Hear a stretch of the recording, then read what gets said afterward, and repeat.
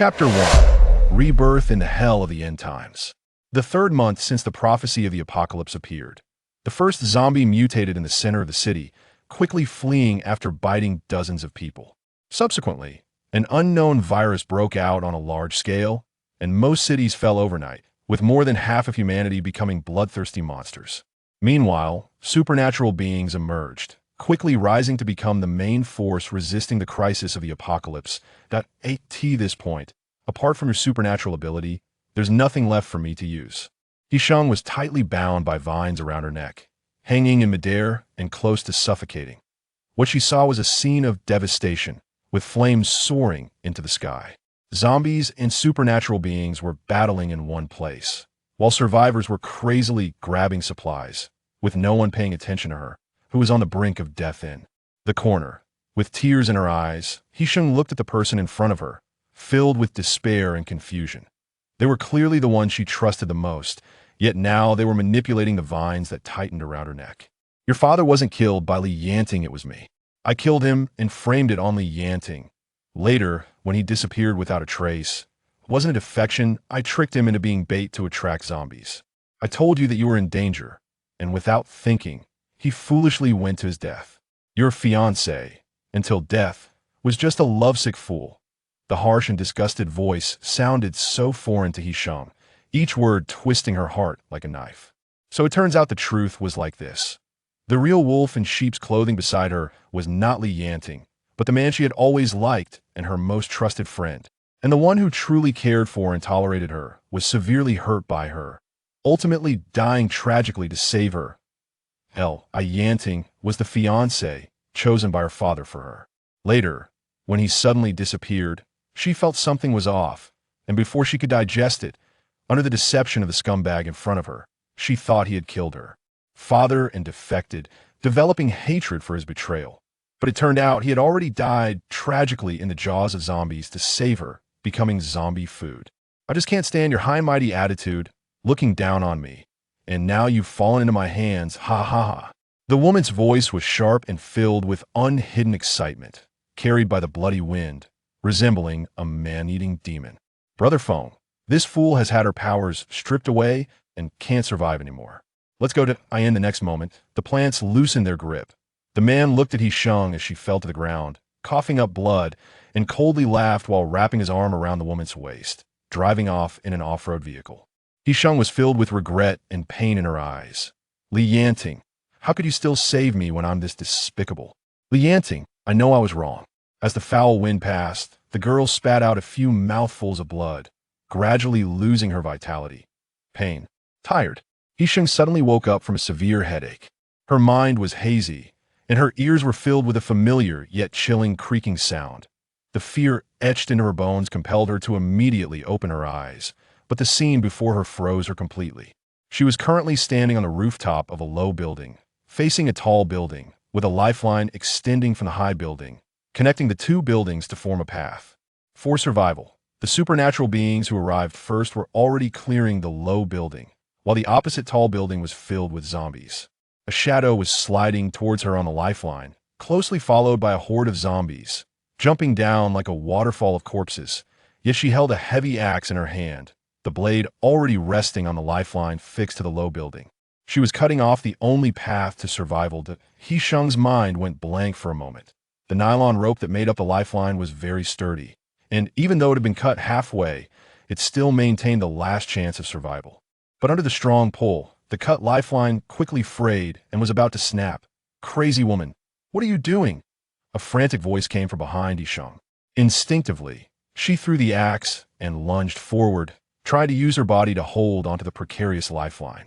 However, before she could reach the rope, a shadow leaped from the lifeline and in a gust of wind, landed beside her, immediately grabbing her arm with tremendous force and flinging her backward. He Sheng fell to the ground, hitting her head, and with great effort, propped herself up, her mind still muddled.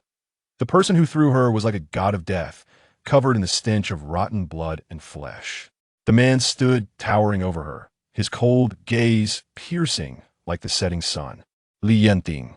He Sheng froze, trembling as she called out his name, her eyes burning with heat, tears streaming down, her vision blurring and then clearing again. She could no longer care about anything else. She got up from the ground and stumbled toward him. He Sheng rushed over, wanting to hug the man, but as she got close, he pulled her arm and flung her away again. Then there was a thunderous sound from behind, and the zombies that had followed her were decapitated by Yanting in an instant, their rotting heads rolling to her feet with a final hiss. But He Sheng had no time to care. She dashed forward and tightly hugged the man, crying and laughing. "You're not dead, you're okay, I'm so glad you're fine." But the man once again forcefully pulled her away. "Did you expect me to die this time?" Disappointed? His voice was filled with bitterness, and his blood-red eyes were on the verge of tears. Yet the sound fell into He Sheng's ears so vividly. Even though it carried a chill, it made her heart, which had died once, beat again. She seemed completely oblivious to the warnings and pain in Yanting's words. Her mind was filled with only one realization. Yanting was still alive, and his embrace was warm. Warm, she wasn't dreaming, it was real. He Sheng finally woke up from the chaos, incredulously looking at her hands. Smooth as ever, with only a few small wounds, but not the blood-soaked aftermath of crawling through thorns. She had truly been reborn. Reborn 6 months after the apocalypse struck. She still had a chance to take revenge for her father, to make that pair of scumbags pay for their actions. Yanting, I will never hurt you again this time. It's my turn to protect you. Damn you, bitch. Want to kill my brother? I'll feed you to the zombies first. He Sheng was suddenly yanked by her hair and thrown to the ground by someone, their face fierce, dragging her toward the edge of the building. Catching a glimpse of the concern that Yanting inadvertently revealed, He Sheng's heart ached. Even when she had wished for his death, he still worried about her. Big Kun, just as she was about to be thrown off, He Sheng closed her eyes in fear. Then a cold yet authoritative voice came from beside her, causing the person dragging her to stop and drop her to the ground. Brother, this bitch should die. Chapter 2. As long as he is alive, everything is fine. Don't make me say it a second time, Yanting said in a deep voice. He Sheng was being thrown to the edge of the low building, just a step away from falling and being torn to pieces by the horde of zombies gathered below. Yanting was sitting on a concrete pillar behind a Kun, biting a piece of gauze while skillfully bandaging his injured arm. Duan Zhanfeng deliberately paused for a moment before saying, He Sheng was just momentarily confused. It definitely wasn't intentional.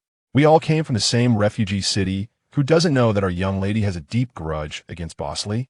It's understandable that she couldn't control herself for a moment. He Sheng scoffed upon hearing this. The reasoning was identical to her past life, effortlessly exonerating him from the incident and placing the blame on her for being willful and disregarding advice, while also ensuring she was condemned in the end.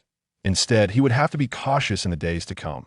Duan Zhanfeng couldn't see the darkness in He Sheng's eyes. He sensed something was off about her, but didn't dwell on it, advising, He Sheng, this mess was caused by you. Now Bosley wants an explanation.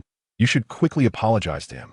Bosley dotes on you and definitely won't hold it against you to go to hell. Apologize? The Kun spat. What she wants is my brother's life today. She must pay with her own life. As he spoke, the Kun turned to look at Yanting. Big brother, let me throw this bitch downstairs to feed the zombies. Duan Zhanfeng paused, glancing at Yanting's expression. He felt a sense of exhilaration, but still pretended to dissuade. That's not good after all. Yanting spoke, his voice hoarse as if gravel was mixed in, as he brutally crushed a discarded heart. Don't make a mess here. Attracting too many zombies will be hard to handle. Unexpectedly, Yanting didn't stop him. The Kun felt exhilarated and immediately replied, Got it, big brother. He'll drag her out to the wilderness. The Kun strode towards He Sheng, and Yanting moved his lips, but ultimately didn't stop him. He Sheng panicked. She couldn't end up in the wilderness like in her past life. This time, she had to stay by Yanting's side. So she hurriedly got up from the ground, supporting her scraped elbow, her voice small, devoid of her usual domineering tone, only filled with urgency and pleading. Yanting, I have something to say to you. Unexpectedly meeting Yanting's deliberately calm but evasive gaze, He Sheng felt as if something had stung her chest, causing a heavy ache.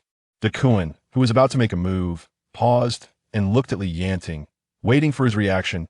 Yanting remained silent, and everyone instinctively looked at him. He was still bandaging his injured arm, seemingly uninterested in what He Sheng had to say. Duan Zhanfeng observed cautiously. Although he was confident in keeping He Sheng under control, he couldn't be sure where a flaw might appear, allowing her to learn something detrimental to him. However, Both teams had suffered heavy losses, and to survive and leave the city, they needed to continue cooperating. That if He Sheng exposed any of her weaknesses now, it would undoubtedly be disadvantageous for him. Seeing that Li Yanting had no reaction, Duan knew he had made up his mind, feeling pleased as he walked over and grabbed He Sheng's arm, pulling her toward the exit. He Sheng's strength was no match for the rough man behind her after a brief struggle. She was dragged away.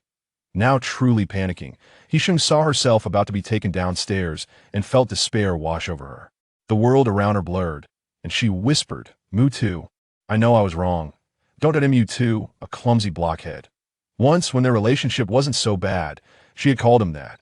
When He Sheng uttered the name Mutu, Li Yanting froze for a moment, and the words "I know I was wrong" made him stiffen even more. As an ability user, his senses were sharper than ordinary people. He could even hear He Sheng's quiet sobs. His thin lips pressed into a tight line, and he rubbed his fingers together, his gaze focused on the small figure, still sharp, as if something extremely cold had collapsed under. The sunlight. Duan immediately became furious, boldly retorting, "Big brother. This bitch deserves to die. Don't listen to her. She definitely wants to harm you." "I didn't," He Sheng exclaimed, feeling joyful at the chance to defend herself, shouting in Li Yanting's direction. "I only have one thing to say, and after that, you can do whatever you want. Bring her here." Li Yanting pulled an orange from his pocket, rolled it in his palm a couple of times, his voice steady and unquestionable. He Sheng let out a breath of relief as she was pushed forward to Li Yanting, despite the insults from behind. Li Yanting held the orange, split it in half, and began peeling the skin off. He Sheng felt a chill at the sight, as if she were the one being skinned. He must be very disappointed in her now that, as so many times, she had nearly pushed him to his death. He Sheng silently condemned herself, biting her lip and softening her tone. "I want to talk to you alone." Duan angrily raised his fist, caught sight of Li Yanting's warning gaze, and reluctantly lowered it, pushing He Sheng forward a bit. "Don't get greedy. Still trying to harm, big brother? You're looking for death." He Sheng stumbled, her body leaning forward, due to inertia, nearly collapsing onto Li Yanting. She hurriedly grabbed a nearby support, but still couldn't withstand the force, ultimately falling at Li Yanting's feet, looking disheveled and pitiful. Li Yanting continued peeling the orange, only slightly pausing when He Sheng fell toward him, then resumed his actions as if nothing had happened. But upon closer inspection, it was clear he was distracted. His fingertips trembled, and he had even punctured the orange. "I won't let you down." He Sheng gasped. The previous blow had truly hurt her badly. After a moment, she used the support to get back up. That moment, Li Yanting finally finished peeling the orange and lifted his gaze to look at He Sheng. He Sheng felt her breath catch. In the past, she had always dismissed his tenderness. Now, his gaze was fierce, and she felt deeply appreciative. Fortunately, he was still alive. As long as he was alive, everything would be fine. Chapter 3: The Reliever. You only have 5 minutes. After Li Yanting finished speaking, he patted the orange peel that had fallen on his lap, stood up, and walked 2 steps to Hushin, grabbing her collar and preparing to leave the rooftop through the stairwell. "Boss Li, are you really going to waste this time?" Duan Zhanfeng spoke at this moment, his tone light, as if he didn't care. "We have a lot to discuss, and this warehouse isn't very safe. I think we should quickly study the retreat route." "Tell him." Li Yanting pointed at Duan, grabbed Hushin by the back of her collar, and turned into the stairwell. Duan Zhanfeng stared at the small figure that was half blocked by Li Yanting's grip, feeling increasingly uneasy. However, at this moment, he could not stop them any further. Everyone in the team was aware of what had happened before, and any obstruction would only make him appear guilty in front of everyone. Li Yanting brought Hushin to the 2nd floor, easily killing a few zombies hidden inside the building, and chose an administrator-esque dormitory, pushing the door open and tossing Hushin inside. "Speak." Li Yanting looked coldly at the woman before him. The bone-deep pain in his heart had long since numbed after repeated disappointments, and he could no longer stir up any waves. Hushin was thrown into the room, her back hurting severely. She steadied herself by holding onto the table and glanced at Li Yanting's face, noticing his impatience, and didn't dare to linger. Now was the time when Li Yanting was most disappointed in her. She absolutely could not say anything wrong. If she angered Li Yanting with the wrong words, he wouldn't even listen to what she had to say afterward. So, Hushin lowered her voice. "I am the reliever." The reliever's ability was something she had discovered unintentionally when she was saved by a passing team in her previous life in the wilderness. And it was the skill she relied on to survive later. Upon hearing this, Yanting paused, and his gaze towards He Sheng suddenly gained a hint of scrutiny. In the apocalypse, abilities evolve. But for ability users to advance, they could only do so by devouring zombie cores to absorb energy. However, zombie cores contain impurities, and when ability users absorb the cores, the impurities accumulate, corroding the user's mental sea from within, ultimately leading to a collapse of the mental sea and death. The appearance of the relievers solved this dilemma. They were born alongside ability users and were a unique kind of ability awakeners. Their ability is to help ability users expel impurities, advance their abilities, and ultimately avoid the tragic fate of a collapsed mental sea. However, the number of relievers is extremely rare, and their awakening path is different from ordinary ability users. They are not injured by zombies, but rely on self-awakening, making their existence a precious resource in the apocalypse. Therefore, as soon as news of a reliever surfaces, whether they have made a contract with anyone or not, it will inevitably cause a bloody storm. Yanting narrowed his eyes, not believing what He Sheng said. He closed the door and walked closer, noticing He Sheng holding onto the table, her complexion pale and her lips devoid of color, as if she were in great discomfort, beads of sweat covering her forehead. The pain in He Sheng's body, coupled with Yanting's scrutinizing gaze, made her unable to hold on any longer. The oppressive aura he exuded made her instinctively want to retreat. Yanting scoffed, following her retreating steps. Still talking? Is this some sort of plan between you and me? One in my life? He Sheng did not dare to look up at him, but she knew Yanting was watching her, staring at her, so the words that escaped her lips, out of embarrassment, became stammered. I have always been deceived by him, and now I know I was wrong. Upon hearing her say this, Yanting immediately furrowed his brows tightly, then stepped closer, his sharp gaze fixed on the woman gripping the edge of the table, as if trying to see through her false facade. You just wanted to kill me, and now you realize you were wrong? Prove your ability to me. Ability users with a reliever's ability possess mastery and advancement speed that other ability users cannot match. Yanting would not miss such an opportunity, but he also would not easily trust this woman who had pushed him to dead ends more than once. He Sheng was taken aback for a moment. The pressure from Yanting made her feel flustered, and the way to prove herself came to her mind, causing her to blush. What? Seeing her hesitation, Yanting's suspicion solidified, and he coldly uttered those two words, feeling neither disappointment nor but annoyance. He had had enough of such tricks. He Sheng did not realize the change in Yanting's emotions. She was still hesitating about how to prove to him that she hadn't deceived him. After awakening, a reliever would develop a mark on their body, similar to a birthmark, a deep red mark. The best way to prove her identity as an ability user was to show Yanting this mark on her body. However, thinking about the location of her mark made He Sheng's ears heat up uncontrollably. That mark's location was secret, so secret that she didn't even know when it had appeared on her body. In her previous life in the wilderness, it was when that ability user pulled her into the vehicle and bumped her forehead against hers that it was accidentally triggered and revealed. Yanting coldly watched the woman before him, her expression changing yet remaining silent, his eyes gradually boiling with fury. The despair and hatred from when she had pushed him into a corner rolling through his heart once again. You can't prove it. He Sheng hesitated for a moment, deciding to directly show her ability to Yanting. So, she nervously rubbed her hands and reached out toward Yanting's shoulder. To prove it, I might need to make contact.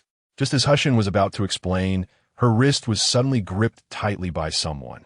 The force so strong it felt like it would break her wrist bone. He Sheng cried out in pain, looking up in confusion at the man so close to her. She didn't understand why he suddenly turned against her. What are you doing? It hurts.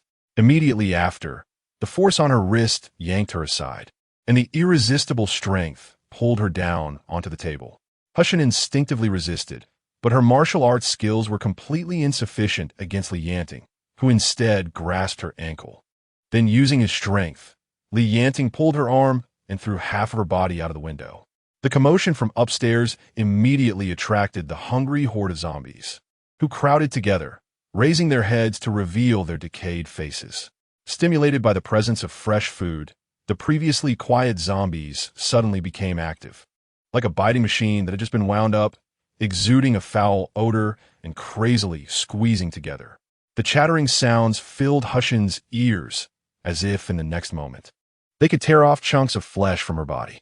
Chapter 4. The Mark. Hushan was terrified by this sudden turn of events, instinctively climbing up Li Yanting's hand. But in the next moment, Li Yanting shook off her pleading hand, and her body fell downwards, getting closer to the zombies crawling and clamoring on the ground.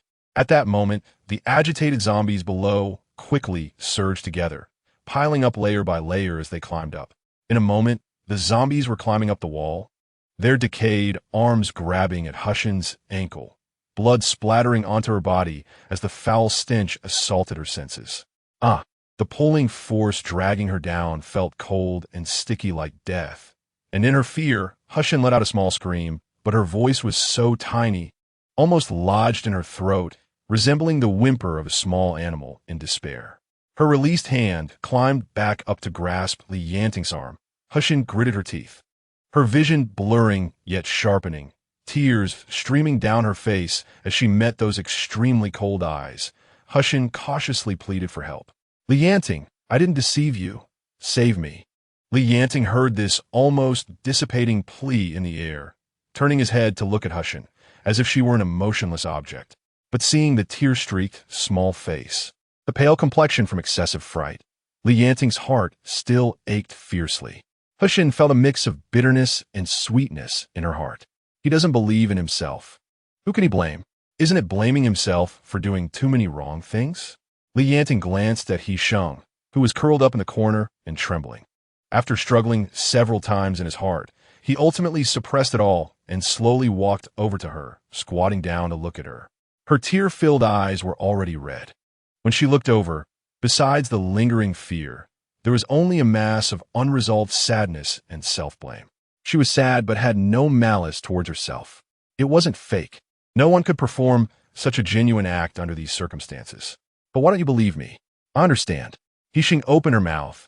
Her lips had just been bitten, blood trickling down, staining them bright red. Li Yanting sighed lightly, thinking that his heart, once as hard as iron, had finally softened. I'm telling you, don't play tricks. I can feed you to zombies anytime. He Sheng didn't dare to act recklessly again and nodded sullenly. She hid the bitterness in her heart, turned her head, and wiped away the tears on her face with her sleeve. Using abilities requires contact with the forehead. I'm not lying to you. He Sheng lowered her head, like a little cat about to be abandoned, trying hard to curl up and quietly wait for her fate. Isn't there a mark? To show it to me. The external mark of a resolver can connect with an ability user. To prove it, all she needed to do was display the mark, without actually using her abilities. After all, there was no trust between them. Rashly allowing an outsider into her spiritual sea-space would be akin to self-harm. He Sheng's ears turned red instantly at the sound, and after a long silence, her fingers turned red from digging into her palms. In the end, she cautiously reached out to grab Li Yanting's wrist. Seeing that he did not stop her, she continued to lift his hand, pressing his rough palm against her slender neck, guiding his fingers to grip tighter. Can you trust me now? If I make any move against you, you can take my life immediately and throw me into a horde of zombies.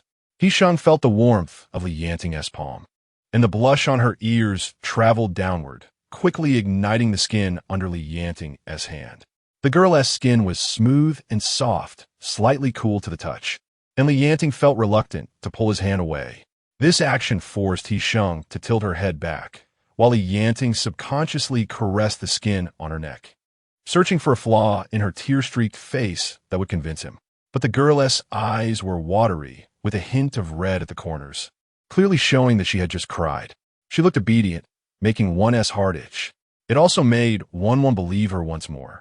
Li Yanting lowered his eyes, leaning forward to half kneel on the ground, and brought his forehead to collide with He Sheng's. In that moment, their gazes met with no one else in sight. Only each other. You know what it means for a resolver to bond with an ability user, right? Li Yanting slid his palm from He Sheng's neck to the back of her neck, pulling her a little closer, his voice intentionally lowered, still carrying a sharp edge. I know. He Sheng nodded. No one understood that better than her. It meant absolute trust and lifelong confinement. In her previous life, it wasn't until she was about to die that He Sheng realized how unbreakable the love of the man she had always hated was, and how absurd her own mistakes were. In this lifetime, starting anew, He Sheng was willing to unconditionally give him everything, as long as he was willing to accept it. No, you don't know, you don't understand. Li Yanting shook his head, gripping the back of He Sheng's neck tighter. He dragged her into his arms, fiercely enclosing her under his control. Even his voice was harsh. He Sheng didn't feel afraid. She was just a little nervous, clutching Li Yanting's collar, staring directly into his fierce eyes, her wet gaze firm yet pitiful. I understand, Li Yanting, believe me, I understand everything. I understand completely, so I'm willing. You understand. But you still want to show me the mark? Li Yanting's voice was a bit hoarse, but his eyes remained aggressive as they met He Sheng's, making her want to hide. Isn't this more direct? It's troublesome to look at the mark. Under Li Yanting's gaze, He Sheng's flushed face had nowhere to hide, so she simply closed her eyes, like a quail, not realizing that her last words were about to be swallowed. Li Yanting's gaze deepened. He had no intention of letting her go. He wanted to know how far this woman would go to deceive him. But I just want to see. He Sheng, besides blushing, couldn't say a word of refusal. The misunderstanding between them hadn't been resolved. He didn't trust her, and it was normal not to allow her into his spiritual space. So since he wanted to see, it seemed there was no harm in it. Chapter 5. The plan. He Sheng thought this as she pulled on Li Yanting's collar to sit up straight, then changed to a kneeling position and plunged into his embrace. Noticing the momentary stiffness in Li Yanting's body, He Sheng felt nervous too, just a little below the lower back. In this position, He Sheng exposed her entire back to Li Yanting's view. He instinctively wrapped his arms around her, but saw that her back was pitifully thin, easily enveloped by a single hand. Her waist was even more slender, her arm falling into his embrace as if it could break with the slightest force. He Sheng's clothes were oversized and ill-fitting. After hesitating for a moment, Li Yanting lifted her outer coat, revealing a fitted inner garment that left half of her lower back exposed, dusted with some grime that couldn't hide her original fairness. Li Yanting's throat moved as he instinctively placed his palm over it, brushing away the annoying dust. A bit lower. He Sheng didn't wait for Li Yanting to speak. The heat of his palm made her uneasy, and the next moment, she was firmly restrained by him, not daring to move again. To deceive him, she was really harsh on herself. Li Yanting managed to lift the corners of his mouth, a bitter smile appearing. Li Yanting? He Sheng was extremely nervous, burying her head in Li Yanting's neck, nearly burning herself up. After a while, Li Yanting finally responded in a muffled voice, sounding a bit hoarse. He Sheng didn't have time to differentiate. The hot palm grasped her pants, causing her to bury her face even deeper. Li Yanting scoffed lightly, pinching the edge of her pants, pretending to pull them down, wanted to see if this time the woman could continue to pretend. The edge of the pants was a bit loose, and with a tug, it immediately revealed what was underneath. However, the person in his arms only trembled slightly, showing no signs of resistance. The exposed skin was smooth and fair, with no marks. A bit lower, He Sheng felt humiliated and furious. Pressing her forehead against Li Yanting's neck, her face burning all the way to her ears, extremely hot. In the end, Li Yanting didn't pull down He Sheng's pants. He hadn't expected her to go this far.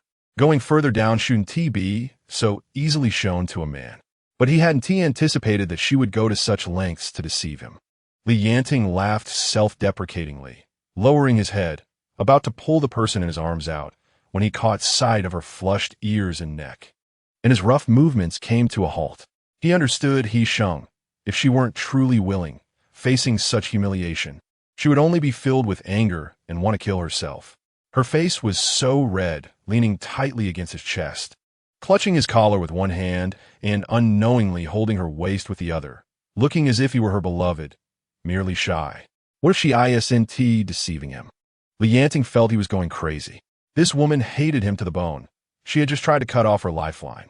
How could she possibly be shy in his arms? Such acting skills, he almost got fooled. You'll stay here tonight, ready to set off at any time. Li Yanting stood up straight from the ground, placing the woman beside him, not daring to look at her flushed face and hurriedly opened the door and walked out. He Sheng did not know what Li Yanting was thinking, and his reaction made her feel a bit lost. After experiencing so much, she was indeed tired. So she did not follow him downstairs, instead closing the doors and windows and lying down on the narrow bed in the small room. By the time Li Yanting came out, the two teams had already moved to the first floor of the warehouse and were preparing dinner. Duan did not see He Sheng behind Li Yanting and immediately came over to ask, "Brother, where's that woman? Did you throw her into the zombie pile?" Duan asked first. "Listen, she is part of the team from now on." Li Yanting glanced at the makeshift stove behind him and added her dinner. Duan had followed Li Yanting out of the refuge city and was fully aware of the past events. Hearing this, he immediately got angry and snapped the corn he was holding in half. "Brother, have you forgotten how she treated you before? She sent us out as bait. And just now she wanted to kill you." "Duan, that's an order." Li Yanting's voice suddenly became stern as he stared at the man who was contradicting him. An overwhelming aura rising, demonstrating the unassailable authority of a high-level ability user. Duan was suppressed by this aura and could not raise his head. Realizing that Li Yanting's decision was not just talk, he could only suppress his dissatisfaction. "Why? That vicious woman has no right to stay." The one who rebutted was a girl named Lan Duo from the three-person team, also a space-type ability user, responsible for distributing important supplies for the team. "Just because she is my fiancé." Li Yanting swept his gaze over the two of them, knowing that they disagreed with his decision. Since it had been brought up today, it was better to resolve it all at once. "You have followed me until now, you know my temper. Since I have kept her, I will not let her become a threat. If one day she truly does something harmful to the team, I will deal with it myself." "Understood, brother."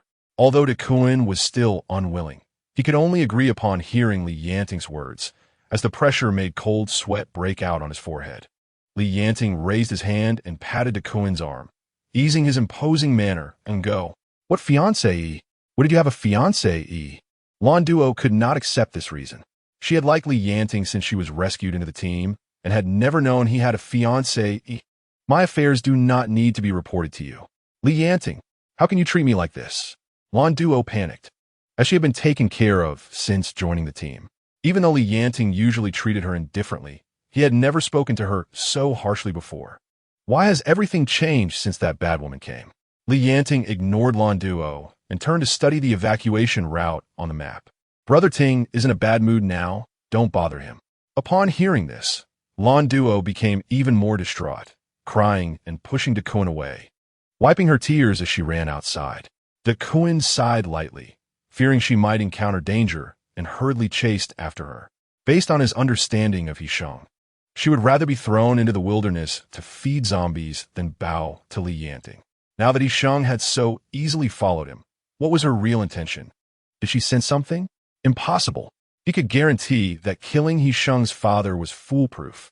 That foolish woman could not have sensed it. Duan Zhanfeng. Boss Li's feelings for He Sheng are truly touching, but I still advise Boss Li to be careful. Today she showed your soft belly, but tomorrow she might turn into a porcupine. No need to worry. Sheng has figured it out. I believe her.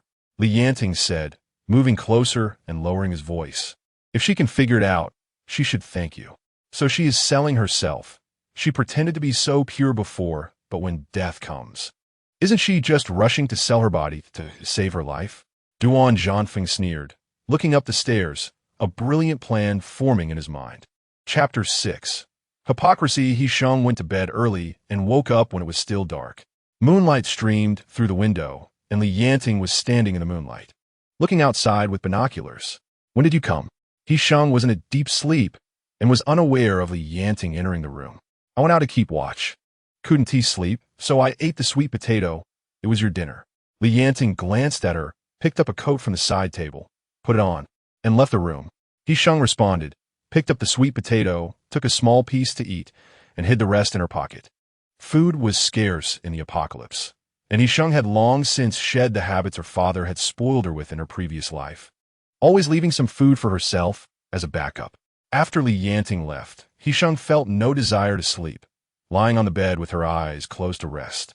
Just then, she heard some faint noises coming from the corridor outside, and she immediately became alert, followed by the sound of her room door being pushed open from the outside. He Sheng closed her eyes and pretended to be asleep. Taking out the small dagger she carried from her coat pocket. Sheng, wake up, Sheng. Suhanyan tiptoed to the bedside and patted He Sheng's shoulder. He Sheng was surprised by the voice's owner. Suppressing her surging hatred and pretending to just be waking up, she slowly opened her eyes. What are you doing here? He Sheng avoided Suhanyan's hand that tried to support her and sat up against the headboard, frowning slightly, her voice cold with an imperceptible hint of hatred. Sheng, are you blaming me for not speaking up for you earlier? Suhanyan noticed He Sheng's distant attitude and knew she was throwing a little princess tantrum. She couldn't help but feel amused, thinking how she misjudged her own weight.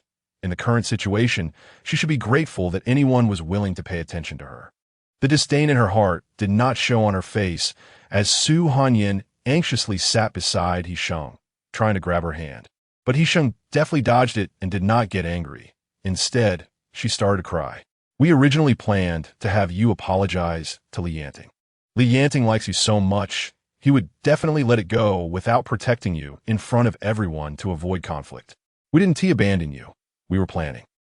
Suhanyan deliberately emphasized the word like, intending to provoke He Sheng and use it for her own benefit. He Sheng sneered, thinking that Suhanyan still regarded her as the naive person from before, someone easy to deceive. Since you still treat me like a fool, then I will play along and see who the real fool is. So you want Yanting to throw me into the wilderness? You know I wish you were dead. He Sheng looked a bit agitated, her voice choked with grievance as she pushed Suhanyan away, her little princess attitude fully revealed. That wilderness has no zombies. As long as you stay put, we will come to rescue you at night, and you won't be in danger. Huh. Even the excuses are exactly the same as in my previous life. In her past life, when she was thrown into the wilderness, there were indeed people secretly protecting her until she was rescued by a passing team. At that time, they said they would leave at night to rescue her from the wilderness, but they never found her. He Sheng remained silent and instead looked up at Suhanyan. Under the moonlight, Suhanyan saw the tears welling up in He Sheng's eyes. She knew this foolish girl had already believed her. If she could just coax her a little more and redirect Yanting's hatred, it would be a success. So, Suhanyan leaned in closer and took He Sheng's hand. Sheng, when Yanting went down, he was so smug. Did he bully you? How'd he bully you? Did he force you? Suhanyan first froze, but quickly her tone became urgent, as if she were the one being bullied. Suhanyan was initially startled by He Sheng's dagger, but when she saw the direction it was pointed, she realized that He Sheng was not targeting her. Rather, it seemed she was on guard against someone who might suddenly come in at night to bully her. Thinking this, she looked He Sheng up and down, and a wicked smile crept across her face in the shadows, feeling extremely pleased. The young lady finally has to rely on selling her body to survive. How dirty and cheap. Let us see what capital you have left to be arrogant in the future. Even though He Sheng couldn't see her expression, she could hear a hint of schadenfreude in that feigned concern. It was at this moment that He Sheng realized how obvious this woman's sarcasm and hypocrisy were. Was she blind in her past life to trust such a person? He Sheng felt as though she had been hit where it hurt and immediately shoved Suhanyan's hand away, pointing toward the door and commanding imperiously. Suhanyan naturally understood who he referred to and hesitated for a moment, pretending to be reluctant. What do you mean? Are you just going to leave me here? He Sheng seemed to have lost her temper and grabbed a pillow from the head of the bed, throwing it at Suhanyan. Suhanyan had been waiting for this line from He Sheng, even after being hit by the pillow. She didn't dare show her annoyance and quickly picked up the pillow that had fallen to the ground, deliberately lowering her voice. Sheng, we are also forced by the situation. If we save you, we won't be able to get out of here. However, I have a way that can help you completely get rid of Yanting and allow us to leave this place. But it requires you to make a sacrifice. Sheng, are you willing? Here it was. This was her purpose for coming to find her tonight. Chapter 7. Fiancé. He Sheng appropriately displayed doubt and distrust, leading Suhanyan to continue. We're trapped here now. If the two teams don't cooperate, no one can get out. As long as you gain Yanting's trust. Once we successfully leave this hellhole, we can work together to ensure that Yanting can no longer bother you. He Sheng did not immediately agree. She performed for a while longer before reluctantly accepting. When Suhanyan left with this satisfactory result, The sky was already brightening, and He Sheng could no longer sleep. Standing by the window to look outside. He Sheng's room was on the second floor of the warehouse, with the front yard of the warehouse right outside her window. The zombies that had gathered in the front yard yesterday had been cleared by the night watchman with abilities, and the stench had diminished significantly in the cool morning breeze. A jeep was parked at the entrance of the front yard, left over from the warehouse's backyard. At this moment, a man was leaning against the driver's side window. Talking to someone inside, it was Duan. He Sheng knew that Suhanyan's actions in coming to find her would not escape their notice. Perhaps they were reporting her now. At breakfast, He Sheng received half a corn cob. Looking at the food in the pot, she realized she had been ostracized, but she didn't need to exert any effort. Eating a little less was no big deal. She had just joined Yanting's team, and the other two in the team were certainly dissatisfied with her. Until the misunderstanding was resolved, He Sheng did not want to provoke them. She was about to put the half cob of corn into her pocket when a shadow suddenly appeared beside her, and before He Sheng could react, her raw corn was taken away by Yanting. Lan Duo, is this how you do things? Lan Duo was just taking out the sweet potatoes and corn that had just been boiled. Hearing Yanting's voice, Lan Duo paused for a moment, shoved the food she was holding into Duan's hands, and shot a fierce glare at He Sheng behind Yanting. Having something to eat is already really good. Food is distributed according to labor. There are no extra portions. Are you giving her raw food? When you first came, did I give you raw food? Yanting's voice was not loud, and his tone was not harsh. But unexpectedly, the girl opposite him suddenly broke down, tears falling without warning as she pointed at Yanting, accusing him. You actually treat me like this for her. What am I lacking compared to her? I'm also an ability user. What is she? A useless person. Why should she stay in our team? I made it very clear yesterday. If you have any dissatisfaction, come at me. If you can't do the task of distributing food properly, then you don't need to do it. Yanting's words were even harsher than yesterday. Duan hesitated, feeling a sense of dissatisfaction rising in his heart. Brother Ting, I have no objection to you keeping this woman, but you can't target Lan Duo because of her. I think Lan Duo is right. This woman deserves to be taught a lesson. Yanting frowned. He Sheng is my fiancé. It's not up to others to teach her a lesson. I think there are some misunderstandings between us. In the future, we are a team, and I won't do anything to let everyone down. Yanting then pulled He Sheng's hand away, coldly walked to the side, picked up a cooked corn cob, and handed it to her before sitting down beside her and gnawing on a sweet potato. He Sheng felt it was pointless to make a fuss and didn't say anything more. Explanations were powerless and pale, and no one would believe her. Only when she laid out the truth in front of them could the barriers between them be completely broken down.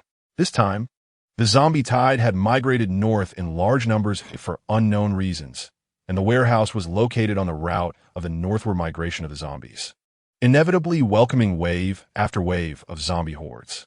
After hiding in this small warehouse for a day, they were fortunate enough to wait until the end of this wave of zombies, taking advantage of the midday sun when the zombies' activity decreased. Everyone packed their things and prepared to drive toward a small town in the southwest. He Sheng had been to that small town in her past life. Before the end of the world, she had stayed there briefly with her father. After being rescued in the wilderness, they had dodged zombies while fleeing, lost their way, and accidentally stumbled into that town. By this time in her past life, the town had already fallen due to infighting among survivors. However, there were several supplies left by her father there, which, if retrieved, could support them on their way to the next refuge city, making it worth a visit. He Sheng followed Yanting to the warehouse's backyard, where two vehicles were already loaded with supplies found in the warehouse and were ready to depart. Although Lan Duo was a space-type ability user, her ability space was too small to hold so many supplies. So the trunk and back seat were entirely used to carry the remaining supplies. Two tall men sat in the front, and there was barely enough room for one girl to squeeze into the back seat, leaving no space for He Sheng. Throwing her out was just perfect. The car was already full. There was no place for her. The two sides exchanged glances, and the air was charged with tension.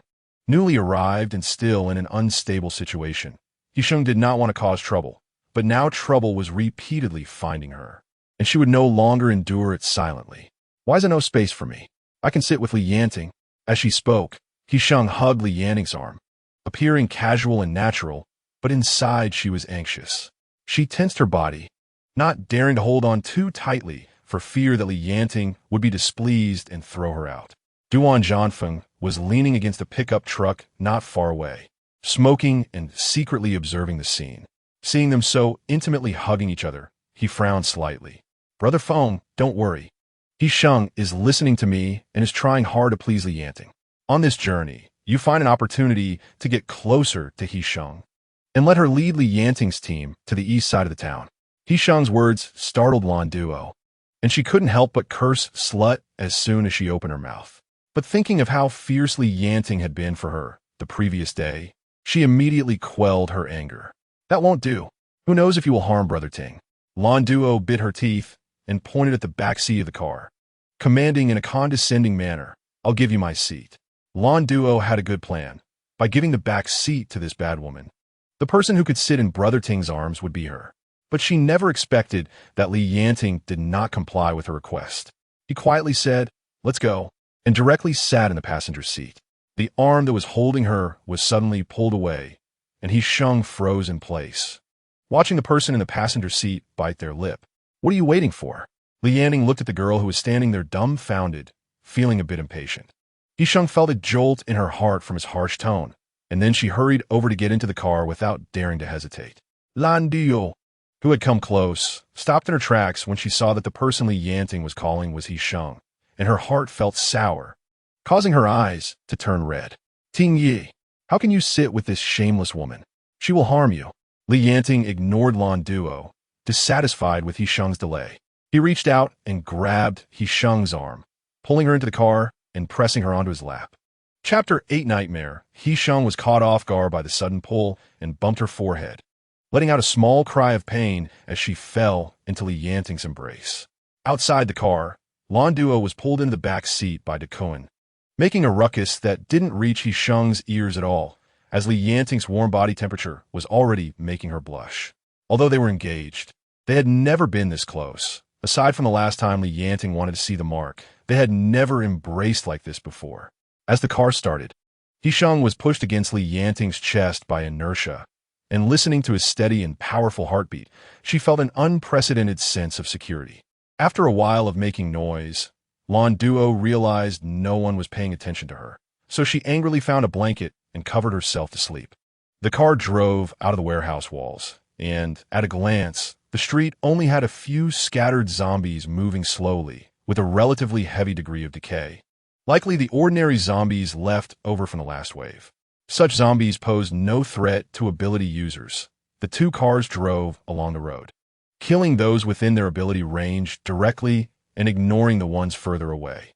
Some survivors were scavenging the town's shops for food during the gap, and the sound of them breaking things had long become a common noise in the apocalypse that no one paid attention to.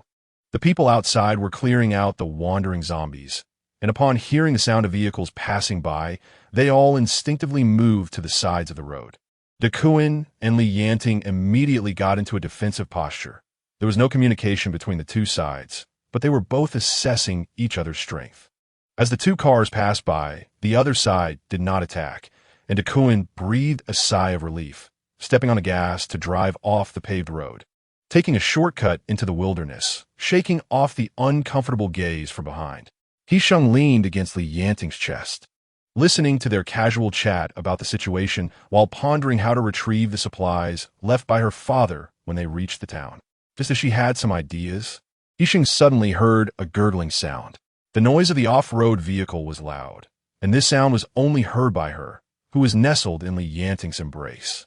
He Sheng was taken aback, lifted her head to look at his stubbled chin, blinked her eyes, and pulled out a sweet potato from her inner pocket. This sweet potato was what she had saved from breakfast. She saved a bit from each meal and mixed it with what she had saved from the previous meal to ensure her stored food remained fresh and wouldn't spoil. He Sheng took Yanting's hand and stuffed her food into his palm. Life in the apocalypse was tough, and for someone as tall and strong as him, eating only one sweet potato or potato per meal was simply not enough. Yanting looked at the person in his arms with surprise. Meeting her expectant and ingratiating eyes stirred something indescribable in his heart. It felt as if something he had forcefully locked away was being gently poked in the dead silence of confinement. Don't waste it, he said, not moving.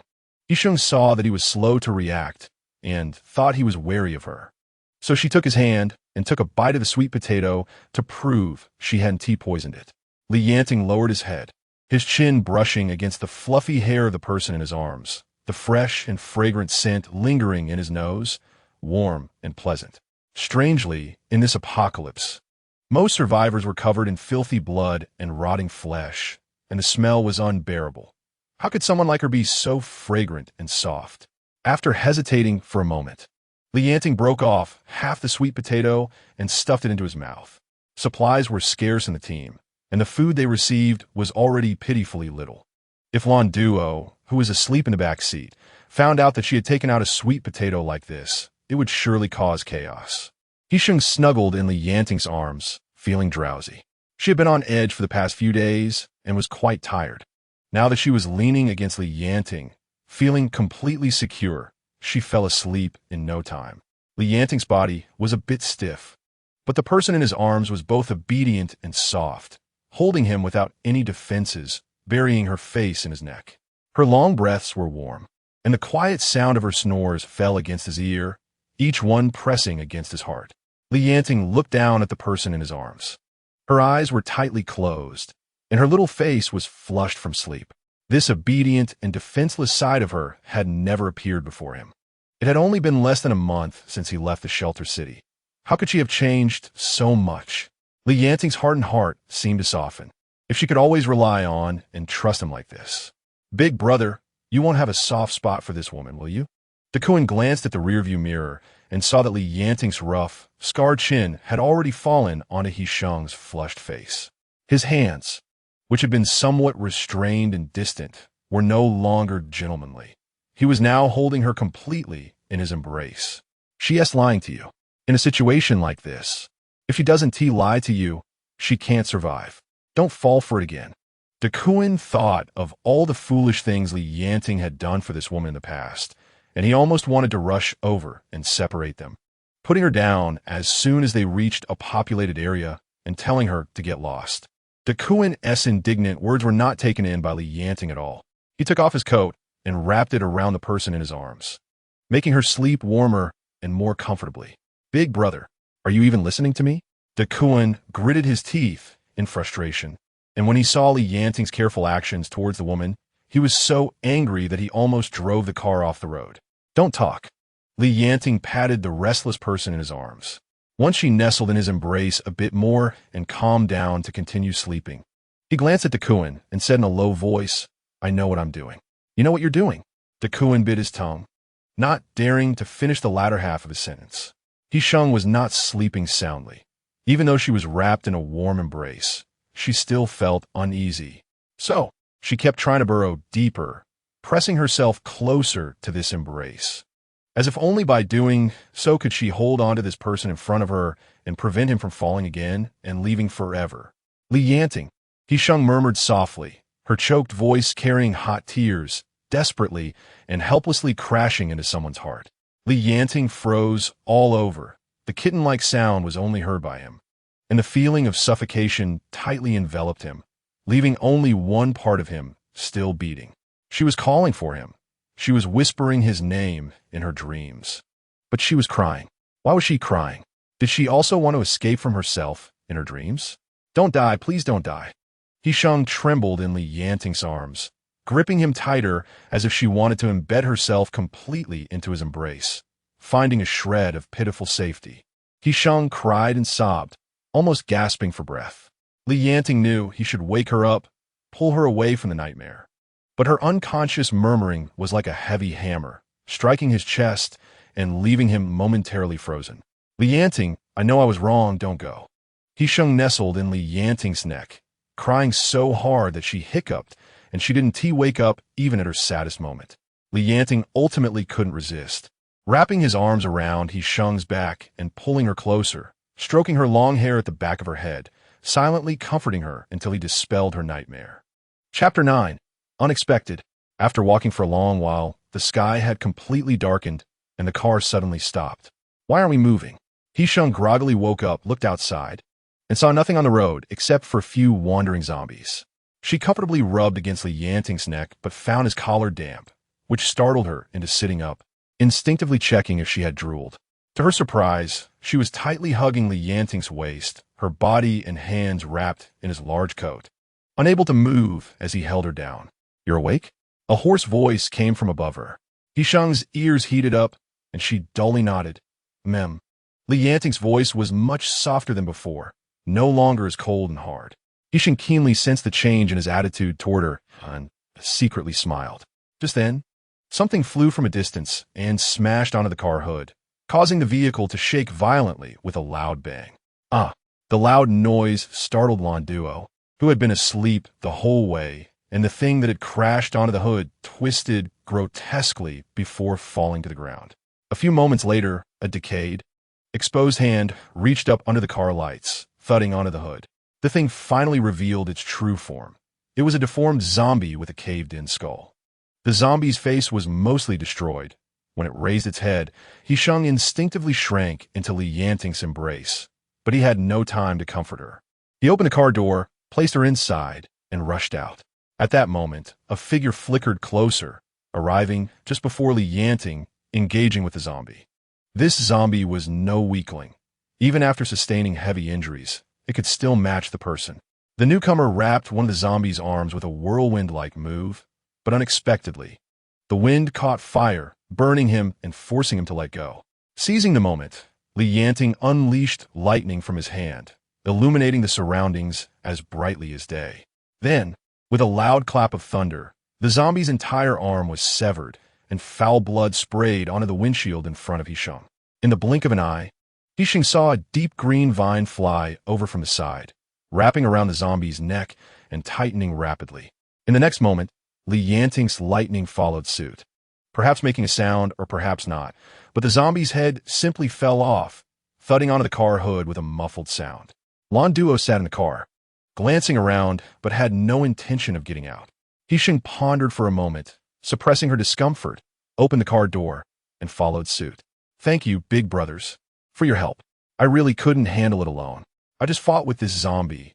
Its ability should be fire. I have no use for this crystal core, so I'll leave it to you too." The newcomer was a very young boy, looking only about 10 years old. After he spoke, he awkwardly scratched his head, catching a glimpse of He Sheng standing behind them, and his eyes lit up as he greeted her. "Hello, sister. My name is Zhao Xing. You can call me Sheng." The boy wiped the sweat off his face, and as the breeze blew, he suddenly caught a whiff of the fresh scent on He Sheng, immediately captivated, instinctively flaring his nostrils and taking a couple of deep sniffs. "Sister, you smell so good." Yanting pocketed the crystal core, and upon hearing the word sister, "You smell so good," he immediately frowned. When he looked over, his eyes held an unintentional chill, which stunned the boy named Zhao Xing, causing him to hold his breath in fear. "Don't be scared. He just looks fierce. Run. The zombies are coming." A voice called from a distance, instantly bringing back the tense atmosphere that had just calmed down. Before He Sheng could finish her sentence, Yanting grabbed her arm and shoved her back into the car.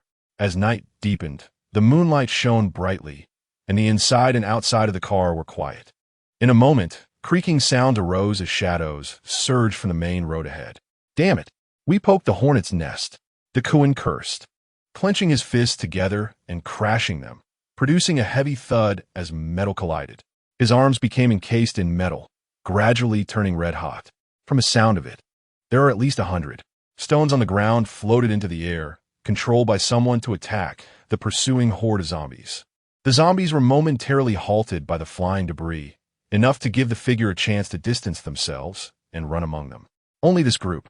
There are no more behind. The zombies were drawn by me. There's a gas station up ahead. We're hiding survivors there. They blocked the way." As he spoke, the horde of zombies had already closed in, and everyone surrounded the two cars, launching a defensive counterattack, rushing into the zombie horde to clear them out and collect crystal cores. He Sheng was isolated in the car, the sounds of battle ringing in her ears. Through the car window, she could see zombies' flesh flying, and even with the windows tightly shut, she could still smell the nauseating stench of decay in the air. This was the cruelty of the apocalypse, survival of the fittest, with the unfit becoming monsters. "Useless. I really don't know why Tinga left you this useless person." Lan Duo coldly snorted from the back seat, and the fierce battle outside couldn't stop her from causing trouble. Little kid, you still don't understand the situation. He Sheng decided not to indulge the little princess any longer. She raised her eyes to the rearview mirror and met Lan Duo's indignant almond-shaped eyes. Since I can stay, of course, I can do things you can't. If you still don't understand, find someone to try and you'll know. He Sheng's words left Lan Duo stunned. She seemed genuinely shocked that He Sheng could say such things without changing her expression.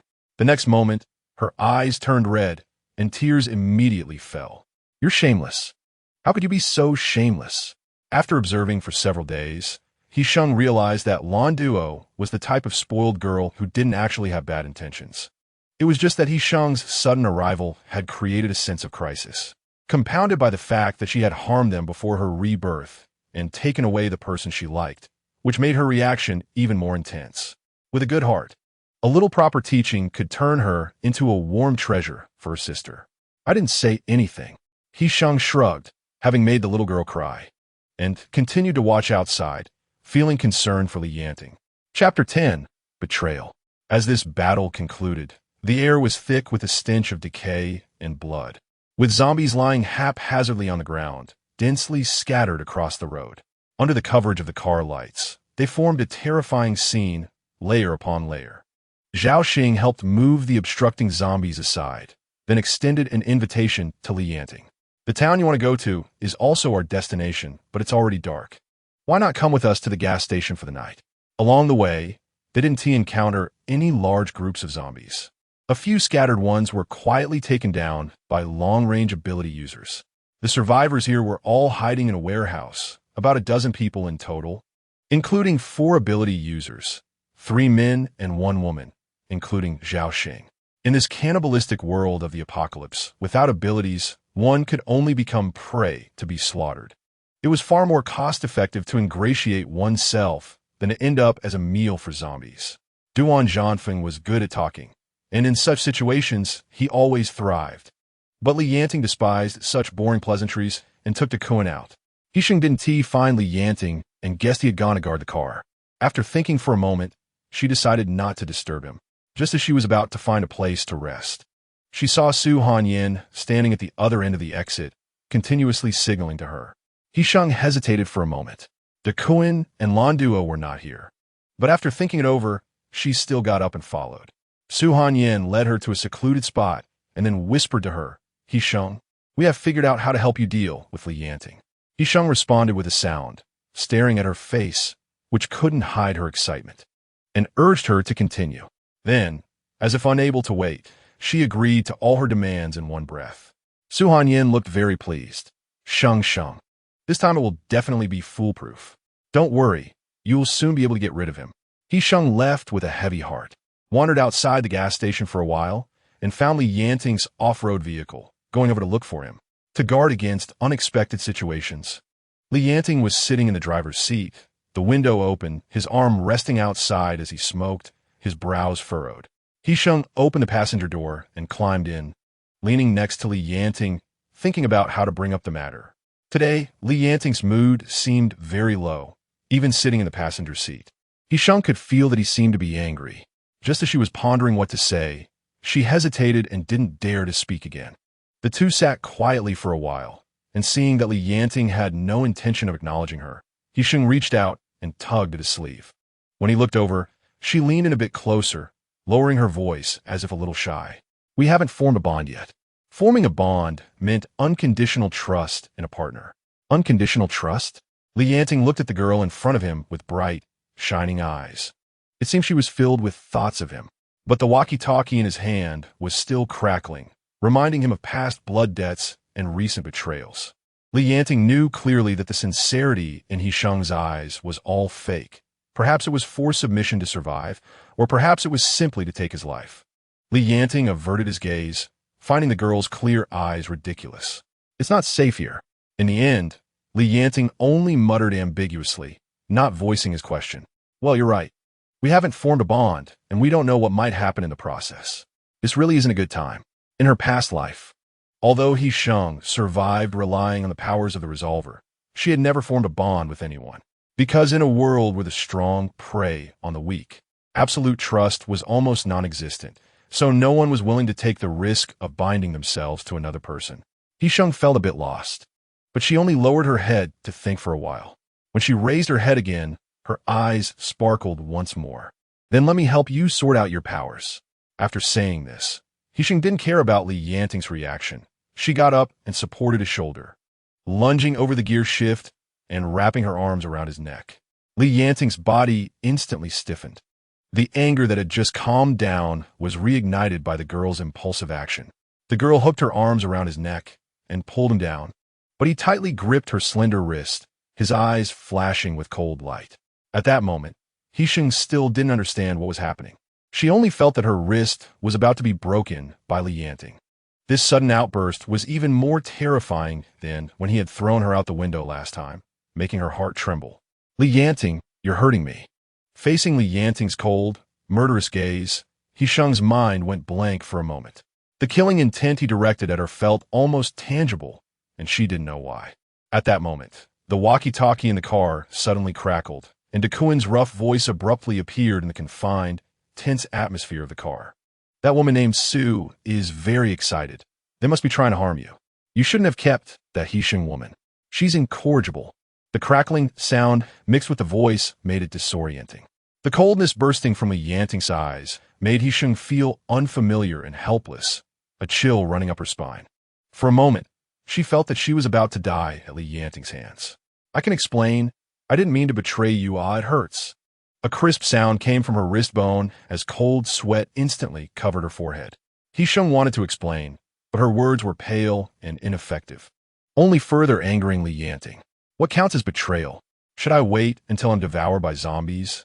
Or until you stab me or destroy my sea of consciousness? Li Yanting released He Sheng's wrist, and she was thrown aside by the force, feeling dizzy and hearing Li Yanting roar in her ear, his anger and despair crashing down on her like thunder. He Sheng, do you have to wait until I'm dead to call it betrayal? Chapter 11. Injured He Sheng met Li Yanting's nearly fiery eyes. Her heart trembled a few times. The aura of this man was too overwhelming. She hadn't felt it before, but at this moment, she couldn't help but feel pressured and scared. Li Yanting, can you please let me explain?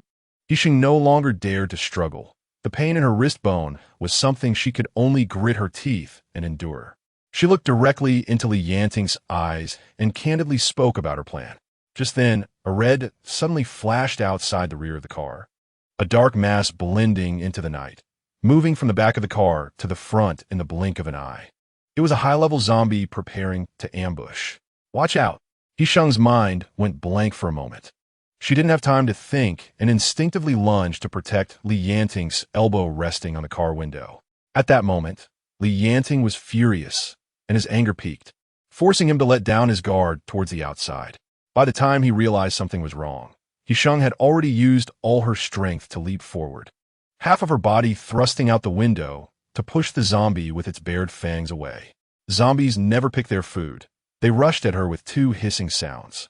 The half-open window shattered, and amidst the flying glass shards and rotten flesh that crashed into the car, a decaying hand quickly and ruthlessly grasped He Sheng's shoulder, tearing her outward. Outside the car, familiar sounds of fighting followed. He Sheng was thrown against the car door by the force, with a severed zombie arm still hanging on her shoulder. A sharp pain slowly surged, and in comparison, the dull ache from hitting her head felt trivial. He Sheng struggled to get up, but her injured arm was completely useless. She tried to pull away the half of the zombie's arm hanging on her, but unexpectedly fell the warm, sticky liquid. He Sheng's heart sank, a bad premonition surged up, and she took a deep breath, forcefully suppressing the panic inside her. Gritting her teeth, she turned her head to check her injury. Her jacket had been torn, and the zombie's bony fingertips were tightly embedded in her shoulder. In the moonlight, the color of the blood was not distinct, appearing somewhat dark, but compared to He Sheng's fair skin, it was still shocking. Even in her past life, there had never been a case of a resolver being bitten by a zombie, and whether a resolver's powers could resist the zombie virus was unknown. Would she get infected? He Sheng didn't know. Panic, fear, and helplessness surged up all at once, making it difficult for her to think rationally. The fear of zombies is a human instinct when facing death. Even though He Sheng had died once, she still couldn't face it calmly. After a few moments, the passenger door was forcefully opened, slamming against the car with a loud noise, startling He Sheng for a moment. She then looked up in confusion. The person opening the door was Yanting, the moonlight accentuating his jawline, making it appear even sharper and tenser. I need to be isolated. He Sheng's lips trembled slightly. The fear and dread in her heart were hidden in her eyes, and in the end, she didn't voice it. This was the silence forged from her past life. After losing Yanting, no one had cared for her with such attentiveness again. When the storm came, she was that drifting little boat with no harbor to rely on. Naturally, no one was there to listen to her complaints. He Sheng, are you out of your mind?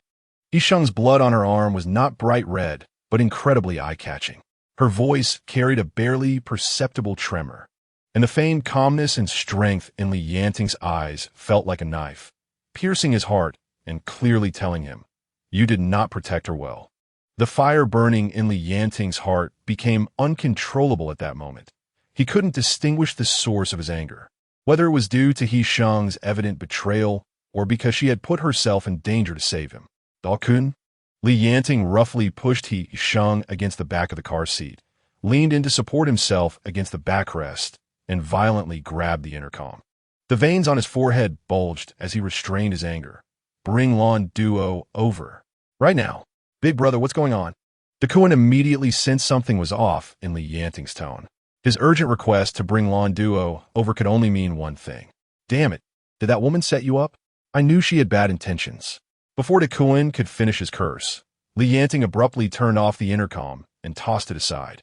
He Sheng pressed herself tightly against the backrest, with Yanting's profile so close that she could smell him. The scent was not pleasant, but it somehow brought her a sense of security. I don't have bad intentions. He Sheng's voice trembled, and the delayed pain in her shoulder felt like an ice pick, sending chills deep within her.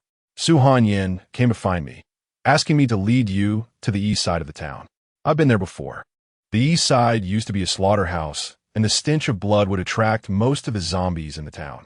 He Sheng's voice grew more shaky as she curled her shoulders in helplessness, trying to distance herself from Yanting. However, he was so close that even the slightest movement would bring her face to face with him. Stop talking. Yanting interrupted her sternly, his cold voice betraying no emotion. But He Sheng knew he was angry. It was different from when he thought she had betrayed him. He was worried about her and felt guilty. He Sheng obediently fell silent as Yanting lifted her and placed her on a nearby patch of ground. She felt increasingly dizzy, and the pain in her shoulder throbbed intensely, distracting her from everything else. Take it off, He Sheng. Look at me. Yanting was about to remove the half-zombie arm from her shoulder when he realized He Sheng had started to lose consciousness, collapsing into his arms with a feverish forehead. Chapter 12. Infection. He Sheng. Yanting felt an overwhelming anxiety in his heart, muttering a curse as he pulled He Sheng into his embrace, even forgetting to grab a piece of cloth, using his bare hands to pry the zombie arm off her shoulder. The bone embedded in her skin was pulled out, and a large amount of blood gushed from the wound, instantly staining her clothes dark. When Duan rushed over with Duo, he found Yanting tightly holding He Sheng, pressing on her wound, while He Sheng lay unconscious in his arms. Big brother, are you okay? Duan was shocked by the scene before him.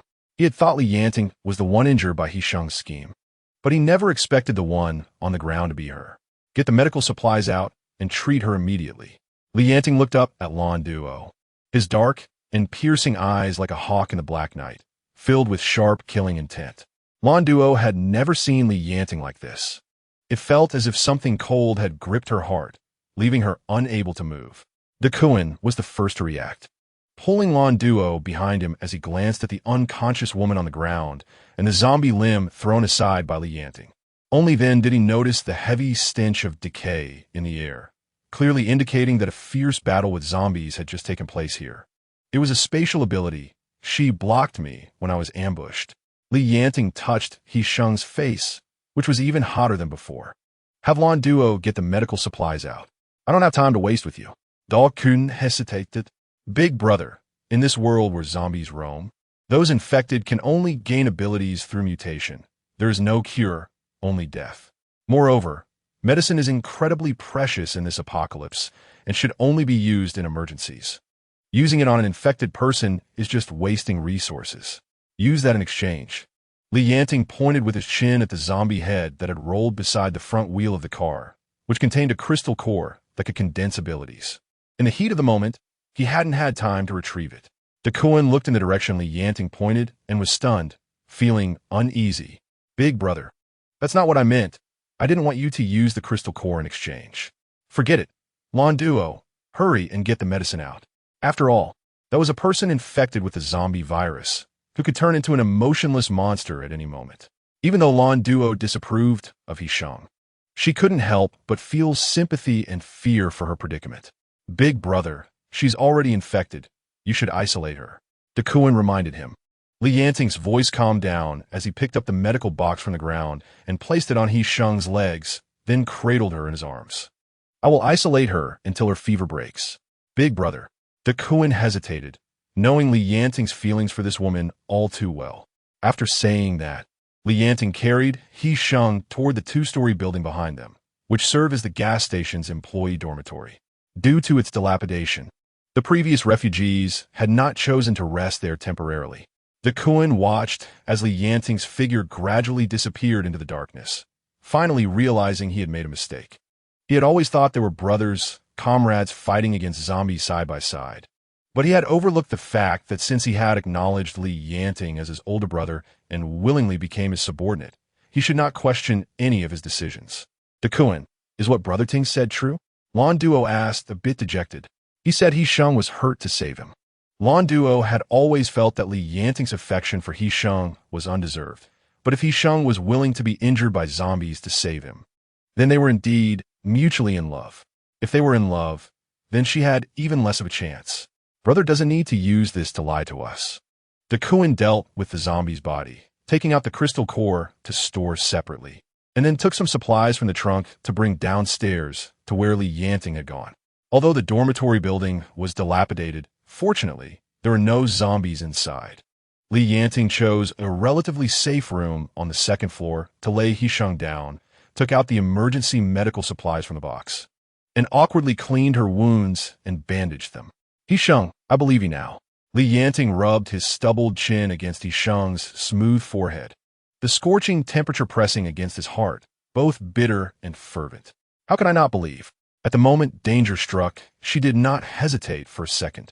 Her instinctive reaction was not to dodge or flee, but to rush over and protect him. She was risking her life to protect him. Yanting did not understand what had caused He Sheng to suddenly change her attitude toward him. But the moment she shielded him was enough to break the ice he had built in his heart, reigniting his passion. I believe you, Yanting said. I want you to wake up. Damn it, what a useless piece of trash. When we were together before, you wouldn't even let me touch you. But now you're wide open. Duan Zhanfeng became increasingly frustrated, looking at the obedient woman beside him, feeling a stir in his heart, and pulled her away from the gas station hall. Chapter 13. Surviving He Sheng burned with fever all night, waking up several times, each time tightly embraced by a warm body. The familiar scent mingled with the smell of her own blood, filling the cramped, enclosed room with the rare warmth of the apocalypse. Yanting. He Sheng opened her mouth, her throat hoarse and her lips pale. Yanting quickly loosened his hold upon hearing her voice, raised his hand to check her forehead, which was covered in cold sweat. Her temperature had dropped slightly, but was still above normal. She still had a fever. Do you want some water? He Sheng shook her head. The persistent high fever leaving her weak. Even speaking took effort. You shouldn't stay here with me. It's dangerous. You definitely shouldn't rush at the zombies. That's something a man should do. Yanting's heart tightened again as she fell unconscious. The second wave of high fever hit fiercely, and He Sheng began to convulse restlessly in his arms, struggling continuously. Yanting had witnessed human mutations many times, and, at this moment, he clearly understood that this was a precursor to mutation. Whether it was awakening supernatural abilities or turning into a monster, it all depended on that final moment. His heart felt like it was suffocating, making it hard to breathe. He tightly held onto He Sheng, who struggled more violently, but he never let go of her. Even though she could bite his neck at any moment, he remained unwavering. I promised you, no matter what, I'll stay with you. Li Yanting's calm voice echoed in the quiet room, particularly firm. Be good, don't be afraid. The high fever persisted, and Li Yanting pressed down on He Sheng's struggles, embedding her in his embrace until dawn broke. As the morning light gently illuminated the room, He Sheng's fever peaked, and her body slowly calmed from the initial restless convulsions. The intense heat receded like a tide at a certain moment, leaving only the sound of steady breathing and a warm, soft embrace. The fever had broken. Li Yanting remained calm, as if he had not endured a night of extreme tension and worry. However, the breath he exhaled and the slight tremor in his arm betrayed him completely. Li Yanting stroked He Sheng's warm forehead and cheeks. The worrying heat had faded, and the person in his arms had fought against the virus all night and was now sound asleep. Li Yanting wiped the fine sweat from He Sheng's forehead and gently pressed a kiss on it, pulling her close to rest for a moment. Taking care of a loved one who could mutate at any moment was far more mentally exhausting than going out to fight zombies. Thankfully, she had made it through. Zhao Xing, oblivious, jogged over. Big Kuan, aren't you guys going to get ready to leave together? De Kuan took a hard drag from his cigarette. Showing impatience, speak human language. Lan Duo couldn't help but laugh, and when both of them looked at her, she awkwardly shifted to the side. Zhao Xing scratched his head.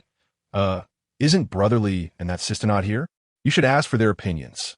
De Kuan remained silent, his gaze turning towards the abandoned dormitory building not far away, displaying some agitation and impatience. He Sheng's infection had passed the night, and based on past experiences, whether she had mutated into a zombie or awakened supernatural abilities, there should have been a result by now. But these two had not made a sound. How could I not worry? Lan Duo, I'm going to check. De Kuan thought of this and could no longer wait, tossing a cigarette butt and crushing it. He looked at the clueless Zhao Xing beside him, hesitating to speak. The fact that there was an infected person in his team could not be publicized, otherwise they would be besieged, and expulsion would be the least of their worries, if someone with ulterior motives took advantage of it. Using the pretext of clearing out infected people to seize supplies and crystals from the team, and they were pushed into a dead end, it would be common. But she didn't want to listen. Her life was saved by De Kuan, and she carried all the important supplies of the team, so she couldn't possibly switch to another team. I'm going with you. Lan Duo interrupted him. De Kuan's eyes widened. Nonsense. You, Lan Duo pouted, suddenly seeing someone walk out of the doorway of the abandoned building ahead, excitedly pointing behind De Kuan. Brother Ting is out. The other two quickly looked over and saw a man carrying a petite girl walking towards them, the girl wrapped in the man's clothes, tightly held in his arms. Not making a sound, looking like she was already asleep, De Kuan looked unexpectedly at He Sheng, locked in Li Yanting's embrace, due to Zhao Xing's presence. He didn't voice his confusion, but opened the passenger door for Li Yanting. De Kuan went in response, and Zhao Xing came over, worriedly asking, "What happened to the sister? Is she sick? Be quiet, she's sleeping." Li Yanting sat in the passenger seat, holding He Sheng. Lan Duo hurriedly got in the car as well. Chapter 14 cowered, so he scratched his head and said uncertainly, "Shouldn't be." Li Yanting slammed the door shut and changed the subject. "When are we leaving?" The road ahead was kicked up by the vehicles, and De Kuan cursed under his breath, occasionally glancing at the person in Li Yanting's arms. After catching De Kuan staring for the third time, Li Yanting wrapped He Sheng tightly in his coat and coldly shot back. "If you've got something to say, just say it. Hee, big brother." De Kuan felt more at ease after being scolded. He feared that if Li Yanting didn't scold him, it meant he was angry. De Kuan took out the crystal core he had dug out from the zombie's head yesterday and handed it to Li Yanting. "Big brother from now on. You say one. I won't say two.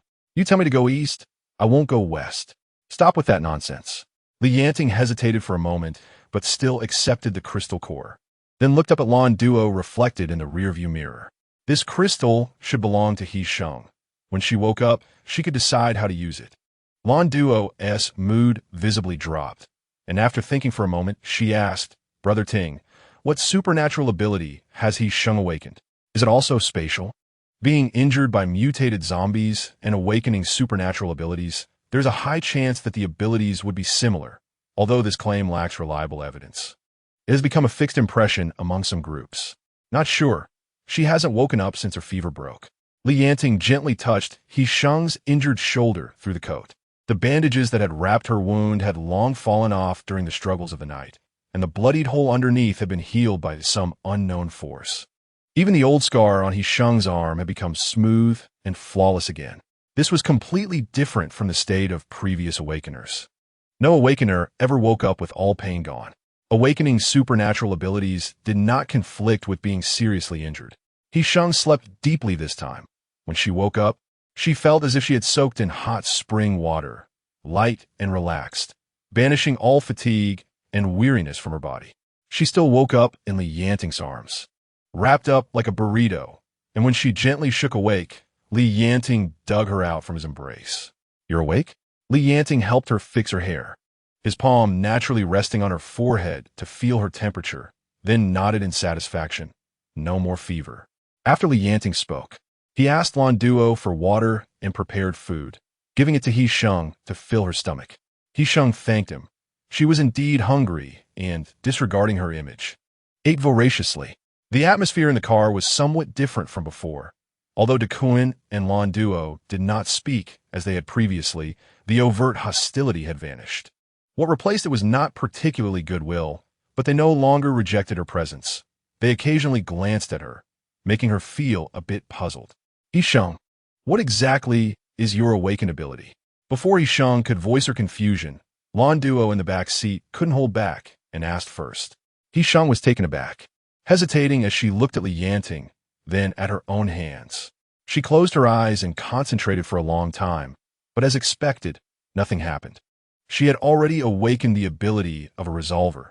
Even if injured by a zombie, it was already fortunate not to mutate into one, and the likelihood of awakening a second ability was extremely low. He Sheng did not feel disappointed. Just having the ability to relieve others and being able to help Yanting made her very content. It seemed that her ability had not awakened. He Sheng spread her hands, blinked at Yanting innocently. "I wasn't bitten, just scratched," He Sheng explained, and when Yanting held her open hand for a moment, she knew he understood her thoughts. He was not an ordinary person. Yanting received the pleading look from He Sheng and pulled back a corner of the clothing on her shoulder, revealing her shoulder that was perfectly fine underneath. All of He Sheng's wounds had healed, including the deep blood hole from yesterday, which showed no trace after a night of high fever. Yanting did not give Duan a chance to gawk and quickly wrapped He Sheng back up. He Sheng was also taken aback.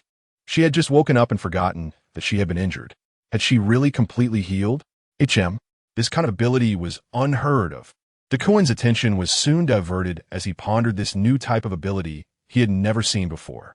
He Sheng curiously touched her shoulder and closed her eyes again to feel if her second ability had awakened. But this time, she still found nothing. Human research on abilities still had many shortcomings, and He Sheng did not get too tangled up in her ability. In comparison, she was more concerned about her clothing. She tightened her clothes and buried her head in Yanting's neck, her voice small and seemingly a bit shy. "Where did my clothes go?" Her clothes were missing, leaving only a small tank top underneath. It was all covered in blood, which would be hard to explain if seen. "I threw them away." He Sheng looked at Yanting with her flushed cheeks and soft expression, and Yanting raised his hand to rub her head, his throat moving slightly. "If you threw them away, what will I wear?" He Sheng muttered softly, her slightly pouted lips seeming to invite someone. Yanting stiffly averted his gaze, enduring it for a moment before finally using his calloused fingers to rub her chin a couple of times. He Sheng felt a bit rebellious as he pressed her mouth shut, instinctively biting down on that finger, and in the next moment, both of them were stunned. Yanting's jaw tightened, but in the end, he only coughed lightly and looked out the window, his gaze wandering.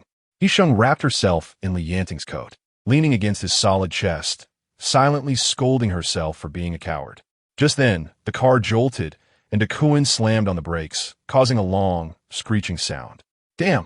What kind of car is that bastard driving in front?" Luckily, I kept my distance, or else I would have crashed into the back of the bus. "Damn it! I'll go over and greet his whole family." After finishing, Duan angrily got out of the car, while Yanting seemed unsurprised and simply advised him to be careful, remaining seated without any intention of getting out. What happened? He Sheng heard some arguing. It's nothing, Yanting said. Someone couldn't hold back. Chapter 15 Trust. He Sheng did not notice Yanting's unnaturalness.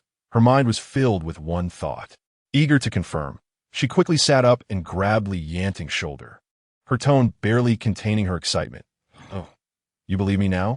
Yanting clicked his tongue, wrapped his arm around He Sheng's waist to protect her from falling, and said somewhat unhappily, "Sit still." After the Duan got out, the atmosphere in the car became even more suffocating. At this moment, Lan Duo felt like she was about to explode, too consumed by jealousy and anger to care, wanting only to escape far from these two. I'm going to check on the Duan. Don't get into a fight." As soon as she said this, there was a loud bang as she slammed the door and hurriedly jogged away, the redness on her ears clearly visible. "You really believe me?"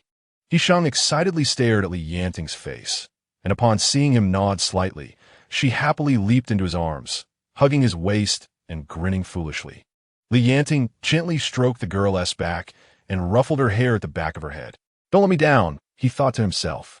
The Duan slammed the car door open, his rough exterior showing no signs of any pink bubbles, only feeling like he was about to explode with anger. Damn it. Let him throw it on the bus, saying he wouldn't do anything, insisting on resting in place, wanted to fix the car. "Brother, what do we do? Should we leave?" Yanting glanced at him, pushed open the car door, and carried the person in his arms out. "No need, it's almost noon. We'll rest here."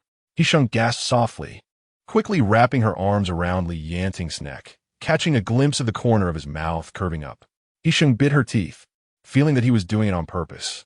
She wanted to make a joke, but before she knew it, a rough hand grabbed her chin, and Yanting's face darkened like a pot bottom, pulling her chin closer with a fierce expression as if he were about to eat her. "You dare." "I don't dare. I don't dare." He Sheng quickly surrendered, her hands flailing for a while before ultimately hugging Yanting's waist, obediently admitting her mistake. "I was just joking. You're so nice. And it's not easy for you to believe me. How could I run away? You better not. This is the crystal core of the zombie that injured you yesterday, belonging to the spatial system, and it should be given to you. You decide how to use it." "I get to decide? But you killed the zombie." He Sheng's mouth curved mischievously and innocently. "Are you saying that we are one and the same? Take it, let's go." The internal examination of crystal core attributes has always been a major challenge faced by ability users in the apocalypse.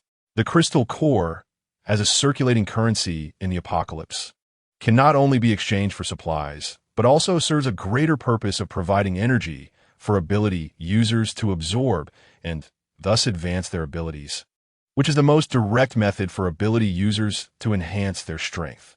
However, this simple and crude method also has its drawbacks. There are many kinds of abilities in this world, and the crystal cores carry different types and levels of energy. The problem lies in the fact that crystal cores can exhibit different colors and sizes based on the properties and levels of the energy they carry. And these external attributes show no. Crystal cores of the same property may exhibit different colors, and crystal cores of different energy levels may even be of similar sizes, causing many troubles in identifying the attributes of the crystal cores. After ability, users slaughter numerous zombies. When they extract the crystal cores, it's inevitable that they get confused, and due to their inability to distinguish specific attributes, blindly absorbing them can disrupt their own divine C, mixing in many useless energy impurities. A few cores may not matter, but over the years, it will inevitably lead to an unstable foundation, ultimately causing the tower to collapse, the divine C to explode, and resulting in death. Relievers are born alongside ability users, and their ability is to help ability users purge impurities from within, ensuring their divine C remains clean. Hence, their advancement speed is something others cannot match. Since ability users do not possess the ability to examine attributes internally, they can only rely on crystal core identification instruments to determine the attributes of the cores, and such expensive and rare instruments only exist in larger, more prosperous major refuge cities with high usage fees. He Sheng's ability was discovered and extended from multiple uses and studies of the reliever ability in her past life. It is a further deepening and self-understanding of the abilities within her, belonging to the transferability of relievers, which not all relievers can comprehend. The situation is similar to Li Yanting's second ability. His first ability is lightning type, and he transferred the wind attribute ability from the lightning ability as his second ability. In the not-so-distant future, he will also transfer fire type as his third ability. Moreover, with her help now, the process of Li Yanting's ability evolution will only speed up, not slow down. The crystal core in his hand, just as Li Yanting said, belongs to the spatial system, level 3, and at present, it is already a rare high-level crystal core. He Sheng used her ability to purify the impurities in the crystal core and then jumped off the car hood, strolling over to Lan Duo, who was preparing lunch. The crystal core is of no benefit to He Sheng as a mediator, but giving it to Lan Duo, who has spatial abilities, as a favor is the best way to maximize help for himself. Moreover, He Sheng can guess that Li Yanting is also thinking this way. He has just handed this opportunity to himself, helping himself in the process. Chapter 16. Leading you, and they park their vehicle on the largest bored oil road in the village, with residential houses on both sides, making it easy to hide zombies. The ability users from the 3 teams got out of the car to check the surroundings simultaneously. Li Yanting and Duan split into 2 directions, maintaining a close distance and the largest patrol area as usual. However, today Li Yanting walked into a courtyard and sat down on a stone stool. Duan, in the neighboring courtyard, was puzzled, thinking Li Yanting was just tired and unwilling to move. So he circled around a few nearby houses with Li Yanting as the center. Li Yanting sat in the courtyard for a while and indeed waited for someone. Li Yanting, I just wanted to see what a beast that doesn't want to walk looks like. Sound of fighting came from the backyard.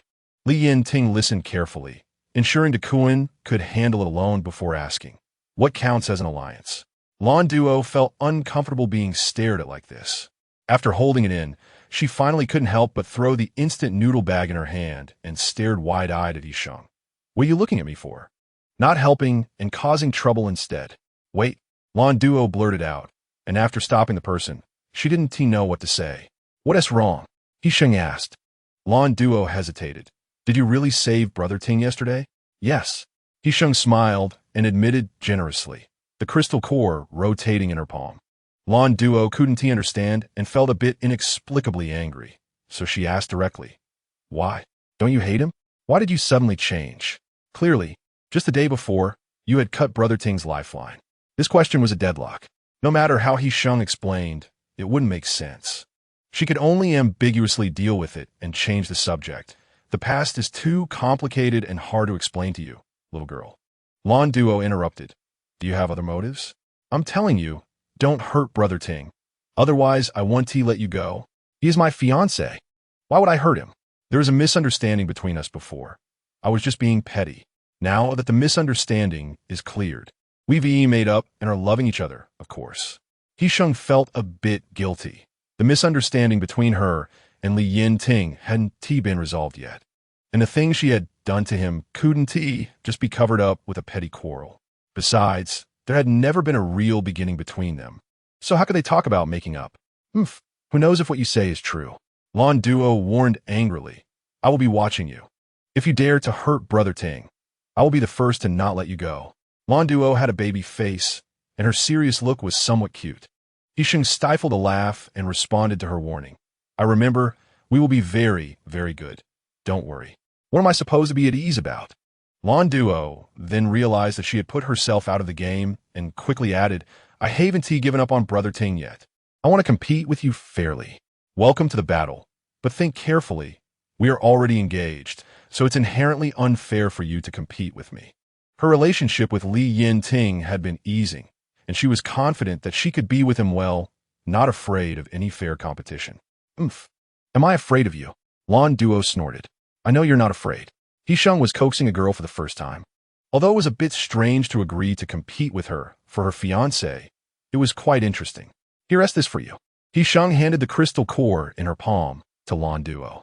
Seeing her look of surprise, she directly stuffed it into her hand. Why are you giving this to me? Lan Duo looked at the person in front of her, feeling a bit uncomfortable. Her ability is spatial. She can handle logistics work with ease. In a real encounter with zombies, her combat power is almost no different from ordinary people. and she has always found it difficult to obtain crystal cores that could help her enhance her abilities. So she cherishes every crystal core especially. You are the only spatial ability user in the team. If not for you, who else would I give it to? He Sheng retorted. Am I supposed to give it to another team to do good deeds? That's not it. I didn't mean that. Lan Duo countered. But then didn't know how to express herself. Having just issued a challenge to compete, now it seemed unreasonable to take someone else's crystal core for free. You can compete however you want. The crystal core has nothing to do with the competition. I also think about the team's interests. Your ability can enhance and level up, which will be more beneficial for the entire team's security. He Sheng entered a dilapidated farmhouse that looked like it had been swept through several times by survivors. There was nothing left to take. She picked out a few pieces of wood that could be used as firewood and was just looking for something to wrap them up when she heard the sound of someone climbing over the wall. He Sheng. Duan Zhanfeng stood by the wall, and He Sheng had her back to him, wearing clothes belonging to another man that made him feel very uncomfortable. Didn't you promise to lead Yanting to the east of the town? We are about to enter the town now. If you don't act quickly, I won't be able to help you anymore. Or are you saying that in just a few days, you've already fallen for Yanting? Chapter 17. Bait Duan Zhanfeng seemed to be angry. His tone was provocative and sarcastic, and every word poked at He Sheng's pain points. But now He Sheng wouldn't be that foolish. A cold smile flashed across her face, and she tossed the wood she had been holding away, turning around with a pretended indifferent expression. Do you really want to help me? He Sheng coldly questioned. If you really wanted to help me, you would have let Yanting's men drag me out back then. He was going to throw me into the wilderness. There are hordes of zombies in the wilderness. If I didn't bow to him, I would have been dead long ago. Duan Zhanfeng had already prepared for He Sheng's accusations before he came. If it had been before, he would have appeased this young lady. But now their positions had reversed, and the young lady no longer had much value. Duan Zhanfeng was not Yanting. He only found He Sheng's fuss annoying. You know our strength. There are only 3 ability users in the team, including me. Plus you and Suhanyan as 2 ordinary people. We are not a match for those 2 barbaric men at all. Duan Zhanfeng explained smoothly, without a hint of apology or regret in his words. Instead, he took a superior tone and started to accuse. Moreover, that incident was originally your own fault. You blindly sought revenge without discerning the timing. If I hadn't team-mediated, you would have been thrown into the zombie crowd downstairs at that time. Well, mediation. He was completely fanning the flames at that time, gathering the center of the conflict around himself to secure his own escape. Seeing He Sheng silent, Duan Zhanfeng felt a surge of pride. This woman had always been easy to manipulate. He moved a bit closer and gently comforted her. He Sheng, stop making a fuss. I'm here to help you. Duan Zhanfeng grabbed He Sheng's shoulders and turned her to face him, raising his hand to touch the redness at the corner of her eye, but He Sheng subtly dodged. He Sheng wiped her eyes and quickly interrupted, appearing somewhat exasperated. Don't say that. I'm going to throw up. He Sheng, however, seemed a bit skeptical. Are you sure the east of the town can really trap Yanting? Duan Zhanfeng was full of confidence. Of course. You just have to trust me. He Sheng hesitated, but they were originally going to the east of the town. I heard them discussing along the way how to avoid you and get there first. What? They were originally going to the east of the town? Duan Zhanfeng showed surprise upon hearing this, then immediately questioned. He and Duan were both in the northern regions and had come over. They had never been to that small town and wouldn't know the layout of the town. Maybe they just picked a direction at random. When they left the gas station, they initially didn't want to leave with you.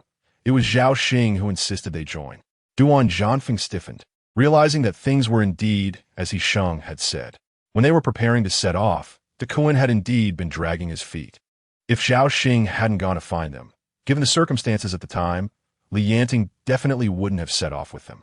His understanding that Yanting had never been to the small town was merely a guess. In fact, Yanting had been the leader of the external team during his time in the refuge city, and going out to search for supplies was his job. So it was very possible he had been to this town. So, aside from a large slaughterhouse, what was there at the east entrance of the town that would be worth Yanting risking a trip? If before the refuge city fell, Yanting had hidden the supplies he found in this town during a mission and placed them in the most dangerous eastern part of the town for emergencies. It would be impossible. He Sheng, caught off guard, was just feeling nauseous when she heard his speculation from behind, and couldn't help but twitch her mouth. How come she never noticed before that this person had such a strong ability to fill in gaps? It saved her from having to come up with excuses to persuade him. He Sheng looked at him in bewilderment and surprise, wondering when this person had grown up and learned to open the lid of the trap and jump in by himself. Indeed, human greed knows no bounds. When greed arises, one can lose their mind. Chapter 18. Rampage. The dozen or so ordinary survivors on the bus ahead also got off, each preparing food, while two people with tools were repairing the pickup truck that had broken down in front. Lan Duo shook his head. Not yet, what's wrong? Just then, a loud, thunderous crack sounded from a nearby house, followed by the sound of a building collapsing. He Sheng recognized that it was in the direction Yanting had left, and her unease grew. Without thinking, she rushed into the alley following the sound. Lan Duo hesitated for a moment, but ultimately did not chase after her. Their vehicles and supplies were still in place, and someone had to stay behind to guard them. He Sheng dashed into the alley, the sounds of fighting growing closer. She turned a few corners and finally found a collapsed farmhouse. The air was still filled with the dust that rose after the building's collapse, and a nearby tree, struck by lightning, had a charred cross-section, indicating that the sound had come from there. The sounds grew nearer, and amidst the swirling dust, He Sheng finally spotted a few figures engaged in combat. Big brother, calm down. The zombies have already been killed. There are no targets here, the Kuan shouted, his voice strained, as its owner was experiencing a very difficult fight. Another voice sounded somewhat familiar, but was also panting heavily. He Sheng, hearing their conversation, felt even more anxious. It seemed that something had happened to Yanting. She couldn't care about anything else and hurriedly climbed onto the rubble, taking the shortest route to get closer. Three figures were engaged in combat, with several already dead zombies lying on the ground. The one being attacked by the other two was indeed Yanting, and his state was very unusual. It seemed he had lost his reason due to some stimulus and was currently in a state of power rampage. In his eyes, there appeared to be no living human. Everything in his sight was a target for attack. Any moving thing was a zombie that needed to be killed. He Sheng had never seen Yanting like this. She only realized at this moment that he was much stronger and more formidable than she had always thought.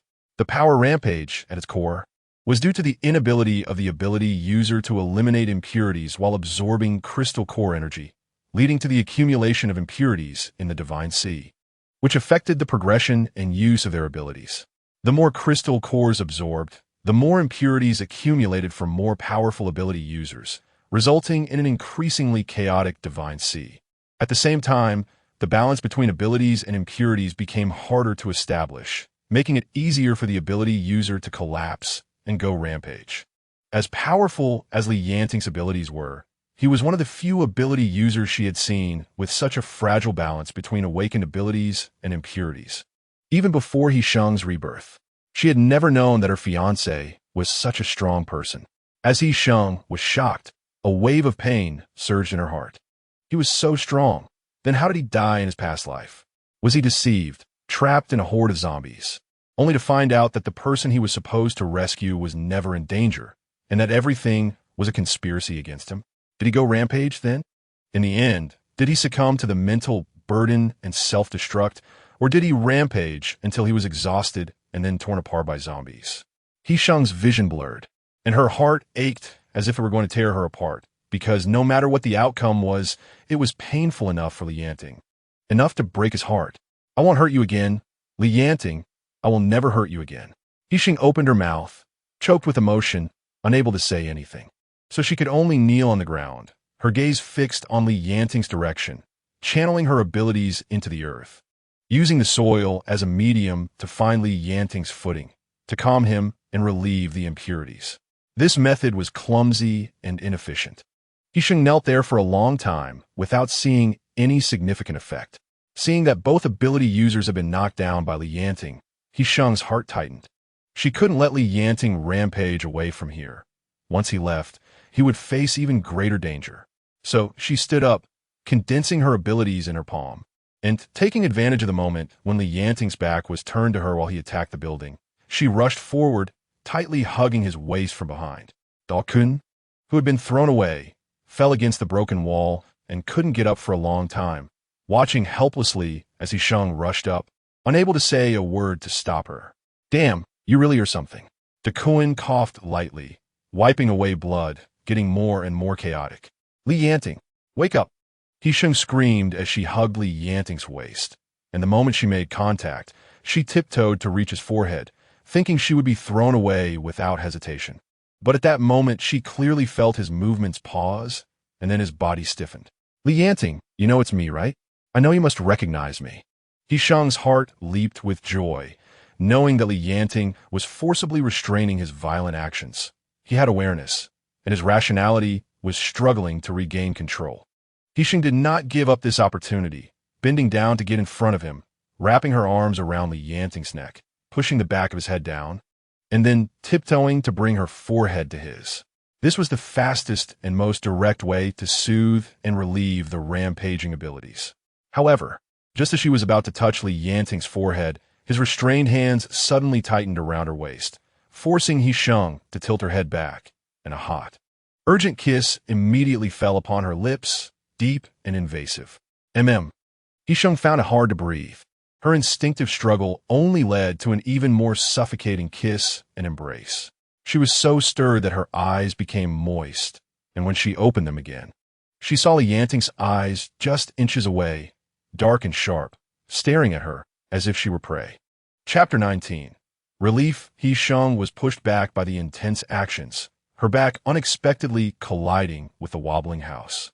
But the back of her head was tightly protected by a heated palm.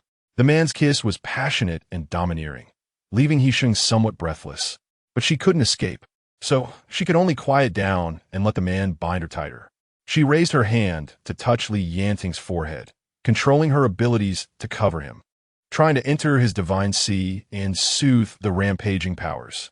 However, she had not formed a contract with Yanting, and the moment He Sheng's abilities covered him, he instinctively resisted the powers.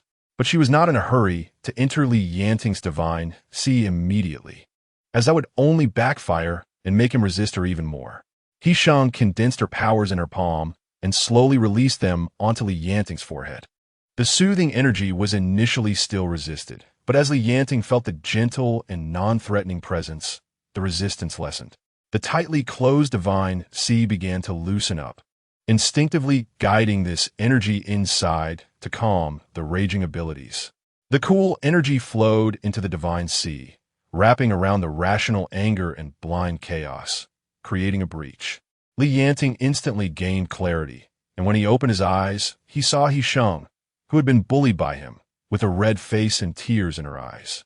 He Sheng looked pitiful, her face flushed, with unshed tears hanging on her lashes, and 2 streams of tears sliding down the corners of her eyes, adding to her vulnerability. What drove him crazier was not just this, but the extremely soft sensation on his lips. He could even feel himself bullying her lips wantonly. The person in front of him was He Sheng, the girl he once loved but could not have. And now it seemed like his heart and mind were filled with thoughts of her. This realization only stirred the fire within him, intensifying his possessive and violent urges.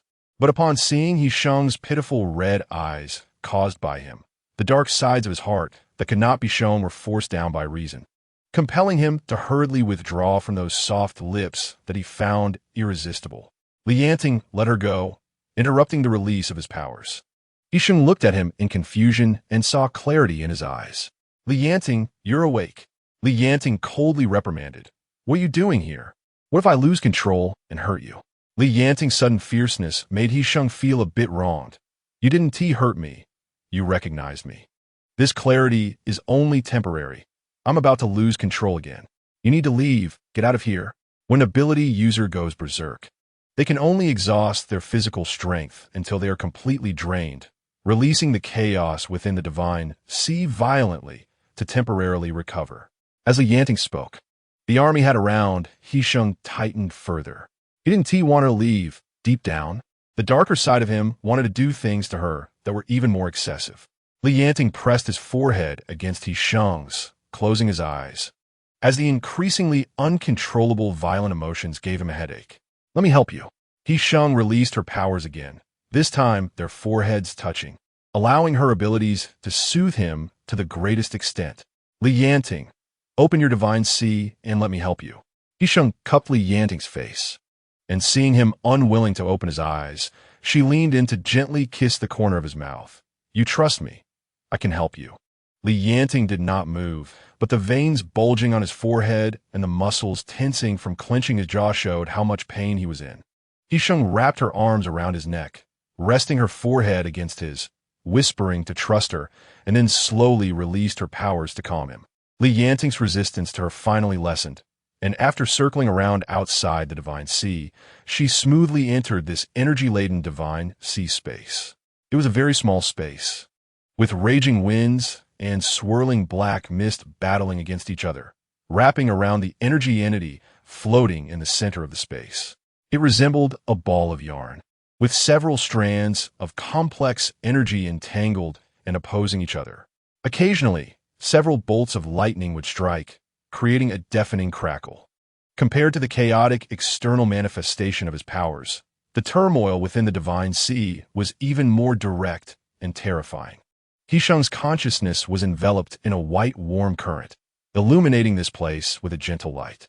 As soon as she appeared, the black mist in the space gathered like a hawk encountering its prey, converging into a force amidst the storm, rushing towards He Sheng and enveloping her entirely. The ability of a resolver evolves differently from that of a typical ability user. While ability users absorb energy from their corresponding crystal cores, resolvers feed on the impurities of black mist within the ability user's divine sea. However, the relationship between resolvers and black mist impurities is not a one-sided predation. They are mutual prey, engaged in a two-way hunt. Therefore, for the resolver to successfully prey on the black mist, they must also wrestle with it. In her previous life, He Sheng survived relying on her resolver abilities, having developed a replicable set of experiences from countless battles with the black mist. Even though the power disparity was somewhat large at this moment, for her, as long as she seized the main contradiction and dissipated some excessive black mist, calming the chaos within Li Yanting's divine sea, she would win this battle. The remaining black mist impurities that she could not deal with could be left for later, to be dissipated in small amounts over time. He Sheng manipulated her powers to envelop her consciousness, resisting the black mist's attack, only opening a small passage in front of her to let the black mist strike her, which she would then capture and dissolve. Once the dissolution process began, He Sheng seemed to enter a trance, fully immersed in it, her entire focus concentrated on Li Yanting's divine sea, needing only his arm to steady herself. The cool energy flowed from He Sheng's forehead into the divine sea, the soothing powers acting like gentle hands, softly caressing the turbulent factors within him, dispersing the fog at its source, and rescuing him from the deep prison he was trapped in. The uncontrollable rage dissipated, and his chaotic rationality gradually regained clarity. Instinctively, he tightly embraced the soft girl in his arms, claiming her tenderness and affection as if he were a fierce beast, taking his partner as his own.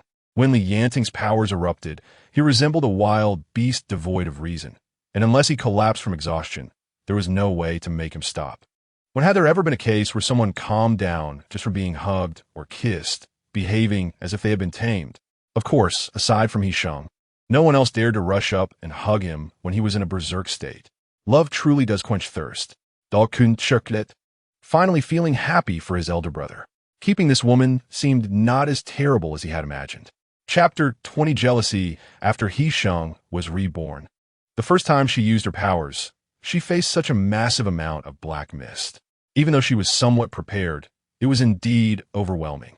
After observing that the raging winds and lightning within Li Yanting's divine sea had calmed down and that the black mist wrapping around her had clearly dissipated, He Sheng finally could not hold on any longer.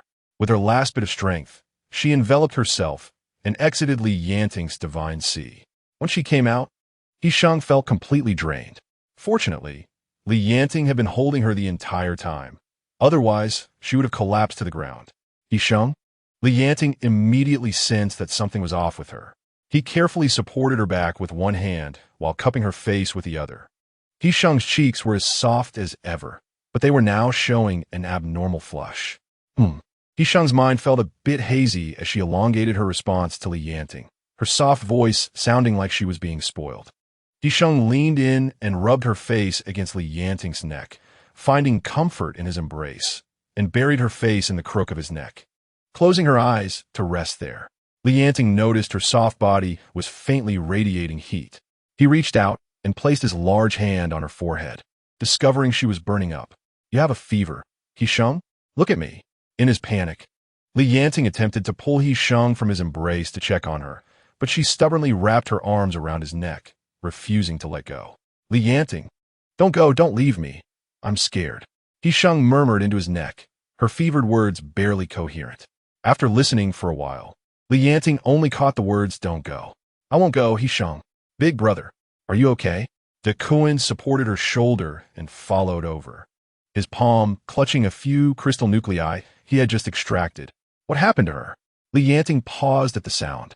The fact that He Sheng was a resolver should be classified information, and he had no intention of telling the others in the team, including Duan. However, today was a special situation, and He Sheng had to use her abilities in front of others. Fortunately, her use of abilities was discreet and did not draw attention, so no one thought of her as a resolver. I lost control just now and accidentally pushed her against the wall, causing her to hit her head. Li Yanting pulled her closer into his embrace, covering her flushed cheeks. I didn't expect Li Yanting's strength to exceed my expectations. My desire to ally with him only grew stronger. If he has something planned, he can come find me anytime. "She is my fiancé, Li Yanting coldly interrupted, pausing for a moment before casually adding, "I absolutely cannot harm her." "He Sheng, don't sleep just yet." He Sheng reluctantly opened her eyes, raising her hand to pinch Li Yanting's earlobe, saying, "I'm not sleeping." Li Yanting said, "We'll stay here to rest until you feel better before we leave." After being held by Li Yanting for a while, He Sheng had become a bit more awake.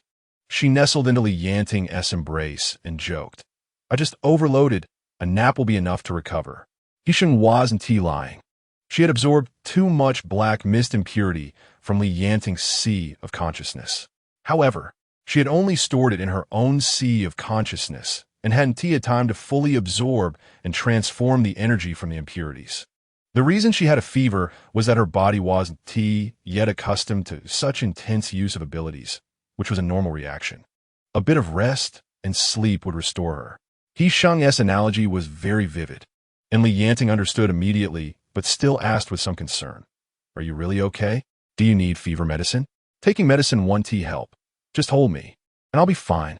After saying this, He Sheng snuggled into Li Yanting's arms, raising her hand to pat his mouth, signaling that she wanted to sleep and didn't want him to talk.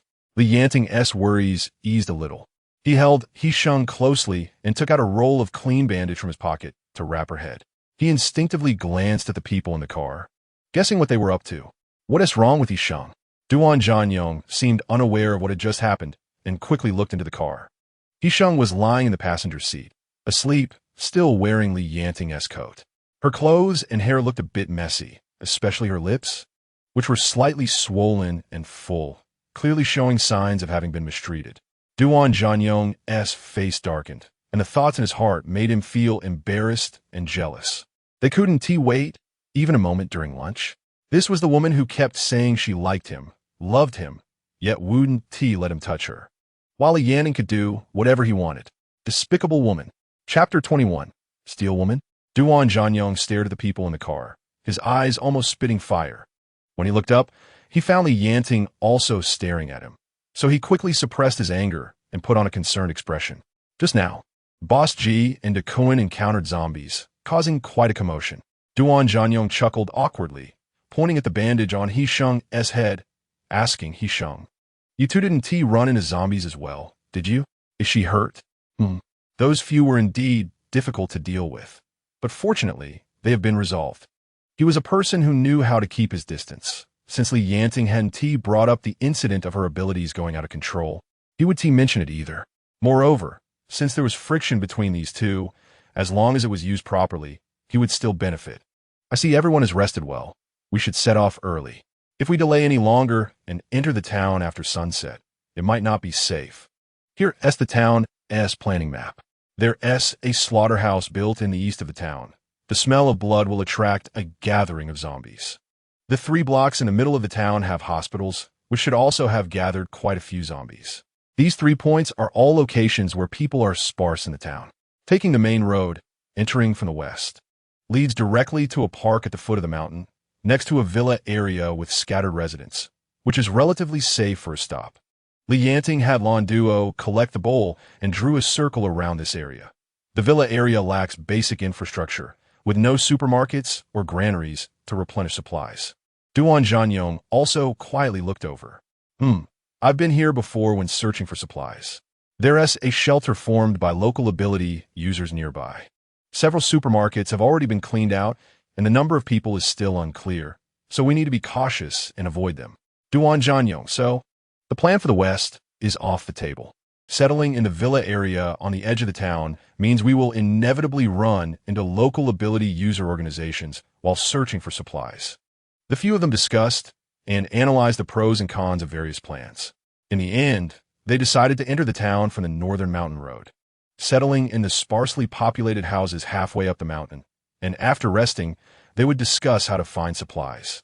He then made up his mind that once they entered the town, he must keep a close eye on the Yanting's movements, hoping to catch the mantis catching the cicada with the yellow sparrow behind, effortlessly snatching those supplies. The vehicles started moving again, traveling from noon until the sun set. The group finally reached the winding mountain road, and He Sheng woke up from her slumber. This was the first time since her rebirth that she absorbed black mist. The speed was a bit slow, but she aimed for stability, taking steady steps to fully absorb the energy from the black mist until it was transformed for her use. After this, He Sheng's abilities improved significantly, nearing the threshold of level 2, with her capacity to transform impurities and purify crystal nuclei more than doubled. She opened her eyes in delight, stretching lazily in Yanting's arms. Awake? What are you looking at? Duan, who was driving, glanced at her, a rare smile on his face, teasing, "The Steel Woman is awake." What Steel Woman? He Sheng was taken aback by this title, instinctively looking at Yanting for an explanation. Duan continued jokingly, "It's you. No one dares to rush in when the boss's abilities go out of control. Even I got thrown out by the boss and crashed into a tree.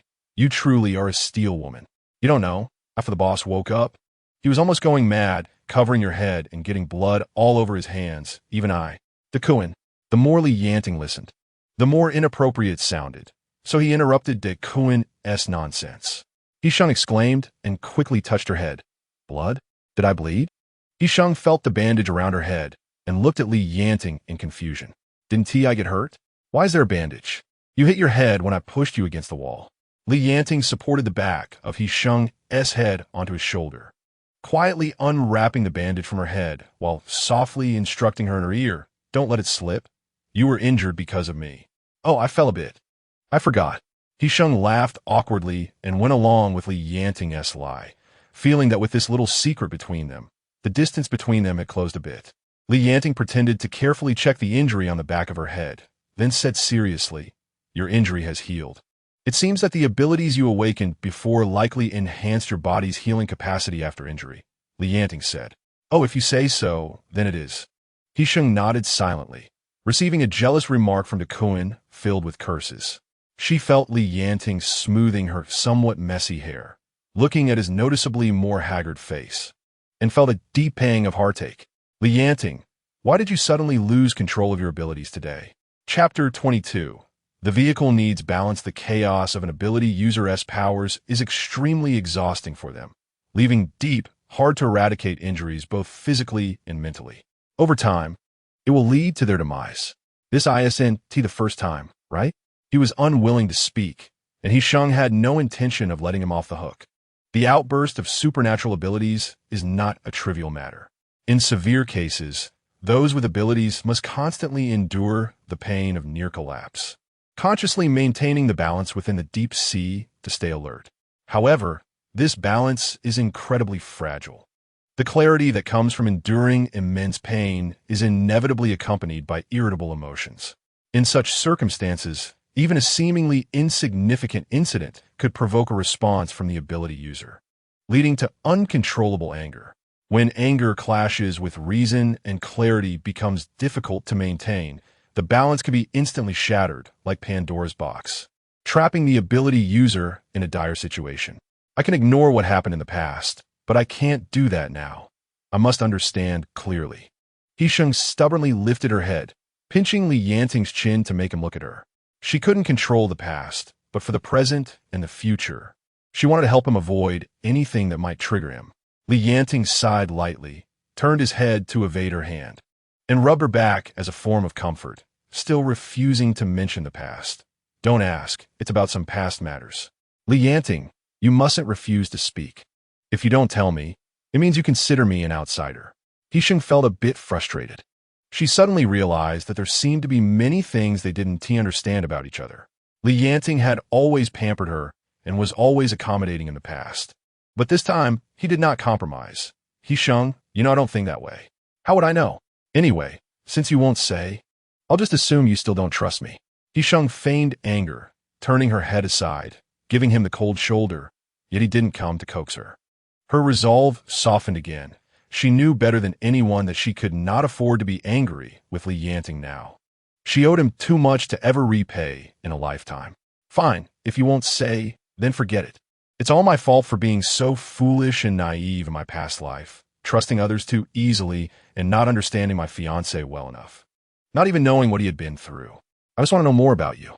If you're unwilling to speak, I'll learn slowly. He Sheng said gloomily. Li Yanting supported her waist, embracing her and enjoying the soft hug. Okay, he replied with a single word, feeling a myriad of emotions inside. I also have secrets to tell you. He Sheng huffed, as if retaliating for Li Yanting's concealment, and continued, but you'll have to discover them slowly.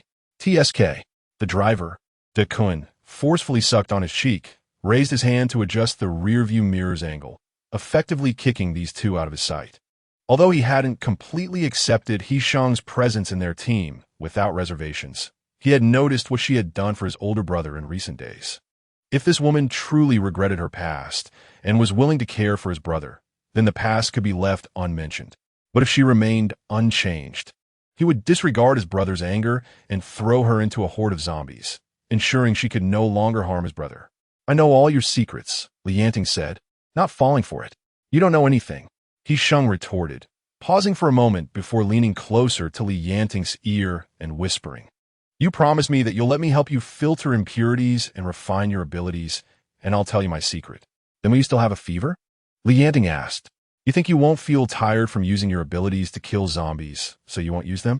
He Sheng countered. Supernatural abilities are a miracle granted to humanity after the apocalypse. They're the skills humans rely on to survive. And he had no reason to stop He Sheng from using her abilities. He Sheng hesitated for a moment, leaning against Li Yanting's chest. Taking 2 deep breaths, I always thought your actions caused my father's death, which is why I hated you so much. I know. Surprisingly, Li Yanting's tone was calm, without a hint of surprise. What did you say? Then why didn't you explain it to me? Why didn't you tell me? She couldn't understand how someone could willingly be misunderstood and targeted without explaining themselves. Li Yanting smirked slightly, countering, if I explained, would you believe me? Of course. He Sheng started to respond, but suddenly stopped. She realized that when she was blinded by her own biases, even if Li Yanting had truly explained himself or provided evidence, she wouldn't have believed him. She didn't trust Li Yanting or anything about him at all. I'm sorry. He Sheng lowered her head, bitterness and sadness flooding her heart, nearly drowning her in sorrow. If it weren't for her stubbornness and her ridiculous pursuit of freedom, resisting her father and Li Yanting, she wouldn't have ended up like this. And she wouldn't have caused the death of the 2 men who loved her the most. Li Yanting held her chin, lifting her face, unaware that her eyes were already red. She softly admitted her mistake. I know I was wrong. Li Yanting swallowed, his gaze falling on He Sheng's lips, which had returned to their original shape, no longer swollen and even more tempting. It's not too late for you to believe now. He eventually averted his gaze, hiding his unspoken desire. The atmosphere in the front seat became increasingly sticky. Duan adjusted the rearview mirror again, then realized it wasn't his eyes that were the problem. It was his ears that had betrayed him. Just then, Lan Duo in the back seat suddenly opened her eyes, her face brightening. The spatial crystal core in her left hand had turned into white powder, slipping through her fingers and becoming dust. The crystal core had fully absorbed and transformed, and the high-grade crystal core had elevated Lan Duo's abilities by 1 level, nearly doubling the volume of her space and the amount of supplies she could store.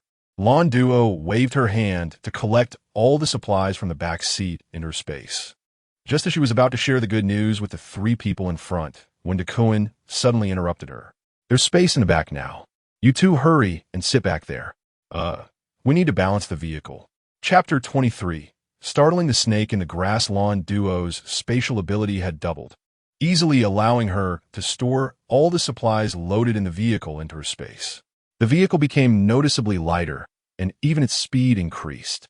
A spatial ability user is like a mobile granary for the team, ensuring survival. Therefore, a high-level spatial ability user is also a coveted target. Lan Duo understood the stakes and cooperatively took things out. The group arrived in the town at dusk, temporarily settling in several abandoned houses on the mountainside. Although the 3 organizations were traveling together, they did not trust each other and continued to operate independently, keeping their supplies for themselves. He led 4 ability users and over a dozen ordinary people. Even though there were many supplies piled in the bus, most had been consumed over the past few days. After tonight, by tomorrow morning, the supplies in his team would be depleted. To avoid delaying everyone, we'll search for supplies in the city tomorrow. Let's take a look at the route and specific locations to facilitate tomorrow's actions. He Sheng quietly avoided the topic, munching on a marinated egg, while straining her ears to listen to their discussion. "We plan to search the houses of the mountain dwellers tonight first. Our team is really low on supplies, so we'll take whatever we can find." Yanting said before the apocalypse, Mr. He bought several warehouses in the town under his private name to store supplies. After the apocalypse, he has used them a few times, and if I remember correctly, there are still 2 warehouses that haven't been used. In the first 3 months before the apocalypse, the world continued to run as usual until suddenly a rumor about the apocalypse emerged on major media platforms, shattering the peaceful life. The theory of the apocalypse exploded worldwide. Initially, most people treated it as a prank by some individuals. However, as news of frantic supply hoarding repeatedly hit the headlines, spurred by the effects of group behavior, more and more people began to stockpile supplies. And He Sheng's father was one of them. The supplies he stored were enough to support a small refuge city, allowing hundreds of people to survive for half a year, with still some surplus left. Duan Zhanfeng did not expect Yanting to be so straightforward in revealing the existence of the supplies. He thought about it and felt it was a smokescreen. The real supplies must not be in the 2 warehouses he mentioned. Yanting glanced at the 2 of them and then turned to He Sheng. "These supplies are Mr. He's private property. If you want to use them, you must first consult the heir's opinion." The heir, He Sheng, suddenly found himself under the gaze of several pairs of eyes, and the braised egg in his mouth lost its flavor. This wasn't tea in the script, He Sheng thought.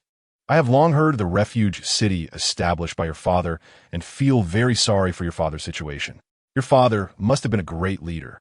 If he knew that the supplies he saved could help more survivors in need, he would surely feel comforted." "Thank you." He Sheng felt a bit emotional. The apocalypse had worn down too much humanity. After years of witnessing the ugliness of human nature in his past life, He Sheng felt both unfamiliar and moved by such kindness. It was he who had personally replaced He Sheng's father's quick-acting heart-saving pill, intentionally causing him to fall ill, and ultimately framed Yanting, who came to meet him. But Yanting just looked at him, saying nothing, yet exuding an overwhelming pressure. Duan Zhanfeng was sweating coldly. He forced himself to take a breath and managed to calm down after a while, but his face remained stiff, and his smile was more hideous than a cry. Anyone would feel weak and guilty when praising the achievements of a victim in front of a powerful and unreasonable party, while also trying to get a share of the belongings left behind, especially since this victim, who had been framed, might have already discovered the truth of the framing and could strike at any moment. "Mr. He has always been a senior I admire. I feel very sorry for his situation." So Duan Zhanfeng praised He Sheng's father while bearing the pressure of Yanting's deadly stare, feeling at a loss. Cold sweat pouring down, his praises came out haltingly, tinged with a hint of panic, and even an outsider who didn't understand the truth would find his reaction strange. He sighed in relief and glanced at He Sheng, whose anger had cooled. When their eyes met, it felt like being pierced by knives, wishing to tear him apart. Right? He must have misjudged. He Sheng was incredibly foolish and loved herself so much. Even if Yanting knew the truth and told her, she wouldn't believe his words. If these supplies are still here and haven't been discovered by other survivors, then I agree to everyone using them. He Sheng now understood the intention behind Yanting's seemingly unnecessary action. It was to alert the real culprit, turning them into a startled bird, forcing them to reveal their true colors. Chapter 24. Into the trap that night, the few of them finalized their groups and routes, discussing until late before dispersing. The next morning, 3 teams set out together, driving 3 vehicles toward one of the supply points pointed out by Yanting. The first supply point was located on the east side of the town, just 2 blocks from the slaughterhouse to the east, where the gathering of zombies became denser as they moved eastward. The journey was not smooth. They took a long detour and could not find a street with fewer zombies to drive into. In the end, they abandoned the vehicles and walked. They pretended not to notice the tail following behind them and successfully left the zombie-infested area by car. After several twists and turns, they finally arrived on foot near the slaughterhouse, where the zombies were most densely packed. They opened a private garage in a high-rise building on the east side of the town and took out a vehicle. Then they pried open the elevator, entered the elevator shaft, and brought out several boxes containing supplies hidden inside, loading them into the car. At this point, the bait part was completely ready. "You're here. Let us go," He Sheng urged. "He Sheng, you did well this time." Duan Yanting patted He Sheng's shoulder affectionately, first glancing at the supplies in the car. And then, satisfied, he got in with 2 ability users, leaving He Sheng outside. "I'm not in the car yet." He Sheng saw them close the door, and the car's engine roared to life, pretending to be anxious as he knocked on the window. Duan Yanting rolled down the window, displaying a smile he thought was reliable, and perfunctorily reassured him. But yesterday's events left him feeling humiliated and angry, and he wanted to return all the shame he had suffered from Yanting onto He Sheng.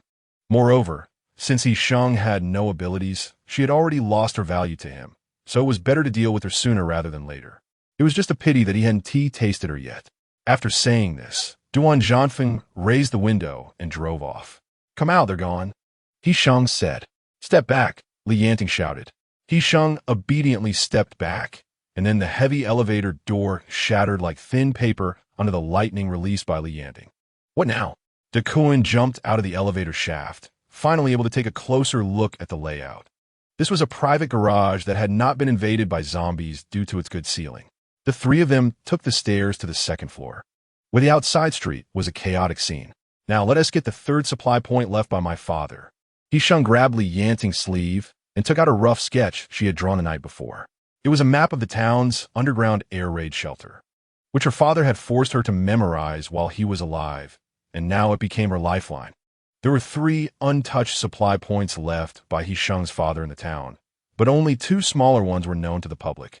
And now they were heading to the largest one. He Sheng, the supply point isn't far from here. It's in an abandoned hospital to the north. Only a kilometer in a straight line.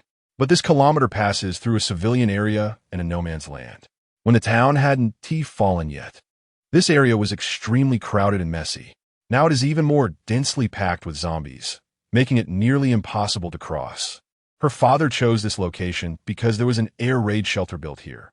This shelter should open in case of an attack, and there might be quite a few zombies inside, but certainly fewer than on the surface. He Sheng took out a pen from her pocket, circled several entrances on the map around this area, and then drew a straight line between 2 of the circles. It wasn't the shortest route, but it minimized the risk. The nearest entrance was underground in a red building in the northern district. "We'll set off now. Stay close to me." Yanting held her hand firmly. He Sheng nodded. In her past life, during the apocalypse that lasted 5 years, she had spent 3 years on the run. During that time, she faced zombies countless times alone and had learned how to protect herself and minimize harm through experience. Yanting jumped into the zombie horde from the 2nd floor. Just before landing, his right hand summoned a fierce wind, and his left hand transformed into lightning. The wind and lightning swept into the newly active zombie horde, cleaving all zombies within a 5-meter radius in half. Blood and flesh flew everywhere, and the sounds of wailing and cracking bones filled the air. Even though He Sheng had seen many ability users use their powers against zombies in her past life, she was still shocked by Li Yanting's strength. The empty space on the ground was created by Li Yanting's powers, but maintaining it would consume too much energy. Standing by the window, He Sheng gritted her teeth and jumped down without hesitation. Duan, who was just about to lift He Sheng down, was taken aback for a moment, suddenly seeing this delicate woman in a new light. Li Yanting was surprised by He Sheng's action of jumping down. Without thinking much, he raised his right hand to lift He Sheng with the gale, while slashing zombies and pulling her into his arms. "Be careful." Li Yanting frowned and held the person tightly in his embrace, his gaze catching sight of an abnormal zombie approaching at a speed unattainable by ordinary zombies. Meanwhile, Duan had already jumped down from the upper floor, stretching out his arms in midair, his palms glowing with a cold, iron-like light. Immediately, the sound of metal colliding echoed from all directions. The piles of discarded metal frames in the corner below responded, dragging sparks across the ground as they ruthlessly crushed the zombies in their path and landed steadily in front of the group. At this moment, Li Yanting had already dealt with the abnormal zombie, swinging He Sheng's arm to throw her onto the high platform of the frame, then using the gale to leap up. The zombies drawn by the noise were increasing in number, and the street, which had previously had some space, was now filled with zombies. Li Yanting used the gale to envelop thunder and lightning, sweeping ahead, while Duan manipulated the iron frame to follow closely and occupy the vacant spots. The two ability users coordinated seamlessly, using several iron frames to bridge across the tide of zombies, forcefully crossing the entire block. Chapter 25. Cold Iron. Fortunately, there were not many abnormal zombies on this route, and their levels were not high. Li Yanting could handle them all by himself. By the time they safely reached the entrance of the designated air raid shelter, the sky had already darkened. The activity level of zombies at night was higher than during the day, and the wandering zombies outside had noticeably increased their speed. There were not many zombies at the entrance of the air raid shelter, and after a few quick cleanups, He Sheng was the first to find a control room with lights inside the cave. There were no zombies in the control room, and Li Yanting locked He Sheng inside, then went deeper with Duan to scout the way. He Sheng's ability was precious yet somewhat useless in this apocalypse. It was precious compared to others, but useless compared to herself. The rescuer could help ability users train and level up, but it was not an offensive ability. So for her, it was no different from an ordinary person. Therefore, in the dimly lit control room of the air raid shelter, He Sheng did not possess night vision like other ability users. Here, she was in complete darkness. Fortunately, she had been to the control room before and knew the general location of the main switch, so she could find it by feeling her way around. The control room was in disarray, with nothing but a mess on the floor. He Sheng carefully stepped over the scattered papers and wooden blocks to reach the front of the control console, searching for the main switch. Perhaps her own noise masked any movements, and behind the door that He Sheng was unaware of, the cabinet door of a standing wardrobe let out a click, followed by something crawling out from inside. Just as He Sheng pushed the main switch up, the overhead light flickered with a crackling sound twice before going out. In the brief, blinding white light, He Sheng saw the splattered blood on the console and a dried corpse leaning against the corner, having killed itself with a bullet. A piece of broken wood rolled to He Sheng's feet. Immediately, a chill shot up her spine, and as the light flickered, she saw a figure casting a shadow on the ground. The light quickly flashed a few times before stabilizing, revealing the shadow's head tilted at a strange angle. Not far from He Sheng, the control room remained silent, and He Sheng's breathing became heavy and rapid. Instinctively, she drew a dagger from her waist, silently praying that this had to be an ordinary zombie. The creaking sound grew closer. The wheezing like a bellows felt like the breath of a demon, tightly wrapping around He Sheng's breath, as if enveloping her entirely, making her scalp tingle and her hands and feet cold.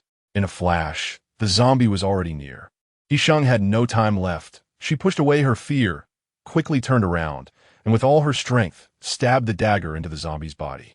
At that moment, He Sheng also caught a clear view of the zombie's grotesque, decaying face, especially the fangs that were revealed when it opened its mouth. The sense of urgency peaked at that moment. The fangs that were so close to her carried an extreme danger rushing towards He Sheng. This was not an ordinary zombie. It was a mutated level 2 zombie. He Sheng's mind went blank for a moment, but her body reacted before her brain did. She pushed hard with the dagger, bracing her back against the console, and kicked the zombie. However, the zombie only swayed slightly, then charged at He Sheng like a whirlwind, baring its fangs. In a split second, He Sheng remembered the gun that the dried corpse had been holding. As the zombie lunged at her, she bent down and dropped to the ground, quickly crawling to the corpse's position and yanking the cold iron from its hand. Just like her father had trained her countless times, she chambered a bullet, aimed, and fired without hesitation, pressing her body against the corpse. Bang, bang, bang, bang. With a heavy thud, a large object fell to the ground, and a buzzing filled He Sheng's ears. She had fired 6 or 7 shots into the zombie's chest and head, turning it into a bloody mess. But its fingertips were still sparking with small bursts of lightning, a sign of its electric-type ability, though it could no longer use it. This was not He Sheng's first time facing a zombie alone, nor was it the most dangerous, but still left her with lingering fears. Because this time, she wanted to live. In her previous life, she had fled for 3 years, brushing against death countless times. Each time, she faced it with a determination of certain death, leaving no room for herself, sometimes even betting her life, thinking that even if she died, it would be worth it. But now, she wanted to live, for herself and for Yanting. In this rebirth, she had too many things to do. He kicked open the locked door, rushing in anxiously to find He Sheng. The control room was a mess, a faint smell of gunpowder lingering, quickly overshadowed by the stench of rotting flesh. On the ground lay a bloody zombie corpse, while He Sheng leaned against the console, still gripping the gun, her lips pale. The sight of the zombie on the ground stung Yanting's eyes as he rushed forward to grab He Sheng's arm to check for injuries, his heart filled with anxiety. It was his oversight. He hadn't realized there was a zombie hidden in the control room and had locked her in such a small space with it. I'm fine. Luckily I had a gun. Yanting's anxiety was almost written on his face, and He Sheng looked at him with a warm yet bittersweet feeling, her eyes heating up as she leaned in to hug his waist. Yanting's hand, which had been suspended in the air, paused for a moment before wrapping around He Sheng's back, tightly embedding her in his embrace. Big brother. Past experiences rang alarm bells in his mind, and Duan, not even noticing the zombie on the ground, instinctively assumed that He Sheng had shot at Yanting. He was instantly furious, raising his hand to use his powers to snatch the gun from He Sheng's grip. The handgun, controlled by a powerful ability, floated steadily in mid-air, aimed directly at He Sheng's head, the trigger taut and ready to fire. Big brother, are you okay? Just as Duan asked, he saw Yanting turn around, positioning himself between the gun and He Sheng, protecting her fiercely. With an angry glare directed at him, Duan swallowed hard. It was only then that he realized there was a zombie on the ground that had been shot to pieces. He Sheng couldn't see what was happening, but had guessed the general idea. She didn't blame Duan. After all, she had a history. And Yanting's ability to set aside the past and trust her was due to his love for her. But Duan had no such ties to her and couldn't trust her that quickly. However, He Sheng couldn't help but feel a sense of disappointment. Chapter 26. Stepping stone. I'm fine. Let's hurry up and go. He Sheng steadied herself by holding Yanting's waist, glancing at the zombie on the ground, and suddenly remembered the small sparks it had emitted earlier. It's a mutated zombie. Seems to have electric abilities. It might be of help to you. Yanting raised his hand to catch the handgun suspended in midair and handed it to He Sheng, saying, "Keep it for self-defense." He Sheng was somewhat surprised. The cold iron felt less icy in her hand. Then, Yanting took a light purple crystal core out of the zombie's brain.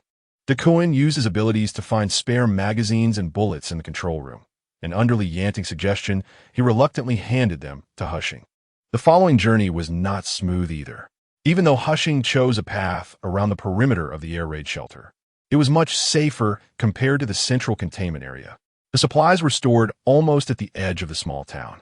This place used to be an illegal cosmetic surgery hospital, which had been completely abandoned before the apocalypse.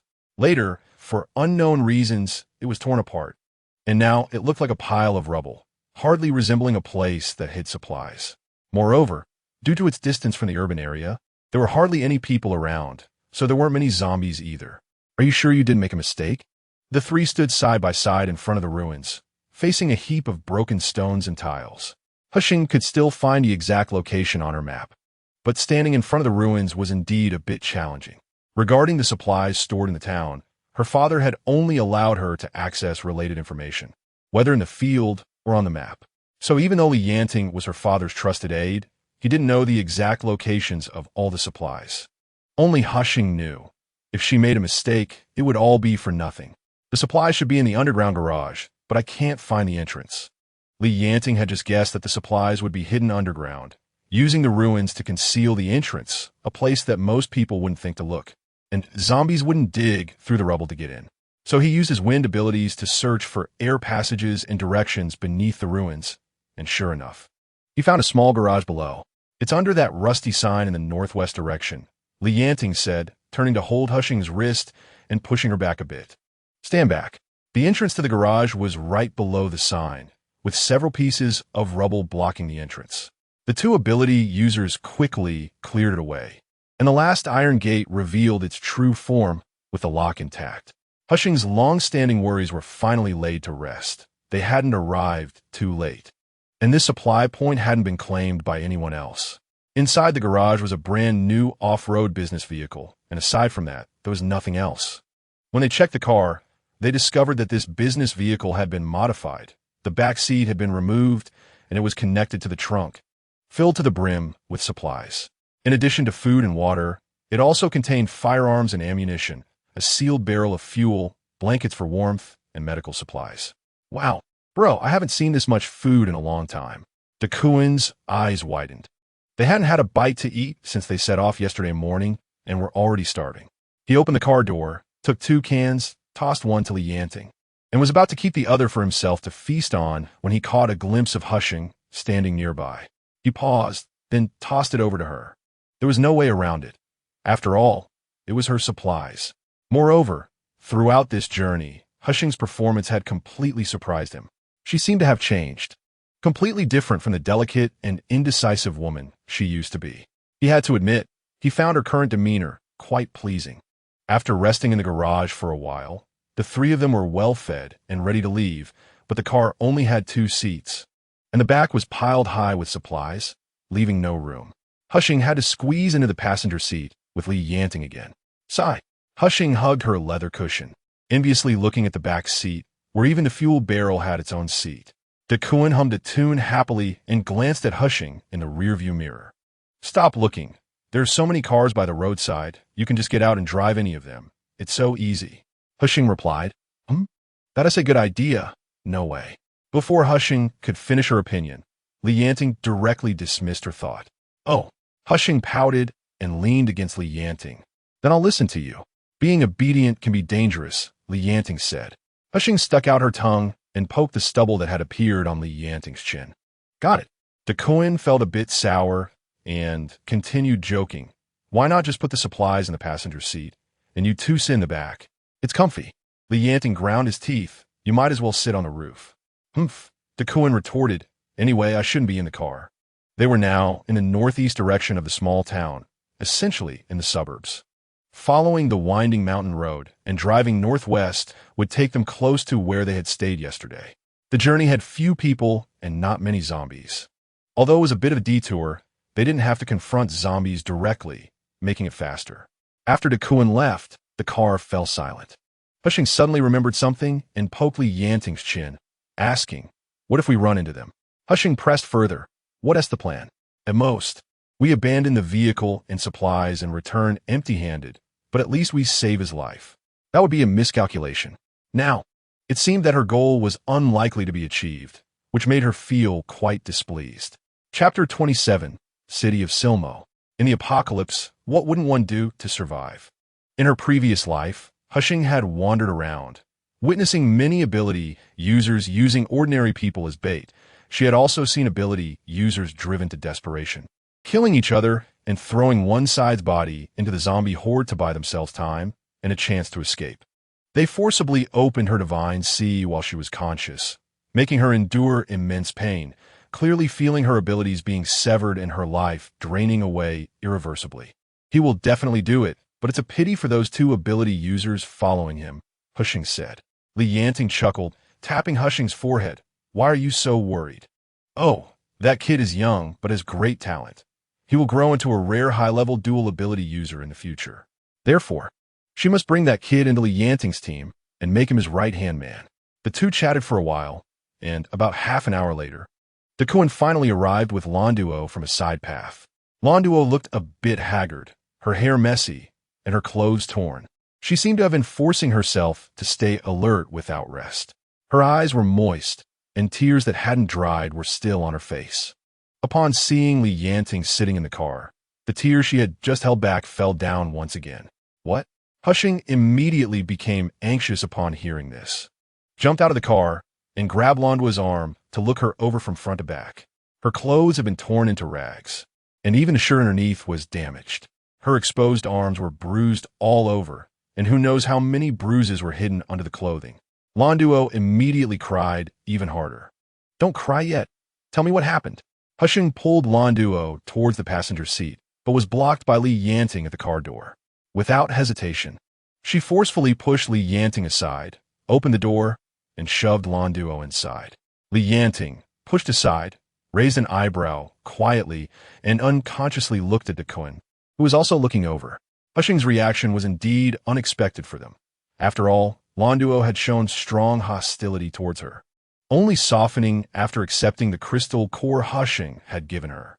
Now, it seemed that He Sheng not only didn't mind Duo's hostility, but acted like a caring elder sister, willing to take care of and show concern for her. Such eager concern couldn't be feigned. She genuinely wanted to integrate into their group and regarded them as her own, even though Duan still didn't understand the reason for He Sheng's transformation. He could feel her sincerity more deeply at that moment. Duo, who bullied you? We'll take revenge for you. He Sheng rummaged through the supplies and pulled out a medical kit and a few spare clothes. She removed the ragged strips from Duo's body and used disinfectant to clean the wounds on her skin. She was not a saint, nor was she so forgiving to everyone. Although Duo was hostile towards her, she was an important part of Yanting's team.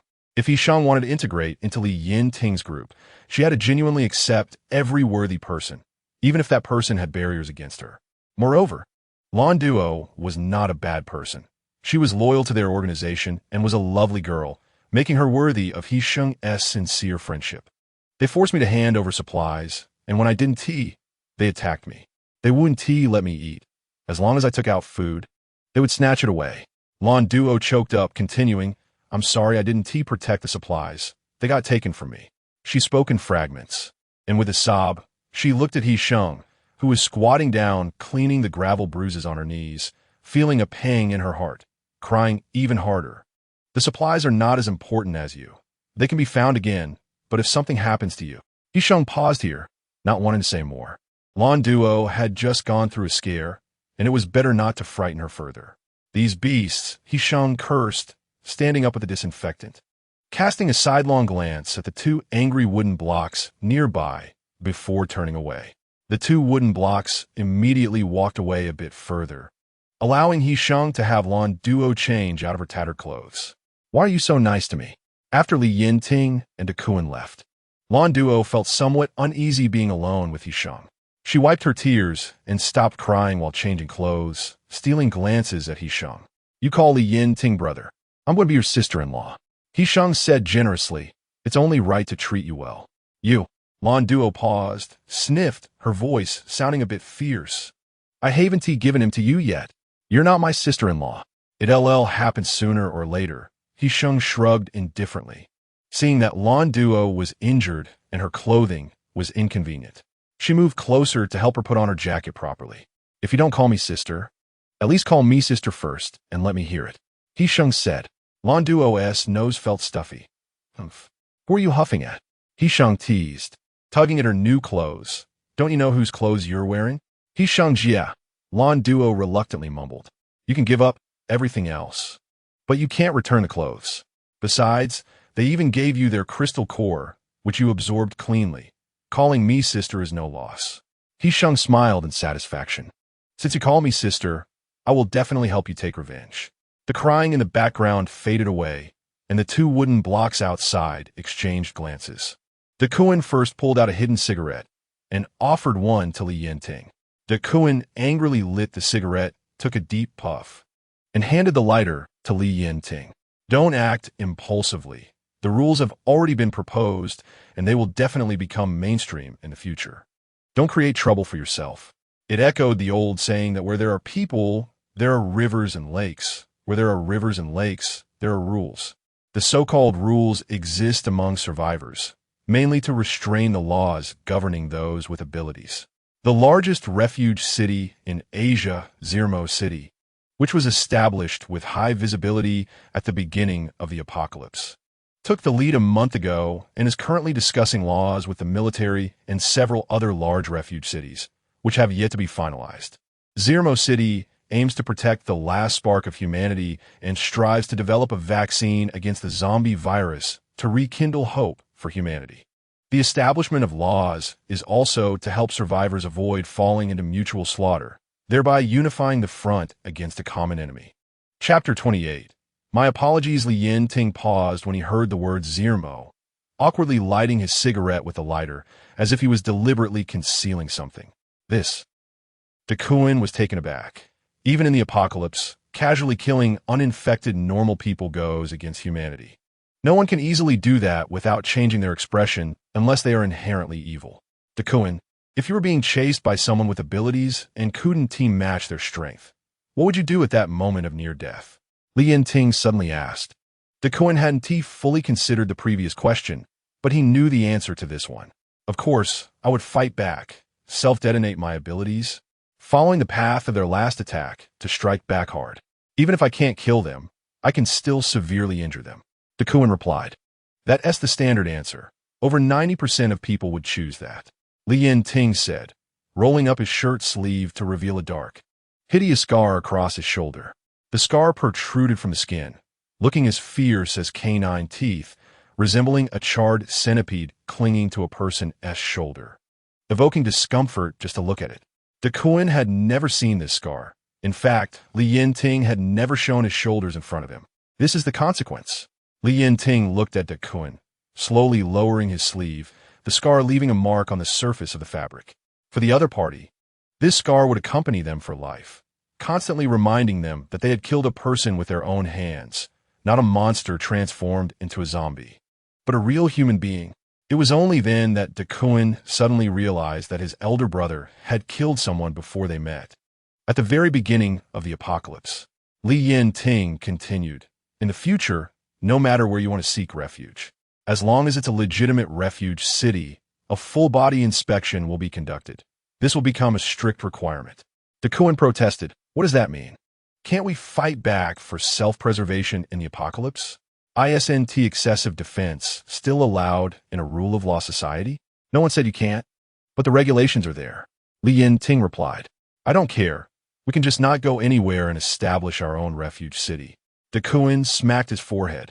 As if enlightened, yeah, we can establish our own refuge city and not have to worry about these ridiculous rules. You still don't understand. Yanting said. If you become the leader of a refuge city, would you feel safe letting a group of people with scars from killing others work under you? Duan was at a loss for words. Moreover, the future world would definitely not be one where people fought alone. The major refuge cities would exchange resources with each other. If your refuge city housed a group of such people, forget about the military coming to eliminate bandits. Would ordinary refuge cities dare to share resources with you? Yanting said step by step, but then he changed his tone. Not letting you touch them doesn't mean you can't kill. It means to let you find another way. He always felt this was a redundant act of taking off one's pants to fart, but it turned out to be using zombies as scapegoats. It's still you. Big brother, who's dark. Duan choked. Meanwhile, the two over there had shifted their conversation to the kingdom of Zhuahua. Walan Duo had just changed her clothes and was organizing her ability space. Subsequently, they categorized the supplies, prioritizing food and drinking water to be placed in the space, followed by some medical supplies, and finally daily necessities. They maximized the use of every part of the space, greatly improving its utilization rate. Once back on the road, the car felt much roomier. He Sheng and Lan Duo set up 2 simple, folding chairs in the back, lounging comfortably. Duan, free from the torment of 2 people being lovey-dovey in the passenger seat, was in a good mood and started humming a tune. Only Yanting occasionally glanced at the small bulge on the back seat through the rearview mirror, always feeling that something was missing in his arms. Halfway through the drive, just as they were about to reach the mountainside of the residential area, a half-human-high earthen wall suddenly sprang up in the middle of the road, blocking their way. Duan quickly stepped on the brakes, and the tires screeched on a gravel road, but the sound wasn't too loud, just overly bumpy, nearly throwing He Sheng and the other person in the back seat into the front. The car came to a smooth stop in front of a mud wall, behind which stood a man who showed no signs of dodging. He was an Earth-type ability user. Duan cursed as he got out of the car, slammed the door shut, and walked up to the wall, kicking it hard. "Damn it, are you looking for death?" The man was taken aback upon seeing him, glanced into the car, and indeed saw Yanting in the passenger seat. "You guys didn't die." The man's face lit up with joy, and he waved his hand to remove the earthen wall blocking the road. Lu Feng, He Sheng, who had been lying in the seat, sat up in shock, hurriedly opened the door beside her, and ran over to the man who called himself Lu Feng to confirm. "He Sheng, you're called Lu Feng? Which Lu? Which Feng?" He Sheng paused and took another look at the impressive figure in front of her, feeling a bit disrespectful. In her past life, He Sheng had been saved by a passing team after being dumped in the wilderness, and later, she ended up in a medium-sized refuge city. Although she wasn't very familiar with Lu Feng in her past life, in her memory, he was always clear-headed and exceptionally capable. After leaving, he joined one of the 3 most prosperous refuge cities in Asia and eventually became the second in command there, a highly sought-after figure at that time. A talent, indeed. He Sheng silently cheered in her heart. She had to win him over. Chapter 29. Too close? How did you end up here? He Sheng asked. There had been almost no zombies along the way, and they generally wouldn't set up daily sentry posts here when manpower was insufficient, even for routine patrols. The positions were somewhat too far. "It's a long story. I came to find her," Lu Feng said, nodding toward Lan Duo, who was poking her head out of the car. "No way. Someone like him is just giving himself away. After we got separated from you, we brought her." Lu Feng paused, pointed at Lan Duo, and continued, "and found the supply point based on the location you provided." "And then what?" He Sheng hurriedly pressed for more details. But suddenly someone wrapped their arms around her from behind, pulling her into a familiar embrace, causing her hand that had been holding onto Lu Feng's arm to drop. It was Yanting, who had gotten out of the car without her noticing. "Get in the car," Yanting said, tightly gripping her waist as if to embed her in his arms, then looked up at Lu Feng. He Sheng was taken away with no chance to resist. "What are you doing?" I haven't finished asking. Yanting didn't explain anything, feeling a bit awkward inside. Just now, He Sheng had been too close to him. "Let us go." Duan patted his shoulder. "We'll talk in the car." With Lu Feng joining, the seating arrangements inside the car became critical again, and He Sheng's makeshift seat in the back was assigned to Lu Feng by Yanting. So, He Sheng was once again pressed into the passenger seat next to him. You're not doing this on purpose, are you?" He Sheng uncomfortably shifted, shooting Yanting a small glare, her lips pouting. As the vehicle started again, Lu Feng leaned against the side door, clearly hearing Yanting's words, which startled him enough to choke on his own saliva, coughing for a while. Lu Feng recounted everything that had happened yesterday, and the group, especially He Sheng, was filled with anger, their fists clenched tightly. "For us to get supplies, we have to pledge allegiance to him and acknowledge him as our leader. It doesn't matter for us ability users. We can take a break and go out to find food the next day, and if nothing else, there are plenty of tree barks and roots on the mountain to fill our stomachs." But the ordinary people, saved by leader G, couldn't stand it. They forced him to bow down, morally blackmailing him, saying if he didn't they would starve to death. Later, when leader G went to trade for supplies, who knows what happened, he ran into the man in a fit of rage and almost got into a fight with him, and in the end, couldn't trade anything, especially since the supplies in that vehicle also cost him an ability user teammate. Lu Feng paused, glancing at Lan Duo beside him. Then they forced me to hand over the supplies. Lan Duo took over, her voice small, almost drowned out by the noise of the car. This little girl was truly admirable. Lu Feng noticed her curled up in her seat, hugging herself, completely lacking the fierce demeanor she had the night before. Stop talking. Lan Duo suddenly interrupted, clearly very upset. She only briefly mentioned the harrowing experience of being forced to hand over supplies to He Sheng, not wanting to reveal the shameful details, and naturally didn't want anyone else to bring it up. Just then, at the moment Lan Duo finished speaking, damn, the Kuan-esque curse erupted as the sound of the tires screeching against the ground rang out, the sudden inertia almost throwing them against the front seat as backrest. He Sheng, thanks to her seatbelt, avoided disaster but felt a sharp pain in her back for being restrained. The Kuan abruptly stopped the car, decisively pulled the handbrake, and turned to look at Lan Duo, whose eyes were red, his expression fierce, even more so than his voice. Didn't you tell them? Lu Feng was surprised for a moment, then realized he had spoken too much. If you don't speak, no one will think you're mute. Lan Duo shouted through her sobs, her nose running as tears streamed down her face. Let him speak. The Kuan was furious, looking at Lu Feng. You clarify. Chapter 30. Revenge. The atmosphere in the car instantly turned cold, as if the air had solidified, leaving only Lan Duo's intermittent, uncontrollable sobs. Did they hurt you? The Kuan was so angry he could hardly speak, and Yanting's expression was equally grim as he tightened his grip around He Sheng's waist, causing her pain. The man couldn't voice his question. It had to come from He Sheng. And now, He Sheng felt guilty about it. She had only treated Lan Duo's wounds, but hadn't seen the deeper harm she had suffered. No, Lan Duo wiped her eyes, making the corners even redder. I gave them the supplies. I'm sorry I couldn't protect the supplies. Lan Duo felt guilty and started crying again. This was her only value in the group. Yet she couldn't even keep the supplies safe. The simple answer of no made everyone in the car breathe a sigh of relief, especially the Kuan, who leaned back in his seat, exhausted, but his jaw was clenched tight. He Sheng leaned over from her seat to pat Lan Duo's head. The girl's face was red from crying, her whole body trembling, making one's heart ache. He Sheng, if this happens again in the future, don't just focus on protecting the supplies. Give them whatever they want. Nothing is more important than your own safety, understand? I want the Kuan suddenly spoke, his tone heavy, as if swearing that he wouldn't let her be alone again in the future. Lan Duo trembled as she replied, burying her face in her arms to cry her heart out. Let us hurry up and set off. Yanting, I'm going to find a place to get revenge for Lan Duo soon. You know what to do, right? Yanting held He Sheng's clenched fist, prying her slender fingers open one by one, rubbing them gently. You just go. Let's see if they dare to touch you. The car fell silent again, the atmosphere finally easing a bit, and Lu Feng's gaze shifted among these few people, feeling more determined than ever. Before reaching their destination, Lu Feng got out of the car first. Walking into the small courtyard, he found some ordinary people working inside. As they entered the yard, someone immediately recognized them, and they gathered together to whisper. Even though He Sheng's hearing wasn't very good, she could vaguely make out snippets of conversation like they didn't die. They're actually still alive.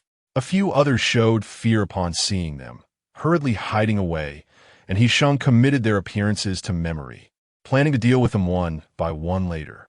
Please wait a moment. Someone has gone to get the boss, Lu Feng said, touching his nose, his words tinged with a hint of embarrassment. He did not agree with the boss's style. Otherwise, he wouldn't have cooperated with Yanting to bring them in. Yanting and He Sheng were led by Lu Feng into the living room on the first floor, where two young women stood quietly like servants, waiting for instructions. The European-style decor of the living room added a touch of understated luxury. He actually enjoyed it. He Sheng scoffed. Just then, a familiar voice came from upstairs, causing He Sheng to clench her fists, her nails digging into her palms, only to be smoothed out by Yanting. Even he himself had only escaped that block in a pathetic state after taking down an ability user. Initially, he had guessed that the best outcome for these people would be for only one to survive, and that one would definitely be severely injured, making them easy to deal with. However, now they had all survived and were unharmed.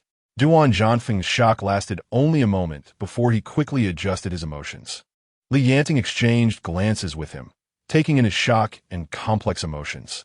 He then instinctively looked at He Sheng beside him, only to find her staring intently at the man, her hostility towards him evident. Yet, Li Yanting still felt displeased. The jealousy and resentment towards their survival found a release, bringing him a sense of relief. These two feelings gave him the confidence and enjoyment of being in a superior position, and facing Li Yanting, a certain surging emotion filled his chest. He could hardly wait to see Li Yanting lose He Sheng again, just like when he had deceived him before, claiming that He Sheng had ordered them to be used as bait to leave the safe zone. That kind of pain and despair on his face was simply too satisfying. Duan Zhanfeng looked at He Sheng with an air of certainty, excessive confidence, and deliberate showiness. He Sheng, come here. Li Yanting, so what if you're alive? Your beloved woman still has to choose me. How can you compare with me? Chapter 31. Questioning Big Brother. Don't stop me. I want to tear this bastard apart. Don't be impulsive. There are too many of them now. We have no advantage in a fight. But just then He Sheng moved. Li Yanting watched as He Sheng walked past him. For a moment, he felt extremely tense. Even though He Sheng had already made her stance clear to him, he couldn't help but feel anxious. If his heart was still that barren wasteland scorched by unbearable pain, then even if He Sheng left him, she wouldn't cut into his heart to make him ache. Because having experienced worse pain, this wouldn't matter. But now it was different. He Sheng personally brought a spring breeze through the wasteland of his heart, and the seeds of wild grass had received the rain and dew, thriving at an uncontrollable speed, spreading across the entire field. Li Yanting instinctively tightened his grip on He Sheng's wrist, the strength so great that he was unaware of it. Duan merely snorted coldly, showing disdain. At that moment, his mood was strange. The fact that this woman could turn against him didn't surprise him, but it did genuinely make him feel angry and regretful. He was angry at her stubbornness, but regretted that she had once fought alongside him. A sharp pain shot through He Sheng's wrist where he tightened his grip, making her feel like it was about to break. No sense of security. It must be tolerated. So, He Sheng stood firm beside Li Yanting, raising her chin to look at the hypocritical scumbag. She had hundreds of ways to kill him, but she had to choose the most painful one. What did you just say? Li Yanting's unease eased somewhat due to He Sheng's actions. He released her hand and wrapped his arm around her waist, still holding tightly, as if to declare possession to everyone. He Sheng nearly softened at his embrace, but her tone was tough, her words filled with obvious questioning, leaving no room for flaws. Duan Zhanfeng immediately recognized that she was throwing a tantrum, but this time was different. She had lost her value, and who would still indulge her bad temper, especially in front of Li Yanting? He wanted to show Li Yanting how the woman he cherished was being humiliated and dragged down in front of him. He Sheng, I know you're tired, but now is not the time for you to throw a tantrum. Go upstairs and rest. I've reserved a room for you. Such insincerity made He Sheng feel both annoyed and amused. She laughed coldly and asked, What are you? Of course. Duan Zhanfeng's expression stiffened, and his gaze turned fierce. But he still lifted his chin, speaking firmly. Even if Li Yanting exposed that he had no supplies, he had to hold his ground. Duan Zhanfeng couldn't show any signs that could raise suspicion. He Sheng laughed, her face filled with mockery, her voice rising with sarcastic questioning, each word ringing clearly. Your supplies? Are they yours, or were they squeezed out from Lan Duo? Everyone knew about Duan Zhanfeng's theft of Lan Duo, and as soon as these words were spoken, the ability users outside exchanged glances. A few guilty men and women began to feel uneasy. After that, they had obtained fresh supplies. Everyone was tacitly aware of it, but no one spoke a word for the screaming woman. The air was thick with a suffocating silence. He Sheng raised her eyes and took in every expression on their faces. She felt neither surprise, nor chill, nor any other emotion. 5 years in her past life had already made her see what indifference meant. In the apocalypse, there was no right or wrong, only survival. She couldn't say these people were wrong, but she wouldn't let their actions go unpunished. You're talking nonsense. Has this woman gone mad? Duan Zhanfeng glared at He Sheng, giving her his last warning. He Sheng ignored him, a combative sneer reappearing on her face. Oh, is that so? Speaking of which, what happened to your little Wu? Chapter 32. Uprising. He understood He Sheng. Although she had a temper typical of a young lady, she always knew how to weigh things. This scene was just because he had thrown her and Li Yanting together, and she was venting her frustrations. Timing was everything, and causing trouble now would only complicate matters for him. Little Wu's sacrifice to preserve supplies was something he hoped to see. I certainly know. He Sheng glanced at the ability users at the door, her voice slowing a bit, ensuring everyone could hear her clearly. Little Wu was a good kid. He just didn't meet a good boss and was thrown out to save his life. He Sheng, don't talk nonsense. Duan Zhanfeng interrupted sharply, realizing things were spiraling out of control, making him feel exasperated. How dare this shameless woman? Who is Little Wu? Li Yanting asked, glancing at Duan. Duan instantly understood, adopting a nonchalant tone as if he had really seen it himself. Isn't that the kid who drew most of the fire? That kid looks only 16 or 17, really pitiful, facing so many zombies alone without knowing how he died.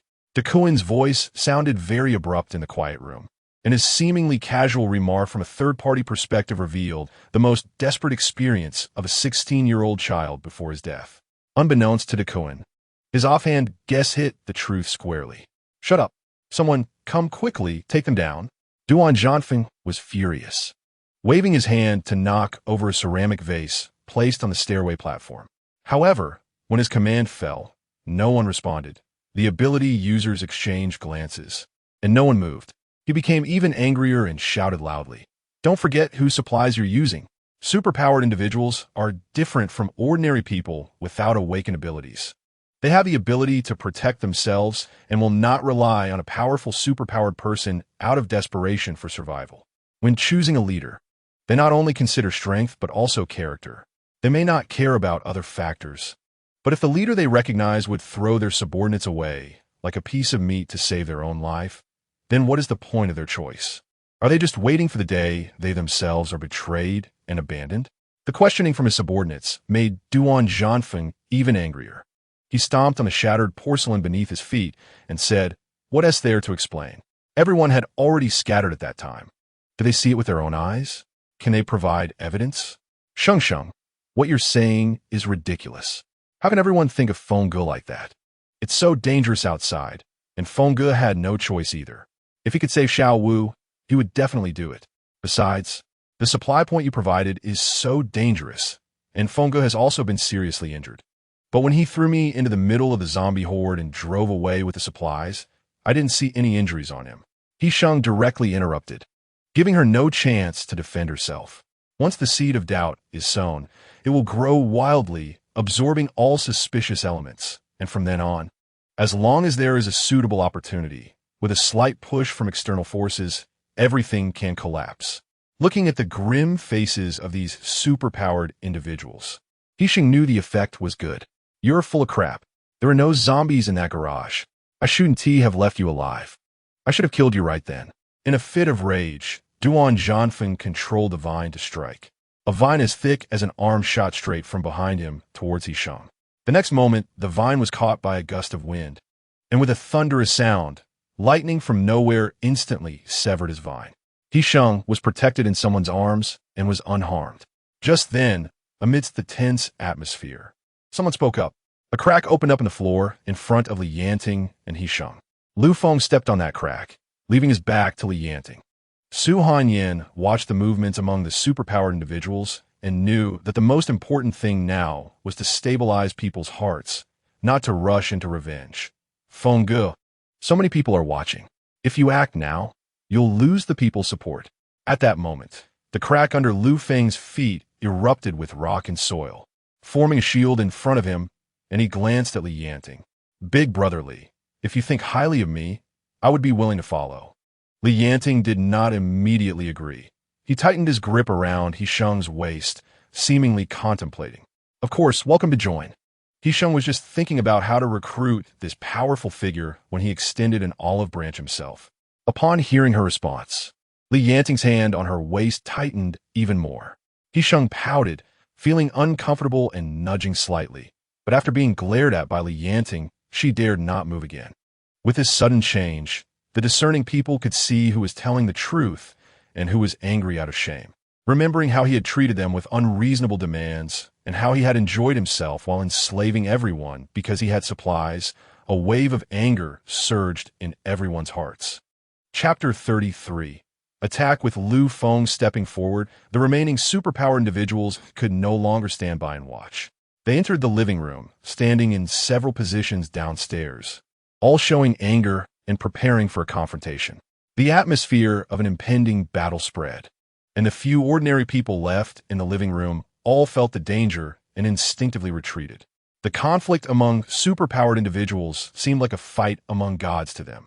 Staying too close would only bring disaster. Duan Zhanfeng leaned against the staircase, as Lu Feng's earlier attack had completely broken the foundation of the first floor, causing the staircase to shake violently and now teetering precariously. What do I have to feel guilty about?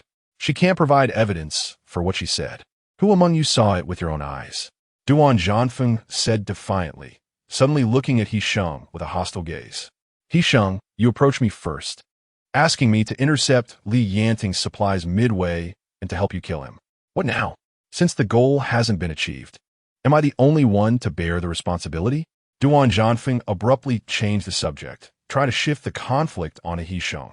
As soon as he said this, everyone was taken aback, probably not expecting the direction of the situation to suddenly become so strange. I'm your boyfriend, you're flirting with others, getting stuck with a dogskin plaster that you can't shake off, and now you come to me for help to tear it off. Now that I've failed, you want to abandon me and turn to him? Duan Zhanfeng's words caught He Sheng off guard, but he miscalculated, giving her a good opportunity to express her stance to Li Yanting. What boyfriend? Don't you know I have a fiancé? He Sheng tilted her head in confusion, suddenly revealing a sweet yet dangerous smile in the tense atmosphere. She grabbed Li Yanting's hand resting on her waist, pulling herself closer to him. As their eyes met, it seemed like a volcano was about to erupt in Li Yanting's calm eyes, making He Sheng blush deeply. I used to think you and Suhanyan were good friends. You needed crystal cores to advance your abilities, and I provided them to you. I prioritized giving you the supplies when they were scarce. But not only did you not show gratitude, you often spoke ill of my fiancé around me. I used to be naive and almost believe your nonsense. Now you can't use that tactic to control me anymore. This speech was indeed heartfelt, and feeling the warmth of the hand beside her, He Sheng gained more confidence. After hearing her words, the superpowered individuals present couldn't help but look up at the leader they had only followed for a day. The reason they followed him was not only because he had supplies, but also because his abilities were the strongest among them. The crystal cores needed for superpowered individuals to advance their abilities were obtained by killing zombies. The stronger the superpowered individual, the more zombies they had killed, making them highly respected in this strength-worshipping apocalypse. I beg you, a dogskin plaster living off a woman, still feel superior? My fiancé is better looking than you, has better abilities, and is more responsible than you. He is better than you in every way, so why should I like you? He was already in a state of extreme anger, and with just a bit more provocation, he would reveal his shameless true self. So, she teased with a playful laugh. Why do you think it's me who wants you to help harm my own fiancé? Instead of me and my fiancé want to tear off this dogskin plaster so you can never bother me again? He Sheng's smile deepened, but the hatred in her eyes gathered even more. Good. All right. He raised his hand, and a vine slowly extended out, but instead of heading downstairs, it climbed up the staircase railing, moving quickly toward the second floor. Not good. He is going to destroy the supplies. Lu Feng immediately realized his intentions and quickly warned. How could I bear to destroy so many supplies? As long as you follow my orders and kill Li Yanting for me, I will distribute everything to you immediately. Duan Zhanfeng was probably driven mad with anger. His habitual arrogance did not allow him to be humiliated like this in front of so many people, and he couldn't calm down to analyze the pros and cons. For him, killing Li Yanting at any cost was the optimal solution at that moment. Everyone attack. Cut off his vines to destroy the supplies. A person like him doesn't deserve our loyalty. The fire of the abilities ignited fiercely upon contact with the vine, and the raging flames surged like a giant dragon, illuminating everyone's faces with a dancing light. Hide! Li Yanting's deep voice echoed in He Sheng's ear. Before He Sheng could react, Li Yanting had already controlled the gust of wind to sweep her and Lan Duo to the corner of the living room. Chapter 34. Obey in the shabby living room. The sounds of fighting erupted instantly. He Sheng pulled Lan Duo to hide in the corner, continuously observing the situation. It seemed that Li Yanting had also seen through his purpose. Several times he attempted to use the wind to rush up the stairs, but all his attempts ended in failure. He Sheng finally noticed that something was off with Li Yanting. Just as she was puzzled, she suddenly sensed the abnormal flow of abilities in the air, which was mixed with too many energy impurities, nearly eroding most of the externalized abilities. This was the unique perception of a soothe, and the owner of this energy fluctuation was none other than Li Yanting. In this lifetime, He Sheng had only connected with Li Yanting's sea of consciousness. Even though the situation was critical then, it was enough time for her to familiarize herself with Li Yanting's abilities. However, Li Yanting's current situation was not optimistic. Within his sea of consciousness, a storm must have already arisen, and if he went any further, his abilities would go out of control. An ability user entangled with black mist impurities would see a significant decrease in the purity of their abilities, resulting not only in reduced offensive power, but also immense pain. Battling through great pain, struggling to maintain rationality. Li Yanting was certainly in great pain right now. Thinking of this, He Sheng immediately rushed out into the battlefield of the ability users. Lan Duo, who was hiding behind, completely failed to react in time to stop her. He Sheng, what are you doing out there? Hurry and hide. Damn it, why are you adding to the chaos? Duan noticed He Sheng dashing around in the living room and frowned. Brother, what's wrong with you today? Just as Duan was asking, Li Yanting suddenly turned his head to look at him, his tense face making even his muscles tremble, the veins on his forehead pulsating, and his blood-red eyes looked as if they were filled with blood, resembling someone on the verge of madness. Damn, brother, you... This was the first time Duan encountered such a situation in real combat. In the past, Li Yanting's abilities going out of control had a cycle. Even if it was not stable, it wouldn't happen so frequently. What had triggered this today? Duan, let them go. Damn it. Hearing He Sheng's words, Duan, despite his reluctance, could only comply. Although Duan Zhanfeng was indeed detestable and he wanted to tear him apart, his brother's safety was more important. Everything had to prioritize his brother's safety. He then rushed over and restrained Li Yanting's arm. Li Yanting instinctively struggled, about to attack, when a scream tightened around his heart. That damn woman! I will kill you today! Duan Zhanfeng roared, and the vines binding He Sheng's waist instantly tightened. He Sheng was suddenly unable to even cry for help. Painfully gripping the thing around her waist, tried to use her abilities to save herself. The force around her waist suddenly loosened, causing He Sheng to lose her balance and fall from midair. She closed her eyes, and before she could react, she was caught in a familiar embrace from behind, safely landing in Li Yanting's arms. Li Yanting's eyes were still blood-red, but he instinctively forced himself to stop his attacking motion. He fell to the ground with He Sheng, who landed beside him. She looked up and saw Li Yanting's tense arm and the throbbing veins. Immediately, she turned around and wrapped her arms around Li Yanting's neck, pressing him down against the floor as he struggled to get up, unable to think of any other way to wake him up. She leaned down and bit hard on his neck. Li Yanting winced in pain, letting out a cold hiss, while her gentle voice softly kissed his neck, followed by her words, Li Yanting, don't fight anymore, let them go. However, the crimson in his eyes surged at that moment, and the impurities emanating from him almost materialized. Why is it getting worse? He Sheng momentarily did not know where the problem lay. Seeing Li Yanting about to shake her off, she didn't care about anything else and clung tightly to his neck, repeatedly whispering his name in his ear. Li Yanting, wake up, I know you can do it.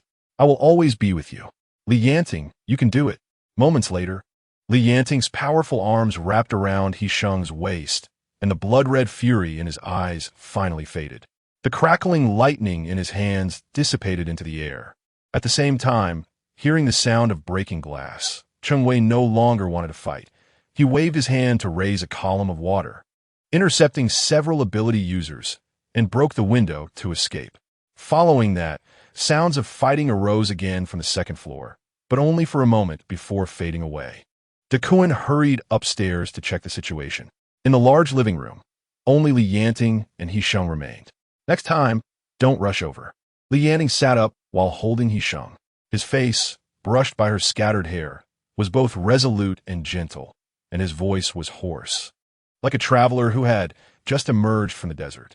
He Sheng knelt in his embrace, her lingering fear gradually soothed by him. Then next time, when I call you, you must obey. Chapter 35.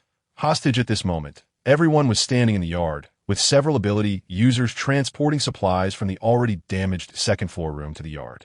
3 bags of rice and flour and several boxes of ham were enough for these people to reach the large refuge city in the northern city, provided they saved on food and searched for supplies along the way. This gesture of his naturally caused dissatisfaction among his subordinates. A girl following him was about to say something in indignation when he quickly stopped her. Brother, are you just giving it to them like this? Of course. How could she receive it all? If she can't finish it, won't it expose their ample supplies? Lan Duo hesitated and walked over, struggling to stuff a bag of rice into her space. Her movements were slow, appearing quite leisurely, but only she knew that she was desperately trying to make room for other supplies. He Sheng observed her troubled expression, the corners of her mouth curling slightly before quickly turning cold. She raised her eyes to scan the people in the yard who were stirring restlessly, as if waiting for something. After failing to make room, Lan Duo tenderly touched the few boxes of ham. Just as she was about to look at Duan for help, a voice suddenly rang out from the crowd. Wait, it was a strong male voice. As soon as it fell, a burly man stepped out from the crowd. When Lan Duo heard this voice, she shrank back, turning around warily and retreating behind the supplies. Standing next to Duan, you can't move these supplies. Who are you? He Sheng impatiently scratched her ear. The person she was waiting for had delivered himself to her. My name is Ko Tong, the man said, pointing to the supplies piled in the yard. As Ko Tong finished speaking, several voices of agreement arose from the crowd behind him, giving him more confidence to continue speaking up for the ordinary people. Yeah, why should you take all the supplies? They don't belong to you. They belong to everyone. Enough. However, his kind reminder went unheeded. Boss G, we respect you, and we listen to what you say. But in this situation, we obviously contributed more than they did. Why should we hand over all the supplies to them? The more Ko Tong spoke, the more he felt justified, his voice rising. Our team has 4 ability users participating in the battle, and they only have 2 people. Supplies should be distributed according to the number of contributors. Wait, I've already withdrawn. Lu Feng suddenly interrupted his impassioned speech. I've now joined Boss Li's team. Because Lu Feng never joked. Lu Feng, are you serious? Zhao Xing, who had been silent on the side, spoke with a swollen face, his words punctuated with a hiss. He Sheng took a closer look and found that half of his face had swollen up, showing a bruise. Ko Tong, unwilling to back down. Even if you've withdrawn, we should still get half of the supplies. This belongs to everyone. You have no right to take it away. Split it in half. And don't you think about whether you deserve it? He Sheng stood up from the steps, the cold iron ammunition at her waist fully loaded. With just a raise of her hand, she could make this person in front of her permanently silent. He Sheng stepped forward, and Li Yanting, who had been closing his eyes to rest, opened them, looking like a prairie wolf lying down, shaking his ears and sitting up, his sharp gaze fixated on the prey. What have we done? You are just an ordinary person. Don't you know the hardships we ordinary people face? We have no ability to protect ourselves. We can only rely on the ability users for supplies. Don't you also depend on ability users to survive? Why must you make things difficult for us? The girl's bold questioning successfully garnered agreement from the crowd behind her. He Sheng sneered. She admitted that the girl's words had some merit, but they wouldn't work on her. Am I making things difficult for you? Then tell me, how am I making things difficult for you? He Sheng asked. Your supplies? He Sheng questioned. Aren't you the one who knows best how these supplies came about? As she spoke, her right hand slipped down, reaching into her clothing to touch the fully loaded handgun. The girl immediately retorted, pointing at everyone behind her, looking fiercely at He Sheng. The man next to her, named Ko Tong, had been staring at He Sheng the entire time. He Sheng had long noticed his unkind gaze, but after a glance, she discreetly drew the gun from her waist, ready to act at any moment. Oh, you're talking about those. In the woods, all of them, ah? Just then, a sudden change occurred. Chapter 36. The fox borrowing the tiger's might. Don't come over. Don't come any closer. Ko Tong, not knowing when he had acquired a knife, pressed it against He Sheng's neck while restraining her with his other arm. The blade glinted, and Yanting, who had just stood up, immediately stopped in his tracks. Veins popping on his forehead, his eyes faintly turning red. He stared intently at the blade for a moment before looking at Duan beside him. Duan slightly nodded, gathering his ability at his fingertips, ready to act. He was a metal-type ability user, able to skillfully connect with the surrounding metals. It would not be difficult to snatch the knife from Ko Tong's hand using his ability. However, the difficulty lay in the fact that he could not precisely control the blade, and forcibly taking the knife made it hard to ensure that no accidents would happen. The blade was pressed tightly against He Sheng's neck. Even a slight deviation could lead to severe consequences. Yanting, don't act rashly. Think carefully, is my knife faster? Or is your ability faster? Ko Tong's hand trembled in his impulsiveness, the sharp dagger leaving a blood mark on He Sheng's neck, making Yanting even more agitated. What do you want? Yanting suppressed his anger. Something within his mind was stirring. I know you ability users don't see us ordinary people as human, Ko Tong coldly accused. You never intended to share the supplies with us. If that's the case, I can only rob. I can rob once, and I can rob a second time. He Sheng was struggling to breathe. Ko Tong's elbow was tightly pressing against her neck, forcing her to stand on tiptoe just to breathe normally, allowing her to say something. You admit that these supplies were taken from Lan Duo's space, right? He Sheng asked, the gun hidden in her oversized coat already chambered, slowly moving back. At this point, Ko Tong knew there was no need to continue denying it. Haven't you heard an old saying?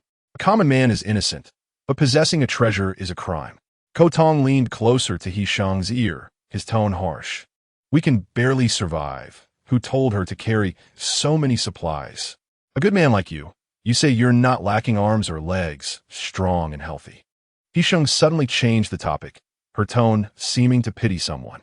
In the next moment, the tension on Yanting's brow eased a bit, and he quickly gestured to Duan. At the same time, He Sheng had moved her hand with the gun behind her, slightly raising the gun's muzzle. Why eat softer ice when you can eat something else? Bang! Along with He Sheng's words, the gunshot suddenly rang out. A scream erupted from behind her, and the dagger pressed against her neck shifted slightly.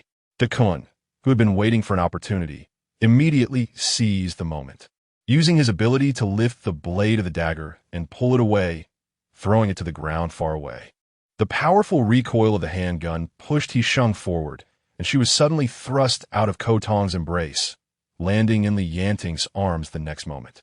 Yanting tightly held He Sheng's waist, keeping her in his embrace, while his other hand summoned a fierce wind, his ability seemingly going wild. The howling wind made everyone present feel an icy chill penetrating to their bones. Yanting, stop! He Sheng knew that Yanting's state was off. The recent incident must have triggered him, so she quickly spoke to stop him, pulling on his arm to bring him back. He Sheng. Yanting looked down at her, the red in his eyes flickering. He Sheng saw her clumsy and exposed self in his eyes.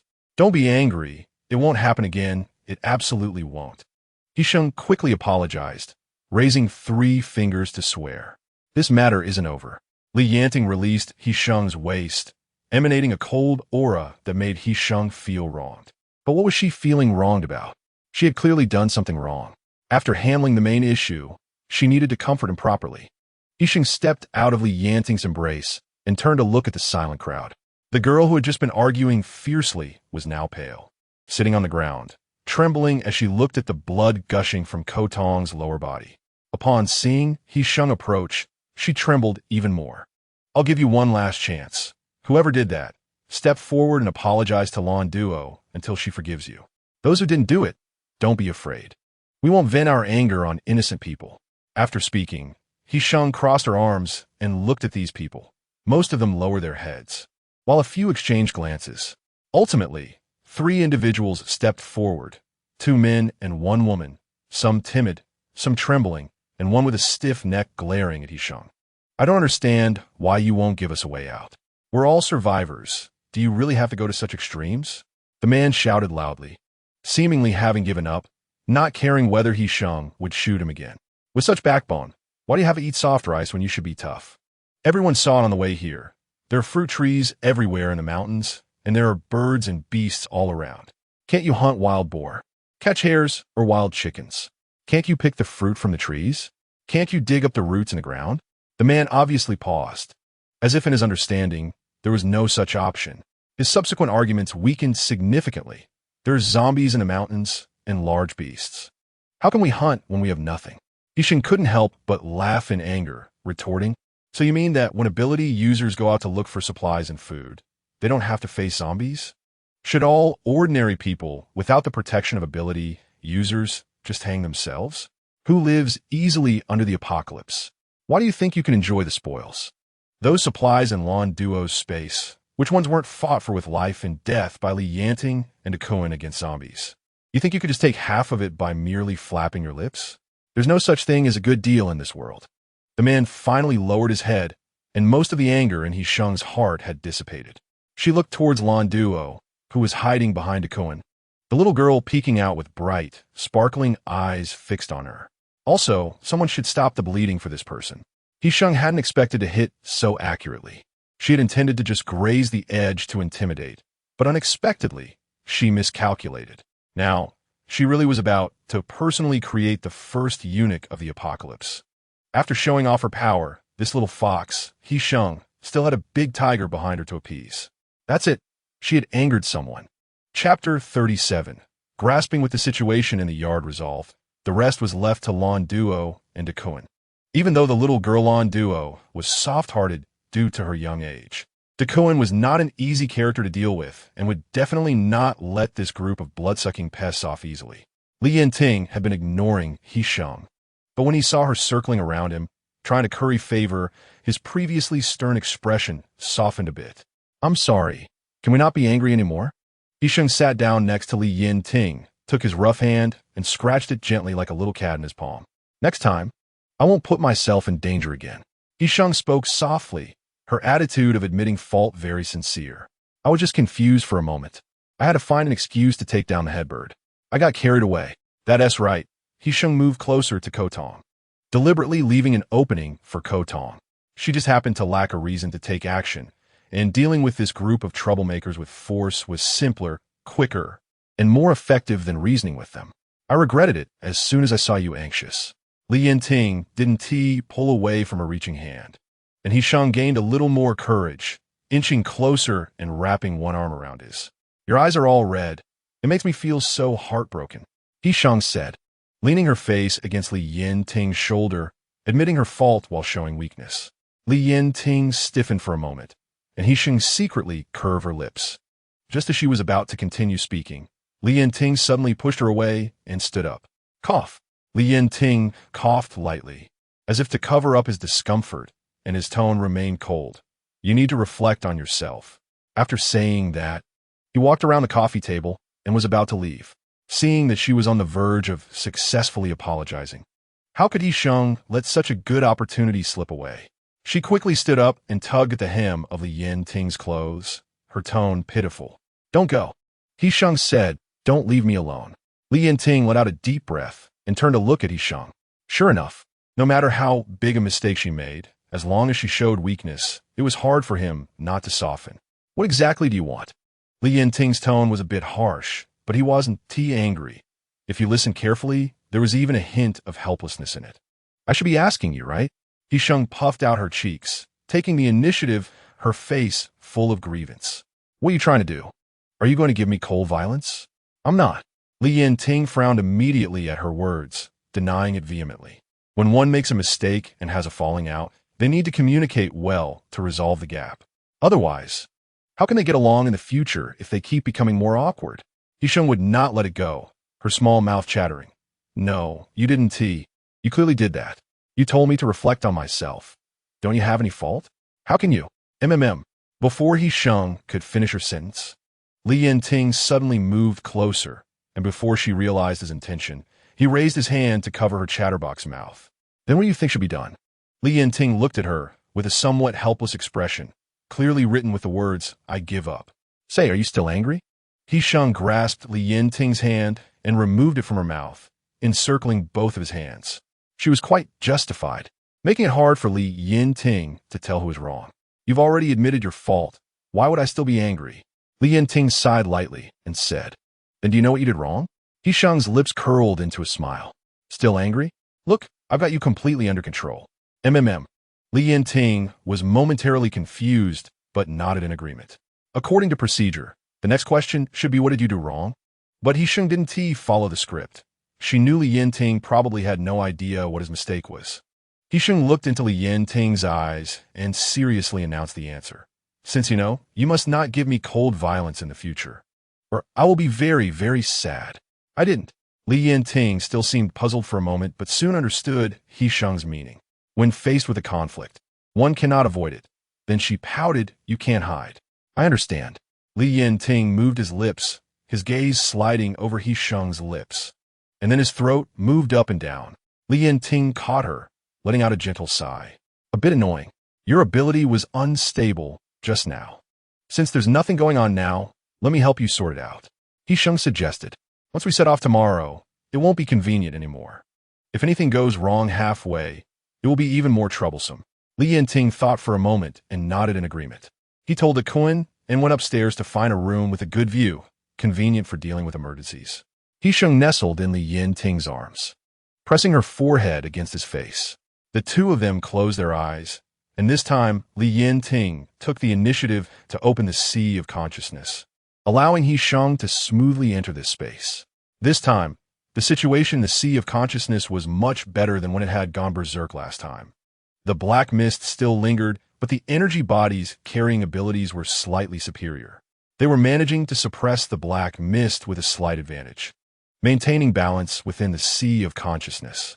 As soon as He Sheng entered, the surrounding black mist seemed to have found its backbone, quickly gathering and encircling He Sheng.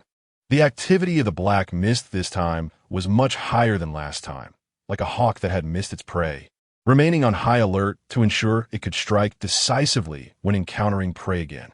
This relaxation process lasted quite a while, and the bottleneck He Sheng had reached in transforming the black mist energy was quickly broken. The advancement of her abilities allowed He Sheng's relaxation skills to leap qualitatively, making it easier to deal with these black mists. By the end, He Sheng still felt a bit dizzy, but this time she was prepared, and both the beginning and end were very calm. She didn't faint from high fever as soon as she came out. This was very successful. As long as you don't take in impurities in the crystal cores and control your emotions, you won't go berserk again. He Sheng patted her flushed face, feeling like she was drunk. We need to keep the crystal cores we have for use as general currency in the refuge city. Besides, they have already become mixed and can no longer be used for absorption. Li Yanting gently stroked He Sheng's slightly hot face, rubbed his hands, and pulled her into his arms. Let's rest for a while. Oh. He Sheng buried her head in Li Yanting's neck. I'll tell you something when I wake up. Chapter 38. Ability Identification. When He Sheng was asleep, she was also quite clingy. Several times, Li Yanting tried to put her on the bed to sleep, but He Sheng held onto his arm tightly and wouldn't let go. Lu Feng knocked on the door, and upon seeing the small bundle wrapped in Li Yanting's clothes, he immediately felt embarrassed and touched his face. Didn't I say not to disturb? Li Yanting glanced at him. What is it? There is something I want to ask your opinion about regarding the Qinghe refuge city. Lu Feng intentionally lowered his voice, feeling as if he had just cut off his hand from knocking. Speak. Li Yanting gently patted He Sheng's back, confirming that the conversation wouldn't wake her. Big brother, accidentally got some news earlier. Recently, Qinghe refuge city has brought in a device for identification that could determine the nature of crystal cores with an accuracy of 80. Lu Feng's voice was filled with barely concealed excitement, and upon hearing this, Li Yanting couldn't help but feel tempted. Ability users advance their powers solely by absorbing crystal core energy, but after harvesting a large number of crystal cores, it becomes difficult to avoid confusion between them. At this point, without detection instruments, one can only rely on intuition and experience to judge what to absorb. As for whether the absorption results in a gain or a loss, it all depends on the individual's luck. The use of instruments to identify the type and quality of crystal cores has long been a legend among ability users. These instruments are extremely precious and can only be found in stable and prosperous large refuge cities, with very few people having the opportunity to use a crystal core identification device. The arrival of such an instrument in Qinghe Refuge City is undoubtedly a blessing for the ability users in the area. This news, once released, will surely attract a large number of ability users. No rush. Let's first find a place to stay and then sneak in to investigate the situation. Li Yanting pondered for a moment. This news made him uneasy, and he felt that things wouldn't be so simple. I think the same way. Once this news is out, there will definitely be a mix of good and bad in Qinghe, and if we go, we must be fully prepared. Lu Feng was enthusiastically analyzing, but he saw Li Yanting absent-mindedly tapping the small drum bag in his arms. He immediately shut his mouth, feeling somewhat superfluous. When He Sheng saw those who had bullied Lan Duo again, they all avoided her without exception. Lan Duo didn't show any joy. Instead, she seemed anxious, sitting in their business car in a daze. He Sheng could roughly understand Lan Duo's inner turmoil. She was still young. If the apocalypse had not arrived, she would still be a student in an ivory tower. Encountering such things for the first time, even if the one acting was Duan, she would still feel uneasy. Duan said, "You've been dazed here for a long time." He Sheng opened the car door and found her simple chair to set up across from Lan Duo. "Is there something you want to talk to me about?" He Sheng asked. I always feel that a slight punishment would have been enough." But Duan was too harsh. Lan Duo hesitated for a moment and slowly said, "Kindness is a good thing, but it has its time," He Sheng replied. "Some people won't learn unless you give them a lesson. Otherwise, they will only become more relentless in the future." He Sheng only lightly mentioned that the rules of the apocalypse are different from those of civilized society. Without witnessing it personally, a child like Lan Duo would always find it hard to overcome her own mental barriers. He Sheng patted Lan Duo on the head. She quite liked to do that. "It's almost dinner time. After we eat, we'll rest well. Tomorrow we set off for the northern Qinghe Refuge City." "Sister He Sheng." Lan Duo was silent for a moment before suddenly speaking. "Thank you. I used to have too much prejudice against you, always thinking you would harm Brother Ting. This time, you are still willing to help me like this, and I feel very ashamed." He Sheng felt warmth in her heart, thinking that the sister's warm hand treasure had developed too quickly. Before, it was because there were little people sowing discord between me and Li Yanting. Now that the misunderstanding has been resolved, I have joined you. In the future, we are friends and also family. He Sheng said, "Moreover, even if I don't step up this time, Li Yanting and Duan will also stand up for you." The reason it fell to me is that Li Yanting wants to take this opportunity to break the barrier between us, allowing us to get along well. Lan Duo nodded vigorously. "From now on, we'll be good sisters." "All right, good sisters." He Sheng smiled, then got back to business. "Give me all the crystal cores in your space." "Huh? For what?" Lan Duo looked at her in confusion. "I think I know what ability I have awakened." He Sheng blinked and said slyly. When Li Yanting and Duan came to find them, they saw Lu Feng leaning against the car window, staring intently inside. Walking around to the other side to open the car door, they saw the two girls sitting cross-legged on the car floor, with simple chairs thrown aside and piles of colorful crystal cores scattered on the ground. "What are you doing?" Duan stepped in, propping his elbow on his knee, looking curiously at their actions. The two girls were very quiet, one holding a crystal core in her palm, and after a moment, selecting a pile from the floor to toss in, then picking up the next one. The other was nervously counting the piles of crystal cores on the ground, pulling out several differently colored bags from her space, drawing symbols on them with a pen, and then packing the already sorted crystal cores into the bags. "Sure." Lu Feng, who had arrived a little earlier, made a shushing gesture to Duan and pointed at the two girls below, indicating him to watch closely. However, Li Yanting was not as curious as they were. He lit a cigarette and leaned against the car, keeping an eye on the surroundings, alert for anyone approaching. "Brother, aren't you curious?" Duan had been looking for a long time, but couldn't figure it out, scratching his head and looking at his handsome and powerful brother. I know." Li Yanting felt a sense of inexplicable superiority rising within him. He knew it was because He Sheng had told him about this matter first after waking up. "What? You know? Then tell me quickly." Duan glanced at the two girls in the car, feeling that the scene looked like a ritual. "What's going on?" After doing a ritual, Do evil spirits stay away? You remember the last time He Sheng was scratched by a zombie, right? Just now, her ability has fully awakened. Yanting calmly lied for He Sheng, because this was not an ability that He Sheng had just awakened, but rather her ability to transfer and relieve powers. Huh? Quickly tell me.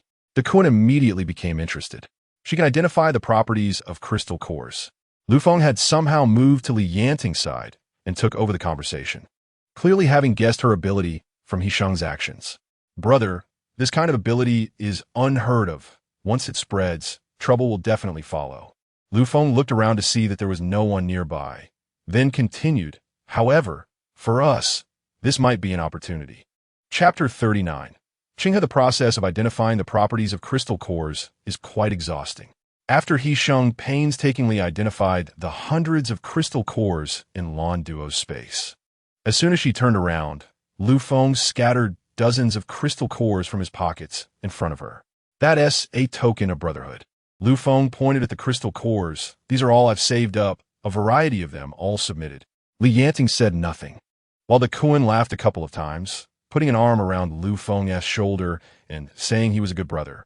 After He Sheng finished identifying all the crystal cores, under the gaze of 4 pairs of eyes, she picked up 5 small bags and handed them to them. Damn, this is amazing. Duan took the bag and opened it to see it filled with crystal cores of various colors and sizes, at least 20 or so. His eyes widened. After half a year since the apocalypse, he had absorbed less than 20 cores since awakening his ability. This was clearly a fortune for him. How many are left? Yanting looked at the 2 bags in his hand. With his dual abilities, he would have more usable crystal cores than others. There are still over 260. Lan Duo lifted the largest bag to show off, reporting the number. Absorbing the energy from crystal cores takes time. After we set off, we will take turns driving, Yanting arranged. We must ensure safety while absorbing energy to advance. Before we reach Qinghe Refuge City, we should absorb as much as possible. The rest can be prepared for currency at any time. They had made significant gains, picking several large bags of fruits and even catching a few wild rabbits and chickens. Zhao Xing, who was at the back, was also carrying a dead wild deer on his shoulder.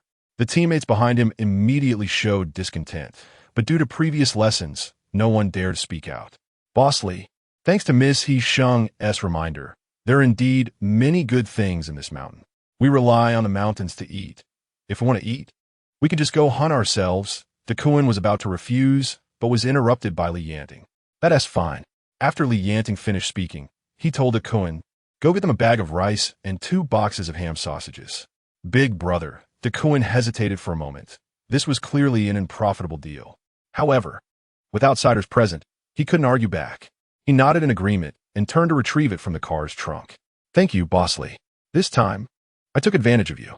In this world, prey is easy to hunt, but rice, flour, and cooking oil are scarce resources, both filling and long-lasting, making them hard to obtain. I owe you 2 favors. Consider this one paid back, Yanting said. 2 favors? Thanks to this, their dinner that night was much more plentiful than usual. While Lan Duo was busy cracking eggs, He Sheng picked a large egg from the basket and found the clothes Lan Duo had changed out of in the car to make a simple nest for the egg. What are you doing? Planning to incubate the egg? Duan looked at the egg lying quietly on a makeshift chair, his mouth twitching slightly. You don't understand. This is called sustainable development. He Sheng instructed Duan not to move and then went to help Lan Duo cook. The next morning, they set off as planned, driving along the mountain road in the direction they had come. Halfway through, He Sheng suddenly remembered something and looked towards the direction of the town. We still have a supply to pick up. Just leave it there. Didn't you say something about sustainable development? Yanting replied, resting his elbow on the car window and blowing out smoke. The others, including Lan Duo, found their spots in the car, absorbing energy from the crystal cores to advance their abilities. Only He Sheng, cradling an egg in her arms, sat behind Yanting, resting her head on the back of the front seat and chatting casually with him. They drove straight onto the highway after descending the mountain. The first few 100 kilometers went smoothly. They took turns driving without getting too tired, and even though there were abandoned vehicles and zombies on the road, they were manageable. However, as they approached the province where the Qinghe Refuge City was located, The road ahead was blocked with abandoned vehicles, and numerous zombies had gathered there. Some rotting inside the cars or wandering in the middle of the road. Yanting stopped the car, observing the road conditions while waiting for Duan and Lu Feng to finish absorbing energy. The vehicles ahead were indeed congested. Looking out, the road was almost entirely filled. The two of them discussed for a long time, both feeling that sending an ability user down to clear the road would be too costly and dangerous. Fortunately, although there were many vehicles on the road, the density of zombies was low, making it feasible to abandon the cars and walk. Chapter 40. The Oracle, after Lan Duo completed the absorption process, she utilized the expanded space to store the supplies inside the car. Nearby zombies were easily killed by Duan and He Sheng during their scouting. With little danger around, Yanting leaned against the car door, lighting a cigarette while waiting for them to finish arguing. Boss G is a nice guy, but he's just too refined, Duan said, holding a cigarette that he didn't light, saving it for later. Yeah, he has no airs at all. Even after being bullied like this, he doesn't show any anger. Lan Duo said. Lu Feng touched his nose and said nothing. Heck, what do you think? Yanting was exhaling smoke rings when He Sheng suddenly raised her head to ask him. He accidentally blew a smoke ring right in her face. He Sheng had always been sensitive to cigarette smoke. The thick smoke hit her nose, causing her to cough. Yanting reached out to support her, furrowing his brows, and handed the half-burned cigarette to Duan. Duan eagerly accepted it, taking a deep drag and exclaiming, "Nice." He Sheng coughed a couple of times to suppress the itch, and Yanting brushed away the moisture from the corner of her eyes, thinking that he shouldn't smoke in front of her anymore. He Sheng seemed to see through the frown in his eyes. "It's okay. I can get used to it." "All right." Yanting's throat moved, and he finally agreed. He wasn't as gentle as he appeared. He was a very complex person. After a moment, Yanting added, "We can be friends, but we must remain cautious." "Really?" He seemed so pedantic, like an old scholar from a feudal society. Just then, from the back of the bus, a few panicked screams suddenly erupted. When they looked over, the bus was already engulfed in flames, burning rapidly. "Anyone who wants to die with it can stay here. Those who don't want to die, follow me." One of the dozen or so people left behind said something about an explosion, and a group hurriedly ran over. The one shot by He Sheng, Ko Tong, was unsurprisingly left behind. His companions pushed him forward, but no one stopped to help him. He Sheng only clicked her tongue, feeling no remorse. This made Lan Duo, who had been unwilling to hand over supplies, finally give in out of despair. He Sheng breaking his leg was a punishment, and being left behind was his own fate. The bus did not explode as they had imagined. Ko Tong dragged himself over on one leg while the bus continued to burn. Excuse me. So Boss G has such a bad temper," Duan joked. After this commotion, no one dared to question anything further, obediently following orders and tightly sticking with He Sheng and Lan Duo as they plunged onto the highway. Lan Duo's space was a vacuum environment, so He Sheng couldn't store the egg she was incubating inside and could only hold it close, using one hand to protect it while gripping her gun with the other, always vigilant. She would not easily expose her back to unrelated people. There were not many zombies on the highway, and those locked in cars didn't need to be bothered. There were very few awakened, aberrant zombies wandering on the road. Behind the toll booth, a rest area was set up, and the group temporarily settled in the supermarket there. After resting, they continued on their way. By the time they walked to a gas station 5 kilometers away, several hours had passed, and night had fallen. They could not move at night, so they could only find a few intact vehicle skeletons, clear them out, and park around the gas station to create a makeshift barrier with other vehicles for the night. The night was quiet, with cicadas chirping, and in this calm little circle, even the sound of breathing could be heard. Just then, the radio of an unknown car suddenly crackled to life, followed by a long unheard voice that penetrated everyone's ears. 4035, 9001, 6045, 8025. A great disaster for humanity is imminent. The apocalypse is about to arrive. Please make necessary preparations. The sudden broadcast shattered the tranquil night, floating in the air and reaching far away. In a pitch-black night, the voice seemed to summon some giant beast hidden in the darkness, creating an eerie feeling that made everyone's hair stand on end. He Sheng hurriedly turned off the car radio, trembling as she grasped Yanting's arm. "I'm a bit scared." "Who isn't scared? In 3 months, It will drag the human world into hell. The apocalypse is coming. And it was referred to as the Oracle by the survivors. It felt like a mockery of humanity.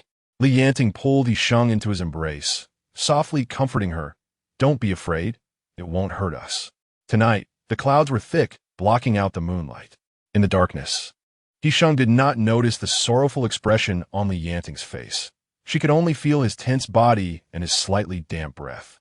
Father. These two words linger between Yanting's lips, not making a sound. Chapter 41. Everyone understands after a peaceful night. He Sheng awoke in Yanting's arms, only to see his reddened eyes. You didn't sleep? He Sheng looked at him with some pity. Stubble was growing on Yanting's face again, casting a blue shadow on his chin, making him look even more haggard.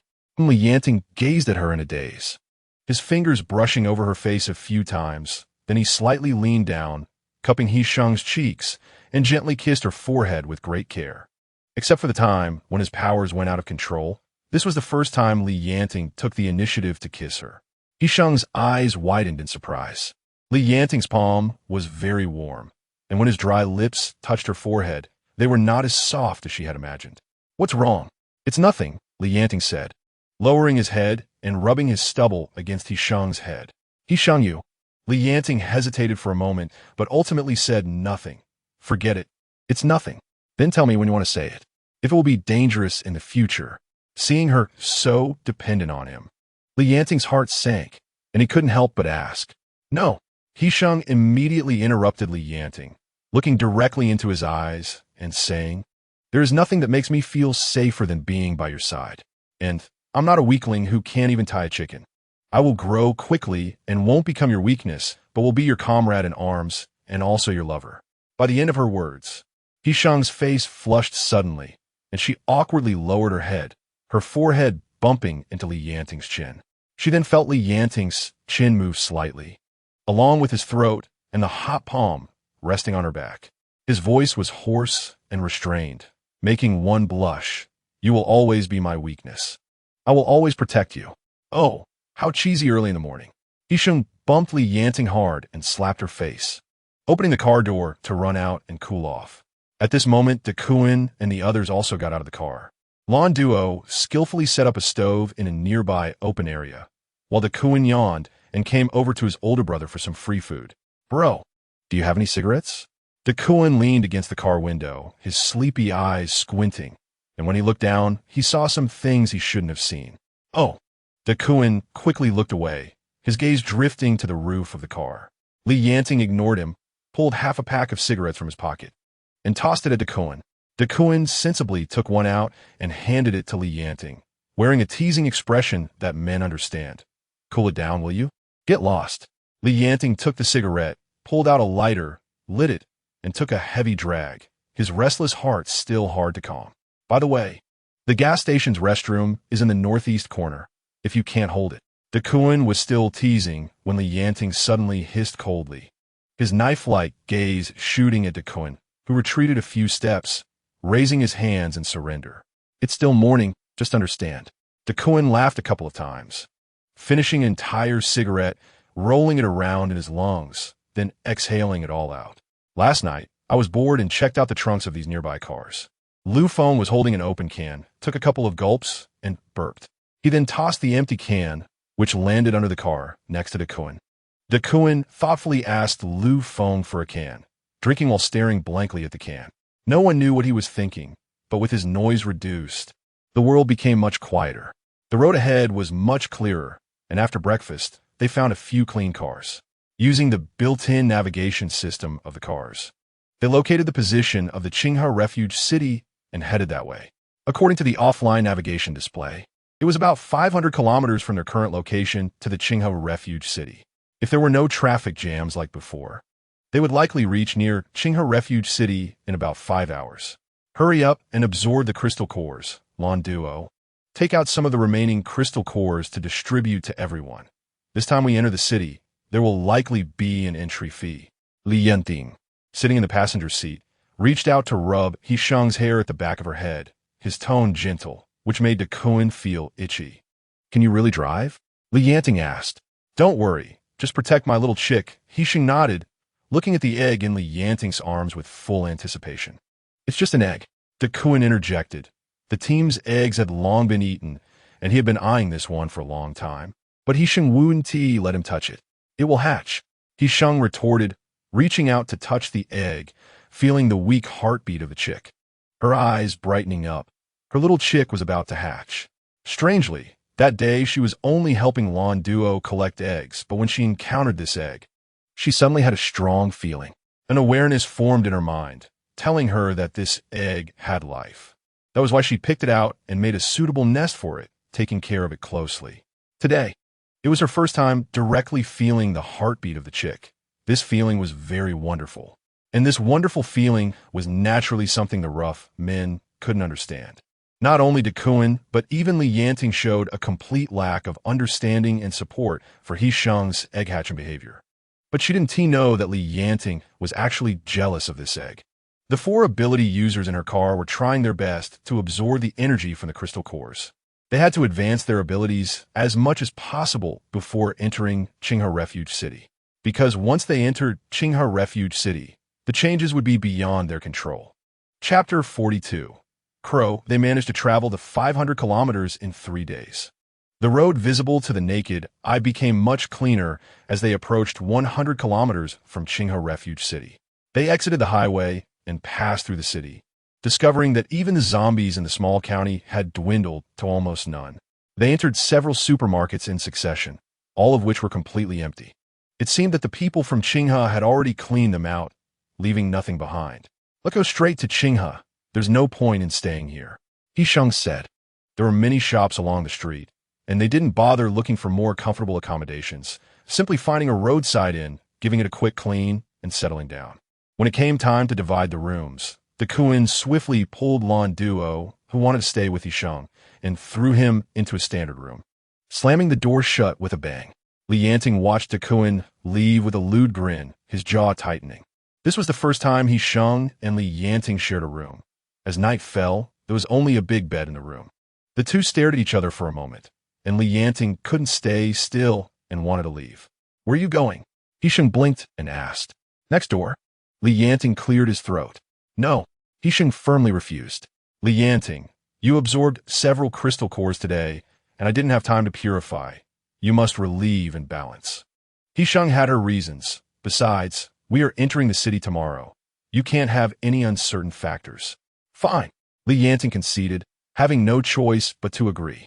As night deepened and darkness enveloped the sky, He Sheng performed the third relief on Li Yanting. The black mist in Li Yanting's spiritual sea was notably thicker than last time, due to his absorption of many crystal cores during the journey. When she parted the black mist, she could see the energy ball floating in the center. That was the source of Li Yanting's abilities, deeply rooted in the spiritual sea, swaying slightly, and it had grown significantly since the last time she entered. As He Sheng's abilities strengthened, the amount of black mist she could dispel doubled. She initially thought the relief process would take a long time, but when she truly began, she found it much easier than before. The process of dispelling the black mist is not only more efficient than before, but most importantly, the black mist within Li Yanting's divine sea miraculously does not resist when it comes into contact with her abilities. The prey is willingly captured, absorbed, and transformed into He Sheng's own abilities. This process feels off.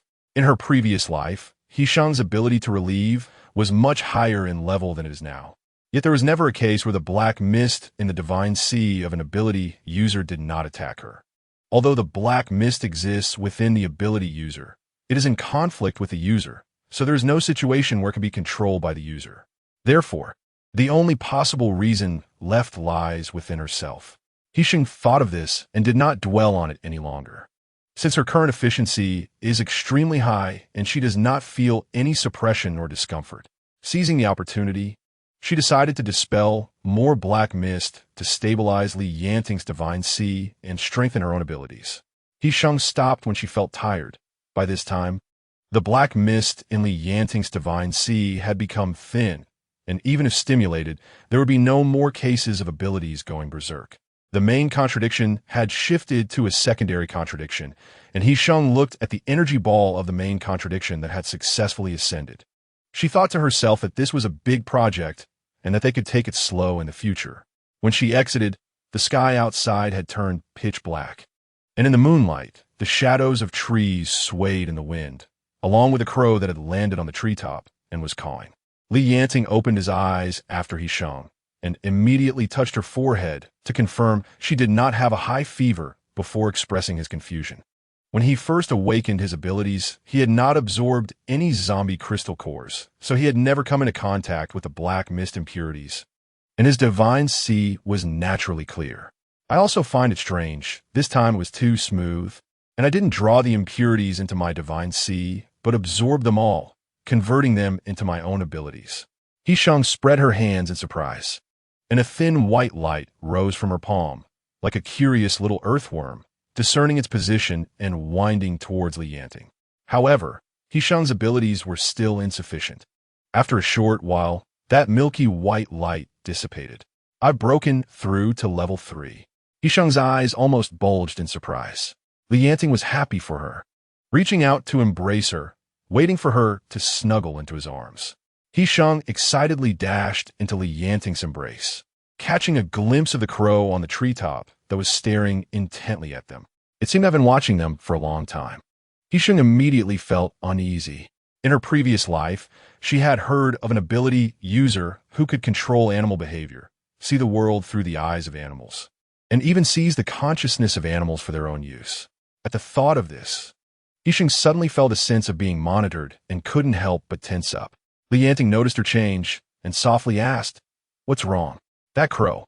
It's been watching us. It's so annoying." He Sheng suddenly softened her voice, pointing at the still crow on the treetop, sounding aggrieved. Li Yanting was taken aback, not quite understanding why He Sheng suddenly acted so spoiled. He looked in the direction she was pointing, and the crow hidden in the night slightly tilted its head toward them. "I hate crows." He Sheng pouted, tightly hugging Li Yanting's waist, her voice sounding like a girl throwing a tantrum at her boyfriend. "It's still watching when it's time to sleep," He Sheng said angrily. "Be good, I'll handle it." Li Yanting also sensed something was off with the crow and set He Sheng down to walk to the window. The moment their gazes met, a silent bolt of lightning struck out of nowhere, hitting the crow. The crow's body immediately stiffened and fell straight from the treetop, hitting the ground with a muffled thud. All done. It seems to have been controlled by an ability user. Perhaps someone is monitoring our every move. He Sheng felt a chill and rested her head against Li Yanting's neck. "I wonder if anyone saw me when I externalized my abilities just now. If it was just that crow, it wouldn't have seen anything." Li Yanting comforted her by rubbing her head. "I was blocking you.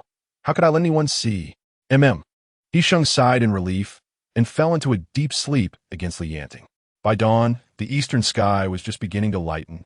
A pair of military boots stepped through the morning dew and arrived at the hotel downstairs. He crouched down and picked up the crow that had been struck and was now mangled. Interesting. Chapter 43. Compensation. The morning atmosphere was quite tense. The inn where Li Yanting and the others were staying had been surrounded by people, with several off-road vehicles parked on the street. Beneath the tree where the crow had died yesterday sat a man. He was wearing leather gloves, military boots, and his olive green cargo pants were tucked into his boots, revealing strong, long legs. The man appeared to be in his early 30s, with a buzz cut and a fierce scar running across his forehead. Lan Duo took one look and was so frightened that she hid behind a koan. He Sheng recognized him. In her previous life, she had met him a few times in the Qinghe refuge city. He often went out on missions, and He Sheng had never been clear about what his abilities were until now, realizing he could control animals with psychic powers. He was the one who had controlled the crow to monitor them last night. The man's gaze lingered on He Sheng for a moment, then followed the direction of her shoulder to meet Li Yanting's sharp eyes. "You all have quite impressive abilities. No wonder you're so fearless. But you do know this is Qinghe Refuge City's territory, right? Staying here without reporting to the host. Is that appropriate?" It was already quite late when we arrived yesterday, so we didn't disturb anyone. I was planning to knock on the city gate today. "So we're all on the same side, then?" The man chuckled, but his low, hoarse laughter betrayed no sincerity. "Let me be clear. In Qinghe Refuge City, even brothers need to settle accounts clearly. The entry fee is 10 crystal cores per person, and the accommodation fee from last night is 5 crystal cores per person no exceptions.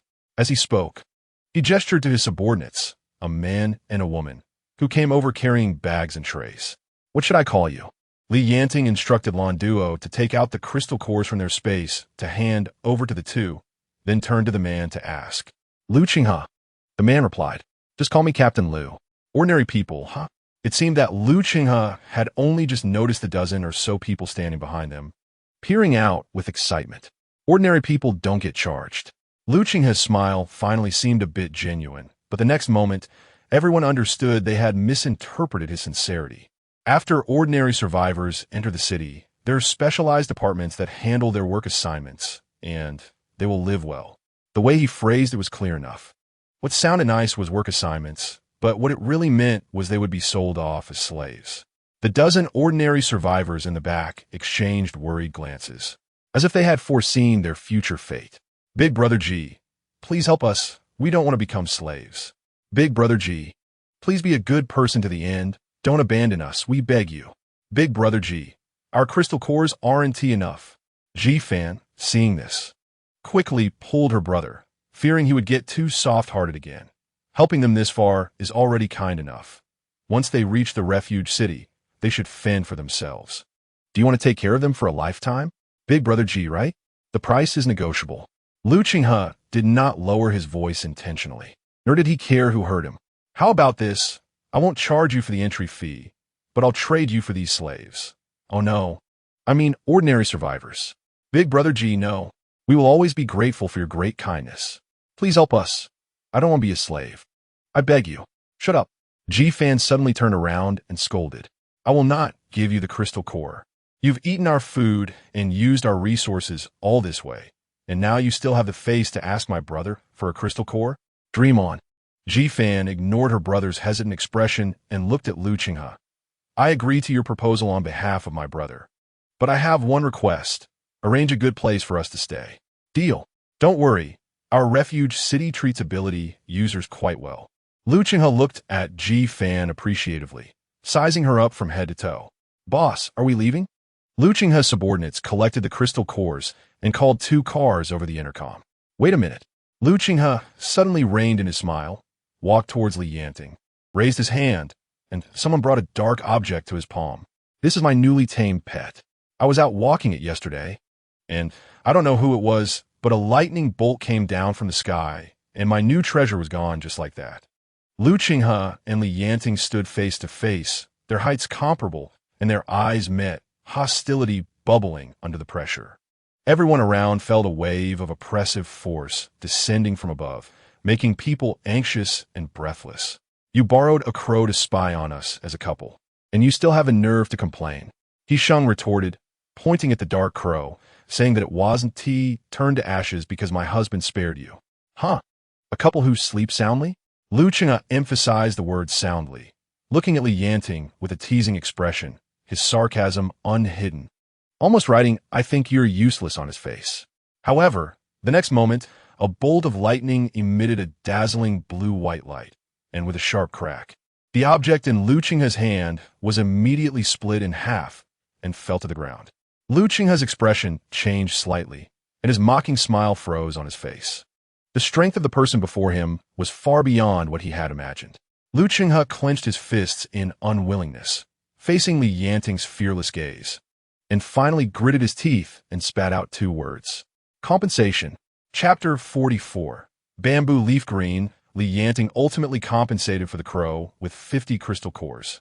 The group, each with their own thoughts, got into the car, sandwiched between Lu Qinghe's convoy, speeding towards the direction of the refuge city. The Qinghe Refuge City was located on the edge of the former Qinghe City District, with several hospitals and various facilities scattered inside. Near the suburbs, there were large areas of wild grasslands that were gradually being cultivated. As they passed by, many farmlands were being irrigated. The workers in the fields paid no attention to the sound of the cars. Not a single person looked up. The guard behind them, holding whips, enthusiastically greeted the lead vehicle, probably inquiring about the harvest of this trip.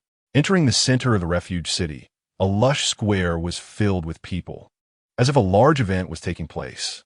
Their vehicle finally stopped in front of a building, and Lu Qinghe got out, signaling them to follow. The three vehicles carrying ordinary survivors, following the instructions, drove directly through the side door into the yard.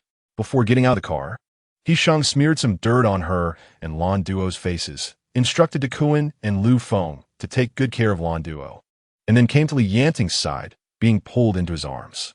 "Don't be afraid," Li Yanting whispered softly in He Sheng's ear, reassuring her. "I'm here." "I'm not afraid." He Sheng nodded, recalling her experiences here in her past life, her face showing disgust. After several refusals, her ability to relieve stress was inexplicably exposed, and the leader of Qinghe would not let her go. Until later, when the matter came to light, He Sheng's expression stiffened further. The tragic memories of her and Li Yanting from her past life were still fresh. The pain of thorns cutting her fingers connected directly to her heart, and the hole in Li Yanting's chest had recently appeared in her dreams. The deep-seated hatred must be avenged. She had to make those who harmed them pay for their actions.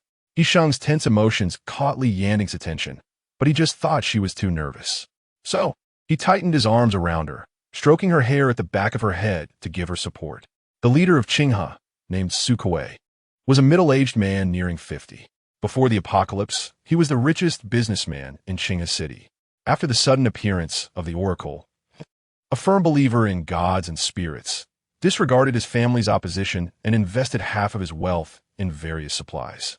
When the apocalypse arrived, he was ahead of others and established this resource-rich refuge city.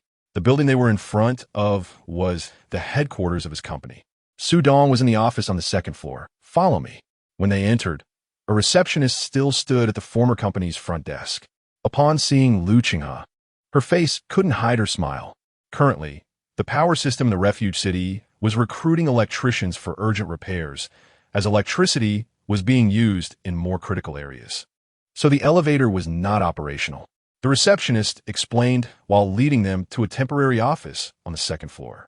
However, as soon as they reached the door, some unseemly sounds came from the half-closed office. The receptionist, unfazed, closed the door, isolating the sounds within the office, and then led them to a meeting room nearby, asking them to wait there. "Your refuge city has a very open culture." Duan played with a pull tab from a soda can, having actually been playing with soda cans for several days. "You'll get used to it. Perhaps you all will play even more flamboyantly in the future. Let me introduce. This is my pet Qingqing." Qingqing, greet everyone. The green little snake, only as long as a person's arm, appeared not fully grown. It obeyed Lu Qinghe's commands, crawling straight from his arm onto the office desk in front of everyone. The silent meeting room was suddenly filled with the hissing sound of the little snake flicking its tongue. Several ability users exchanged glances, instinctively tensing their nerves, all staring at the snake, fearing a sudden attack. Lan Duo, sitting next to He Sheng, felt the snake drawing closer and froze, her back pressed tightly against the chair, unable to move. "Li Yanting, I'm so afraid of snakes." He Sheng's sudden exclamation broke the silence, even causing the wandering bamboo leaf green to pause, hissing and flicking its tongue at He Sheng. "You better kill it and leave no trace behind.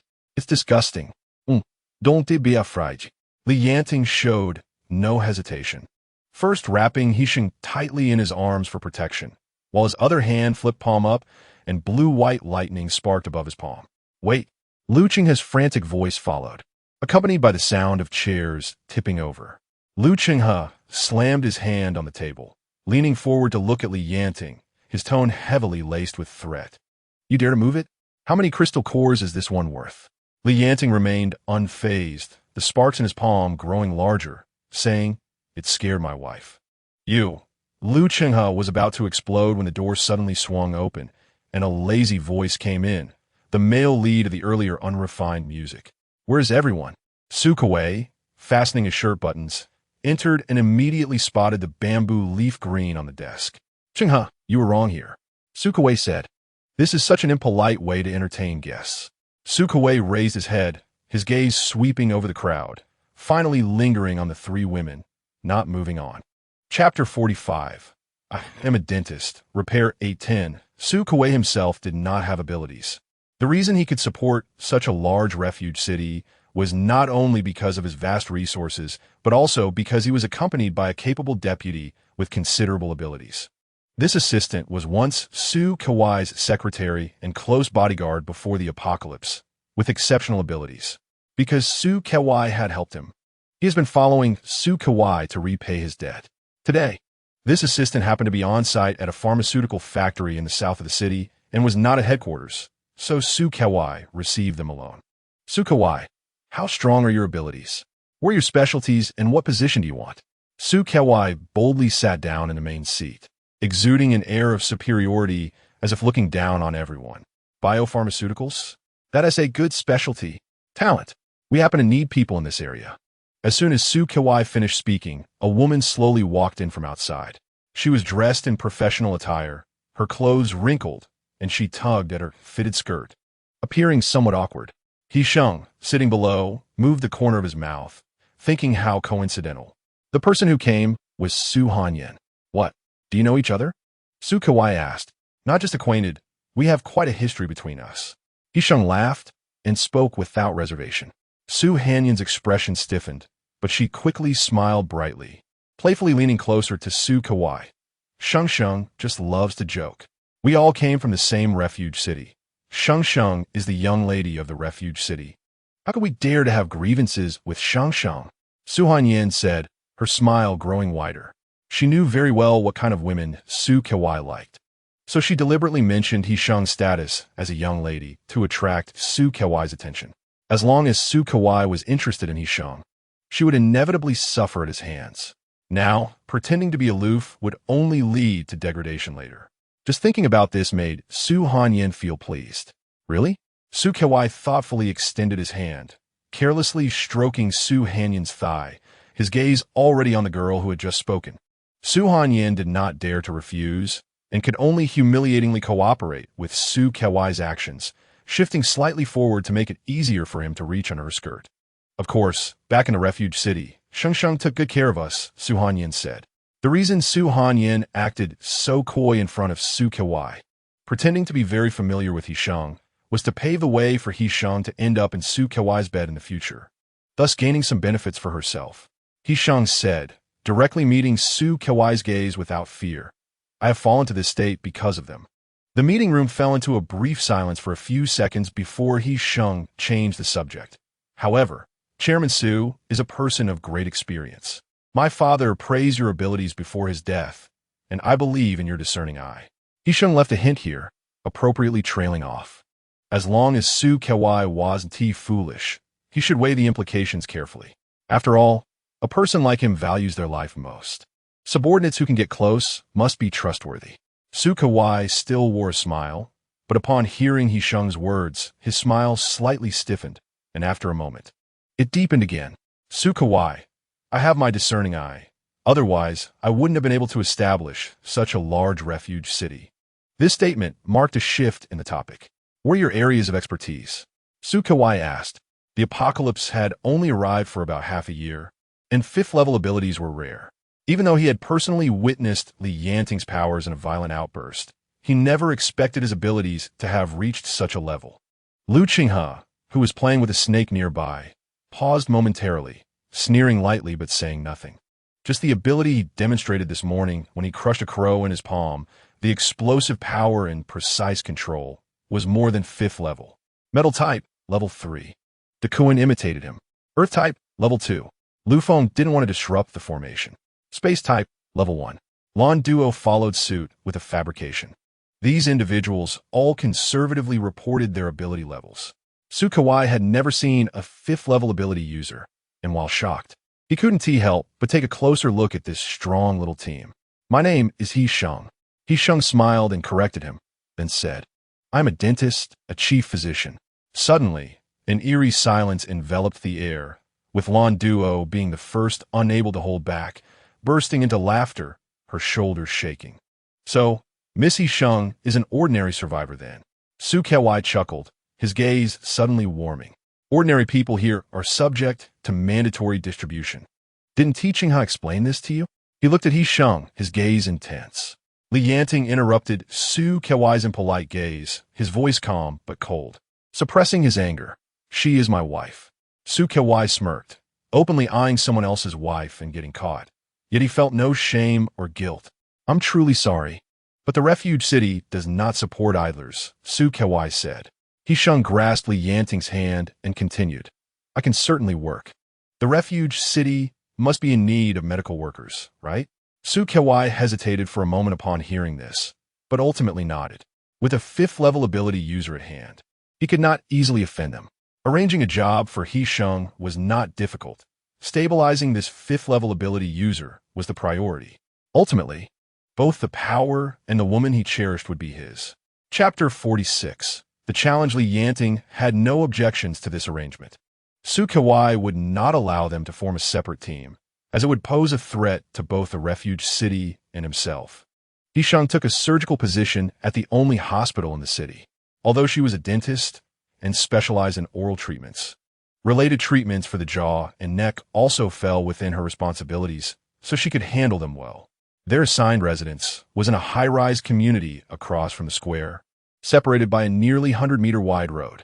One end housed newly constructed high-rises from before the apocalypse, inhabited by ability users who governed the refuge city, while the other end remained a struggling slum. After receiving the keys and apartment number, they left Su Kewai's building, planning to walk around the refuge city and familiarize themselves with the environment. Lu Qinghe walked behind them, his arms still wrapped around the snake. Want to go play at the square? He Sheng was not interested in that square. She had seen various activities there in her past life and felt nauseous just thinking about it.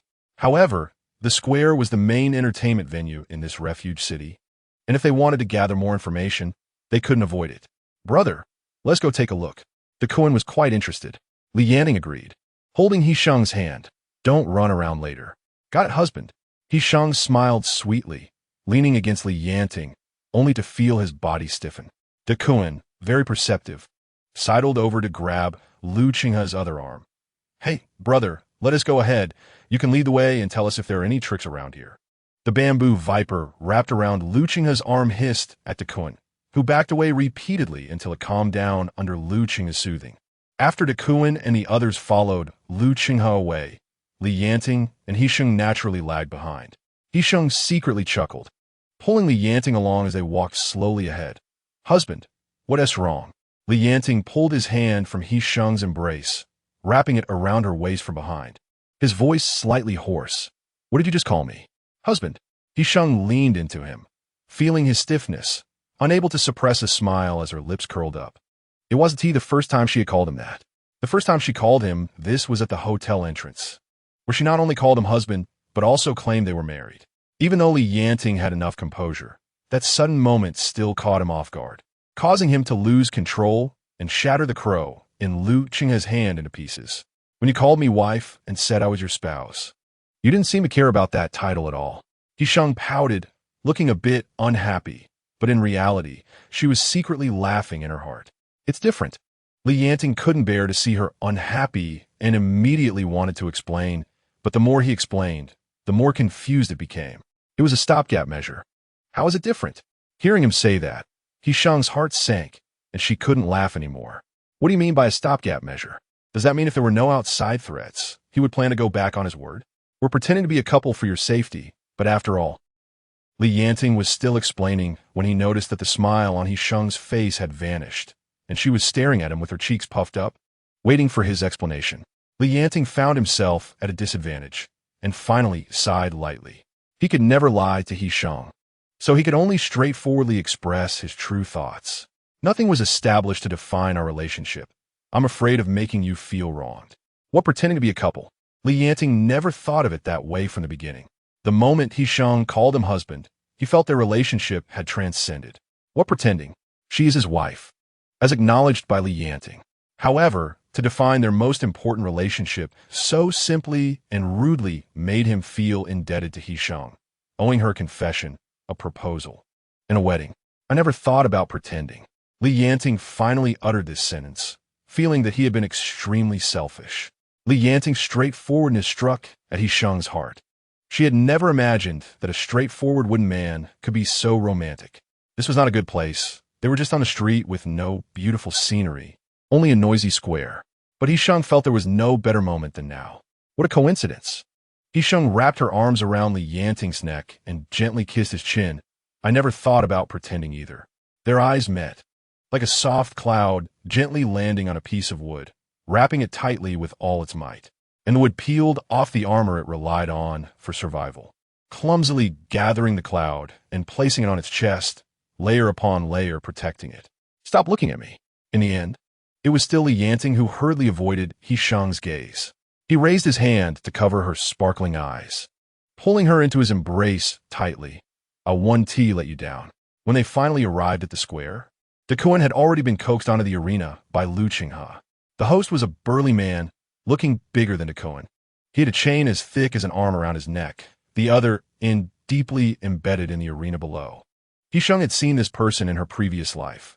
He was quite powerful, but had some issues, and everyone called him the Big Fool. Because he couldn't go on outdoor missions, he was confined to this arena, becoming a tool for the square operators to earn crystal cores. This big brother Duan is new here. Let me clarify the rules of the game. The referee was a well-proportioned woman, swaying in a tight red dress on the arena, capturing everyone's attention. First, no killing. Second, you bear the consequences. Once you buy, you can't return. The passionate tail end of the red-dressed lady's voice rose up, igniting a wave of cheers like a tsunami. She threw away a simple microphone and passionately danced between the two sides in the arena. At this moment, Duan was already red-faced, standing there like a steel rod, not knowing how to dodge or push away as the red-dressed lady teased him. He Sheng quietly tiptoed and covered Li Yanting's eyes. Don't look at her, He Sheng said domineeringly. Li Yanting responded, and He Sheng heard him chuckling softly. At this time, Lu Feng also noticed their position and walked over with Lan Duo through the crowd. Brother, you're here. Lu Feng looked helplessly at the stage, the surrounding cheers somewhat deafening. We couldn't stop him. That guy named Lu provoked him, and he went up. Lan Duo looked anxious. They all said that person was very powerful, and she didn't know if Duan could handle it. At this point, the warm-up dance of the red-dressed lady had ended, and Duan was blushing for being teased, panting as he wrapped his arms in metal. Just then, the defender clenched his fists, and his entire fist ignited with bright orange flames. Chapter 47. The joys and sorrows of humanity do not communicate. A gong sounded, and the match officially began.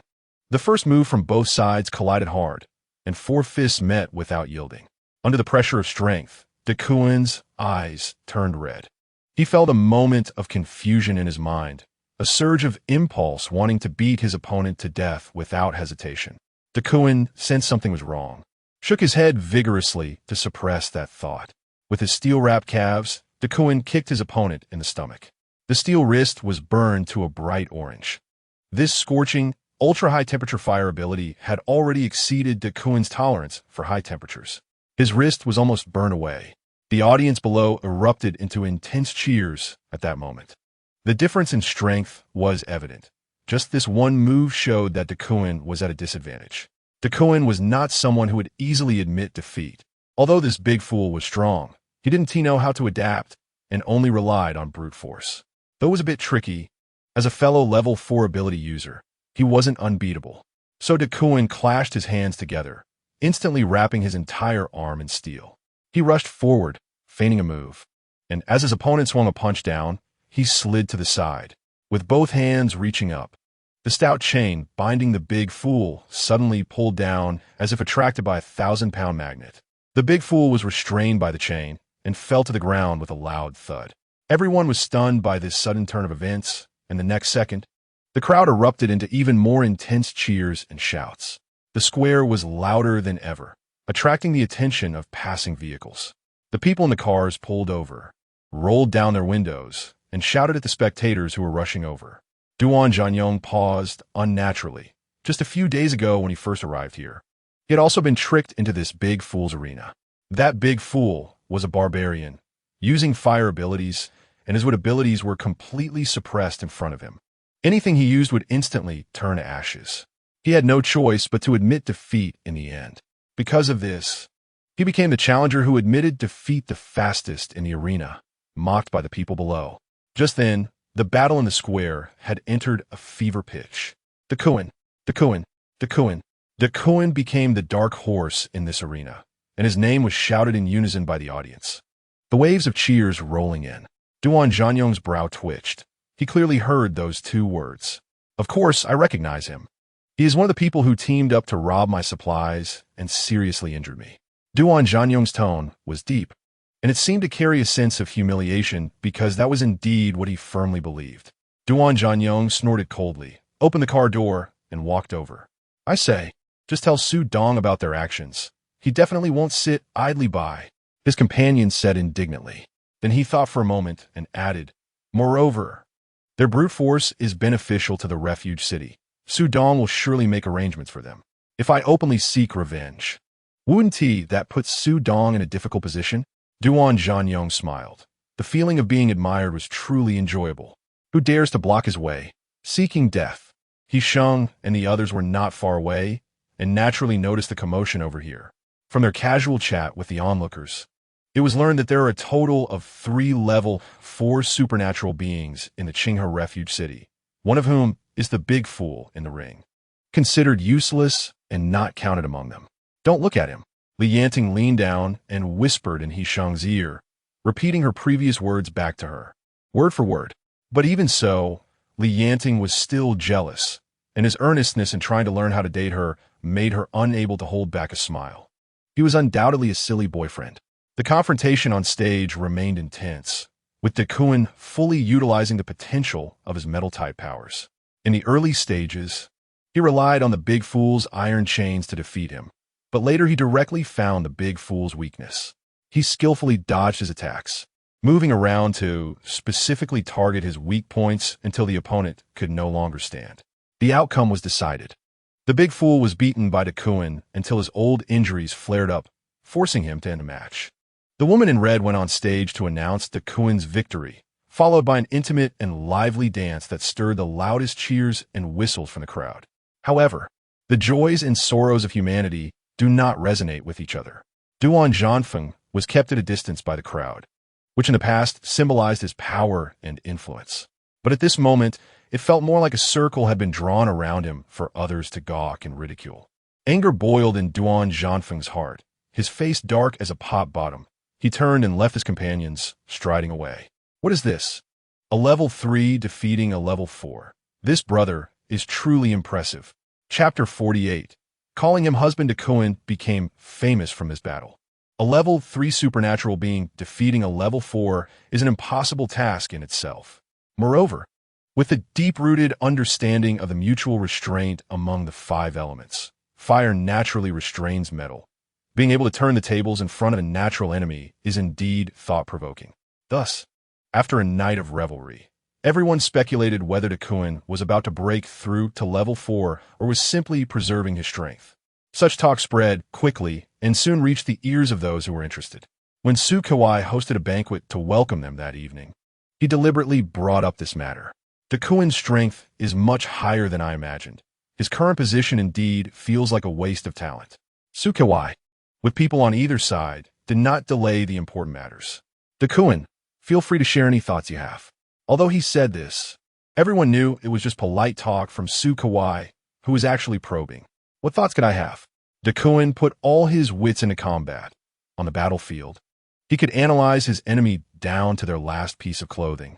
And facing such probing, he was indeed not skilled. But he remembered that his older brother told him to hide his strength. Duan, if I can kill a few more zombies, you can give me a few more pieces of meat at every meal, then that's fine. Duan paused and added, a bit frustrated. If I have to say something, it's that I'm very unhappy about you breaking us up. My rapport with my older brother is something others can compare to. Duan, Yanting timely called for a stop. That's enough for now. If he could express his dissatisfaction with the distribution without hesitation, but did not mention being subordinate, it indicated that his current strength was indeed insufficient. He was most likely still at level 3, at most about to break through. Su Kawai raised his glass. Duan, my brother, is straightforward and honest. A person of character. I like such people the most. A true brother who values loyalty is worth making friends with. I'll say this. Once you break through to level 4, I'll promote you directly to vice captain. Su Kawai waved his hand, and everyone echoed him. So this topic was brushed past. The welcome banquet had good food, with several large plates of hearty dishes, a mix of meat and vegetables, and everyone ate heartily. even drinking more than usual. Alcohol is a scarce resource in the apocalypse, and Su Kyi's willingness to spend so much shows how much he values Li Yanting and the others. After the welcome banquet, the night activities in the square immediately began. Duan had no choice but to attend under the enthusiastic invitation of the supernatural beings, and Lu Feng followed him. Worried he couldn't handle it alone, He Sheng and Li Yanting were now a married couple, so they were assigned to the same house in the refuge city. Fortunately, the apartment was spacious enough, designed with 4 bedrooms and 2 living rooms, suitable for both of them. So when she saw there was hot water in the bathroom, she couldn't wait to find some clothes left by the original owner in the wardrobe, hugged them, and ran into the bathroom. Just after closing the door, she remembered that Li Yanting was still standing in the room. Li Yanting. The other bathrooms didn't have hot water, so He Sheng was using the public bathroom, feeling a bit embarrassed now that she realized it. Li Yanting stood in the living room, not daring to move. Do you want to rest first? He Sheng hinted. I'll go look for something useful first. Li Yanting lightly coughed and walked into one of the bedrooms.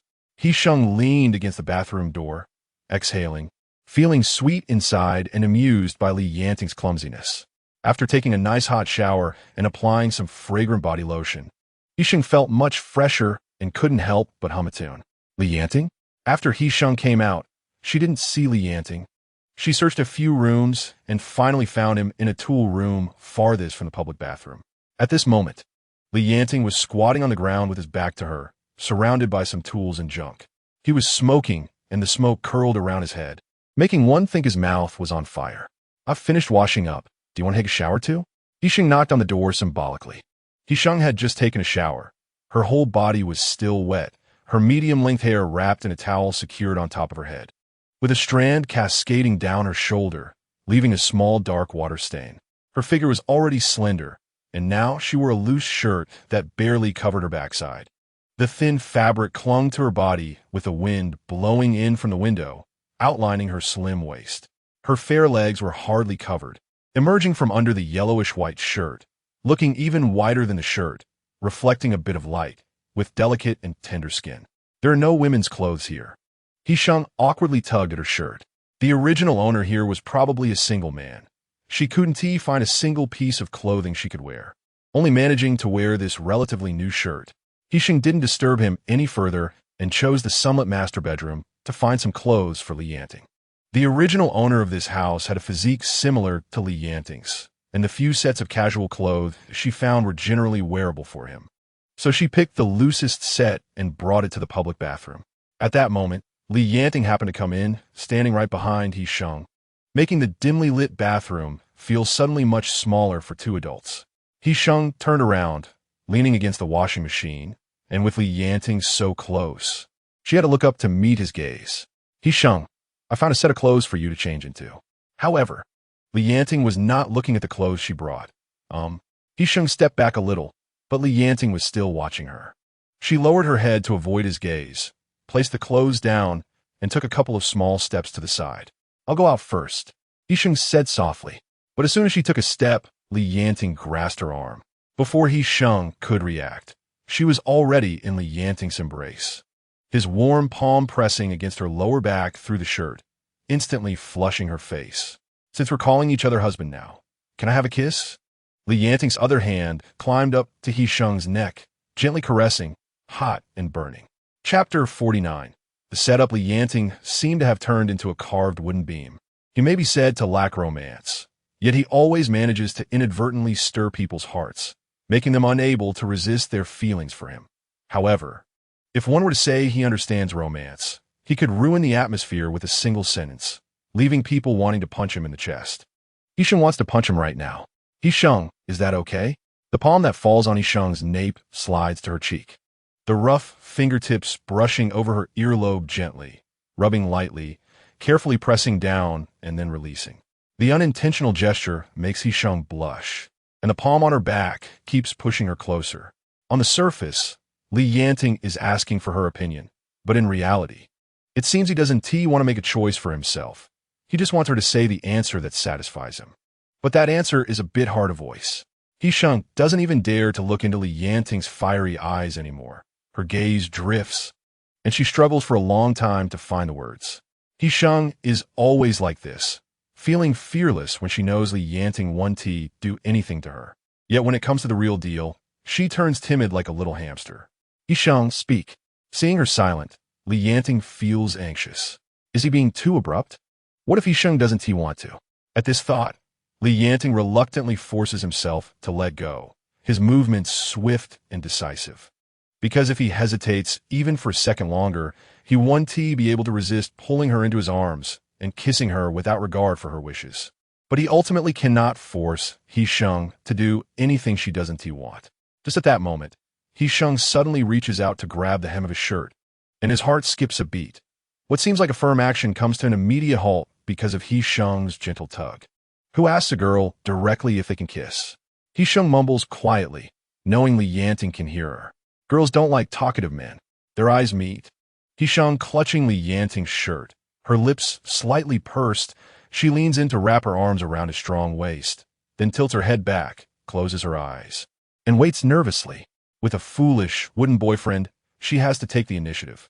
At this point, if Li Yanting still doesn't understand, he must be made of reinforced concrete. Li Yanting's kiss falls as expected, accompanied by arms that tighten around her and a solid, reliable chest. This isn't the first deep kiss for the two, but is the first while fully conscious, yet the intensity is just as fierce as the first time. At first, Li Yanting doesn't understand any kissing technique.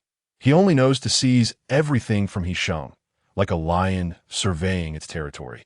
Wanted to leave his mark everywhere. In a conscious state, Li Yanting is much more relentless than when he lost control. With his palm gripping the back of her head, He Sheng has no way to retreat or dodge, only able to endure the kiss until her legs feel weak, relying on Li Yanting's arms and chest to stay upright. Halfway through the kiss, Li Yanting suddenly stops, and just when He Sheng thinks it's over, she feels a lightness under her feet as Li Yanting lifts her up, placing her on the sink. Now, they're at the same height. He Sheng doesn't have to tilt her neck, and Li Yanting doesn't have to lower his head.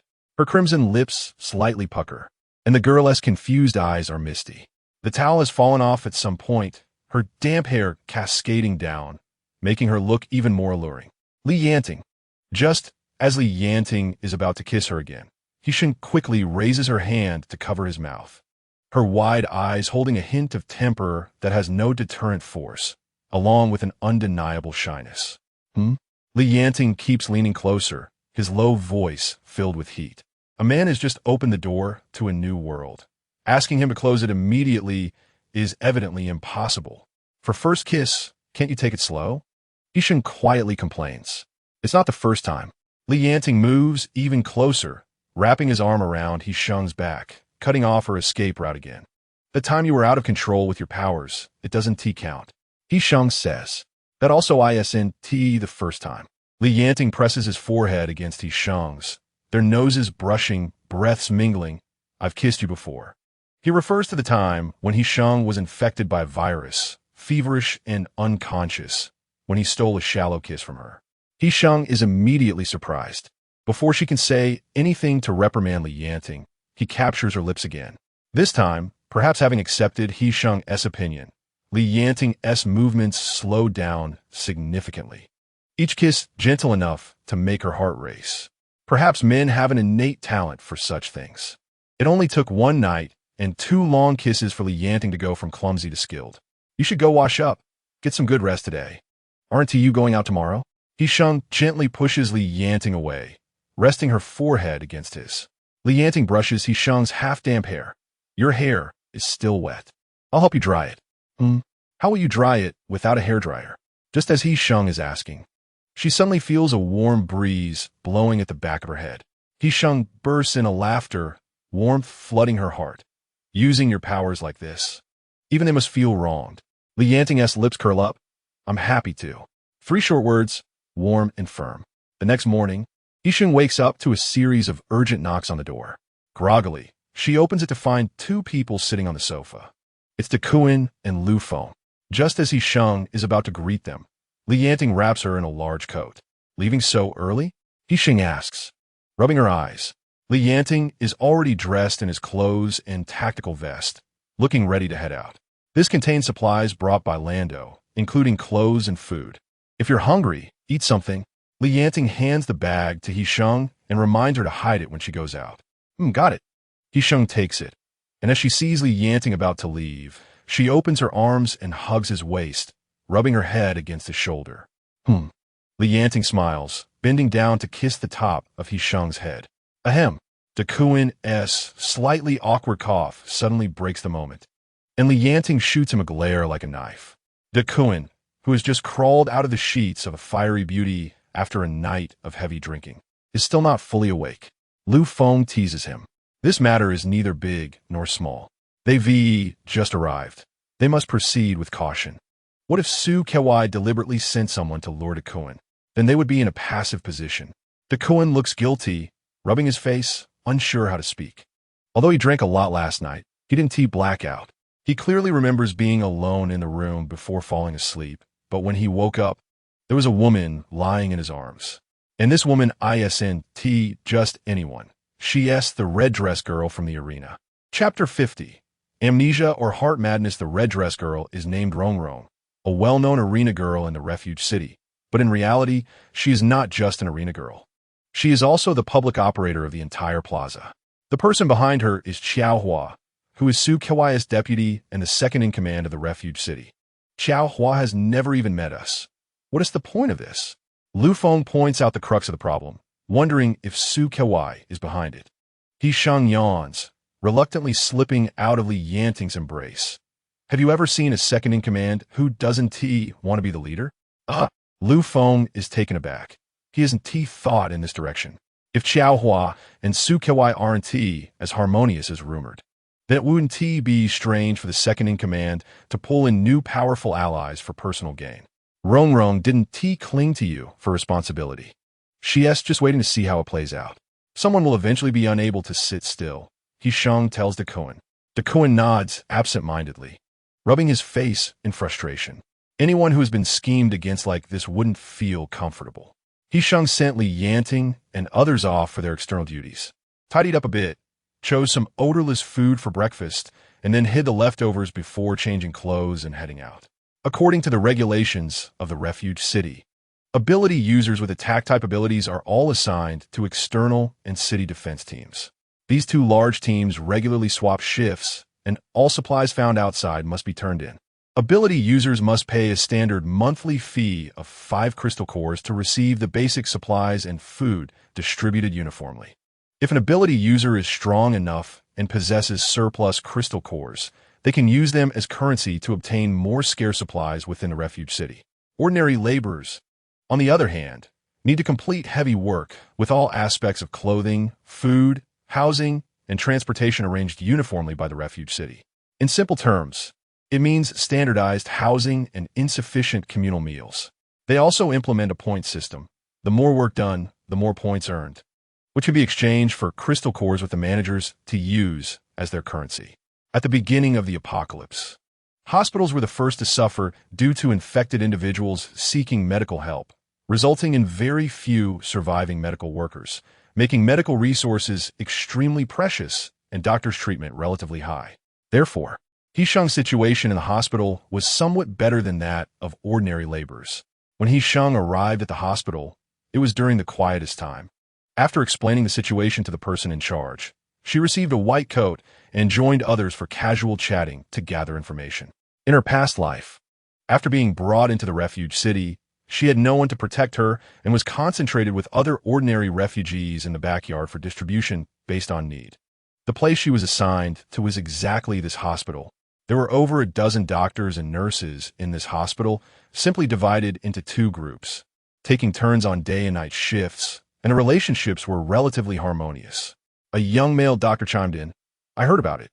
And I also heard that the other party is a level 3 metal ability user, challenging beyond their level. Simply amazing. The whole room immediately started discussing this topic, and He Sheng quietly listened, discerning useful information from it. There was even more explosive news. Last night, the firefox, Rongrong, was slept with by that person. As the male doctor said this, he even showed a look of longing. Don't talk nonsense. The young nurse seemed a bit annoyed by the male doctor's words, her tone a bit sharp, worried about being overheard and facing consequences. He Sheng pretended to be confused and looked over, and the male doctor immediately showed a smug expression. The satisfaction of being noticed by a beauty enough to spur him to perform even more. How do you know? Is this news reliable? The Firefox is managed by Supervisor Chiao. Who would dare to touch her? Another person asked. My brother saw it with his own eyes last night. The male doctor slapped his thigh, and seeing He Sheng listening seriously, he got even more excited. Yesterday, their external team scored a big haul, and they went to the square to celebrate. He saw Miss Rong Rong dancing for that man, and the whole place was hyped. While that man was like a wooden block, He Sheng, on the side, propped her chin and looked out the window, thinking they could still sleep in separate rooms, act as polite roommates, and at most share a clingy kiss. What the male doctor said perfectly corroborated her guess from this morning. In this matter, Duan was passive, while the girl named Rong Rong was the one actively approaching. What did she want to do? This question might only be answered when she met Miss Rong Rong. The conversation among the others shifted quickly, and He Sheng occasionally interjected to guide them toward the information she wanted to understand. Half the morning passed in a flash when someone suddenly rang the bell at the door. This was the alert bell for injured ability users seeking medical help, and several people quickly stood up to prepare. He Sheng followed the oldest male doctor among them to be his assistant. She didn't care about obtaining more supplies or points. For her, more useful information was the most important. This doctor had the most experience, meaning he could access higher-level ability users in the refuge city, making it easier to gather some secret news. The injured ability user sent in was from the external Team 3, which was exactly the team Duan was assigned to. When they brought him in, he had a large gash on his abdomen, looking like a zombie scratch. After the emergency rescue of this ability user, He Sheng was about to go with the young nurse to the rooftop to wash the bandages. Just as she was about to carry a basin of blood-stained bandages out, she saw an unexpected guest at the door. Sheng. He Sheng froze for a moment and immediately became guarded. What are you here for? To take revenge? With so many people watching, he shouldn't act out. He Sheng instinctively took a step back. Hearing this question, her mind went blank. Had he really lost his memory? Or was he out of his mind? After she had schemed against him so much, how could he still speak so amiably? When did his mindset become so good? Do you have something to say? He Sheng, we should go. The young nurse, Zhao Weiwei, reminded her. With so many bandages, we won't finish washing them in time for lunch, and we'll end up starving. Chapter 51. Rumors, revised 811. Li Yanting doesn't love you at all. If he loved you, how could he bear to let you come out to work? Duan Zhanfeng tugged at He Sheng's sleeve, refusing to let her leave no matter what, soon attracting many strange looks. Seeing that He Sheng was still avoiding him, Duan Zhanfeng immediately pulled out his trump card. His feelings for you are just possessiveness. Sheng, do you really love him? Don't forget your father. He said anything else. He Sheng could endure, but he could not mention her father. He was unworthy. Zhao Weiwei's face showed anxiety. She really didn't want to go without food. He Sheng, we really should leave. So many people were watching him go to the rooftop with her, and she wasn't afraid he would suddenly act against her. Duan Zhanfeng was somewhat annoyed, but since there were others around, he didn't explode. He Sheng ignored him, collected the already dried bandages, and then filled a basin with water at the faucet, sitting on a small stool to wash. Duan Zhanfeng followed closely behind He Sheng, watching her collect clothes and wash bandages. He originally thought a young lady like He Sheng would definitely struggle with physical labor, and most washing a few times to put on a show. When she became impatient, complaining about being tired, that would be his opportunity to shine. But thinking of He Sheng's indispensable value in the upcoming plan, everything could be overlooked and endured. When the day of success arrived, that nasty bitch would still come crying to beg him. So he suppressed his anger, condescended to squat down beside He Sheng, resting his hands on the edge of the basin in front of her. I'll help you. Li Yanting doesn't care for you, I do. Duan Zhanfeng's words sounded like a resentful wife. He Sheng let out a sigh of relief. Heaven knows she had almost pulled out her gun and shot him through just now. As Duan Zhanfeng spoke, he conjured several green vines from the roots of his palms, reaching into the laundry basin in front of He Sheng and started washing haphazardly. The young nurse, Zhao Weiwei, was left dumbfounded beside them. This person always acted only when there was profit to be gained. If he had no use for her, he would never lower himself to please her. Weiwei, I see he is really into washing. Let him wash your basin too. After we finish, we can go eat early. He Sheng deliberately made things difficult, displaying the temper of a young lady. Isn't that inappropriate? Zhao Weiwei knew who this ability user was. How could she dare to ask the notorious level 4 ability user to help her with work? What is inappropriate? I see he likes doing this, He Sheng said, directly standing up and dragging Zhao Weiwei's basin over, placing the two basins side by side.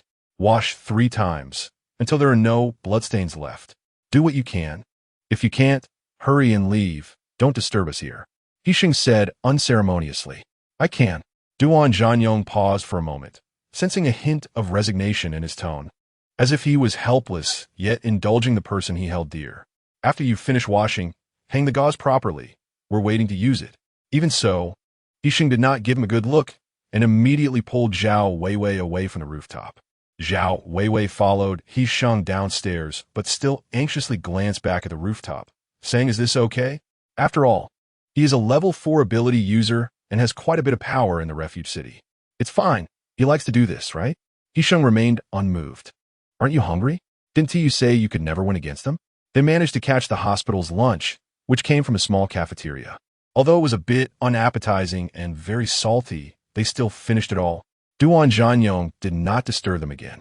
After lunch, Zhao Weiwei, still feeling uneasy, went back up to the rooftop to take a look. She was shocked to see that he had indeed washed and hung the gauze, finding it hard to believe. He Sheng had been busy all afternoon, treating 2 ability users with injuries that weren't too severe. Just as she was about to find an assistant to give medical advice, she inadvertently overheard them discussing Yanting's name, which made her stop in her tracks. That Yanting has a scar from a dead person on his shoulder. He has killed before. We should all be careful not to offend him, or we wouldn't even know how he died, one ability user said seriously. Another person was startled and quickly asked, "Do you think someone with such a high-level ability would massacre fellow ability users to seize their powers for himself? Which is why he advanced so quickly. That is too insane, right? Where did you get this information? Is it reliable?" A third person interjected. As the conversation continued, there was nothing good said. He Sheng leaned against the inner wall of the office, suddenly feeling an ominous premonition. What was Duan Zhanyong's purpose in doing this? Slandering Yanting to curry favor with her. What exactly did he want? Chapter 52. Didn't you say no more cold violence? Revised 811. He Sheng pondered for a long time, but couldn't come up with a clue. If she wanted to get the information first, there was only one way to proceed. Using the same trick again. This time, she would dig a pit for him and help him fill it. After having a simple dinner at the hospital, while waiting for the next shift to come, He Sheng suddenly saw a familiar figure walk in. "What are you doing here? Are you here to pick me up?" He Sheng lowered her head slightly, and Yanting could tell that her mood seemed a bit low. However, He Sheng dodged his outstretched hand, acting like she was sulking and wanting to keep her distance. Yanting frowned slightly, not understanding what was wrong with her. Did he arrive too late, and now she was unhappy? He Sheng still did not move, her tone cold. "We have to wait for the shift change." I want to hold your hand. Then I'll wait with you." Yanting was not angry. He just watched He Sheng, pondering where he might have upset her, especially since everything had been fine in the morning. "Sister He Sheng, if you have something to do, you can leave first. There aren't many patients right now, and the shift change is coming soon." Zhao Weiwei only dared to glance at Yanting once before looking away. Although his appearance was rugged yet refined, making him quite handsome, his demeanor suggested he wasn't an easy person to get along with. That's troublesome. He Sheng thanked her, but she didn't seem happy about leaving early. In the end, Yanting forcibly grabbed her hand and pulled her into his arms, leaving the hospital like a scapegoat. "He Sheng, didn't you say that we shouldn't have cold violence between us?" Yanting held her close and would not let go. "No cold violence for you." Once they left the hospital, He Sheng quickly explained. She actively leaned into Yanting's embrace, intertwining their hands. "I was just sending out a false signal, just now, for others to see. I didn't mean to ignore you." Yanting stopped, his expression serious. "He Sheng, I don't agree." He Sheng asked in confusion. "What's wrong? Didn't we cooperate quite well last time?" Yanting's rebuttal was logical, and for a moment, He Sheng didn't know how to defend her stance. Not taking advantage of him wasted an opportunity, but taking advantage of him also posed a danger. This time, you're not allowed to act on your own, understand? Li Yanting saw that she was T speaking and knew she and T completely given up on the idea. Got it, He Sheng answered awkwardly. When they returned to their residence, He Sheng realized that Li Yanting hadn't had dinner yet. So she quickly found the food she had hidden in the morning and gave it to him. However, Li Yanting didn't take it. Instead, he pulled He Sheng into his arms, lifted her chin to make her look up, and then kissed her without saying anything. Girls don't like men who talk too much. This was a principle Li Yanting seemed to follow. After kissing her a couple of times, he placed He Sheng on the dining table and continued to kiss her. Although they had been apart for a whole day, she did miss him a bit, but such kisses still overwhelmed her. It was too gentle, yet too forceful. He wouldn't accept any resistance from He Sheng, and every bit of her defiance was completely suppressed. When she tried to push his hand away, it was pinned down, her turned head was supported, and even her muffled protests were swallowed. Thankfully, He Sheng had taught herself how to breathe, or she would have fainted from his clingy kisses. He Sheng endured and endured, but finally asked, Li Yanting, tell me the truth. Are there rumors about you among the ability users? Li Yanting paused for a moment, took some food from the table, tore open the packaging, and put it in his mouth, his eyes evasive, mumbling, "It's nothing. Let them say what they want." Li Yanting replied, wrapping his arm around He Sheng and resting his head on her shoulder. Regarding the scar from the dead person, after 5 years of experience in her past life, He Sheng naturally understood what it meant, but she didn't care. She would slowly learn about Li Yanting's past and what he had gone through, but she would not mind that scar. She would only feel pain for the bloody story behind it. Life and death aside, I will follow you for the rest of my life, He Sheng said. Li Yanting's embrace around her stiffened for a moment, and the next moment, He Sheng felt as if she was completely embedded in his chest. His arms trembled slightly, overly excited and applying too much strength, yet he didn't dare to put all his force on her, so he could only struggle against himself, exerting strength while trying hard not to hurt her. After a long time, Li Yanting finally loosened his grip a bit, but still did not let go of He Sheng. Instead, he propped her shoulder up, his tone as calm as ever. Today, Xiao Hua came to find me. He said Su Kewai is preparing a deal with me. Chapter 53. Crystal Core Identification Market, revised 811. Aside from bringing such a warning, Xiao Hua had no knowledge of the specific plans Su Kewai was using against Li Yanting. Is his word trustworthy? He Sheng thought for a moment and asked. To establish a justified reason, he first spread rumors among the ability users to slander Li Yanting, then deceived himself into working with him, becoming an important tool to restrain Li Yanting in the end. Don't worry, I know what I'm doing. Li Yanting noticed He Sheng's sudden change in expression and knew she had grasped the key point. He cupped her face and kissed her. What you need to do is ensure your own safety. He Sheng's safety was his armor and also his Achilles heel. He Sheng nodded vigorously, her eyes a bit moist. She would never again let Li Yanting face dangers alone because of her, as she would never become a tool for others to use against him. This handcard is the entry pass for the VIP section at the Crystal Core Identification Market in 3 days. Li Yanting said, taking out a small jade token from his pocket, which was surrounded by exquisite gold decorations, with a deep blue tassel hanging from the bottom. This is too extravagant. He Sheng took the jade tablet and looked at it. The tablet displayed a pattern of 100 birds paying homage to the phoenix, intricately carved, with the phoenix looking lifelike. This is the apocalypse. Even if gold were thrown on the roadside, no one would pick it up. Li Yanting said, "Oh, right." He Sheng was still being cornered by Li Yanting at the table. The close distance made her bump her nose against his chin when she looked up. He Sheng rubbed her nose. Then when the time comes, you can pick me up from the hospital, and I'll go with you to take a look. Didn't you suspect the origin of the instruments before? Maybe I can help. Now that Su Kewai has bad intentions, we must seize every opportunity and gain the upper hand. All right, Li Yanting agreed, but you have to promise me one thing. Just as Li Yanting was speaking, He Sheng interrupted. I know, I definitely won't run around. No, Li Yanting said, starting today, I will teach you martial arts. Huh? He Sheng was taken aback for a moment, then immediately became excited and nodded in agreement. This matter, Li Yanting was on the same page with her. She just hadn't had the chance to say it before he brought it up. In the apocalypse, crises are everywhere. Her ability does not have offensive capabilities until it reaches level 5, and she can't always rely on Li Yanting's protection. So before her ability reaches level 5. She must have the ability to protect herself. Moreover, since Su Kewai is now preparing to deal with them, she cannot become Li Yanting's weakness. Let's practice. I've observed you. You should have received professional training in this area, but your strength is insufficient and your posture is not quite accurate, and you lack practical experience. Li Yanting said while fiddling with the gloves. Li Yanting was indeed correct. Before the apocalypse, He Sheng's father had specifically hired a coach for her to learn self-defense. However, at that time, she was unwilling to learn, often slacking off, and 3 months was too short. She only learned some superficial things before the apocalypse arrived. In her previous life, after exposing her abilities, she became one of the first to be fought over by ability users, and from then on, she was tossed around in various bases and refugee cities. No one treated her sincerely, and no one taught her self-defense again. She only relied on the little she had learned to survive in the apocalypse. Remembering the difficult survival of her past life, and looking at the man who was seriously putting on boxing gloves for her, He Sheng couldn't help but feel her eyes warm. It's really nice to have him teach her in this life.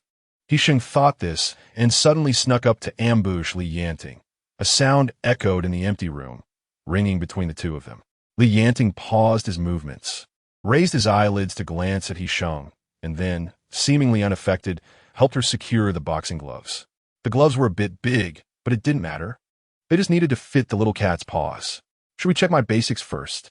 He Sheng was about to throw a few punches when suddenly Li Yanting wrapped his arms around her waist and kissed her. Her hands hanging in the air like a cat's claws being pressed down, scratching aimlessly, lacking any deterrent power. First, let's correct your posture and train your strength. In a few days, I'll spar with you. Li Yanting finally let her go, his rough fingers rubbing against He Sheng's lips, looking somewhat reluctant to part. The first day's training lasted for 2 hours. Li Yanting corrected her movements while eating dinner and occasionally stole a kiss from her face, looking like a habitual rogue. Sure enough, once a man opens the door to a new world, he becomes uncontrollable. Around noon on the day, they were going to the appraisal market. He Sheng took leave first and changed out of her white coat to wait at the hospital entrance for Li Yanting to pick her up. Why are you here again? He Sheng frowned slightly. Since Li Yanting said she didn't need to take action herself, she was even less likely to give this person a good face. Duan Zhanyong approached her, but just then, a voice suddenly sounded from behind him, causing him to stop in his tracks, and even his expression froze. Li Yanting was still far away, but his military boots were newly issued and made a muffled sound on the ground, like stepping on someone's face. Sheng, come with me. I'll take you to the appraisal market, where there are many delicious foods you usually can't eat, and I'll show you the world. Duan Zhanyong said confidently, probably certain that He Sheng would go with him, his tone full of provocation towards Li Yanting.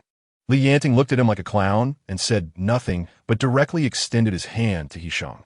I've been waiting for you for a long time. He Sheng's eyes curved, her cheerful voice carrying a hint of mild complaint, resembling a little girl in love who is very dependent on her boyfriend.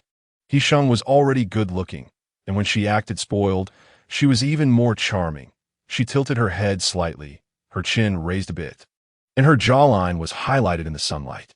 With double eyelids, her phoenix eyes sparkled when she looked down to meet someone's gaze. It was like she was holding the demeanor of a young lady, but it was not off-putting. Instead, it was quite playful and delightful, her lips slightly pouting, full and round, as if waiting for someone to pick them. Sheng. Duan Zhanyong had never seen He Sheng act so adorably under the sunlight. She seemed to be bathed in a golden waterfall, momentarily stunning him. Li Yanting nodded in response, his tones still flat, as if He Sheng's intentional act of acting spoiled had no effect on him. I'll come earlier next time. Only then did He Sheng satisfactorily extend her hand to shake Li Yanting's. In his warm palm, there were calluses, and when her hand was completely held, she only felt the roughness. But this rough touch gave her endless security. Let's go quickly. He Sheng wrapped her fingers around Li Yanting's. They would be late soon. Li Yanting responded. He Sheng, are you going to refuse me and choose him? Chapter 54. No life, no illness. Repair 811, and the hatred surging in her eyes. Do you think you're some big shot? Better find a mirror and take a look. You are nothing at all. If you don't have the fate, don't get sick and disturb the peace. Before He Sheng finished speaking, Li Yanting wrapped his arms around her waist and carried her away. She felt a bit regretful. There was still a mountain of dirty greetings she hadn't thrown out. Duan Zhanyong stood there dumbfounded. He never expected He Sheng would dare to treat him like this, especially in front of Li Yanting, giving him no face at all. He had originally planned to keep He Sheng by his side after dealing with Li Yanting, but now, she was the one who chose to drink the penalty wine. Duan Zhanyong suddenly felt a chill at the back of his neck, as if being targeted by a giant creature wandering alone in the dark night. In an instant, a cold sensation spread throughout his body, and his hair stood on end. The next moment, a deafening thunderclap rang out of nowhere, striking right at his feet. The tiles within a meter around Duan Zhanyong's feet were completely shattered, and even his legs felt the terrifying pressure, subtly going numb and trembling. He Sheng, this is self-inflicted. The appraisal market was located in a building opposite the square. Before the apocalypse, it used to be a 5-star hotel, but now it had become a gathering place for some shady businesses. However, under the apocalypse, there were no businesses that could not be seen. As long as one could survive and have food to eat, it was a good business. They walked up to the 5th floor via the stairs, and when they entered the lobby, De Kuan, Lu Feng, and Lan Duo were already waiting at the door. The three of them didn't have hand cards and couldn't enter early, so they could only wait for Li Yanting and He Sheng to arrive and take them to the VIP seats at the front. In the front of the hall, directly beneath the stage, there were 3 tables set up. The middle table had only 2 Grandmaster chairs, while the sides each had a set of round dining tables and chairs, which counted as the VIP seats. On the tables in the VIP area, there were several plates of desserts and snacks. These things were also common before the apocalypse. However, after the apocalypse, no one had the time or spare resources to make desserts, so they had basically disappeared. Lando is really a little girl who loves sweets. After sitting down, she immediately starts grabbing pieces and stuffing them into her mouth. Lu Feng helplessly pours her a cup of water, worried she might choke, while Yanting quietly takes a plate of desserts from He Sheng and places it in front of her. Go ahead and eat. Li Yanting pushes the plate towards He Sheng. He Sheng feels sweet in her heart and picks up a piece to feed it to Li Yanting first. Li Yanting furrows his brows, biting off a small piece with some disdain. In public, you can't keep doing that. Don't look at him. Li Yanting's tone is stiff, sounding almost like an order. He Sheng quickly leans in to coax him, whispering, "Don't look at him. What's so good about him? No one is as handsome as my husband." Li Yanting lowers his head to glance at He Sheng, his dark eyes swirling with heavy desire. And He Sheng feels an ominous premonition from that look. Should I kiss for 10 more minutes tonight, or train for half an hour longer? The appraisal market is about to start, and more ability users are gathering in the hall. The looks directed at Li Yanting's table from other ability users in the hall are quite complex. Before long, Su Kuei, accompanied by Xiao Hua, walks in through the main entrance, causing the hall to fall silent. Many ability users make way for the two, greeting them one after another to express their respect. Lu Qinghe arrives fashionably late, glancing around the VIP area before finally walking to the table where Li Yanting is sitting, pulling out a chair and sitting down boldly. There are fewer people at that table. Why don't you go there? He Sheng glances at him, still brooding over how Lu Qinghe had extorted 50 crystal cores from Li Yanting. As soon as Lu Qinghe sits down, it suddenly feels much more crowded. Mind your own business. I can sit wherever I want. Lu Qinghe pours himself a glass of water and reaches over to take a piece of dessert from Lando's plate. Do you have no shame? That's mine. Lando reacts too late, and the next moment, the pastry is already in Lu Qinghe's stomach. Lu Qinghe takes a sip of water to rinse his mouth, glancing at Lando, and after a moment, calmly looks away. Too sweet. Tastes bad. You. Lando is about to explode with anger. He Sheng isn't very interested in the desserts, and seeing Lando almost turn into a dolphin from anger. She pushes her plate towards Lando. Stop trying to get me to talk. It's obvious you guys are at odds with him. Lu Qinghe snorts coldly. He Sheng graciously admits it, pulling Lu Qinghe down with her. Yeah, and yet you still sit with us. Isn't that picking a side? Who picked a side? Lu Qinghe reacts quickly, almost immediately retorting. He leans forward, elbows on the table, pointing at He Sheng and gritting his teeth. Don't set me up. Just as Lu Qinghe finishes speaking, a small spark suddenly explodes above his fingertip. the tiny explosion sound almost drowned out by the noisy environment. Lu Qinghe curses under his breath, finally managing to squeeze out a sentence. Li Yanting, is this really necessary? Li Yanting naturally ignores him, and at that moment, a gong suddenly sounds in the noisy environment, causing everyone to stop their conversations and actions, all turning to look at the stage. The woman in the red dress, Rongrong, has changed into a fitted red qipao, her hair styled into a bun with a hairpin, looking both classical and sexy. Welcome, everyone, to the appraisal market. Her crisp and enchanting voice echoes from all directions, gently reaching everyone's ears in the spacious venue. Upon closer inspection, it turns out Rongrong has a microphone pinned to her collar. In this world where electricity is extremely scarce, using power for an appraisal market shows just how much importance is placed on this event. Today is our first time using the crystal core appraisal device for the public. And next, we will all witness it together. As Rongrong speaks, two staff members push a large object covered with a red cloth onto the stage. After setting up the device, the two staff members do not leave, but stand on either side to keep watch. Rongrong passionately introduces the device, and finally, amidst the crowd's cheers and urgings, she steps forward to unveil the red cloth covering the true face of the machine. It is about as tall as a person. What comes into view is a black LCD screen with a tray for placing crystal cores in front and a control panel below. The tray is covered with a transparent glass, with only a small opening at the front. This is the front part of the device. Behind the screen and control panel is a much larger black metal casing, which is the main body where the real function takes place. This device looks very similar to what He Sheng saw in her past life, but she finds it strange. This device seems to have a larger body than what she remembers, and it looks more awkward. The miraculous working performance of this device that you will all witness today will be kept here to serve the ability users. Rongrong stands beside the device, resting her hand on it, swaying like a model from before the apocalypse, using her charm to promote the device to the present ability users. Let's get started. We want to see it in action. The crowd responds to this call with a wave of enthusiasm, with everyone expressing they brought crystal cores, just waiting to identify their attributes to enhance their strength as soon as possible. Today's event is to thank all of you who have protected and supported our refuge city, specifically offering this benefit to all ability users. Rongrong pauses, raising everyone's curiosity and eagerness, and continues, therefore, today, we will not charge any fees, and all appraisals will be free, and we will help everyone register their crystal core attributes for future exchanges. Good. That's great. The hall erupts in applause and cheers. Previously, Su Kuei had already hinted that ability users would need to pay a 20% usage fee for using the device, meaning for every 10 crystal cores appraised, they would have to give up 2 as a cost.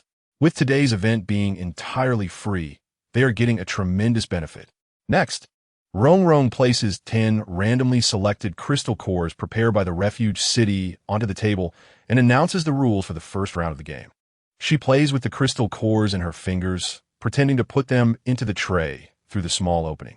I will appraise these 10 crystal cores in order, and then randomly draw a name from our list of ability users in the same category to award this crystal core as a prize. This rule is undoubtedly another benefit for the ability users, and as soon as she finishes speaking, the crowd erupts in applause. The cheers and shouts nearly lift the roof off, and it takes a long time for the noise to settle down. It's definitely not right. But I can't pinpoint what's wrong, Li Yanting comments. As Rongrong places the crystal core into the small opening, she then presses the control panel. The power connects, and the indicator light next to the tray blinks twice. The tray lowers, taking the crystal core into the large machine. Soon, the LCD screen displays the words detecting. He Sheng frowns, finally noticing the flaw in this device. The appraisal device from her past life, aside from being a bit smaller, did not have a step where the crystal core is sunk into the machine. Instead, it scanned directly using equipment embedded in the tray's inner wall to provide results. This machine has been modified. Moments later, the tray returns to its position, and the LCD screen changes to display the words fire element. At this moment, Rongrong moves to the lottery box on the other side. It is a transparent box facing the audience, while on Rongrong's side, Nothing inside can be seen. The atmosphere rises to a climax once again as all the ability users' eyes follow Rongrong's delicate hand moving inside the lottery box. Ultimately, the chosen one is the 13th ability user on the fire element list, a young man who looks quite youthful, unable to contain his joy at being selected. And he skips joyfully over.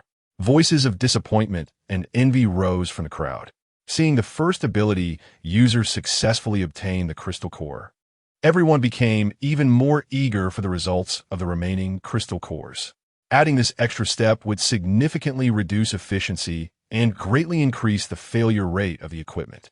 What was worth their effort in this laborious and thankless task? Yanting, take a few over for identification later. I have a feeling there's definitely something wrong with these. He Sheng said. Yanting nodded, sharing the same doubts that troubled him, but the only crystal cores they could access now were those that had been identified. At that moment, He Sheng caught a glimpse of the words popping up on the identification device's LCD screen. Metal type. Let's see who the next lucky one is. Rongrong swayed gracefully to the lottery box, reached inside to stir it around, and then took out a small ball marked with a number. Number 8. Rongrong read the number aloud, and then began searching for the owner of number 8 on the metal type list. It's him, Rongrong exclaimed, suddenly blushing with excitement. Her eyes sparkling as she shyly looked towards Duan's position. Duan, at that moment, was lost in thought, holding a piece of soda, without realizing what he was thinking. Rongrong's face showed a hint of disappointment, her pitiful expression tugging at everyone's heartstrings. But it was quickly masked by a professional smile. This is a new brother who has joined us. His strength is well recognized, and he is even luckier today. Rongrong's tone carried the shyness and admiration of a young girl. She then looked at the person and called out the name of the lucky winner, as if declaring her crush. It's Duan. Hearing his name, Duan snapped back to reality and instinctively looked up at the stage. The cheers and applause from the crowd left him even more bewildered. Everyone present knew that Duan had won against the big guy in the arena. Their admiration and respect for Duan's strength were evident. Thus, when Duan's name was mentioned, it received such attention and applause. Yanting tried to catch Duan's eye, but Duan was completely focused on the stage. So, Yanting kicked Duan under the table. Go up, Yanting reminded him. At this time, some impatient ability users in the audience began shouting for Duan to take the stage. Duan scratched his head, glanced at Yanting again, and then hurriedly stood up, awkwardly bumping into the chair behind him. Rongrong's gaze was fixed on Duan, the light in her eyes enough to make everyone jealous of Duan's luck. Congratulations, you're very lucky, Rongrong said, blushing as she handed the crystal core to Duan.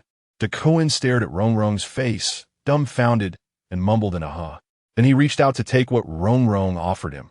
Her cool fingertips brushed against his palm, making his heart race. Chapter 56, Strategy, Revised 811. The 10 crystal cores were quickly identified, and after a brief speech from Su Kawai, he left the stage early. As soon as Su Kawai left, the atmosphere in the hall became much more lively. The crowd took turns to go on stage and identify their crystal cores based on their order of arrival. And those who finished early were already exchanging their crystal cores with others. Duan, Yanting kicked him again under the table. Okay. Duan took the crystal core in his hand, staring blankly at the one he had just received, lost in thought. After a moment, he placed that crystal core in the outer pocket of his chest, and then went to line up with the others. Captain Lee is actually this poor? Luchinga said, pulling out a bulging men's handbag from his trench coat, clearly filled with the crystal cores he had collected. Our crystal cores aren't all with you? He Sheng glanced at the handbag, knowing that she didn't have as many connections as Lu. Then learn more. It's not just brute force that can get you crystal cores. Lu Qinghe weighed the handbag and leaned back in his chair, looking at the crowd of ability users jostling for position, feeling a sense of superiority. Hey, Lu Qinghe. He Sheng couldn't help but glance at the handbag filled with crystal cores, and suddenly an idea sprang to her mind. Let us make a bet. How about we bet on 200 crystal cores? Huh? Lu Qinghe scoffed. Do you have that many? Not yet, He Sheng replied, pretending to be poor.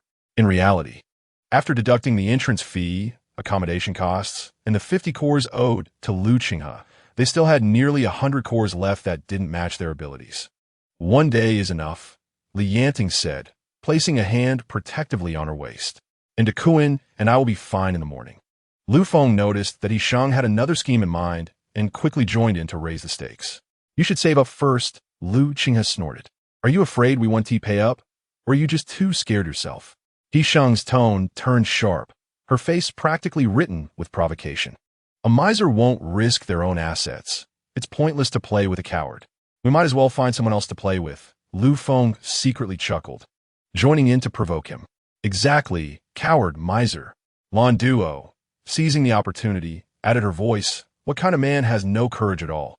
TSK, what are you little girls talking about?" Lu Qinghe shouted, suddenly enraged, slamming the table and standing up, ready to go over and deal with Lan Duo. Lan Duo skillfully hid behind Lu Feng, looking all righteous and fearless. Lu Qinghe paused, pointing at Li Yanting, his features contorting with anger. "You're ruthless. You really have some nerve. She didn't say anything wrong. Why are you so anxious?" He Sheng added slowly, giving him a jab. Lu Qinghe played dead. "Don't you want to know what I'm betting on?" He Sheng threw out the bait, lowering her voice and leaning a bit closer. "It's just between us. I don't trust anyone else." Lu Qinghe lifted his eyelids to glance at He Sheng, snorted coldly without replying, clearly skeptical. "What a pity," He Sheng sighed regretfully, glancing meaningfully towards the stage. So many people, and not one with sharp eyes. She didn't insist. She had cast the bait. And now it was up to the fish to bite. If they didn't it wouldn't be too late to pry their mouths open and shove the hook in. After saying that, Li Yanting left the stage with He Sheng. Lu Qinghe, meanwhile, looked suspiciously in the direction that He Sheng had just glanced at. There was nothing else on stage, just a crystal core identification device. He Sheng hadn't expected the identification market to be so boring. But since she had taken the day off, her afternoon was now free. "Do you think Lu Qinghe will take the bait?" When this type of identification device was first released, my father showed me pictures of it. He Sheng pondered. The device just now seemed larger than the original version. And the identification process was also altered. "You mean they modified it?" Li Yanting weighed the person on his back. Although this identification device was eliminated from the Silmer base, it's still very sought after. "How did Su Kawai get his hands on it?" He Sheng asked. When Silmer base was mentioned, Li Yanting fell silent. He Sheng noticed his unusual reaction, climbed up on his shoulder, and then kissed his cheek. He Sheng, although Lu Qinghe is a bit shameless when it comes to guarding his wealth, he still has some bottom line as a person. Revealing this matter to him wouldn't harm us. Given Lu Qinghe's arrangements for ordinary refugees and the fact that he hadn't exposed their deliberate exaggeration of ability levels that day, it was hard to guess that Lu Qinghe was not a loyal supporter of Su Kawai. He has his own ideas, and it would be a pleasant surprise if he could be brought onto the same boat. Li Yanting responded a couple of times, and no one mentioned the Silmer base again. In fact, He Sheng had sensed something during Li Yanting's first outburst. The zombies lying on the ground that had been shot in the head were wearing clothes marked with Silmer base labels. And the day before yesterday, when she was washing Li Yanting's clothes, she found a pendant with a broken chain in the pocket of his clothes-fitting clothing. The pendant had a photo of a couple, and the back was engraved with the Silmer base logo. Perhaps Li Yanting had lived in the Silmer base before coming to their base, and that couple sealed in the pendant were his deceased parents. Chapter 57, The Psychic Chick? After returning home, He Sheng immediately went to check on her egg. When she checked the situation of the egg in the morning, she sensed a strong vitality in the chick. It seemed to be trying hard to peck at the eggshell. When He Sheng found the egg, the intact shell had already broken into two halves and was discarded on the ground. The chick had indeed hatched, but the little chick was nowhere to be found. He Sheng searched for a long time and finally found the chick under the bed. It was completely black and chirped when it saw He Sheng, perhaps because He Sheng often held it to check on it. The chick was not unfamiliar with her and nestled obediently in her palm, pecking at her. "I'll go find you some food and water right away." He Sheng happily cradled the chick and turned around, only to bump into Li Yanting. "Look, it hatched." He Sheng proudly presented the chick to Li Yanting. Li Yanting pressed his lips tightly together, looking serious as he stared at the chick. The little chick was very sensitive to danger. It trembled in He Sheng's palm, curling up into a ball. "What are you doing?" He Sheng used her other hand to protect the chick, placing it over her chest, watching Li Yanting warily. "You better not have any bad ideas about it." Li Yanting reluctantly agreed, glancing at the little black thing. As long as you like it. Yanting was left in the living room, watching He Sheng busy herself with the chick, suddenly having the thought of throwing the chick down the drain. It was feasible, but would make He Sheng angry. Therefore, Yanting was forced to give up on that idea. The room was silent, with only the sound of the chick chirping. He Sheng had been guarding the broken egg for half an hour. Finally, Yanting couldn't hold back any longer. He stood up angrily from the sofa and walked into He Sheng's room. He Sheng had her back to the door and was completely unaware of the danger until a hand reached over from behind, wrapping around her waist. The hot breath hit He Sheng's neck, and she instinctively shrank her neck. The next moment, He Sheng was lifted and thrown onto the large bed by Yanting. Yanting leaned down on her, and He Sheng raised her hands in a surrender gesture, not daring to move. What are you doing? How long are you going to watch it? Yanting's rough fingers brushed over He Sheng's cheek, pinching a strand of her hair between his fingers. His tone flat, yet very dangerous. I'm not watching anymore. Although He Sheng said this, she instinctively glanced toward the direction of the bed. Then Yanting pinched her waist. Yanting, what are you doing? He Sheng was extremely ticklish, and as soon as Yanting caught her, she hurriedly dodged and burrowed into his embrace. No. I'm ticklish, spare me, let go. Yanting finally seemed satisfied, the corner of his mouth lifting as a light snicker rang in He Sheng's ear. He Sheng actively wrapped her arms around Yanting's neck, hanging all her weight on him, trying to prevent him from reaching her ticklish spots. Let go. Husband, I really can't take it anymore, please. He Sheng was on the verge of tears, but this made it easier for Yanting to move. With a big hug, he completely pinned her down on the bed, unable to move at all. Yanting hummed lightly, his tone rarely rising, indicating his pleasure as the dominant one. But that sinful hand still rested on He Sheng's waist, and with a slight movement, it could make He Sheng squirm with laughter. Husband, He Sheng had to show weakness. Why are you jealous of Lele? Lele? Yanting narrowed his eyes, his tone suddenly dropping, heavily grinding out those two words. I'm going to raise it. I need to give a name. He Sheng observed Yanting's expression and took the initiative to pull him down, kissing him a couple of times to please him. Husband, you're so good. You will agree, right? He Sheng said. Oof. Although Yanting didn't agree, he didn't refuse either. I knew you were the best.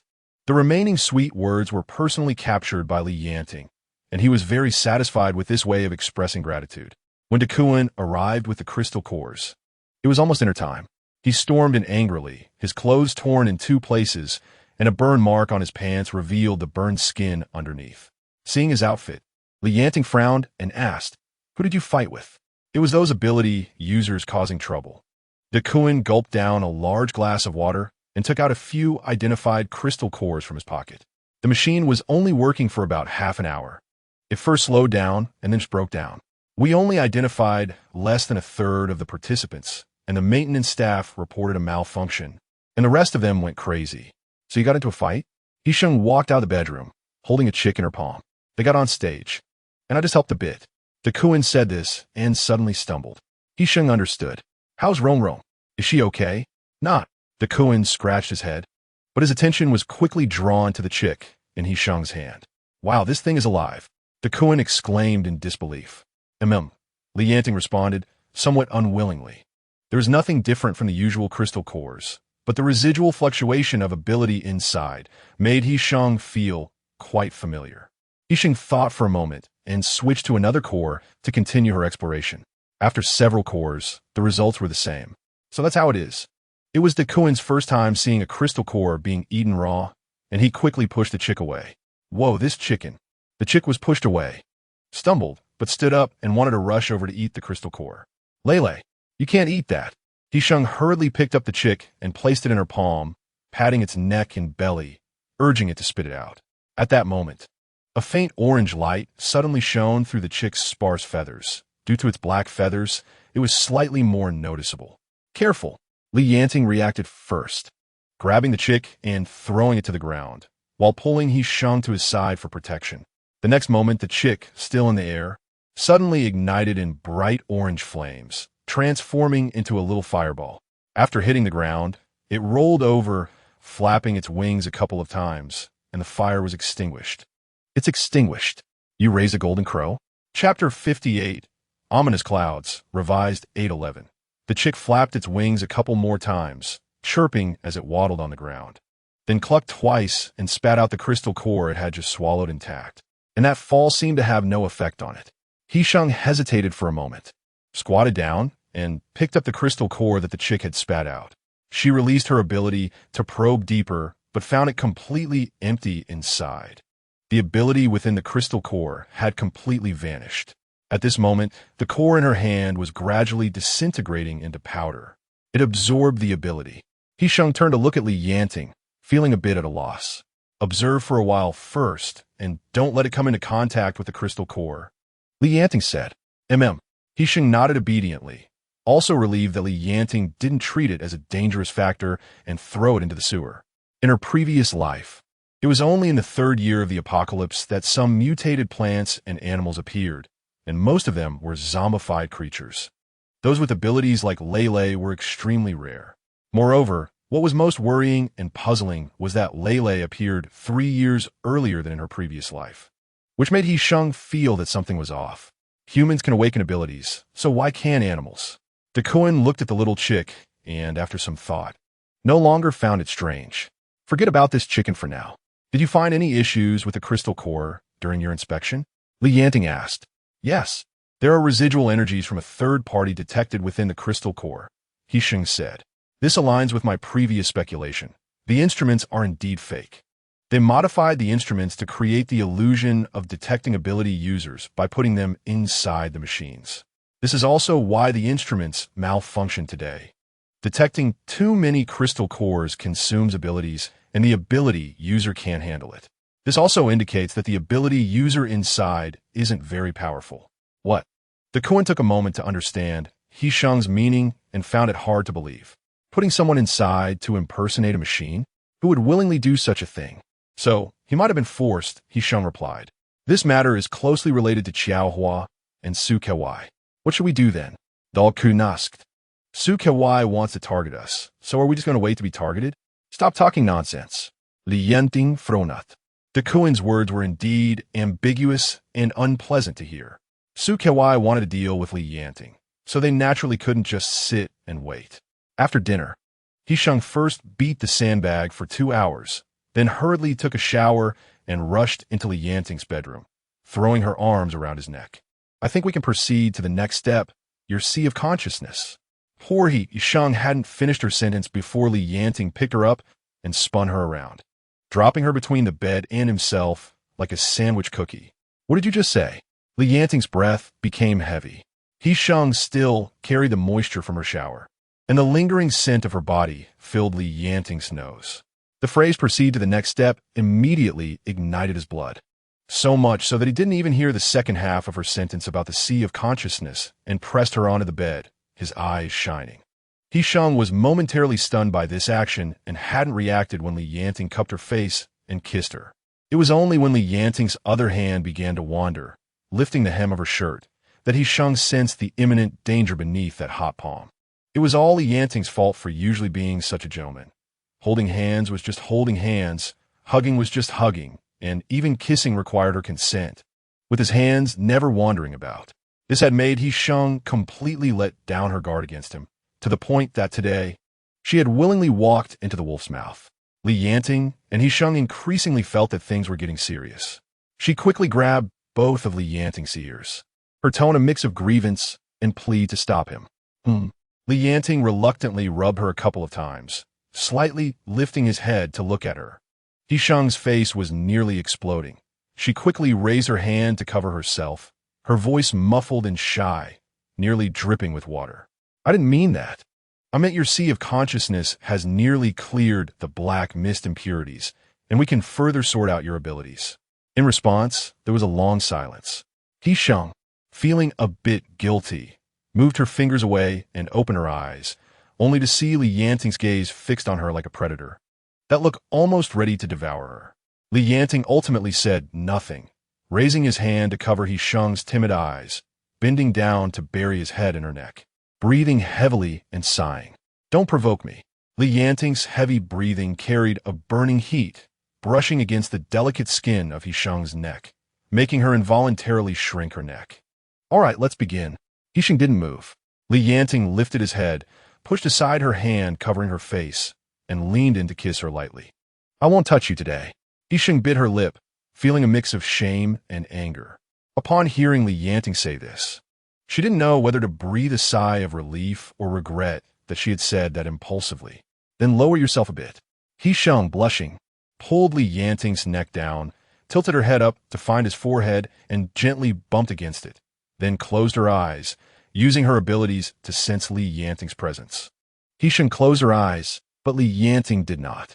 The scent of He Sheng's soft fragrance filled his nose, and her pink lips were close enough to see the mysterious glow under the moonlight, looking soft and sticky, even softer than the body he was holding. And this was the very lip he had just kissed, making him even more aware of its alluring taste. He Sheng's efforts were in vain. It seemed that Li Yanting was completely uncooperative. She opened her eyes and unexpectedly met Li Yanting's gaze filled with her reflection. That affectionate look made her heart skip a beat, and her face unconsciously heated up again. "Li Yanting, you need to focus a bit." He Sheng actively pulled away from Li Yanting. However, he was fixated on her mouth. "Are you wanting to kiss me again?" He Sheng smirked, cute yet cunning. Li Yanting sighed deeply and lowered his head to bump his forehead against hers. "Ow!" He Sheng let out a cold hiss, complaining, "Be gentler." Li Yanting paused for a moment. "Let's begin." Li Yanting lifted his head slightly, closing his eyes. Where their skin touched, a pale moonlight glimmered. Not clearly visible in the moonlight, fleeting in an instant. Chapter 59. The conspiracy begins. The black mist in Li Yanting's sea of consciousness had been cleared multiple times by He Sheng and no longer posed a threat. Now, what He Sheng had to face was the massive energy body within Li Yanting's sea of consciousness.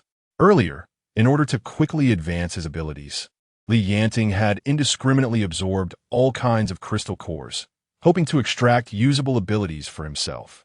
This approach was reckless and dangerous, with the direct consequence being the mixing of too many unusable energies within his sea of consciousness. After He Sheng entered, she first swept through the depths, dissipating the thin black mist produced by the recently absorbed crystal cores. Then, she carefully touched the energy body that resembled a ball of yarn, and it immediately approached her, wrapping around her in a white light. He Sheng cautiously loosened the energy body a bit, then squeezed inside to observe the internal situation. Inside, it was colorful, with numerous tangled energies. Some had taken root, deeply embedded in the sea of consciousness, while others floated aimlessly like unrooted trees. The rooted ones were the awakened lightning and wind abilities usable by the main body. The drifting abilities were the result of absorbing a large number of different types of crystal cores, resulting in unrooted energy accumulation that could not be used by the main body, diluting the purity of the abilities and significantly reducing their power. Over time, this would form a deadly obstacle. The abilities of the resolver sounded mysterious, but the principle was not complex at all, and it was quite simple to operate. All that was needed was to loosen the energy ball mixed together, solidify each energy cluster separately into several small energy balls, and then use the resolver's abilities to wrap and separate them, waiting for them to slowly dissipate later. Although the operation was simple, He Sheng had not bonded with Li Yanting, and the abilities were uncooperative. The entire process was mentally exhausting. After she exited Li Yanting's sea of consciousness, she immediately sank into the bed's comforter, feeling hot and soft. Upon finishing the resolution process, Li Yanting immediately sensed the changes within his sea of consciousness. Due to the alien abilities gained from devouring the crystal core, they now obediently grouped into a few clusters, honestly staying in a corner without disturbing the small sea of divine consciousness. The main abilities, lightning and wind energy balls, occupied the most advantageous position. After removing the complex energies, the abilities themselves became much purer and more powerful than before. The dual abilities actually advanced one level each, with lightning reaching level 7 and wind reaching level 5. He Sheng developed a high fever again, her flushed little face looking dazedly at Li Yanting, reaching out her hands, wanting to be held. Li Yanting was momentarily stunned, his heart racing, filled with worry and inexplicable sourness. prompting him to immediately pick her up and place the feverish He Sheng into his arms. He Sheng snuggled in his embrace, the familiar scent giving her a sense of security, causing her barely conscious mind to collapse instantly into deep sleep. Yanting held his treasure, keeping watch with wide eyes through the night. The matter regarding the crystal core identification market continued to escalate until the third day, when Suhanyan announced that the equipment had been repaired and would continue to provide free crystal core identification for the remaining ability users from the last time. Only then did the situation calm down. For several days, nothing happened, except the rumor about Yanting having scars from dead people became increasingly rampant. Later, one day, it was reported that thieves had broken into the storage room where the identification equipment was kept, after which it was never mentioned again. Although a 2-meter-high wall was built along the edge of the refuge city, according to the terrain, its defensive capability was not high and there were still vulnerabilities. In the event of a large-scale zombie tide, it would be of no use, hence regular patrols and guard duty were required. In the evening, with the little chick Lele accompanying He Sheng, she did not feel bored at all. Before leaving, Yanting dragged a small battery out from the tool room. "You've been working on this in the tool room these days?" He Sheng asked in surprise. "Where did you get the electricity?" "I took it apart and studied it for 2 days and found that lightning abilities can charge the battery," Yanting explained plainly, placing the battery in He Sheng's room and squatting down to connect the circuits. "It's for you to use the lamp at night." She felt like a little fish about to dry up, suddenly receiving the grace of the heavens, reborn in the embrace of a vast ocean. He Sheng bent down, resting her chin on Yanting's back, wrapping her arms around his neck, her eyes reddening as she sniffled. "Why are you so good? What did you call me?" Yanting paused, his laughter light and warm. He Sheng's eyes were already teary, her voice thick with nasal tones, slightly choked as if extremely aggrieved. "Husband. Now that you've called me husband, how can I not treat you well?" "Who else should I treat well?" Yanting held He Sheng's delicate wrist, kissing it twice near his lips. Yanting's stubble was just starting to grow, feeling a bit rough against her hand, which He Sheng gently stroked before being caught by Yanting, who squeezed it tightly twice. However, there is one more thing. Yanting slightly straightened up, pulling on He Sheng's arm, and with a bit of force, he pulled her from his back into his embrace. He lifted He Sheng's legs and laid her down on the big bed beside them. "How can couples sleep in separate rooms?" Yanting pressed against He Sheng's chin, forcing her to look up. "You agree, right, wife?" He Sheng's face turned bright red, especially clear and obvious in the warm light of the slanting sunset streaming through the window. "You're going to keep watch. How'd this blockhead get so bad?" "What is this? Learning to be bad?" The last syllable slightly raised, gently refused, yet Yanting's mood was unaffected. Instead, He Sheng's blushing face seemed incredibly cute to him, making him like her even more, and he couldn't help but kiss her several times. After a while of being affectionate, Yanting had to pack up to leave, and before stepping out, he still worriedly reminded her, "Lock the door, practice the moves I taught you for 2 hours." He Sheng nodded in agreement, and after Yanting left, she immediately put on her boxing gloves to practice the moves. But her mind kept replaying what Yanting had just said. "How can couples sleep in separate rooms?" "You agree, right, wife?" The words wife coming from Yanting's lips were deep and hoarse, sexy enough to make her face heat up. He Sheng shook her head, temporarily suppressing the agitation brought by that sentence, transforming it into motivation to practice martial arts. Half an hour later, He Sheng finally succumbed, wiping the sweat from her forehead with her arm, and then burst into a silly laugh. "I think so too, husband," He Sheng said softly. Since they had already acknowledged each other, what was there to be pretentious about? She was staying in the master bedroom, which was spacious and had a bigger bed. After messing around with a blanket and pillow, He Sheng went to sort through Yanting's clothes. They had just moved in, and she didn't have many belongings, having only taken 2 trips to finish tidying up. Just as He Sheng had neatly arranged the bed and placed their pillows side by side, she heard a series of urgent knocks at the door. It wasn't Yanting, nor was it someone from their group. They all had specific knocking signals, and the person outside was a stranger. He Sheng quietly walked to the door, peeking through the peephole. "He Sheng, I know you're in there. Open the door."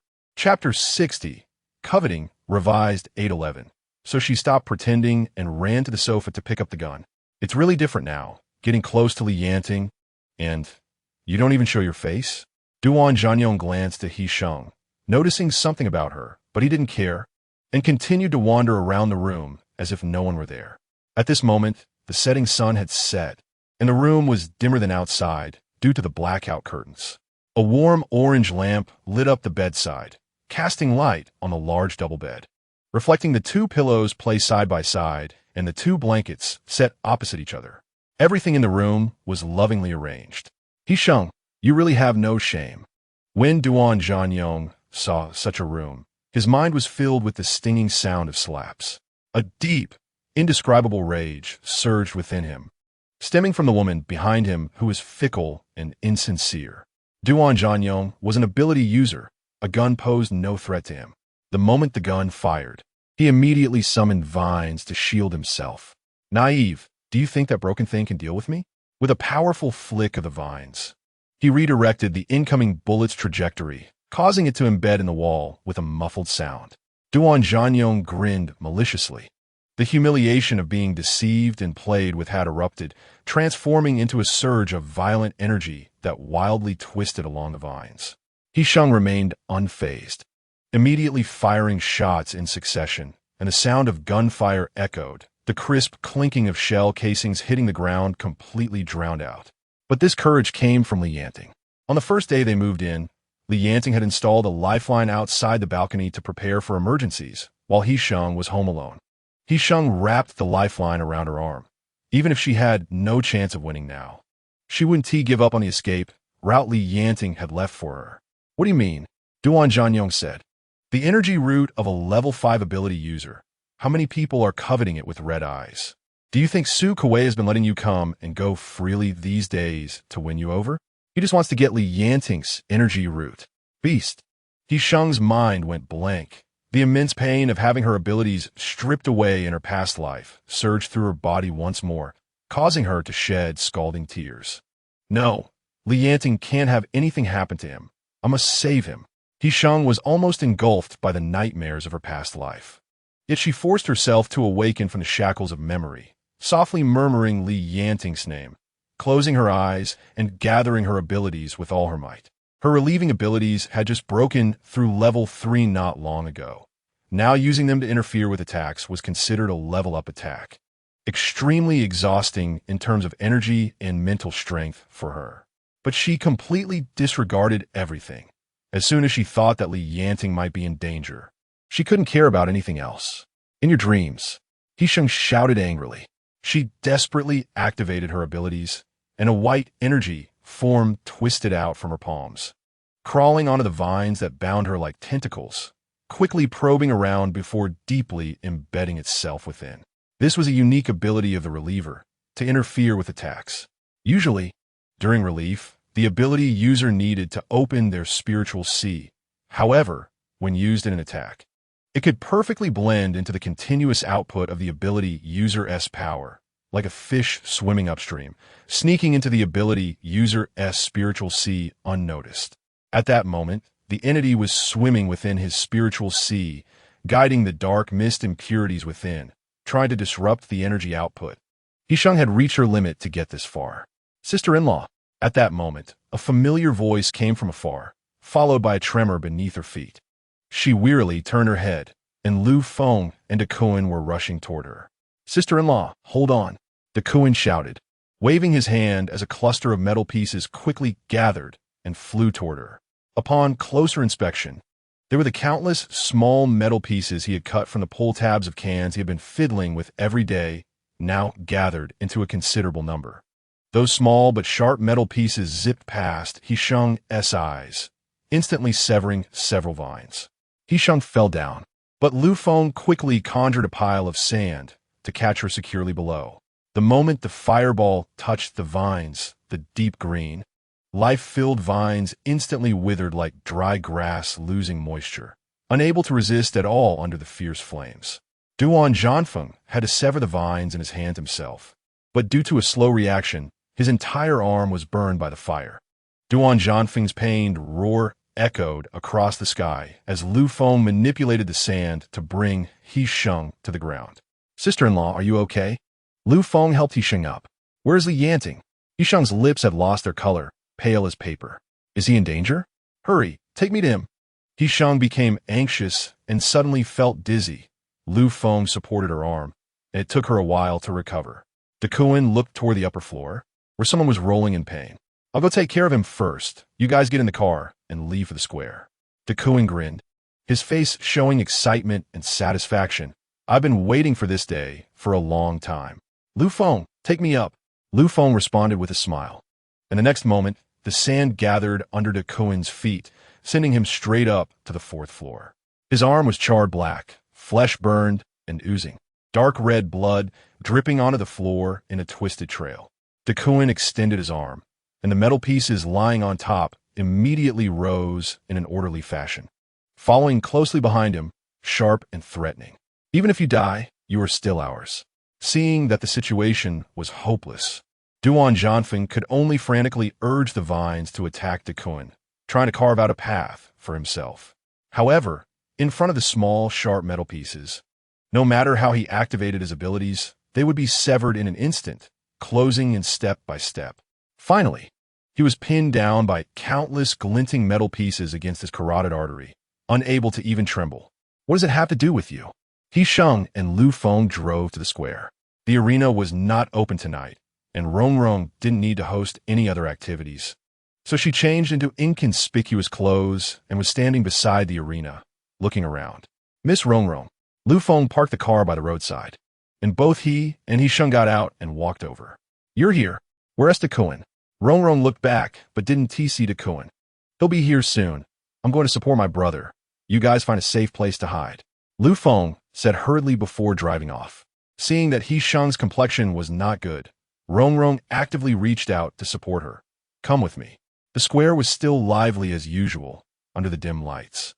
Gambling and dance stalls popped up everywhere, with shouting and cheering, noise and curses filling the air. Everyone was busy with their own affairs, unaware that tonight the refuge city would undergo a tremendous upheaval. Descending further, there was a small space lit by candles, where a person could be vaguely seen sitting inside. That is my brother, named Liang. He burned his brain when he was young. Doesn't he recognize anyone? Only me. Seeing that He Sheng was distracted, Rongrong poured a cup of water and brought it to her, tried to initiate some conversation to redirect her attention. He Sheng accepted the cup and thanked her. Looking at the big fool, Rongrong mentioned. Rongrong was rummaging through a basket to find 2 pieces of dry food to take to the big fool named Liang for dinner. But I, as a sister, have done a terrible job protecting him, leaving him to live in such a humiliating way. Rongrong's tone was flat, as if recounting someone else's story. At least he earned his keep based on his own abilities. That is not without dignity. He Sheng was worried about Li Yanting's safety and found it hard to feel much sympathy for the brother and sister in front of her.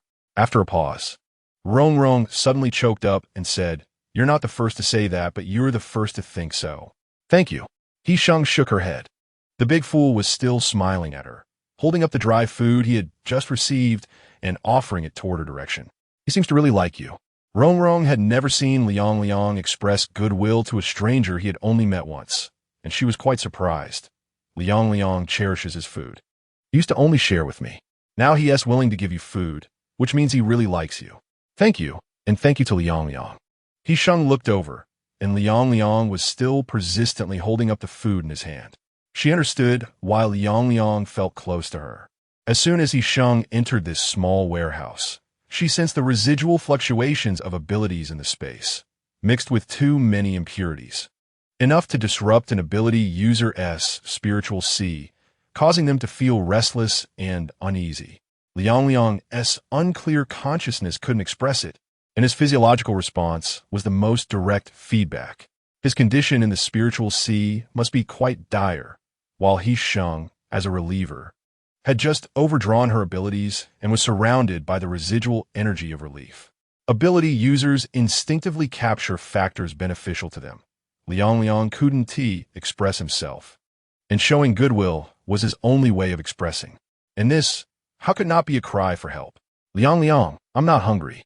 He Sheng looked at the big fool in the corner, who was mostly hidden in the shadows under the dim candlelight, appearing somewhat pitiful. After saying that, She turned to look toward the door. At this moment, her heart was entirely tied to Li Yanting, leaving no room to care for others. Liang seemed to understand something, slowly lowered his head, and hid the food he had intended for He Sheng in his secret stash behind him. He Sheng leaned against the wall, gazing through the small window at the dim lights flickering in the dark night. The excessive consumption of abilities had left her mentally exhausted. Her head felt heavy, and the flickering lights appeared increasingly blurry to her eyes. Her eyelids grew heavier, and ultimately, she could not withstand the fatigue, closing her eyes and dozing off. Seeing this, Rongrong found a blanket and covered He Sheng with it. He Sheng curled up in resistance. Even though she was unconscious, she still gritted her teeth, tightly curling up to protect herself. Meanwhile, on the other side of the refuge city, the person she was most worried about was facing the encirclement of more than a dozen ability users led by Su Ku, Xiao Hua, and Lu Qinghe. At that moment, he had just slain nearly 100 mutated zombies in a zombie tide, with the proportion of high-level zombies far exceeding that of ordinary zombies. With the timing of this ambush being just right, it's clear that there's something fishy going on. Li Yanting wiped the blood from the corner of his mouth, shook his arm that was numbed by the lightning, and glanced at everyone present. Su Kewai stood high at the back of the ability users, wearing a confident smile as if victory was assured. In front of him were his so-called loyal subordinates, all of whom were at least peak level 3 ability users. They first used the mutated zombie horde to wear down his combat strength, and then brought a dozen ability users to surround him. The preparations were indeed thorough. Su Dong, what do you mean? Li Yanting brushed off the dust on his clothes, but the large bloodstains on his sleeves just wouldn't come off. He couldn't help but frown. These were clothes that He Sheng had cleaned for him, and now they were stained.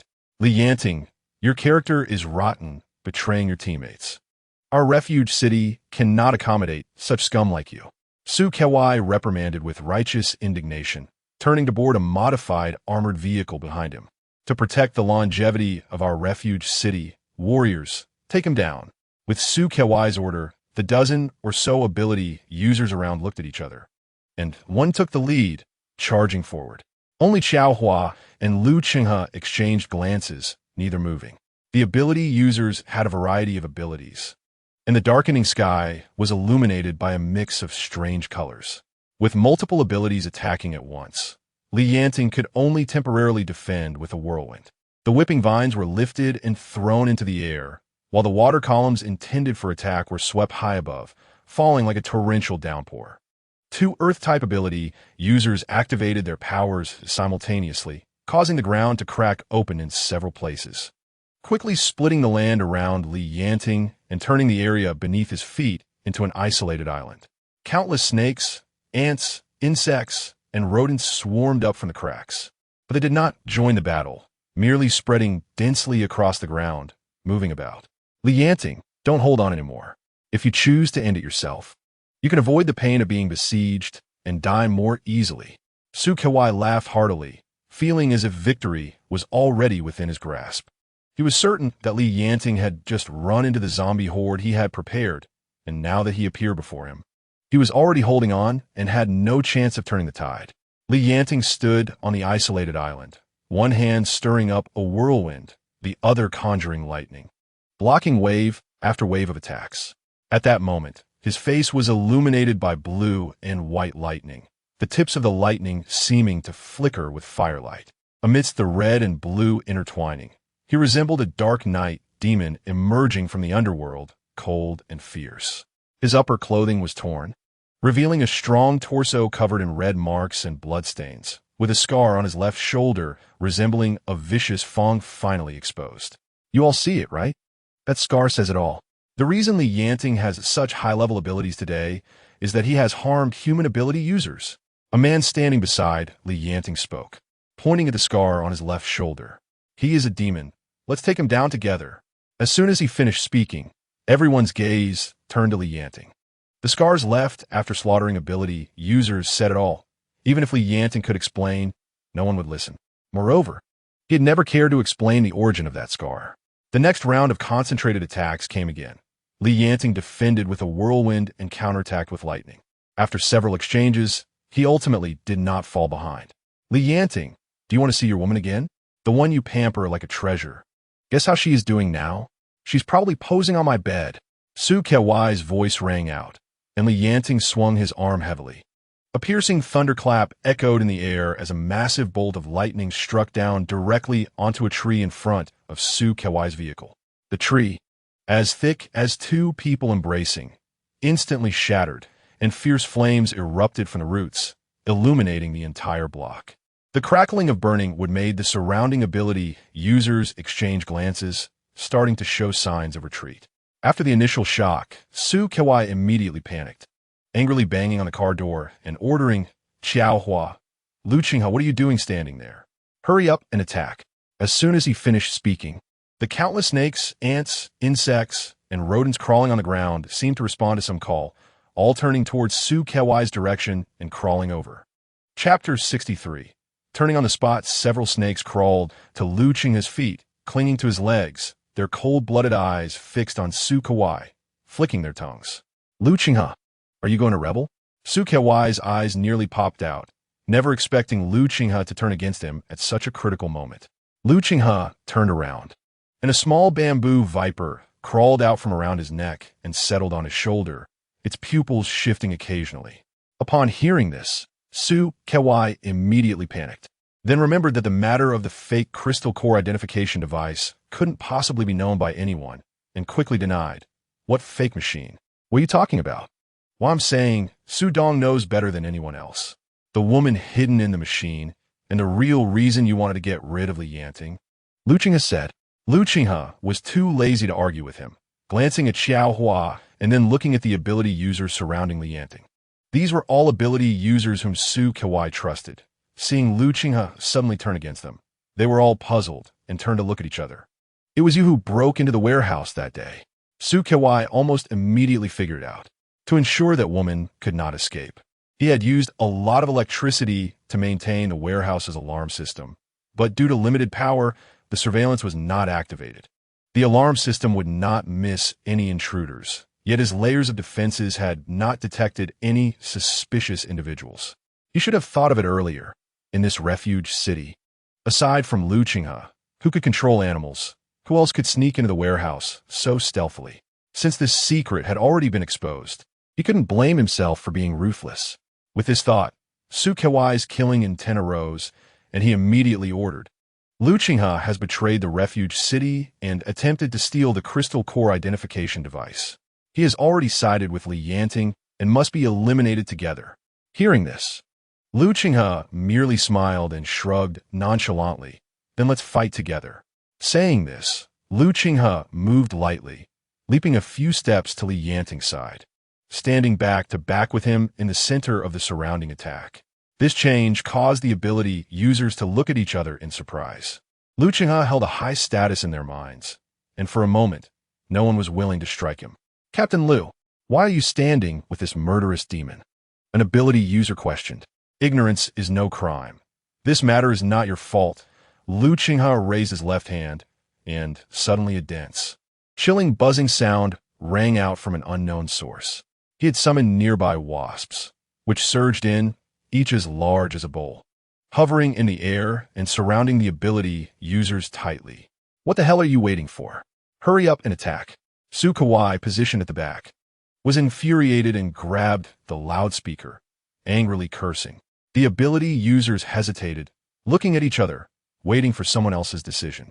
After his rage, Su Kewai calmed down and immediately raised the stakes, shouting through the loudspeaker, "Today, whoever can kill these two, I will give them 300 crystal cores and let them use the identification device as they please." 300 crystal cores, what a big offer. "Now I want to kill you too?" Lu Qinghe chuckled, nudging Li Yanting with his elbow. "Then you better think carefully, standing with me." "I don't have any crystal cores for you," Li Yanting replied, with the temptation of such a large reward. The crowd no longer hesitated and all charged at the two of them. "What about the zombies? Where did they go?" Su Kewai questioned again. Li Yanting certainly hadn't run into that group of zombies. Why is Li Yanting unharmed? How can he remain so at ease in the face of so many ability users? Those more than a dozen high-level zombies didn't even touch Li Yanting. Where did they go? But the driver hesitated. He was also an ability user. usually responsible for protecting Su Kuei's safety, and he could definitely handle leading the zombies. But what happens after that? With so many high-level mutated zombies, could they still survive? Were they supposed to rely on the Yanting to save them? But no way, you go if I tell you to. Hurry up and get out. Sukui sautet ang vili. At this point, the driver could only obey and get out of the car, heading toward the area where the mutated zombies had been confined. The sounds of fighting behind him grew fainter, and as the driver groped his way through the dark grass, he suddenly seemed to step on something. When he pushed aside the weeds to take a look, he froze as if struck by lightning. This was the burial ground for hundreds of zombies, with scattered limbs and severed heads all around. Not far away, 3 ability users were clearing out the last few living zombies. Once the last few heads were severed, the wilderness was as silent as a graveyard. And right where he stood, several zombies with grotesque faces were staring directly at him. They were the high-level zombies they had captured. They hadn't gone elsewhere. They had already been dealt with by the Yanting. What kind of terrifying power is this? The high-level mutated zombies that Su Kuei had carefully prepared and nurtured for months had quietly fallen here without leaving a single visible injury on the Yanting. They had chosen the wrong enemy, the poor driver thought. Wasn't there just a person over there? Fan pierced the zombie's head, skillfully extracting the crystal core and putting it into his bag. A living person. Zhao Xing was also busy taking the crystal core, enjoying it like harvesting ripe crops. Should we chase? Fan asked again. At this moment, he had already dragged Su Kuei out of the car, and from the ground, he grew vines that turned into a large cage, trapping Su Kuei inside. The other ability users saw this and stopped, realizing that even if they wanted those bounties, they needed to stay alive to claim them. Now that Su Kuei had been captured by Xiao Hua, they naturally wouldn't risk their lives for him anymore. Director Su. The driver Xiao Huang swallowed hard, looking nervously at Li Yanting, his eyes filled with awe and his legs trembling. Those mutated zombies were all dead. Su Kuei froze upon hearing this. His overly excited and angry brain took a moment to react, and in the end, he still couldn't believe what the driver said. Impossible. I don't believe it. Su Kuei yelled, then suddenly coughed violently a few times, covering his chest as he spat out a mouthful of blood and fainted. Chapter 64. Conclusion. Rongrong welcomed him inside, looking at the person he was carrying with disdain. Keep this person here for now. Help me keep an eye on him. De Kuan's originally aggressive demeanor dissipated upon seeing Rongrong, and his voice softened considerably. Put Liang Liang next to him. Liang Liang will watch him, Rongrong said, and then went over to discuss with Liang Liang. Liang Liang had no good feelings for De Kuan, who had defeated him and bared his teeth, preparing to charge at him to redeem his previous humiliation. De Kuan had other matters to attend to and could only remind Rongrong to be careful. You're worried about me? Rongrong hugged De Kuan's arm, leaning against him like a little bird. De Kuan's body stiffened, and he quickly pulled his arm away. I'll be going now. Watching De Kuan's fleeing back, Rongrong leaned against the door and chuckled softly. Silly man. How can he be more foolish than Liang Liang? Rongrong stayed with him for a while, but Liang Liang suddenly became alert. Liang Liang never became alert for no reason, and Rongrong dared not delay, quickly running to He Sheng's side. Just as she was about to wake He Sheng, the warehouse door was suddenly opened from the outside. The person who came in was a very lewd-looking man, and his eyes lit up when he saw Rongrong and He Sheng. Rongrong immediately shielded He Sheng behind her. Who are you? Get out. No way. Leave quickly, or I won't hold back. Rongrong glanced in Liang Liang's direction and raised her hand to signal him. He Sheng was now their lifeline. She would rather get hurt herself than let him take He Sheng away. Upon hearing this, the man laughed and reached out to touch Rongrong's face, saying something even more vulgar. Not holding back with me? What will you use to not hold back? With that charming little mouth of yours? Liang Liang. Rongrong could no longer tolerate it, shouted, and immediately lunged at He Sheng, bringing them both crashing to the ground. At the same time, a fire dragon soared up from deep within the warehouse, charging straight toward Cheng Wei's face without mercy. However, the difference in levels was too great. His water ability was no match, and he was immediately thrown out of the warehouse by the fire dragon. Outside the warehouse, the square was bustling with people, and Cheng Wei's being thrown out did not attract much attention. He struggled to get up from the ground, hesitated for a moment at the door, and ultimately disappeared into the darkness.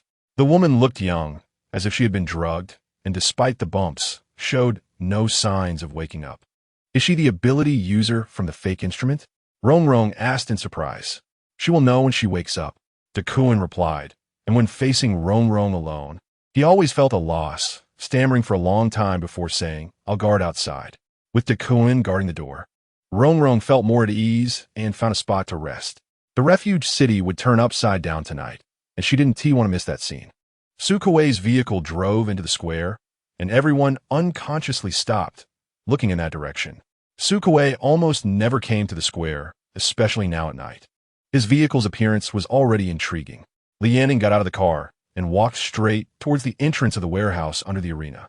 The remaining vehicles also opened their doors, and the prominent figures in the refuge city gathered here, getting out of the cars in various strange postures, instantly drawing everyone's attention. At this moment, the relaxed people in the square had no idea what was happening, but just by looking at this scene, they knew it was no small matter. So no one left, gathering around to see what was going on. He Sheng had been sleeping very uneasily, frowning as if battling something despairing in her dreams. Now, in her dreams, such inhuman torment was being inflicted on Yanting, which made her feel even more desperate and pained than if it were happening to her. This dream lasted for an unknown duration until she was pulled into a familiar warm embrace, tightly held by its owner. The sense of safety, as if regained after loss, dispelled her nightmare, and He Sheng finally relaxed her jaw, snuggling deeper into that embrace, falling into a peaceful sleep. "Big brother, what should we do next?" Duan pushed the door open from outside, walked down a few steps, and sat on the stairs. His voice was a bit loud, causing not only Li Yanting to frown, but even Liang in the corner to glare at him fiercely. "Lock him up." The person in his arms showed no signs of movement, and Li Yanting picked her up, ready to leave the warehouse with He Sheng when Liang, who was chained up behind, suddenly became agitated. With a leap, he charged towards Li Yanting. However, the chain on him was too short. He only took a few steps before being yanked back by the chain around his neck, and he roared angrily, his eyes fixed on the person in Li Yanting's arms. Flames igniting in his hands. Li Yanting wrapped the soft body in his clothes tightly. Whenever He Sheng fell asleep, his clothing acted as a protective umbrella, carrying all of He Sheng's reliance and trust. Li Yanting approached Liang, standing just a few steps away, his pitch-black eyes glinting with cold light, directly meeting Liang's furious gaze. "She is mine." Li Yanting spoke word by word, each word resonating powerfully, filled with a strong sense of possessiveness and protectiveness. The imposing aura of a high-level ability user suddenly surged, and even Liang, who understood nothing, instinctively knew to avoid danger. Facing such an overwhelming pressure, he glanced away twice, ultimately lowering his head, the flames in his palm extinguished. "Watch those people. After it's over, I'll have someone take off what's around your neck," Li Yanting said. Liang, who had originally been dejected, suddenly raised his head upon hearing the last sentence. Li Yanting knew he understood and stopped talking, leaving the warehouse holding He Sheng. Chapter 65. The madness of near-death. Su Kuei's so-called direct descendants were dragged out from the back of a van, bound with wrought tan, by Xiaohua. Along with them came an extremely strong, almost tangible stench of rotten corpses. This man was found by the driver, Xiao Huang, outside Su Kuei's zombie breeding ground. He had avoided disaster by not joining the battle, and even found a special truck for transporting zombies to carry Su Kuei's direct descendants. After the van drove away, it left behind a large cage woven from wrought tan, inside which lay a person in a coma, looking like Su Kuei, but the distant onlookers dared not recognize him. The other ability users and ordinary refugees who were originally enjoying themselves in the square all unconsciously gathered over, glancing at each other, completely unaware of the situation at hand. Yet no one dared to ask first. They were all low-level ability users or ordinary people, barely satisfied to survive in the refuge city. The struggles between high-level leaders and powerful ability users were like gods fighting, largely irrelevant to them, but they couldn't help but be affected. Duan forced the captured ability users into a small warehouse, and, upon exiting, dragged a bloody person out, and tossed him to the ground. Then he kicked the door, waved his arm, and a metal piece flew out, piercing the burned arm of the man. Among the onlookers, someone recognized the voice from the painful cry and couldn't help but whisper among themselves. Duan Zhanfeng, lying on the ground, woke up to the sound of people discussing him recklessly, feeling utterly humiliated. He shot a resentful glance at the Kun, trying several times to stand up and resist, but ultimately failed. Clenching his teeth, every word spoken about him felt like a knife stabbing into his chest, forcing him to confront his current disgrace and helplessness. All his resentment finally withdrew in front of a pair of shoes, and a strong desire to survive caused him to immediately adopt a fawning demeanor. Duan Zhanfeng struggled to look up at Li Yanting, who was holding He Sheng in his arms, her unscathed and quietly sleeping. "Boss Li, we are all brothers in the same refuge city. You wouldn't go so far as to exterminate me, would you? Let me live, and I'll give you whatever you want." As he spoke, his hoarse voice sounded as if it had been scraped by a dull knife. He reached for Li Yanting's boot, desperately trying to plead for his life. Compared to the pain of his burned arm, the agony of his crushed palm was trivial. Yet what terrified him even more was the threat of death that had never been as intense as it was now.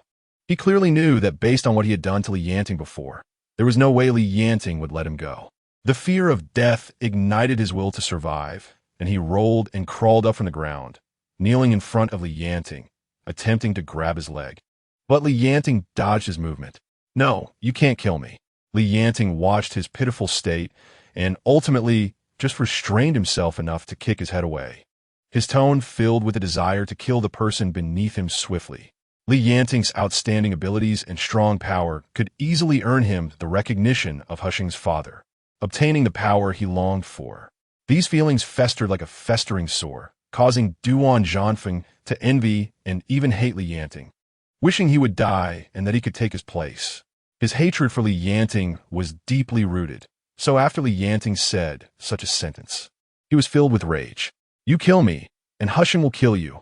She loves me. The one she loves is me," Duan Zhanfeng said, laughing wildly, as if he had finally found something to hurt Li Yanting with. "Right?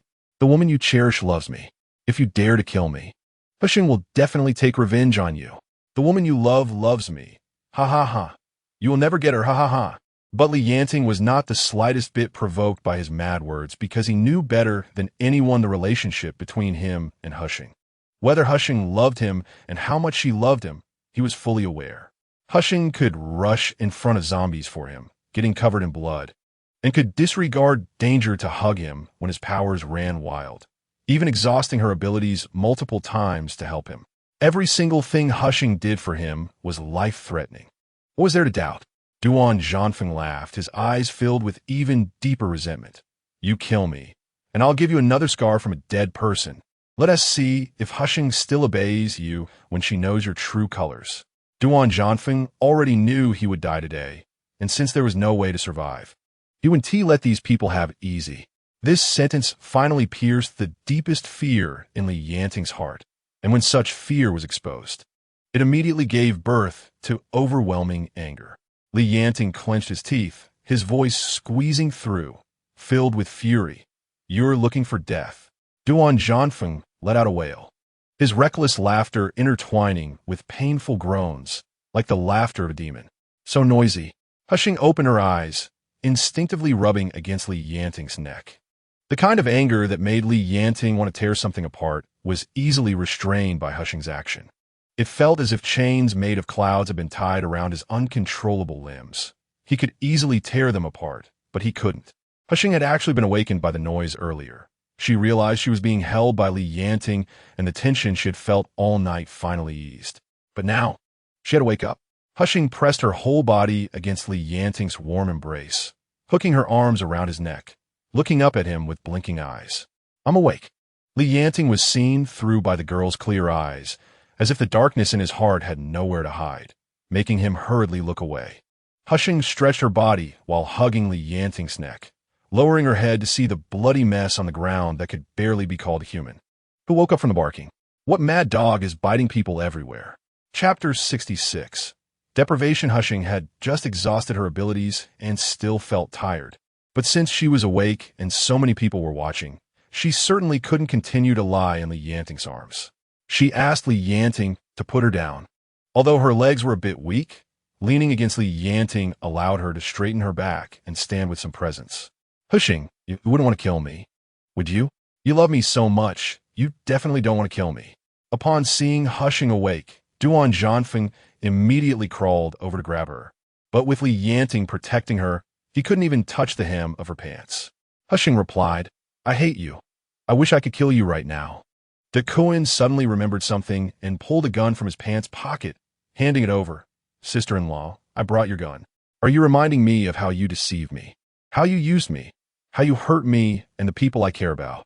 He Sheng scolded, red veins creeping into her eyes, tears welling up.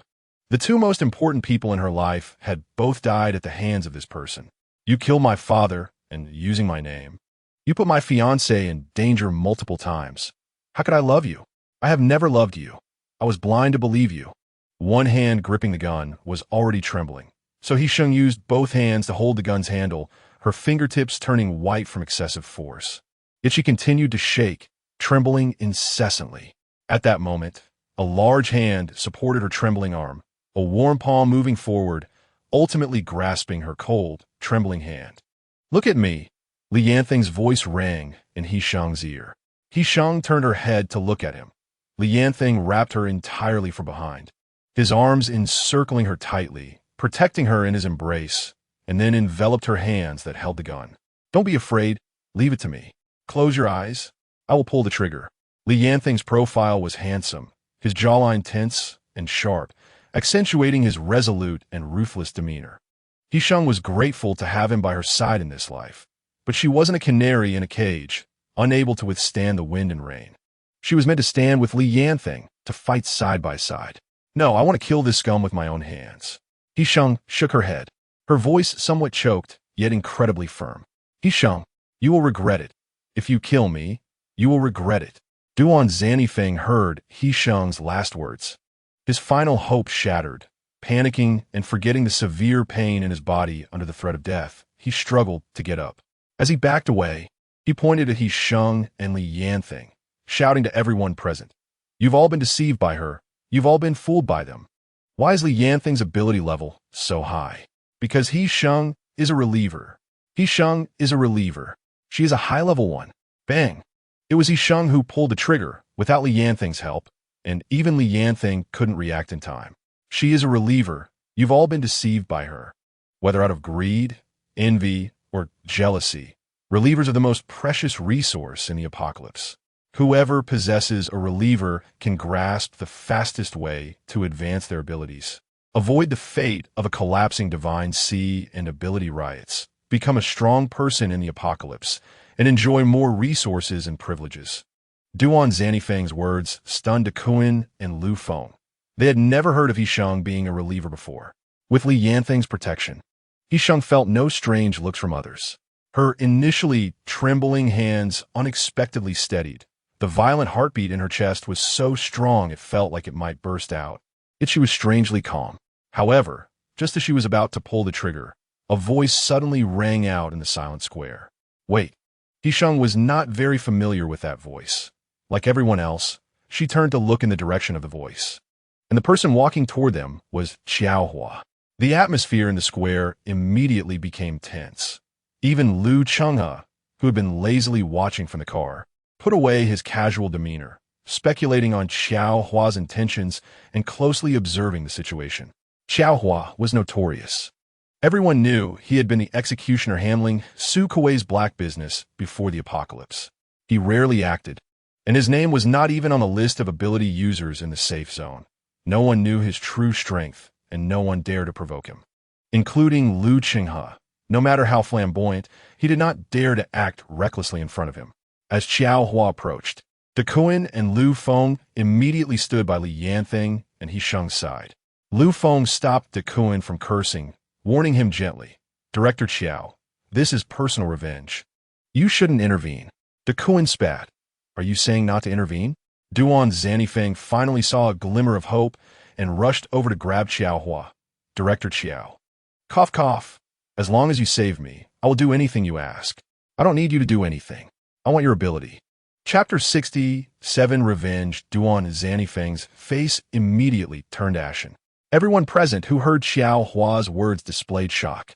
For ability users to advance their abilities. Besides the conventional method of absorbing crystal cores, there was also an unconventional way. That was for users of the same type of abilities to kill each other. While the other was still alive, they would forcibly break open the opponent's divine C, seize their ability, and absorb it into their own divine C to advance their abilities. There was another rumor stating that ordinary people without abilities could also use this method to graft a divine C onto themselves to gain abilities. This was also Su Kuei's aim. This method was lower in cost and higher in efficiency compared to absorbing zombie crystal cores.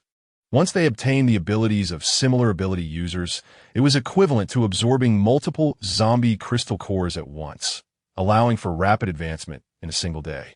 However, the act of cannibalism among humans was still hard to accept, much like the evil paths in martial arts novels, resisted by major bases and safe zones.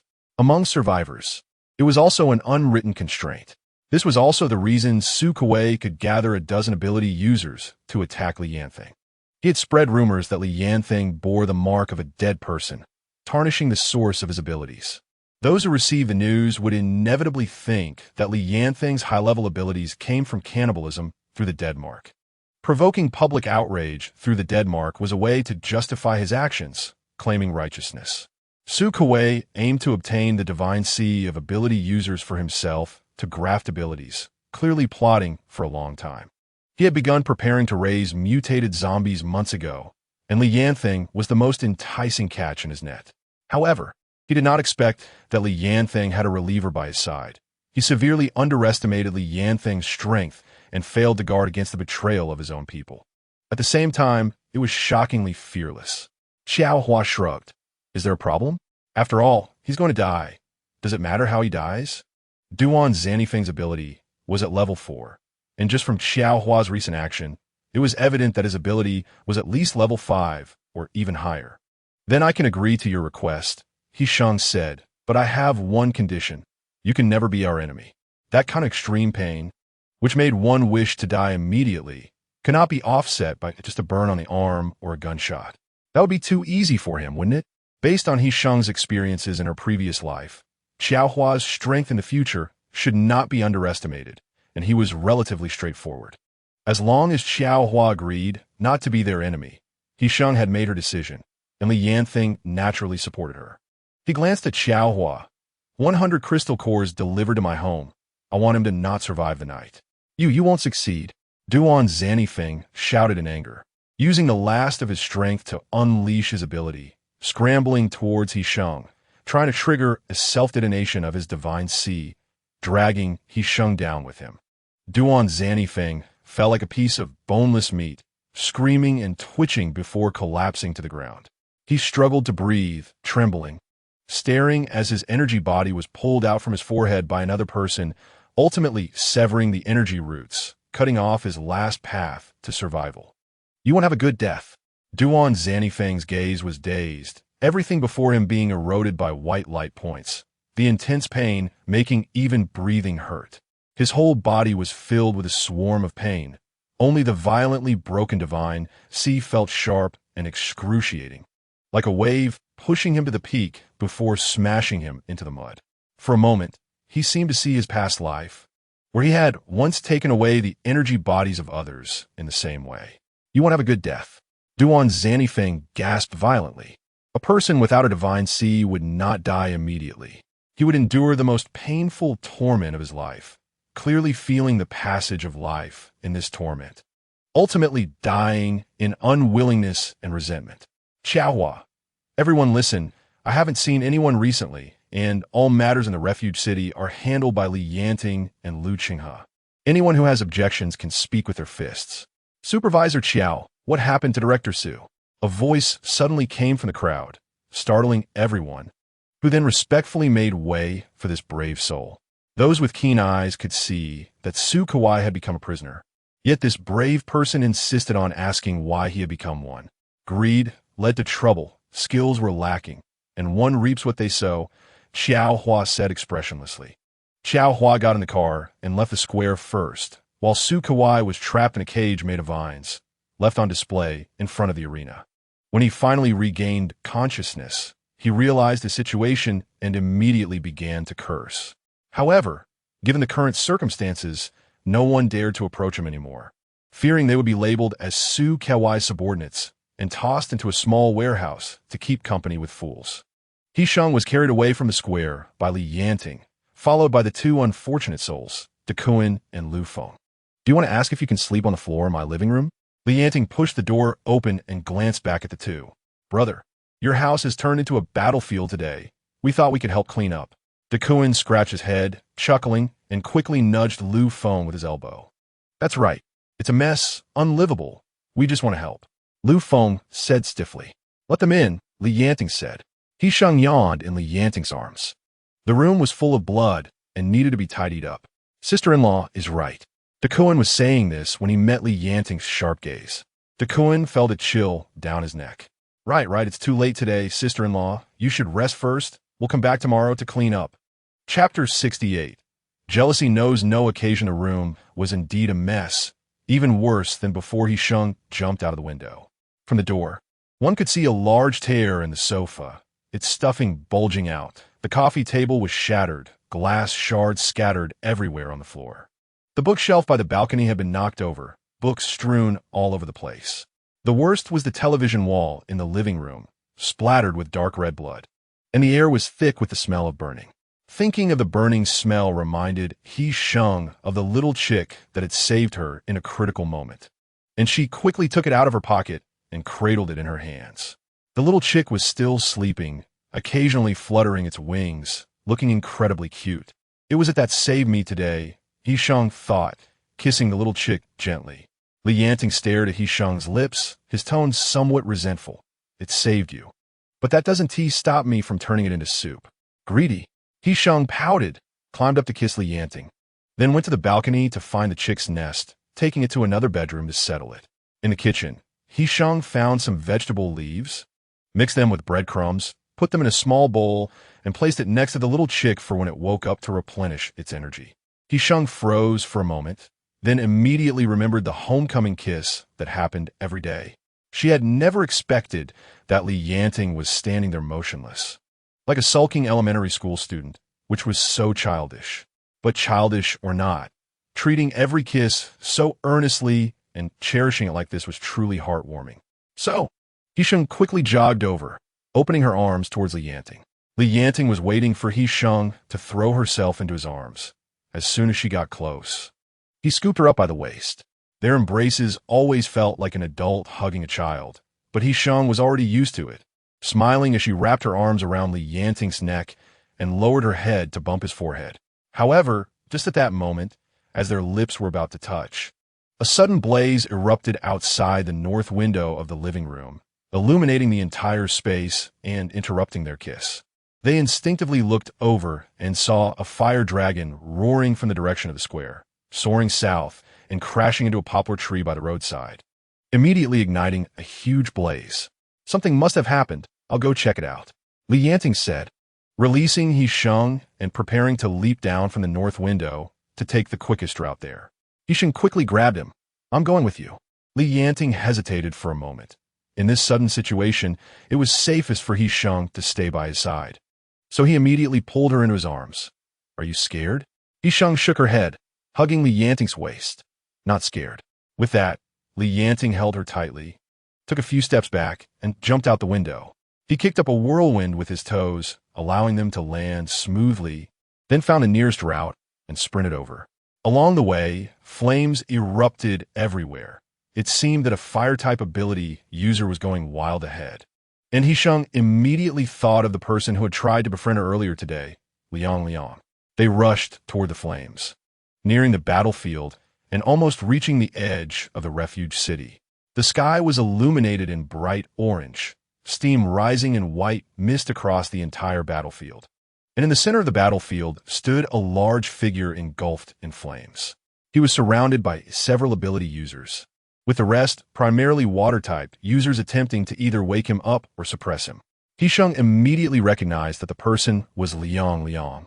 who was locked up in the underground warehouse. But Liang Liang's target for attack seemed not to be the people surrounding him, but rather beyond them. Looking toward a farther direction. Duan, you finally made it. Quickly hold him down. His ability is going berserk. One of the people heard Duan's voice and immediately breathed a sigh of relief. Duan was the only one who had defeated the big guy. With him around, they could definitely control him. Sister. Duan immediately joined in. When Liang saw him, he instantly began to shout, pointing in the direction outside the refuge city, looking frantic. What was he saying? He Sheng frowned, sensing that Liang's shouting must have some hidden meaning. He keeps pointing in that direction.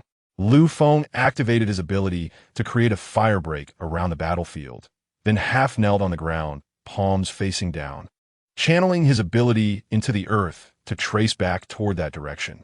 Someone has left the city. Moments later, Lu Feng said with certainty. Yanting pondered for a moment and then made a decision. Follow. No matter who left the city. Doing so sneakily at this moment and provoking the big guy to go berserk was definitely not a simple departure. I'll stay. Liang's ability is going berserk. I can help him, He Sheng said. Yanting paused for a moment, then furrowed his brow, pulling He Sheng into his arms and then carrying her to a car by the roadside as Lu Feng drove after them. What are you doing? He Sheng leaned against Yanting, fully feeling the push of the car starting. If I go help, I can calm Liang down faster. How do you plan to do that? You want to rush up and hug him? Yanting's tone sounded very displeased. He Sheng was momentarily at a loss for words. He Sheng, feeling unjustified and a bit weak, lowered her voice. Why are you so jealous without regard for time or place? He Sheng stared at him for a long time, feeling that his anger was inexplicable. Ahem, Lu Feng, who was driving, felt a bit uncomfortable with the atmosphere, which was cold even for him, so he timely interrupted. Lu Feng, sister-in-law, brother is right. When abilities go berserk, there are no living people in sight. If you really go to help, it's too dangerous. When he first heard about it, he thought He Sheng was too reckless. If it weren't for the brother's terrifying self-control, she might have been thrown out long ago, suffering serious injuries or worse. But only after suddenly realizing today that He Sheng was a resolver did he understand that her actions weren't just reckless, but rather bold due to her high skills. But even with high skills, that courage was still too great. He Sheng snorted, already aware that she was in the wrong, but still stubbornly turned her head. Secretly leaning against Yanting's chest, Lu Feng awkwardly smiled, finally understanding the pain of Duan, and quickly made a nonchalant remark. That idiot is nothing like my brother. He doesn't know how to cherish you. Chapter 69. That woman calls him Brother Ting. He Sheng knew she was in the wrong and understood that Yanting's anger was not unfounded. She immediately lost the strength to be stubborn, her back softening as she collapsed into Yanting's embrace. He Sheng's sneaky movements did not escape Yanting's notice. He knew that was her way of conceding. Naturally, he wouldn't hold onto the issue, maintaining a useless facade, as it wouldn't be worth it to drive his wife away. It's not just jealousy, it's worry for you. Yanting gathered He Sheng closer, lightly scratched her nose twice, and softened his voice. I was too reckless. He Sheng clutched Yanting's shirt, rubbing against his chest as an apology. The cold atmosphere between them dissipated quickly, leaving Lu Feng exclaiming that he couldn't understand and feeling superfluous. He finally understood why Duan often complained about wanting to go into the car. As the vehicle approached the wall of the refuge city, a large breach had already been created, with bricks collapsed outward, dust rising, and a clear tire track left on the ground. This part of the wall was relatively weak because there weren't many zombies roaming outside, and it had already been cleared, so there were no fixed sentries, only some mobile guards. By the time they arrived, the guards' attention had already been drawn to a rampaging ability user not far away, so they hadn't noticed the damage here. Lu Feng got out of the car to take a quick look, just as he was about to get back in and chase after them when he suddenly spotted someone lying on the bricks outside the wall. On this dark, windy night, there was a person lying here. Although there were no signs of zombies around, danger still lurked. Lu Feng cautiously did not approach, using his abilities to lift the person beneath the bricks and place them in front of the car. Is it Rong? He Sheng recognized the person and finally understood why Liang had gone berserk with his abilities. But why did they take Rong and then abandon her here? Was she hurt? He Sheng asked. She has some superficial injuries. She should just be fainted. It's nothing serious, Lu Feng replied, using his abilities to lift Rongrong, and went to the back of the car to open the door, placing her in the back seat. They immediately drove off to continue the chase. There was only one road leading out, which had already been cleared, with no obstacles, allowing them to drive fast. He Sheng found half a bottle of water in the car, wetting a piece of clothing to wipe Rongrong's face. Rongrong wasn't deeply unconscious and woke up with a slight stimulus. "It's you guys?" Rongrong shrank back a little at first, but then relaxed when she saw He Sheng. "What do they want with you?" Lu Feng asked. Rongrong recalled Liang burning the chains and rushing out, feeling both worried and heartbroken. Liang has never acted like this. It was like he went crazy. Rongrong grasped He Sheng's hand, her face full of anxiety. What's he doing now? He's in a state of ability rampage and will have to exhaust himself to stop. He Sheng hesitated for a moment before explaining honestly, Duan is watching him. He should be fine. They took that ability user. They plan to use him as leverage against someone else, Lu Feng said. Lu Feng turned the car around a large bend, and ahead was a straight road. Even though it was dark, with the moonlight and the extraordinary eyesight of ability users, they could still see a vehicle moving stealthily ahead. "We're catching up," Lu Feng said, pressing the gas pedal to the floor to chase after it. Their vehicle was far superior to the one Cheng Wei had stolen, and they quickly closed the distance. However, the front vehicle had no intention of surrendering, accelerating and occupying the middle of the lane, blocking their path to overtake. The terrain on both sides of the road was low-lying, with poplar trees planted continuously, making it impossible to overtake. "Buckle your seatbelt," Yanting suddenly said. He Sheng responded, and she and Rongrong quickly found their seatbelts and secured themselves. Waiting for Yanting to knock on the roof as a signal, Lu Feng continued to slam the gas pedal, closing the gap with maximum speed. Yanting clung to the roof of the car, waiting for the closest distance to the front vehicle, then leaped up, using the wind to assist him, landing steadily on the roof of the front vehicle. A loud crash echoed from inside the car, and Cheng Wei looked up as a section of the roof caved in, clearly indicating someone had jumped up. "Damn, he's really crazy," Cheng Wei cursed as he drove recklessly, immediately swerving the steering wheel to try to shake Yanting off the roof. Yanting anticipated this move as soon as he landed, immediately crouching down and punching through the windshield, gripping the edge to stabilize himself. In the next moment, frost formed where he gripped, the bone-chilling cold creeping up his hand. It was Cheng Wei's counterattack, forcing him to let go. Yanting's other hand turned into lightning, cleaving through the windshield, tearing it off and tossing it aside to avoid hitting their own vehicles behind them. With the last barrier ripped away, the two people inside the car showed fear. And before Yanting could act, Cheng Wei immediately used a water sphere to envelop himself and Suhanyan, bursting through the car door and jumping out. Immediately following, He Sheng and the others saw two massive water spheres wrapping around something, crashing through the car door and rolling into the woods beside the road before disappearing. Cheng Wei's car instantly slowed down due to lack of a driver, and Yanting jumped into the driver's seat through the windshield, taking control of the vehicle and pulling it over to the side. Lu Feng quickly followed, parking the car on a roadside. As they got out of the car, they immediately turned to look for the two people who had just rolled out, but the forest was deep, and after slowing down, they had driven nearly 100 meters. The two had long since vanished. Yanting got out of the front car, and He Sheng watched him closely, just about to go over and scold him for being too reckless when a girl with flowing long hair suddenly jumped down from the backseat of the front car, rushing up to him and hugging his waist tightly, crying, "Brother Ting, you finally came to save me. I'm so scared." Chapter 70. My wife He Sheng's footsteps froze in place as she watched the woman rush into Yanting's arms, hugging his waist, her mind exploding in confusion. She knew Yanting's temperament well. He didn't like others touching him, and if he allowed someone to get close, it meant he had tacitly approved. So who was the woman hugging him now? Why would Yanting let her get close and even allow her to hug him? He Sheng felt as if a part of her heart had suddenly emptied, her heart sinking down, feeling hollow, both bitter and sour. She had never considered before that Yanting might have encountered other people in his past.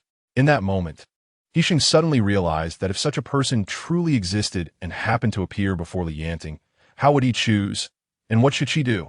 Their sister-in-law looked like she was about to cry at any moment. Big brother, you better pray for yourself, Lu Feng thought unkindly. Brother Ting, it's me. Don't you remember me? The girl clung tightly to Li Yanting, her cries echoing through the night sky. Brother Ting, I'm Jiao. Let go of me. Li Yanting's voice was colder, seemingly brewing with anger. He didn't hold back this time, directly gripping the arms of the girl who called herself Jiao, forcibly pulling her off himself. Brother Ting. Yin Jiao was somewhat on the verge of collapse, incredulously raising her head to look at Li Yanting.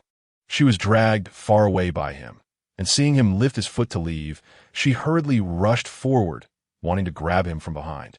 Just then, another female voice came chasing from the front, clear and with a hint of playful annoyance, making one's heart soften upon hearing it. Husband.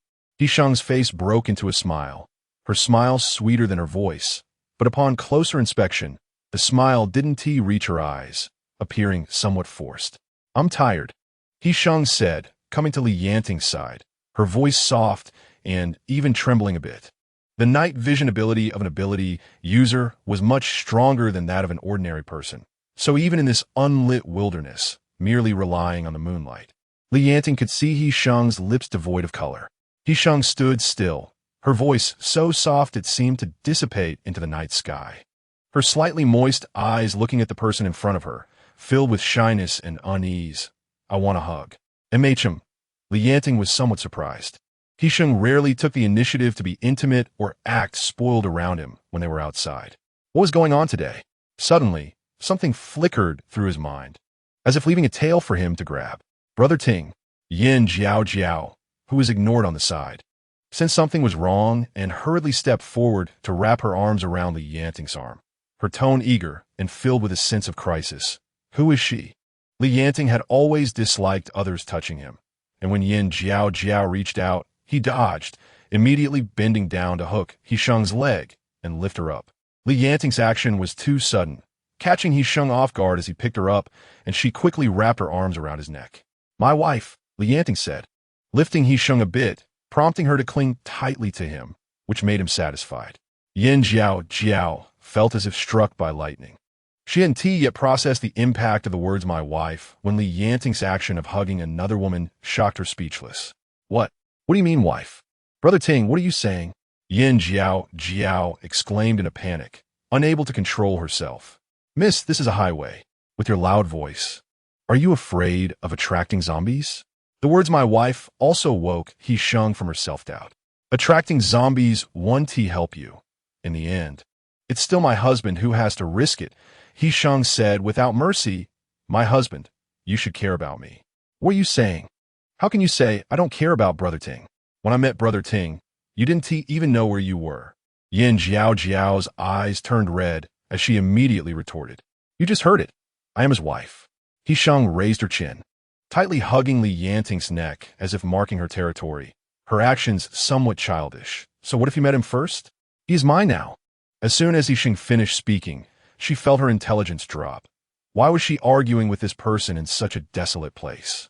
Had her brain malfunctioned? He Sheng frowned, catching a glimpse of Li Yanting smiling, and finally realized where the problem lay. She raised her hand to cup Li Yanting's face, turning him towards her, and lowered her voice decisively. You did it on purpose. You picked me up and didn't get in the car, deliberately standing here to create a battleground for me and this woman, leaving time for debate. Men's bad taste is so boring. What is worse is that I actually fell for it. Li Yanting, exposed, didn't defend himself and openly admitted it, lifting He Sheng a bit higher and made him cute. After speaking, Li Yanting finally hugged He Sheng, not sparing a glance at the furious girl beside them, and walked straight towards their car. Brother Ting, Yin Jiao, left behind, stomped her feet anxiously. He Sheng clung to Li Yanting's neck, glancing back at the girl. Since her intelligence had already dropped, she might as well drop it completely. So she muttered loudly, if I had known you were here to steal my husband, I wouldn't have come to save anyone. Li Yanting smiled as he carried He Sheng into the passenger seat. They had long since become accustomed to sitting like this, adjusting their positions in unison and closing the door. "Brother Ting, I'm going with you." Yin Jiao Jiao, seeing Li Yanting leave with He Sheng, felt a rush of anxiety and quickly suppressed her emotions to catch up. This was a desolate wilderness where zombies could be lurking everywhere, and she wouldn't be able to survive alone. But seeing that woman sitting next to her brother Ting filled her with endless disgust and hatred. Clearly, she was the one who met brother Ting first. How could this woman get ahead of her? With a heart full of unwillingness, Yin Jiao got into the car, her eyes fixed on the two embraced figures in front of her, her eyes turning red with anger. Chapter 71. A gentleman enters the bathroom, sister-in-law, seatbelt. He Sheng hurriedly pulled up the seatbelt, binding the two of them together. Li Yanting extended his hand to feel the night breeze, while using his abilities to probe the size of the zombie swarm and their speed of approach. The group sped towards the direction of the refuge city, but as they neared the breach in the wall, they were still pursued by the zombie horde. Fortunately, the group of ability users suppressing Liang hadn't left yet. Upon hearing the commotion, they immediately rushed over to assist, blocking this wave of zombies outside the breach. Liang, whose powers were still unstable, was also useful, being led outside the wall by Duan and redirecting the attack towards the approaching zombies. With Liang's help, this small wave of zombies was quickly cleaned up. After this cleanup, dawn broke in the east. A whole night filled with twists and turns finally passed, and the refuge city welcomed a brand new day. He Sheng hugged Li Yanting's neck, resting her forehead against his, then offered her kiss. Li Yanting, holding He Sheng, turned around, lifting her up and gently grinding against her lips. The anxiety, worry, and fear experienced during their separation that night all transformed into a deep love during this kiss, where they expressed their innermost feelings. "I'm very happy," Li Yanting said, chasing after He Sheng's lips, laughing lightly between breaths. "When you're angry, I'm very happy." He Sheng was facing their bedroom at that moment, the orange light from the bedside lamp casting a glow on her side profile, her long, slightly trembling eyelashes adorned with warm light, looking like a small boat holding the sun. "I wasn't happy when she hugged you." He Sheng pouted, recalling the bittersweet and heart-wrenching moment, her eyes becoming slightly teary. At that moment, she suddenly fell into self-doubt and self-negation. Trapped in a dilemma, she couldn't escape, because she suddenly realized that the self who had once disregarded Li Yanting's feelings might no longer have the right to possess his pure love. She apprehensively walked to Li Yanting's side, and it was Li Yanting's steadfastness that shattered her confinement, leading her by the hand out onto a broad road. It won't happen again. Li Yanting kissed He Sheng's eyes, assuring her. He chased after He Sheng's lips, deeply kissing her, taking in the glistening moisture in her eyes and the slight redness in her eye sockets, feeling more grounded than ever before. From then on, he finally confirmed that all the emotions flashing in He Sheng's eyes, whether joy or anger, were all related to him. After the kiss ended, He Sheng's tears flowed as Li Yanting carried her to the bathroom to wash up. However, before he could open the wardrobe, upon entering the door, he found his bed completely empty. The pillow and blanket were all gone, not even a book left on the bedside. He recalled the teasing words he had deliberately said before parting ways last night. The implied meaning in those words was profound. He Sheng could not possibly be unaware. But if she understands and still does this, is it? Li Yanting thought of this and immediately opened the wardrobe to check the clothes inside. As expected, and even beyond expectations, all of his clothes were gone, including the underwear he had placed on the lower shelf. Everything in front of him indicated an incredibly exciting thing. Li Yanting stared at the wardrobe for a long time in disbelief. Then he immediately went to He Sheng's room to see what was going on. On the large double bed, there was no longer just one pillow lying in the middle, but two pillows side by side, with two blankets placed opposite each other, casting a pair of rhombus-shaped shadows in the warm light. The clothes in the wardrobe were not many, but the items of both people were neatly arranged together, occupying both sides and closely leaning against each other. Li Yanting stood there, his heart racing. The sound of He Sheng taking a shower outside continued to reach his ears. He was no longer the impulsive fool who would act recklessly upon hearing a sound. But at this moment, he found it hard to remain calm. He hesitated for a long time, then could no longer suppress the impulse in his heart. So he did the stupidest thing he had ever done in his life. Without thinking, he strode towards the bathroom door where the sound of water was coming from. He wanted to hear He Sheng say it herself, to tell him that everything he guessed and believed was true. Because of Li Yanting's trustworthy character, he never acted recklessly. He Sheng also had no habit of locking the door when taking a shower. Sometimes she even forgot to bring a change of clothes and could call Li Yanting without any worries, because he would never do anything against her will. So when the bathroom door was suddenly pushed open from the outside, He Sheng was caught off guard, with no defenses or mental preparation. Bang! The bathroom door was pushed open forcefully, and the person outside seemed too excited, using too much force, causing the door to make a loud noise. A sharp scream echoed in the small bathroom, and startled, He Sheng nearly slipped and fell. She hurriedly grabbed onto a nearby rack and quickly grabbed a bath towel from it to cover herself. Li Yanting, help! With her hair in disarray and unable to open her eyes due to the water flowing over her, He Sheng subconsciously thought that Li Yanting was always a gentleman and would never do something like barging into the bathroom. So it must be that an outsider had broken into their home, and her instinctive reaction was to call for Li Yanting to help. Li Yanting, who was being called, stood at the door with steam rising in the bathroom. Even though his vision was obscured by the steam, he still saw He Sheng immediately.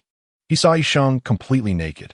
Even though He Sheng reacted quickly, hurriedly finding a bath towel to cover herself, Li Yanting still saw everything he shouldn't have seen.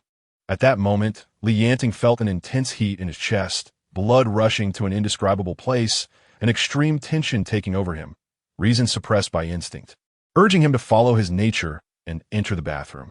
He Sheng shouted a couple of times, but heard nothing in response. Her heart tightened immediately, but she calmed down and suppressed her inner fear, becoming alert. She reached back to turn off the shower, pressed her body tightly against the wall, and freed one hand to push her hair and the water obstructing her view away from her face. Don't come over. Li Yanting is right next door. If you don't want to die, get out. While threatening the intruder, He Sheng wiped her face, opened her eyes, and at the moment she saw the person standing at the door, the harsh words she was about to say got stuck in her throat. Get out. Chapter 72. I wasn't wrong. He Sheng wrapped the bath towel around herself again. Li Yanting stood at the door, staring at her without blinking. The initial fear and terror faded away, and He Sheng tightly gripped the bath towel, feeling embarrassment and anger gradually creeping on her face. What are you doing? You scare me to death. He Sheng stomped her foot in anger. Fortunately, there was a non-slip mat on the floor, or she would have definitely fallen hard just now. I thought something happened to you. He Sheng shouted, and her emotions could no longer be held back. Tears mixed with water droplets rolled down her face, her voice choking and heart-wrenching. The moment the bathroom door was broken open, she instinctively thought that an outsider had entered the room, and that something must have happened to Li Yanting, prompting that person to rush into the bathroom. At that moment, she couldn't think of anything else. She forced herself to calm down and even threatened the intruder by using Li Yanting's name. But how she wished Li Yanting could appear immediately, drive away the bad guy, and restore her sense of security. But now, she realized that the enemy was Li Yanting himself, the bad guy she had hoped would come to save her. The fear of something happening to Li Yanting receded like a tide, leaving behind the embarrassment that followed the fear. What are you looking at? Say something. He Sheng sniffed, shouting at Li Yanting without courtesy, venting the fear that almost cost her life earlier. You were so imposing when you kicked the door open. Why aren't you saying anything now? Li Yanting finally realized the recklessness of his actions. He should have exited immediately. But He Sheng was crying, her tears making it hard for him to leave. Li Yanting took a deep breath, stepped into the bathroom, and walked straight to He Sheng. Stop crying. Li Yanting cupped He Sheng's face. Her tear-filled eyes were now misty and reddened, tears and water droplets mixed together on her eyelashes, sliding down from the corners of her eyes and falling into his palm. It was my fault. I shouldn't have been so impulsive. Li Yanting kissed He Sheng's forehead, then moved down, crossing her high nose and landing on her tearful eyes. Don't scare me. He Sheng turned her head and buried herself in Li Yanting's embrace, pressing against his shoulder and crying hard for a bit. After venting, she began to calm down. I was so scared something happened to you. Don't scare me anymore. He Sheng's voice was very soft, almost dissipating in the air. I thought someone had come in. I thought something happened to you. The scars left in He Sheng's heart from her past life could never be erased. When she learned that Yanting had already died in the zombie tide, the pain and regret she felt were things she could never forget or ignore. Therefore, in this life, what she feared most was never about herself, but about Yanting. This was also why she could unhesitatingly block zombies for Yanting and exhaust her abilities to alleviate his mental strain. She regarded Yanting's safety as far more important than her own. It was my fault. I shouldn't have acted so impulsively. Yanting finally understood He Sheng's fear just now. It wasn't the fear of an intruder barging in, but the fear of him not appearing, wondering if something had happened to him. This kind of fear made He Sheng unable to hold back her tears. Yet it made Yanting feel a bittersweet turmoil in his heart. I didn't mean to be harsh with you. He Sheng sniffed, her voice slightly trembling. Sounding much calmer now. Yes, you were right to be harsh. Not harsh enough. You should be a bit harsher. Scold me more fiercely. Yanting watched He Sheng's face, her red eyes and steamed cheeks looking adorable and making him want to get closer, even closer. What good is scolding you? You barged in anyway. He Sheng dodged Yanting's approaching lips, complaining. But as soon as she moved, Yanting pulled her into his arms. At that moment, she realized that Yanting's hand had been resting on her bare back, his rough palm warming up, hot enough to be a bit burning. What are you doing suddenly barging in and not leaving? He Sheng shrank back a bit, hurriedly adjusting the bath towel, struggling to wrap herself completely under Yanting's gaze. Get out! Yanting didn't listen, and He Sheng, embarrassed and angry, shouted, What do you want? Do you want to wash together? After saying this, He Sheng almost bit her own tongue. Yanting's voice suddenly became hoarse, and as he leaned in closer, she could even feel his scorching breath. Can I? No. What are you thinking? He Sheng tightly clutched the bath towel and pushed Yanting away. But Yanting remained unmoved, his deep-set eyes seemingly hiding a restless beast, making He Sheng's hair stand on end. He Sheng's face was about to explode from what he said. She lowered her head against Yanting's shoulder to prevent him from getting any closer. As soon as he withdrew his arm, he trapped her tightly in his embrace. He Sheng had to lift her head, unable to escape Yanting's gaze no matter how she tried to avoid it. I'm thinking about you. Being pursued by him while talking about embarrassing things she had done, He Sheng found it hard not to feel embarrassed, even though she was still under Yanting's control. She couldn't help but resist slightly. I'm thinking about how you're going to sleep on the floor tonight, He Sheng said fiercely, raising her eyes to glare at Yanting, expressing her dissatisfaction. After a comical scene, He Sheng once again kicked Yanting out of the bathroom. Immediately after, she also kicked him out of the master bedroom, only throwing him a pillow, leaving him without a blanket. Reflect on yourself. He Sheng stood at the door, looking up at Yanting, who was pitifully holding the pillow, completely unmoved by her heartache. With your attitude right now, you won't be able to calm down. He Sheng pouted. What attitude? Yanting retorted, not feeling that there was anything wrong with his attitude at all. You don't think you're wrong at all. He Sheng was even angrier at his words and immediately reached for the doorknob. I was wrong. I shouldn't have scared you. Yanting sincerely apologized. Not that. He Sheng glared. Yanting couldn't think of anything. He Sheng was so angry that she took a step back and closed the door, ruthlessly shutting Yanting outside. Go reflect, He Sheng said. Yanting waited outside the door. Although he had been kicked out, he didn't feel regret and continued to insist, besides not scaring you. I was not wrong. Chapter 73. A gentleman picks the door lock. There was no sound outside, and He Sheng pricked up her ears to listen for a long time before finally hearing Yanting's footsteps leaving. She sighed in relief, pulled the blanket over herself, and at this point, the sky was completely bright. She had stayed up all night and didn't feel very tired now. She felt a sense of relief, finally able to account for her deceased father. Last night, she hadn't had time to deal with Suhanyan, allowing her to escape. After that, she might still hide in some corner and plot in secret.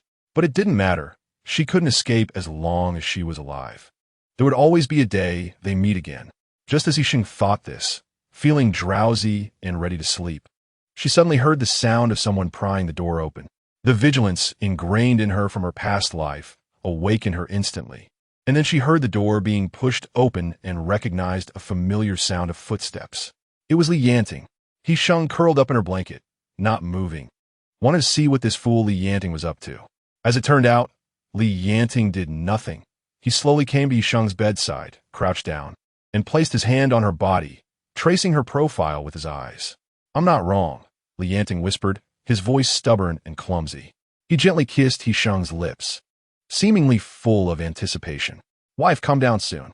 After saying this, Li Yanting placed the pillow he brought on the floor beside the bed and lay down as close to He Sheng as possible. He Sheng was furious, almost jumping out of bed to teach this fool a lesson. Who does such outrageous flirting so brazenly and refuses to admit wrongdoing? Does calling her wife work? Can he flirt just because he calls her wife? In a fit of anger, He Sheng turned over, seemingly unconsciously letting half the blanket fall onto Li Yanting. Li Yanting, lying on the floor, was momentarily stunned, then pulled the blanket over himself, his smile unabashed.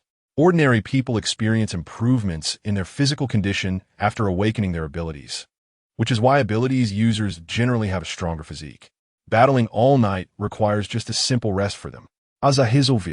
He Sheng's improvement in physical condition is much slower than that of ordinary abilities users. She couldn't compare to Li Yanting. After a short nap, he went out to continue handling affairs, while she snuggled in bed and slept through the morning, only being dug out of the blanket for lunch as noon approached. "What's the situation in the refuge city now?" He Sheng yawned, her head nodding. Sukuei couldn't stand looching his tricks, and within half a morning, he voluntarily opened the warehouse and is now sent to the fields to farm, Li Yanting said. Then, after finishing her lunch, He Sheng wiped her mouth and casually rested her chin on Li Yanting's palm. "What about Yin Jiajiao? Where did she go?" "Xiao Hua took her away early this morning.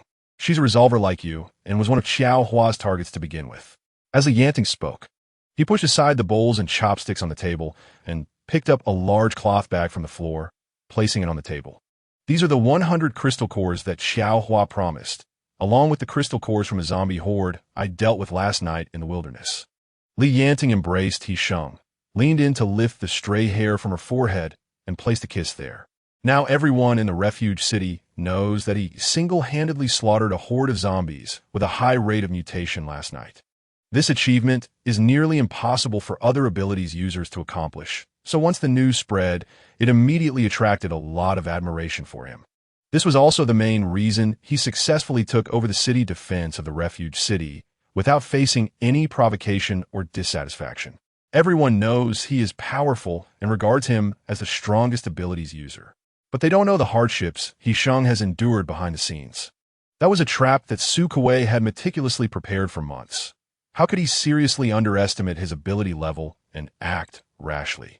The result of yesterday's outcome was all because He Sheng had exhausted her abilities for several days, helping him clear and purify the divine sea energy body. She had forcibly raised his ability level by 1 tier, allowing him to handle the attacks from that mutated zombie horde with ease. Otherwise, with his previous combat power, while he might have been able to retreat unscathed, he would inevitably have to fight fiercely. And in such a situation, facing more than a dozen abilities users under Sukuei might leave him feeling overwhelmed. "You worked hard these past few days," Li Yanting said as he pulled He Sheng onto his lap, wrapping his arms around her slender waist, supporting her slightly dazed face and leaning in to kiss her. "I have something to discuss with you." He Sheng hugged Li Yanting's neck, tried to evade his kiss but ultimately failed, ending up being pressed against him for a while. "My identity as a resolver has been exposed." He Sheng relaxed into Li Yanting's embrace, contemplating how to gain his support. Li Yanting's expression turned serious as he stroked He Sheng's waist and back, gently patting her to comfort her. "Don't worry, no one dares to target you. I know.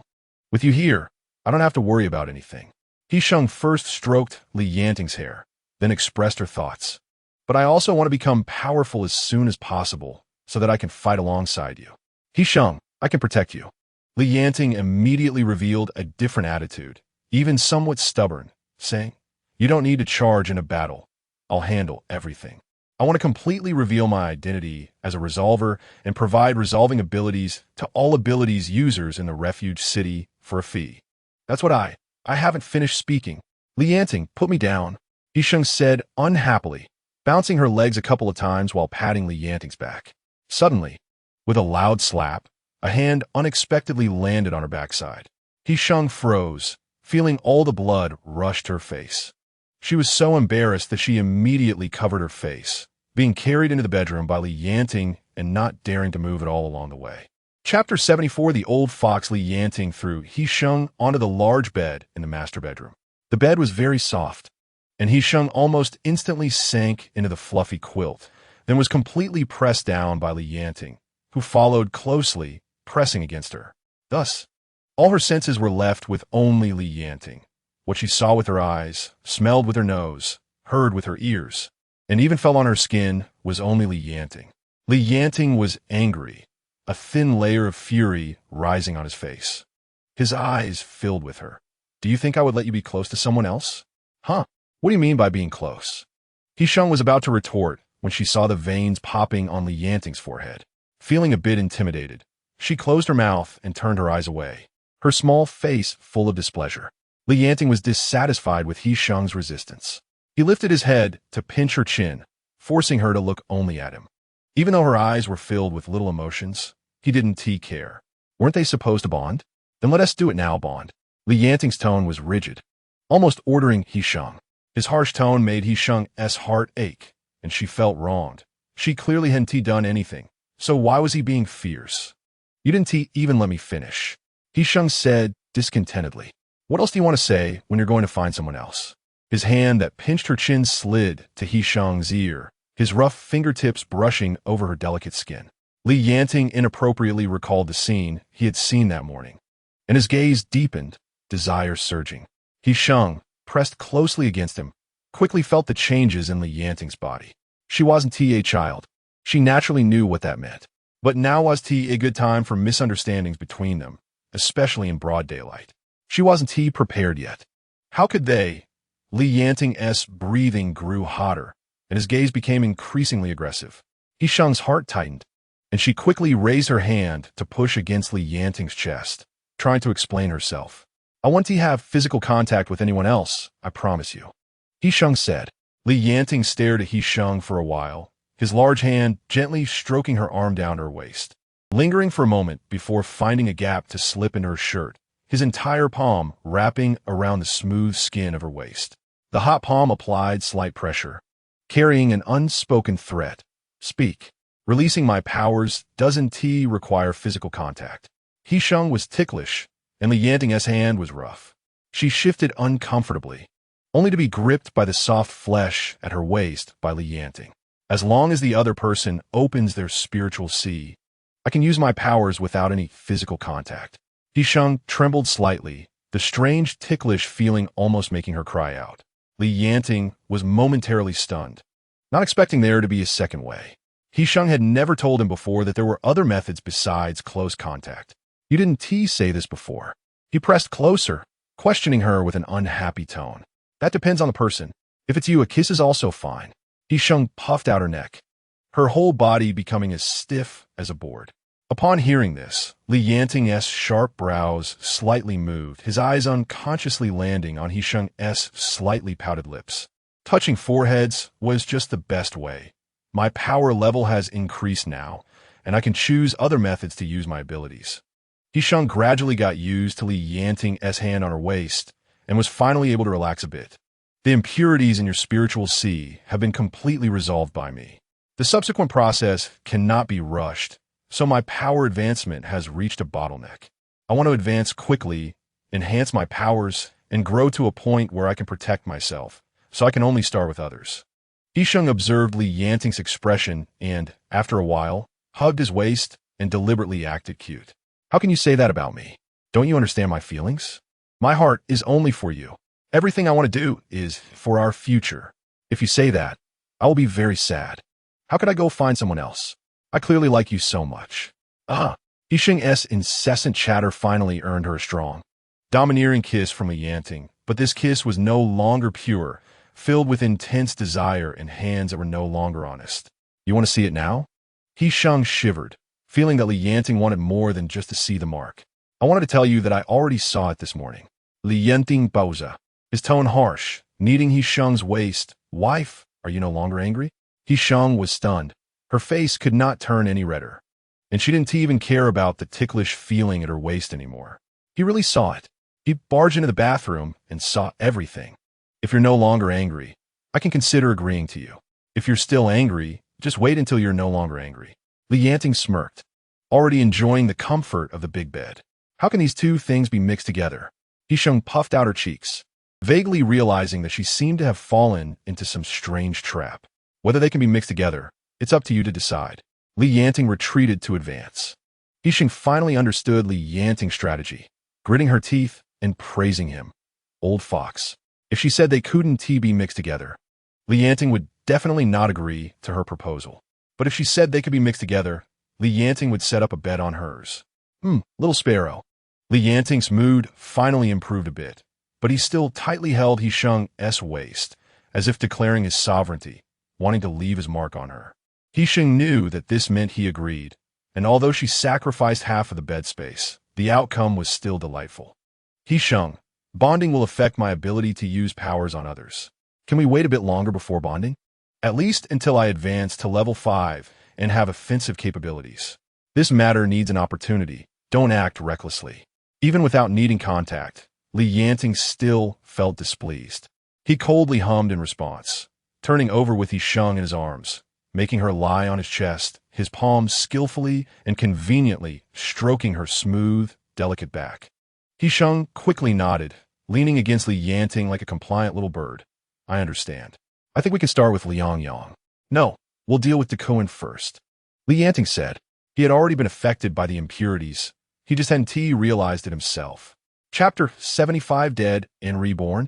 Yanting finally managed to secure an opportunity to enter the inner circle, but that very afternoon, an urgent alarm came from outside the southeastern wall of the refuge city.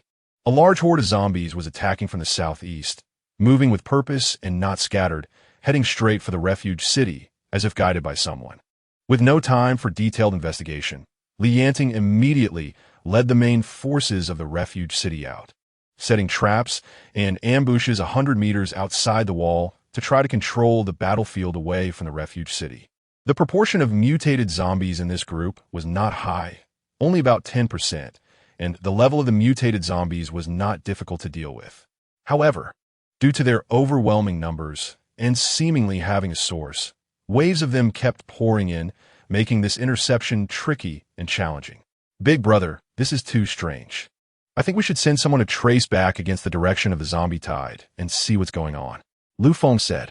He had just buried a batch of zombies with several Earth-type ability users and was feeling a bit drained, taking out a crystal core from his pocket and squeezing it in his hand to absorb energy.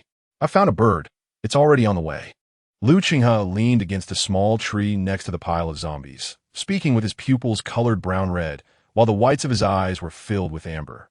This phenomenon indicated that he was using his powers, observing the situation at the source of the zombies through the bird's perspective.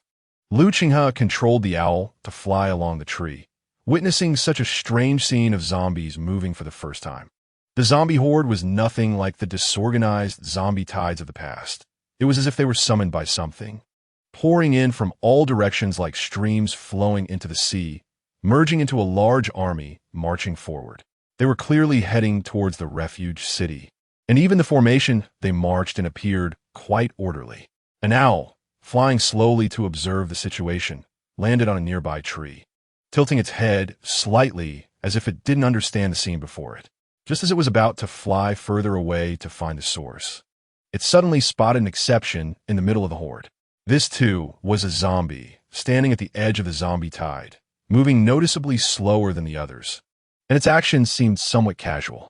The owl, seeing this from a distance, turned its head and flew up from the tree, intending to get closer for a better look. However, just as it circled to the front of that zombie and was about to take a closer look, the zombie suddenly noticed it, raising its head abruptly and staring directly at the owl. Its entire eyeball was murky and dark, with only a pale pupil in the center, looking as if it were covered by a layer of ice. In the next moment, the zombie raised its hand, and dry vines instantly leaped from its palm, quickly binding the owl in midair, and then, with a snap, it twisted off its head. Finding an owl in broad daylight was incredibly stupid. Damn it! I must have seen it wrong. Lu Qinghe rubbed his forehead. The scene of the head being twisted off was too vivid, leaving him still feeling a chill. This time, he almost watched his own head being twisted off, falling to the ground as the world spun, finally locking eyes with that zombie's face, seeing it move its mouth. And that mouth formed the words, "What the hell are you looking at?" Duan, manipulating the metal pieces in his hands to capture some ordinary zombies, noticed Lu Qinghe's pale face and couldn't help but feel curious. Everyone nearby looked over at the sound. No one was not curious about what was controlling this inexplicable zombie tide.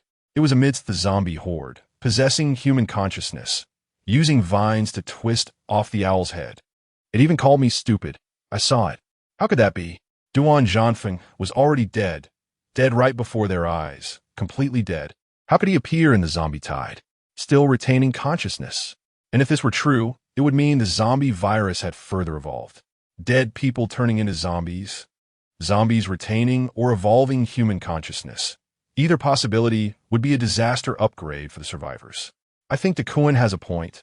With so many people in Qinghe City, there must be one or two that look similar. It's possible they saw a zombie that looked somewhat alike, Lu Feng said. An eerie silence spread again until Yanting spoke, breaking the heart-stopping quiet. Lu Qinghe was taken aback and fell silent. Although he didn't see the whole body of that zombie clearly, he was certain that it was standing at the edge of the horde. Regardless of whether it had legs, it was standing. Yanting said, "Lu Feng, you stay here and lead everyone to continue resisting the zombie horde. Duan, Lu Qinghe, come with me. I want to go to the mass grave to see if he is dead or alive." Chapter 76. The legs are still there, but the body is gone. Yanting and Duan circled to the outer side of the zombie tide, moving against their marching direction, hiding in the woods as they approached the source. All along the way, they could see zombies gathering from all directions, even though they moved slowly. Their target direction was very clear, heading straight for the refuge city. Duan intercepted two ordinary zombies halfway, but when he stood right in front of them, they seemed not to notice and continued on their way. "Bro, this is too strange. The zombies don't even eat people anymore." Duan waved his hand, and the metal wire shot out, cutting one of them in half. The rotting zombie immediately split into two halves on the ground, and the foul-smelling blood did not spurt out but slowly flowed from the cut surface, pooling on the ground. The upper half of the zombie still supported itself with its arms, slowly crawling towards the predetermined direction. They're being controlled. It's not that they lack aggression, but they have been set a specific attack target. Yanting frowned, a sense of unease rising in his heart. After that, they no longer deliberately hid, because even walking beside the horde, the zombies wouldn't rush up to attack. As they moved forward, just when they had no clue, strange hissing sounds suddenly came from the silent horde not far away. They were all too familiar with this sound. It was the hissing noise zombies made when they attacked. Yanting and Duan immediately became alert, and they saw a strangely behaving mutated zombie in the horde about 10 meters away. It kept making hissing sounds, its limbs moving awkwardly, and it was laboriously making its way towards Yanting and the others. The frantic pursuit and biting of living beings was the predatory instinct of zombies, but at this moment, the zombie seemed to be fighting against itself. It was as if something was pulling at it, resisting its instinctive predatory behavior, forcing it to merge into the marching zombie army like the others. Duan. Yanting signaled to Duan, who understood instantly, stepping boldly out from behind the trees, even picking up a stone to throw at the zombie. The zombie, angered by the lively moving target, let out a hoarse cry. Ultimately, it seemed to have broken free from the ropes binding it and charged towards Duan in a rage. This zombie was of a higher level than the other mutated zombies encountered on the way. It was a level 3 mutated zombie. It stumbled towards Duan, unleashing a high-pressure water column as an attack. However, Duan was far more skilled before it could get close. He infused his ability into his trusty weapon and shot it, directly decapitating the zombie. "This useless water-type crystal core can be kept for pocket money," Duan said. He took the crystal core in hand, habitually tossing it to kill time, but before he could take a good look at it, it was snatched away by Yanting in midair. As they moved forward, the density of the zombie tide decreased, from initially a dozen or so gathered in groups. It dwindled to 2 or 3 scattered ones, and finally, there were none left. Yanting and Duan patrolled around, but found nothing unusual and could only turn back. Over at the refuge city, Lu Feng was stationed in command, and the ability users had orderly dealt with all the zombies that surged in. Several small mountains of corpses were piled outside the walls, being burned or buried in batches by the ability users. By the time this sudden turn of events was handled, night had already fallen. Lu Feng arranged for all the ability users to split into 2 teams to take turns guarding the various entrances and exits of the refuge city to prevent the zombie tide from sweeping in again. The zombies around here are probably all dealt with. I'll guard here tonight, Lu Feng said, using zombie crystal cores as food, absorbing energy as if it were free. Not yet. I don't know, he was saying when Lu Qinghe's voice suddenly came from behind them, sounding somewhat tired, but his shock and unease were unmistakable. The legs are still there, but the body is gone. This news spread like a web filled with crisis and panic, quickly enveloping the entire refuge city. He Sheng learned of this matter just as he was about to finish his shift to the hospital. It was an injured ability user who had come for treatment that mentioned it. He didn't believe Lu Qinghe's judgment, feeling that he must have mistaken someone. After that person left, He Sheng remained uneasy and stayed in the hospital. The speed of zombie evolution in the previous life was indeed advanced in this life as well. First, there were mutated animals appearing in advance, and now there are reports of ability users dying and returning as zombies, which inevitably makes He Sheng feel worried and uneasy. When she opened the door and saw Yanting, her unease immediately dissipated. She opened her arms to hug him, but this time, Yanting dodged. "What's wrong?" He Sheng asked in confusion, but suddenly caught a strong smell of decay coming from him, causing her to frown. "I'm dirty. I need to wash up first," Yanting said. He Sheng shook her head but still opened her arms to hug him, mumbling against his chest, "I don't mind you." Chapter 77. Kill him again. The crystal core inside was no different from other crystal cores. It contained complex intertwined energies and impurities. The only difference was that it seemed to have been invaded by some unknown force, with faintly mixed energies of the same type, but different sources between the energy and impurities. This zombie had indeed been controlled before being killed by Duan. He Sheng held the crystal core as Yanting hugged her from behind, explaining carefully, "I found another energy inside, of the same type but different source. In simple terms, the other party is also a zombie. Can we confirm that a new type of mutation has appeared?" Yanting asked. "Is what Lu Qing has said credible?" He Sheng hesitated for a moment, but still asked. He Sheng nodded, falling into Yanting's embrace, having her share of the homecoming kiss taken away. Duan cleaned himself up and knocked on He Sheng's door with the head of an owl and a withered vine. This indicates that the one controlling the withered vine to attack Lu Qinghe is indeed the same zombie that controlled the zombie army to attack the refuge city. With the situation progressing to this point, they had lost the lead, and there was no way to force the truth, so they could only temporarily set it aside. Tonight was just right. He Sheng explained to Duan her intention to help him relieve his spiritual sea abilities. Duan was momentarily stunned, wie siebli so heißt. Then remembered something and quickly looked at the dark-faced Yanting beside him. "What are you looking at me for? Just go," Yanting said irritably, sitting beside the two and pulling out a bag of reserve crystal cores from the drawer under the coffee table, squeezing it in his hand to absorb it. Duan looked foolishly excited, but inside he was secretly overjoyed, although he knew his brother wasn't keen on letting his sister-in-law relieve others' abilities. Such a good opportunity was truly rare. He sat on the floor opposite He Sheng as requested, closed his eyes, and opened his spiritual sea to her. He Sheng's fingertips glowed with milky white light, a thin stream winding towards Duan's forehead. Thus, Duan became the first ability user, besides Yanting, to receive He Sheng's ability relief. The situation in Duan's spiritual sea was not much better than Yanting's at that time. However, he was too carefree, and apart from fighting, there was little that could provoke his anger or concern, so he was rarely affected. After the first relief, He Sheng maximally absorbed the impurities into Duan's spiritual sea within her ability range. The remaining part could be completely resolved in 2 more sessions. After finishing, Duan immediately felt his spiritual sea was much clearer, and he even sensed a slight enhancement in his abilities.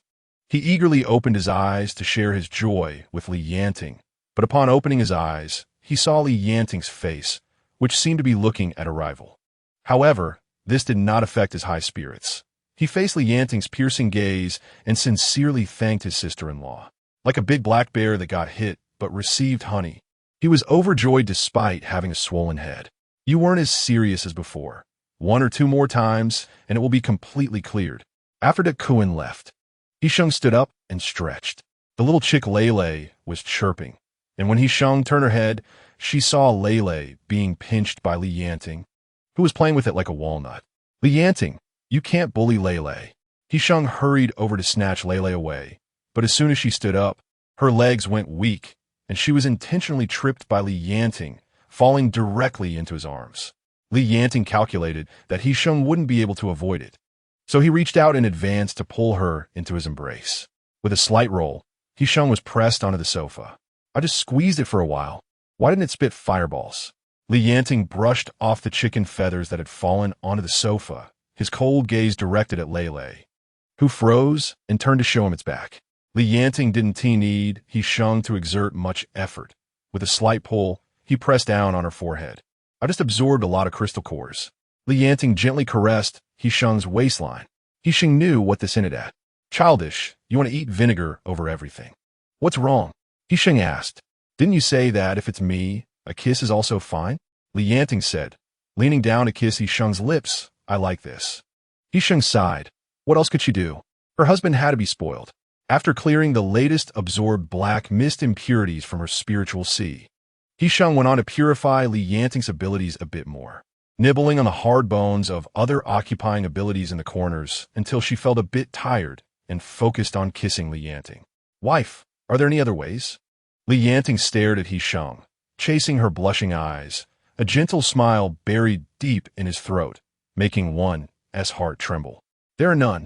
He Sheng was embarrassed and angry, pushing her hand against Li Yanting's mouth, her brows furrowed, almost to the point of tears. Li Yanting kissed He Sheng's palm. No rush. We'll talk about it later. Chapter 78. Robbers and bandits. After this wave of zombies receded, it didn't surge back as they had expected. Instead, it felt more like an accident, halting abruptly, and such a large-scale attack seemed as if it had never happened, with no further news. This matter could only be temporarily set aside, becoming a suspenseful case. He Sheng continued to work at the Refuge City's hospital as usual. But ever since her ability relief had been exposed, the attitudes of the people around her and the patients coming for treatment changed drastically. However, she didn't care how others treated her. She came to work at the hospital to gather more information, as long as it didn't delay her. She didn't care how others viewed her. Over the past few days, she had successively relieved Duan, Lu Feng, and Lan Duo of their abilities, raising her own abilities to the peak of level 4, with faint signs of breaking through to level 5. But she had already gone through all the trusted ability users around her, and now she could only wait for the right opportunity to find suitable collaborators. One day, while He Sheng was slacking off at work, a tall and sturdy man suddenly came to the door. He walked straight to the consultation desk and addressed He Sheng with an overly polite tone. Miss He Sheng, Boss Xiao requests your presence. He Sheng glanced up. This person was one of Xiao Hua's trusted subordinates, but he looked a bit disheveled, as if he had just been in a fight. He Sheng caught some familiar things from him and slightly narrowed her eyes. What is the matter? You know if you come with me. The man didn't clarify, his tone stiff with a commanding undertone. Hurry up. I'm busy. He Sheng glanced at him and pointed with her chin at the injured patient behind him who was raising his arm. The man didn't dare to provoke Xiao Hua's subordinate, so he could only silently wait behind him, blood flowing all over, but not daring to speak. Miss He Sheng, don't make me lose my temper. The man immediately showed displeasure, as he truly lacked patience and directly threatened her. Lose your temper? The man's attitude puzzled He Sheng. She hadn't intended to make things difficult, but hearing such a brainless threat, she couldn't help but want to play a trick on him. So she shrugged indifferently. Even if you tie me up and take me away, just like Yin Jiao Jiao, I'll want to help him. What can you do about it? Threaten me by choking my neck? The ability user takes a shortcut to seize the divine sea of others, and naturally, they must pay the corresponding price. Xiao Hua had already taken Yin Jiao Jiao away before, and now he comes to find me again. Which must mean that Yin Jiao Jiao is either not under his control, or he simply cannot trust her. The man seemed to have been poked in a sensitive spot by He Sheng, and his expression became even worse. He had always acted erratically under the name of Xiao Hua, probably not expecting He Sheng to be so ungrateful compared to others. He guessed his purpose for coming, but still dared to embarrass Xiao Hua. You need to think clearly about whose territory Qinghe Refuge City is, if you want to. The man was making harsh threats, but He Sheng found his words displeasing, raised a hand to scratch her ear, and interrupted helplessly. Who needs to think clearly? I'm not the one begging here. If you're asking for help, you should at least look the part. He Sheng, don't be ungrateful, the man shouted angrily. The man was stumped, trying to get angry several times, but then recalled Xiao Hua's current physical condition and could only suppress his anger. After a long while, he finally lowered his head and gritted his teeth, saying, Miss He Sheng, I apologize for my recklessness. Please come with me to see Boss Xiao. Continuing to make things difficult is meaningless, so He Sheng explained to the nurse in her group and followed him to Xiao Hua's residence. Xiao Hua's home is located in the Garden Villa area behind Su Kuei Company's headquarters, which was once a valuable commercial district before the apocalypse, but now it is deserted, with only Xiao Hua living in the entire community. It is also a symbol of the refuge city's identity. There used to be Su Kuei, but he has now been sent off to farm. Xiao Hua's house is in the center of the villa area. As He Sheng approached, she sensed two residual impurities from different ability users in the air. One unfamiliar presence should be Xiao Hua, and the other, if she remembered correctly, was the bright Liang Liang from the arena. Sounds of fighting came from the back of the villa area, the sound of vines slicing through the air like ripping fabric, while thick black smoke billowed upwards under the flames. You brought Liang Liang to fight him? He Sheng stopped in her tracks, her expression slightly unpleasant, as the fleeting guess gradually became clearer. Thus, she gripped the gun that she had kept hidden at her waist for emergencies, closely monitoring the man's every move. The man impatiently explained, We couldn't control Boss Xiao, so we had to resort to this desperate measure. As he spoke, the man hurriedly reached out to grab He Sheng, but she had already been on guard, dodging his hand and stepping back a few paces while swiftly drawing the gun from her waist, raising her arm to aim, all in one motion. Bang, bang, bang. 3 shots aimed directly at the man's chest. The close-range attack forced him to use his ability to defend himself. And just as he activated his ability and touched He Sheng's, she immediately caught the flow of his ability in the air, rushing upstream at lightning speed to reach his divine C. This person was a space-type ability user who had just recently reached level 4. He had just migrated his spatial attack ability, and his operation using distorted space for attacks was still not proficient. So He Sheng easily invaded the deepest part of his divine C. He Sheng controlled the black mist within his divine C, crashing into the root of his energy body, cutting off its energy output. What did you do? The man felt like a duck being grabbed by the throat. He clearly sensed his ability disappearing in an instant. No longer under his control, no matter how he summoned or urged it, he could not activate again. This realization filled him with panic, and he couldn't control his emotions, hoarsely shouting, What have you done to me, you witch? He Sheng clicked her tongue. Witch? What feudal desires are you harboring from what dynasty? Let go of me. Let go of me. The man's face turned red, his eyes filled with bloodshot veins, clearly furious to the extreme. Who are you working for? Is it Su Kuei or some other rat in the gutter? He Sheng manipulated her ability to completely block his energy output channels while retreating a few steps with her gun in hand. The man roared in anger, tightly clenching his fists with veins bulging. Traitor, this is the refuge city that Director Su painstakingly built. How can you just occupy it as if it were your own? You bandits and robbers. Chapter 79. Rampaging Confrontation. Even though he temporarily lost his ability, he was still a strong, ordinary person. Faced with a seemingly defenseless woman like He Sheng, even with a gun in her hand, he still had some strength to fight back. The man stared at the muzzle of He Sheng's gun like a wild beast, his expression menacing. I want you to pay the price. Just as the man was about to make a move, Duo, who had come up behind them without anyone noticing, shouted loudly, using both hands to throw a brick into the air without any aim. Lan Duo's sudden appearance startled He Sheng. She saw the brick tracing a parabolic arc in the air, and just as it was about to hit the ground, it suddenly disappeared as if it had fallen into a spatial black hole. The next moment, the brick appeared right behind the man, maintaining its speed as it smashed into the back of his head. "Are you okay? How did you get here?" the two asked in unison. Lan Duo ran over, panting, while He Sheng nervously put away her gun.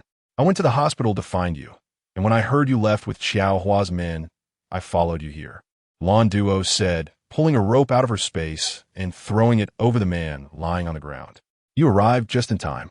He Sheng kicked the man, and seeing he didn't move, she immediately crouched down to tie his hands behind his back with Lan Duo's rope. The skin on the back of the man's head was scraped and bleeding, the blood running down his scalp and forming a small patch on the ground. He Sheng's mouth twitched. "Next time, be gentler. Just knock him out. This guy was almost killed by you. Once I get better at it, I won't be so heavy-handed." Lan Duo scratched her head, feeling a bit embarrassed. She had just broken through to level 4 with He Sheng's help and had only recently mastered her spatial attack ability. So it was normal for her to not have a sense of weight. "Keep an eye on him.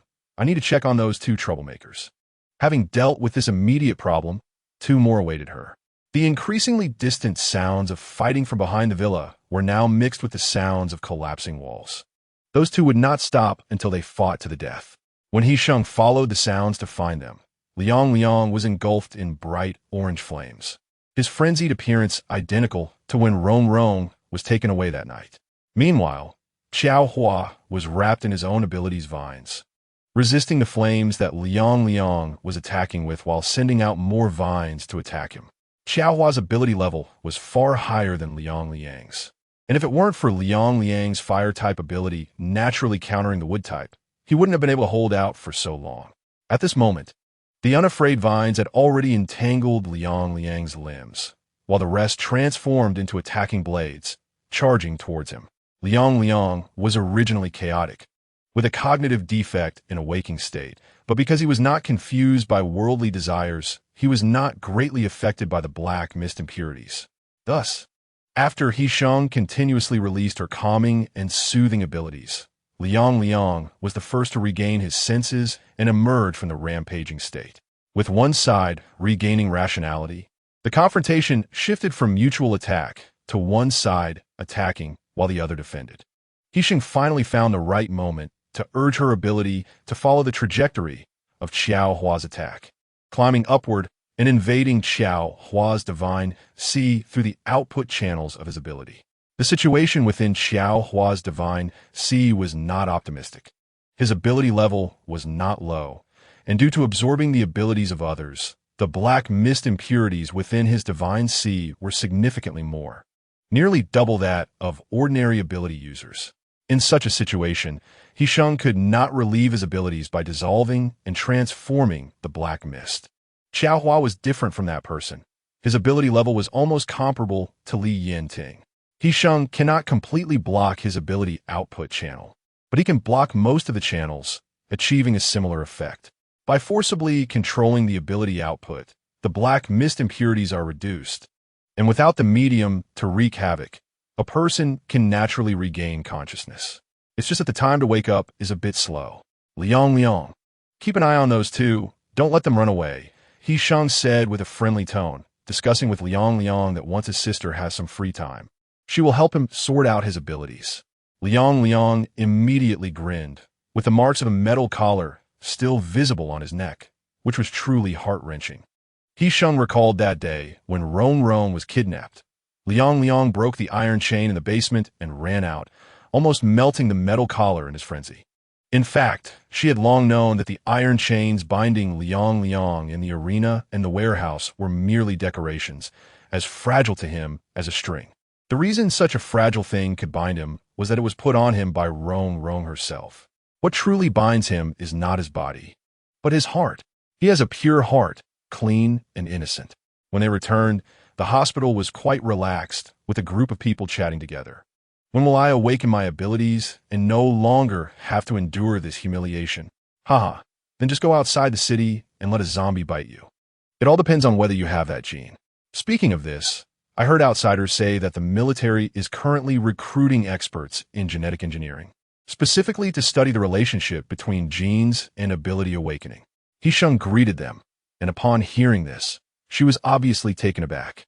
In her previous life, this research did not make any breakthroughs until the end of the 4th year of the apocalypse. But even until the day she died, there was no complete theory in existence. A significant part of the reason was that the old professor leading the research had never made it to the military base. Due to his absence, the research team took a wrong turn and wasted years on futile efforts. The old professor was found by the military special forces in the 3rd year of the apocalypse, and the location was in a refuge city that used to be Qinghe City. She had listened in more closely because she had been to the Qinghe refuge city, but she completely missed the more specific information. So, did that old professor arrive at the refuge city now? I really hope they can research it quickly, the little nurse said with longing. What's the use of researching it? Not to mention that there are many issues to solve from theory to application. Even if a potion is developed, those without ability genes still won't have them. It just makes it easier to distinguish between ordinary people and ability users. An older doctor held a piece of milk tofu hardened like stone, tasting in his mouth. What he said made sense. Once the gene potion is successfully developed, the divide between ability users and ordinary people will become clearer. But it would also lead to more ability users being born, giving more hope for an end to this chaotic apocalypse. Chapter 80. The chick fought back after returning home. He Sheng gave Lan Duo another ability relief, and after finishing, the little girl left some supplies and happily walked away, leaving He Sheng alone with Lele, staring at each other. Lele had grown a bit in the past few days, but still couldn't tell male from female. The whole chicken was well-proportioned, dark, and very spirited. When the Yanting was at home, it always hid far away, but when he was not around, it circled around He Sheng, chirping like a spoiled chick. Chirp, chirp. The little chick turned its head, as if contemplating He Sheng's words, and after a moment, it turned away, opening its mouth towards the outside and pecking twice. No fireball appeared, not even spark. He Sheng patted its head, feeding it some torn bread. Well, if there's none, there's none. Maybe Lele needed some opportunity to use its abilities. It couldn't just be used casually. Lele jumped down to the ground and immediately ran towards the inside of the coffee table. Seeing it seemed anxious, He Sheng followed to see what it wanted to do. It stood next to the drawer where Li Yanting usually kept the crystal cores, pecked the drawer handle twice, then turned its head to look at He Sheng. He Sheng was taken aback, as if suddenly understanding something, and quickly opened the drawer to take out a crystal core. You want to eat this? He Sheng asked in confusion. It had indeed accidentally eaten a crystal core before it spat out fireballs. Chirp, chirp, chirp. The little chick couldn't talk, only excitedly circling around He Sheng's hand. He Sheng thought for a moment and found a water-type crystal core from her pocket to feed it. She figured that if the little chick's ability came from the crystal core it swallowed, then the form it exhibited should be related to the type of crystal core it ingested. And water-type cores, compared to others, were less destructive, gentler, and safer, making them more suitable for experimentation. Before He Sheng could feed it, the little chick eagerly jumped on her hand, pecked at the crystal core, and swallowed in one bite. Take it slow. He Sheng stroked the little chick's feathers. The little chick shook a couple of times in her palm, then turned its head, and suddenly a flowing water ring appeared in the air. Just as He Sheng was about to release her ability and delve deeper into how the little chick's ability worked, a distinctive knock sounded at the door. He Sheng placed the little chick in her hand and stood up to open the door. Why are you holding it? Li Yanting asked, displeased. As soon as Li Yanting entered, he saw the chick nestled in He Sheng's palm, which looked completely different from usual, holding its head high as if it had some incredible backing. Normally, it would hide when it saw him. So what was going on today? Had it gone mad? Li Yanting was annoyed that the chick was occupying He Sheng's attention and reached out to grab it and throw it on the ground. However, just as he was about to reach out, the little chick suddenly shook its feathers and spat out a large column of water to attack his face. Li Yanting was caught off guard and could only immediately activate his wind-type ability in a panic. The strong wind wrapped around the powerful water column, forcibly changing its attack direction just as it was about to hit his face. The water column was redirected and immediately rushed into the living room, shooting out of the window. Not far outside the window was an old tree, and the water column struck it fiercely, directly severing one of its thick branches. The effect was comparable to a high-pressure water cutter enhanced with pomegranate sand. The air in the room paused for a few seconds, and the little chick cleared its throat, spitting out a small puddle of water that landed in He Sheng's palm. The little chick froze, trembling as it turned around and dove into He Sheng's palm, presenting its rear to Yanting. Oh wait, He Sheng hurriedly grabbed the troublemaking little chick, placing it behind her, and ran into the bathroom to toss it in, then tightly closed the door. Yanting snorted coldly. No need for explanations, just turn it into soup. Don't. He Sheng quickly hugged his waist, shaking it a bit to appease him. Its ability should be to highly concentrate the energy within the crystal core for a single attack. Yanting thought for a moment and gave a not-so-appropriate example. It's like a gas tank. If controlled, it can only be used for cooking, but if ignited directly, it can blow up a building. It really is a powerful ability, but it consumes too much energy. He ultimately gave it rare approval. This meant that as long as they kept the little chick close, it was equivalent to having a very powerful trump card. If they encountered trouble that they couldn't solve, giving the little chick a crystal core to swallow would instantly flatten it. Yanting glanced towards the bathroom. Even though he didn't like He Sheng keeping it, it did have some utility, so he wasn't in a hurry to turn it into soup. Xiaohua just sent someone to convey a message that he wants to see us. Yanting rubbed He Sheng's nose. What trouble did you cause again? I didn't cause any trouble. He Sheng rebutted with a sound and recounted the events of this afternoon to him in detail. Yanting listened, initially showing a gloomy expression, but when he heard that He Sheng had sealed that person's abilities, his mood brightened instantly. Well done. Are there any bullets left? No, but I can ask the Kuan to make some for you. There are still quite a few. He Sheng shook her head. Back then, she had found several boxes of bullets in that underground passage and had been saving them. Firearms are inherently eye-catching, and she would never use them unless absolutely necessary. Chapter 81. Yin Jiao Jiao's background. Xiaohua's home had been severely damaged by the rampage of two ability users. When He Sheng and the others arrived, Liang was still diligently guarding the tied-up man and Xiaohua. A few ability users stood around him, eyeing him like hawks, seemingly ready to strike at any moment. No wonder they called me here. Liang wouldn't let him move. He must have needed me. He Sheng felt embarrassed. She had been busy helping Lan Duo with her abilities and studying Lei, completely forgetting that Liang was still carrying out his task. Miss He Sheng, you finally made it. Xiaohua was sitting in the middle of the road, with a large stone blocking his way. He was confronting Liang, his clothes wrinkled and torn, looking quite disheveled. It's good that Supervisor Qiao is awake. I asked Liang for help. I promised to help him sort out his abilities. So naturally, he has to fulfill his task. He Sheng had her eyes set on Xiaohua, an excellent collaborator, and deliberately let slip that she could help other ability users. However, the large hand holding hers suddenly tightened, pulling He Sheng into his embrace, indicating his dissatisfaction. Thank you, Miss He Sheng. Hearing her words, Xiaohua was indeed somewhat moved. He stood up from the stone and pointed at Liang, who was about to bare his teeth. Hey! Liang, upon hearing this, immediately transformed his fierce expression into a smile, standing there with a silly grin like a big bear. Liang ran off, leaving behind a man who was unconscious on the ground. What did my subordinates do to make you unhappy? Xiaohua glanced at the blood on the ground, his expression not looking good. Before the rampage, he had a premonition, but since Yin Jiao had always refused to listen obediently, he couldn't trust her. So he instructed his subordinates that if his abilities went out of control, they should find He Sheng to help. He Sheng was a part of the refuge city, and for both public and private reasons, he couldn't refuse. He Sheng shrugged, and Yanting pulled the person closer, speaking rather bluntly. Before Supervisor Qiao holds someone accountable, it's best to first confirm who his subordinates really are. This left Xiaohua momentarily stunned. The few people around him had always been efficient and loyal, and he had never doubted them. But Yanting and He Sheng were outsiders who had only recently arrived at the refuge city and had already caused such a big mess. Although he had also taken advantage of the chaos to plan ahead and change the leadership of the refuge city, he knew in his heart who to trust between the inside and outside. Moreover, He Sheng had a dark past, although it seemed there were no immediate consequences. She was one of the reasons Su Kuei had failed.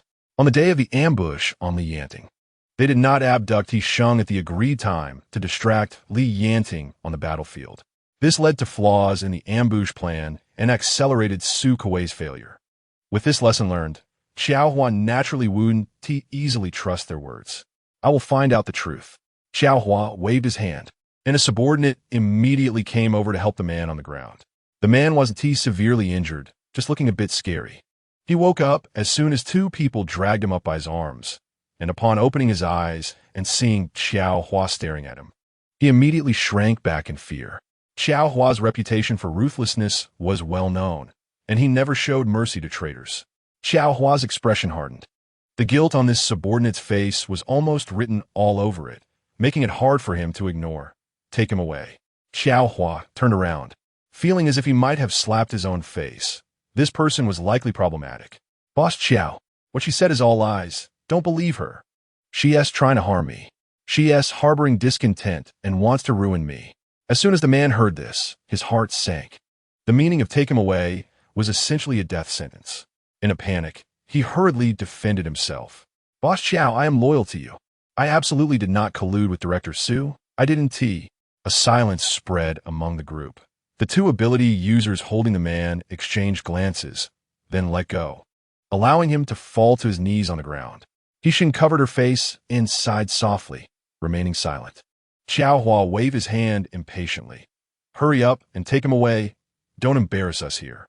The man was dragged away with his mouth covered, his voice growing more distant, interspersed with what sounded like cries of agony. Wait, there's one more thing I need your help with, Xiao Hua said, glancing at He Sheng, hesitating to speak. There are no secrets between us. Just say it. Li Yanting immediately made his stance clear, tightening his grip around his wife's waist. Xiao Hua looked at him with admiration. Yin Jiao refuses to cooperate. She wants to see you. No. Li Yanting didn't hesitate at all and turned to take He Sheng away. She said her brother won't let us go, and when her brother comes, he will flatten the entire Qinghe refuge city.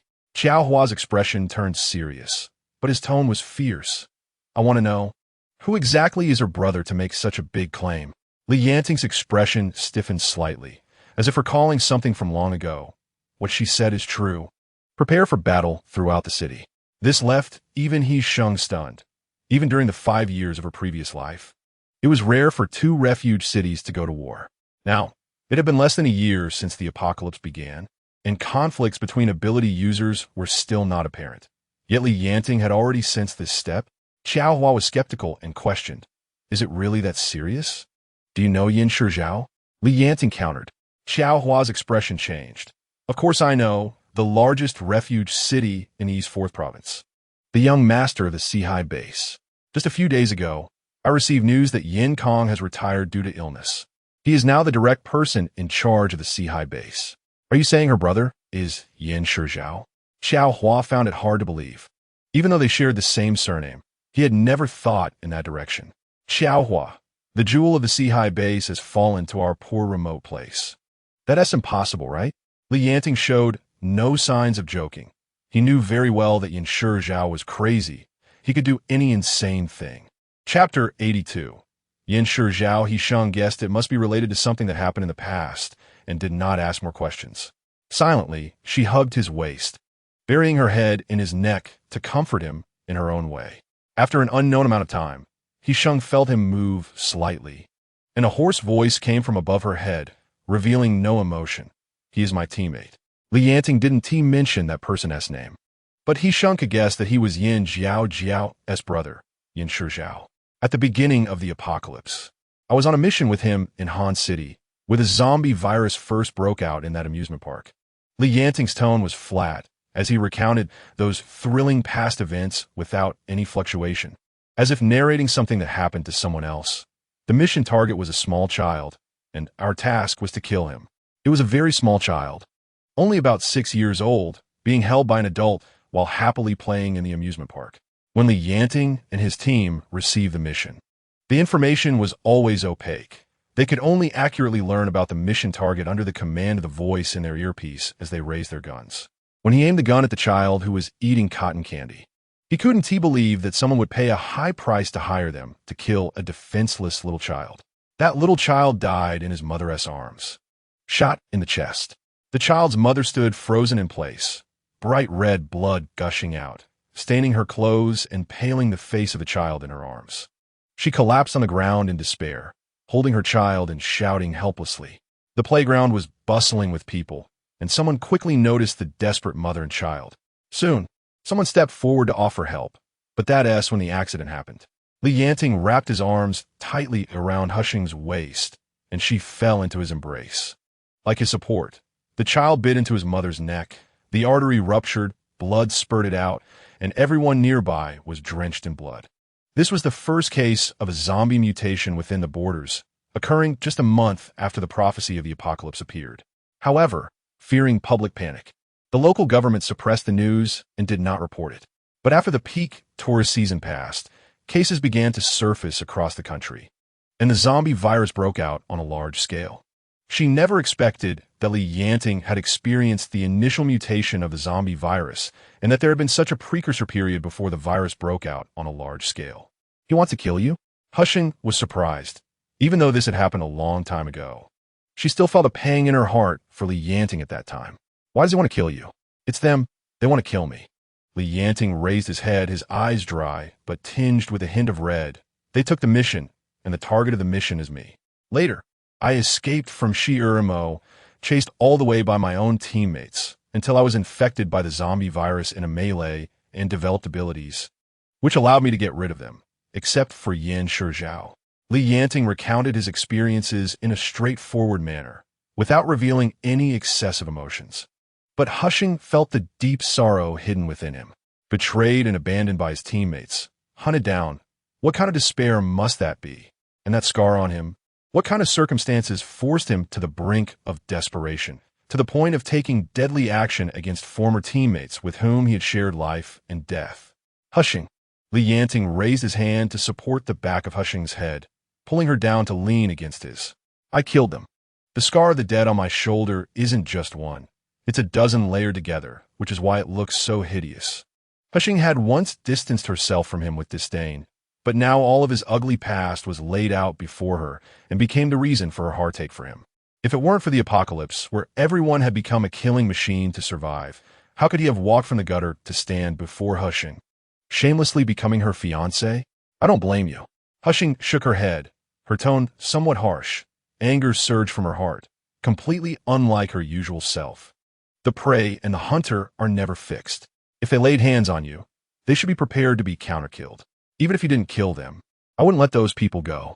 He Sheng's eyes were brimming with tears, and even her fierce words made one feel pity. He Sheng's words surprised Yanting in his impression. He Sheng had always been a quirky little girl, with no guile, her intentions written all over her face.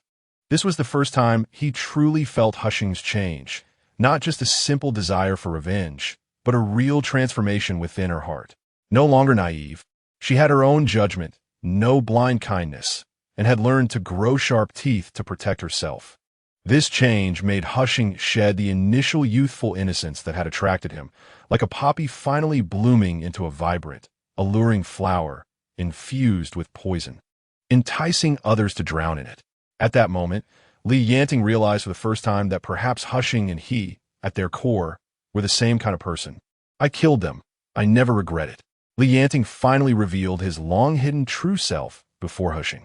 He held her chin, his dark eyes swirling with emotions. Hidden ferocity beneath the gloom. Yanting always placed himself in the position of a victim when doing these things, a victim who had to resist, forever standing on the moral high ground, making it impossible for He Sheng to find any fault in him. What do you need to trap me? He Sheng pouted, personally unshackling the invisible chains binding him. I want to fight alongside you. It has never been just talk. Chapter 83. Walking the fish. After that day, Xiaohua immediately summoned the ability users for a meeting. He planned to shrink the area of the refuge city, orderly concentrating the personnel from their scattered state. They would gather strength to demolish old buildings, using the materials to build more robust city walls, reinforcing the original walls into moats to withstand any sudden situations. He planned to confront Yan Shizhao head-on. He Sheng was invited to Xiao Hua's place to help him organize his abilities. She was picked up by Lu Qinghe, who carried a familiar scent of perfume. Not really. Those who know the times are the real talents. He is now catering to Yin Jiao, and building walls is just a backup plan. The bamboo leaf green around Lu Qinghe's neck had grown a bit, poking out from his collar, flicking its tongue to observe He Sheng. He Sheng glanced at Lu Qinghe and saw that his eyes had turned into snake-like vertical slits, indicating he had entered the snake's perspective. What are you looking at me for? Lan Duo's abilities have progressed rapidly recently. She can now use spatial attacks. The bamboo leaf green flicked its tongue a couple of times, tilting its head at He Sheng, as if listening to her say that it was you who helped them clear the divine sea and refine their abilities. Yes, He Sheng admitted generously. She had deliberately let Lan Duo showcase her strength in front of everyone and spread the news. The ability users in the refuge city had experienced varying degrees of ability enhancement after the last Crystal Core assessment, with a significant increase in level 3 ability users and several entering level 4. This was undoubtedly a business opportunity for He Sheng. The higher the level of the ability users, the more they could feel the negative impact of the impurities in the divine sea on their bodies and abilities, making them more eager to find a solution. Coupled with Xiao Hua and Liang Liang's frequent ability surges, it was enough to create anxiety among the ability users. At this time, when Lan Duo revealed that help could be obtained from the relievers, it would inevitably attract the attention of the ability users. As long as the attention was high enough, it was possible to create suitable opportunities to develop the business. Mr. Qiao's first organization today may take a little longer. Please help me pass a message to Li Yanting, asking him to pick me up at Rongrong's house. You have a good relationship with her? Lu Qinghe asked. This seemingly inconsequential question revealed what he was most concerned about. The big fish has taken the bait, He Sheng thought. No reliever would not try to hide their identity. Even the existence of relievers became widely known only after the Sheer Mo base announced it. Lu Qinghe's probing gaze darted toward He Sheng, as if hoping to find some flaw in her. You two are quite open and unreserved, helping others organize without a care, as if you're afraid others won't know. Lu Qinghe asked, what are you planning? Once the relievers are exposed, it will inevitably attract a large number of ability users competing for them. Don't they understand this principle? No, they definitely understand. But since they still choose to expose their identities, there must be a reason. But you could easily deny it. He Sheng's words were not enough to convince Lu Qinghe. If I deny it, will others believe me? He Sheng retorted, Li Yanting's strength is evident. If I say I'm not, do you believe me? This left Lu Qinghe momentarily speechless. He Sheng's statement was correct. Everyone could see Li Yanting's powerful abilities. And since he showed no signs of an ability surge, it was hard not to be suspicious. Innocent people suffer because of their wealth. He Sheng smiled sweetly, making Lu Qinghe feel a chill in his heart. Rather than letting everyone be wary of us, it's better to admit it openly, and if it can help others. I'm very happy. I don't believe you. You little girl are quite cunning. Lu Qinghe dropped He Sheng off outside Xiao Hua's residence, watching her enter, and suddenly felt a surge of impulse. Hey! Lu Qinghe was startled by his own voice. He Sheng, as expected, stopped in her tracks and turned her head with an innocent expression. What's wrong? Not wanting to waste the abundance of abilities she had just released, which caused the impurities in Lu Qinghe's sea of consciousness to faintly churn, he instinctively felt the urge to get a little closer to He Sheng. It's nothing. Lu Qinghe suppressed the restlessness within him, his expression not looking good. This uncontrollable feeling made him uncomfortable. The bait had already been cast, and the fish needed to be played with for a while, so He Sheng wasn't in a hurry. When He Sheng entered, Xiao Hua was already waiting for her in the living room. This was her first time visiting Xiao Hua's home, and she was quite surprised by the interior. The decor was completely intact, and the European-style interior looked intricate yet elegant, but there were no useless decorative items on the surfaces, making the living room appear quite empty, like a temporary resting spot. I had all the useless things removed. It's already good enough to be alive in the apocalypse. Who has the leisure to play with antiques? Xiao Hua seemed to see through He Sheng's confusion and explained proactively. Xiao Hua's thinking was indeed clear. He Sheng took a tour around the living room and noticed the second-floor balcony of the neighboring villa through the floor-to-ceiling windows. There was a girl sitting there, her feet hanging over the edge of the balcony, looking sorrowful and melancholic. He Sheng was standing right within Yin Zhao's line of sight, and as soon as she appeared, their gazes collided. He Sheng sat a meter away from Xiao Hua, her palm facing upward, a milky white energy line winding out. This was Xiao Hua's first experience with ability cleansing, and he did not fully trust He Sheng. With two subordinates still present in the living room, as soon as He Sheng made a move, the two subordinates would immediately step forward to act. Is boss Xiao distrustful of me? He Sheng was not angry, but she still had to show some authority. Xiao Hua hesitated for a moment. He almost immediately sensed the fluctuations of the abilities He Sheng had just released. It was a comfortable energy that made his chaotic sea of consciousness even harder to calm, causing him to unconsciously want to get closer. So he quickly waved his hand, signaling the two subordinates to step back. Chapter 84. Unseen, the situation in Xiao Hua's sea of consciousness was worse than He Sheng had perceived, even more troublesome than when Li Yanting had gone berserk. The black mist, wrapped in impurities, almost occupied the entire sea of consciousness, completely enveloping the energy roots and the energy sphere, so dense it was nearly tangible. As soon as He Sheng entered, she faced the attack of the black mist. But her abilities were different now. Initially, it was a bit tricky, but after dealing with some of it, she became proficient. By the time it ended, 2 hours had passed. He Sheng opened her eyes and saw one of Xiao Hua's subordinates holding a piece of paper, anxiously waiting nearby. Boss, you're finally done. The subordinate handed over the paper, hesitating as he glanced at He Sheng. Yes. The subordinate immediately ran out upon receiving the command. Is there something urgent, Mr. Qiao? Then I won't disturb you. You don't have to leave either. Xiao Hua waved his hand at He Sheng and handed the paper to her, saying, Take a look at this. What is this? He Sheng took the paper, which had a row of numbers at the top, each group of numbers corresponding to a word. It's a translation sheet for Morse code. After the apocalypse began, power and water supplies were gradually cut off in various places. Only a few bases that established refuge cities could maintain the normal operation of signal towers because they had dedicated personnel for repairs. Existing resources were insufficient to support communication between refuge cities, so they could only communicate through old radio equipment. The paper in front of He Sheng was a message received through the radio, translated into written form. This is a letter from the Seahai base?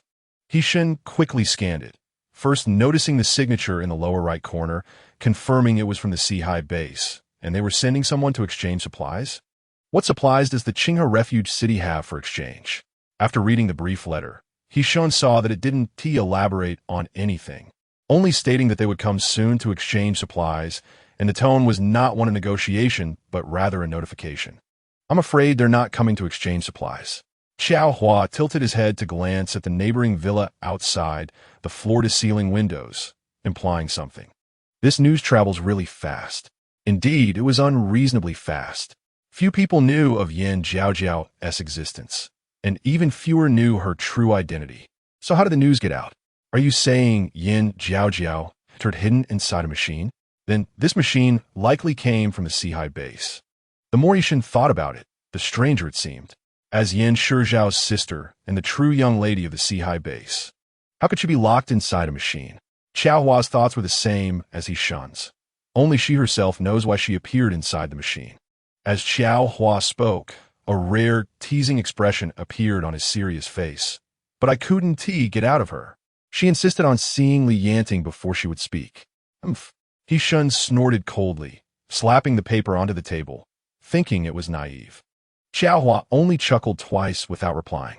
The two waited for a while, and Lu Qinghe arrived first, plopping down onto the single sofa beside them. What is up? Lu Qinghe was not polite, pouring himself a cup of water from the teapot on the table and gulping it down. You're here.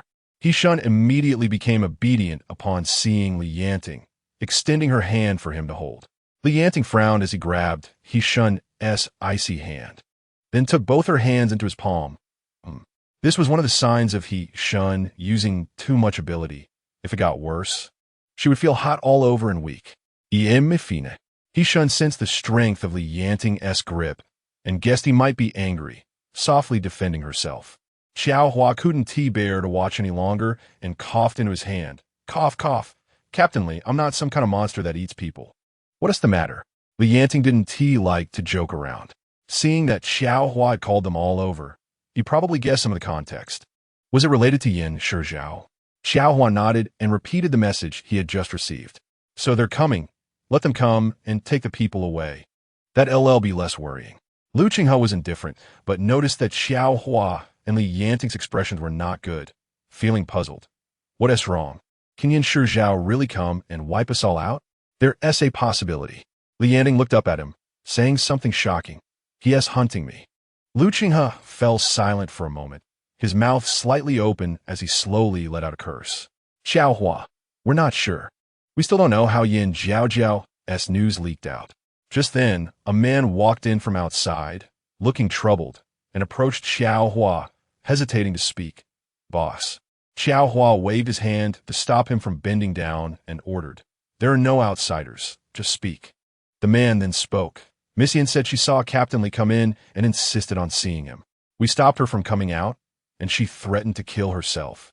He Sheng snorted coldly, retracting her hand held by Li Yanting, only to be tightly gripped again. Then Li Yanting smirked. She is not really willing to die. You want to see her? He Sheng tilted her head to look at Li Yanting, appearing gentle and harmless, merely seeking his opinion. No. He Sheng glanced at Li Yanting's gaze and unconsciously raised her chin, her tone rising at the end, sounding delighted. Chapter 85. Acting Yin Zhaojiao was unable to see Li Yanting and created quite a ruckus, even throwing an empty flower pot from the second-floor balcony next door, which landed with a crisp sound in the corridor between the two buildings. He Sheng stood up and walked to the window, meeting Yin Zhaojiao's provocative gaze. Smiling as she closed the window, shutting out whatever Yin Zhaojiao was about to say. The best way to deal with an unnecessary person's provocation was to ignore her. Let her punch a soft cotton ball and suffocate herself with her own anger. Yin Zhao's voice was shut outside the window, and a few people continued to discuss for a while. After confirming the progress of the wall construction and other defensive measures, Xiao Hua finally made a decision. Since he was going to send someone, and we couldn't stop it, then let's open the door to welcome them. When the time comes, we'll respond to their moves. In the territory of Qinghe, the people from the Sea-High base won't be able to turn the tide. Xiao Hua said. Lu Qinghe and Li Yanting were also overseeing the construction of the wall and couldn't delay for too long. However, just as He Sheng and Li Yanting were about to leave, Xiao Hua called for them to stay for a while. Turning around, he saw that Lu Qinghe also had no intention of leaving, and his tone changed immediately. Are you waiting for me to treat you to a meal? Xiao Hua lifted his eyelids and glanced at Lu Qinghe. Lu Qinghe ground his teeth, squeezing out a few words from between them. Who cares? Then he waved his hand and turned around, kicking his military boots as he walked out. Is there anything else? Li Yanting asked. It may be a bit presumptuous, but I'm also doing this for your own good. Xiao Hua's gaze subtly swept over the spot where Lu Qinghe had been sitting, where he quietly rested, unnoticed by anyone. Xiao Hua's implication was clear. He Sheng guessed most of it, but still deliberately misinterpreted his meaning. Do you want to drive us away? He Sheng showed an unhappy expression, pulling Li Yanting's hand with an aggressive look. We helped you take down Su Kewai, and now you want to turn around and pull the bridge after crossing the river? Of course not. I'm not that kind of person. Xiao Hua denied it, and after a moment of silence, he saw that He Sheng's expression was not good and showed a bit of urgency. He finally felt he had a handle on these two people, so he said leisurely, You will always be my brothers in the refuge city. So what do you want to do? He Sheng asked. With strong enemies approaching, we can't just sit and wait. Xiao Hua said slowly, reasoning with them that in order to resist Yin Shizhao, the best way was to enhance the defensive capabilities of the refuge city. The most direct and feasible method was to raise the ability levels of the ability users. You want He Sheng to do the power sorting for so many people alone? Li Yanting frowned, his tone harsh and clearly filled with anger. He Sheng quickly tugged at Li Yanting's hand, realizing that they couldn't overplay their hand. Now that Xiao Hua had brought this up, it was the best outcome. You need to calm down. Enhancing the abilities of the ability users in our city will also benefit you. Li Yanting's reaction was within Xiao Hua's expectations. The resolver was always the Achilles heel of the ability users. How could an ability user be broad-minded enough to let their resolver help other ability users enhance their strength? Just asking He Sheng to help him had already touched Li Yanting's reverse scale. But he had no choice but to make concessions because he was living under someone else's roof. Now, directly pulling off his reverse scale with blood, how could he remain indifferent? Xiaohua was not in a hurry and spoke slowly. You know Yan Shi Zhao is a madman. He won't stop pursuing you halfway. Once he knows that the Qinghe refuge city has sheltered you, he will definitely see Qinghe as a thorn in his side. The Sihai base, as the largest refuge city in the Eastern District, cannot be underestimated. Even sending a small team to attack would be enough for us to suffer. So to better face the battle, shouldn't you also provide some assistance within your means? You should understand what I'm saying. I can also understand your protective instincts toward your resolver and lover, but right now, preserving your place to stay is the most important thing, isn't it? Xiaohua advised. Li Yanting remained silent, his face stern, his muscular contours faintly visible. Even He Sheng couldn't tell whether he was genuinely angry or just playing along. Don't worry, I won't let you suffer. Xiaohua had already calculated it, and, seeing He Sheng relax a bit, quickly presented his conditions. You're a resolver, so you should know how to distinguish crystal core attributes. I will send someone to assist you, charging 20% for identification and calculating the sorting of abilities by the number of times and levels. After that, we will split it 60-40. You 4, I take 6. You don't have to do anything and take away the majority of the crystal cores. That's unreasonable. Behind him, Li Yanting cooperatively laid down the law, and He Sheng quickly pulled him behind her, a bit flustered as she negotiated with Xiaohua. This matter benefits not just me and Li Yanting. You're also a beneficiary.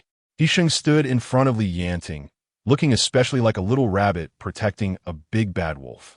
We should take 6. He Sheng gritted her teeth. Impossible. Xiaohua flatly refused.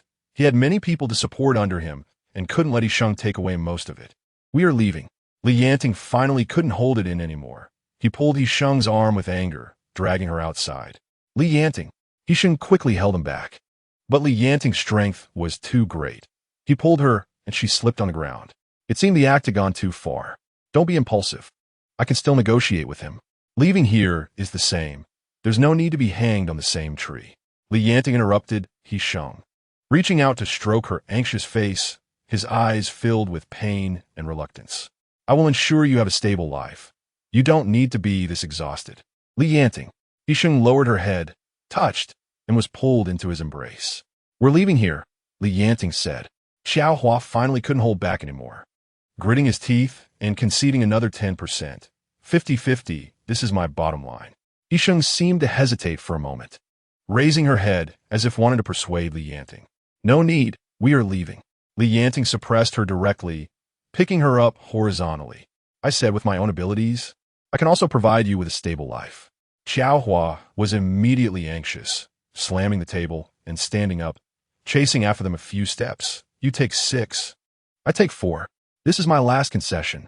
Li Yanting, don't go too far. After leaving the Qinghe refuge city, where else can you go?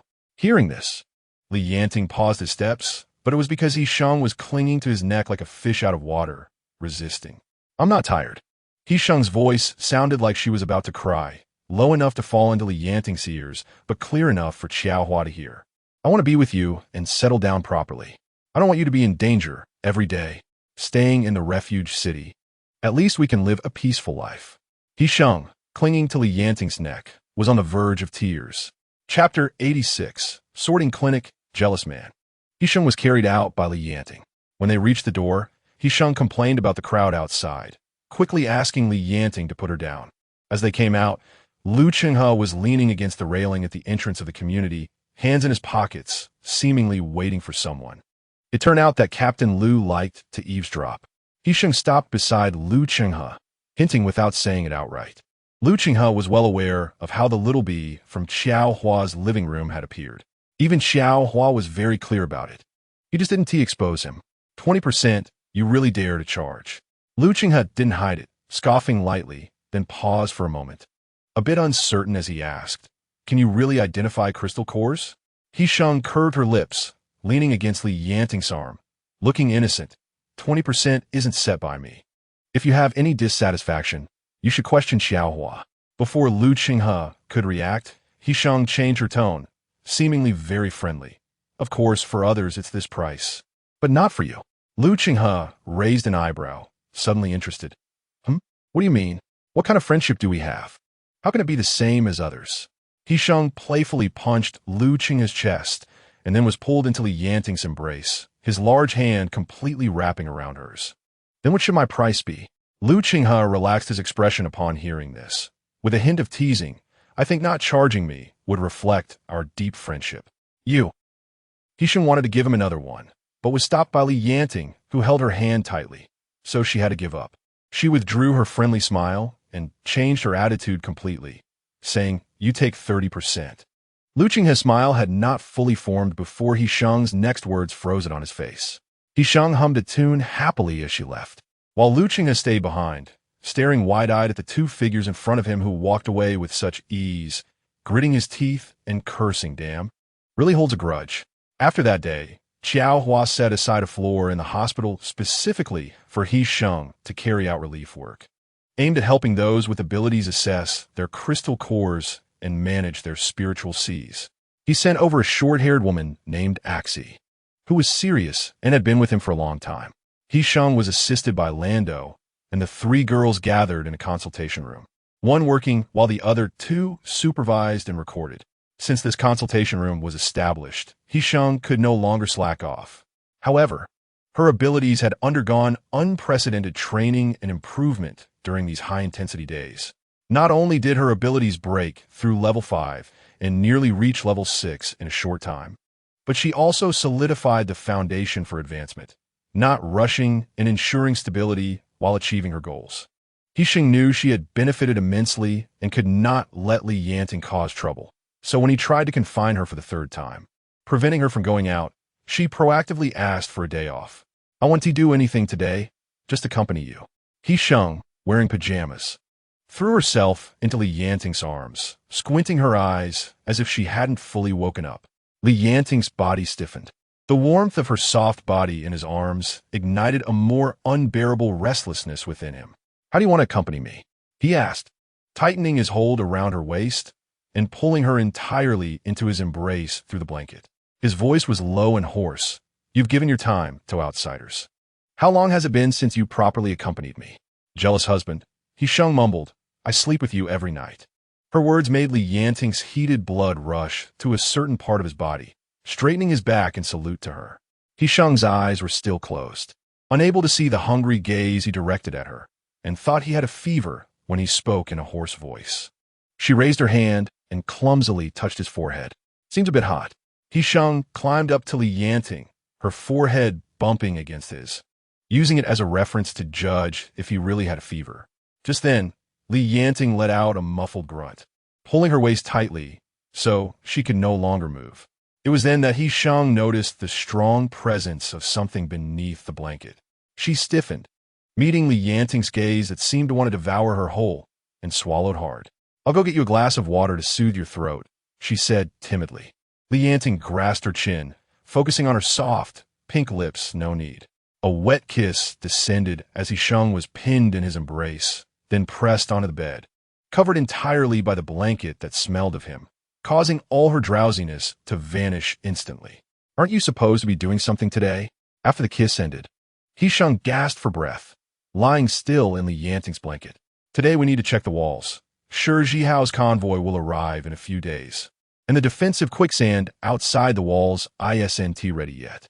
Li Yanting rubbed her back regretfully. Having shared a bed for so long, they still used separate blankets. So this was He Sheng's first time crawling into his bed, even if he had carried her in while she was still drowsy. "I'll accompany you today." He Sheng quietly turned over under Li Yanting, her legs trying to slip out from the blanket. "I'll wash up first." As soon as her calf moved out a bit, it bumped into a sturdy thigh. Li Yanting blocked her outside, trapping her tightly. "I didn't want to bother you. You came crashing into me," he said, closing the last bit of space between them and pulling He Sheng's hand down, watching her face turn red instantly.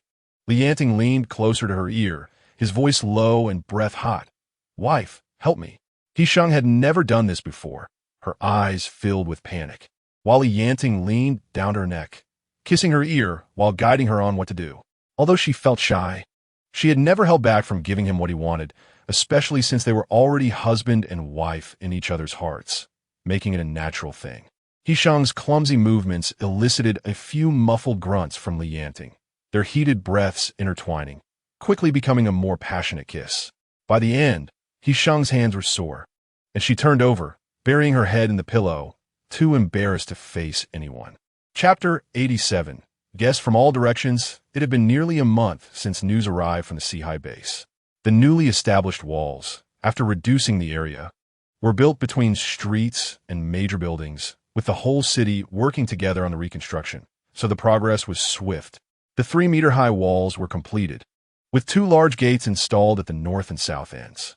Every 500 meters along the walls, a guard post was set up, connected to the original alarm system for timely reconnaissance and reporting of external situations.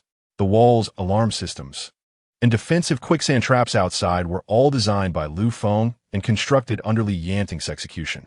He Sheng followed Li Yanting to the newly built city walls, where several Earth-type ability users led by Lu Feng were setting up quicksand traps.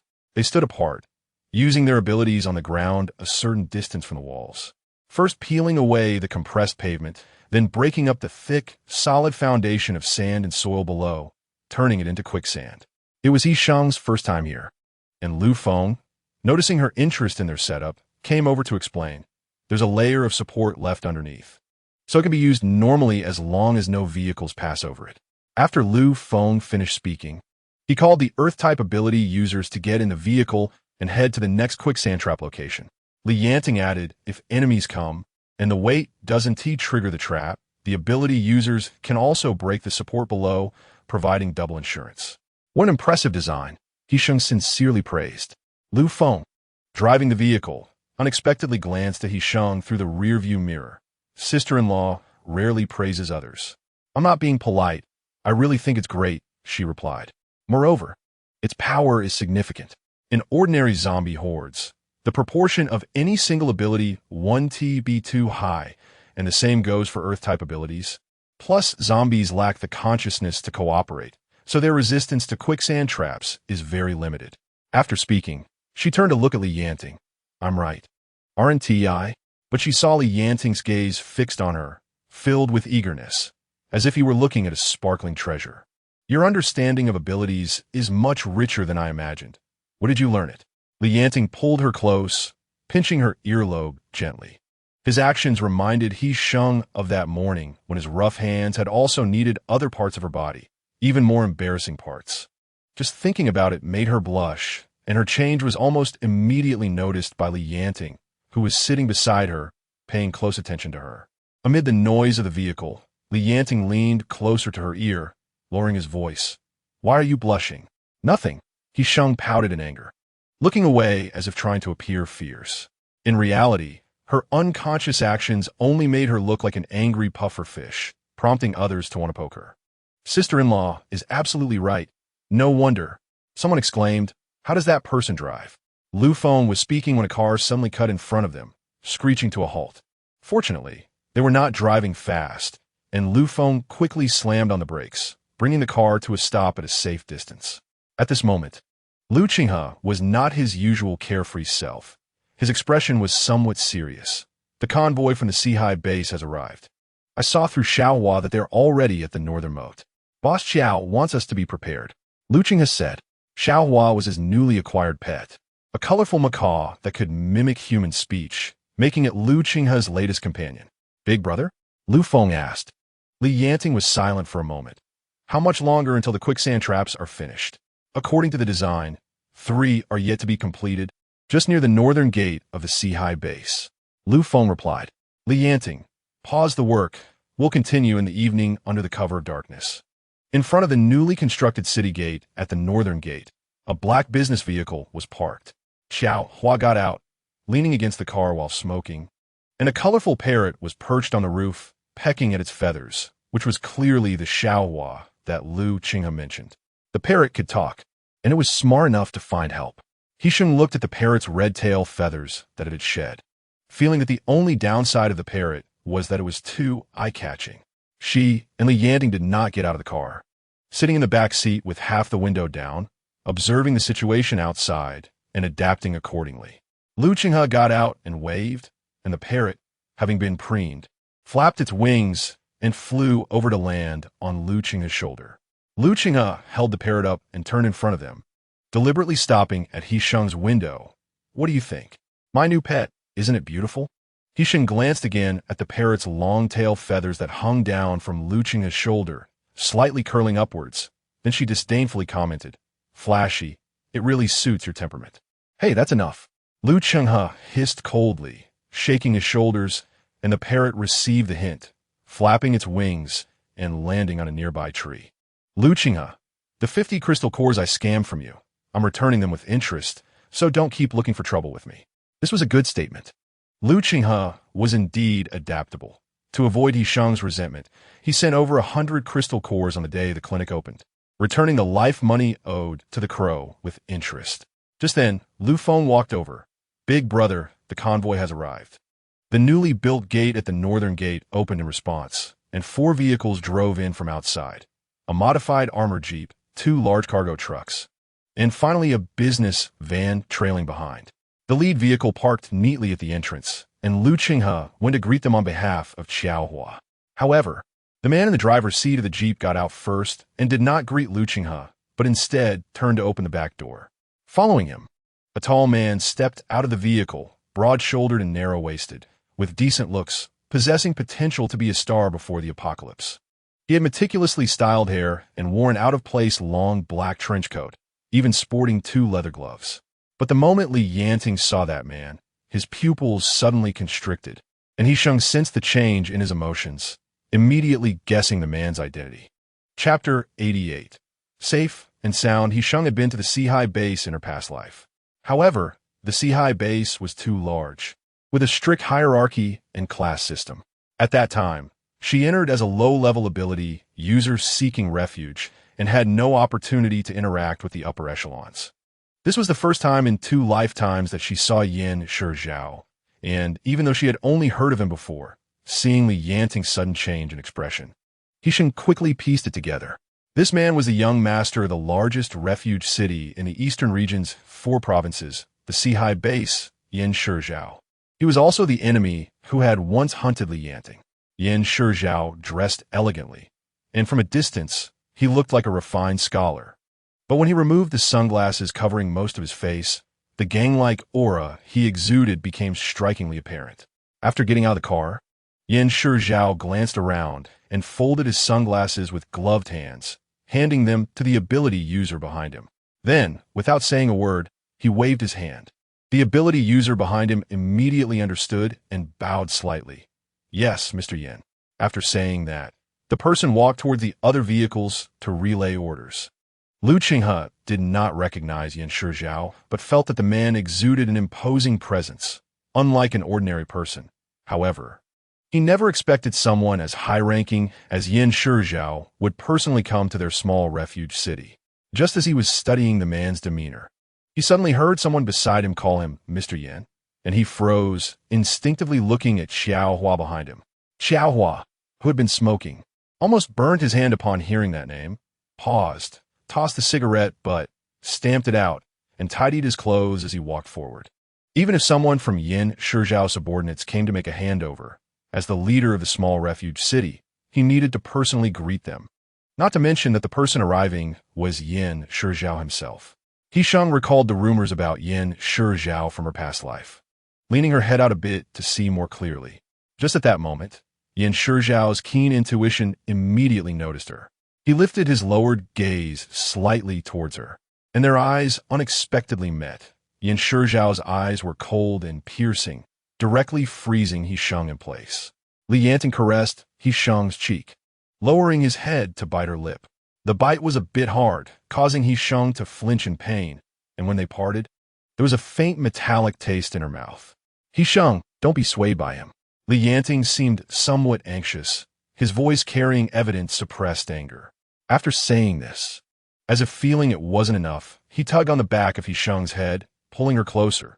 "You are mine, understand?" "MHM." He Sheng nodded vigorously. It was not the right time to dig deeper, and all she could do was reassure Li Yanting. Although he looks decent, he's nowhere near my husband. He Sheng said sincerely. I didn't expect Mr. Yin to come personally. It's our oversight for not welcoming you properly. Xiao Hua approached, looking at Yin Shizhao's imperious demeanor. And even though he was reluctant, he had to lower his head and put on a smile. Your refuge city is interesting. Everything I wanted to find and see is here, so of course, I had to come in person. Yin Shizhao said pointedly, casually glancing towards the direction of the previously parked vehicle. Yin Shizhao nodded in acknowledgement. I understand Jiao's temperament. Yin Shizhao made this ambiguous remark, and since he did not express any blame, the matter was considered settled. Xiao Hua sighed with relief. Miss Yin is staying in the central villa area. Later, I will take Mr. Yin to visit. Yin Shizhao nodded and, seemingly unconcerned, took out a cigar from his pocket. The subordinate standing behind him immediately took out a prepared match, using both hands to ignite it, shielding the flame with one hand as he brought it to the end of the cigar. Lu Chenghe, observing from the side, brushed off the dust on the ground, hands clasped behind his back, and turned his finger towards He Sheng's vehicle. The macaw on the branch flapped its wings and landed in front of He Sheng's car, rolling its eyes without saying anything. If you have the ability, you should fly over and roll your eyes at him. He Sheng ruthlessly exposed. Just as Lu Chenghe was about to banter with He Sheng to pass the time, Yin Shizhao finally lit his cigar, took a puff, and like an old smoker, let the smoke roll around in his lungs before exhaling, deepening his voice. She doesn't seem to be in a hurry. Compared to her, I'm more eager to see my old friend. Lu Chenghe's fingers hesitated for a moment, and the parrot perched on the window tilted its head, looking at He Sheng, who remained calm in the car. You really can sit still. Li Yanting had gotten out of the car at some point, sitting on the hood with his arms crossed, a cigarette dangling from his mouth unlit. He Sheng looked at his back, thinking how much lonelier it must have been when he was betrayed and hunted by his teammates. Meeting the enemy is not like meeting a lover. There's nothing for me to sit still about. In anger, He Sheng yanked at the parrot's tail feathers, not wanting to pass on her bad habit of cursing to it. While the two were busy bickering, Lu Chenghe over there was expressionless, feeling the almost stagnant air. Li Yanting's strength was well known, and Xiao Hua genuinely considered him one of their own. Mr. Yan's old friend might not be very convenient today. Xiao Hua's polite refusal was cut short as Yin Shizhao took a deep puff of his cigar, looking into the distance behind him through the rising blue smoke. He held a cigarette that wasn't lit in one hand, while the other was in his pocket, his face showing no expression, as if the person before him had nothing to do with him. At the moment Yin Shizhao saw Li Yanting appear, he finally cracked a smile. The smoke from the burned cigar, like the gunpowder from battlefields of the past, created an inseparable chasm between the two. Long time no see, Captain. Chapter 89. The Cursing Parrot. The title of Captain revealed many untold stories.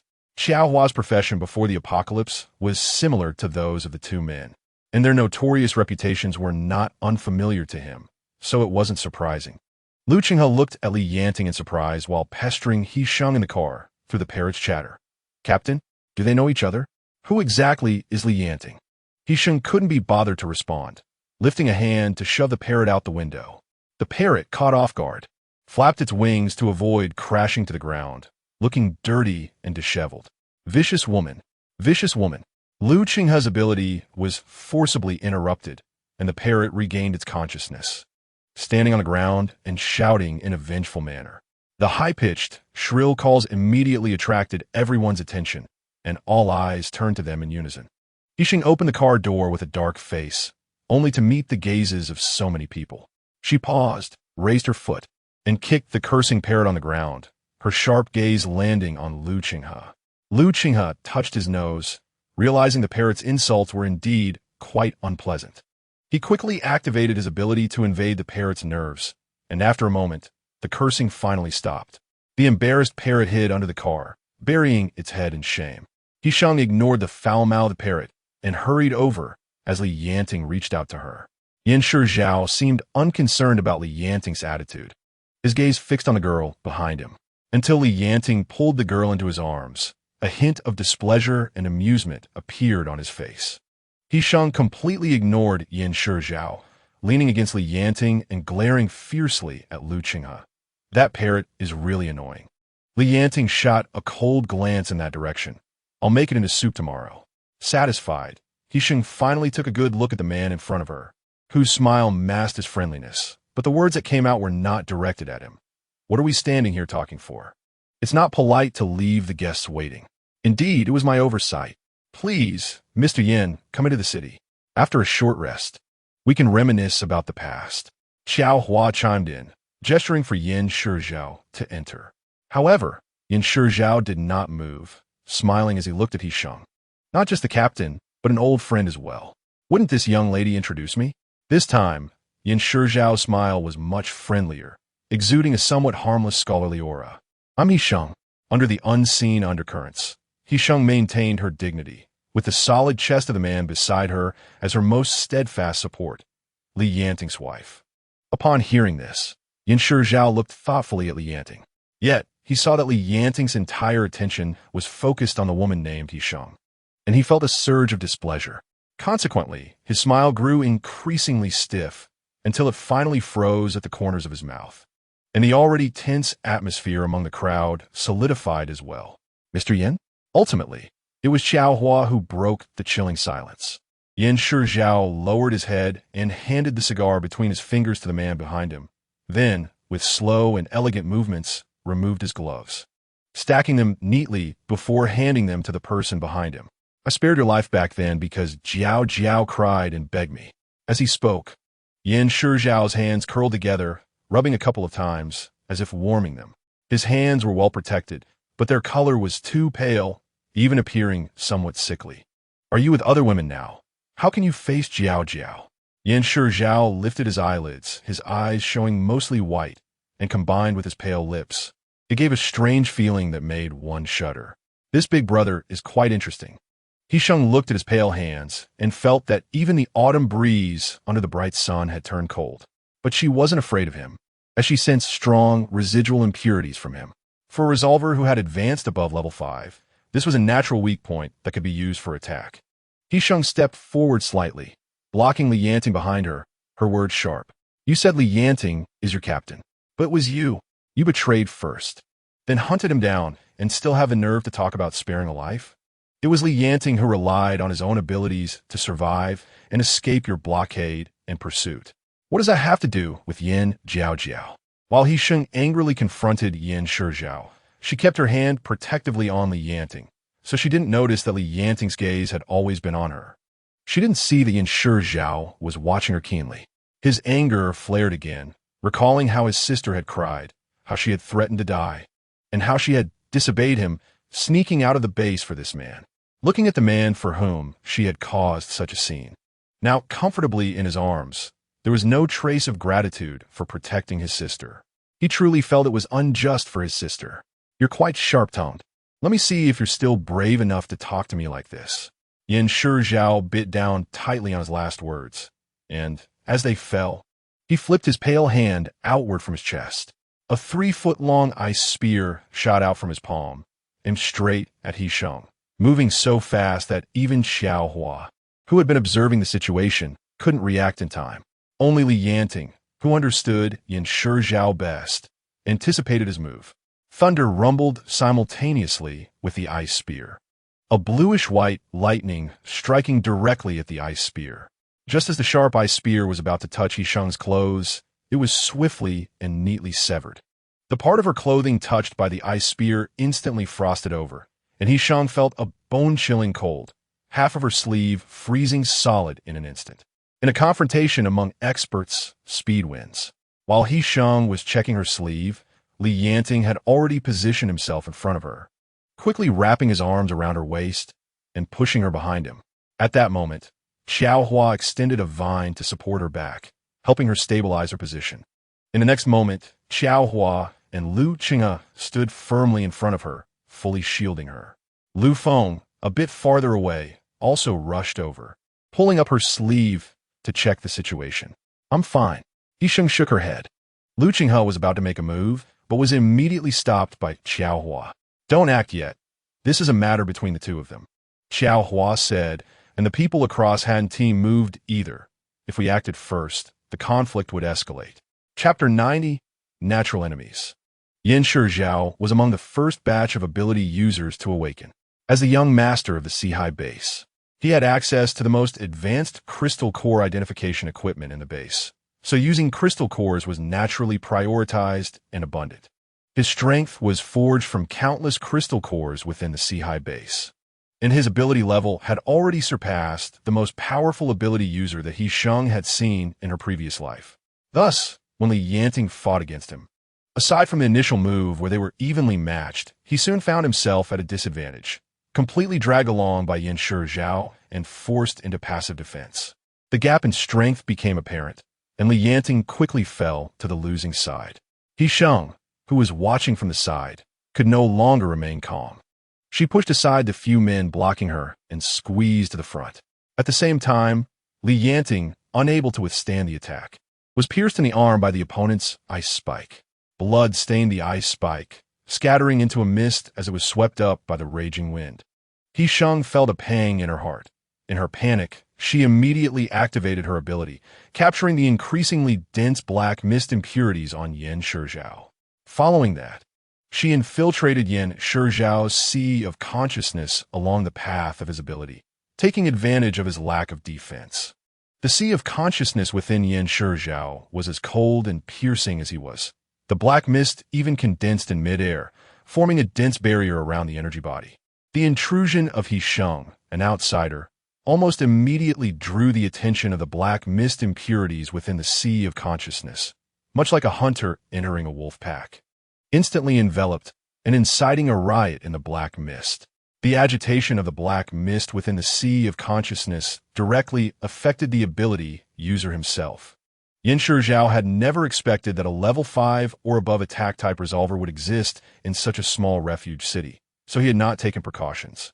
Forced to halt his attack on Li Yanting, he finally allowed Li Yanting to catch his breath from the relentless assault, instinctively covering his trembling, bleeding arm.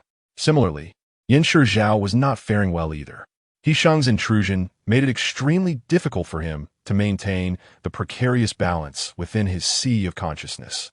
The agitated black mist instantly invaded his energy body, attempting to seize control of his physical form.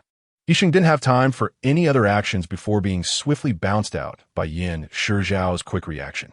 Her ability was also wounded, and a severe headache soon followed, causing her to furrow her brow and let out a muffled groan. He Sheng, all of this happened in the blink of an eye. The others had yet to realize what was happening when Xiao Hua was the first to react, quickly stepping forward to support He Sheng. The battle between the two sides was disrupted by the involvement of a third party, and all three individuals sustained varying degrees of internal injuries. After the intense headache, only lingering pain remained as Li Yanting pulled He Sheng from Xiao Hua's grasp into his embrace. As she fell into his arms, He Sheng caught a strong smell of blood. Ignoring her headache, she hurriedly checked Li Yanting's arm. There was a penetrating wound, and blood was still flowing, dripping onto the ground. What do you mean? Are you declaring war against the Sea base? The ability user, standing behind, Yan Zhao supported him and shouted loudly. At this moment, Yan Zhao was already teetering on the edge of a breakdown. His pupils constricted and the whites of his eyes reddened. He clenched his fists tightly, while the other hand pressed against his temple, the veins on the back of his hand visibly bulging, clearly resisting something with great effort. It was your Mr. Yan who made the first move. Xiao Hua retorted. That was Mr. Yan's personal grievance. You sent someone else to intervene. Isn't that just escalating the situation? The man said. He Sheng leaned against Li Yanting's chest. His bleeding arm hurt her eyes, and with anger that had no outlet, she immediately fired back. I am one with Li Yanting. I acted because Yan Zhao bullied my man, which has nothing to do with the refuge city. On the contrary, it is you who have acted treacherously first, lacking any gratitude afterward. You attacked as soon as you entered the city. Do you think we were made of paper? Capturing our young lady. Even if we level your broken place, what does it matter?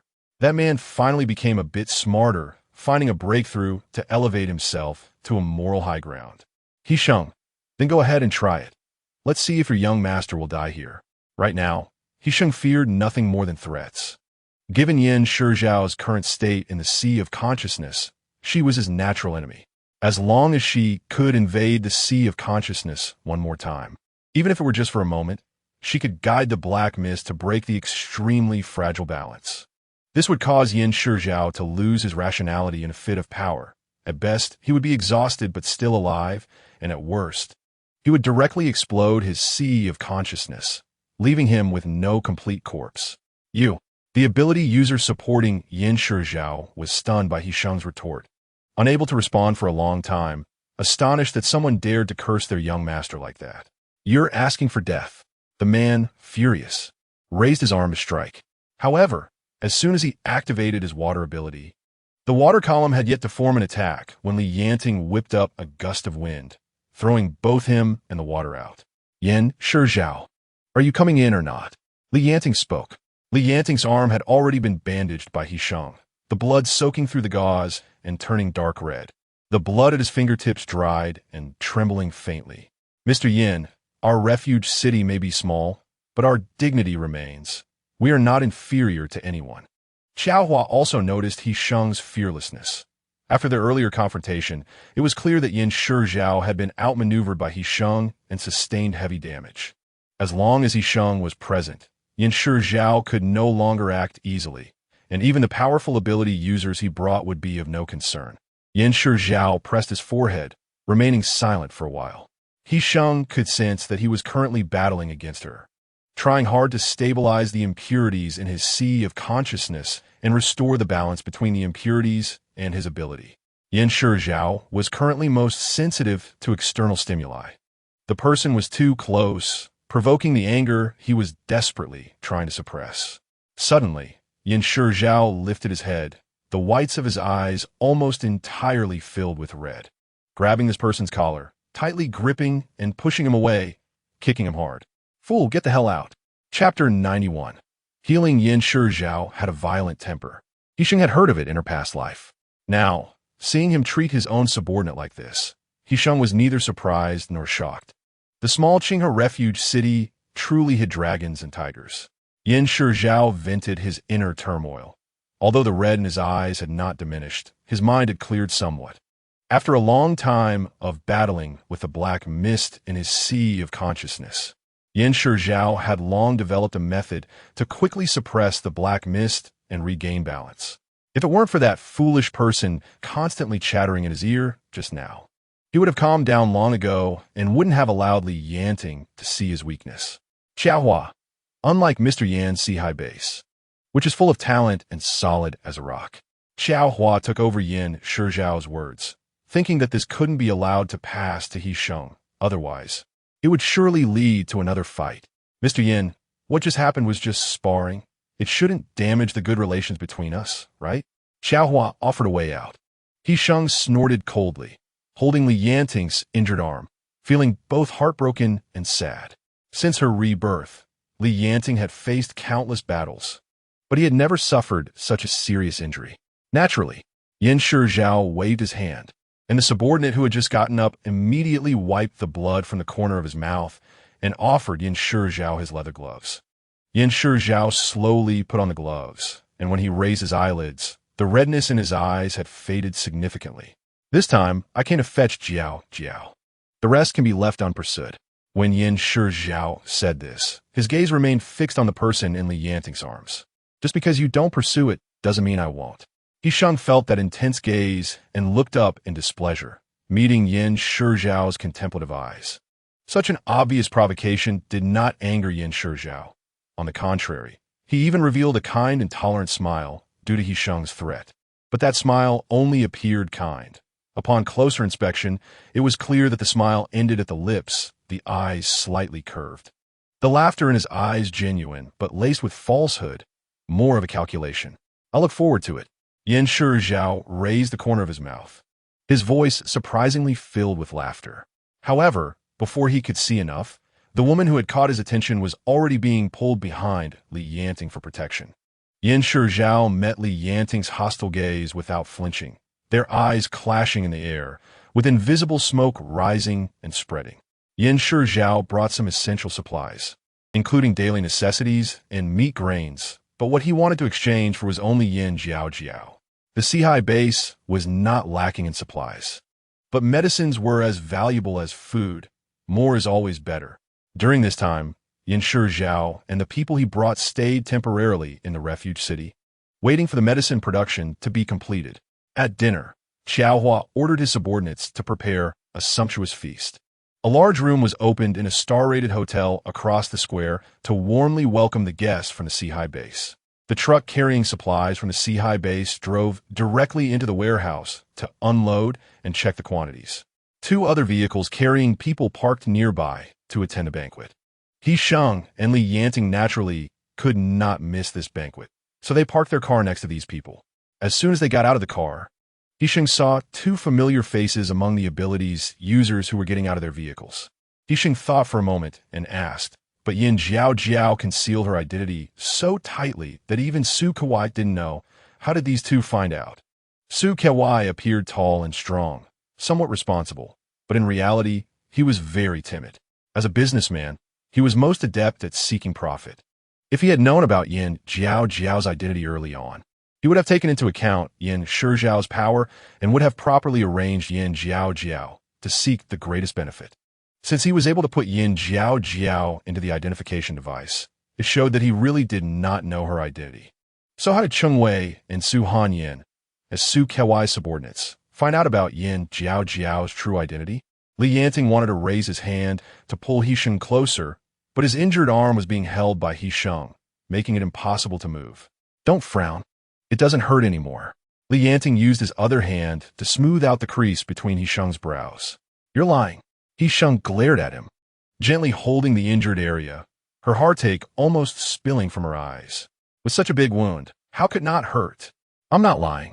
I really can't feel any pain. Li Yanting was also puzzled, his tone very sincere. Why don't you unwrap the bandage and take a look? I can't even feel where the wound is. His words directly startled He Sheng.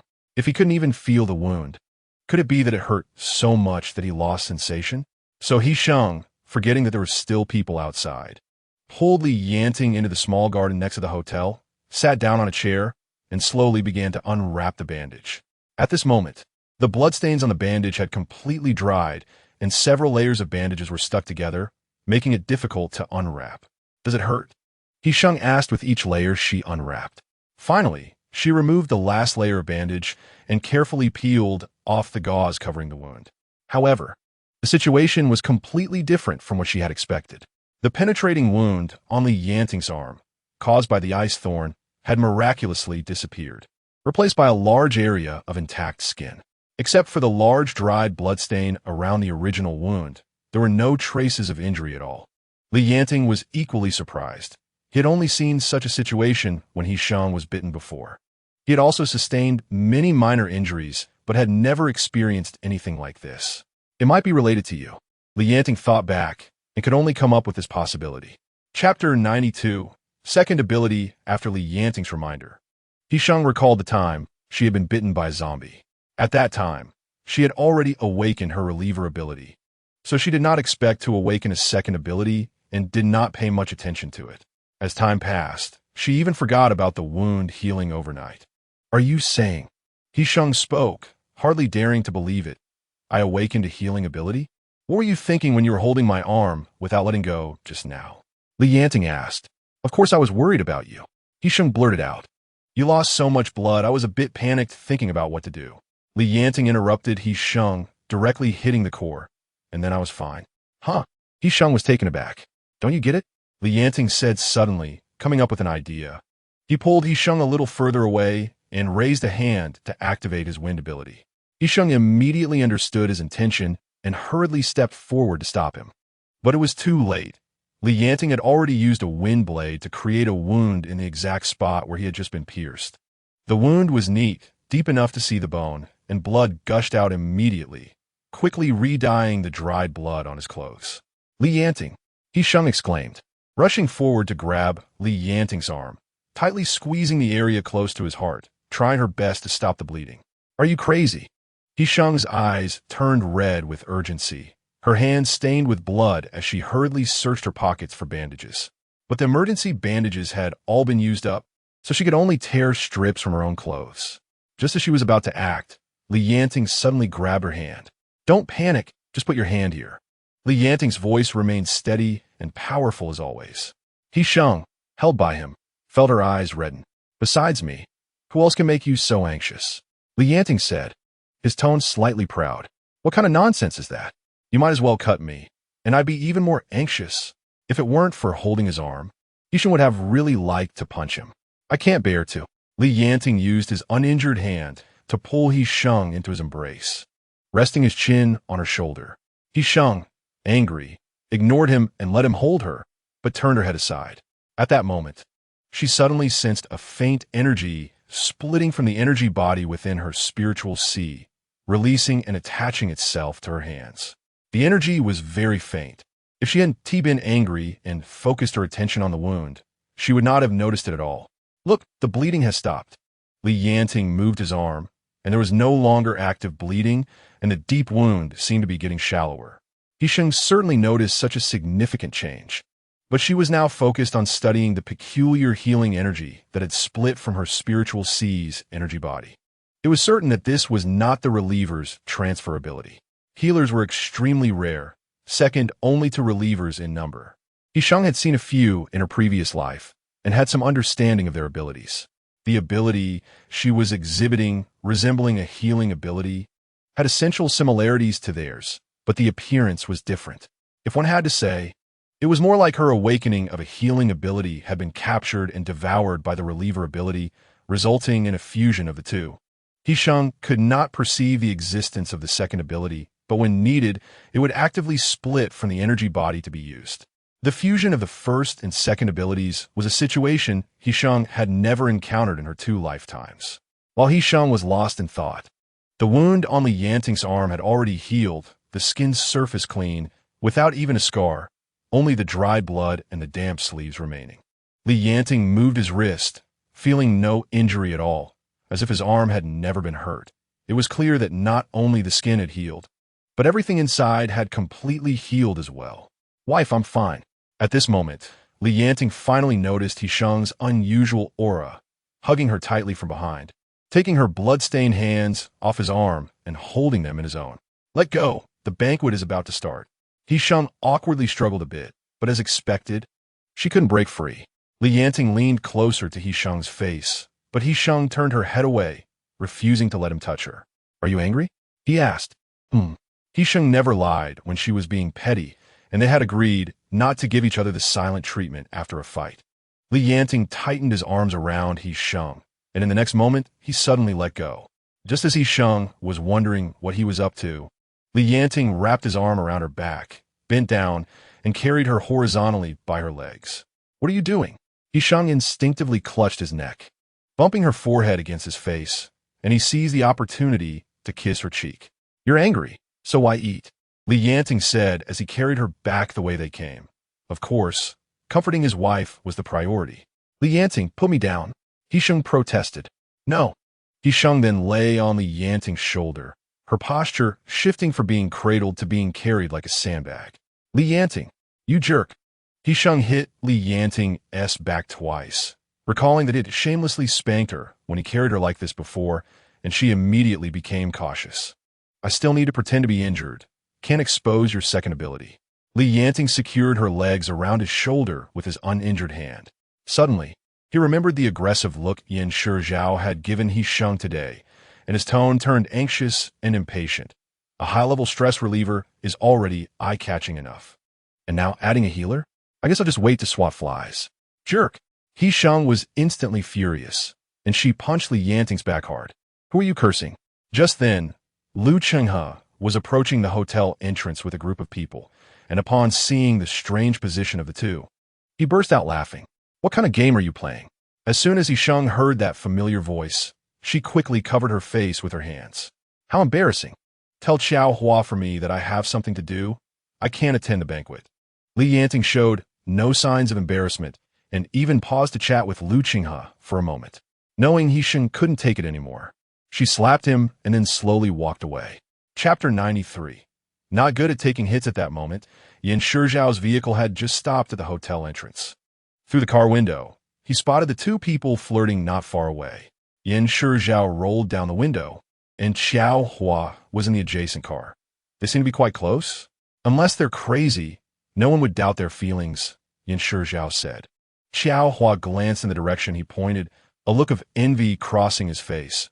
Then he chuckled self-deprecatingly. He Sheng is a blessing that I can't envy. Really? Yan Shizhao rested his elbow on the car window, staring at the two figures fading away, stroking his chin and smiling defiantly.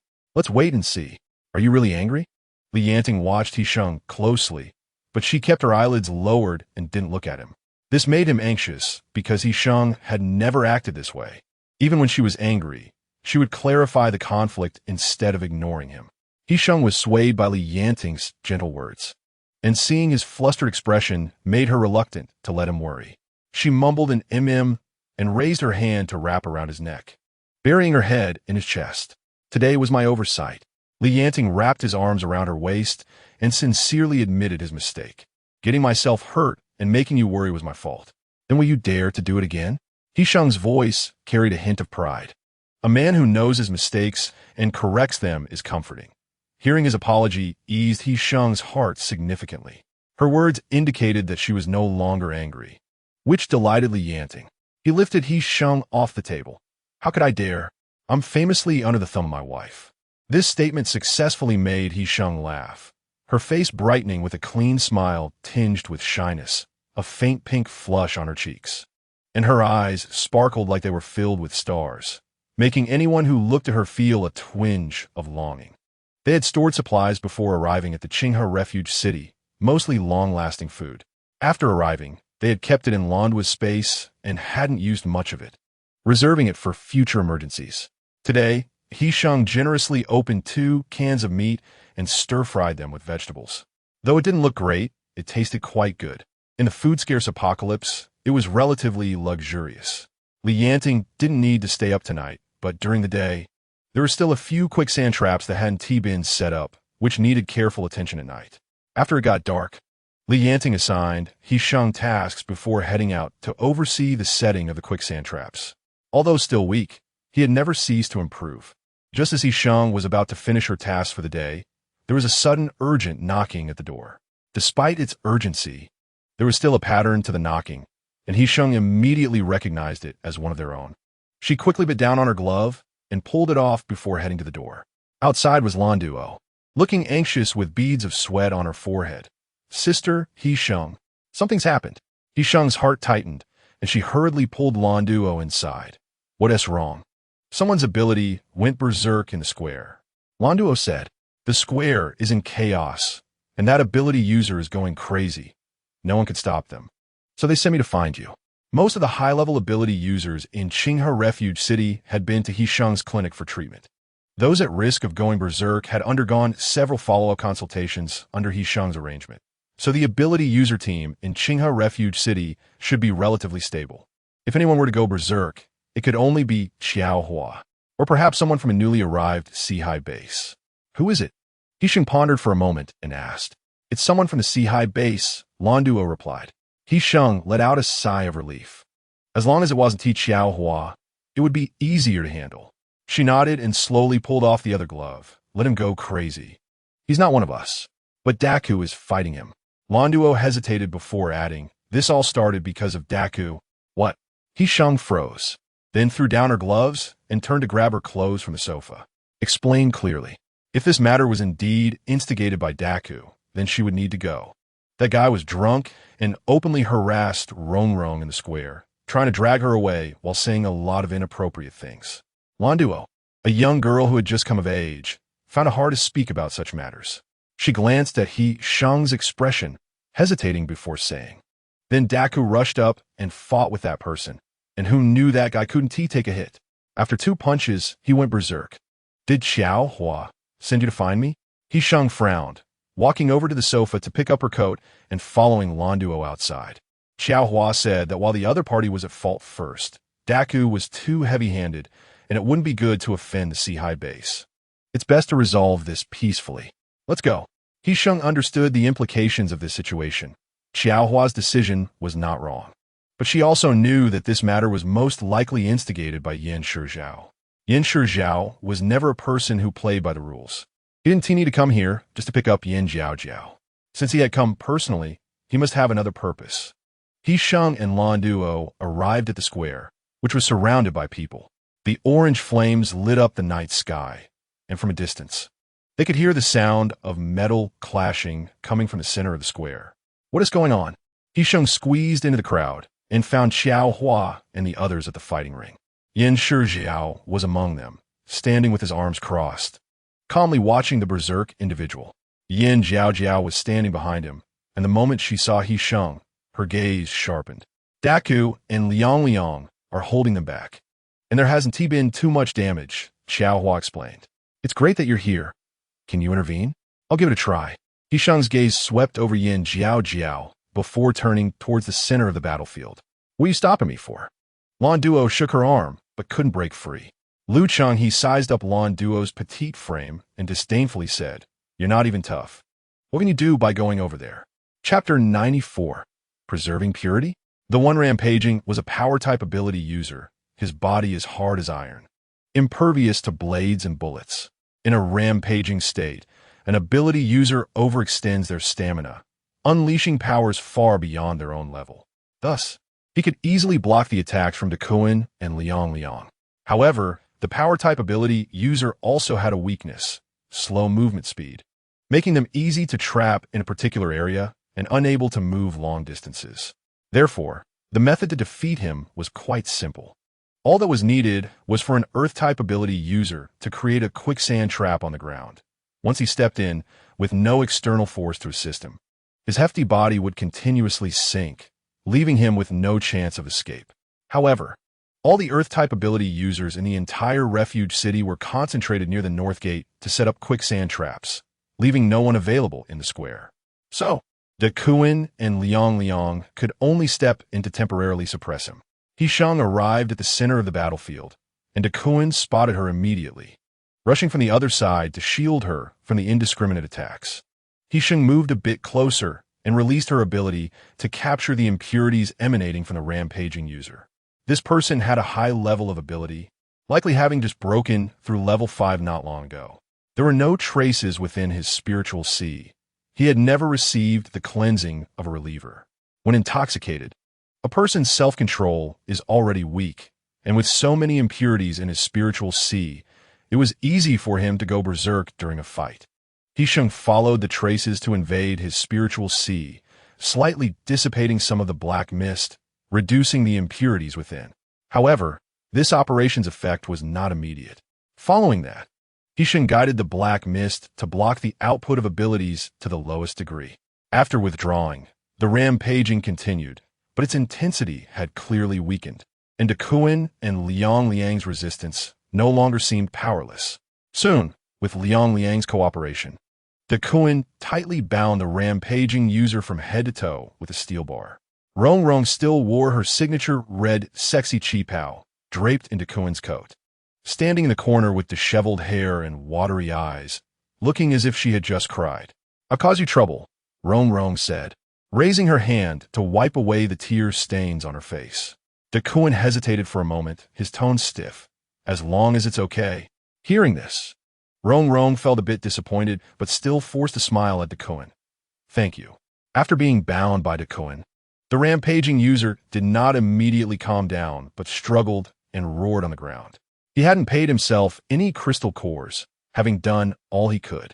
Why doesn't He Sheng help him to the end? The speaker was Yin Shi. He Sheng didn't really want to respond, but Yin Jiao behind him was glaring at her, even more annoying than him. Next came the payment service. Miss He Sheng, how much crystal core does Mr. Yin intend to pay? Bah, you shameless. Before Yin Zhao could speak, Yin Jiao cursed first. You actually help others with your reliever abilities. You shameless woman don't deserve Brother Ting. How could Brother Ting like someone like you? You must have deceived him. I'm going to tell Brother Ting about this. Yin Jiao thought she was standing on a moral high ground, looking down at He Sheng. For such theories, He Sheng was not surprised, as she had seen it in her previous life. As the most precious ability in the apocalypse, relievers have always been controversial due to their ability to bond with ability users. A significant portion of ability users have a narrow understanding and attitude toward relievers. They see relievers as personal property, believing that once bonded and branded, a reliever can only serve one ability user while the ability user can have other relievers or lovers. Another group believes that bonding with a reliever is a mark of love and loyalty, and they will be responsible for each other, becoming each other's one and only. This was also the initial reason He Sheng was willing to bond with Yanting. However, her view on relievers differed from the first two. She represented a third voice in the apocalypse. She did not believe relievers had to bond with anyone, and love and loyalty were not necessarily tied to the mark of bonding. The reason she proposed a bond with Yanting was to show her sincerity. Their eventual decision not to bond did not affect their love for each other. For her, the relieving ability was just an ability, and the ultimate goal was to survive in the apocalypse using that ability. Yin Zhao and Yin Jiao were both staunch advocates of the second view. This led to the fact that, despite the abundance of relievers at the 4C's base, very few ability users actually received help from relievers. Even Yin Zhao himself, due to adhering to this view, refused help from relievers who could not resonate with him, suffering daily from the immense pain of his spiritual sea on the verge of turmoil. Otherwise, as the head of the 4C's base, the crystal cores available to him would be inexhaustible, and his ability level should be much higher than it currently was. But his refusal of help from relievers led to an intense conflict between the black mist impurities and energy bodies in his spiritual sea, making it too fragile to maintain balance, which in turn prevented him from absorbing crystal cores and advancing his abilities further. With his spare time, "You might as well care about your brother first," He Sheng said, casually dusting off non-existent dirt from her hands with a hint of teasing. Without a reliever to help him, the next person tied up here might just be him. "What nonsense are you talking about? My brother is the strongest ability user. How could he go berserk?" Yin Jiao instinctively retorted, but before she could finish, she suddenly paused, finally realizing the contradiction in her words. "Brother?" Yin Jiao then recalled that during their time in the refuge city, her brother had indeed never accepted any reliever's cleansing. As soon as this thought crossed her mind, Yin Jiao immediately activated her ability to sense her brother's abilities. Her relieving abilities were far inferior to He Sheng's, and she could not constantly capture the residual impurities in the environment. She could only actively release her ability when needed to sense abilities or impurities in specific individuals. As she released her abilities to sense Yin Zhao, a very dense impurity enveloped him, and in an instant, she captured her relieving ability. The switch between hunter and prey happened in a moment. Yin Zhao's eyes darkened, and the turmoil in his spiritual sea stirred again. He immediately turned around and pushed Yin Jiao away, interrupting her release of ability. Yin Jiao did not expect her brother to treat her this way, and she stumbled unsteadily, nearly falling to the ground. "Brother." Yin Jiao was initially dissatisfied, but the next moment, thinking of the terrifying residual impurities on her brother, she turned to worry. "Why didn't you say anything?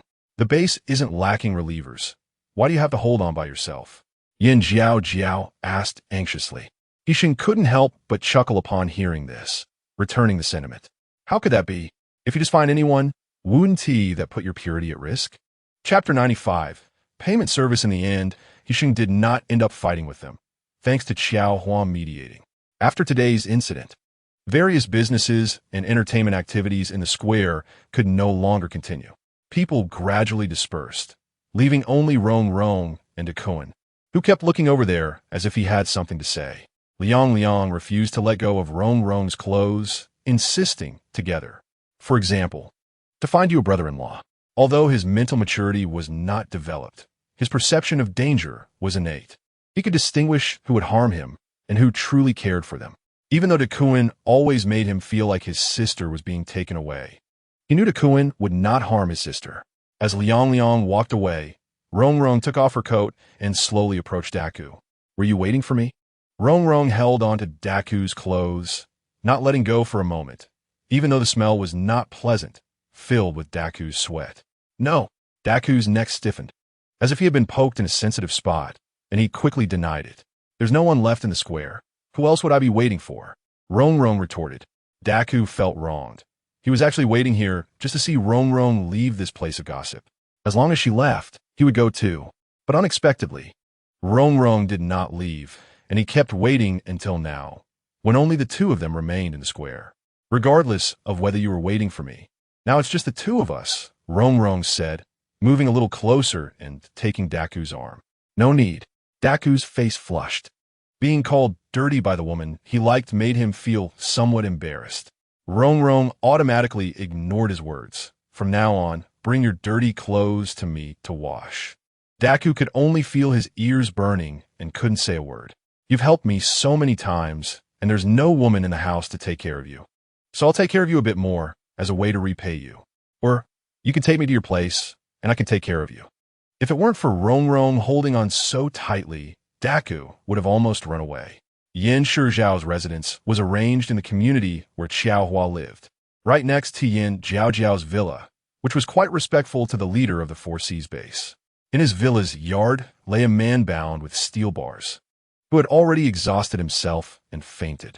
Yin Shizhao sat in the living room on the first floor, with Yin Zhaojiao beside him, looking utterly dejected, which made Yin Shizhao's temples ache. Brother, I'm worried about your health. How can you still be stubborn like this? Yin Zhaojiao's eyes were red, her hands gripping the cushions on the sofa, her voice tinged with tears. Yin Zhaojiao was persistent, and after he coaxed her for a long time, he finally managed to calm her down, and she left with a sniffle. Mr. Yin, what about Liang Lar? The speaker was Zhang Tao, a water-type ability user who had been following Yin Shizhao all day. No need to worry. He'll leave on his own once he wakes up. Yin Shizhao pulled out a half-smoked cigar, holding it in his mouth without lighting it. Although Qinghe Refuge City was pitifully small, it was not so small that they couldn't produce a soil-type ability user. Yin Shizhao subconsciously took a couple of puffs. It had no flavor, right? Zhang Tao recalled the events of that evening after Yin Shizhao's mention. Song Tao se nerealist, tout sub du Liang Lar. All they needed was a soil-type ability user to set a trap and lure him in. There was no need for such a big fuss. Go check what their soil-type ability users are doing, Yin Shizhao instructed. Zhang Tao replied, Yes, I heard there's a night scene at the hotel where they had dinner tonight. I'll go over there later to gather some information. There's one more thing. Zhang Tao paused, feeling somewhat awkward, but thinking of everyone's requests, he decided to speak up. That woman named He Sheng has opened a separate clinic in the hospital. Upon hearing this, Yin Shizhao immediately raised his eyelids, looking quite interested in the matter. I heard that the vast majority of ability users in Qinghe Refuge City have visited her clinic. It was rare for Yin Shizhao to show interest in something. Zhang Tao felt even more anxious. The brothers know about this and are quite interested as well. Yin Shizhao caught the implication in his hesitant words. They all want to go see? Upon hearing Yin Shizhao's tone, Zhang Tao's scalp tightened. Mr. Yin, several brothers in our team are on the verge of going berserk. They really are in trouble. The orange-red flames gradually ignited, and white smoke rose, clear and distinct under the moonlight of the night. In such a tense atmosphere, Zhang Tao felt his legs weaken.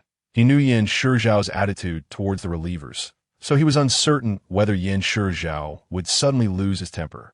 He just didn't expect that after smoking most of the cigar. Yin Shizhao exhaled a puff of smoke and raised his eyelids to ask, Where's her clinic? On the west side of the hospital, third floor of the outpatient department. It's not far from the square, on the east side of the square. Zhang Tao swallowed hard. Yin Shizhao rubbed his lips, recalling what He Sheng had said about her paid services in the square that night.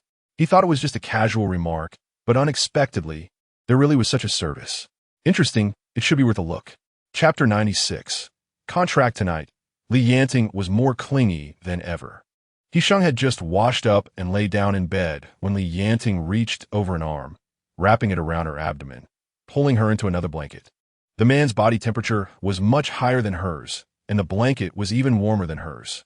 He Sheng felt the heat from his blanket, sending goosebumps all over her body. Wife. Li Yanting's chest was pressed against He Sheng's back, and through a thin layer of fabric, He Sheng could clearly feel his warmth. Heating her up as well. It's so late, don't mess around, go to sleep. Although He Sheng said this, she knew that tonight, she probably wouldn't be able to sleep easily. Li Yanting indeed had no intention of letting her go. He turned her around, pulling her tightly into his embrace. What did Yin Shizhao say to you today? Nothing much. He Sheng shook her head. Yin Shizhao really hadn't said much to her today. Besides asking why she didn't help to the end, They didn't have much chance to talk. It was all Yin Jiao talking. She said, "I'm reckless and not worthy of you." He Sheng pouted. "Don't listen to her nonsense." Li Yanting interjected anxiously. Reaching out a blanket to wrap, he Sheng up tightly, rolling over to press on top of her. "I only want you," Li Yanting said. "Since you found out Yin Zhao was coming, you've been feeling insecure." He Sheng was wrapped tightly in the blanket by Li Yanting, unable to even reach out to hold him. "Why is that?" He Sheng raised her head, bumping into Li Yanting's forehead, rubbing it gently. "Do you think I will leave?" Li Yanting paused, his hands going around He Sheng's back, pulling her closer and holding her tightly. He Sheng felt Li Yanting's unease. Although she knew it must be related to Yin Zhao, she couldn't clarify it with Li Yanting because she didn't want to touch his sore spot.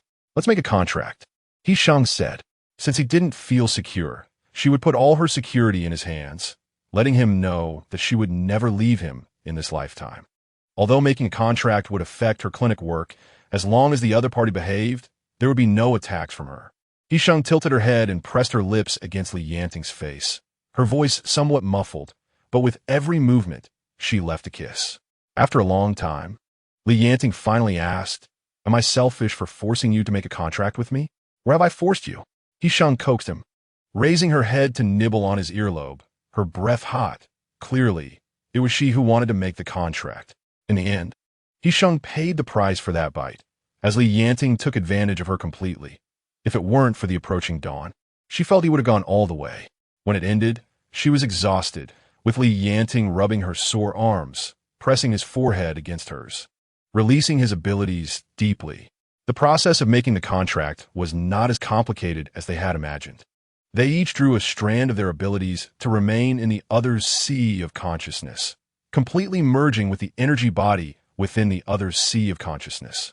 After making the contract this way, the abilities left in each other's sea of consciousness would still be able to sense their own, allowing them to always grasp each other's situation. "Husband." He Sheng wrapped her arms around Li Yanting's neck, curling up in his embrace with his help. After the previous commotion, her pajamas were already half open, revealing some faint bruises underneath. Now draped over her, they were more alluring than if she were completely undressed. Li Yanting prides himself on being a man with good self-control, but this self-control completely collapses when it comes to He Sheng. He watches He Sheng pouting and drowsy, and unable to bear disturbing her any further, he wraps her tightly in a blanket and falls asleep holding her. He Sheng sleeps until nearly noon, stretching lazily before realizing that the sun has already shone onto the blanket. The little chick, Lele, is sleeping at her feet and gets kicked to the ground when she stretches. The little chick chirps around her, and He Sheng stares at the sunlight on the blanket for a moment, slowly realizing how late it is. The little chick has entered the bedroom, and Li Yanting must have already left. After getting up and having a quick bite to eat and feeding the little chick, He Sheng leisurely heads to work. When she arrives at the hospital, there's already a long line outside the outpatient clinic on the 3rd floor. Everyone is eagerly looking towards the door, waiting for He Sheng to arrive. The morning work is not heavy, usually involving the identification of crystal nuclei for the ability users. Duo and Axie are already waiting in the consultation room, and as He Sheng arrives late, the few of them quickly get to work. And 2 hours pass in the blink of an eye. The last ability user puts the crystal nucleus into their pocket, thanks He Sheng and the others, and leaves. He Sheng stands up to stretch a bit, just about to call the two for lunch when there is suddenly a knock at the door. He Sheng turns around and, upon seeing the person at the door, immediately loses her appetite. Duo's previously relaxed expression tightens up, and even Axie, who is usually calm, shows surprise. "What is Mr. Yin doing here?" He Sheng slowly takes off her white coat, grabs her jacket from the hanger, and puts it on, careful not to dirty her feet. That little girl is quite sharp-tongued. Yin Zhao walks in as if he owns the place, immediately noticing a transparent organizing box on the inside of the table filled with half a box of crystal nuclei, thinking to himself that paid services are indeed very profitable. Duo, standing next to the box, senses a crisis as she sees Yin Zhao staring at their box and quickly grabs a lid to cover it, and then puts the box into a nearby safe. He Sheng does not deny it and simply says, "Dividing people. So it seems I am the special one." Yin Zhao sits in the chair opposite and begins to scrutinize the room's decor. He Sheng nods, her tone fierce, particularly annoying. Yan Shizhao, hearing this, is not angry, and the smile on his face deepens, as if he is in a very good mood. But those who know him understand that he has a bad temper and is unpredictable. Yan Shizhao, this is our first meeting, right? We haven't had much interaction before. So why are you annoyed with me? Don't you know what you have done? He Sheng sneers coldly, unwilling to play games with him. To He Sheng, Yan Shizhao's demeanor is that of a wolf in sheep's clothing. You betrayed Li Yanting, hunted him down, caused him despair, and forced him into a dead end. He Sheng questions, as his wife, do you think I should treat you nicely? Oh. Yan Shizhao seems surprised by He Sheng's words, his eyes calm as water, filled with doubt. Did he say this to you? Chapter 97. 5,000 pieces. Yan Shizhao has a smile that suggests he is determined to succeed, playing with half a cigar in his hand, casting a more aggressive gaze towards He Sheng. His words reveal two meanings. First, the past between him and Li Yanting is not so simple. And second, one of them is lying or about to lie. Want to hear my story? Yan Shizhao leans closer, propping his elbow on the table, as if coaxing her. His attitude towards He Sheng is not surprising. After their brief confrontation yesterday, he has a rough idea of this woman's temperament. She has her limits, makes judgments, shows no false compassion, and no overly kind-heartedness. She does not bother to hide her disgust and dissatisfaction, especially towards those she dislikes. Most importantly, she holds Li Yanting in high regard. She loves Li Yanting. But Li Yanting does not deserve such love. I'm curious why you would directly ask him instead of listening to an outsider spouting nonsense in front of me. He Sheng is somewhat impatient and, after speaking, pulls Lan Duo beside her and calls Axie to chase him away. Even if you don't want to know about Li Yanting, you still want to earn money, right? Yan Shizhao, undeterred, maintains his cheerful demeanor. His good temper makes one suspect whether he is really Yan Shizhao. He Sheng pauses for a moment, looking at Yan Shizhao, unsure of what he is thinking. Yan Shizhao, I heard your outpatient clinic in the afternoon helps ability users clean their divine seas and sort out their abilities. I want to pay for this service. If you're not afraid of dying, then come in the afternoon. He Sheng finishes, walks around the table, and leaves with Lan Duo. When she comes back to work in the afternoon, Yan Shizhao is not there. He Sheng sneers inwardly, thinking how could someone as cautious as Yan Shizhao casually allow someone into his divine sea. Moreover, his attitude towards the alleviators is different from her own. He pursues perfection. He wants both love and contracts, but such a perfect combination is rare. The people Yan Shizhao can see are certainly not ordinary. The afternoon appointments for ability users quickly fill the entire corridor, and He Sheng gets busy putting this matter out of her mind. However, the afternoon work does not go smoothly. Since He Sheng is already contracted with Li Yanting, her abilities naturally repel other ability users. This requires the ability users to cooperate with her, calming their abilities to achieve a win-win situation. The afternoon ability users are experiencing this type of alleviation for the first time, and they all leave looking disheveled and bewildered, their hair smoking from the abilities left by Li Yanting. Each one leaves with a face full of existential doubt, while those waiting in line look at each other, suddenly feeling a sense of reverence for those who are about to enter. Today's work is much more exhausting than usual. By the end, He Sheng is so tired that she is propping up her eyelids and chin, staring at the door, afraid another person will come in. Yan Shizhao is indeed annoying. Just as He Sheng and the others are preparing to get off work, he knocks on the door right at quitting time. How much do you charge? Yan Shizhao seems oblivious to He Sheng's exhaustion. He is full of energy and has even changed into a new outfit. He Sheng grinds her teeth and rolls her eyes, thinking this person really is relentless. So, she raises 5 fingers, propping her chin and looking out the window. A familiar figure is walking towards the hospital hall. He Sheng's drowsiness finally lifts a bit. 500 pieces? Deal. Before Yan Shizhao arrived, he had his subordinates inquire about He Sheng's fees, learning that Lu Qinghe paid 100 pieces just to get an initial consultation. Thus, he has assessed He Sheng's charges as well. He Sheng can't even be bothered to roll her eyes, shaking her wrist. 5,000. This leaves Lan Duo and Axie stunned. Since they opened the clinic, their total income has barely reached a few thousand pieces, under 10,000, The leader of the Sea base is indeed wealthy and quite the opportunist. Yan Shizhao's determined expression stiffens for a moment, but thinking of his ultimate goal, he grits his teeth and agrees. Yan Shizhao, 5,000 it is. I'll have someone deliver it tomorrow. Upon hearing this, He Sheng finally looks at Yan Shizhao, the big fool, with some interest. He is willing to spend 5,000 pieces on a consultation at her clinic, but is unwilling to find an alleviator himself. This is either madness or ulterior motives. Clearly, Yan Shizhao falls into the latter category. Work is done for today. Let us continue tomorrow. He Sheng hears footsteps in the corridor, and a visibly pleasant expression appears on her face. Lan Duo and Axie have become accustomed to Li Yanting coming in every day to show off their affection, and they begin to pack up to leave.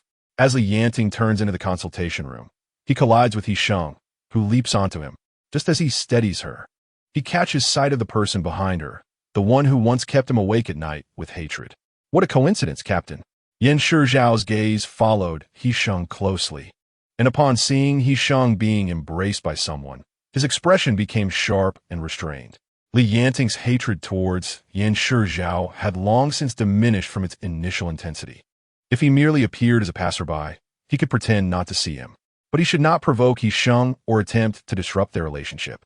Li Yanting held He Sheng close, blocking Yan Shizhao's annoying gaze. Coincidentally, I'm here to pick up my wife from work. Yan Shizhao's smile had not faded, but the tension between the two began to thicken. Li Yanting touched He Sheng's forehead, which was unsurprisingly warm, and quickly picked her up in a horizontal position. We're leaving now. Yan Shizhao's voice followed them from behind. Tomorrow, 5,000 crystal cores. I'll be waiting here for you. Li Yanting did not stop his steps. His expression grew darker and more terrifying. Honey, I want to eat the beef cubes you make. He Sheng's stomach grumbled, and she whispered her translation into Li Yanting's ear. I see you want to eat stir-fried bamboo shoots with meat. Li Yanting pretended to slap He Sheng's bottom. A little annoyed, daring to do business with Yan Shizhao, he had become bolder. No hitting. He Sheng tugged at Li Yanting's ear, feeling sleepy and muddled. Dad, I've grown up. You can't hit me. Li Yanting's hand, which had just been raised, froze, and he immediately lost his momentum to hit her. Meanwhile, He Sheng quietly raised the corners of her mouth against his neck, her smile sly and a little mischievous. Chapter 98. The sweeping old man Xiu Ruishan, He Sheng's act of playing dumb ultimately could not fool Li Yanting, who carried her home for a good talking to, leaving her obediently lying in bed, humming. How was I to know he would offer 5,000 crystal cores? If I had known, I would have asked for 50,000. He Sheng held a little chick in her hands, poking its bottom to make it spit out Li Yanting. The chick clucked a couple of times, but produced nothing, fluffing up its feathers, looking quite amusing. He has ulterior motives towards you. Do you think 5,000 crystal cores are worth it? Li Yanting tossed the chick to the ground and leaned down to pin He Sheng down. Although He Sheng could not understand what he had to gain, she always found it right to follow Li Yanting's words. He was her boss. After suffering defeat under Yan Shizhao, Li Yanting tried to absorb crystal cores to enhance his abilities. With He Sheng's protection, he managed to absorb all the stored crystal cores within 2 days, elevating his powers to the next level. That night, He Sheng helped Li Yanting complete the final adjustment of his abilities, clearing the new black mist impurities that had emerged in his spiritual sea. At level 8 peak, as long as Yan Shizhao still wanted to live, he would not dare to confront you directly.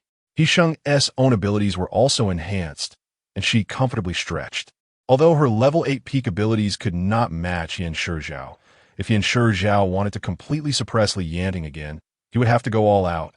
Given the severe situation in his spiritual sea, using his abilities to the fullest would inevitably lead to chaos. 5,000 crystal cores should not be missed.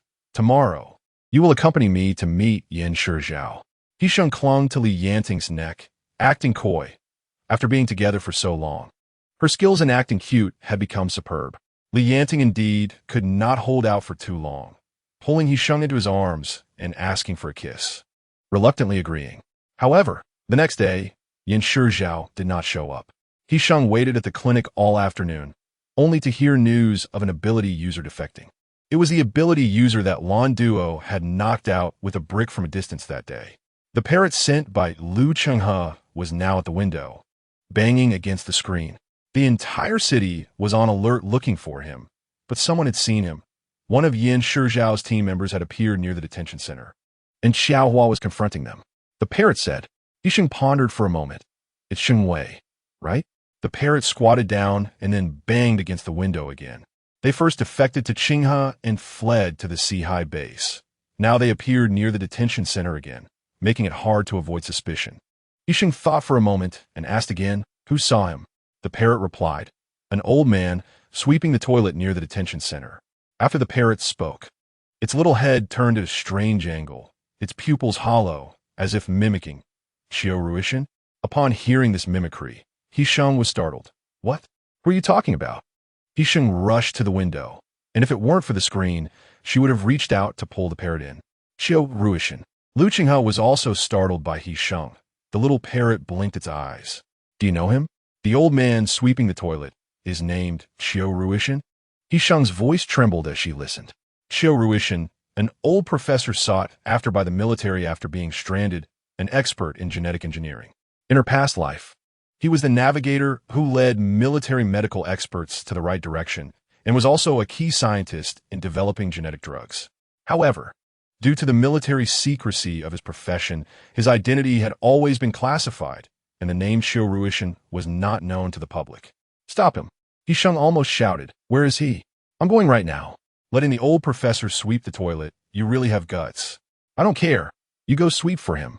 He Sheng quickly changed her clothes, not even taking the time to inform Lan Duo, and dashed out past the table. The parrot by the window heard the sound, its head turning at an odd angle, nearly falling off the window, when He Sheng breathlessly reached Xiao Hua's place. She found Lu Chenghe struggling with a gray-haired old man outside the door. The old man wore a tattered coat with a rag sticking out of one pocket, which, although worn out, still showed its original color. He was currently trying to wrest his arm from Lu Chenghe, his mask being pulled on and off, and he looked like he was getting angry, ready to throw a punch. You brat, have you never gone hungry? When I was young, I could take on 3 at once. If you keep blocking me, Lu Chenghe's impatience was evident on his face. Offending He Sheng now was too high a price to pay. One wrong move, and he wouldn't do the ability adjustment. Old man, I warn you. Don't pull my sleeve. This is a new outfit. You'd owe me if I sold you. Just as Lu Chenghe said this, He Sheng rushed over and kicked him. Ancestral. This old man is so ungrateful. The kick was not very harmful, but was extremely insulting. Who are you? Are you here to stop me from sweeping the toilet? Qiu Ruishan's eyes narrowed, his back straightening, his voice booming with military authority.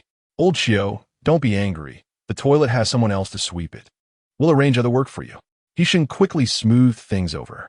Qiu Ruishan was an old soldier who had lived independently his whole life, with an excellent style. If he were told that he was being treated preferentially because of his reputation, it would be a disgrace to him. Other work? Qiu Ruishan scoffed, clearly disdainful. When I first came, what did you say?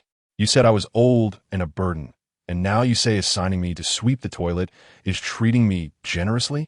Please calm down. That was Su who didn't know better. You, being so old and wise, are a respected pioneer wherever you go. Not respecting you is their loss. He Sheng spoke sincerely, her tone very agreeable. When flattering people, she wouldn't make them feel it was forced. Even if she spoke flowery words, it still made people feel comfortable. Although Qiu Ruishan had been a soldier all his life, he had encountered various environments and had heard enough flattering words. He Sheng's little tricks were not enough to impress him, but after staying in the apocalypse for so long and being treated as a lower-class person, hearing such words occasionally felt like a distant memory. Qiu Ruishan looked at He Sheng. Little girl, what's her name? He Sheng plainly introduced herself, then shot a glare at Lu Chenghe, who was looking at her like a ghost. Help me tell Xiaohua. Grandpa Qiu is going to the hospital to help. Arrange someone else for the toilet duty. You have the final say? Qiu Ruishan found it quite curious. In the apocalypse, women have no status or voice due to their weak combat abilities, and even female supernatural beings often find themselves in subordinate positions. It is indeed a rare occurrence to see He Sheng, a woman who boldly confronts the leader of the refuge city. Lu Chenghe let out a strange cry. Dodging He Sheng's slap, Who dares to provoke her? She is now a revered ancestor. Chapter 99. A secret corner. He Sheng changed the old man into a new outfit, and the old man instantly transformed into a proper military figure. He sat down next to He Sheng, resembling an elderly security guard, exuding an aura of authority without anger.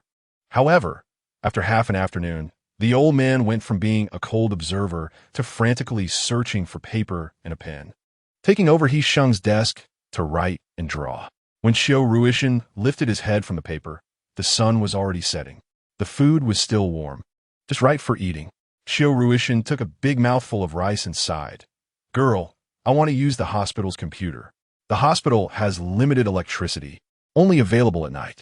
Instead, you could go to the pharmaceutical factory. They are preparing to produce medicine and have power all the time. He Sheng poured a glass of water for the old man, and, through him, seemed to see the hope of the apocalypse coming to an end. You can manage the pharmaceutical factory, too? Xiao Ruishan asked. The pharmaceutical factory is the lifeline of the refuge city, and ordinary leaders would never allow outsiders to intervene easily. We are friends. Surely they would sell me a personal favor, He Sheng replied vaguely. Tomorrow, I'll take you over and let them find you a quiet room. Xiao Ruishan was surprised by He Sheng's straightforwardness and couldn't help but have doubts. Girl, aren't you going to ask me why I want to use it? You are not an ordinary person. You must have an extraordinary mission. He Sheng did not clarify. Someone like Xiao Ruishan handles confidential matters, and, as an outsider, it was best for her not to get involved. What a perceptive girl, Xiao Ruishan thought, appreciating her. This girl likely guessed his identity. After he went missing, the military would surely try to find him. This girl is smart enough to deduce his identity from the information processed by the military. If it were someone else, the well-meaning ones would notify the military to come and collect him, while those with ulterior motives would surely find ways to benefit from him. It was indeed surprising for him to find someone like her who silently supported his research. Although the refuge city appeared peaceful at the moment, undercurrents were stirring. Temporarily being in a subordinate position was likely a strategy to hide one's strength, and once the opportunity arose, they would surely rise to turn the tables. Moreover, Yanshi Zhao was the biggest ticking time bomb, and it was uncertain when he would turn the Qinghe refuge city upside down. Xiao Ruishan paused at the sound, looked deeply at He Sheng, and after a long moment said, You girl. That night, Xiao Ruishan stayed in the hospital's duty room. The conditions were not that great, but much better than the slum assigned to him. He Sheng noticed Li Yanting's serious expression and leaned over, reaching her hand into Li Yanting's blanket to grab his arm. The military's search radio broadcasts missing person information daily. Li Yanting held He Sheng's arm and turned over, slightly opening the blanket. Li Yanting sighed. If you treat him differently, Xiaohua will definitely find a flaw. He rubbed He Sheng's face, lifted their blanket, and pulled her into his own. He Sheng, isn't it that no one dares to provoke you lately? He Sheng, being clever, should understand what he meant. Just as she was about to smile at his words, she suddenly froze, her slightly raised smile stiffening for a moment. Then Li Yanting pulled her into his embrace. The warmth and reliability of his arms drove away the unease that had suddenly risen in her heart. Husband, what would I do without you? He Sheng, feeling a bit scared, lunged forward, pushing Li Yanting down and laying on him, burying her face in his chest to listen to his heartbeat. Ever since the outpatient clinic was established, no one in the refuge city dared to provoke her anymore, and even Xiaohua was 3 points more deferential towards her. This smooth-sailing environment had dulled her instinctive vigilance and caution. Otherwise, she wouldn't have acted so recklessly today. Thinking of this, He Sheng truly felt scared. Fortunately, this time it was just a minor mistake that wouldn't cause too much trouble, or the consequences would be unimaginable. You won't be without me. Li Yanting comfortingly pulled He Sheng closer, finally kissing his wife's lips as he wished. He Sheng. Otherwise, I could say Grandpa Qiu is my grandfather's old comrade, which would explain how I know him and arranged work for him. For example, how did He Sheng guess Xiao Ruishan's identity as a top-secret individual listed by the military? Just based on his upright, military demeanor? That was almost impossible. The military's missing person announcements were primarily aimed at Xiao Ruishan himself. Only he could find someone trustworthy to contact the military. Therefore, it was nearly impossible for He Sheng to recognize Xiao Ruishan by herself. The warmth in his arms was seeking a comfortable position, and Yanting brushed aside his distracting thoughts, lifting the blanket to wrap He Sheng tightly. Even if he didn't know anything, He Sheng trusted him and had no secrets from him, which was enough. After all, who doesn't have secrets? He Sheng slept uneasily, always feeling that there was something she overlooked. But as she lay there drowsily, unable to sleep, she decided not to think about it, and nestled in Yanting's arms to drift off. Chapter 100. The storm reignites, as Yanting said. Xiaohua was interested in Qiu Ruishan's identity. He Sheng was grateful that Yanting had reminded her last night. Otherwise, she would have revealed flaws today. After listening to her explanation, Xiaohua did not pursue the matter further, seemingly believing He Sheng's words. Yan Shizhao also did not show any suspicion, only saying that his subordinates had prepared 5,000 crystal cores and would go to the outpatient clinic in the afternoon for supernatural ability sorting. As for the defector, they had searched the entire city but found no news, while Cheng Wei, who was involved in the matter, was pushed forward by Yan Shizhao to be detained in the Qinghe Refuge City's holding area. Although Qiao Hua had not caught Cheng Wei with any substantial evidence of helping him escape, he did not intend to let him off. He was originally a defector, and keeping him in the cell was not a loss. Mr. Yan will push him out. That's quite unexpected, He Sheng said. Yan Shizhao nodded. He knows a lot. We should deal with him well. Perhaps we can extract quite a bit of information from him and consider it a great gift for you. He Sheng paused, thinking that Yan Shizhao was indeed ruthless and unpredictable. Although Cheng Wei was a traitor to Qinghe Refuge City, he had at least brought news of Yan Jiaojiao to him. Even if he didn't offer any benefits, he should at least spare him once. Treating him like this, using and then discarding him, was indeed hard to justify. I cannot tolerate subordinates with ulterior motives. Using him to exchange for a personal favor is also a form of resource utilization. Yan Shizhao glanced at He Sheng, implying something. He Sheng was taken aback. What old man could there be in the pharmaceutical factory except for Qiu Ruishan, who was just sent in today? Ripping off a page from a notebook is not a big deal for others, but for Qiu Ruishan, it was a significant matter. She had seen that notebook. He carried it with him, containing all of Qiu Ruishan's private summaries and thoughts on developing gene drugs. An ordinary person would not understand it, even if they read it. And specifically flipping through it and tearing off a page must mean that someone had discovered or suspected something. For instance, Qiu Ruishan's identity. Thinking of this, He Sheng immediately broke out in a cold sweat. She did not know who this person served or what their purpose was. But such a despicable act likely had no good intentions. While He Sheng was seriously contemplating, two supernatural beings' voices came through the door. Have you heard? Su Kuei has run away too, one asked. What? The other exclaimed in surprise. Su Kuei has run away too? What's happening in our refuge city? One by one, they are escaping. They wouldn't be running away together, would they? Hida is definitely someone close to Supervisor Qiao. How could he possibly run away with Su Kuei? How is it impossible?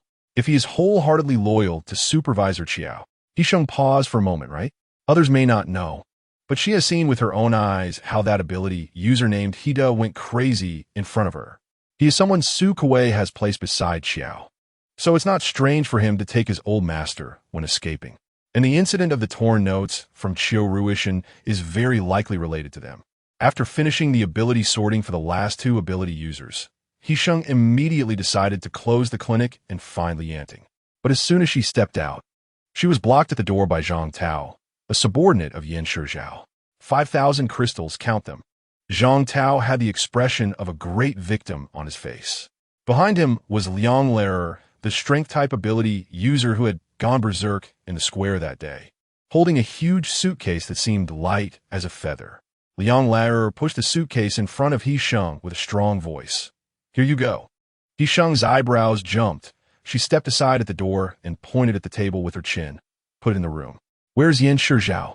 He Sheng leaned at the door, watching Liang Lehrer throw the suitcase onto the table with a loud bang. Mr. Yin said to have you count it first, and he will come over after you're done. Zhang Tao looked at the 5,000 crystal cores with a pained expression, thinking that it was enough to buy this dilapidated refuge city, yet they had to use it to please a woman. According to Mr. Yan's order, I've placed the crystal cores here. Zhang Tao snorted coldly, thinking he had to give this woman a show of strength. Suit yourself, There are many people in the hospital. If it gets lost, I won't take responsibility. He Sheng shrugged. Do you dare? Zhang Tao was indignant. His tone became more disrespectful, even deliberately condescending. Just a little woman. What's there to be wary of? However, the next moment, he only had time to see He Sheng slightly tilt her head, and suddenly felt a piercing pain in his forehead. A forceful and pure energy aggressively broke through his divine sea, and even before it could enter, just breaking through the door felt like a dull knife stabbing into his heart, pulling out a piece of flesh and still hurting like crazy. Zhang Tao immediately cried out in pain, covering his forehead with both hands, then switched to pounding it hard. In just a moment, a level 6 ability user was brought to his knees, pounding his head and screaming. This was the leap after the contract between a reliever and an ability user, transitioning from a quantitative accumulation to a qualitative change. In the past, when she attacked ability users, she could only take advantage of their unpreparedness and swim upstream along their ability path to infiltrate their divine sea. But now, she could actively attack and forcefully break through obstacles. That night's experience was still fresh in her memory. The pain of the chaotic divine sea was not much more comfortable than what Zhang Tao was feeling at this moment. In pain, Zhang Tao slammed his head against the floor, but was pulled up by Liang Lair, who then hoisted him up. For a strength-type ability user, binding Zhang Tao was not difficult at all. Let me go. Damn it. I'm going to kill this woman. Zhang Tao was furious, his eyes showing a hint of red, indicating the onset of a berserk state. Just then, a loud thunderclap suddenly erupted in the empty room. Zhang Tao, who had been cursing He Sheng just a second ago, suddenly had a fierce lightning bolt strike his head, knocking him unconscious.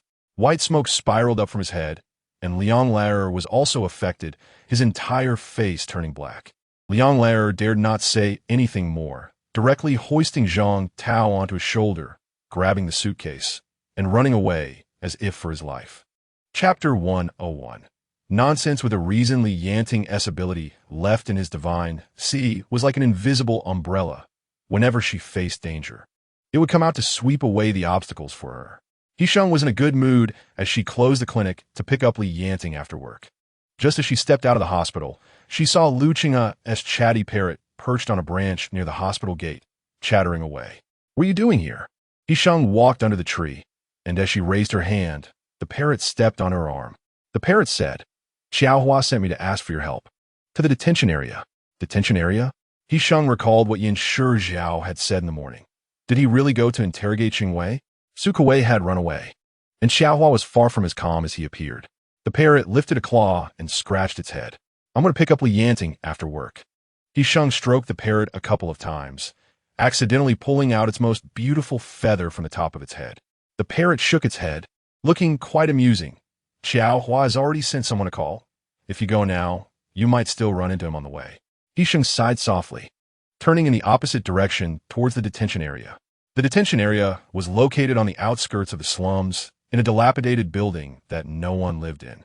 In the middle courtyard, a fully transparent cage made of steel was built, used only for temporary detention. And right next to this courtyard was the public toilet that Xiu Ruishan had swept through. He Sheng pinched her nose as she walked into the detention area, where a man was sitting dejectedly in the cage. Cheng Wei was already looking lewd, and after being tormented by Xiao Hua like an animal, he looked even more inhuman. Just as He Sheng was about to get a little closer, she suddenly heard familiar footsteps behind her. She leaned back with confidence, and indeed leaned into the most familiar chest. Be careful, Li Yanting whispered in her ear, his arms still protecting her waist. You're here. Upon hearing the voice, Xiao Hua kicked the metal cage, where there was a crack at the edge, likely made by a previous escaping ability user. He asked He Sheng to come to seal Cheng Wei's ability. All right. He Sheng had not yet stepped forward when the person in the cage spoke first. You can throw whatever you want at me. I'll consider a loss if I say a single word. I don't like hard methods. I prefer soft ones. If you want me to speak, let that red-dressed vixen play with me, and I'll say anything. Cheng Wei laughed wildly, blood on his teeth, with blood trickling down from his hair, sticking to his face and looking somewhat grotesque. Su Kuwei has run away with Hida, and you, a discarded pawn, are self-indulging here? He Sheng frowned. This person's face was indeed disgusting. Umph, you're just a woman. As long as you know how to serve a man well, that's enough. You don't understand anything else. Cheng Wei showed disdain. Li Yanting immediately swung his hand. A wind blade sliced through, and Cheng Wei lost one hand. I'm so pissed off. Are you angry now? Willing to be a woman's lapdog? What kind of man are you? Cheng Wei's furious cursing turned into wild laughter. Looking a bit insane, as he was immersed in self-indulgence, almost sacrificing himself for Su Kuei. Don't go. Li Yanting's arm tightened. Then you accompany me. Okay. Li Yanting knew he wouldn't hold out for more than 3 seconds. Thus, under Li Yanting's protection, He Sheng approached the cage and squatted down in front of it. Cheng Wei also leaned closer, his arrogant face making Li Yanting want to tear it apart. He Sheng chuckled. Her red lips parted slightly as she softly uttered a few words. Cheng Wei's expression instantly froze. Then he roared, becoming even more frenzied, attacking the cage with his ability in a state of madness. Li Yanting blocked the splattering abilities one by one, while the others were not spared, getting splashed with unexpected blood. He Sheng activated her ability to cut off the output channel of Cheng Wei's Divine Sea. Cheng Wei resorted to brute force to pound the metal cage, and after a few punches, the intact hand was also covered in blood. What did you tell him? Xiao Hua, seeing Cheng Wei almost completely beastly, was calculating whether they could still extract information from him. I told him it was just a diary. He Sheng pondered and said, they took old Xiao as the scientist the military has been looking for. So I guess Su Kuei must have taken this news to flee to the shelter city of Shirma. The military harmed civilians, and Su Kuei, wanting revenge, certainly wouldn't go to the military. Currently, the only force that can contend with the military is the largest shelter city in Asia, Shirma. Silmer is a top-tier businessman who established a private enterprise purely for profit. In this apocalyptic world, there are no nations, and the military is merely seen as a refuge. Therefore, in order to obtain a scientist who could potentially change the future, Silmer might very well go to war with the military. What is his true identity? What exactly is that old man Xiao Ruishan doing? Lu Qinghe asked. He Sheng paused for a moment, just a retired old man with some hobbies. Xiao Hua and Lu Qinghe almost simultaneously asked, what hobbies? Fishing and writing a diary. He Sheng casually fabricated. They tore up Grandpa Qiu's observation diary, treating it as a scientist's notebook to deceive Silmer. Isn't that courting death? Upon hearing this, Xiao Hua instantly understood, although he was still somewhat skeptical. He Sheng's explanation had already been corroborated by Cheng Wei's madness, and there were no logical flaws. He could only believe it. After all, what kind of place is Silmer? The biological father of the Four Seas base, covering an area almost the size of a province. The city retains various production tools, completely self-sufficient, with excess resources supplied to the Four Seas base. Such a base must be home to a large number of relevant professional scientists. And whether that torn diary is professional or not is evident at a glance. Those who dare to deceive Silmer's refuge city will ultimately not have a good ending. Li Yanting silently watched He Sheng's fabrication. He had been closest just now and clearly saw the shape of He Sheng's lips. We have already contacted the military. Chapter 102. Duan Zhanfeng reappears. He Sheng was present throughout the interrogation. Cheng Wei was probably already mad, not needing much questioning at all. He spilled everything like a torrent, including how he contacted Su Kuei, how he released Hida, how they colluded and communicated, and how he protected them during their escape. Every detail came out like a chatterbox. Is he crazy? Lu Qinghe felt this interrogation was meaningless and turned to leave. He had recently found other interesting things to do, like teasing that little girl, which was much more entertaining than listening to someone spill beans here. He Sheng, he is mocking us. Li Yanting's lips twitched slightly. The smile he managed to control was not obvious, but it was clear he was in a good mood. He Sheng's little actions were adorable. The two of them held hands and left in tacit agreement. But just as they turned around, the sound of spilling beans behind them suddenly stopped, and Cheng Wei seemed to be violently coughing. Immediately after, it was as if something had gripped his throat. His already blood-stained face turned red, and the veins on his forehead bulged, showing pulsing blood vessels. Cheng Wei's expression twisted in agony, making wheezing sounds from his throat. his bloodied hands grasping at the thing choking him. But he could not find a way to relieve himself. Xiao Hua reacted quickly, noticing interference from external force, which was using a familiar yet strange energy to extinguish Cheng Wei's voice. So he immediately activated his abilities. A vine as thick as an arm shot out and wrapped around the cage on the ground, uprooting it. At the same time, another vine shot out to check Cheng Wei's neck. Cheng Wei, with a swollen face, opened his mouth, and the sound that came out was compressed to just breathy noises. Cheng Wei died just like that, kneeling on the ground, head bowed as if nailed to the spot, dead but not falling, looking hideous. What did he say in the end? Did any of you hear it? Xiao Hua was somewhat exasperated. A person was killed right under his nose. How could he not be angry? Everyone shook their heads. Many people present were still in shock, and no one paid attention to whether Cheng Wei's mouth moved. Li Yanting's expression turned serious. He had learned lip reading while being a mercenary. Just now, as Cheng Wei was on the verge of death, he was fighting with all his might. Even the muscles around his lips were grotesquely trembling. As soon as Li Yanting said this, the whole place fell silent. The sudden zombie tide in the refuge city was still fresh in their memories. The bizarre disappearance of Duan Zhanfeng's body had long spread throughout the refuge city. Keep it all to yourselves, Xiao Hua interrupted sharply. He stepped in front of the already dead Cheng Wei, examined him for a moment, and then kicked his shoulder. Xiao Hua's kick was not heavy, but it was enough to topple a motionless corpse.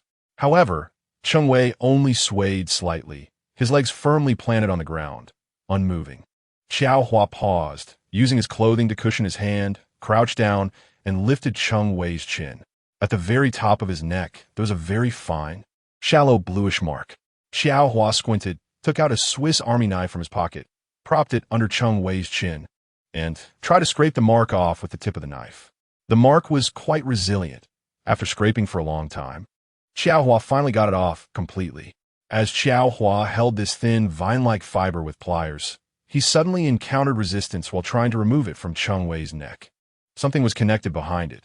Upon closer inspection, Xiao Hua discovered that this vine had actually drilled out from the skin beneath the back of his neck. At that moment, Xiao Hua suddenly sensed something, took a step back, and kicked Cheng Wei's chest with brute force. This time, Cheng Wei was finally kicked away. But along with him flying out was a tearing sound. Right where Cheng Wei's knees touched the ground, dark red blood splattered out, as if his skin had been forcibly stripped off and stuck to the ground. Cheng Wei's legs revealed 2 holes, dark red blood slowly oozing out, covering his exposed grayish-white bones. When Xiao Hua had someone dig out what was stuck to the ground, they found it to be clusters of extremely tough, thin vines. They had grown directly from the ground into Cheng Wei's body, finally emerging from the back of his neck, choking him. No one is allowed to speak of today's events. Xiao Hua's expression was not good as he instructed his subordinate with fire abilities to burn that thing and then deal with Cheng Wei's corpse. Everyone on alert, starting today. All ability users must be ready at any time. Xiao Hua took one last look at the ashes of the burnt vines and left the holding area with a complex expression. That thin vine just now must have been something only an 8th level wood ability user could produce. Lu Qing's broken parrot flew over again, wanting to perch on He Sheng's shoulder. It flapped its wings twice and looked at Li Yanting nearby, but ultimately gave up the idea. Xiao Hua was at level 7 now, relying on strength, while the 8th level wood ability's precision might be a bit difficult for him. The parrot chattered incessantly, which is why he was making a sour face. Do you think I have a reason for making a sour face? He Sheng brushed the parrot away from her shoulder, a bit impatient. As soon as He Sheng finished speaking, the parrot saw Li Yanting turn his head and hurriedly flapped its wings to escape, only to be struck by lightning on its tail. Crazy woman, crazy woman. The parrot panicked, blindly crashing into a tree and falling unconscious beneath it. He Sheng glanced at it, sighed, and went over to pick up the parrot, then perched it on a branch. Let us not make soup today. He Sheng dusted off her hands and saw Li Yanting staring at the parrot with an unfriendly expression. It was quite convenient for passing messages. What do you have to say to him? Li Yanting grabbed He Sheng's face, his tone suddenly turning dangerous. You and him? When did you get so familiar? Who knows? He Sheng denied it vehemently, decisively betraying her ally. That broken parrot always comes to annoy me. It's driving me crazy.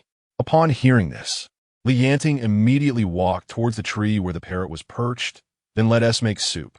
No, no, no. He Sheng chased after him and hugged his waist from behind, saving the parrot's life.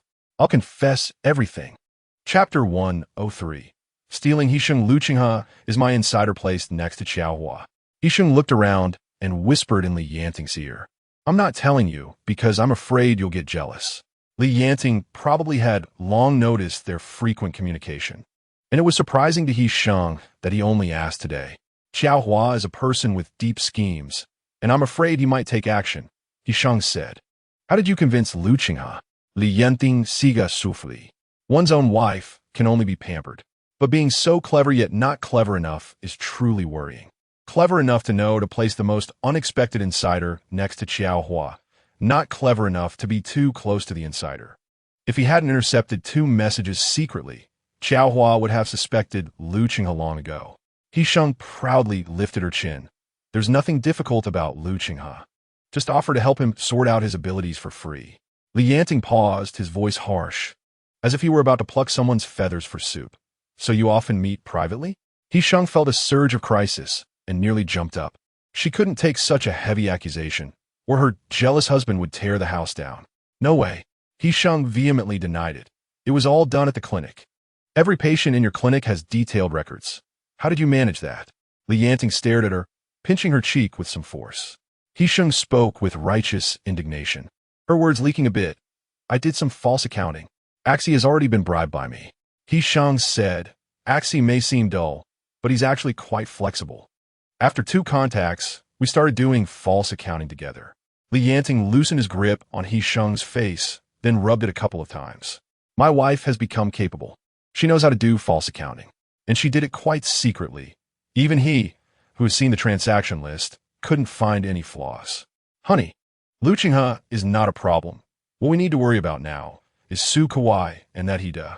Li Yanting understood He Sheng's concerns and knew what she wanted to do. In short, it was to squeeze out all the value from Xiaoruishan, including but not limited to coercion or selling him out. Li Yanting wrapped his arms around He Sheng and lowered his voice. Then, as you said, contact the military. The process of suggesting to the military is somewhat complicated, due to the apocalyptic situation lasting for a long time. Many communication stations have stopped operating due to power outages and lack of maintenance. The device used for locating Xiaoruishan had long run out of power, so it was impossible for the military to find him. To contact the military, the device's positioning function needs to be restarted first, and then the device must be sent to the top of the nearest communication station's tower to transmit the signal as far as possible. Xiaoruishan had stayed at the pharmaceutical factory for a few days and had already found an opportunity to fully charge the device. When He Sheng went to discuss contacting the military with him, he was using a toothpick to pick his teeth. The situation is unstable. Xiaoruishan flipped to the missing page in his notebook, his face nearly turning blue from anger. If I can't find my notes, I'm not going anywhere. There's no other way. First, we have to appease the ancestor. Xiaoruishan stared at He Sheng suspiciously for a while, then finally snorted coldly. Fine, I'll trust you this little girl. If I can't find you, I will turn hostile. He Sheng reassured him again, and only then did she get the old man's consent. Although Xiaoruishan was old, his teeth were well protected, white and neat. He Sheng saw him poke around in his mouth with a toothpick. Then he stuck a finger in, coordinating with his hand outside, and pulled out a wisdom tooth that matched the color of his front teeth. The shape was somewhat irregular, and it indeed resembled the structure of a wisdom tooth, even though He Sheng was once a professional dentist. She still couldn't tell at first glance that it was a fake tooth. Xiaoruishan frowned and wiped the tooth clean with his clothes, then wrapped it in a piece of torn cloth and handed it to He Sheng. Take it. It's already powered on and can last for 3 years. Xiaoruishan was somewhat reluctant.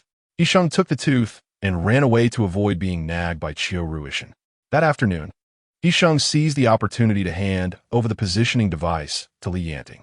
The nearest communication station was on the mountaintop behind the Qinghe shelter city, and for Li Yanting to deliver the positioning device, he would first need to clear the zombies on the way and then climb to the mountaintop. Li Yanting did not delay. After obtaining the positioning device, he immediately found someone to cover for him.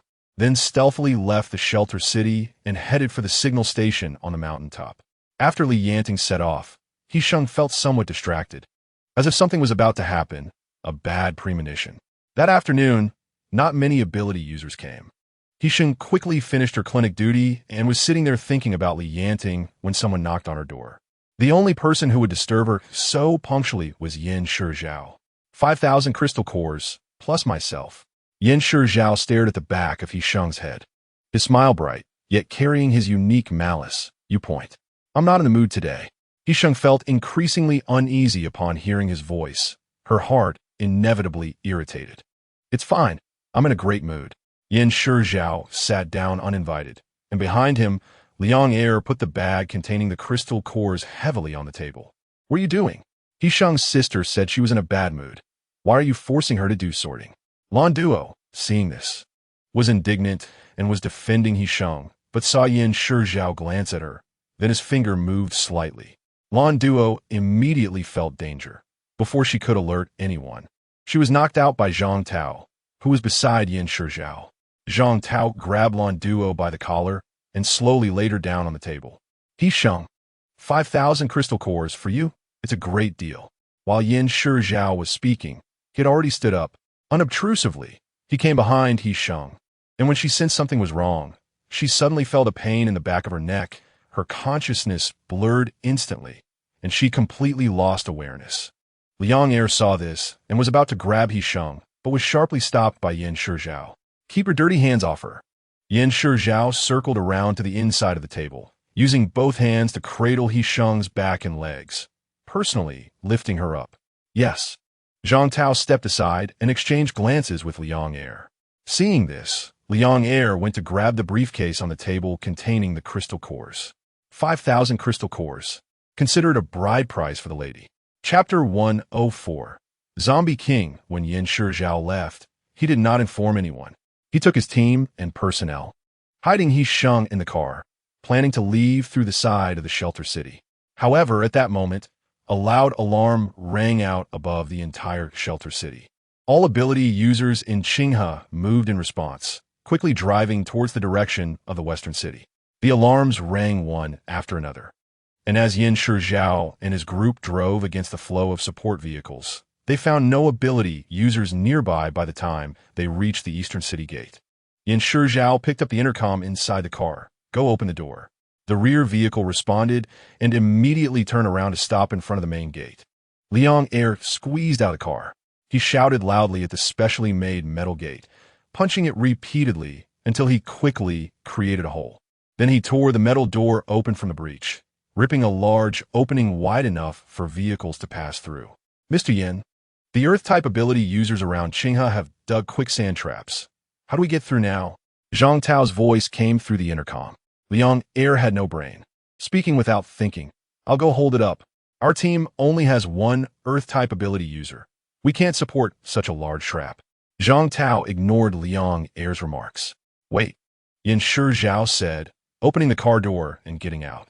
He took off the gloves that were almost welded to his hands, revealing his pale, bloodless palms bent down, and placed his palm on the ground. Immediately, a layer of ice radiated from the spot where his palm touched the ground, extending towards the city gate. The ice rapidly spread out at the edge of the quicksand trap, quickly forming an ice bridge above the trap. Vehicles passed quickly, and the ice bridge melted under the sun, sinking into the soil, soon disappearing from sight. Yin Shizhao and his group left the Qinghe shelter city with almost no hindrance, and not a single zombie blocked their path along the way. A few scattered zombies seemed to have received some summons, rushing straight towards the Qinghe shelter city. Touching with gloves couldn't feel He Sheng's temperature, which made him feel uncomfortable and angry. But thinking about being able to possess He Sheng freely in the future, just like Li Yanting, he couldn't help but smile with satisfaction. At the other end of the Qinghe refuge city, the quicksand trap outside the western district was almost filled with the swarm of zombies that had surged in. The ability users on the city wall engaged in battle, killing the zombies that leaped into the city one by one. Almost all the ability users in the refuge city had gathered here, spreading out to resist the massive wave of zombies. At this moment, Li Yanting had just reached the mountaintop activated the fuel generator inside the tower, and finally placed the positioning device of Chirue Mountain at the top of the tower. The remaining fuel in the generator could only last one night, and as long as the military could capture the positioning signal that night, they would have connected with the military. However, when Yanting was about to come down from the tower, he found that the western district of the refuge city below was dark and filled with even more zombies surging in from the distance. The memory of the zombie tide attack from that day was still fresh in his mind, and Yanting almost instantly guessed that there must be some connection between this incident and the last one. Therefore, he immediately used his abilities, riding the strong wind, to leap down towards the gathering place of the zombies outside the west of the city. Just after he left the tower, reflective points lit up outside the eastern city gate, and 3 vehicles drove out one after another, kicking up clouds of dust. At the same time, changes were quietly and rapidly occurring across the globe's surface. All the plants growing on the surface would undergo earth-shattering changes overnight. The people struggling to survive on the ground were completely unaware of these changes. They were gathered together, resisting the sudden disaster. Yanting stealthily approached the nearby zombie tide, searching for the zombie king that Lu Qinghe had mentioned, the one that could control the movement of the zombie tide. The zombie tide was passing through the main street of an abandoned town, and Yanting moved against the current, using the trees and billboards on both sides of the street as cover to observe the movement of the zombies. Suddenly, a parrot landed on a branch beside him. Yanting exchanged a glance with it, and the parrot quickly moved aside with its small claw. "What did you find?" Yanting asked. "The zombie tide is larger than last time, and the proportion of abnormal zombies has increased, making them harder to deal with." The parrot's voice was originally high, but when deliberately lowered, it became somewhat hoarse. An inconspicuous zombie in the crowd accurately caught the sound source. It slightly moved its neck, hidden among the zombies, and began to move towards the direction of the sound. The quicksand trap was already full, and Xiaohua was sending people to attract the zombie group in other directions. The parrot's instinctual perception of danger made it feel somewhat uneasy. However, Lu Qinghe, borrowing the body as consciousness, did not understand and thought the parrot was being disobedient, forcefully using his abilities to subdue it.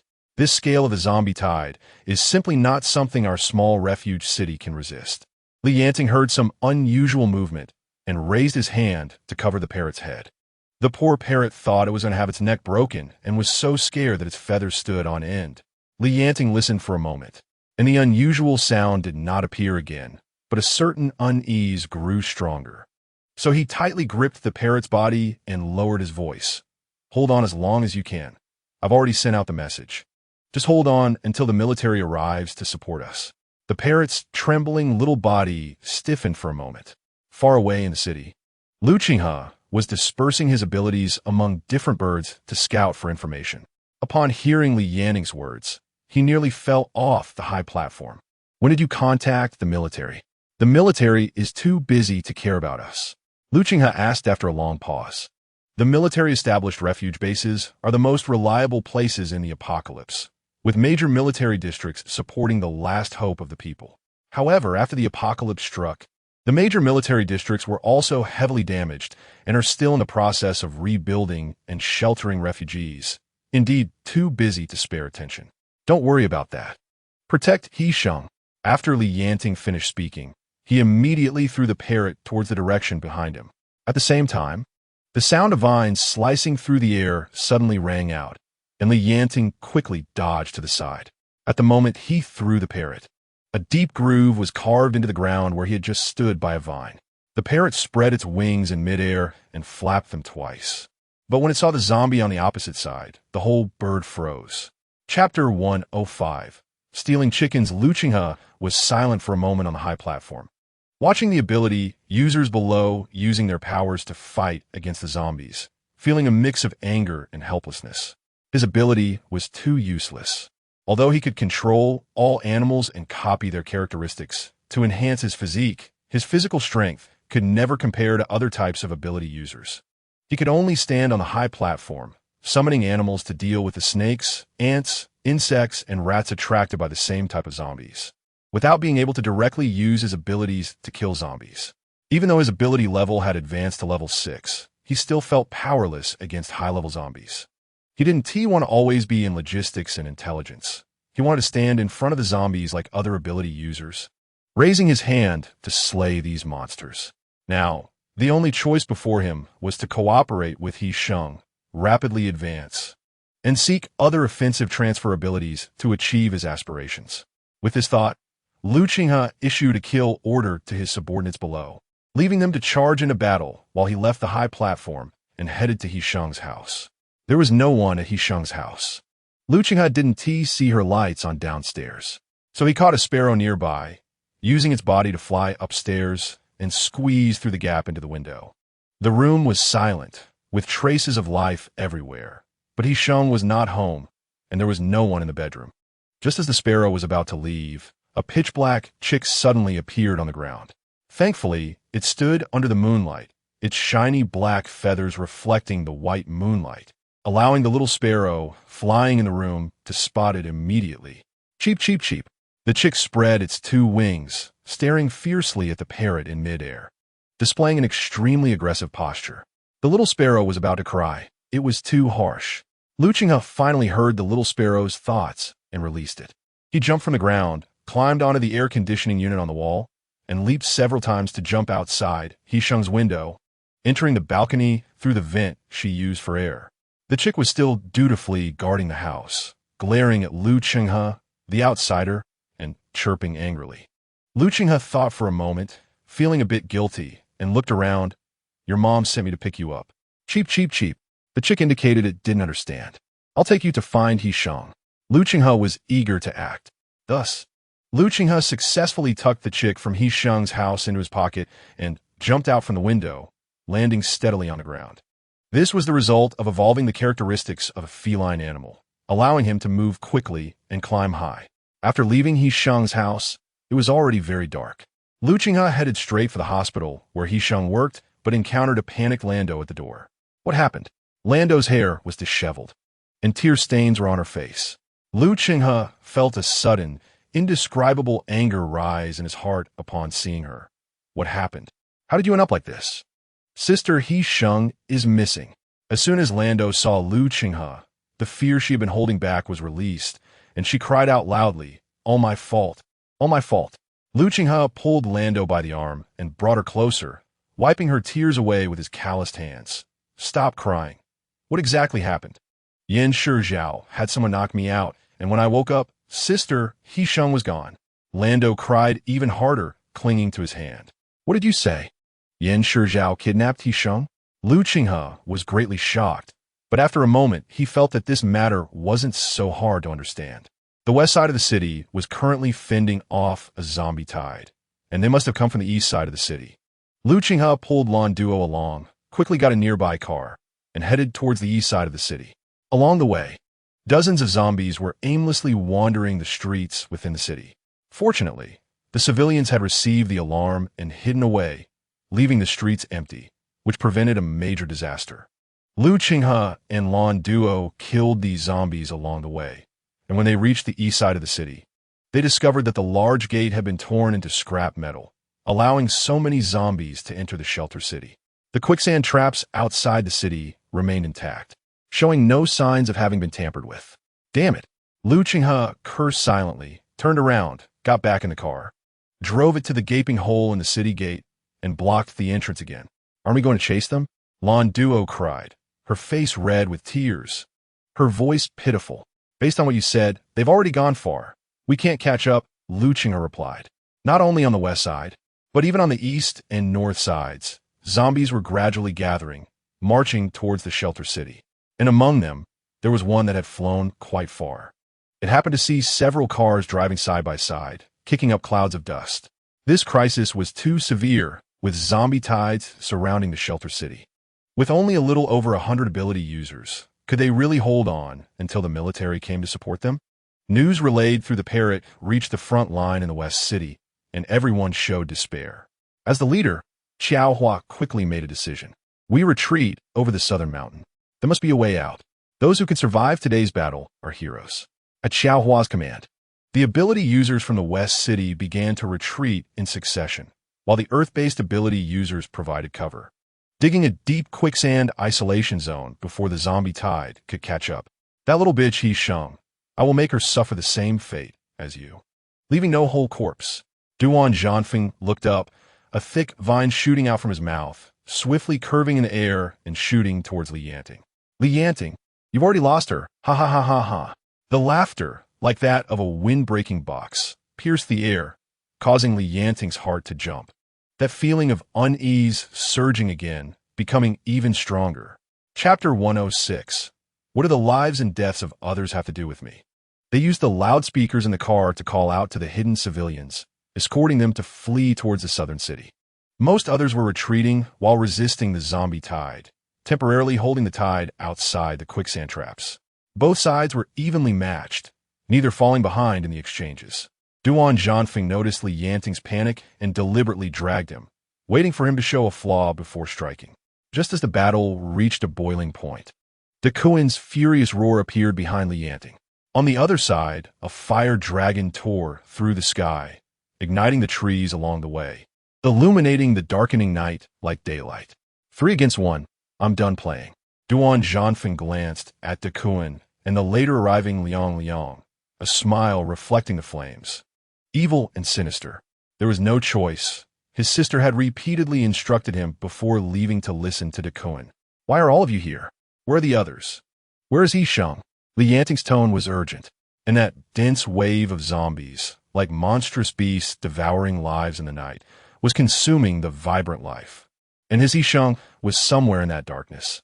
On his way to their residence, he happened to encounter Lu Qinghe, who was protecting civilians and heading towards the southern mountain. Where's He Sheng? Yanting didn't see the person he wanted to see by his side, and his tightening heart felt even more suffocated. Lu Qinghe lowered his head, weakly shaking it. What does your shaking head mean? Yanting finally couldn't control himself. Stepping forward to grip Lu Qinghe's collar, his voice trembling noticeably. He felt like he was going crazy. He had never been this frantic. Even during the times of mental turmoil, he still maintained extreme calm under uncontrollable rage. But now it was completely different. Extreme fear and anger reached their peak, and the pitiful calm had nowhere to settle, almost disappearing on the edge. I ask you, where is He Sheng? Yanting's hands trembled, his mind buzzing. Ever since He Sheng chose to be with him, he had never intended to let go of her hand. And now, she was missing. I'm sorry. I didn't protect Sister He Sheng well. Lan Duo, whose emotions had just calmed down, broke down again. He Sheng was taken away, and her guilt and worry were no less than Yanting's. Lan Duo tried to explain the entire process of He Sheng's disappearance in the simplest terms, then took out the 5,000 crystal cores stored in her space and threw them on the ground. They left this. Lan Duo covered her face, tears falling through her fingers. Yanting? Yanting forced out these words through clenched teeth, the muscles on his face trembling slightly with his taut nerves. Yanting, the priority now is to escort everyone to a safe place. Don't delay any longer. What does the life and death of others have to do with me? Yanting's eyes were so red, they looked like they would bleed. If it weren't for knowing that He Sheng had cleaned his mental sea, the people present would probably think he was about to lose control of his abilities. Big brother, Decuan hesitated, knowing Yanting best. He seemed hesitant, but in reality, he was on the edge of madness. Decuan gritted his teeth. Big brother, I don't understand anything else. I'll go with you. Me too. Lan Duo didn't hesitate at all. He Sheng being taken away was her responsibility. Liang looked around, not quite understanding what they were doing. But his sister's instructions were the most important. Me too, Liang said boldly. Lu Qinghe suddenly raised his head.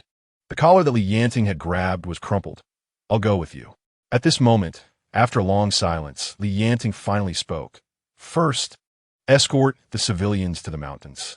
After you arrive, you must remove the locator before Qiao Hua finds out, and let Qiu Ruishan send out an emergency distress signal. The signal tower must transmit signals throughout the night. Only then will Qinghe have a chance of being discovered by the military. Chapter 107. That is his father. When He Sheng woke up, she was already in Yin Shizhao's car. Her hands and feet were handcuffed by Yin Shizhao, and she was stuffed into the passenger seat, leaning against the car window with a soft cushion under her head. By this time, the sky had darkened, the pale blue moon hanging in the air. The deep blue sky turning black, with stars twinkling faintly. They had already left the highway, speeding across a plain, the car lights illuminating the pitch-black road. With wild grass growing as tall as half a person, rustling against the car body. In such an environment, He Sheng felt the moonlight flickering strangely.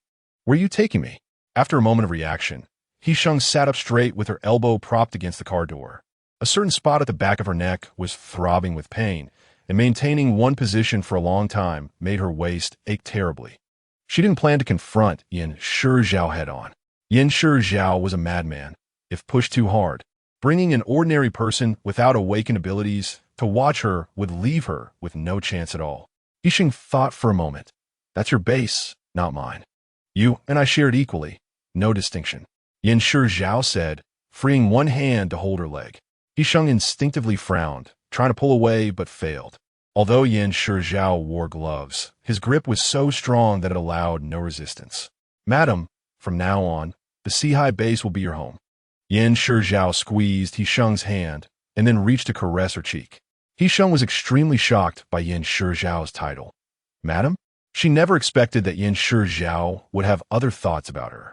In her previous life, she was also registered as a relief worker at the Sea base. And Yan Shizhao had never looked at her differently. Why was it suddenly different this time? "Don't you like this title?" Yan Shizhao could hardly hide his inner excitement, automatically ignoring the shock and confusion in He Sheng's words. He continued to speak to himself. "If you feel old when I call you that, I'll have my subordinates call you young mistress." He Sheng impatiently dodged Yan Shizhao's hand, the touch of his leather gloves cold, as if those chilling hands were sending shivers down her spine. "You are the head of the Sea base. You don't lack for relievers. Why do you want to capture me?" He Sheng looked out the window at the endless black wilderness, where the moonlight revealed only silence and the hum of the car. Yan Shizhao didn't hesitate, his tone light. "Because only you are worthy of me. Not every reliever can help a level 9 ability user with their powers." Yan Shizhao had been observing He Sheng out of the corner of his eye. Even though the annoyance on her face didn't satisfy him, he wasn't irritated.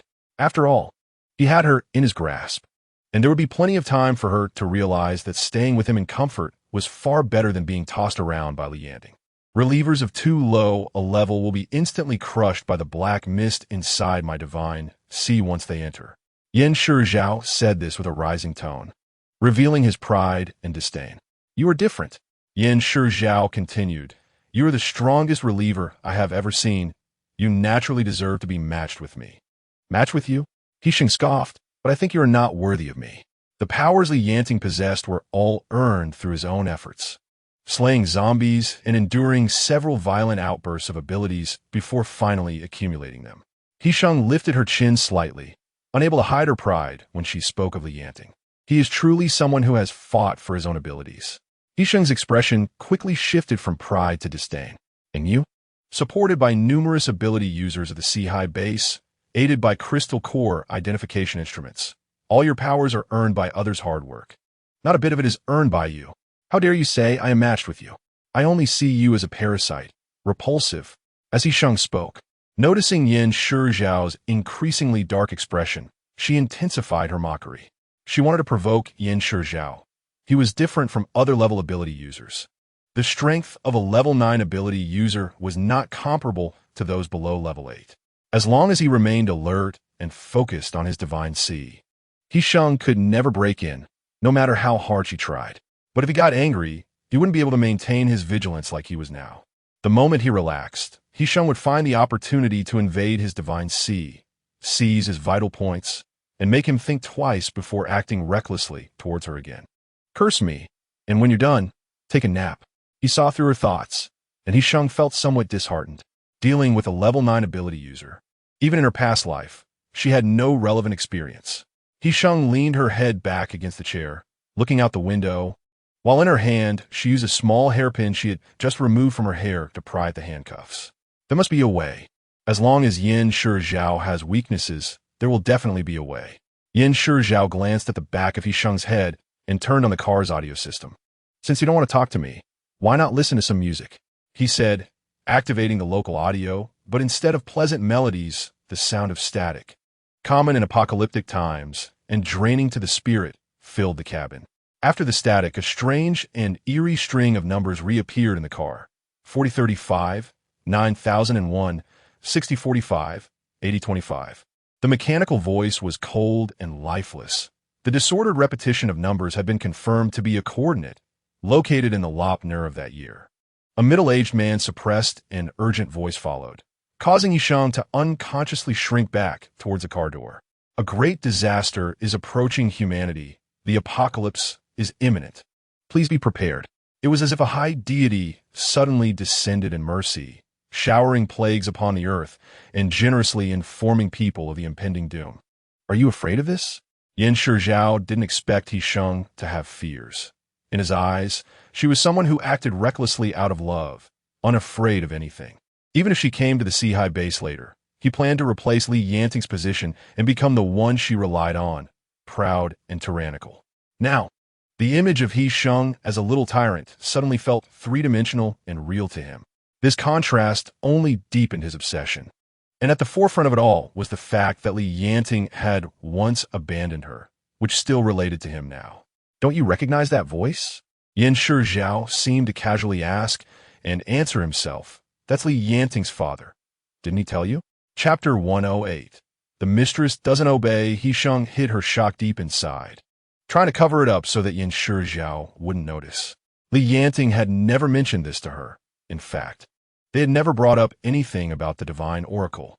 At that time, she had fearfully clutched Li Yanting's arm, being pulled into his embrace as he held her tightly, softly comforting her in her ear. What did he say? He said, "Don't be afraid, he won't harm us." He Sheng didn't understand who Li Yanting was referring to. She had been hiding in Li Yanting's arms, only able to feel his tense body, drawing safety from him, but not noticing anything wrong with Li Yanting. Was she thinking of the man on the broadcast? Thinking of his father? That man's last voice had sounded so desperate and hoarse. Had he already met with misfortune? This news was too shocking for He Sheng. Her face paled slightly, but fortunately, it was night, so it wasn't obvious. He has hidden many things from you. Do you want to hear them? Yan Shizhao had seen through her thoughts twice in a row, making her somewhat annoyed. I remember telling you that if I want to know something, I will ask him myself. I don't need outsiders to talk nonsense in front of me. Madam, remember, I am not an outsider. Li Yanting is the outsider between us. Yan Shizhao's smile remained, but He Sheng could clearly see that the smile had frozen on his face. Who is your madam? The title made her feel furious. He Sheng was not afraid of Yan Shizhao. She shouted loudly, "Are you shameless? This is robbery, you. He Sheng really couldn't think of any other words to describe Yan Shizhao's actions. She hesitated for a long time, ultimately failing to find a suitable adjective. Robber, bandit. He Sheng spat at him forcefully, so angry she felt like she could explode. At that moment, Yan Shizhao suddenly laughed and slammed on the brakes. He Sheng couldn't dodge, and the door was locked by him. She was squeezed between the car seat and the man in front of her, only able to use her back to push against the seat, trying to create distance between herself and Yan Shizhao. You madman, what are you doing? He Sheng's turned head was forcefully turned back by Yan Shizhao's cold hand, the strength making her jaw ache. Yan Shizhao's gaze was cold, yet there was a hint of warmth when he traced He Sheng's cheek. His gaze carried a strong aggressiveness, and even though his hand was still gripping firmly, the gloved touch still sent a chill through her. He Sheng swallowed hard, her heart pounding violently as Yan Shizhao moved closer. This time, she was truly scared. Even when she had discovered she was kidnapped in Yan Shizhao's car, she understood he needed her, so she knew he wouldn't harm her, which allowed her to curse him without fear. But now, He Sheng finally began to feel fear, because she realized that Yan Shizhao seemed to mean every word he had just said. He was serious about calling her madam. So, if he only wanted to use her against Li Yanting, he would never come this close to her. I'm not doing anything. It's the madam who doesn't obey. Yan Shizhao lifted He Sheng's chin, their breaths colliding, and the fine hairs on He Sheng's face trembled. She realized that Yan Shizhao was not just cold and devoid of warmth in his hands. Even his face radiated a palpable chill that pushed people away. Aren't you supposed to have a severe cleanliness obsession? He Sheng spoke, her voice trembling slightly. I am someone else's wife. You shouldn't. Meeting the lady. All ailments are cured, Yan Zhao said, pulling back slightly. Just as He Sheng was about to breathe a sigh of relief, she saw him remove his gloves. His pale fingers as cold as ice, stretching slightly in the air before reaching toward her cheek. He Sheng instantly stiffened. His fingers did not touch her, but the cold radiating from them made her skin break out in goosebumps. If you need a high-level alleviator to help you sort out your abilities, I can assist you. Yan Zhao's proximity made He Sheng shiver, her lips turning pale. My life is in your hands. I won't harm you. The atmosphere in the car dropped to freezing with those words. Just then, a voice suddenly came through the intercom, breaking the silence inside the car. Mr. Yan, did something happen with the sudden stop? It was Zhang Tao. I won't force you. I don't like to force. Yan Zhao's hand lingered on He Sheng's face for a while, before finally pressing against her lips. He couldn't truly kiss her, only feeling the softness and warmth of her pink lips with his hand. I give you time to think clearly, to come love me. Yan Zhao's fingertips lingered on He Sheng's lips, reluctant to leave. He Sheng turned her head to avoid him, her lips already frozen and numb. Yan Zhao pressed a button. Let's go. He Sheng curled up in the passenger seat, while Yan Zhao glanced at her through the rearview mirror and reached back to grab a blanket, covering her with it. You'll get used to it, Yan Zhao said. He Sheng ignored him, wrapping herself in the blanket and turning her face toward the window. She didn't completely disbelieve Yan Zhao's words. But even if what he said was true, and Li Yanting had indeed hidden many things from her, so what? In her previous life, Li Yanting had died for her. His love for her was genuine, without a trace of falsehood. That was all that mattered, nothing else. Chapter 109. Evolution in the Apocalypse. Willow trees become spirits after the ability users retreated. Zombies surged into the refuge city like a tidal wave. The deep, trench-like quicksand isolation zone didn't hold up for long, but it bought some time for the evacuation of the refuge city. Civilians, under the protection of the ability users, rushed toward the depths of Nanshan. But only a few could keep up with the group. Most of the elderly, women, and children who lacked stamina were left behind in the chaos. After handing over Qiu Ruishan to Liang for protection, Li Yanting took a few of his subordinates and headed straight through the mountainous terrain of Nanshan. Weaving through the woods toward the east, there were many abandoned vehicles on the eastern road. They randomly picked two, filled them with gas, and pursued at the fastest speed. At this time, the moonlight hanging in the sky had already penetrated thick clouds, leaving the earth in darkness without any illumination. The car's headlights illuminated the ground, but ahead was still pitch black, easily leading one to lose their way. What's wrong? Duan drove along the road, the headlights revealing only a few scattered abandoned cars ahead, with nothing else visible. I just used my abilities to probe Yan Zhao's whereabouts. They indeed took this road, Lu Feng said, his expression serious. During the probing process, the earth was constantly devouring my abilities. This situation has never happened before. The earth's change indicates that the apocalypse is evolving further, and we don't know how long this change will last. Once it becomes the norm, it will be a fatal blow to earth-type and wood-type ability users. Not only that, the parrot of Lu Chenghe, perched on the back seat, had been anxiously pacing, but suddenly froze, flapping its wings and flying onto Li Yanting's shoulder. The parrot was now acting as their communication tool.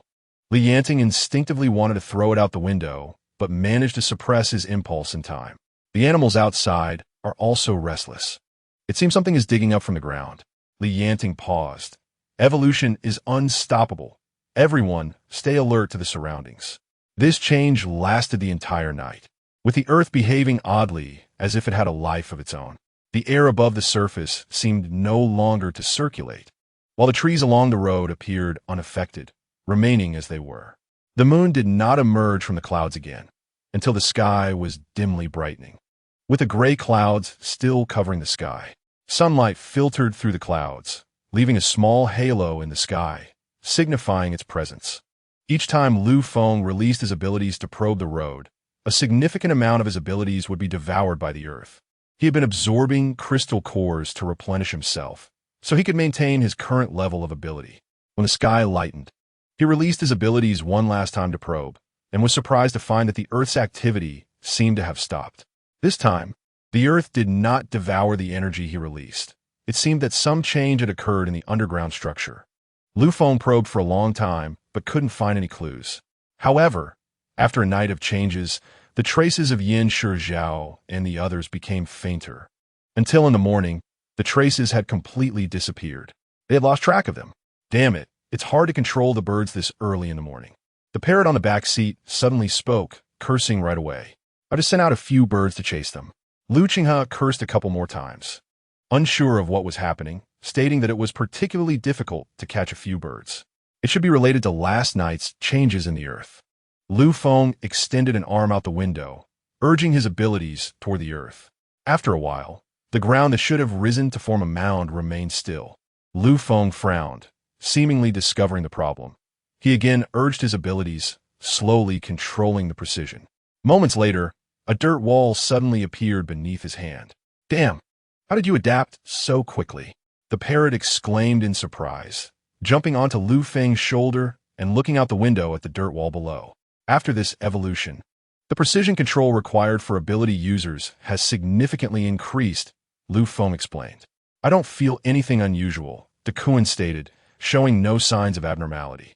Lu Feng also found it strange, and, after a moment of realization, said, controlling metal pieces is already a form of fine ability control. You've become accustomed to this attack method, so the precision required for controlling metal pieces meets the demands of this evolution. What you said makes sense, Duan replied.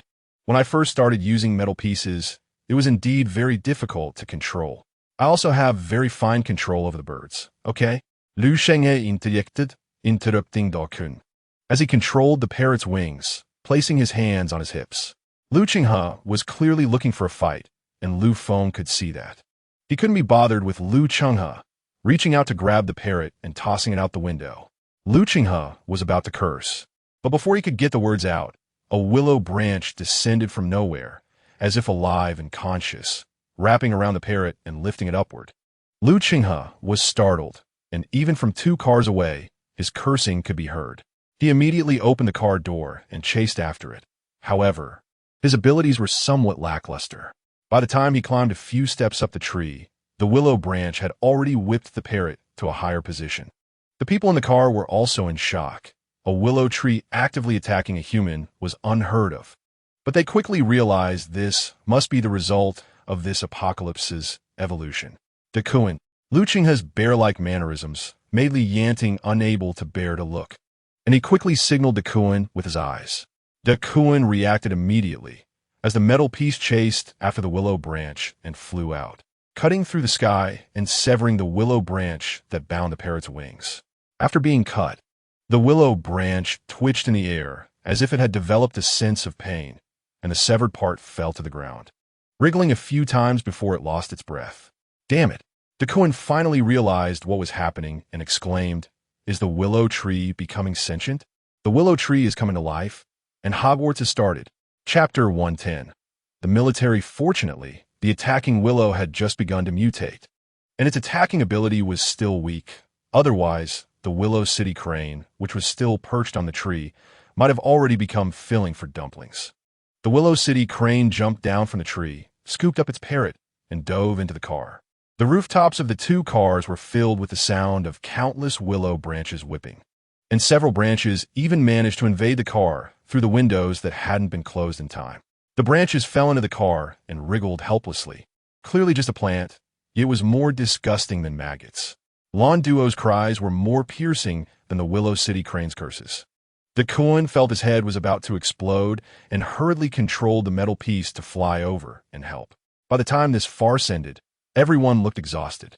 The Willow City crane leaned against the car door, absent-mindedly stroking the parrot, whose feathers on its head had already been plucked bare.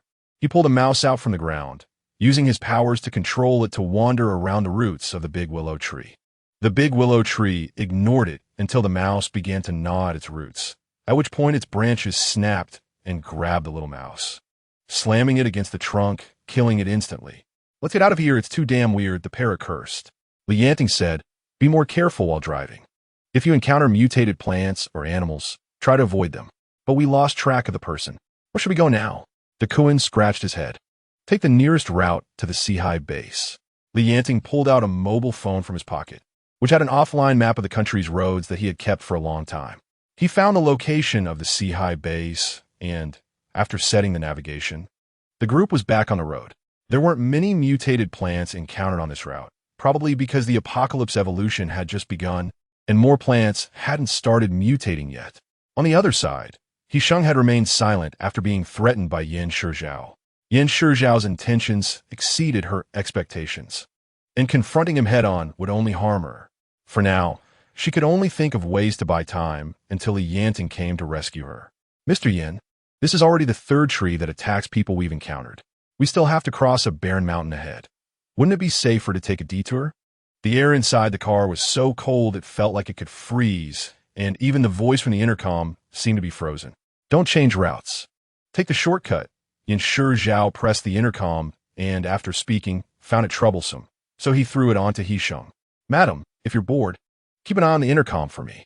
Yan Shijiao paused for a moment, glanced at He Sheng in the rearview mirror, and chuckled softly. Wife? This address hit He Sheng's heart precisely, igniting the anger she had been suppressing. Shut your filthy mouth. You can't call me that. It was only a matter of time. Yan Shijiao turned on the car's music and changed the playlist to a foreign country singer's music. The slow-paced foreign song filled the car. The male singer's voice deep and hoarse, gradually singing with a strong sense of nostalgia and longing. He Sheng wrapped herself tightly in the blanket, sneaking a glance at Yan Shijiao. A man like him, who controlled a large shelter city, had nearly 1,000 registered ability users under him, and tens of thousands of refugees housed within the city could actually enjoy the music of an unknown country singer. He Sheng didn't want to pay attention to him and turned her head to look outside the window. However, at that moment, a sound suddenly emerged from outside the car. It resembled a working lawnmower, and the buzzing noise approached quickly, reaching above their heads in no time. Through the car window, He Sheng saw a half-section of an airplane tail. Meanwhile, the intercom crackled. Mr. Yin, there's a helicopter ahead, blocking the road. The voice from the intercom was muffled under He Sheng's blanket, and Yan Shijiao probably didn't hear clearly. He turned to look at He Sheng. She extended her hand from under the blanket and through the intercom to Yan Shijiao. The intercom carried He Sheng's warmth, warming Yan Shijiao's fingertips, a familiar warmth. Mr. Yin, it seems to be a military helicopter. Should we stop? The intercom asked. Upon hearing it was the military, He Sheng immediately felt a glimmer of hope. Her expression remained calm, but her heart couldn't help but feel excited. The military base wasn't close to here. If they weren't responding to a specific target, the military helicopter wouldn't appear in this area. When she was taken away from Qinghe's shelter, it was precisely when Li Yanting went up the mountain to set up the positioning device for Qiuruishan. If the military detected the signal from the positioning device immediately and sent someone over, the timing would be just right. Yan Shijiao hesitated for a moment. The military's influence was vast and currently not something they could provoke. Stop. At this moment, they were on a highway with planes on both sides. The helicopter descended from afar, landing in the tall grass. The cargo door opened, and two soldiers in combat uniforms jumped down one after another. Zhang Tao, go negotiate. The warmth from He Sheng had already dissipated from the intercom, and under Yan Shijiao's direct grip, it had even begun to frost. Military personnel, aren't you getting out of the car? He Sheng cautiously suppressed her excitement, looking at Yan Shijiao, observing his expression. Troublesome. Yan Shijiao knew exactly what He Sheng intended. He specifically stayed in the car to keep an eye on her and prevent her from seeking help from the military. As soon as Yan Shijiao finished speaking, He Sheng suddenly felt the temperature in the car drop sharply, even her breath forming mist. Frost crawled from Yan Shijiao's steering wheel toward the car door, creeping up behind He Sheng and tightly freezing the door and the car body together. Chapter 111. Distress signal. He Sheng shivered from the cold, the blanket providing no protection against the chill inside the car. She shot a fierce glare at Yan Shijiao and folded the blanket over herself again. Yan Shijiao, do you want to freeze me to death? He Sheng couldn't hold back anymore, her teeth chattering as she spoke. Yan Shijiao's gaze remained on the two parties negotiating outside the car, not looking at He Sheng. Behave yourself, and you'll be comfortable. The atmosphere outside the car wasn't as cold as inside, but Zhang Tao stood guard, his entire body tense, showing a polite smile to the approaching military personnel. "Leaders, is there something you need?" Zhang Tao slightly bent down, appearing quite humble. He observed the two people coming over, but found no ranks on them. "Comrades, where did you come from?" The military personnel brought some food and water and handed it to Liang Er behind Zhang Tao. The speaker looked older and seemed to be the leader of the group. "Ah, thank you, leaders, thank you, leaders."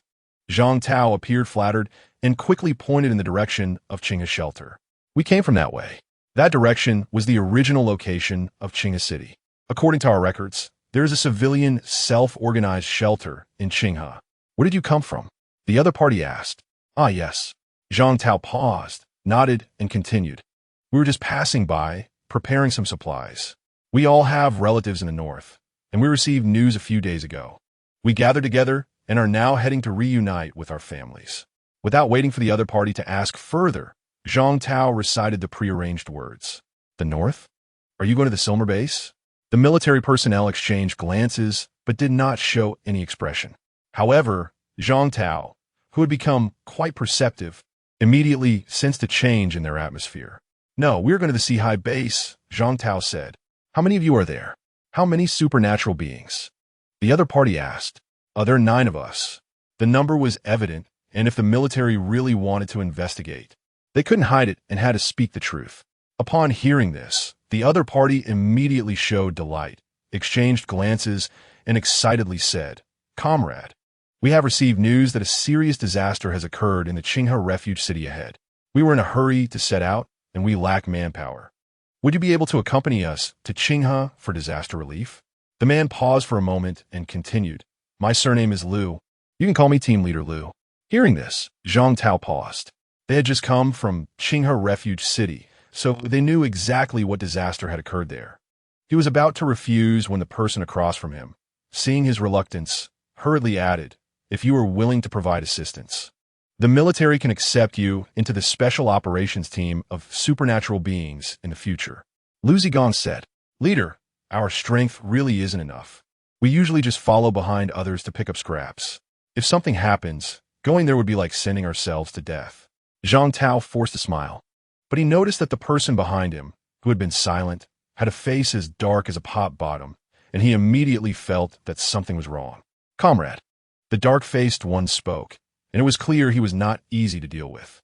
"In the face of disaster, our compatriots should extend a helping hand.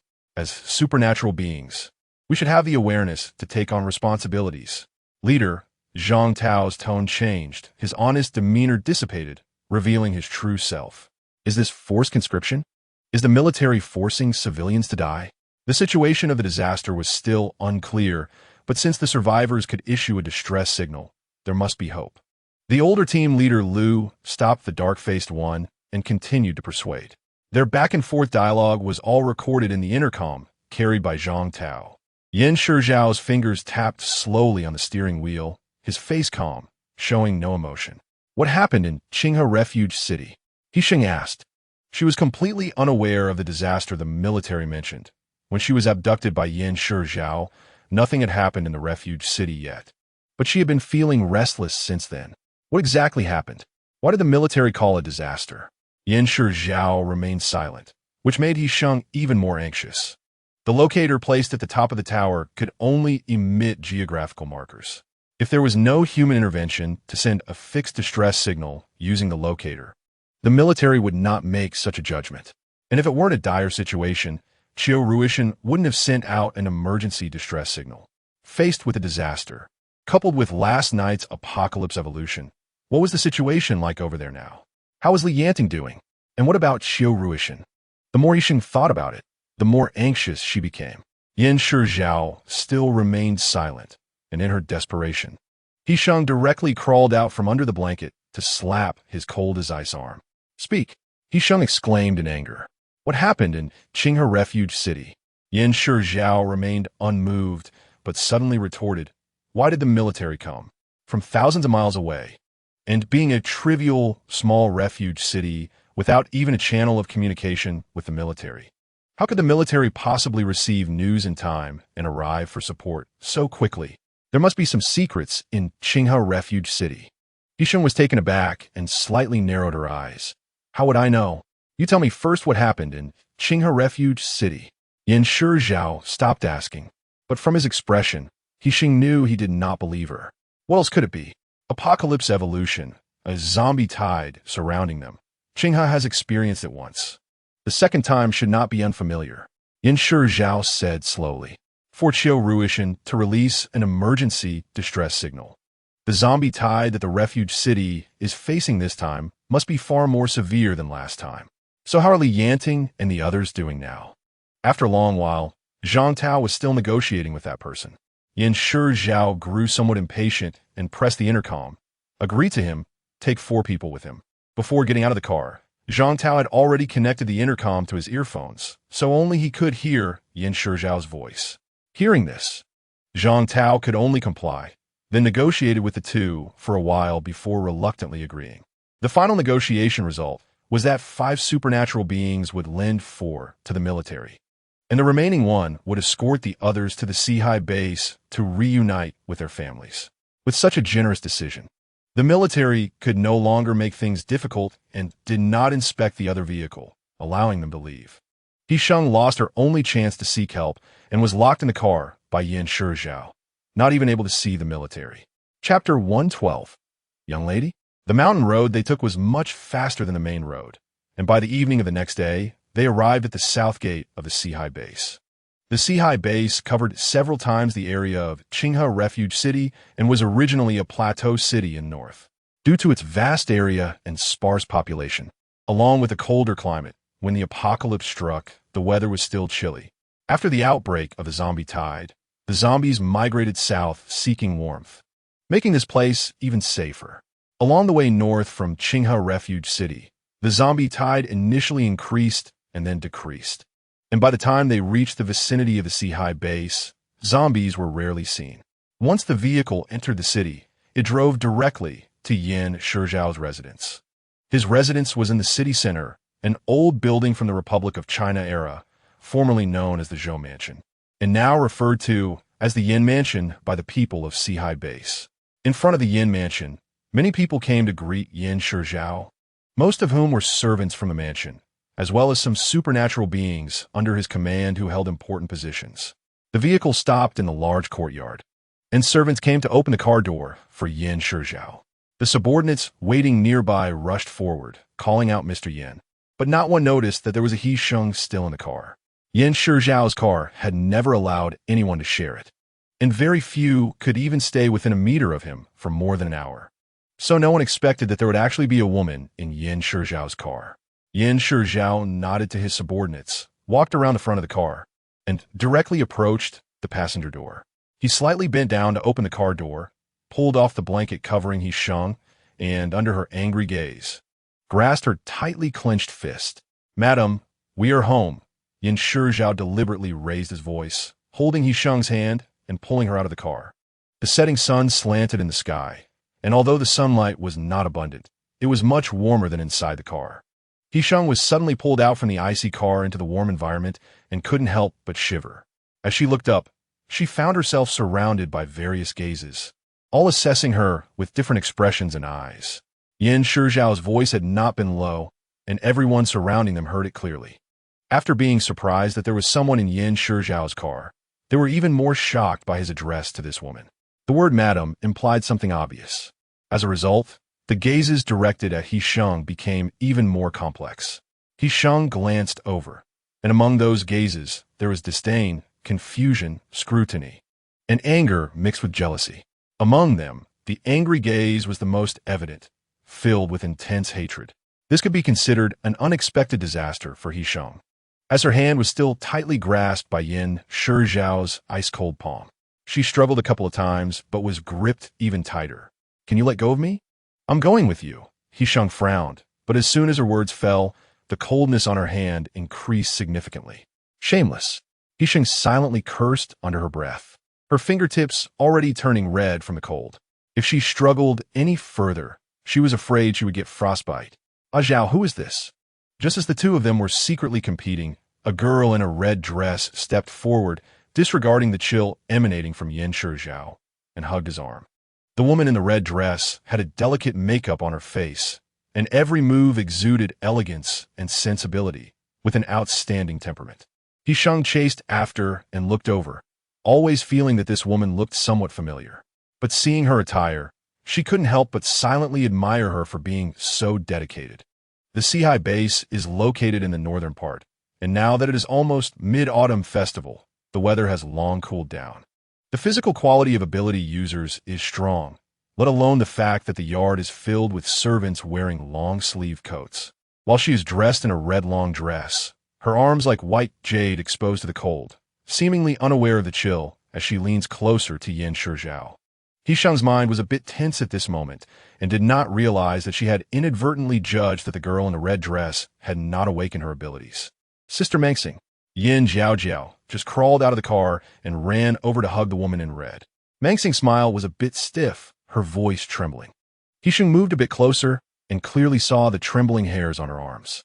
All right, father is still waiting for us. Yin Shizhao raised his hand and pulled his arm out of Mengxing's grasp. Yin Shizhao led He Sheng into the mansion, completely ignoring Mengxing behind them. Mengxing and Yin Jiao lagged behind. After the brief contact with Yin Shizhao, Mengxing was already feeling cold to the bone and didn't dare to catch up, feeling unwilling. Yin Jiao rubbed her arms and said, Sister Mengxing, come with me to change clothes, it's too cold. She had grown up with Yin Shizhao and had admired him for many years, being the young mistress chosen by Mr. Yin. Even though Yin Shizhao had never promised her anything, she was confident she could become the mistress of the Seahai base. Wasn't this just embarrassing her? Sister Mengxing, I'm really angry about this too. If anyone hates He Sheng the most, it must be Yin Jiao, who immediately began to complain to Mengxing. That woman is shameless. Not only did she seduce Brother Ting, but now she doesn't even spare my brother. Yin Jiao's eyes turned red with anger as she thought of Li Yanting's indifferent demeanor, feeling even more distressed. You don't know, Brother Ting won't even see me because of this woman. I'm living like an outcast in Qinghe Refuge City. Mengxing, who Yin Jiao considered her sister-in-law, had always been open with her. While crying, she recounted her experiences in Qinghe Refuge City. Through Yin Jiao's narration, Mengxing roughly understood the situation with a woman named He Sheng, occupying the bowl while eyeing the pot. So fickle, Yin Shizhao can treat her as a treasure, but it's just a fleeting novelty. Even if he truly intends to marry her, a woman so fickle and unfaithful would never pass the old man's test. Mengxing thought, her fighting spirit reigniting. An unscrupulous vixen, at tonight's banquet, I must expose her true colors. Chapter 113. Marry her. When He Sheng was pulled in the mansion by Yin Shizhao, her hands were red and had already gone numb from the cold. Yin Shizhao's father, Yin Kong, stood in the living room, facing a map on the wall, leaving them with his back. Yin Kong is the founder of the Seahai base, and it is said that he has a good relationship with the owner of the Zermo base, having received significant help in establishing this refugee city. Even now, the Zermo base often exchanges goods with the Seahai base, humorously referred to as the father of the Seahai base by outsiders. However, He Sheng did not believe in such so-called friendships. The exchanges between the two major refugee cities must be based on mutual interests. No one continuously supports the other for no reason. There must be something the Seahai base has that Zermo needs. Yin Kong was a man over 50, with graying hair and a straight back, dressed in a dark red tang suit that made him look even more spirited and robust. But He Sheng found it strange. Today was her first time meeting Yin Kong, but she immediately sensed that he was not someone who could be idle, walking as birds.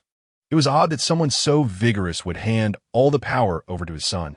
Father, it's cold in the north, and Jiao is wearing thin clothes. Let her change into something warmer so she doesn't catch a cold and you end up worrying about her. Yin Shizhao pulled He Sheng closer, pressed her onto the sofa, and then released her hand, sitting a bit further away. Yin Kang's gaze was piercing, as if he wanted to inspect He Sheng inside and out before letting her go. He had seen his son's recent actions and then glanced at the frozen hands of that woman, knowing how long he had held her. Yin Kong walked over, choosing a seat farthest from Yin Shizhao, sitting in an armchair on the other side. I want to marry her. Yin Shizhao leaned back lazily on the sofa. He Sheng immediately stood up and shouted angrily, Who wants to marry you? Nonsense. Yin Kang's eyes widened in shock, and he scrutinized He Sheng with a critical gaze. Your sister is ignorant, and you're also ignorant? The woman you can marry has already been chosen by me. What nonsense! Yan Shizhao, are you crazy? He Sheng gritted her teeth, but unfortunately, no one paid her any mind. What are you? Worthy of talking back to your father? Yan Kong hissed coldly, appearing to be angry, but in reality, it was just for show. Yan Shizhao was unconcerned, took off his gloves, and picked up a cup from the table, turning the hot coffee into iced coffee in an instant. Old man, she is a level 8 alleviator, my lifesaver. Alleviators are already rare, and a level 8 alleviator, damn. Are you trying to deceive your own father? Yan Kang's eyes widened, and the prayer beads beside him flew toward Yan Shizhao. Yan Shizhao dodged to the side, the beads narrowly missing his scalp. He raised an eyebrow at his father, silent yet conveying everything. If he didn't fight for the right to speak now, they would truly think she was a fool.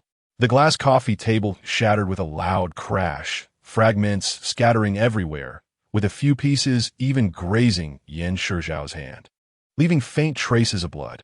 The crystal ashtray also shattered at He Sheng's feet. He Sheng bent down to pick up a piece, holding it close. You dare touch me. Li Yanting won't let you off. You dare force me, and I'll make sure your entire base will be in turmoil. He Sheng tightly gripped the shard of the ashtray, her previously frozen hand warming up and itching. Gripping the cold object tightly made her feel a bit better, calming her heart. Since entering middle age, no one has dared to be so reckless in front of Yan Kong, and he immediately darkened his face. Old Wang, are you dead? The maid looked indecisively at the butler, who then glanced at Yan Kong.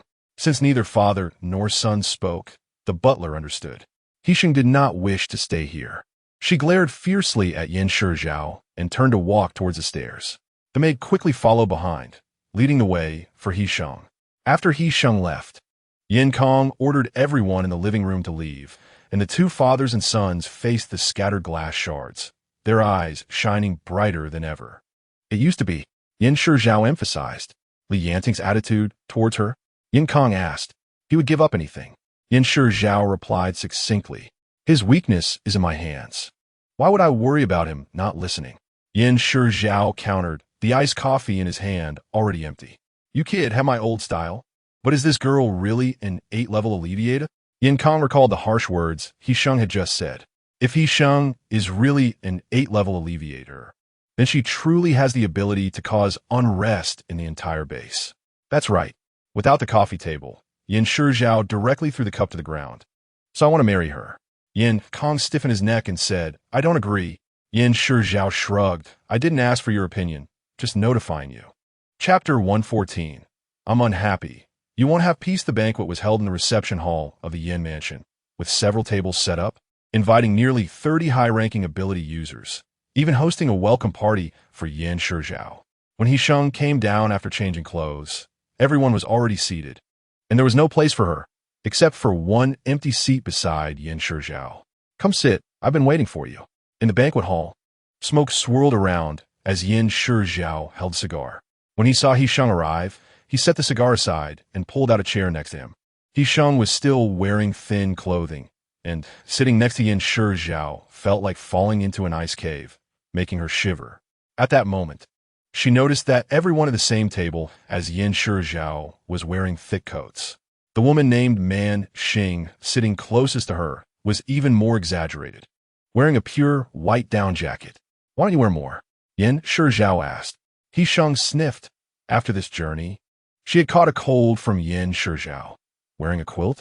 She showed a hint of sarcasm, thinking to herself that his family's maid hadn't tea brought her a warm coat. Who knew if it was intentional or not? Oh dear, it was my oversight. I forgot to ask the housekeeper to send a coat for Sister He Sheng, Man Xing said with a smile, seeming very apologetic. The housekeeper stood behind them, looking deeply troubled. Meanwhile, Yin Jiao, sitting next to Man Xing, wore a smug smile, crossing her arms and showing no sign of hiding her delight. I can hear your nasal voice is heavy. You must be cold. I'll have someone fetch a coat from my room for you right away. Man Xing's apology left no room for criticism. He Sheng was about to leave, but as soon as she moved, she nearly threw herself out. That scoundrel Yan Shizhao had actually frozen her shoes to the floor. Sit down, Yin Shizhao steadied her and released his hand, his tone as cold as his demeanor. He Sheng struggled a few times. Her shoes were frozen solid, and she couldn't walk. She couldn't possibly take off her shoes and walk barefoot. So she had no choice but to sit down. Right after that, in front of everyone, Yin Shizhao actually took off his coat and draped it over He Sheng's shoulders. Hurry up, Yin Shizhao glanced at the housekeeper behind him, a frown creasing his brow. Yes, young master, the housekeeper hurriedly replied. Yin Shizhao's coat carried a piercing cold, and the chill hit He Sheng so suddenly that she sneezed. Impudent.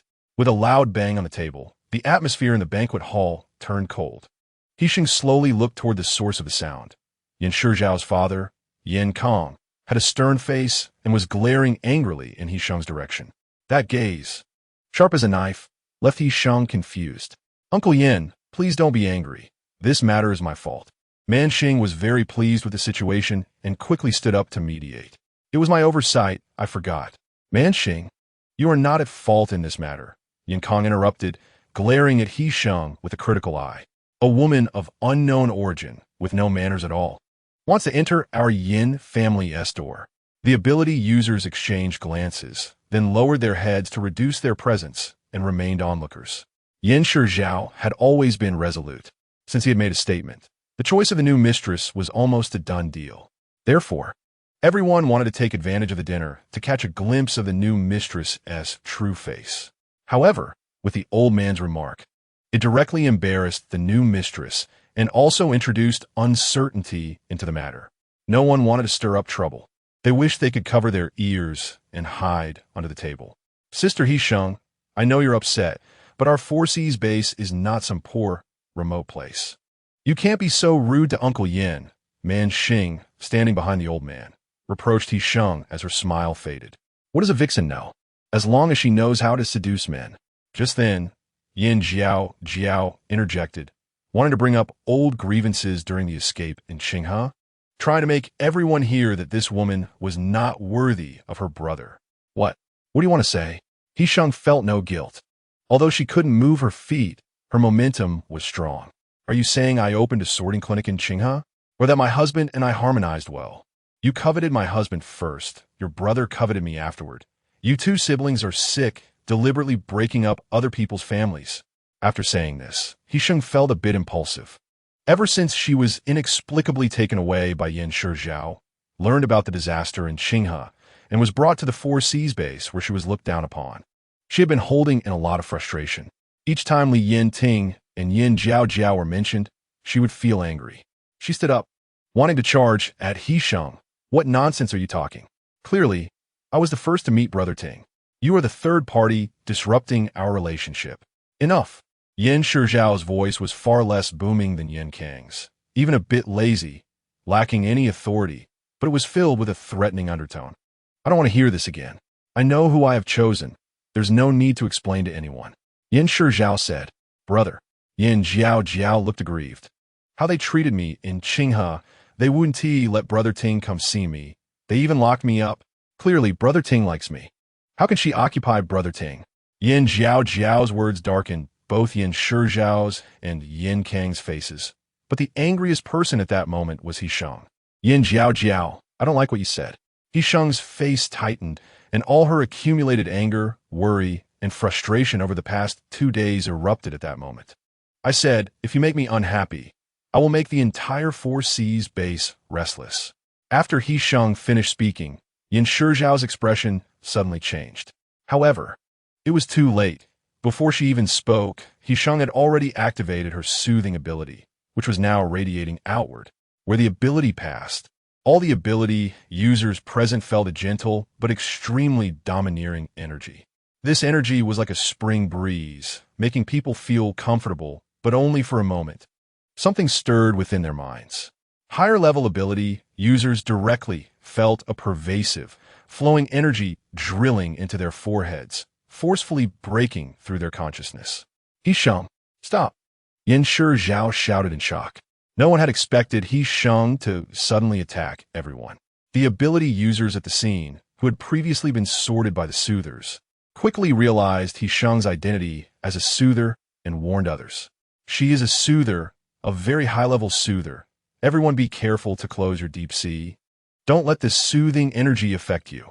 Just as that ability user finished speaking, He Sheng focused her attention on him, and he immediately collapsed to the ground, clutching his forehead, his eyes red with pain. He Sheng, don't force me to take action. Yan Shizhao grabbed He Sheng's arm, his cold palm radiating frost towards her. And in an instant, her sleeves were covered in ice. Do you dare? He Sheng's body temperature rapidly dropped, her lips trembling, her voice tinged with cold. And her eyes held a challenging glare toward Yan Shizhao. She was betting that Yan Shizhao wouldn't dare. When they first met in Qinghe, she had almost triggered a riot in his consciousness.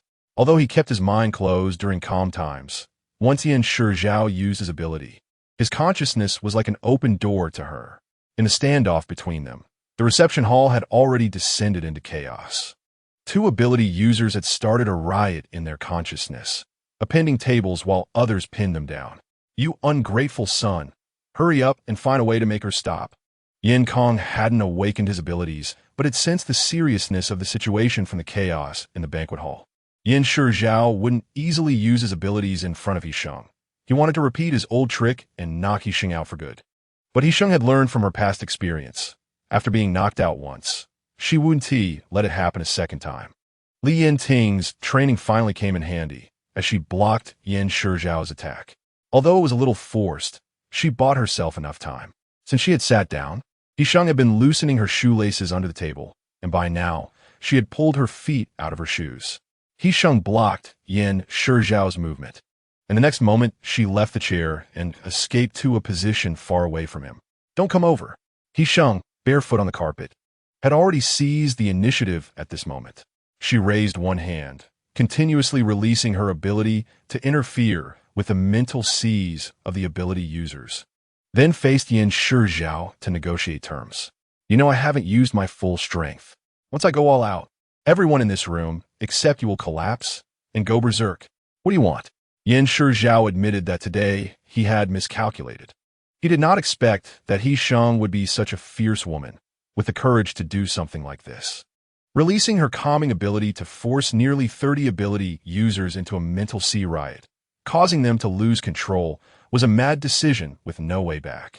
This meant she had positioned herself in opposition to the Sea base, openly declaring herself an enemy, unafraid of everything she would face afterward. Acting on impulse and putting herself in a disadvantageous position. Was it bravery or foolishness? He Sheng, you don't need to do this. Yan Shizhao tried to dissuade her. Stop now, and I'll ensure you're safe. What do you mean not necessary?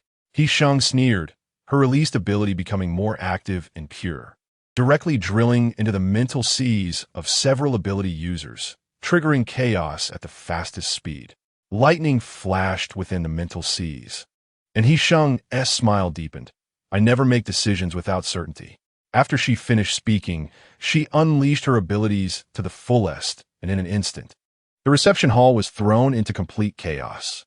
Except for Yan Shizhao, all the ability users fell into a riot in their mental seas, one after another going berserk, perfectly becoming prey in the eyes of the others, resulting in utter confusion. This smile made Yan Shizhao feel uneasy, yet at this moment, he had no time to ponder. The reception room was already in tatters. The load-bearing walls had been punched through by this group of lunatics. If no intervention occurred, the entire mansion would collapse. At that moment, outside the southern gate of the Sea base, several figures were quietly approaching, evading the surveillance range of the ability users above the base's walls, hiding near the toll booth behind the wall. What's the situation now? Have you found Sister He Sheng? Lan Duo pulled on Lu Qinghe's sleeve, asking quietly. He had just released the rat and was patiently waiting. Lu Feng leaned against the ground, probing the abilities inside, checking the possible routes within the Sea base according to the offline map on Li Yanting's phone. Half an hour later, the Sea base sounded an urgent alarm. The city walls were thrown into chaos for a while. Some of the ability users responsible for city defense were summoned away, while the remaining lower-ranked ones were merely watching, causing the city defense to become even more lax. What's going on inside? Lan Duo anxiously tugged at Lu Qinghe's clothes. An ability user has gone berserk, and it seems it's not just one. Lu Qinghe controlled the rat to the crowd gathering area, extracting useful information from the chatter of the masses. It looks serious. Many high-level ability users are rushing to the city center, Lu Qing has said. It's He Sheng. Li Yanting was leaning against the wall, with an open suitcase beside him. Inside were the 5,000 crystal cores left by Yanshi Zhao in He Sheng's consultation room. Li Yanting's hand was slowly searching through the 5,000 crystal cores, sensing them. When he bonded with He Sheng, she had left a large part of her ability in his mental sea. After the calming ability fully merged with his mental sea, he miraculously discovered that he had gained part of He Sheng's abilities, allowing him to sense crystal cores of the same type as his. Although his perception of the crystal core types was limited and he couldn't sense their levels, this was already great news for an ability user. Along the way, Li Yanting found over 100 crystal cores matching his dual-type abilities among the 5,000 left by Yanshi Zhao. He absorbed the energy from these cores without hesitation. Even though He Sheng was not by his side, the impurities in his mental sea were once again filled with black mist. But the amount of impurities no longer posed any threat to him. Big Sister? What happened to Big Sister? The Kuan didn't understand what Li Yanting meant and poked Lu Feng twice, who also looked confused. She knows we're coming. Li Yanting lowered his head, his gaze resolute in the dark night, with a surging tide of uncontrollable love rising in his eyes. So she recklessly released her ability, causing 30 high-level ability users to go berserk. Now, the Sea base should be in complete chaos. This was his wife, who had repeatedly said she wanted to fight alongside him. Li Yanting helplessly and painfully curled the corners of his lips. She had done it. Chapter 116. The Doomsday Code. The Sea base was thrown into complete chaos 20 minutes later. Yanshi Zhao could not handle 30 ability users alone, and the 30 berserk ability users were rampaging in the central city, nearly tearing it apart. The incoming ability users tried their best to disperse the berserk ones, but those who could attend the banquet that night were basically the top-tier ability users in the Sea base. Their rampage was extremely tricky for the other ability users. The calming ability users who came to help had never seen such a large-scale situation and were all frozen in place, at a loss. According to the Sea base's rules, a calming ability user could only follow one ability user to serve them. Therefore, the speed of their ability advancement was very slow, and there wasn't a single calming ability user in the entire Sea base with a level above 5. The berserk ability users had levels ranging from 7 to 8. Such high-level berserk abilities were completely beyond the reach of lower-level calming ability users. Without wanting to play with their own lives, the calming ability users exchanged glances, hesitating to intervene. Yanshi Zhao, caught in the middle, could not exert his full power. His mental sea was itself an extremely unstable bomb. Getting close to the berserk ability users was akin to approaching a source of fire. If he wasn't careful, he would ignite himself and cause his own abilities to go berserk. One ability user gasped as he approached Yanshi Zhao. Mr. Yan, most of the ability users in the city have been called over, but this is not a sustainable solution. If they regain their senses, the Sea base will be destroyed. The moon that night hid behind thick clouds, but the sky outside the Yan mansion was illuminated as bright as day by the fighting lights of the ability users. He Sheng did not feel surprised by Yanshi Zhao's arrival. She had learned some details about the Sea base's situation in her previous life. Considering the situation of their calming ability users, it was impossible to resolve this crisis peacefully. You really surprised me. After Yanshi Zhao entered, the temperature in the entire room dropped. He Sheng had already caught a cold from his freezing presence. Her head was spinning, and his arrival jolted her awake. So please, am I not leaving myself an escape route? He Sheng subtly moved a bit further away, but Yanshi Zhao pressed closer. In the Sea base, there is no escape route for me. He Sheng went around Yanshi Zhao to grab a blanket from the bed and wrapped it around herself. Her eyes still gazing out the window, where in the darkness, not far away, lay her only escape route. Make a condition. Yanshi Zhao stood next to He Sheng, following her gaze. Outside the window, the street was filled with berserk ability users being surrounded and controlled. He sat down, but He Sheng moved the blanket closer to the head of the bed, distancing herself from him. Let me go, He Sheng said. That is not possible. Change your request. Yanshi Zhao grabbed a corner of the blanket, gently tugging it, causing it to fall from He Sheng's shoulders, revealing her curled-up form. He Sheng lifted her eyelids to look at him, and upon meeting his deep gray eyes, she suddenly noticed how his prominent brow bone accentuated the depth of his gaze, resembling more of a Western feature. "I've already told you. Only you are worthy of me, so I want to marry you," Yan Shizhao said with a smile. "I don't believe it." He Sheng shook his head, his nasal voice thick. "You want to control Li Yanting through me. So, what exactly do you want him to do? Or what do you want to get from him?" He Sheng asked. "I admit, I do want to use you to obtain something from Li Yanting," Yan Shizhao said. He Sheng pulled the quilt from Yan Shizhao's hands, the warm touch making him reluctant to rub his fingers together. "But I'm also serious about wanting to marry you," Yan Shizhao added. "If you keep dodging the question, then let's not talk anymore. Anyway, if we delay any longer, they should be waking up soon." He Sheng glared at Yan Shizhao, wondering what would be left of the Sea base by then. Yan Shizhao hesitated for a moment, his gaze on He Sheng gradually becoming sharp. "The Doomsday Code. What do you mean?" He Sheng pressed. "This is related to how Li Yanting deceived you. You said before that you didn't want to hear from an outsider like me. Now what? Do you want to hear me out or go asking yourself?" Yan Shizhao particularly disliked being referred to as an outsider, emphasizing the term when he said it. He Sheng fell silent. Just as she was hesitating, Yan Shizhao suddenly snorted coldly and continued, "We all come from the Silmer base, and the zombie virus also originated from there," Yan Shizhao stated plainly, revealing the shocking truth about the apocalypse. He Sheng's pupils trembled, but after a moment, she realized that this matter was not as hard to accept as she thought. Silmer was the first base to establish a refuge city in the apocalypse, and their terrifying stockpiles of supplies and production tools were astonishing. Even if they immediately began to stockpile supplies after the prophecy was issued, 3 months would not be enough to reach such a level of preparedness. Everything seemed far too organized and comprehensive. But if they had known from the beginning that the zombie virus would sweep the globe, then their foresight would all make sense. At that time, Silmer was still just a research base. We were mercenaries recruited by Silmer, and Li Yanting's father was a member of the laboratory, primarily researching the human genome and the future direction of human evolution, Yan Shizhao explained.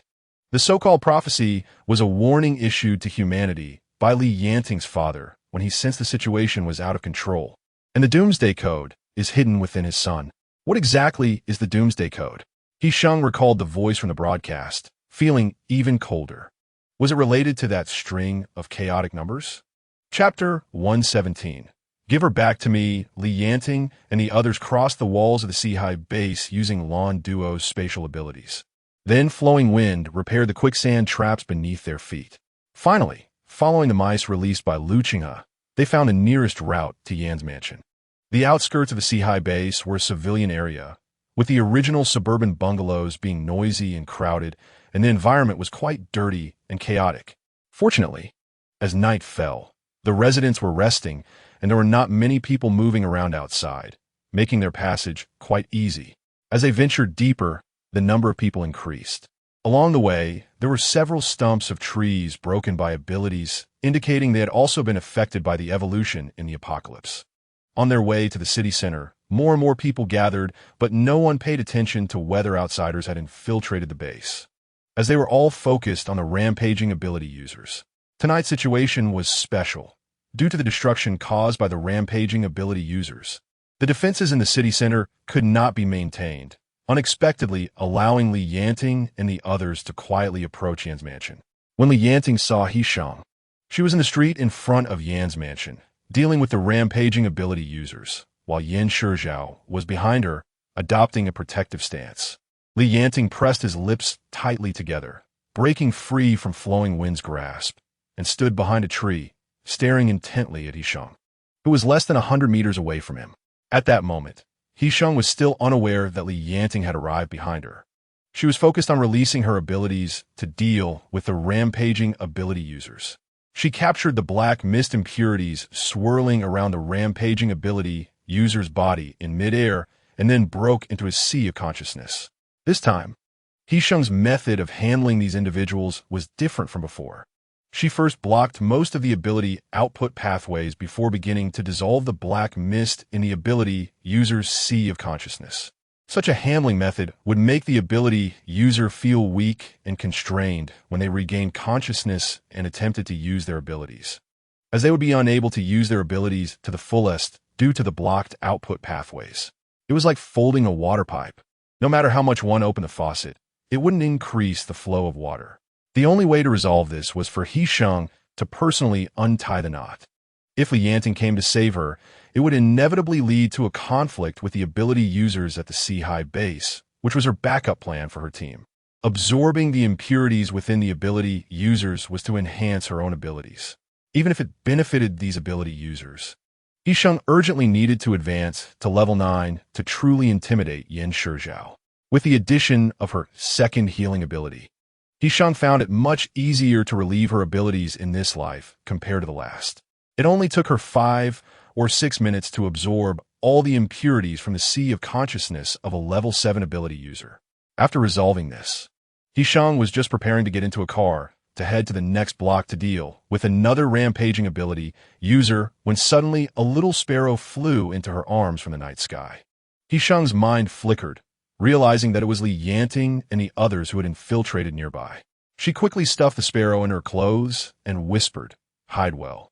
Wait until I finish dealing with these rampaging ability users before coming out." The little sparrow anxiously pecked at He Sheng's palm, as if to say that her husband was already unable to hide, like a powder keg ready to explode. Obediently, He Sheng stroked the sparrow's head. But before she could finish her sentence, she heard someone shout from behind her. Immediately, all the ability users around her froze in unison and turned to look in the direction behind them, then instantly formed a defensive formation, hostility surging. He Sheng's heart skipped a beat. When she turned around, she saw several people lined up opposite her: Yanting, Duan, Lan Duo, Flowing Wind, and Lu Qinghe. They were all present. He Sheng's eyes felt warm. Seeing Yanting made her throat feel as if something was blocking it. In just 2 short days apart, it felt like they had been separated for a very long time. Yanting. Yanting suddenly understood why He Sheng left no room for retreat and insisted on burning bridges. It turned out that Yanting had already arrived. "You came faster than I expected," Yanting said. Yanting's gaze passed over the crowd and finally landed on He Sheng, who was being watched from a distance by 2 men. "Give He Sheng back to me," Yanting stated bluntly, suppressing his surging anger. 5,000 crystal cores for her. "I've already given them to you," Yanting said slowly, taking off his gloves and tossing them to a subordinate beside him, gently rubbing his hands. Hearing this, Lan Duo immediately angrily took out a box of crystal cores from her space and, with Duan carrying it, stepped forward and slammed it down in front of Yanting. 5,000, that's just the price I promised to organize them for you. Don't be so self-righteous." "Lan Dios, Colette." Yanting glanced at the box on the ground. "In my view, the deal is already done." "Then let's fight," Yanting said. And as soon as his voice fell, he summoned a fierce wind and charged at Yanting. Yanting met the incoming wind and immediately engaged Yanting in combat. An ice spike formed in Yanting's palm, directly attacking Yanting, while at the same time he ordered, "Take the young lady to deal with the other rampaging ability users. Hurry." Yanting. He Sheng ran towards Yanting, but the 2 men behind her were too strong and were not ability users, leaving her helpless as they forced her into a car, driving toward the next block amidst the sounds of the fight behind her. Although He Sheng felt anxious, she also understood that Yanting was wary and did not dare to exert all his strength, while Yanting was fully committed and could completely match Yanting evenly. What she needs to do now is to quickly utilize the impurities from the sea of consciousness of these 30 ability users to break through to the peak of level 8 and advance her abilities to level 9, truly becoming a formidable enemy that Yanting fears. Only in this way can their situation in the C-High base undergo a qualitative change. Yanting bringing her to the C-High base is definitely not as simple as he claims. He must have long plotted to obtain the apocalyptic code from Yanting. Otherwise, he wouldn't have personally visited the Qinghe refuge city. Moreover, there must be a series of measures targeting Yanting within the C-High base, making it impossible for them to leave easily. Enhancing strength is the only method and path. Chapter 118. Negotiation. The voices behind gradually faded away as He Sheng was brought to the location of the next rampaging ability user. She employed the same tactic to deal with the subsequent rampager, but the speed of ability advancement was not as fast as she had anticipated. This was her oversight. These 30 ability users were the top combatants of the C-High base, and thus some of them had their own alleviators. The reason they were affected by their own abilities and went rampaging was that their alleviators were too low in level to completely dissipate the black mist impurities absorbed in their sea of consciousness. However, because of this, the impurities available in their sea of consciousness were much less than He Sheng had expected, making her initial plan to break through to level 9 through these 30 ability users' impurities difficult to realize. This won't do. While controlling the rampaging ability users, He Sheng quickly thought of a solution. Can this woman really do it? Just as she was pondering, a rough male voice suddenly came from behind, sounding disdainful of He Sheng's abilities and ready to take action. He Sheng chuckled lightly, realizing how confused she had become. Wasn't the C-High base now filled with ability users? Since she could control 30 rampaging ability users, she could do the same with the supporting ability users who came to assist, turning them all into her prey. However, dealing with these low-level ability users didn't require forcing them to rampage. She only needed to invade their sea of consciousness to completely control them. The theory was feasible. So He Sheng immediately allocated some of her abilities to dissolve the impurities absorbed by the rampaging user's sea of consciousness, while mobilizing the remaining abilities to attack the surrounding ability users. These ability users were so focused on the situation that they were completely unaware, and by the time they realized something was wrong, it was already too late. My sea of consciousness, it hurts. The portal of the sea of consciousness was instantly broken open, and the pure and domineering alleviation energy forcefully invaded the sea of consciousness. Any ability user who tried to resist immediately felt the pain of the sea of consciousness attack, suffering from excruciating headaches and collapsing to the ground in agony. The two bodyguards following He Sheng, who had not awakened their abilities, sensed something was wrong, but they were completely unable to intervene in the situation involving the ability users. Don't call me young lady. He Sheng glared at the man with disgust and lied without changing her expression, claiming they were affected by the rampaging user. What should we do? Will they rampage too? Another one became anxious immediately, as the C-High base was already chaotic enough. If they all rampaged, it would surely destroy the base. He Sheng turned one hand back, and the pure energy in her palm took on a physical form, extending towards the ability users behind. I'll handle it.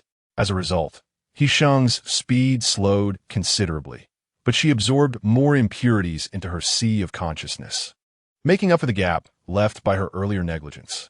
Meanwhile, He Sheng's tactic raised the bodyguard's vigilance, but they had no way to stop her and could only watch her without letting her escape, while one ran to the car to report.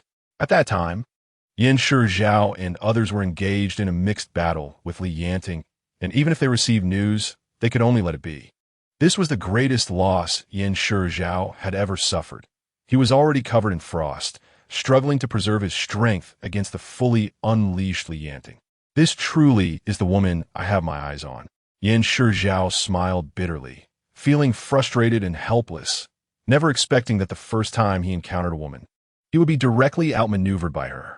Yanshi Zhao's whispered words reached Li Yanting's ears, igniting his anger further, and a lightning strike struck the ground beneath Yanshi Zhao. He Sheng is mine. Yours? Yanshi Zhao shot out ice shards like a celestial maiden scattering flowers, attacking Li Yanting. Once she knows about your dark past, will she still be yours? This sentence instantly enraged Li Yanting, and the battle escalated again. The red in Yanshi Zhao's eyes became more pronounced, gradually deepening unknowingly, while the fragile balance in his sea of consciousness broke apart inch by inch until it collapsed with a loud crash. By the time He Sheng dealt with all 30 rampaging users, an entire night had passed. The east began to pale, and the morning light was faint. She had broken through to the peak of level 8, and her abilities had reached the threshold of level 9, achieving an unprecedented pinnacle. Yanshi Zhao's eyes were blood red, his entire body covered in thick white frost, resembling a rapidly moving snowman. leaving behind trails of afterimages in the air. The situation had changed. Instead of the previous standoff, it had turned into everyone attacking Yin Shizhao alone. Yin Shizhao let out a roar-like sound, filled with angry, hoarse, beastly rage, as he had seemingly lost consciousness, being driven by his abilities. A level 9 ability user's rampage was no trivial matter. Even Li Yanting, who had just stepped in a level 9, could not compete with him. At that moment, Yin Kong also received news and hurriedly rushed out of the Yin mansion, supported by Yin Jiaojiao and Man Xing. How could a Zhao rampage? He has always controlled his abilities well. Man Xing's face showed fear. Yin Shizhao's current fierce appearance made her want to retreat. Hearing this, Yin Jiaojiao quickly shook her head. Dad, my level is too low. I can't enter my brother's sea of consciousness. It's not that she can't enter. Once she does, she will be shredded by Yin Shizhao's frenzied sea of consciousness, possibly losing her life. What about the other alleviators?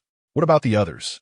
Yin Kong shouted anxiously, seeing his son being besieged by everyone, heartbroken beyond measure. Are these people raised in the base just for show? Don't panic, old sir. At this moment, He Sheng had exchanged glances with Li Yanting, who gave her a reassuring signal, allowing her to take this opportunity to negotiate with Yin Kong. Just as He Sheng was about to walk towards Yin Kong, she was stopped by the 2 bodyguards behind her, so she simply leaned against the car and said loudly, "Right now, only I can save your son, old sir. Shall we discuss terms?" "Dad, don't listen to her nonsense. That vixen is too cunning. She must have ulterior motives." Yin Jiaojiao hurriedly obstructed. Yin Kang's expression changed repeatedly. All of this was caused by this woman. How could she possibly help Yin Shizhao sincerely? But at this point, he had no other choice. If he waited for Yin Shizhao to exhaust himself and stop, the Sea base would be completely destroyed. Chapter 119. The little chick makes a great contribution. What do you want?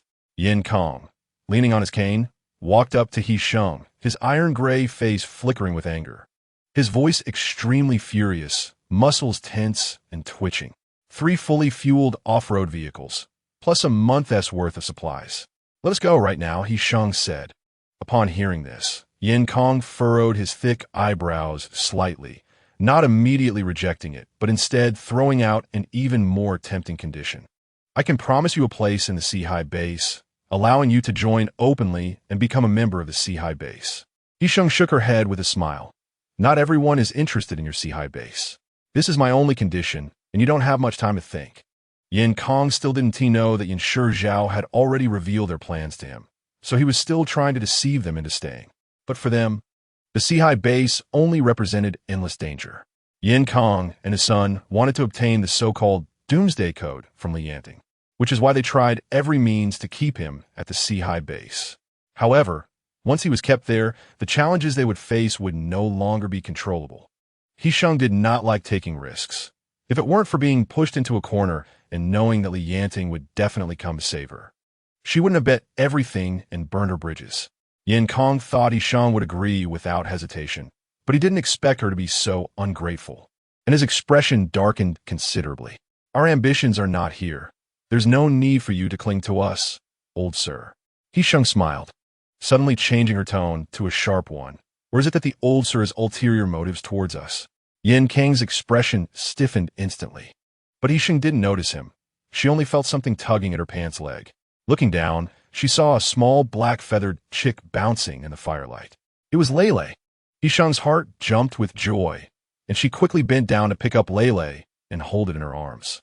The 2 people standing beside her glanced at what she was holding, didn't sense any danger, and paid her no mind, letting her be. "I see your strength is formidable." The old man cherishes talent.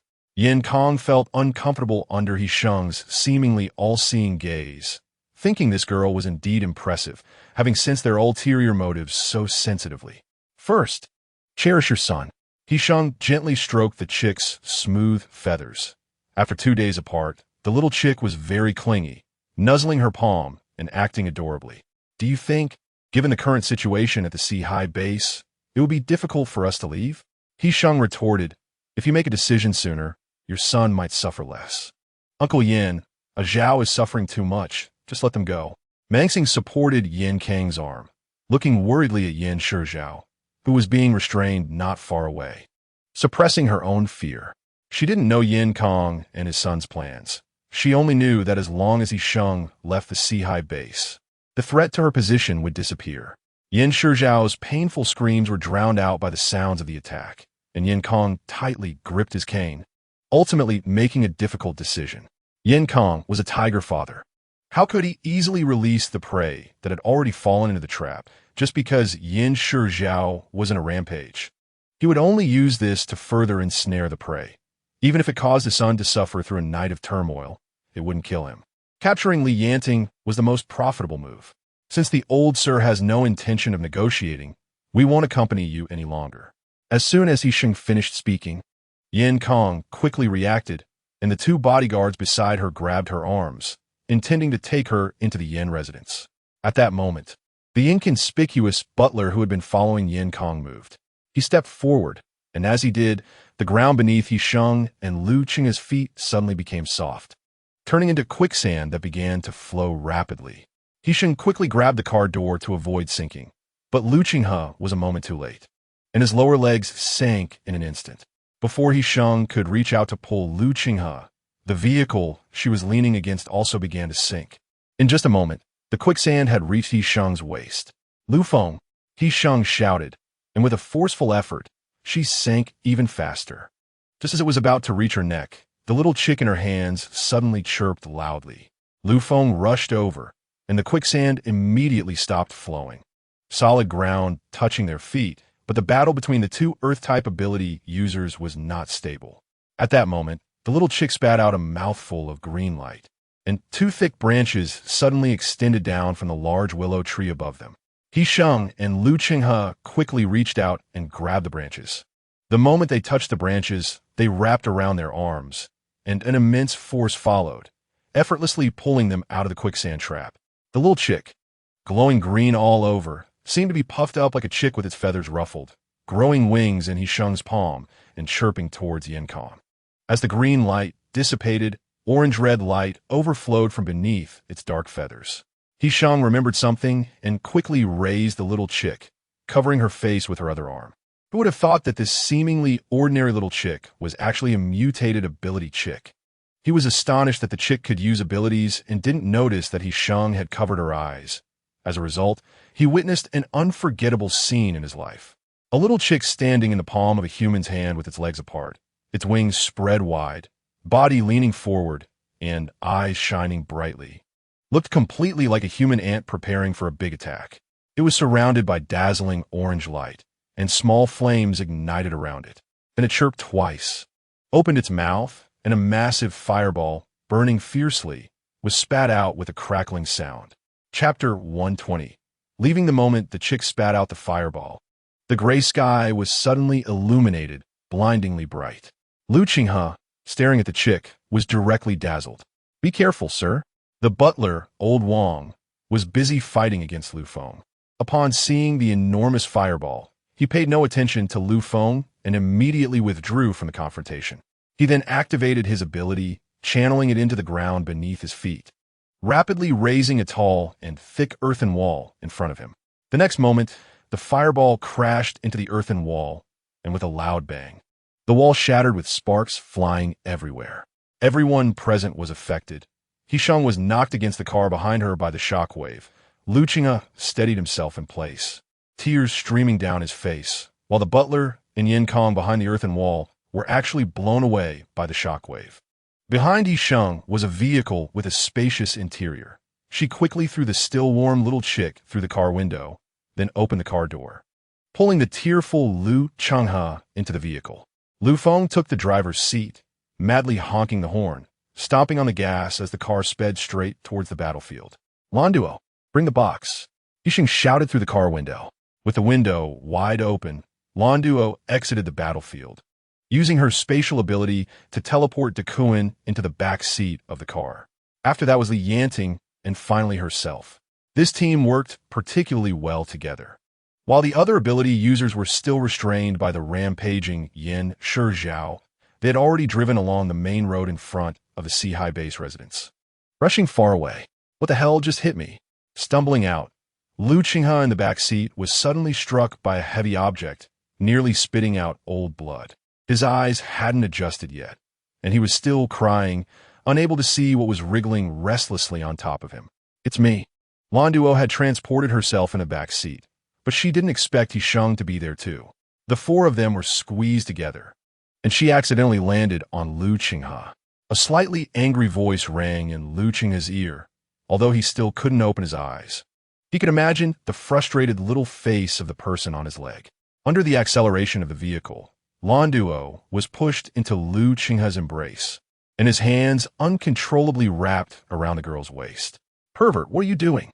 Landuo was most ticklish at her waist, and even in such an urgent situation, she found it unbearably itchy and raised her hand to grab Lu Qinghe's hand.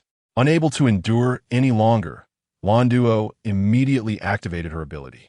He Sheng watched the interactions between the two in the bumpy ride, thinking that Landuo activated her ability to move Lu Qinghe away. However, the next moment, she felt herself spinning, and in an instant, she fell into Li Yanting's arms. "Let go."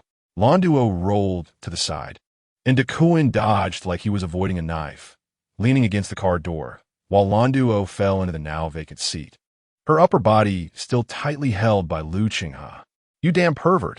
Are you looking for death?" The sound of fists and screams suddenly erupted from the back seat. Lu Feng looked up in the rearview mirror and saw Lando beating up Lu Qinghe, while the burly Duan clung tightly to the car door like a trembling chick, afraid of getting caught in the fire. "Big brother, let's head straight out of the city." Lu Feng injected his abilities into the car body, using the wheels in contact with the ground as a medium to probe the direction ahead through the ground. "Go to the west gate." He Sheng thought for a moment. They had no other place to go, and the only option left was the military. Because of Leilei's fireball, Yin Kong and the old butler were seriously injured, and the other ability users were restrained by Yin Shizhao, which allowed them to escape the city center smoothly. Just as they were rushing towards the west gate, a sharp and urgent alarm echoed over the entire Seahai base. "How long until we can get out?" Li Yanting asked. Lu Feng glanced at the gas gauge. The road was clear with half a tank of gas. If there were no obstacles, they could reach the west gate of Seahai base in 10 minutes. Next to the west toll station is a forest area. We can drive into it and take the small road to exit the city from the least defended position. As soon as Lu Feng finished speaking, a roar of an accelerating sports car came from behind. He instinctively glanced in the rearview mirror, and that glance nearly made him crash. "Damn it. The car behind is catching up," Lu Feng thought, having already floored the accelerator, but the car was full, and it wasn't a specialized sports car, so its speed couldn't match that of the pursuing vehicle. The chasing sports car rolled down its window, and the person inside wore a smug expression. "Is he really not sick?" He Sheng frowned, thinking that the people from Seahai base didn't seem very smart. This person clearly couldn't defeat them. What was the point of chasing them? Did he think that being faster would make them stop and surrender? At that moment, the sports car suddenly accelerated and, a few seconds later, blocked their path head-on, completely obstructing the road. "Big brother." Lu Feng's pupils constricted as the vehicle ahead suddenly decelerated. If the distance between the cars hadn't been enough for him to react, they would have crashed into it. "Drive your car." Li Yanting extended one hand out the window while using the other to pull He Sheng against his chest, covering her eyes. He Sheng, always obedient in this regard, buried her face in Li Yanting's embrace, listening to the thunderous sounds outside, the howling wind, and then a massive crash. Li Yanting released He Sheng, and when she opened her eyes again, the area in front was clear. The car that had just blocked them had left no parts behind. "Your abilities have improved." He Sheng looked up and noticed some residual impurities on Li Yanting.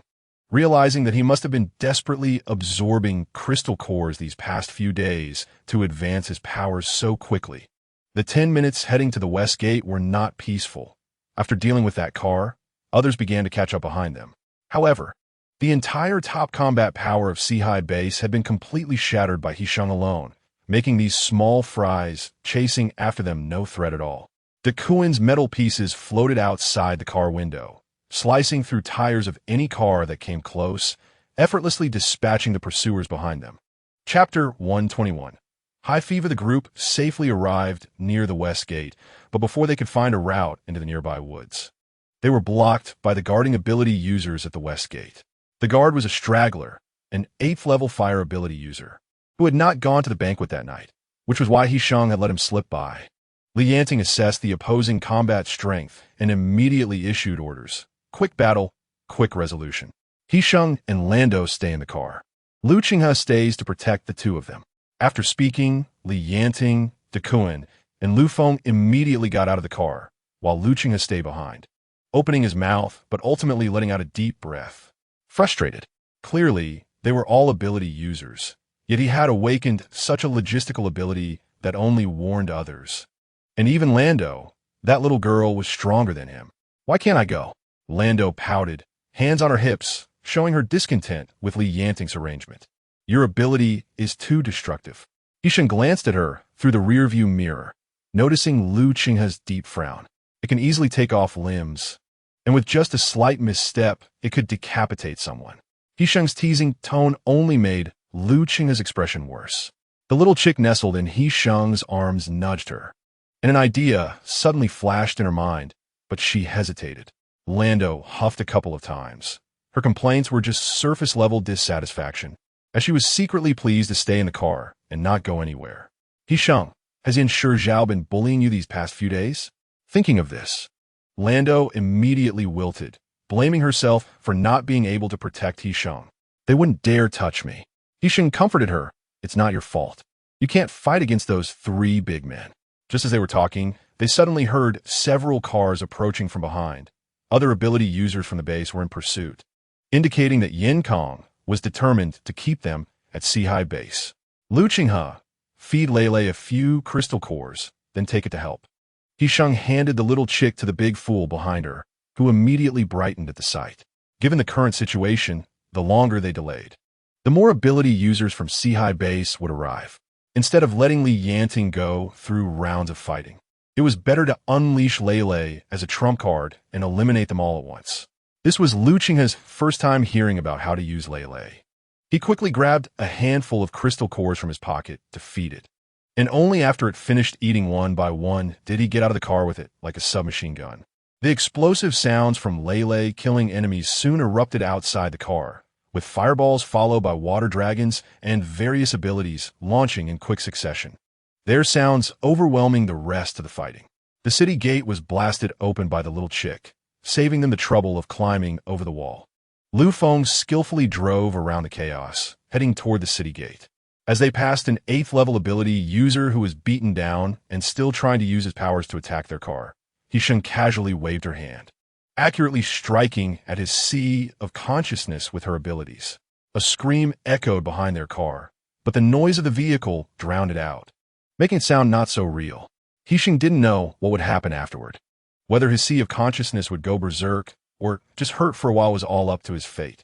After driving out of Zhai base, they remained vigilant. The pursuit behind them was no longer a threat, but since the apocalypse began, the road was no longer safe. The geological environment had changed after the apocalypse, with rampant vegetation, and many trees now had abilities that could block their path and harm them, so they had to be cautious. Let's take a nap. Yanting took off his coat and draped it over He Sheng, brushing his hand across her forehead, only to discover that she had developed a high fever without him realizing it. He Sheng? Yanting quickly cupped her face. He Sheng thought she was just tired, feeling a bit fuzzy and having a slight headache. She nuzzled against Yanting's palm, squinting her eyes and not wanting to say a word. Ever since being abducted by Yan Zhao the other day, He Sheng's spirit had been tense, never having a moment to relax. She had also been affected by Yan Zhao's abilities, leaving her body stiff from the cold. She had felt some warmth at the banquet, but due to her tight mental state, she had been holding on. Later at the banquet, she had overdrawn her abilities to incite 30 ability users' sea of consciousness to go berserk. After several episodes, her body had long since reached its limit. Now that the danger had finally lifted and she was held in Yanting's arms, her released tension sent the discomfort that had been suppressed in her body surging forth like a tide. He Sheng's fever rose quickly, and before long, her small face turned red, her cheeks burning hot, and she collapsed unconscious in Yanting's embrace. Yanting has taken care of He Sheng when she had a high fever before, but this time is different from all the previous times. In the past, It was just due to overusing her abilities, and a good sleep would make her feel better. But this time, He Sheng is really sick. She has been shivering in Yanting's arms, her forehead burning hot and covered in cold sweat, while she keeps mumbling about feeling cold. Yanting gave her fever-reducing medicine, but there was no improvement, so he had no choice but to hold her in his arms, removing her clothing to help her cool down. Big brother, don't be too anxious. It's already completely bright outside. Let's find a safe place for sister-in-law to rest properly. Lu Feng, seeing Yanting's stiff expression in the rearview mirror, knew that he was only pretending to be calm on the surface while actually feeling anxious inside. The reason he didn't show was that he was holding back his breath, not knowing who it was directed towards. Yanting stroked He Sheng's long hair and signaled Lu Feng to pull over. Duo, bring out the vehicle from your space. Yanting continued. The Seahai base won't let us off easily. We should split into 2 vehicles to travel faster. The vehicle in Duan's space was an off-road vehicle. With a spacious back seat that was enough for He Sheng to lie down and rest. Yanting placed He Sheng horizontally on the back seat, took off his clothes to cushion her head, and carefully buckled her in with a seatbelt. He Sheng felt uneasy when she left the warmth of his embrace, tossing and turning for a long time without being able to sleep well. In the end, they had to let Lu Chenghe stay behind to drive, while Yanting sat in the back seat, half holding He Sheng in his arms, allowing her to finally settle down and continue sleeping. You're feeding dog food right in front of me. That workplace injury. You owe me compensation, Lu Chenghe teased. After saying that, he caught Yanting's eyes in the rearview mirror, and the coldness in his gaze seemed to frost over, instantly freezing Lu Chenghe's chatter. Chapter 122. Plant core. After a few people split into 2 vehicles, their speed indeed increased significantly. They didn't stop anymore, with a few people taking turns driving, heading towards the military base according to the navigation. Along the way, they encountered several ancient trees that had become sentient. With numerous animal and human bones piled up under their roots, the stench spreading for dozens of meters, more pungent than a horde of zombies. From a distance, these trees looked like ordinary plants. If it weren't for the white bones beneath them, one wouldn't be able to distinguish them from other vegetation. However, once living beings approached, these sentient trees became excited, their trunks twisting, branches extending towards the prey, resembling predators ready to pounce. The apocalypse had just begun, and the abilities these trees had evolved were not much of a threat to high-level ability users. So, handling them was not difficult, though the branches attacking in succession were a bit too entangling. Duan, lacking patience, got annoyed by the entanglement and, in a fit of anger, controlled a thin metal wire to bind the base of the tree trunk, then wrapped the other end around his wrist, encasing himself in steel. Jiang Lu drove past him at high speed, and Duan immediately climbed onto the roof rack of the vehicle, using its speed to pull. Forcibly breaking the old tree, they were both hugging at its base. The crown of the tree remained on the trunk, completely motionless, as if the branches that had just been attacking humans suddenly died, hanging down without movement. In just a moment, the lush, green crown began to fade and turn yellow, until it withered, the leaves falling like autumn leaves with the wind. Yanting hesitated for a moment, then raised his hand to split the tree in half. The crown crumbled and fell, revealing the slanted cross-section of the base. A tender green surrounded the tree rings, and a glowing crystal core floated above, as if restrained by something moving up and down. Duan got out of the vehicle and approached to observe for a long time, showing a look of disdain. Who wants this thing? I definitely don't. Lu Feng poked his head out of the car and laughed. So green, I don't want it either. Lu Chenghe stood in place, looking around, his heart itching with curiosity. Yanting opened the car door, and He Sheng was just climbing up from her seat. Her face still had a bit of redness, looking sickly, and as soon as Yanting opened the door, she rushed into his arms. Now he no longer hesitated, taking 2 steps forward to grab the plant core into his hands. The pursuers from the Seahai base hadn't caught up yet, but they didn't dare to relax. After refueling, they immediately hit the road, trying to avoid the obstructive plants, setting off again towards the military base. The happiest one, when He Sheng woke up, was the little chick, who snuggled in her arms, chirping away, capturing most of her attention. Li Yanting felt a pang of jealousy and swung the little chick by its leg onto the passenger seat. "You bullied Lele again," He Sheng complained softly, feeling both sour and bitter inside. The fever hadn't subsided yet, but He Sheng didn't want to sleep anymore. "Let's take another dose of fever-reducing medicine." Li Yanting pulled her closer to him, reaching for the fever medicine and water from the seat, taking care of He Sheng as she swallowed it down. A bit of water splashed on her lips, and Li Yanting gently wiped it away with his finger, the droplet falling on his fingertip, which he lightly pressed. He Sheng felt a twinge in her nose, looking at Li Yanting's visibly worn face, her heart aching. In the end, many words rushed to her lips but couldn't be spoken, so she carefully asked, "Are you hurt?" Li Yanting was honest this time and didn't hold back from letting He Sheng know. He opened his jacket, revealing a short sleeve stained with dried blood. Lu Qinghe, driving, was experiencing the scene of being fed dog food up close for the first time, while also suppressing his curiosity about the crystal core they had just found, his curiosity almost spilling over through the rearview mirror. Li Yanting noticed Lu Qinghe's gaze and immediately pulled up the partition between the front and back seats. "I want to take a look." With the partition blocking the view from outside, He Sheng no longer felt constrained, leaning in to pull up Li Yanting's shirt to see the injury inside. However, Li Yanting stopped her, grabbing her wrist to prevent her from pulling it up further. "Don't look, it's already scabbed over." Inside was a deep scar, jagged at the edges, spanning from his left chest to the right side of his ribcage. Fortunately, it hadn't been infected, although it had formed a dark red scab and was hard. With red edges, it hadn't fully healed, and every movement would still tug at the pain. "What happened?" He Sheng reached out to touch it, wrapping her other arm around Li Yanting's waist, burying her face in his neck, her eyes swelling with heat. But since He Sheng was still sick, he didn't want her to waste her abilities for him. Just as he was about to speak to stop her, He Sheng leaned in and kissed him. The kiss, offered so willingly, made him relent. Li Yanting supported the back of He Sheng's head, holding her tightly as they exchanged a passionate, deeply affectionate kiss. When the kiss ended, Li Yanting's injury had already healed, though it took a bit longer due to its severity. He Sheng couldn't remove the scar, but the tissue had fully repaired the wound, leaving no hindrance to his body. "It looks a bit ugly, but I don't mind." He Sheng gently touched it a couple of times.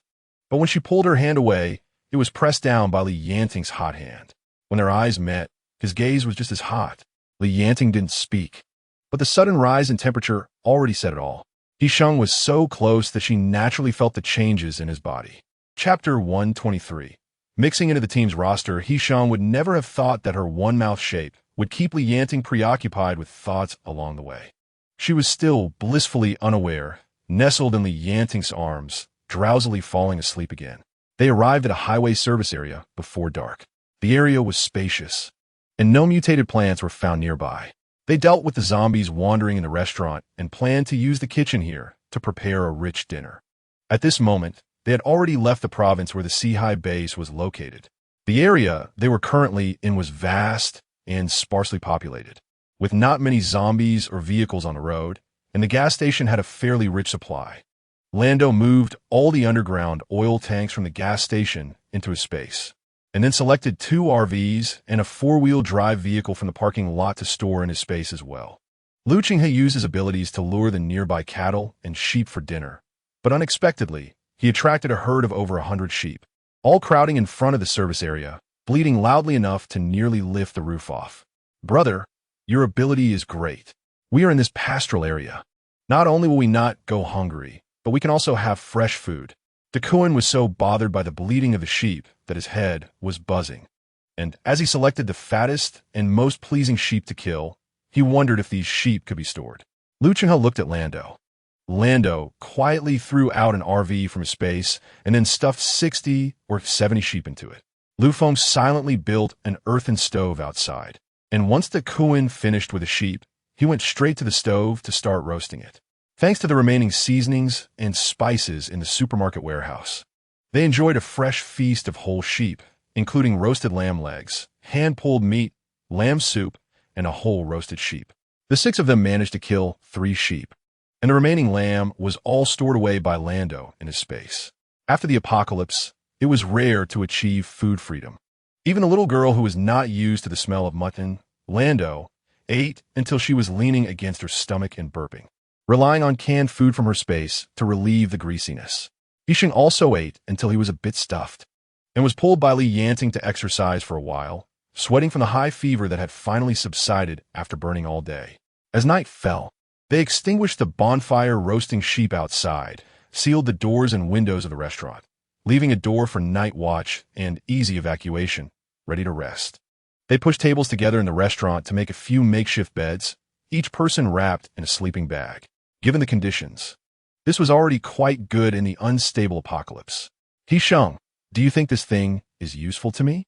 Lu Qinghe played with the light green crystal core in his hand, finding nothing particularly special about it. He Sheng, who was sleeping in a double sleeping bag with Li Yanting, was currently being held tightly by him, his voice a bit unsteady. I can feel that the energy of this crystal core is very suitable for you, and it might help you to migrate to a second ability. As soon as Lu Qinghe heard second ability, he was instantly wide awake, excitedly sitting up, completely ignoring the heavy fatigue in He Sheng's voice. Really? Can I absorb it directly? Lu Qinghe asked. He Sheng was pressed down on the chest by Li Yanting, letting out a muffled sound. While Li Yanting gently patted He Sheng's back, his lowered voice carrying a barely noticeable anger. If you can't sleep, go take over Liu Feng's night watch. He climbed out of the sleeping bag and ran to the door to replace the meditating Lu Feng. Lu Qinghe released a few mice and nocturnal animals at the door to keep an eye on the movements in all directions, then took out the crystal core, holding it in his palm to absorb its energy. The noisy sounds finally disappeared, and He Sheng burrowed into Li Yanting's embrace, feeling drowsy and about to fall asleep when she suddenly bumped into something.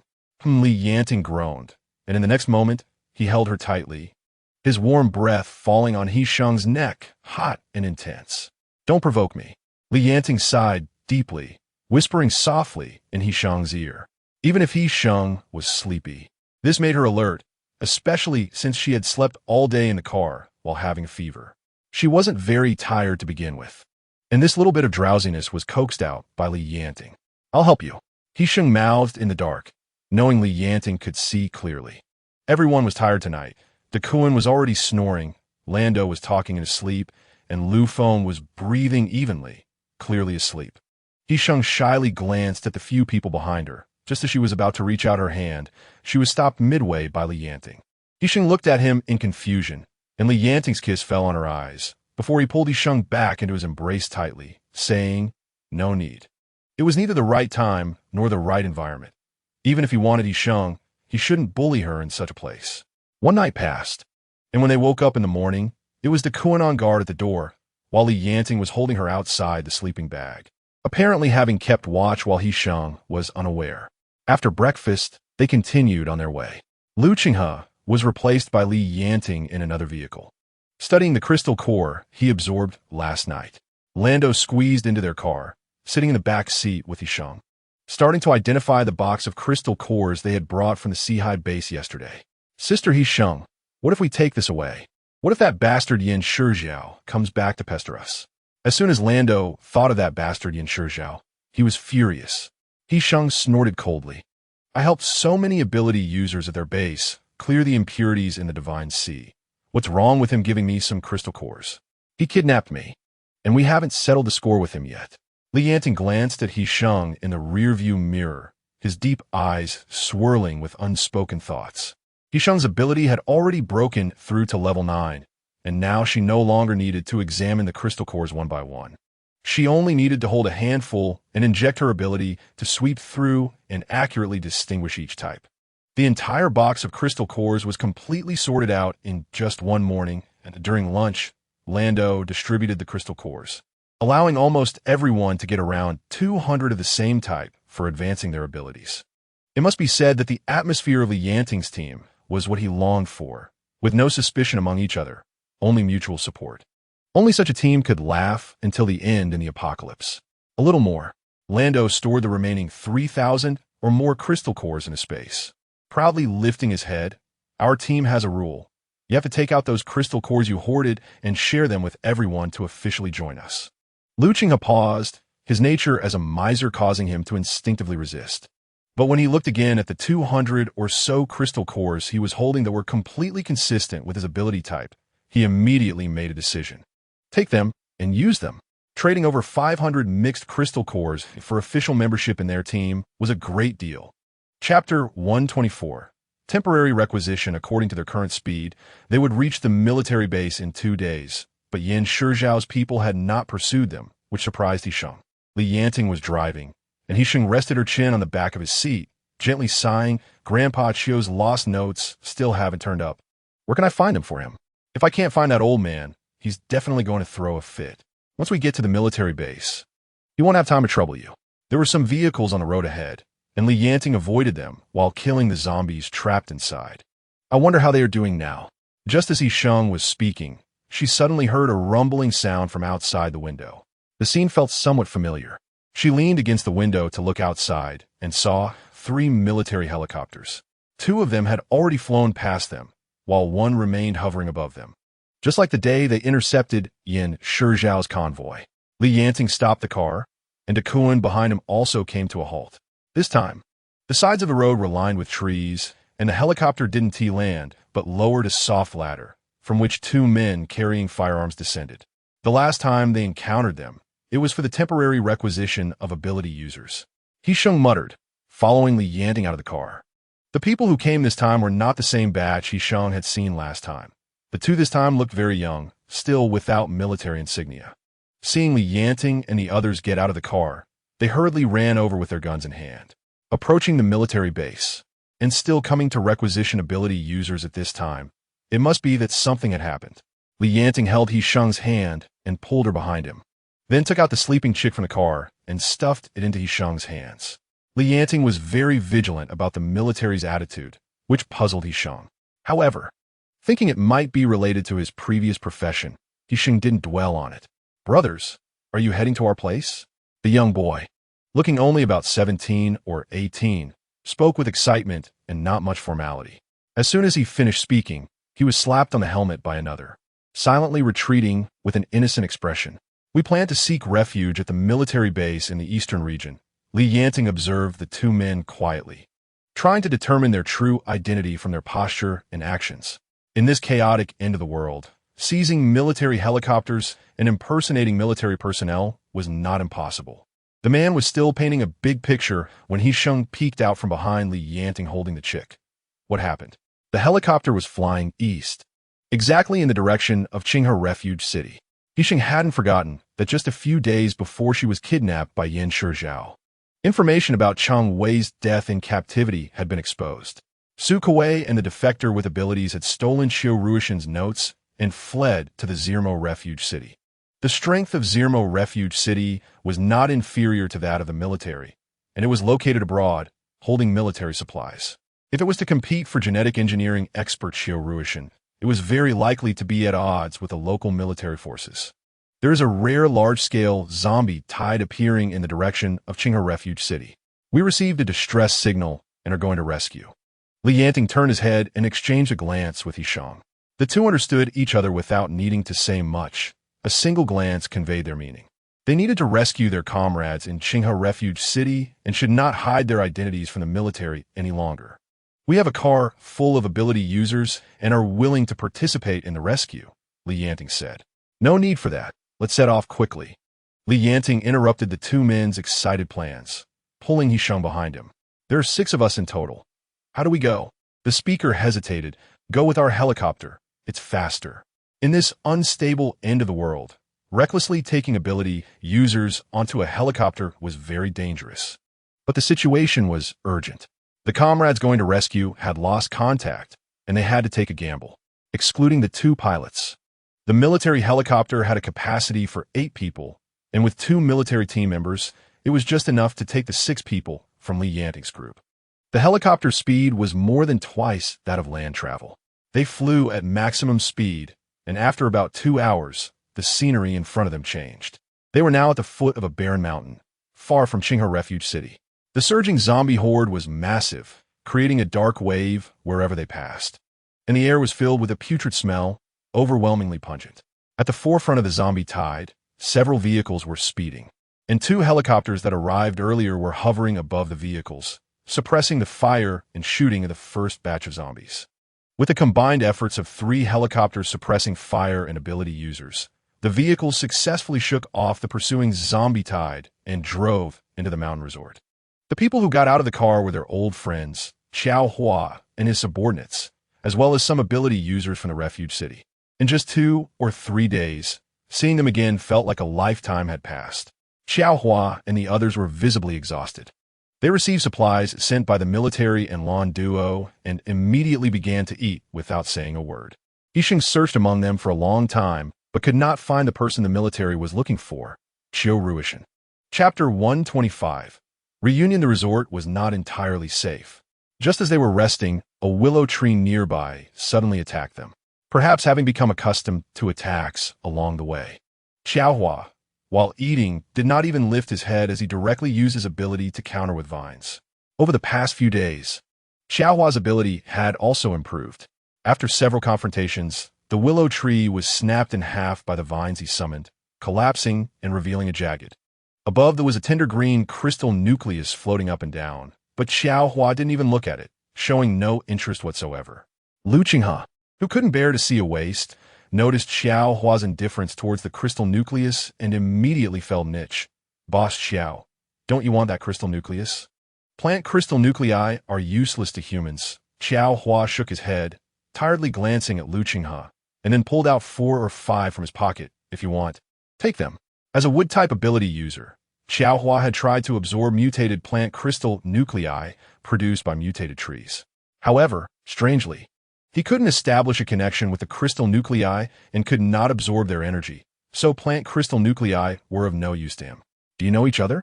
The young boy holding a gun asked in surprise. Thanks, Boss Xiao. Lu Qinghe exchanged a few wood-type crystal nuclei he got from Lan Duo with Xiaohua. Although he was frugal, he still had principles and lines he wouldn't cross. Now that he had joined the Yanting's team, he couldn't take advantage of others anymore. Xiaohua noticed Lu Qinghe's actions, but did not ask. In fact, when Lu Qinghe chose to join the Yanting to rescue He Sheng, he already knew Lu Qinghe had made his choice. Can you use it? Xiaohua had asked several different types of ability users to try, but none of them could establish a connection with the plant crystal nuclei. Seeing Lu Qinghe so eager about the plant crystal nuclei, he couldn't help but feel surprised. I can, but it won't help with ability advancement. Lu Qinghe packed up several crystal nuclei, still needing to study them. In this end of the world, only talent and genes could not be envied, and Xiaohua deeply understood this and would not worry unnecessarily. The person you are looking for has gotten separated from us. After finishing the food sent by Lan Duo, Xiaohua leaned against the car with his eyes closed. They hadn't slept for days and felt extremely tired. Regarding Qiu Ruishan's identity, he had guessed at the first military visit that he was the mysterious missing person from the broadcast. Where's Rong and Liang? Why aren't they with you? Duan anxiously wrote on his face as he searched among them for the person he desperately wanted to see. Liang insisted on protecting Qiu Ruishan, and Rong went with him. They left with the military, but as Xiaohua spoke, he suddenly paused. Their helicopter was attacked by ability users and had to make an emergency landing outside the back mountain. After that, they never contacted us again. What about the others? He Sheng asked. We can't wait any longer. We must find old Qiu immediately. The military personnel were already anxious. Finding Qiu Ruishan was their mission, and they could not delay any longer. Comrade, can you tell us in detail about the people who attacked the military and what happened that day? Wu Cheng sent some supplies and asked.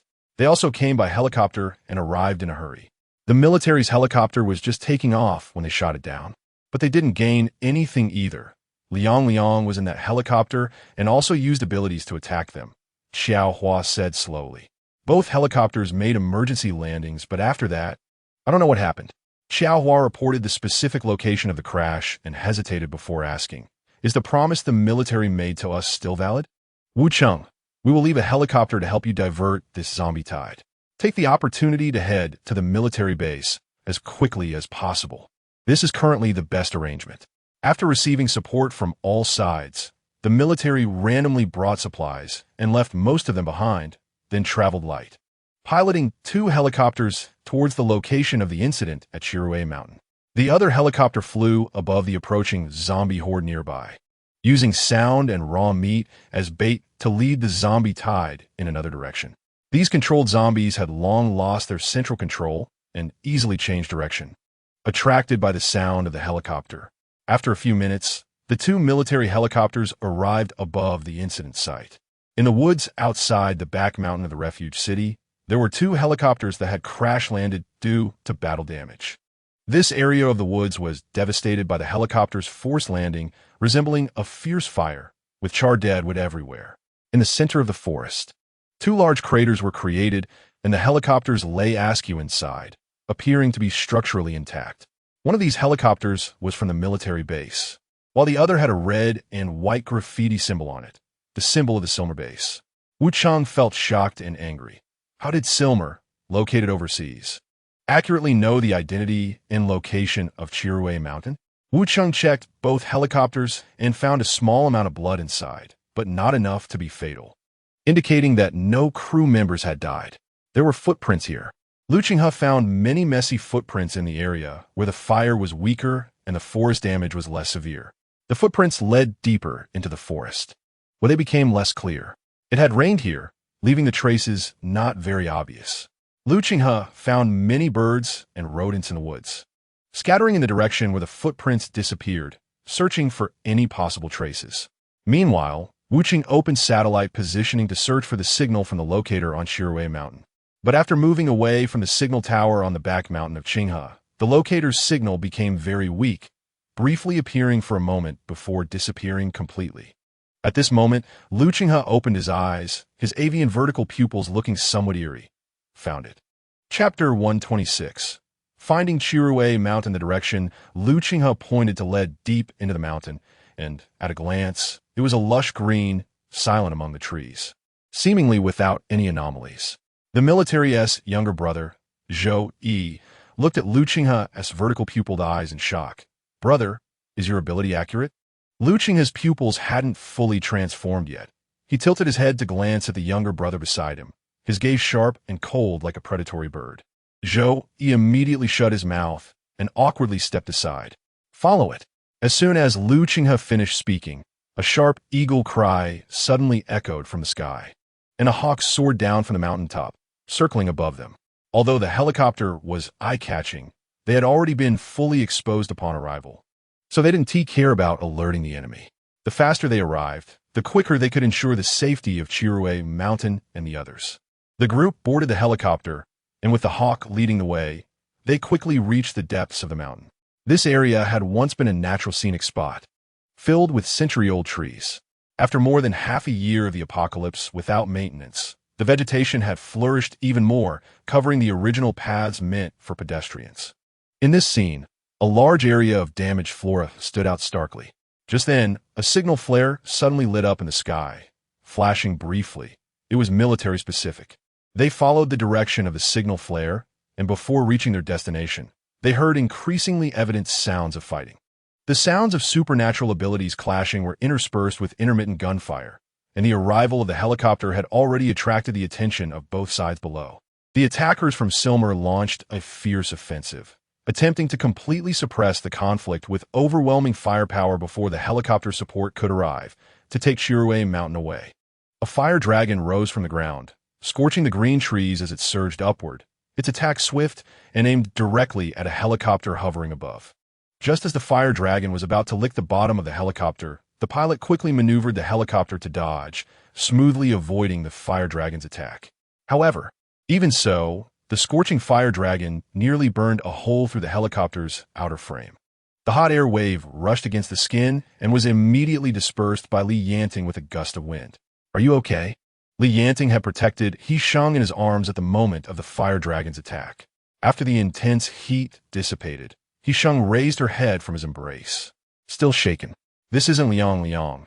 It's stronger than Liang, and the supernatural ability is mixed with many impurities, making it controllable." He Sheng breathed lightly, realizing how dangerous that moment was. Had he not held her in time, she would have been burned by the fire tongue. Supernatural beings descend. Wu Cheng, the military captain, barked out the order in frustration. The rest of the soldiers, air support. He was the only one in the cabin without a safety harness, and the helicopter's sudden tilt had slammed him against the opposite door, causing blood to spatter across his face, nearly sending his soul flying. At Wu Cheng's command, the military supernatural beings who were already prepared in another helicopter immediately jumped out of the cabin. Li Yanting, having been a mercenary before and familiar with the descent process, helped his teammates secure the ropes when boarding the helicopter alongside Wu Cheng. "Don't be afraid, hold on to me." Li Yanting was not at ease leaving He Sheng alone in the helicopter, so he took her with him, ready to protect her at all times. He Sheng trusted Li Yanting completely and reached out to wrap her arms around his neck. Li Yanting didn't tie ropes for himself and He Sheng. He held He Sheng tightly in his arms and, without waiting for Wu Cheng to speak, jumped down from the cabin door, placing himself under He Sheng as he leaped. "Damn it, tie the rope." Wu Cheng's frustrated voice followed behind, but the next moment, seeing Li Yanting gliding down with the wind, that voice instantly turned into a gasp. "Damn." After Li Yanting jumped from the helicopter, Duan stood at the cabin door, swallowed hard, and jumped down with his eyes closed. Li Yanting glided down with the wind and struck down with a thunderous force, immediately cleaving a deep chasm between the two sides, forcing both confrontations to halt. This place was the back of a high mountain, with both sides standing at the front. The military personnel and Liang guarded a natural cave that had split open at the mountain's back, indicating that Chirue Mountain was likely hiding inside. The power disparity between the two sides was stark. The military only had 3 people, relying on the mountain to resist. The opposing side had 10 people, 6 of whom wore matching black combat uniforms, all emblazoned with the red and white emblem of the Silmer base on their left arms. The other 4, He Sheng glanced over and saw the same disgust and hatred on their faces as the few military personnel. They were supernatural beings borrowed from the military by Yin Shizhao, originally intended to support the Qinghe refuge city, but unexpectedly, upon encountering the Silmer base, they defected and joined Silmer's team. He Sheng did not know the other 3 well, but she recognized the woman standing at the back. She understood her thoroughly and hated her deeply. He Sheng then remembered that at this time in her past life, Suhanyan had indeed awakened her supernatural ability, but her current ability level was still very low, so it was normal for Yin Shizhao to abandon her.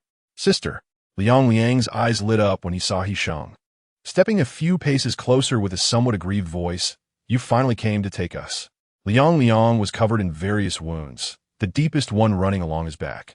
Long and narrow, even though it had been simply bandaged, blood had seeped through, dark red and black. He Sheng showed a pained expression, pulling Liang aside to rest, then placing her hand over his back wound. Although she couldn't reveal her healing abilities, she could maximize her powers to stop the bleeding from wounds. Liang, you rest here. Leave the rest to us." He Sheng glanced at the cave, which was pitch dark, and she couldn't see anything. "Where is the person your big brother told you to protect?" Liang obediently pointed towards the cave, and a voice came from inside, somewhat hollow, but He Sheng recognized it as Chiu Ruishan. Reinforcements had arrived, and Elder Chiu felt at ease. At this moment, the ability users in the team, under the protection of Li Yanting, had safely landed and stood on either side of him, confronting the enemy. The leader of the opposing side looked very robust, his gaze impatiently sweeping over Li Yanting and the others, and he said something to himself. He Sheng didn't understand the language, but could tell it wasn't anything good. Just then, she unexpectedly saw a man wearing sunglasses, moving backward in small steps, trying to lower his presence. Chapter 127. Terrorist. The air was filled with a significant concentration of residual impurities. He Sheng released her abilities to capture them. These impurities came from different ability users, mostly from the people of the Silmer base, with some from military ability users. Everyone be careful. The enemy's strength is formidable. They do not adhere to the ability user consensus. They are terrorists from Silmer. Proceed with caution. The speaker was Team Leader Liu, who had borrowed people from Yin Shizhao that day. He was one of the last remaining ability users in the team, covered in wounds and blood, barely managing to stand. His words made everyone feel heavier. A few exchanged glances and prepared themselves. The ability user consensus was a decree proposed a few months ago by the Silmer refuge city, in consensus with various major refuge cities, aimed at restraining conflicts and killings among ability users. So far, the ability user consensus had not been fully implemented, and Silmer had already violated the decree it proposed. Being labeled as terrorists by the military meant complete hostility, allowing them to bypass the ability user consensus and deliver the most forceful blows. The standoff was about to erupt, and the opposing leader suddenly seemed to discover something new. He turned around and scrutinized Li Yanting's face closely. The man squinted his eyes, and after a moment, burst into laughter, pointing at Li Yanting while mocking him and saying something to those behind him. The people behind him, however, had expressions entirely different from his, more of caution and uncertainty as they looked at Li Yanting. "What is he saying?" He Sheng frowned, as it didn't sound like good words. "It's nothing, just making fun of me." Li Yanting squeezed He Sheng's hand and pulled her behind him. He Sheng didn't expect Li Yanting to understand their language, and later recalled that he had worked in Silmer, so it wasn't surprising. "Big brother, can we go all out against the terrorists?" Duan, influenced by Li Yanting, had his own understanding of that broken decree. "Exactly." Wu Cheng helped team leader Lu to rest aside, raising his weapon in preparation for battle, ready to do whatever it took to complete the mission. Hearing this, Duan clasped his hands over his chest, his arms instantly covered with steel, and the metal pieces he carried floated into the air, lining up beside him. "Once I get a scar from a dead person, you must testify for me."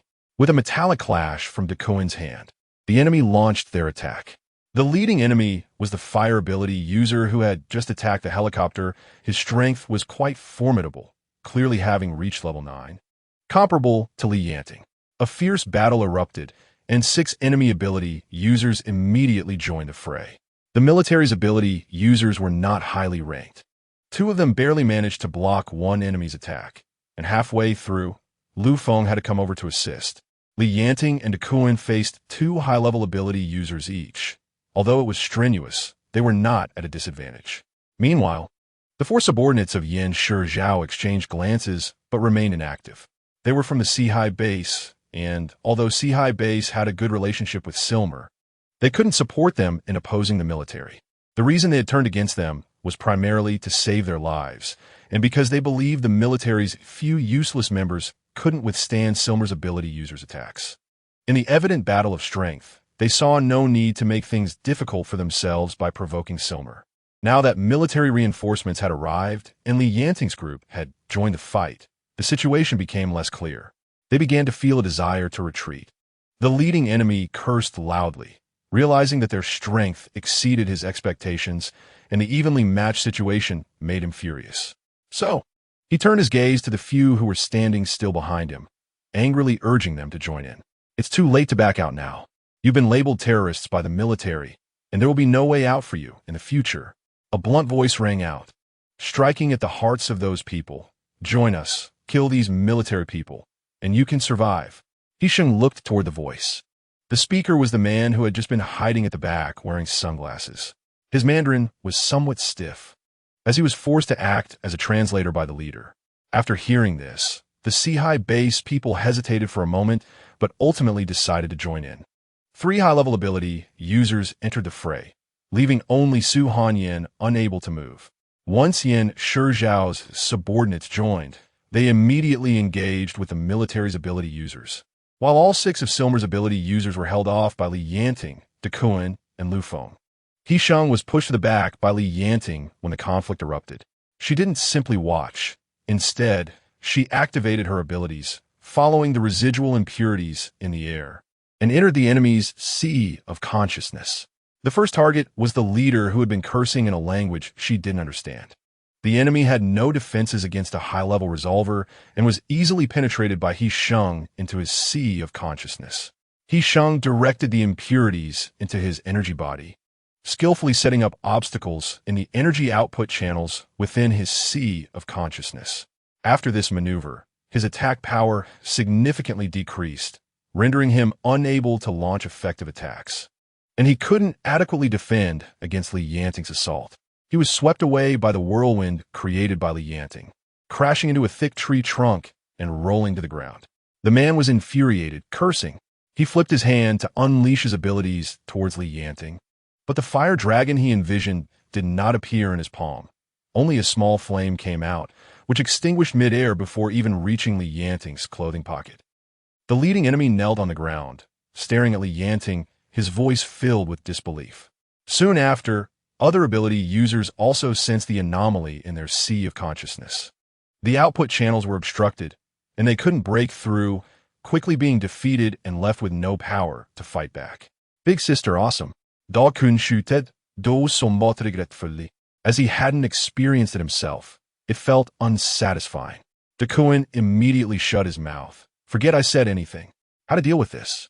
He Sheng had just retracted her abilities and was sweating slightly on her forehead when Yanting pulled her into his arms, carefully wiping the sweat from her brow. Huh? Wu Cheng was stunned. He had never seen such a scene before, as military ability users were not highly ranked and none could reach this level.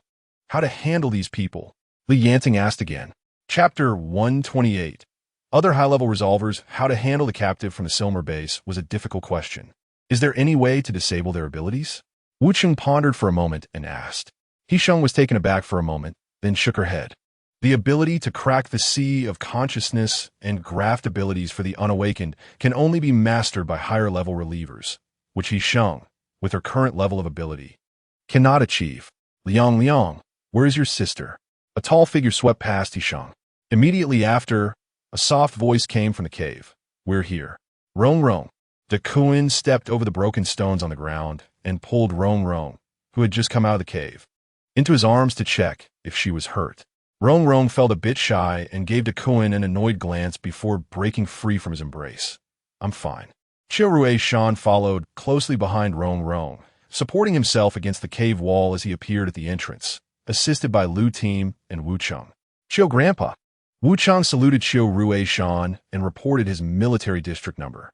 We are late, and you have suffered. Wu Cheng looked ashamed. Little girl, where's my notebook? Without acknowledging Wu Cheng, as soon as he exited the cave and saw He Sheng, Shan asked directly. Grandpa Chiu. He Sheng's expression changed slightly. It's only been a few days. I haven't found it yet. Please don't be so anxious. What do you mean by not anxious? The missing page of notes is very important and relates to future research, Shan said angrily. Suddenly, Lu Cheng's parrot flew down from a nearby treetop in a hurry, interrupting Shan's words with a flurry of sounds. There are people behind the tree. Be careful. Lu Cheng himself did not get off the helicopter. He continued to release abilities to control the surrounding animals, scouting the situation for his teammates below. The parrot's sharp voice immediately drew everyone's attention. As it finished speaking, He Sheng suddenly felt an immense pressure descending from behind. All the ability users present felt this pressure as well. Team Lu immediately became alert, protecting Shan behind him and cautiously observing the surrounding woods. Yanting pulled He Sheng into his arms, his expression suddenly becoming very grim. Big brother, Lu Feng paused, and the next moment, he felt a splitting headache, letting out a few muffled groans of pain, unable to stand and fell to the ground. Looking at Team Lu, who was protecting Shan, he had already knelt down before Lu Feng. He tightly covered his head with his hands, his face flushed, his eyes bloodshot with pain, but as a soldier, he gritted his teeth and remained silent. Close the sea of consciousness. The opponent is a high-level reliever. Yanting sensed the problem before He Sheng and quickly reminded her. With this reminder, He Sheng finally realized where this familiar sense of oppression was coming from. It was clearly similar to the aggressive ability she had released, but the opponent's reliever was of a higher level, even above her. He Sheng's expression became serious as she immediately released her ability to counter the pressure head-on. Her ability level was lower than that of the opponent, but she could not just watch the opponent attack her teammates. The abilities of both sides clashed on the invisible battlefield, and He Sheng charged forward. But in an instant, she knew her power was insufficient to confront the opponent directly. Therefore, she immediately changed her strategy, willing to hurt herself to withdraw from the confrontation, gathering all her abilities and quickly releasing them onto the ability users within the team. The strategy of a reliever in battle is simply twofold. One is to attack, and the other is to protect. The so-called protection is to safeguard one's own ability users' sea of consciousness from attacks by the enemy when the reliever is at a disadvantage. This requires the reliever to disperse their abilities onto their own ability users, forming a protective layer to counter the enemy's attacks, targeting the sea of consciousness. thus preserving their own strength to the greatest extent. All the ability users present, without exception, felt themselves being wrapped in a pure and heavy ability. The sudden intense pressure that had just appeared quickly diminished under this protective ability until it was no longer felt. He Sheng, using all her strength, still felt somewhat powerless, and her figure swayed before being held by Yanting, leaning in his embrace, tightly closing her eyes and frantically urging her abilities. At the same time, in a lush forest before them, some rustling sounds emerged. Everyone looked over at the sound, and a person was moving through the forest, moving slowly, each step stepping on the grass, making a rustling sound, like a rattlesnake, calculating the path of attack with every step.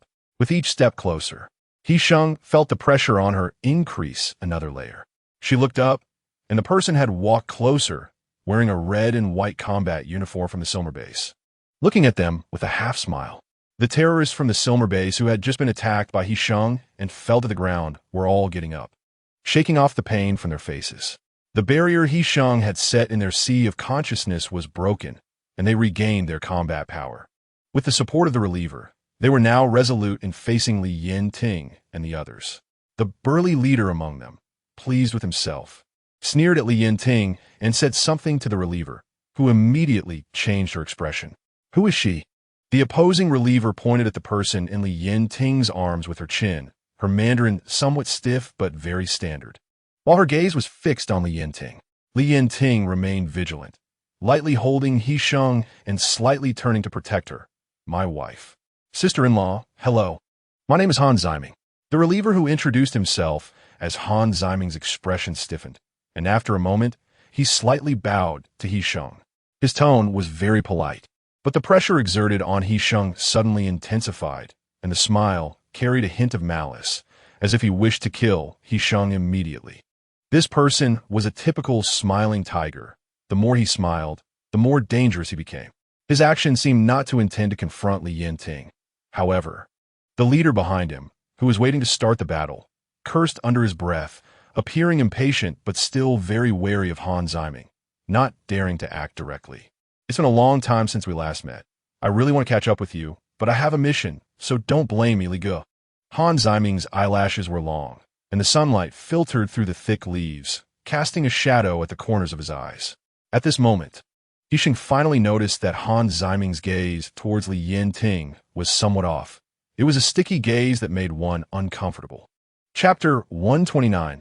Little Chick makes a great contribution, but under the current circumstances, He Sheng could not care much. The pressure on her body was growing heavier, and Han Ziming had never stopped his attack on her.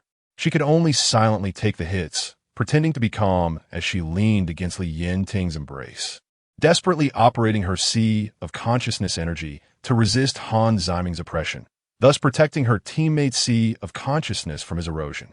Such a standoff was not something everyone had the patience to wait through. The leader behind Han Ziming could no longer hold back, muttering a curse under his breath, and immediately controlled a fire dragon to launch a new round of battle. Duan blocked the fire dragon with his iron body. However, the person's ability level was higher than his, and the fire dragon's intense heat made it difficult for even the steel surrounding him to withstand. He Sheng broke free from Yanting's embrace, with Lan Duo supporting her to the side of the mountain wall to withdraw from the battlefield. The new wave of attacks grew fiercer, and the forest was engulfed in flames and explosions, the sounds of thunder and crackling fire incessant. On the smoke-free battlefield, He Sheng was resisting Han Ziming's attacks. Her pale face had lost all color, and her sea of consciousness was tumultuous as she exerted herself to the limit.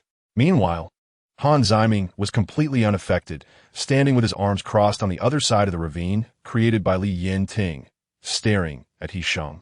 His eyes filled with an unidentifiable rage and murderous intent. The difference in ability levels was simply too great.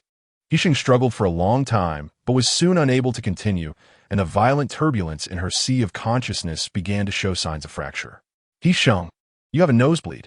Lan Duo was startled by He Sheng's pale face and quickly took out a tissue from her space to help her wipe it. He Sheng's throat surged with sweetness, the impulse to cough suppressed forcefully, and the blood that rose up was held back. Qiu Ruishan noticed something was off with He Sheng and began to have suspicions. He approached her, squatted down, and patted her arm, waking her from her semi-conscious state. Girl, it's not time yet for the fish to die and the net to break. Qiu Ruishan was old, but he could see the situation clearly. Grandpa Qiu. He Sheng's eyes were moist, and as soon as she spoke, the congealed blood in her throat was coughed out with several harsh coughs. Sister He Sheng. Landio et Galim. Her cry catching Li Yanting's attention, but he was currently entangled with a fire-type ability user and could not break free. In today's situation, if she couldn't hold on, the ability users in their team would be left at the mercy of their enemies. Just like how she dealt with a few people from the Zermo base earlier. They didn't even need to make a move. A resolver could cause them to collapse entirely. And as for Qiu Ruishan, there was no way they could protect him. He Sheng struggled to listen to Qiu Ruishan's words, tears streaming down her cheeks. I'm sorry, Grandpa. Han Ziming was also somewhat shocked by He Sheng's persistence. She was the first resolver to withstand his attacks for so long. Do you still want to resist? Han Ziming felt a twinge of regret. Such a good ability user had become his enemy, and even his wife. He thought to himself, then don't blame me. Han Ziming intensified his attacks on He Sheng once more. After tormenting her for so long, it was time to give her a quick end. He Sheng endured the excruciating pain, lifted her head, and looked at the parrot perched on the treetops, watching the situation closely. Lu Qinghe, let Lei go. After she spoke, the cracks in her divine sea widened, and the intense pain caused her to faint, losing consciousness. All the ability users in the team, including Li Yanting, were broken through under this powerful ability attack. Fortunately, He Sheng had already cleaned out their divine seas earlier, so it did not lead to a riot in the divine sea. The ability users immediately lost their source of abilities and were swept away by the opposing side, falling heavily to the ground. Li Yanting seemed to be an exception. In his eagerness to save He Sheng, he absorbed over 100 crystal nuclei, and the impurities from the newly absorbed ones had not yet been cleared. With the divine sea invaded, his agitated emotions only fueled the chaos, and his eyes instantly turned blood red, on the verge of a divine sea riot. The opposing fire-type ability user seized the opportunity and was about to unleash a fatal blow on the Yanting. However, Han Ziming took the initiative to invade the fire-type user's divine sea and sealed off his ability pathways. At the same time, the lowest-ranked team member, Lu, finally couldn't hold on any longer. His abilities suddenly went berserk, roaring as he charged toward Li Yanting, who was closest. The rampaging ability user was surrounded by active impurities, greatly affecting Li Yanting. What? The fire-type ability user was furious, loudly questioning Han Ziming, even wanting to charge at him. Just then, an inconspicuous little chick flapped its wings and fell from the sky, landing in the bushes, hardly noticeable. Before long, it traversed the forest and rushed to Li Yanting's back. Just as Han Ziming noticed it, the chick opened its mouth and spat out a huge fireball, rapidly attacking the opposing side. No one could withstand Lei's assault. Not even a high-level resolver like Han Ziming, who had never seen a little chick using abilities before. At that moment, he realized that this little chick seemed to have no divine sea presence. There were no traces of ability flow on it. Chapter 130. Mission failure. The chick's offensive continued, forcing Han Ziming to evade and stop his attacks on He Sheng and the others. Li Yanting struggled to suppress the active impurities in his divine sea, maintaining its balance. However, Han Ziming had just blocked his divine sea pathways. While they weren't completely sealed, he found himself completely powerless in this heavyweight battle. The crystal nuclei absorbed earlier were about to be used up, and the chick, showing great intelligence, started to search for Lan Duo, knowing that the nuclei were hidden on her. Just as Lan Duo prepared to take out the nuclei from her space to feed Lei, she realized her abilities were sealed, and she couldn't even open her space. Lei, get ready. Lan Duo paused for a moment and whispered. Then, feigning calmness, she picked up Lei and approached Li Yanting's side, hiding the fear in her heart, but showing no signs of fear on her face. The opponents did not know that Lei required crystal nuclei to use her abilities, nor did they know that Lei was currently unable to spit out any abilities. To bluff effectively, she needed to project confidence. The more she acted assured, the more she could intimidate the enemy. Let's make a deal. You hand over Qiu Ruishan to me, and I'll let you all leave alive. This deal is very favorable for you. Impossible, you must be dreaming. Wu Cheng immediately rejected, raising his useless gun to protect Xiao Ruishan. Even if I die, I want to let you take Grandpa Xiao. Han Ziming ignored Wu Cheng's refusal. Brotherly, what do you say? At this moment, Li Yanting had already picked up the unconscious He Sheng.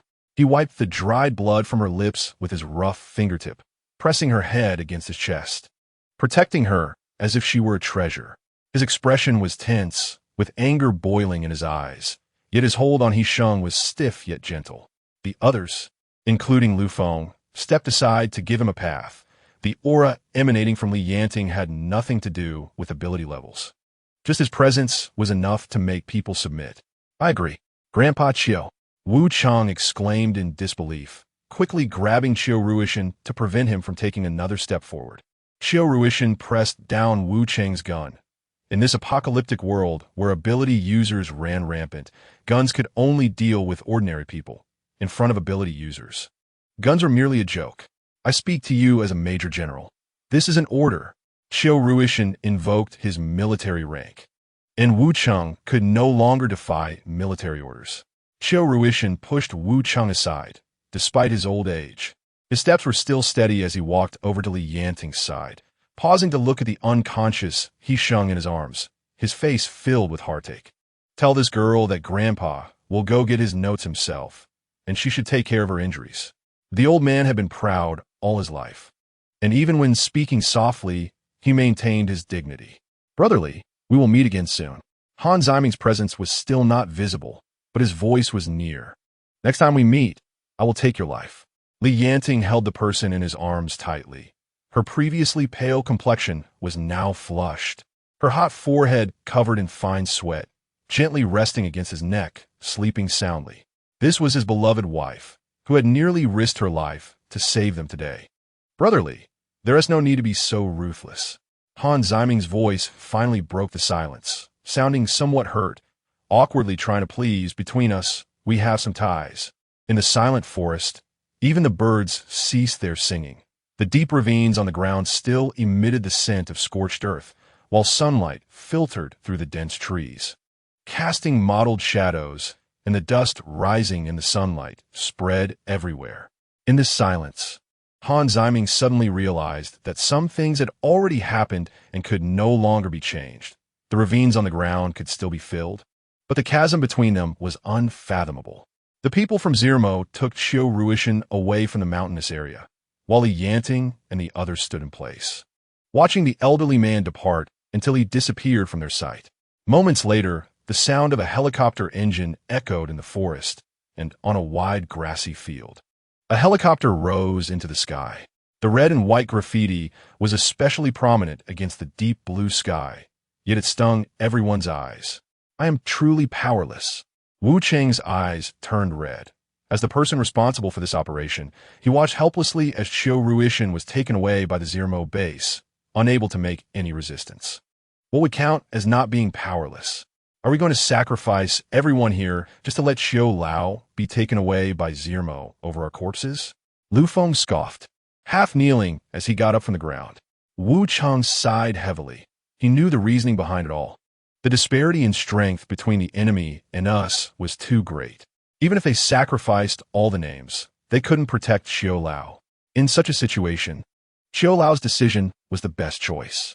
Lu Feng dusted off the dirt from his clothes and pulled up Daku, who was more severely injured than anyone else.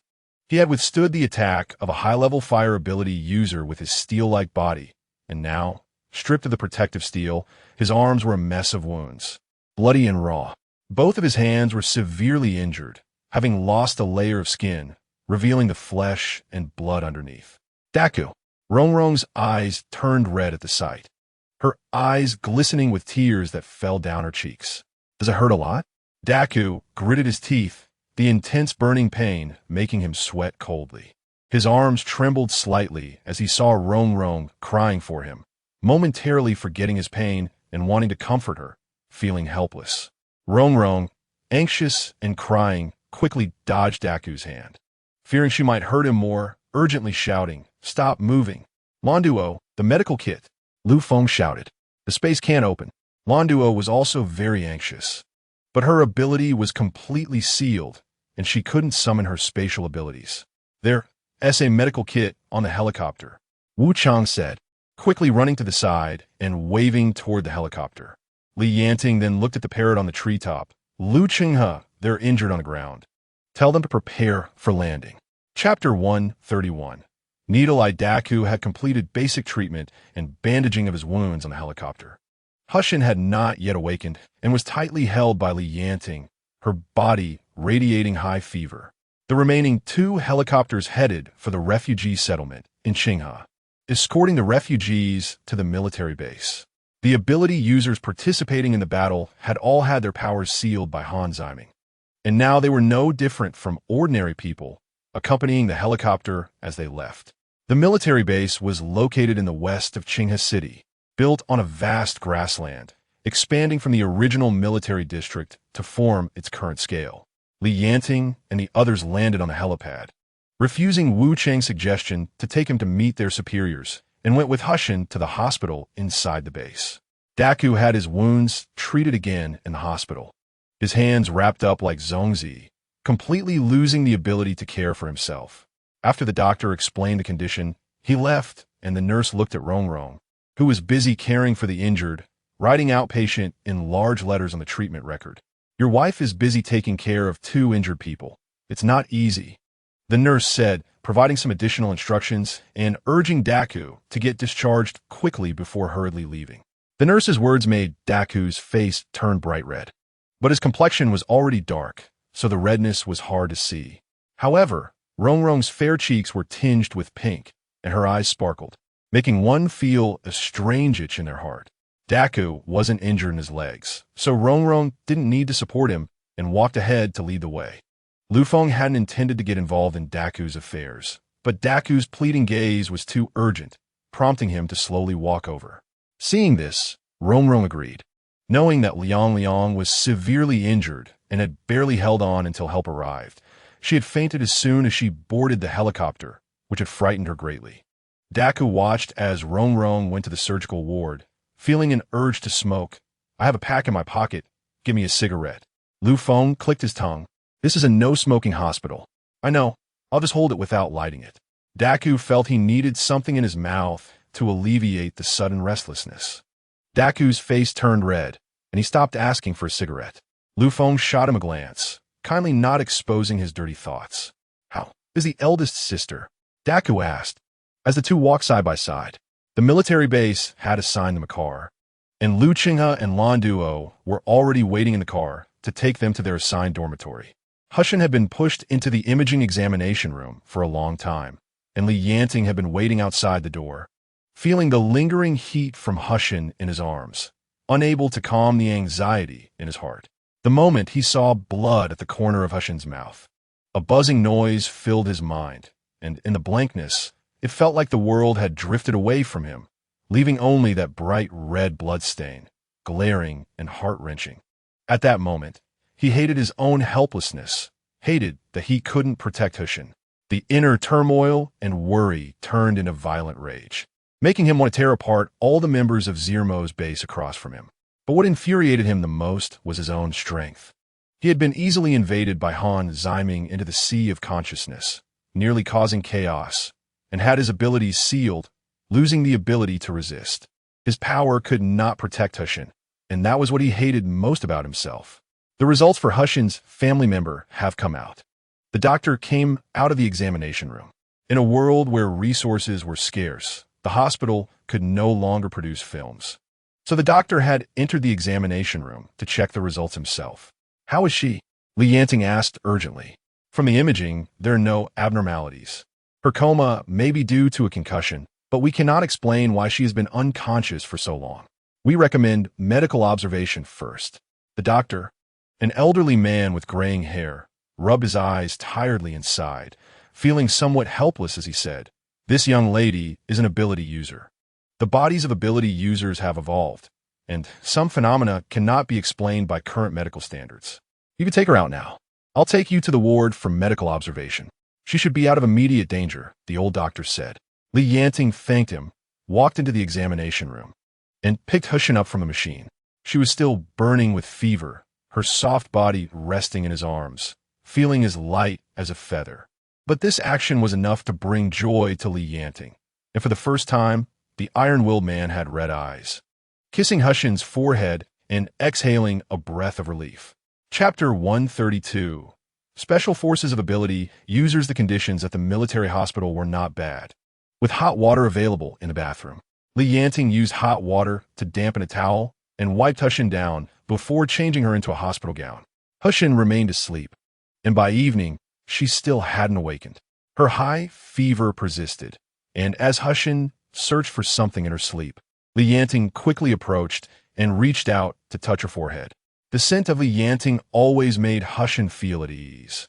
She clutched his wrist tightly, pressing it against her head. The sky had turned dark, and it was time to rest. Li Yanting thought for a moment, coaxing her as he pulled his arm from her grasp, then rolled her and the blanket up, lying down on the bed and holding her close. He Sheng curled up in Li Yanting's embrace, her tightly shut brows gradually relaxing, and she quietly fell asleep to his gentle patting. A peaceful night passed, and the next morning, Li Yanting woke up early. He Sheng was still in his arms, her position unchanged, her small face flushed from the fever. After checking her forehead, he found her high fever had subsided significantly. She was still asleep, and as Li Yanting was about to move, He Sheng stirred, making soft whimpering sounds like a frightened little animal, restlessly shifting a few times. Such soothing couldn't comfort someone in deep sleep. Just as Li Yanting was about to get up, He Sheng began to whimper, sounding as though she was about to cry. Li Yanting sighed deeply. If he could, he wouldn't want to get out of bed, but physiological needs had to be addressed. He removed his close-fitting tank top and placed it beside He Sheng's cheek, continuing to embrace her with it. He Sheng was somewhat dissatisfied, but still let him go. After breakfast, people began to visit one after another. Lu Qinghe came with Lele to cause trouble, but was promptly chased away by Li Yanting. Lando and the others had been waiting here for a while when a military officer responsible for recruiting ability users called them over. Li Yanting had not left the hospital room, regularly giving He Sheng water and wiping her body. He was worried that He Sheng was hungry and was trying to figure out how to feed her some liquid food when someone suddenly knocked on the door. Li Yanting had already prepared for this. He came to the military, and his previous identity could not be hidden. The military would certainly be cautious about recruiting him into the special operations team of ability users. The person who came was about 40 years old, accompanied by Wu Cheng, and brought some rare fruits as a get-well gift. Wu Cheng led the middle-aged man into the hospital room. Li Yanting, this is Major LV Huai from our military special operations team, First Squad. Li Yanting was covering He Sheng with a blanket. After he finished, he left one hand in her embrace, leaning slightly against the head of the bed, looking somewhat lazy. My wife cannot be without me. I hope the leaders will understand. Li Yanting nodded as a greeting. Wu Cheng cautiously glanced at Major LV beside him, as this man was notoriously hot-tempered, and Li Yanting's behavior was hardly polite, which made it difficult for him. As expected, LV Huai's expression was not good, seemingly very concerned about Li Yanting's attitude. Major LV is here to discuss your joining the Special Operations Team of ability users. Wu Cheng tentatively asked, the hospital room is not suitable for serious discussions. Why don't you move to the conference room in the hospital to discuss it in detail? Both sides were difficult to deal with, and he could only try to mediate, using kind words to prevent the conversation from becoming too awkward. Wu Cheng had seen Li Yanting's abilities with his own eyes in the entire military district. No one could rival him. And relief users were already rare, with high-level relief users like He Sheng even more so. Zermo was ambitious and would inevitably become an enemy of the military in the future. To contend with Zermo, they still needed to rely on the team of ability users. Thus, even if Li Yanting's past background was not good, as long as there was potential for reform and he sincerely wanted to join, they would still strive to keep him in the military. However, LV Huai was an old hot-headed man who placed great importance on background and strongly opposed Li Yanting, a former mercenary, joining the military's ranks. It was only after a night of discussions with the higher-ups, clarifying Li Yanting's importance repeatedly, that he agreed to accept Li Yanting into his team. But now, Li Yanting's indifferent attitude nearly made last night's efforts in vain. Li Yanting showed no reaction to Wu Cheng's suggestion. He had already made his point clear. He Sheng could not be left alone, and he was not at ease leaving her in the hospital room. Discussing here would also affect the patient's rest. Wu Cheng smiled. Li Yanting, my wife is delicate. She will cry if separated from me. Just now, Wu Cheng's voice had already made He Sheng frown slightly, and Li Yanting hurriedly patted her back to comfort her. Calm her down. Let's discuss here. Please move a chair for this leader. Li Yanting took a moment to glance at Wu Cheng, while He Sheng still looked aggrieved. He Sheng's reaction was a bit strange. Li Yanting gently pinched her face, but she remained still. Enough. LV Huai was completely enraged by Li Yanting's attitude. Don't you see what you are? This is the military district. Who gave you the courage to act wild here? Major LV, please don't be anxious. Wu Cheng's head was spinning upon hearing this, and he hurriedly signaled to Li Yanting, but Li Yanting seemed blind to it, giving him no face. That's not what I meant. I care for my wife and can't leave a big man who is infatuated with romantic feelings alone. What kind of future can that bring? My team doesn't need someone who can't separate public and private matters. LV Huai angrily pushed Wu Cheng away and pointed at Li Yanting's nose, cursing. Moreover, you're a mercenary working for capital. Do you know what national righteousness is? How much innocent blood is on your hands? You have no right to join our team. LV Huai cursed and felt unsatisfied, turning his words to Wu Cheng. You have been protecting him in the organization. Open your eyes and see clearly what he is. Li Yanting's expression gradually tightened under LV Huai's relentless curses, the contours of his muscles tensing at his jawline, vertical lines appearing as he gritted his teeth, indicating that he was enduring his anger. Anyone would feel infuriated by such a disgraceful tirade, but Li Yanting was different. He was not angry because of LV Huai's insults, but because those words were being directed at He Sheng. Even though He Sheng was unconscious, he didn't want those words to reach her ears. However, He Sheng had already woken up the moment LV Huai uttered the first curse. Now she was fully awake. Sensing Li Yanting's stiffness and tense posture, she could tell he was extremely angry. He Sheng was also very angry, but they were in the military after all. Under the eaves, they shouldn't bow too deeply, but they also couldn't make it too ugly. So, He Sheng moved slightly in Li Yanting's arms, rubbed against his arm, and then opened her eyes amidst LV Huai's curses. Chapter 133. A Stubborn Mule Who Loves His Wife, MM. He Sheng pretended to just wake up, blinking her eyes and then closing them again sleepily. Then she slowly moved into Li Yanting's embrace, reaching out to wrap her arms around his neck, acting spoiled. It's so noisy. He Sheng pressed her whole self against Li Yanting, who was like a big warm stove, rubbing against his neck and lifting her head with squinted eyes, looking somewhat dissatisfied. Li Yanting's anger, which he had been holding back, was effortlessly dispelled by He Sheng's casual words. The destructive energy he had stored in his fists was released by He Sheng, and his restrained arm relaxed at that moment. Returning to calm. You're awake? He Sheng's cheeks were still a bit red, but her lips lacked color, looking very weak and making one feel particularly protective. Li Yanting's heart melted at He Sheng's soft gaze. He gently caressed her cheek, leaned down, and pressed his forehead against hers, feeling her body temperature. You still have a fever. Do you feel unwell? Li Yanting asked softly, completely different from his impatient demeanor towards LV Huai, as if he were a different person. I'm fine. I'm just hungry and want to go to the bathroom. He Sheng slowly climbed up to hug his neck, her eyes glancing over the two people in the hospital room as if ignoring them, leaning pitifully against Li Yanting. You're holding me. I'm cold. He Sheng was doing this on purpose, and Li Yanting could tell it was her way of venting frustration. As expected, as soon as He Sheng said this, LV Huai's expression became even worse. Li Yanting suppressed a smile, obediently wrapping He Sheng in his arms and holding her steadily. The atmosphere in the hospital room was no longer suitable for outsiders to remain, and LV Huai snorted coldly, full of disdain. I'll go talk to the organization. I can't afford someone like Li Yanting. Major LV. After LV Huai finished speaking, he turned to leave, and Wu Cheng hurriedly set down the fruit in his hands, giving Li Yanting a brief explanation before chasing after him. Once the idle people left the hospital room, He Sheng's stomach growled at the right moment. Li Yanting frowned. There was nothing in the hospital room to eat, so he immediately picked He Sheng up? I'll take you to the cafeteria. First to the bathroom, He Sheng said shyly, her voice like a mosquito.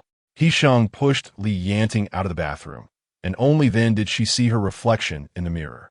Her face looked as pale as a ghost, wearing an oversized patient gown, looking like she was gravely ill. The cracks at the edge of her mental sea crawled like a dead centipede, and He Sheng could feel that the gray and dead energy within her mental sea stemmed largely from this. It was Leilei's timely appearance that interrupted the attack of her ability, preventing her mental sea from being completely shattered by Han Jiming. Now, although her mental sea had not been shattered, it was lifeless, like it was dead, with no flow of energy anymore. Just as he was about to hand it to He Sheng, the door was knocked again, and it was Wu Cheng. Li Yanting looked outside, and the major named LV Huai was not there. Only Wu Cheng was outside. You really are something. Can't you just say a few soft words? Wu Cheng raised his hand to push Li Yanting into the hospital room, but was blocked by Li Yanting at the door. I can't go in either? Wu Cheng had just finished speaking when he heard some water sounds coming from the room, which made him guess something. He touched his nose to hide his embarrassment and said, "Come out and chat for a bit." Li Yanting closed the hospital room door, but did not walk far, stopping just outside the door. Why are you competing with the leader? Wu Cheng sighed deeply, patting Li Yanting's arm. Listen to me. Go apologize to Major LV Huai. Wu Cheng continued, It was my strong recommendation that got you into the Special Forces. I can't let you suffer. Do you think this matter can be resolved with my apology? Li Yanting was paying attention to the sounds in the hospital room, speaking somewhat absent-mindedly. LV Huai cares about my identity. Even if I join the Special Forces, he will still make things difficult for me. Why bother? What do you mean? Wu Cheng's alertness was raised. Li Yanting seemed to be refusing to join. You know the situation yesterday. We were all blocked by Han Jiming from using our abilities. Whether we can recover is still unknown, and we are even less likely to catch the leader's eye, Li Yanting said. Wu Cheng's heart sank. Isn't He Sheng a resolver? Can't she lift the block? He Sheng is also injured, and her injuries are worse than anyone else's.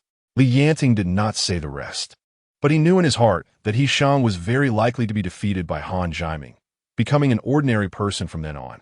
Han Jiming is a ruthless character who never allows anyone stronger than him to exist, especially since He Sheng is from his opposing faction. He would definitely do everything possible to undermine her abilities. Wu Cheng picked up on the implications, although he was not an ability user. He understood some of the rules between ability users. After thinking for a while, he said, the organization still recognizes your abilities. In this world, genes are more valuable than anything else. It doesn't matter if He Sheng can't lift the block because she's injured. We can think of other ways. There are also resolvers in the base. Li Yanting frowned and interrupted Wu Cheng. I will not accept help from any resolver other than my wife. Wu Cheng was taken aback. He thought to himself that this stubborn mule was really finding trouble. He paused and reassured. In any case, you all should focus on recovering at the base. I will report the situation truthfully to the organization and will also fight for specific solutions for you. Just then, the water sounds in the room stopped, and Li Yanting's ears perked up. Take my meal card to the cafeteria. I still have a nutrition meal subsidy for this month. So get something for He Sheng. This guy really takes good care of his wife, Wu Cheng mumbled. He turned around and saw a comrade passing by. Hey, have you eaten? Can I borrow your meal card? Where's yours? The person took out their meal card from their pocket and tossed it to Wu Cheng. Wu Cheng laughed. Going to pamper the wife now. Chapter 134, Bullying the Chick. After He Sheng woke up, she underwent a full body checkup again. After no physical abnormalities were found, the doctors kicked her out of the hospital. Their assigned dormitory was a temporary one, somewhat far from the hospital, and it was Lu Qinghe who came to pick her up. Leilei was following in the car, and as soon as it saw He Sheng, it flapped its wings and jumped into her arms, wanting her to pet it. Lu Qinghe, did you mistreat my Leilei? He Sheng picked Leilei up. It had grown a lot and already had the outline of an adult chicken. Its feathers were smooth and shiny, glistening in the sunlight, even more majestic and beautiful than when it was with her. It's now stealing food from me, and I'm the one being mistreated. It's more like it mistreats me. Lu Qinghe huffed, sounding quite proud. He Sheng was stroking the little chick's feathers, and in doing so, she accidentally overlooked Li Yanting. Li Yanting endured silently for a while. But in the end, he couldn't hold back any longer and grabbed the chick's head, tossing it onto the passenger seat. The little chick chirped and climbed up, spreading its wings to challenge Li Yanting. Li Yanting snorted coldly, but He Sheng covered its face, interrupting the tension between the two. Lele, is this big brother taking good care of you? He Sheng first tried to appease the chick. Chirp. The little chick puffed its chest out. Then can you live with this big brother from now on? He Sheng coaxed gently. She wasn't trying to get rid of the little chick. But as it grew bigger, its control over its abilities became more precise. If she kept the little chick in her and Li Yanting's home, the two of them, who didn't get along, would end up fighting every day and tearing the house apart. He Sheng didn't know if the little chick would cry, but its pitiful appearance truly softened her heart. Li Yanting sneered, expressing disdain for the little chick. The little chick immediately changed its expression, and with a tilt of its head, it spat out several small ice spikes to attack Li Yanting. Fortunately, Li Yanting still had some abilities to use. He conjured a gust of wind that sent the ice spikes flying out the window and pushed He Sheng a little farther away. Your owner is right next to me. Did you think of your owner when you attacked me? Li Yanting was genuinely angry this time, and his stern face startled He Sheng. Lower your voice. Lele didn't use any real strength. It was just playing with you. He Sheng pleaded for Lele, but as soon as she opened her mouth, she met Li Yanting's fierce and angry gaze, immediately shrinking back and not daring to speak again. Chirp, Lele stubbornly retorted, but it lacked the strength of argument and looked quite pitiful, resembling its owner when she was feeling guilty. Li Yanting glanced at He Sheng, who was confused by his gaze, shivering under his chilly eyes, making her pull her clothes tighter around her. This is the last time. If it happens again, I'll pluck your feathers and throw you in the pot, Li Yanting said fiercely, pointing at the little chick. TSK, TSK. Lu Qinghe watched the whole scene with delight, feeling quite pleased as Lele jumped from the passenger seat to his lap, burying its head in his coat and shivering on his lap. Good. Big brother won't pluck your feathers. Big brother will protect you well. Lu Qinghe took the opportunity to stroke the little chick's feathers, showing great concern. Bullying a little chick like this, you really have your ways. He Sheng was wrapped in Li Yanting's embrace, and her position allowed her to see the little chick's trembling half-butt. Although it looked pitiful, it was quite amusing. Humph. Li Yanting lovingly kissed He Sheng's forehead, saying, if you raise it, you have to teach it. It's sentient, and if you don't teach it well, it will definitely compete with you later. I understand. Li Yanting's reasoning was sound, and He Sheng nodded in agreement. Suddenly feeling a bit tired, she leaned against Li Yanting's chest, and before she could say a word, she fell asleep. The dormitory here seemed to be hastily built according to a factory style. It was somewhat shabby, but it had everything needed. A group of people had neighboring rooms, so it was quite comfortable to live in. When He Sheng woke up, a familiar aroma of vegetables wafted in from outside the window, and she immediately recognized it as Lan Duo's cooking. Feeling very hungry, He Sheng got up and pushed the door open to go outside. Lan Duo was cooking dinner at the communal stove, while Lu Qinghe was following behind Lele, causing a ruckus. The fruits and vegetables were brought by Wu Cheng, who also brought some beer, which was in high demand during the apocalypse, to treat Li Yanting and the others. This was their first gathering after the battle with the terrorists from Silmer, and naturally, the topic of conversation revolved around that battle. The higher-ups understand the hardships of this mission and didn't issue any penalties, but I really feel bad about it. Wu Cheng said, taking a swig of beer, his eyes reddening. I arrived late, and the first group to pick up Qiu Lao was just Lu Fei left alone. If I had gone a little earlier, just a bit earlier, a good brother wouldn't have disappeared right in front of me. If he had gone earlier, you would have run into us. Lu Feng probably couldn't stand seeing a big man like Wu Cheng cry. Or maybe he felt that it was too harsh for Wu Cheng to push all the blame onto himself, so he rarely spoke up to comfort someone. In the past, I thought this was nonsense, but now I somewhat believe it.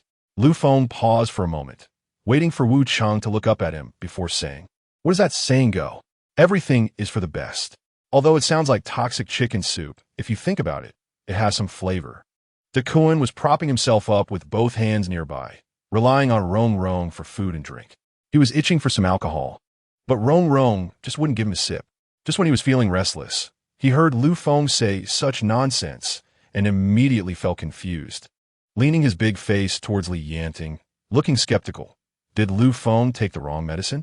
Chapter 135. The revival of the divine sea. Before Duan could finish a sentence, Rong Rong stuffed a chicken wing into his mouth to silence him. You say you guys are military. How come your strength is so poor? Duan asked while struggling to eat the chicken wing. Wu Cheng wiped his face. His complexion flushed as he seemed a bit drunk. We have advanced weapons, and our soldiers have exceptional combat capabilities. Initially, those zombies were dealt with in one burst. It wasn't as difficult as it is now. When the apocalypse struck, the only way to awaken as a superpowered individual was to be infected by the zombie virus. And after infection, there were only two outcomes. The lucky ones awakened superpowers, while the unfortunate ones mutated into zombies. The military district, as the armed force of a country, is far superior in offense and defense compared to ordinary people, able to protect combat soldiers to the greatest extent. The armed forces minimize casualties, and the probability of being infected by the zombie virus was much lower than outside, so the number of awakened superpowered individuals among military district soldiers was very few.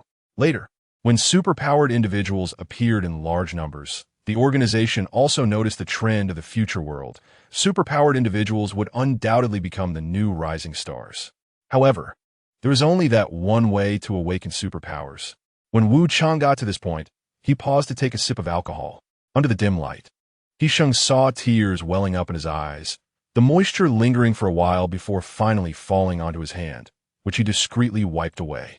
Awakened superpowered individuals weren't considered rare in the apocalypse, but looking at the ratio of those who awakened superpowers after infection to those who mutated into zombies, it was only 20%. This meant that the chance of a person surviving after being infected with the zombie virus was only 20%. We have weapons on us. It's not yet time for our brothers to fight zombies barehanded. The organization began recruiting superpowered individuals, but news was scarce in the apocalypse, and after months of recruitment, they only managed to bring in nearly 100 from outside. After the first evolution of the apocalypse, zombies that evolved to have superpowers rapidly grew in strength, and our weapons began to become ineffective. One time, while on a mission, we encountered a zombie tide and lost several brothers. Wu Cheng's voice choked as he finished speaking, and he raised his hand to wipe his eyes, rubbing away tears that made his eyelids red. All of them trained together, went on missions together, and shared meals and beds. No matter who was left behind, it was hard for the remaining ones to let go. So, I sincerely hope you can stay. Wu Cheng's emotions were a bit agitated. He had just experienced the death of his comrades and hadn't yet been able to move on from the grief. His urgent desire to keep Li Yanting and the others was also to avoid such situations from happening again in the future as much as possible. However, Li Yanting did not give him any promises. Lu Feng noticed Li Yanting's hesitation and immediately raised his glass, saying a word to Lu Chenghe, leading the conversation away from the topic. By the time dinner ended, it was already quite late, and He Sheng had long leaned against Li Yanting's embrace, feeling drowsy.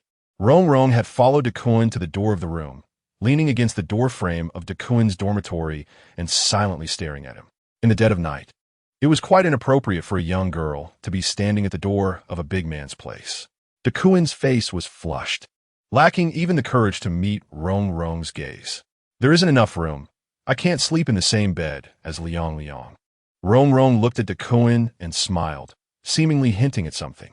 But in reality, Rong Rong had already made arrangements with Lan Duo and was just here to tease Duan. Duan opened his mouth for a long time, only to see Rong Rong leaning against his half-open door, casually tilting her head and glancing into the room. Rong Rong's profile was very pretty. The only word that came to his clumsy mind was that.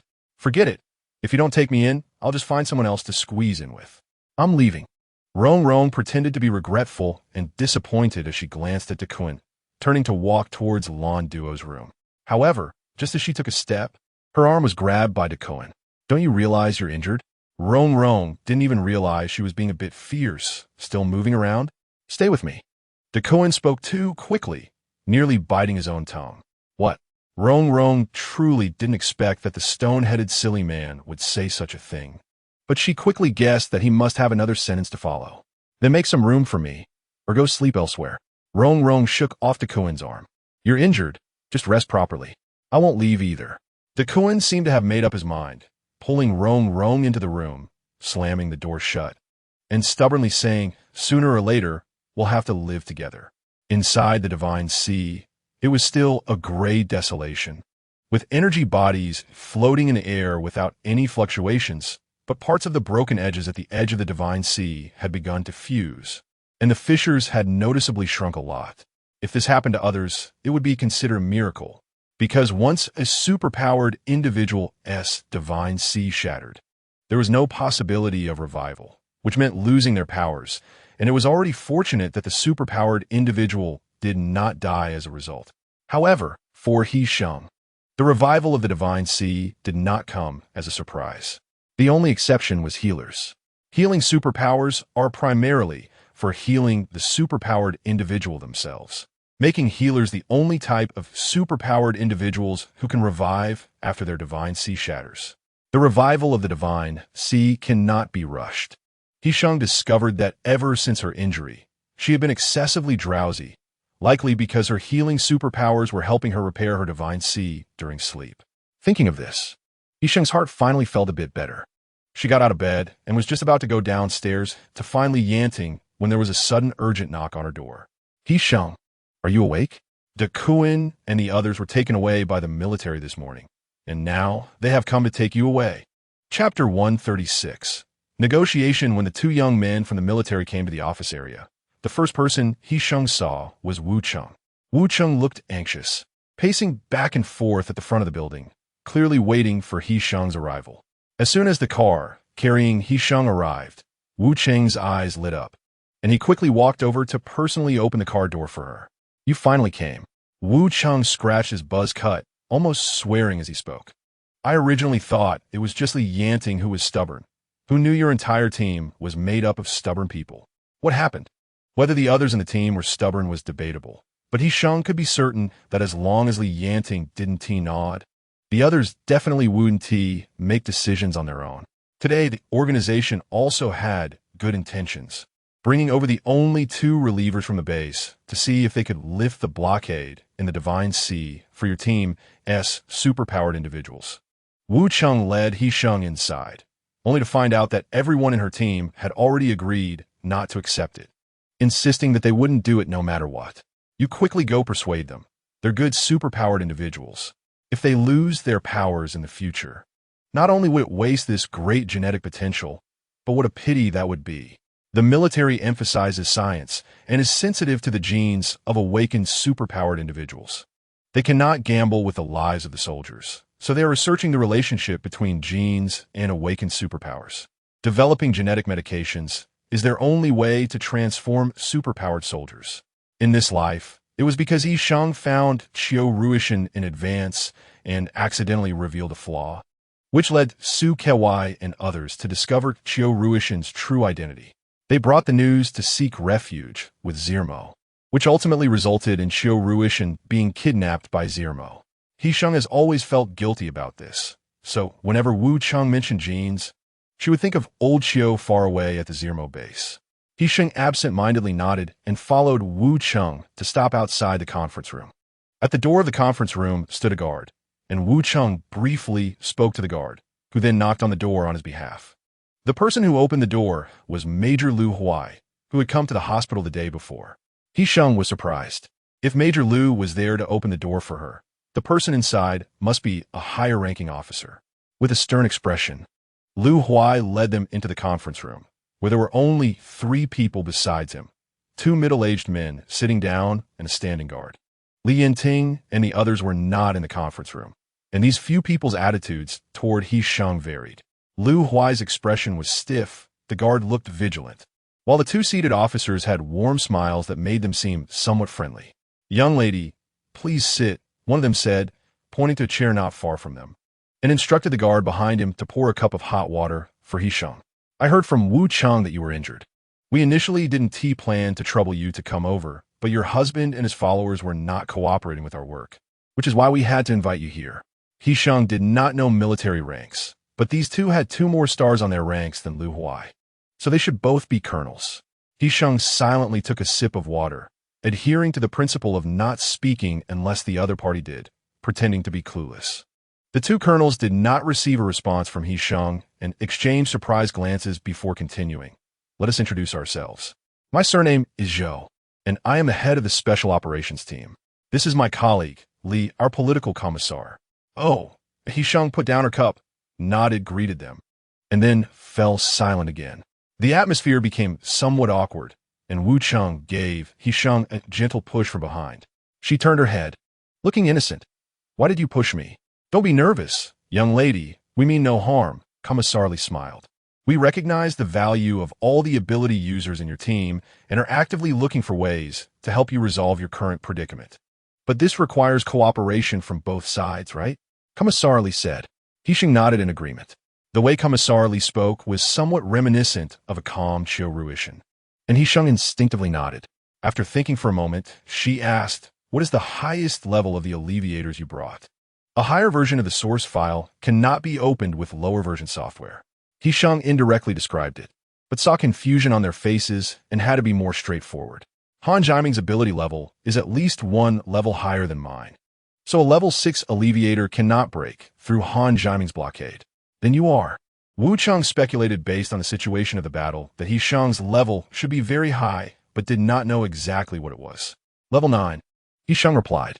The progression of ability users is like gaining experience points in a game. Each level is significantly more difficult than the previous one, and the higher you go, the harder it gets.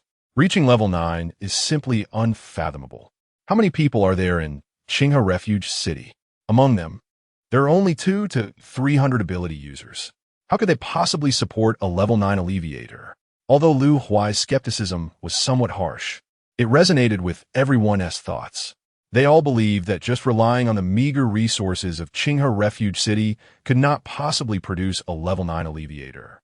Before Li Yanting came to rescue me, I had 30 of the highest level ability users at the Sea base cause a sea of chaos, gathering over 80% of the ability users from the Sea base in the central urban area. He Sheng stated plainly, as if discussing today's weather, rather than the fact that she, by her own strength, had stirred up and nearly destroyed a refuge city.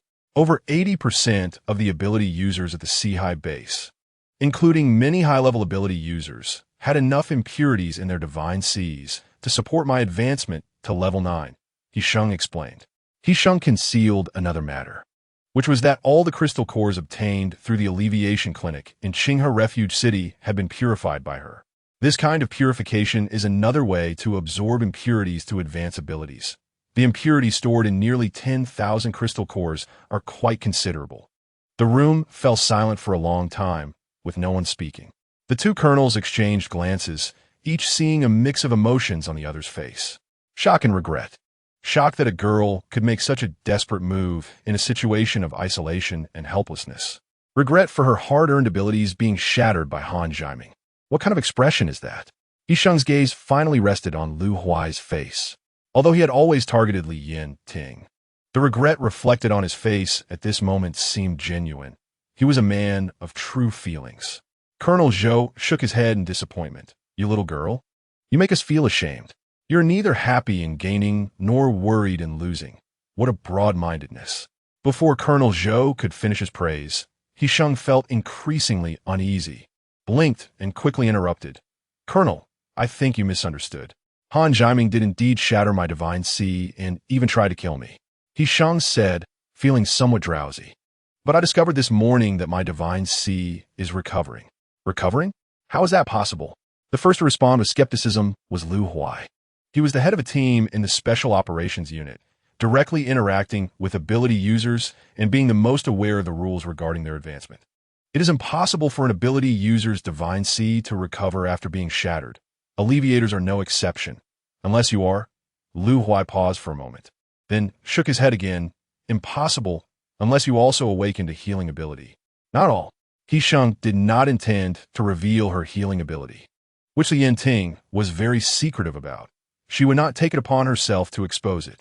But a few days ago, there was an apocalyptic evolution, and even willow trees try to eat people.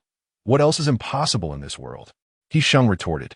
Her question directly stifled Lu Huai's subsequent doubts. Because before the apocalypse began, no one would believe that humans could evolve abilities in such a short time. This world has long gone crazy. Nothing is impossible. Wu Cheng scratched his head a few times, his initial visible anxiety on his face turning into excitement. So, you mean you can recover? I need time. He Sheng succinctly stated, putting a finger to her lips to signal for silence, hoping they could keep it a secret. The fewer people who knew about this, the better. Wu Cheng understood her meaning and nodded confidently. How long do you need? Commissar Li asked. He Sheng had a particularly good impression of Commissar Li, not just because he resembled a calm Chiu Ruishan, but also because he had shown no doubt about her words since she entered the room. I'm not sure, but I don't think it will take too long, He Sheng replied honestly. After waking up twice recently, there had only been slight changes in her shattered divine sea, but it was already showing signs of healing. Lu Huai, what do you think? Colonel Zhou also expressed agreement, raising an eyebrow to look at Lu Huai, his tone carrying an indescribable pressure. Colonel, Li Yanting is still the head of a mercenary group on our military's blacklist. How can we recruit someone like him into the military and expect people to feel at ease?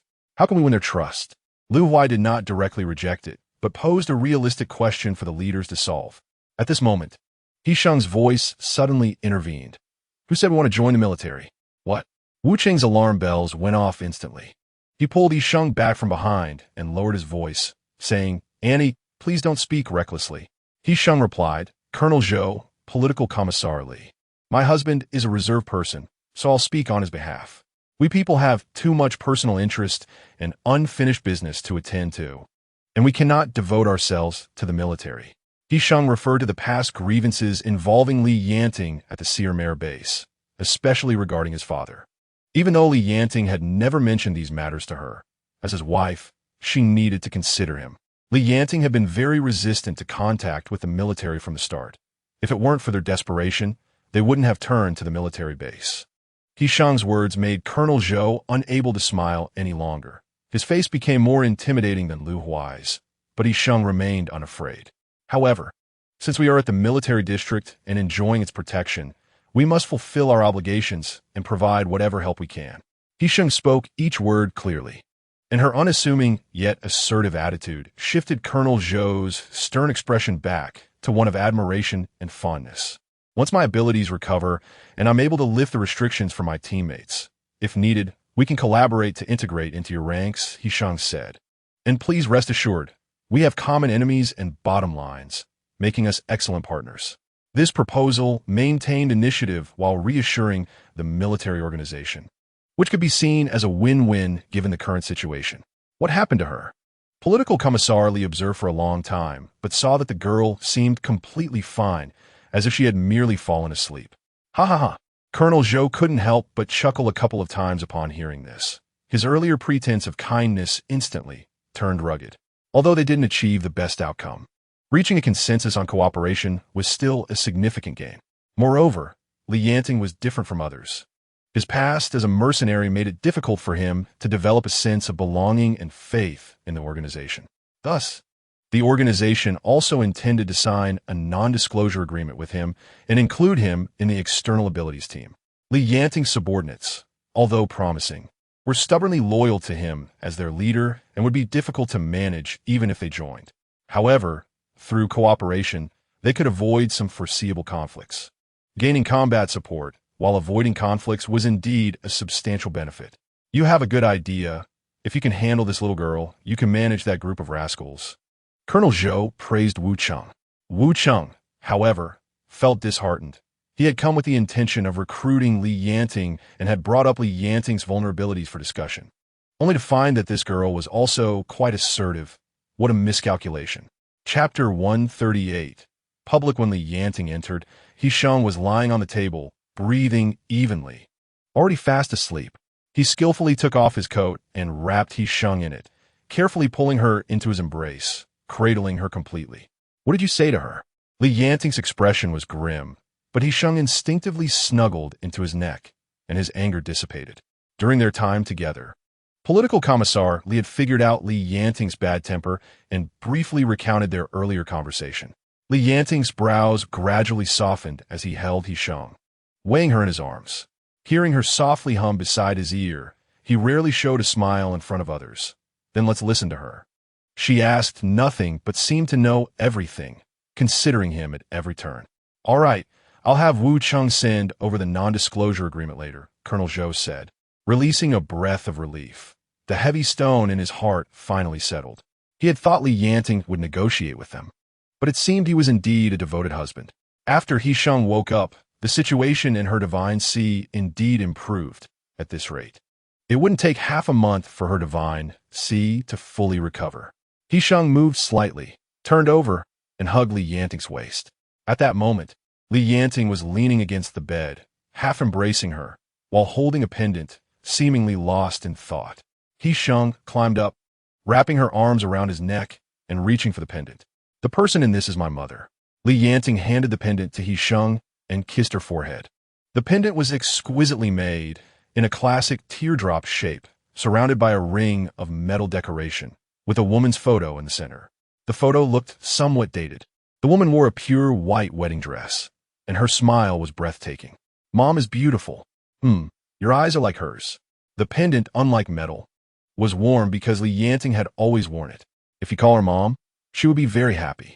Li Yanting suddenly hugged He Sheng tightly, pressing his cheek against her neck and inhaling deeply. Li Yanting quietly held He Sheng for a while, then took the pendant from her hand, kissed it lightly at his lips, and then fastened it around He Sheng's neck. You gave it to me? He Sheng was a bit surprised. This was a relic left by his mother, the only memory he had. My mother didn't like me being all sweaty. You smell nice and soft, which she liked. Li Yanting said, rolling over and pinning He Sheng down on the bed. He Sheng was taken by surprise and quickly stuffed the pendant into her clothes, raising her hand to cover Li Yanting's mouth. Aren't you ashamed? Mom is still watching. He Sheng patted the pendant on her chest, where a silhouette was visible through the fabric. When my mother was around, what she wanted most was Li Yanting suddenly Baoja, leaning down to whisper in He Sheng's ear, grandchildren. He Sheng was startled, suddenly remembering something, but it was clearly too late to run now. She shrank her head into Li Yanting's embrace, not saying a word. Li Yanting chuckled softly in her ear, his voice low and enticing. Did you not expect this day when you were mouthing the words? He Sheng closed her eyes, thinking to herself that she didn't expect this day to come so quickly and suddenly. However, she had actually been prepared for this since the day she reunited with Li Yanting, deciding to accompany him for a lifetime. Li Yanting's hot breath brushed against He Sheng's neck, and she slightly steadied her chaotic breathing, letting her hand slide from his shoulder down to his neck, holding on tightly. It's broad daylight. Can we at least pull the curtains? He Sheng looked at the slant of sunset light on the opposite wall, her voice softening. Li Yanting's throat moved. Her subtle agreement made his body tense up, particularly in one area, which tensed up even more. You won't refuse, will you? Li Yanting's voice changed, his restraint making it sound more sensual and slightly husky, adding a hint of secret desire. At this moment, Li Yanting suddenly remembered that this soft girl in his arms had never rejected him. No matter how despicable his demands seemed, she always let him bully her. It's not that I can't refuse. He Sheng was pressed against his forehead, a position he always liked to use to look at her. I won't refuse you. You're my husband. Why would I refuse? He Sheng's words successfully provoked a long and passionate kiss from Li Yanting, who this time was no longer restrained. He licked He Sheng's lips, savoring every soft inch. When they finally parted, the slant of sunset light had disappeared, and He Sheng's lips were swollen and rosy, slightly parted with moisture, clearly showing signs of being ravished. If I don't bully you, you still get hurt.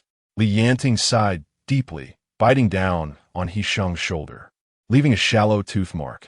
Don't spoil me like this. It will ruin me. Li Yanting's tone was heavy.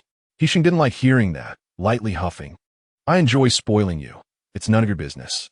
Li Yanting sighed, defeated by He Sheng, and feeling reluctant to bully her now, could only threaten, you'll regret this. He Sheng hugged Li Yanting's waist and secretly smiled. She didn't feel relieved after dodging a bullet, but instead felt a sense of loss. 3 days later, Xiaohua and others brought the survivors of Qinghe Refuge City to the military base. They only met with Li Yanting and the others briefly before being taken away by the Special Operations Team. Later, it was heard that they all signed confidentiality agreements, rested in the military district for 2 days, and then immediately started training. He Sheng's spiritual sea completely recovered after half a month. Once recovery was successful, she immediately delved into Yanting's spiritual sea, first dissolving the black mist impurities within it, and then investigating the blockade set by Han Jiming. The blockade was very tight. According to He Sheng's ability, she could only shake it slightly. Although it wasn't impossible to completely remove it, it was quite difficult. I need to advance. He Sheng found Wu Cheng, who then took her to meet Colonel Zhou, who was directly responsible. The conditions at the base don't meet your advancement needs. Is there any other way? Colonel Zhou counted the number of personnel he had, realizing it wasn't even enough to make up a fraction. There's one way. He Sheng said, we can publicly announce that there's a level 9 reliever in the military district who can provide assistance to those with needs. Chapter 139. The oracle in the pendant He Sheng's proposal was approved after discussion in the military district. Because a level 9 reliever has enough attraction to draw in scattered ability users, it would not only help He Sheng quickly advance her abilities, but also benefit the military in recruiting ability users. The order has been issued and will be disseminated through various channels. When people arrive, I will send someone to notify you. Political Commissar Li personally came to inform He Sheng of the outcome. He Sheng nodded, just as she was about to leave. She was suddenly called back by Political Commissar Li. He Sheng, wait a moment. He Sheng, what's wrong? Following Political Commissar Li's gaze, she noticed he had been staring at the pendant on her chest. Ever since Li Yanting put the pendant on her, she had never taken it off. Today her collar was a bit low, causing the pendant to not stay put and keep falling out. What is this person to you? Political Commissar Li's expression was somewhat excited as he pointed to the pendant on He Sheng's chest. How did this pendant end up with you? From Political Commissar Li's excited demeanor, it was clear he must have known Li Yanting's mother. As for why he was so emotional, does Political Commissar Li recognize my mother? He Sheng gently touched the pendant and asked, my mother has passed away. Was Political Commissar Li an acquaintance of hers? She is your mother? Political Commissar Li was taken aback by this. I only heard she married a researcher, had a boy after marriage, and I didn't know there was a daughter. Not a daughter, He Sheng corrected. It's a daughter-in-law. She is Li Yanting's mother, my mother-in-law. He Sheng hesitated for a moment. Just a look for an old acquaintance of her mother. Li Yanting shouldn't mind. All right.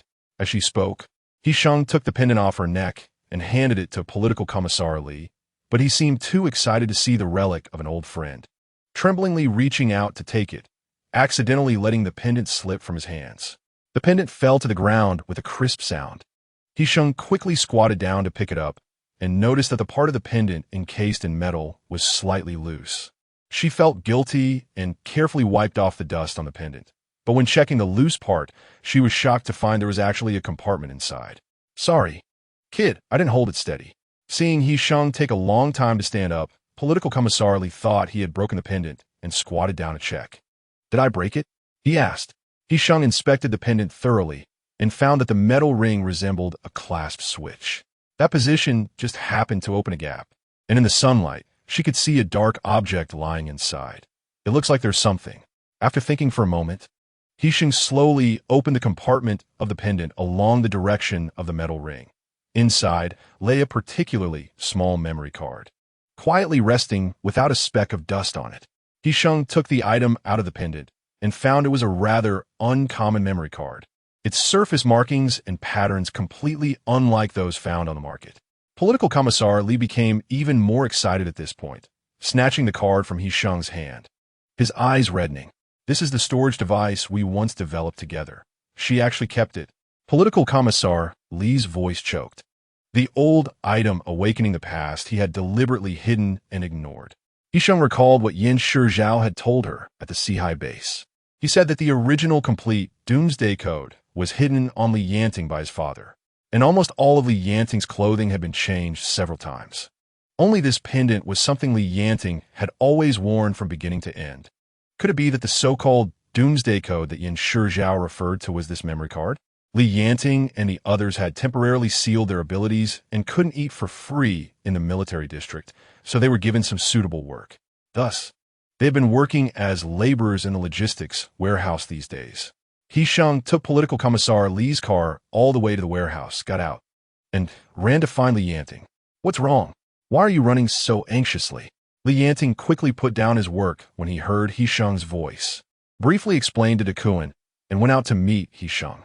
Duan's injury had quietly healed after He Sheng's spiritual sea recovered, and now he was doing some light counting work to avoid suspicion.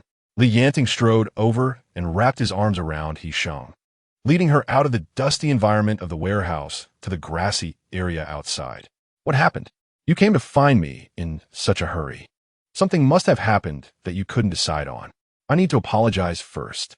He Sheng took the pendant out from her clothes, looking guilty as it had accidentally fallen to the ground. With her head down, she looked like she was admitting her mistake, which made Li Yanting unable to help but chuckle. "I thought something serious happened." Li Yanting hugged her into his arms, gently stroking the back of her head so she could lean against him, then bent down to check the clasp of the pendant chain on her neck. "I tightened the chain. It won't fall this time." Li Yanting cupped He Sheng's face, pinching it lightly before dropping a kiss. "No, I found something inside." He Sheng held the pendant carefully and slowly opened the compartment along the previous trace. There's a memory card inside. Seeing Li Yanting's slightly furrowed brow, He Sheng realized he didn't know about the existence of this memory card. Li Yanting stared at the pendant for a while without speaking. He Sheng wasn't sure if he was recalling something and just watched him quietly, accompanying him in silence. He Sheng touched Li Yanting's chin, which had grown a stubble, and said, "I'm here, husband. What did Yin Shizhao tell you?" Li Yanting held He Sheng's hand and kissed it. He Sheng raised her head and rubbed her forehead against Li Yanting's stubble. "I know. The voice in the oracle is Dad. Yin Shizhao said that the complete content of the oracle was entrusted to you by Dad before he passed away. He Sheng spoke truthfully at that time. He kidnapped me to the Seahai base to lure you over, then restrain you to get the complete oracle from you." After hearing this, Li Yanting tightly embraced He Sheng, feeling a deep sense of fear. The pain of losing once, he absolutely did not want to experience a second time. Chapter 140, Lele laid an egg. After obtaining Li Yanting's consent, He Sheng handed the memory card from the pendant to political commissar Li. This memory card was specially made, different from those on the market. Forcibly cracking it would damage the data, so giving it to political commissar Li, who had participated in its development, was the best choice. Meanwhile, the military district officially announced the existence of Level 9 relievers, inviting all ability users in need of assistance to seek help from the military. During the waiting period, He Sheng purified and absorbed 5,000 crystal cores transported from the Seahai base, along with the impurities in the thousands of crystal cores stored at the military base. As a result, her abilities improved significantly, but she still found it quite challenging to cope with the blockade set up by Han Jiming. The following month was not peaceful. More and more ability users sought refuge and assistance, having faced attacks during their long journeys, often in a sorry state. The attackers were various animals that had intruded into highways and crowded areas. 3 months after plants evolve abilities, animals, led by the little chick Lele, finally developed their own abilities. The evolution in this apocalypse had advanced far beyond that of the previous life, and He Sheng felt uneasy ever since she handed over the memory card from the pendant. After the announcement, the military base became bustling with people. Some filled out intention forms to join the military's ability user team, while others formed groups and left the military's vicinity. When the first winter snow fell, the sky had been overcast for half a month, and the snow near the military was over half a meter deep. During these days, not many ability users came to the military, allowing He Sheng to finally take a few days to rest. Her abilities had advanced to the peak of level 10 during the continuous overcast days, matching her strength when Han Jiming implemented the ability blockade. He Sheng immediately lifted the ability blockade within her teammate's spiritual seas, and before moving to the new dormitory, she invited Wu Cheng and Lu Fei, who had recovered from his injuries, to enjoy a whole lamb feast once more. There were still dozens of sheep stored in the Lando space, and due to the vacuum of the space, time did not flow, keeping the meat as fresh as ever. The next day, He Sheng rarely slept in, but Lu Chenghe, that silly dog, knocked loudly on her door early in the morning. He Sheng snuggled into Li Yanting's embrace, grumbling and refusing to get up. while Yanting covered her ears with his arm and used his wind abilities to knock something off the table onto the door. The noise outside subsided for a moment, only to be replaced by a shout from the window. He Sheng, Lei laid an egg. Lu Qinghe shouted. His voice woke everyone up. Half an hour later, everyone squatted in Lu Qinghe's living room, surrounding a pure white egg wrapped in a scarf, deep in thought. I always thought it was a rooster. Duan voiced what everyone was thinking. You wrapped in a scarf. It won't hatch any chicks. You should just fry it with some tomatoes instead, Lu Feng said. Don't jinx it. Lu Qinghe immediately became unhappy, pushing Lu Feng away, almost covering the egg to prevent it from hearing. He Sheng felt worried about Lu Qinghe's intelligence. Lu Feng wasn't wrong. This egg indeed wouldn't hatch. This is just a sign that Lei has grown up, He Sheng said gently. Lei has never seen a rooster, so how could it lay an egg that hatches chicks? Just then, Lei waddled through the crowd, nudging He Sheng's pant leg with its head. When He Sheng reached out to pet it, it grabbed her hand and led her to the newly laid egg. Do you want to pick it up? He Sheng asked, confused, as she reached for the egg wrapped in the scarf. Lei pushed her hand with its head, as if presenting the egg to He Sheng. For me? He Sheng inquired. Cheap. The little chick puffed out its chest. He Sheng held the egg in her hands under Lu Qinghe's envious gaze, and at that moment, she noticed some strange energy hidden within the egg. Upon further investigation, she found that the energy in the egg was pure and rich, far exceeding that of a high-level crystal core. Unfortunately, the energy's attribute did not match hers, but was more compatible with Lu Qinghe. Lei, this egg isn't suitable for me. Can I pass it on to Lu Qinghe? He Sheng said, stroking the little chick's head. Cheap. The chick had no objections. Lu Qinghe joyfully took the egg, immediately wrapping it in the scarf again to place it on his bedside. You better eat it, He Sheng reminded him. This egg might have been specially prepared for you by Lei. Thus, on a morning of the 5th day of winter snow, with Lei's help, Lu Qinghe finally migrated his second ability. Meanwhile, the long-neglected parrot in the room cursed. I can sense the migration of the second ability. I'm going to verify it and bring you good news. However, instead of Lu Qinghe's good news, He Sheng first received a message from Political Commissar Li. The memory card she had sent over, under the leadership of Political Commissar Li and with the sleepless efforts of the colleagues in the cryptography department for several months, finally cleared the fog and cracked the most difficult lock. The self-destruct program has been rewritten. If it weren't for the consistent design logic, I wouldn't have been able to break through her defenses, Political Commissar Li said, looking much more haggard than before. He had followed the entire process of decoding and often stayed up all night, enduring hardships unknown to others. The she that Political Commissar Li referred to was Li Yanting's mother. She had followed her husband to the Silmer Research Institute and passed away from illness before the apocalypse arrived, leaving behind this memory card to keep secrets for her husband. Due to the card's uniqueness, it was nearly impossible for someone unfamiliar with the design logic to crack it, which was also why cooperating with the military was Li Yanting's mother's choice. He Sheng held Li Yanting's hand, their fingers intertwined, feeling the coolness at his fingertips. What exactly is recorded in the memory card? Political Commissar Li shook his head, clutching the memory card. I haven't looked at it yet. I've already sent someone to invite Colonel Zhou. The meeting room was soon cleared, leaving only He Sheng, Li Yanting, Political Commissar Li, and a colleague from the cryptography department. The four of them positioned the memory card, sitting quietly in front of the projector, each waiting anxiously for Colonel Zhou to arrive. He was hiding under a vehicle about to leave the military base, clutching a copy of the decrypted content of the memory card. Chapter 141. Who Orchestrated the Apocalypse? The spacious meeting room was darkened with blackout curtains, and the projection initially displayed a blurry image that had yet to focus. 4035, 9001, 300. Even knowing that the voice belonged to Li Yanting's father, He Sheng still felt an uncontrollable fear. Li Yanting noticed He Sheng's tense emotions and pulled her closer to him, allowing her to lean against him. Don't be afraid. It's my father, Li Yanting whispered to He Sheng. He's a good person. He went to the Silmo experimental base for cutting-edge research. He Sheng nodded in Li Yanting's embrace, tightly holding onto his waist. In truth, she wasn't afraid of the voice in the oracle, but rather the terror brought by the impending apocalypse. A great calamity is upon humanity. The apocalypse is approaching. Please be prepared to respond.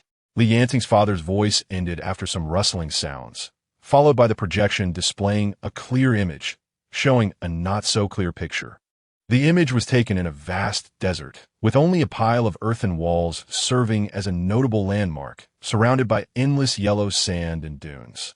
Aside from the earthen walls, the image contained no valuable information, but in the bottom right corner, a line of white text was faintly visible. "What is that?" Political Commissar Lee asked. "We suspect it might be the date of the photo. We are currently restoring it." The remaining security personnel held 3 computers, one analyzing data, another displaying the memory card, and the last restoring the photo.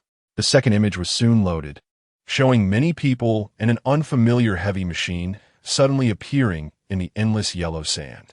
They all gathered around the machine, as if discussing something, and in front of the machine, a large, dark hole suddenly appeared. Judging by the height of the people in the photo, the diameter of the hole in the ground is no less than 2 meters and is pitch black inside, seemingly bottomless. The third image is also very unclear, looking like a still taken from a video. Through this image, one can only vaguely see some people standing around the large hole, their hands in strange positions, while the heavy machine is hoisting a large cylindrical container, burying it into the hole. The projection of the 3 images ends here, and beyond that there is nothing. The projection fades into darkness, and after a rustling sound, it falls into a loop. The 3 images create a quiet and eerie atmosphere in the conference room. During the third loop, Colonel Zhou pointed at the third image and paused. "What do you see in this one?" Colonel Zhou circled the people around the large pit with a laser pointer, focusing on their hand gestures. They are all people who have encountered ability users.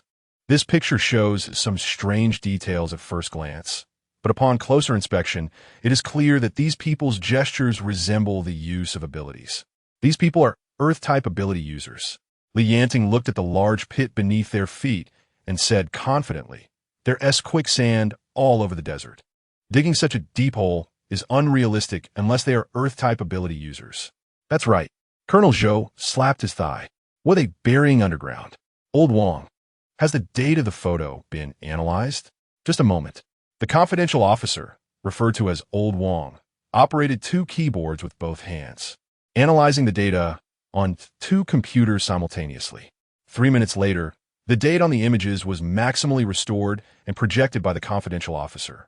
The year, month, and day were separated by hyphens. The last 2 digits of the date were difficult to see clearly, but the numbers representing the year and month were discernible.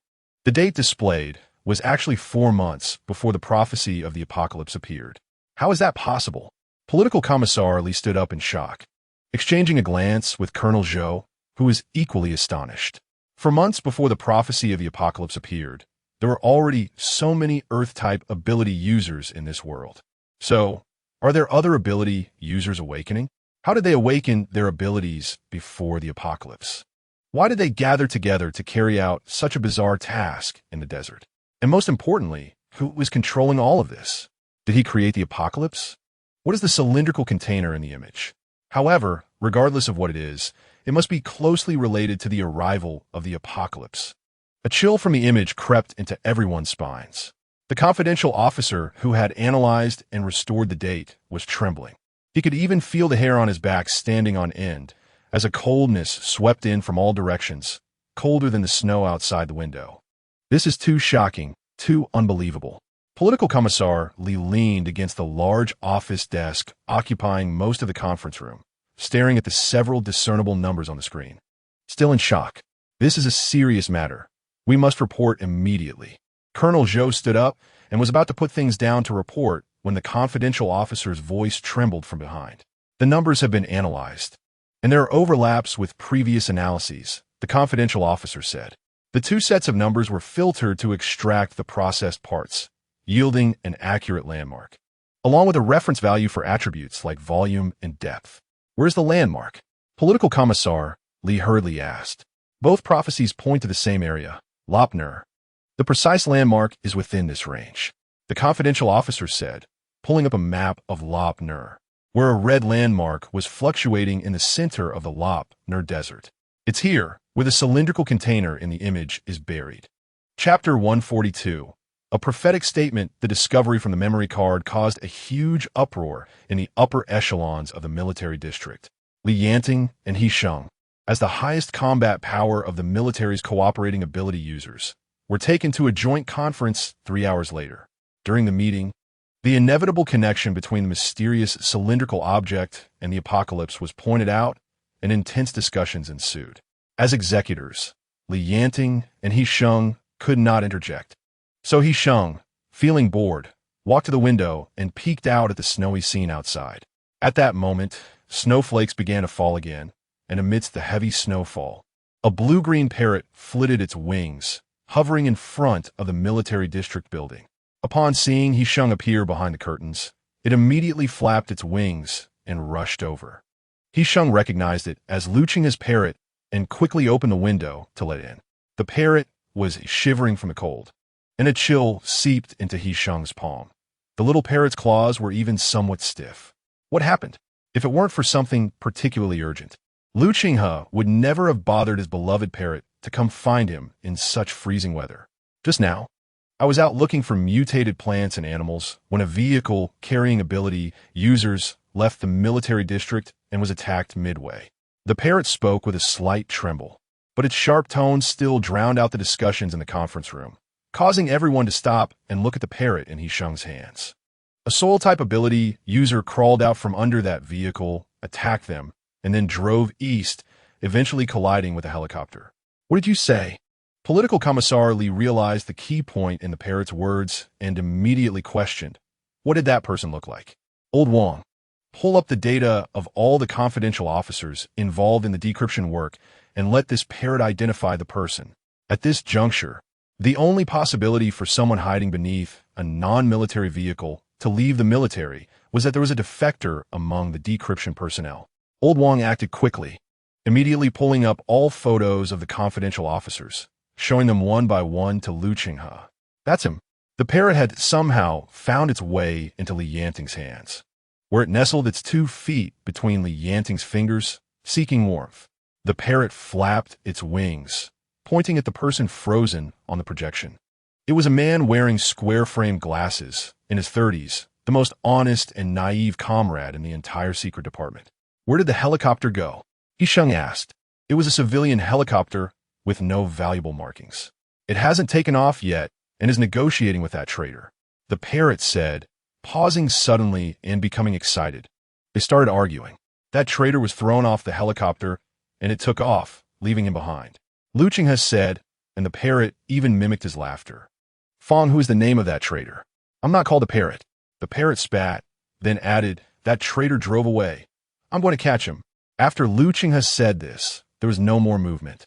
The parrot shook its head, turned its head, saw Li Yanting, and with a shriek, flew to the corner of the wall, knocking itself out. At this moment, Colonel Zhou had already issued orders to send the fastest fighter in the base, along with an ability user, to pursue the departing helicopter. Another team of ability users was dispatched to support Luchinga. They pursued the civilian helicopter along the direction Luchinga provided, but after 2 hours of chasing, they had long exceeded the helicopter's maximum flying distance and found no trace.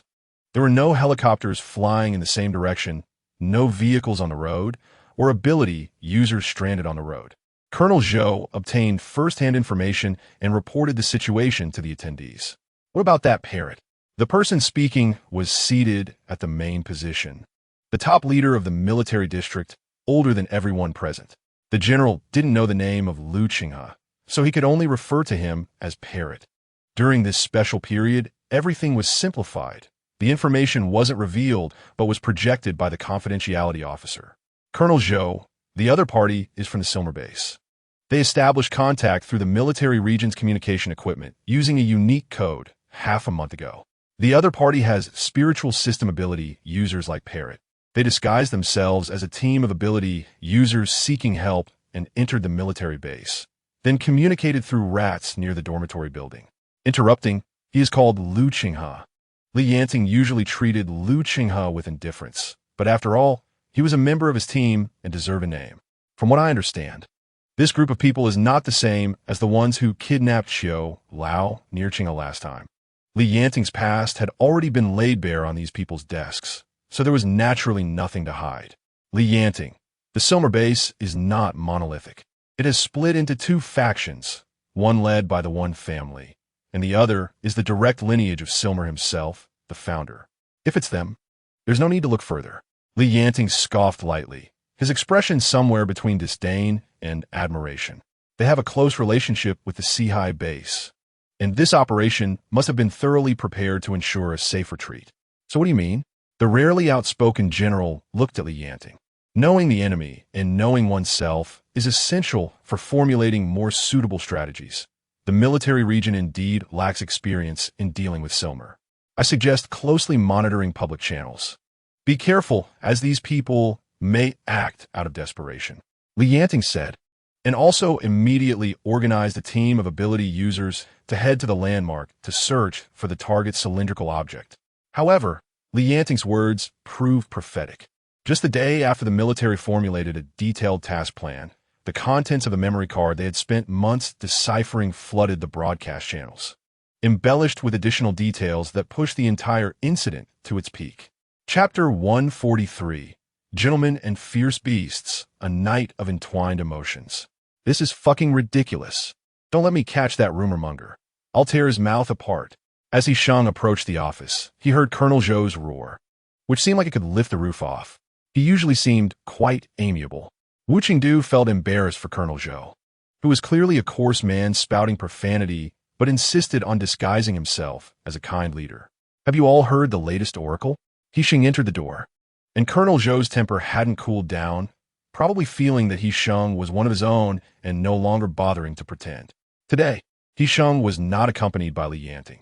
He had taken on a military task and was officially participating in temporary training with the other ability users in the team. The new oracle modified the earlier numerical segments, broadcasting the range and landmarks in terms of latitude and longitude, deleting Yanting's father's warning to the world, and adding an inciting phrase. Here lies the all-power stone, which can end the apocalypse. Those who obtain it can awaken all abilities. The photo could not be uploaded to the audio channel, so it remained undisclosed. He Sheng quietly read a line from the paper and found it a bit strange. The all-power stone, all abilities. He Sheng pondered these two terms, feeling they didn't quite resemble the words that a group of desperate dogs would concoct out of thin air. Today, I called you here to discuss some specific matters before the mission departs. Yanting is busy with training, so you can collect supplies on his behalf.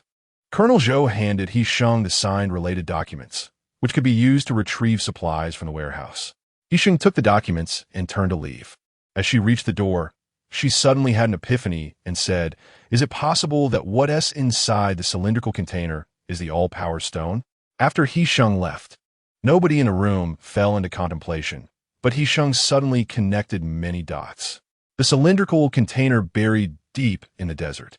The all-power stone that suddenly appeared in the oracle, the Earth-type ability user who awakened their powers before the apocalypse, and the Black Hand manipulating everything behind the scenes. All of this stacked together wove a massive and secretive web, a web that spread from human hands, shrouding the world and delivering a devastating blow. He Sheng borrowed Lando from the training team and used her space ability to load the supplies sent over by the military.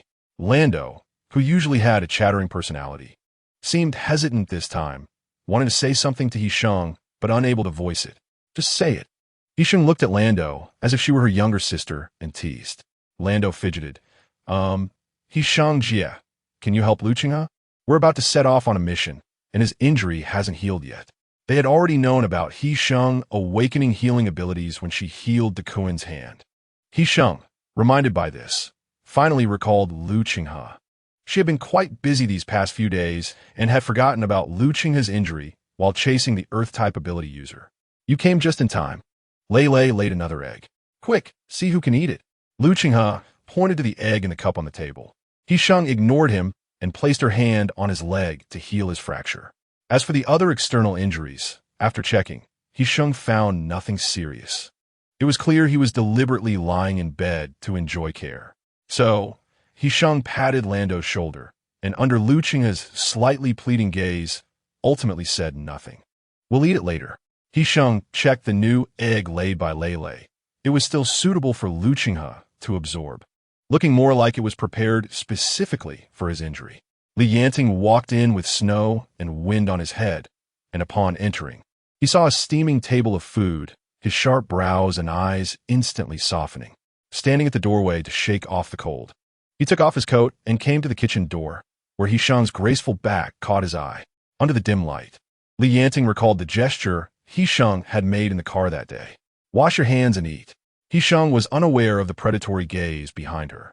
She finished ladling the last soup and walked past Li Yanting, placing it on the dining table in the living room. "Aren't you hungry after training all afternoon?" He Sheng had been thinking solely about the all-power stone mentioned in the new oracle and momentarily didn't notice the growing desire in Li Yanting's deepening gaze. "Baby, did you forget something?" Li Yanting approached, wrapping his large hand around her waist from behind. He Sheng's busy movements suddenly paused, and the next moment, the scene before her shifted. She found herself in Li Yanting's embrace, sitting on his lap as he lifted the hem of her shirt. His rough, calloused hand, still carrying some outdoor chill, rested on He Sheng's waist. He Sheng shrank back slightly, feeling a bit of pain where his hand rubbed against her delicate skin. She didn't need to look to know her waist was probably reddened by him. After so many half-initiated interactions, He Sheng was no longer as shy as before when faced with Li Yanting's flirtations. But this time was clearly different, whether in terms of time or opportunity. He Sheng still quietly blushed. "The food is ready." Under the wandering of his hand on her waist, He Sheng moved closer to Li Yanting, their entangled breaths rising in warmth between them, intensifying her heartbeat. "Should we eat first, or?" He Sheng ultimately couldn't say those two words. But her actions were much more proactive than her words. She wrapped her arms around Li Yanting's neck, allowing him to take the lead, her eyes misty with emotion. "Of course, we taste the lady first." Li Yanting's eyes turned red with excitement at He Sheng's initiative, and he lifted her onto the bed, removing the apron she wore. The large white shirt underneath came from his wardrobe, already yellowed from washing, but He Sheng had never thrown it away, using it as her sleepwear. But when this dress was worn on He Sheng, it always stirred Li Yanting's possessiveness. After being taken advantage of twice in bed, He Sheng never wore it again. "Why are you wearing this?"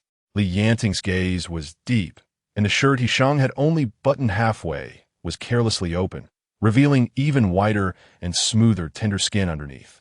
His rough hand slid up along her waistline, easily reaching He Sheng's delicate butterfly bones this time, and he gripped her rounded shoulder in his palm, exuding an increasingly dangerous aura. There was nothing under the shirt. His little girl had the audacity to entice you. He Sheng said this almost in tears, her nose red, but looked more like embarrassment. "Husband, I don't want to wait anymore." He Sheng closed her eyes, her long eyelashes trembling slightly, with a few broken tears falling on her lashes, making her look even more pitiful and alluring. "I didn't want to wait anymore." A low growl, and even the most gentlemanly man turned into a beast.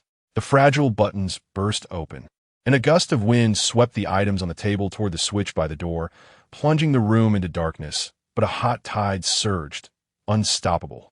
Chapter 144. The secret of Zermo. A man who had just lost his virginity was simply unreasonable. Even past midnight, he wouldn't calm down, and He Sheng kicked him several times before finally pushing him off her.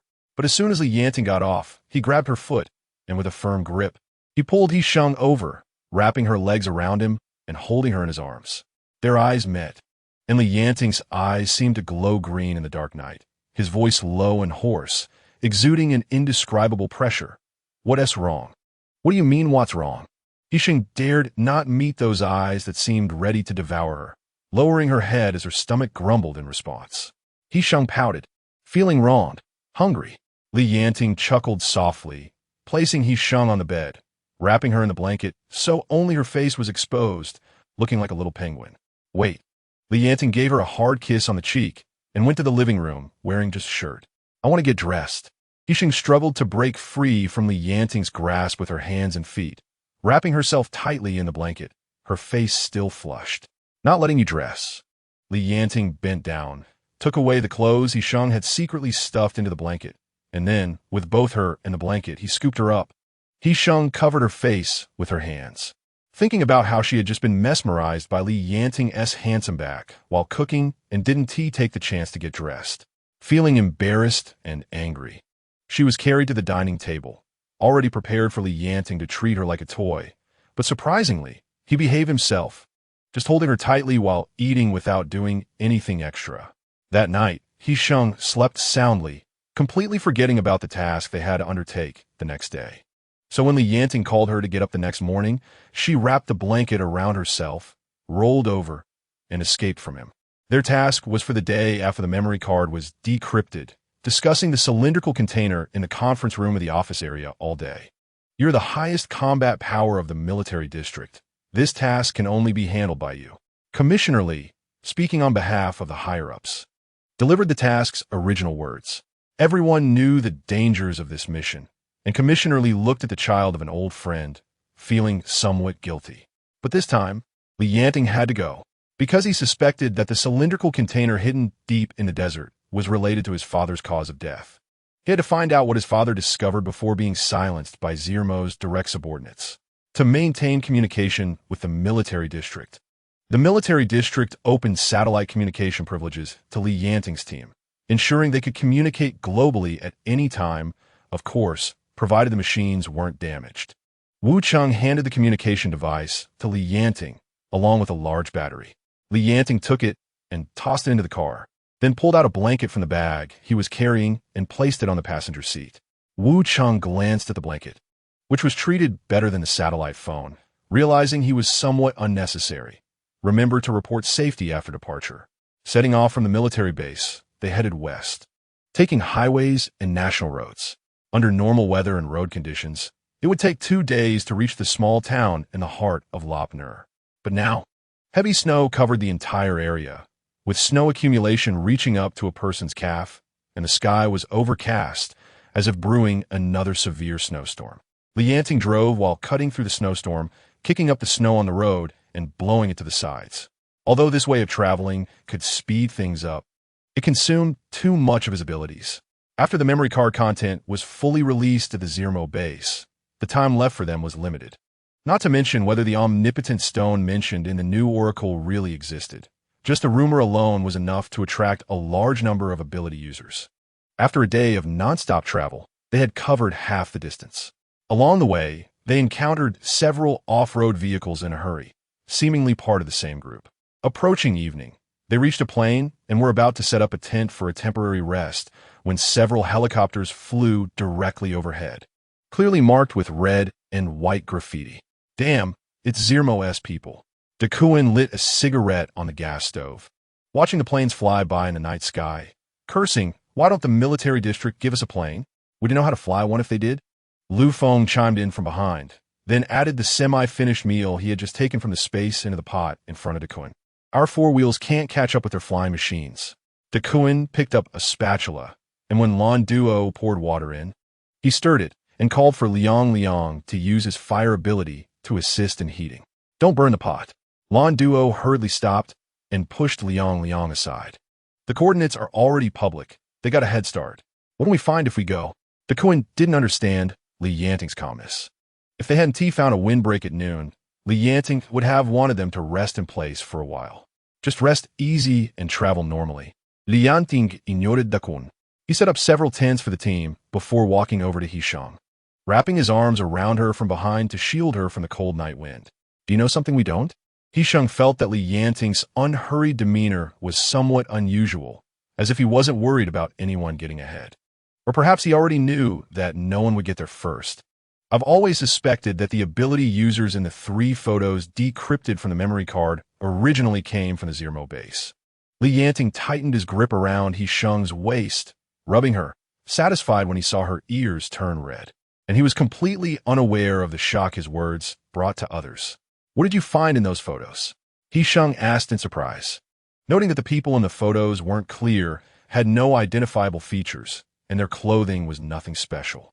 Even after restoration, no matching faces were found. Because they are not from Huagua. Li Yanting held He Sheng's cold hand, breathing warmth into it. The others watched their team leader's affectionate behavior with indifference, while only He Sheng felt shy, trying several times to push Li Yanting away, but failing. A man who just lost his virginity is simply unreasonable. The water in the pot quickly boiled, cooking the boiled lamb they had brought from military base.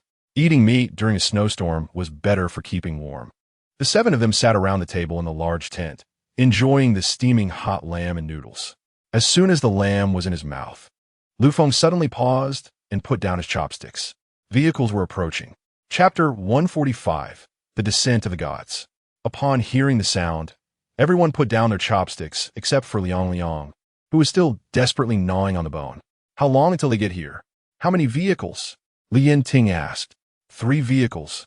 They should catch up to us in about 10 minutes. Lu Feng felt the situation carefully. After his ability had rapidly advanced, he no longer needed to lie on the ground to sense the tremors of the outside world.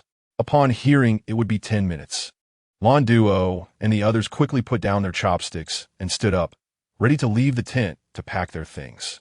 He Sheng immediately understood Li Yanting's intention and agreed. The number of ability users we encounter on this road will only increase. We cannot keep avoiding them. As long as we don't expose our relationship with the military and blend in, it will be more beneficial for our actions, Li Yanting added.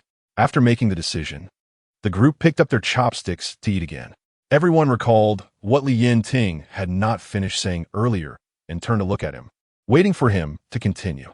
The reason I said that the Earth-type ability users in the desert are not from Huagua is that I met one of them at the CRMO base. Li Yanting said, the CRMO base was originally a research institution for gene viruses, with over 200 affiliated research institutes worldwide. And the one we are at odds with is the earliest established. Li Yanting tore a piece of meat for He Sheng, dipped it in sauce, and handed it to her bowl. After the apocalypse arrived, their base split into 2 factions that were at odds with each other.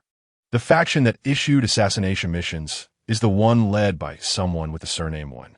The assassination mission Li Yanting mentioned refers to the first mutant zombie in the amusement park, the child being held in someone's arms. However, the faction that holds the core secrets is the direct line of CRMO, Li Yanting said. He Sheng pondered. This indicates that in this matter, the 2 factions of CRMO base each played different roles. More accurately, this is the result of their mutual struggle. The table full of people was left confused by Li Yanting's words. Only Liu Feng's exceptional intelligence kept up with Li Yanting and He Sheng's thoughts. But what were they arguing about? It wasn't like footprints on the moon. He Sheng finished the piece of meat Li Yanting had torn for her and suddenly thought of Qiu Ruishan, who had been captured by the CRMO base. Perhaps it is the genetic code of human evolution. When faced with so many ability users who exceed human limits, who could resist such temptation?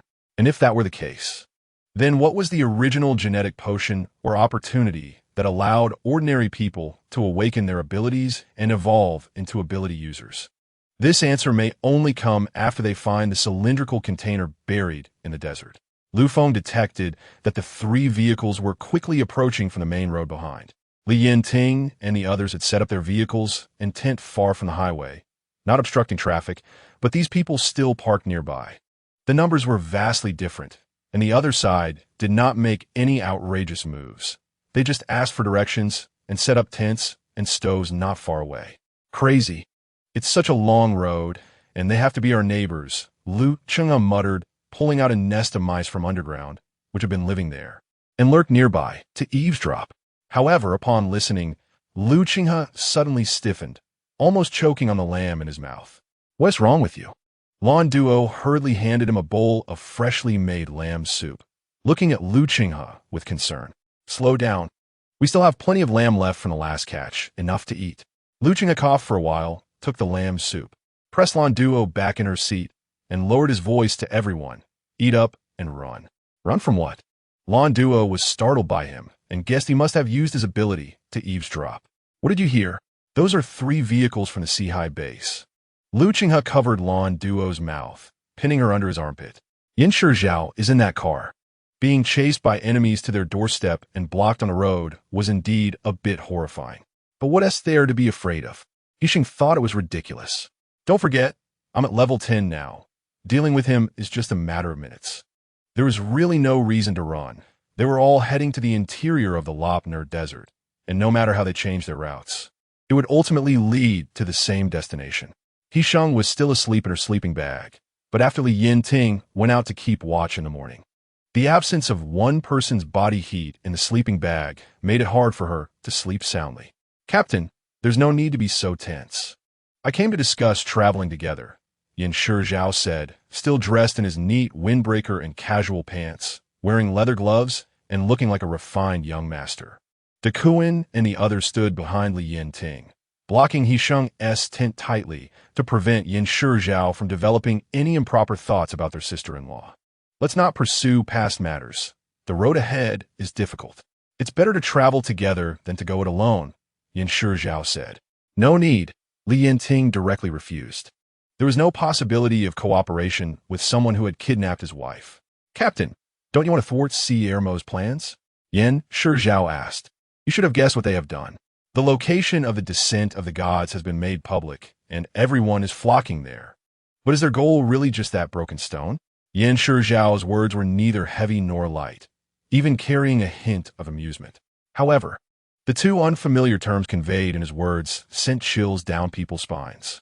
Yin Shizhao's Seahai base had always had connections with Zermo, and according to Li Yanting's speculation, the apocalypse's emergence was closely related to the Zermo base. Since Yin Shizhao had this connection, he surely knew more than they did. For instance, about the descent of the gods, and also about that broken stone. Chapter 146, A Trap. "You call the coordinates of the location the descent of the gods?" He Sheng emerged from the tent, wrapped in one of Li Yanting's clothes. The weather today was great, with clear skies and a thin layer of snow outside the tent, indicating that it had snowed lightly last night. Li Yanting seemed somewhat displeased with He Sheng coming out of the tent.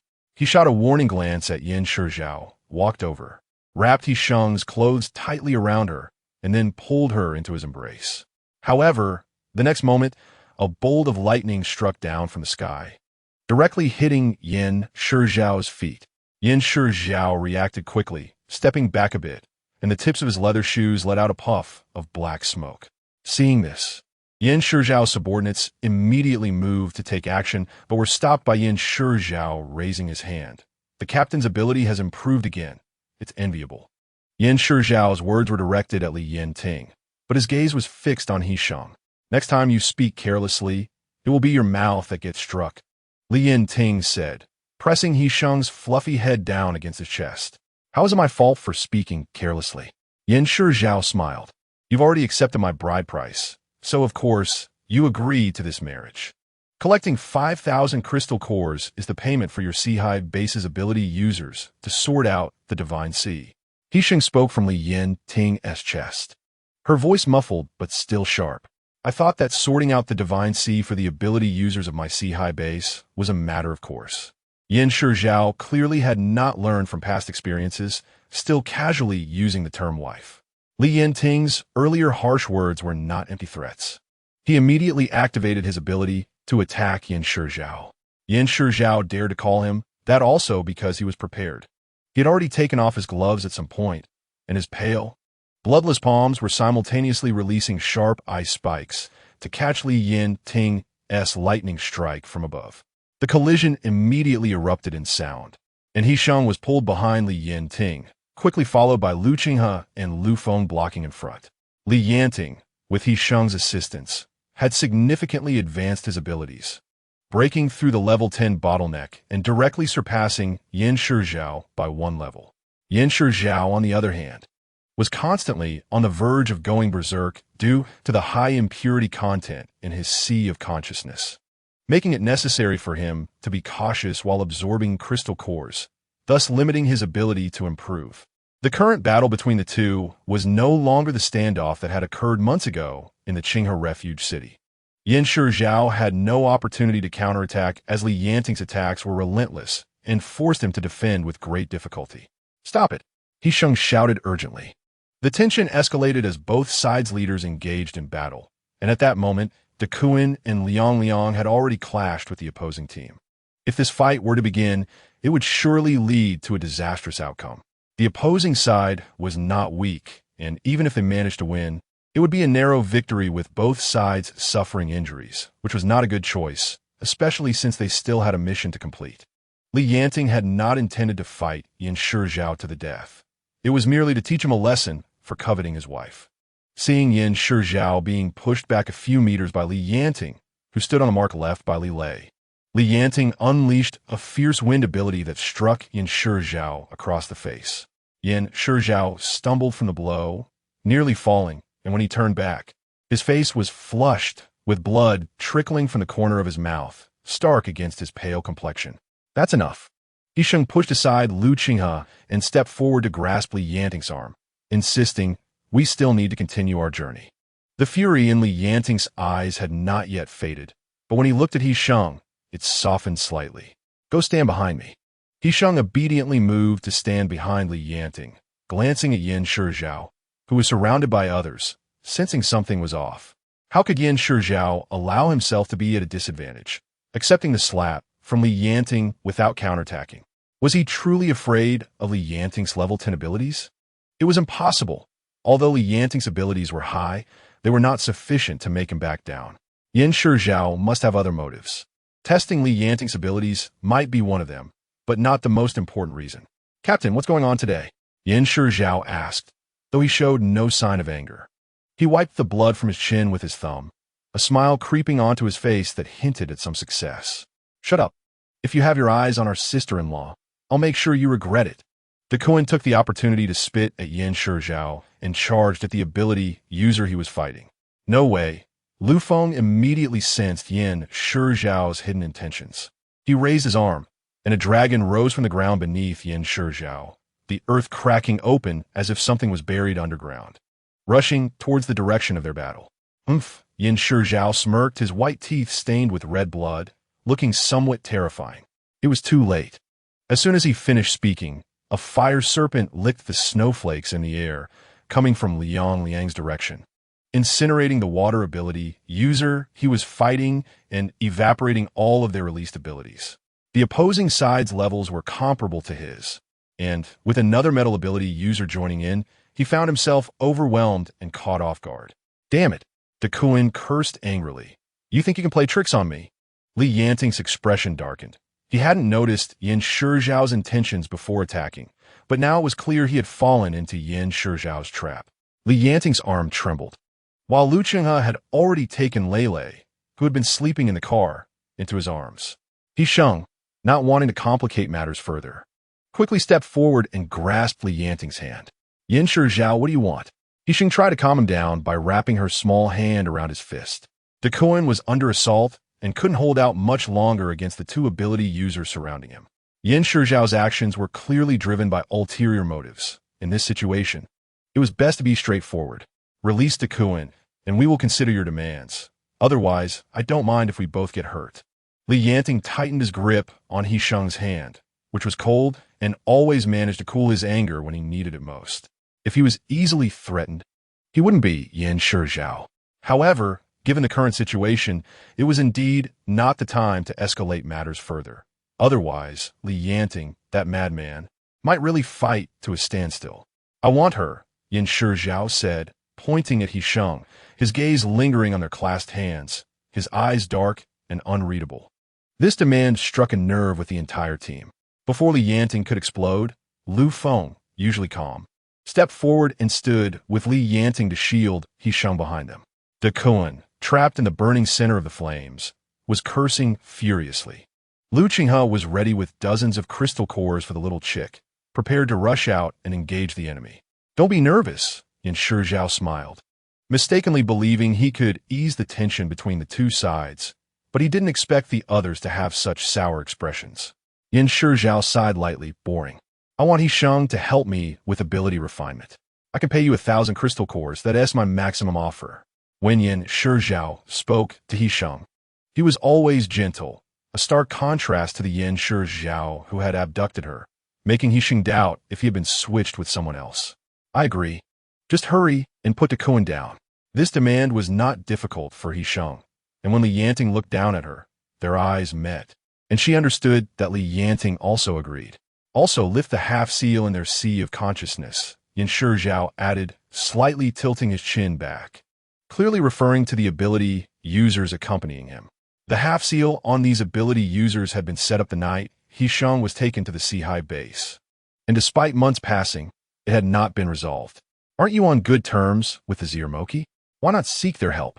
He Sheng bit her lip, glancing at the three ability users surrounding Duan and fighting Liang, feeling very displeased. This was a successful negotiation for both sides. I didn't ask you these questions. He Sheng felt confused by his attitude, only noticing that Yanting's grip on her hand had suddenly tightened, realizing he was holding back his anger. He was deliberately trying to create tension between Yanting and her. However, this was also a good opportunity to extract information. He Sheng squeezed Yanting's hand, moving closer to alleviate his jealousy a bit. Since you're so willing to talk, why not tell us about the descent of the gods and that broken stone?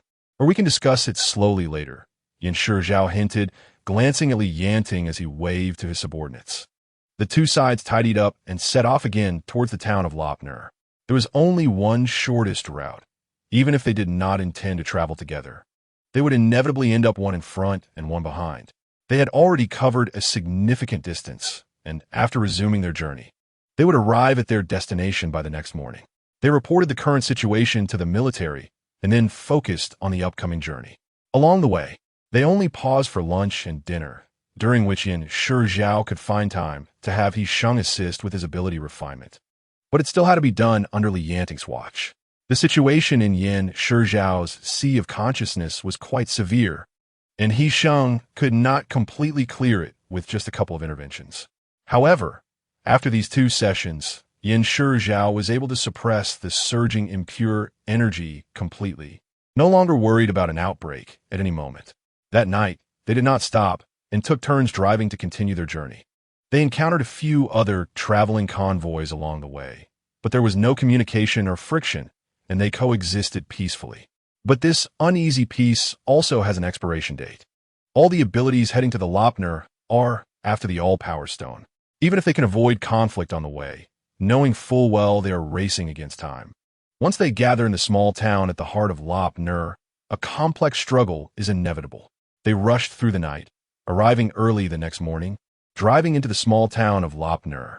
This town is not large, isolated from the world, and before the apocalypse, it was mostly populated by transient workers from factories.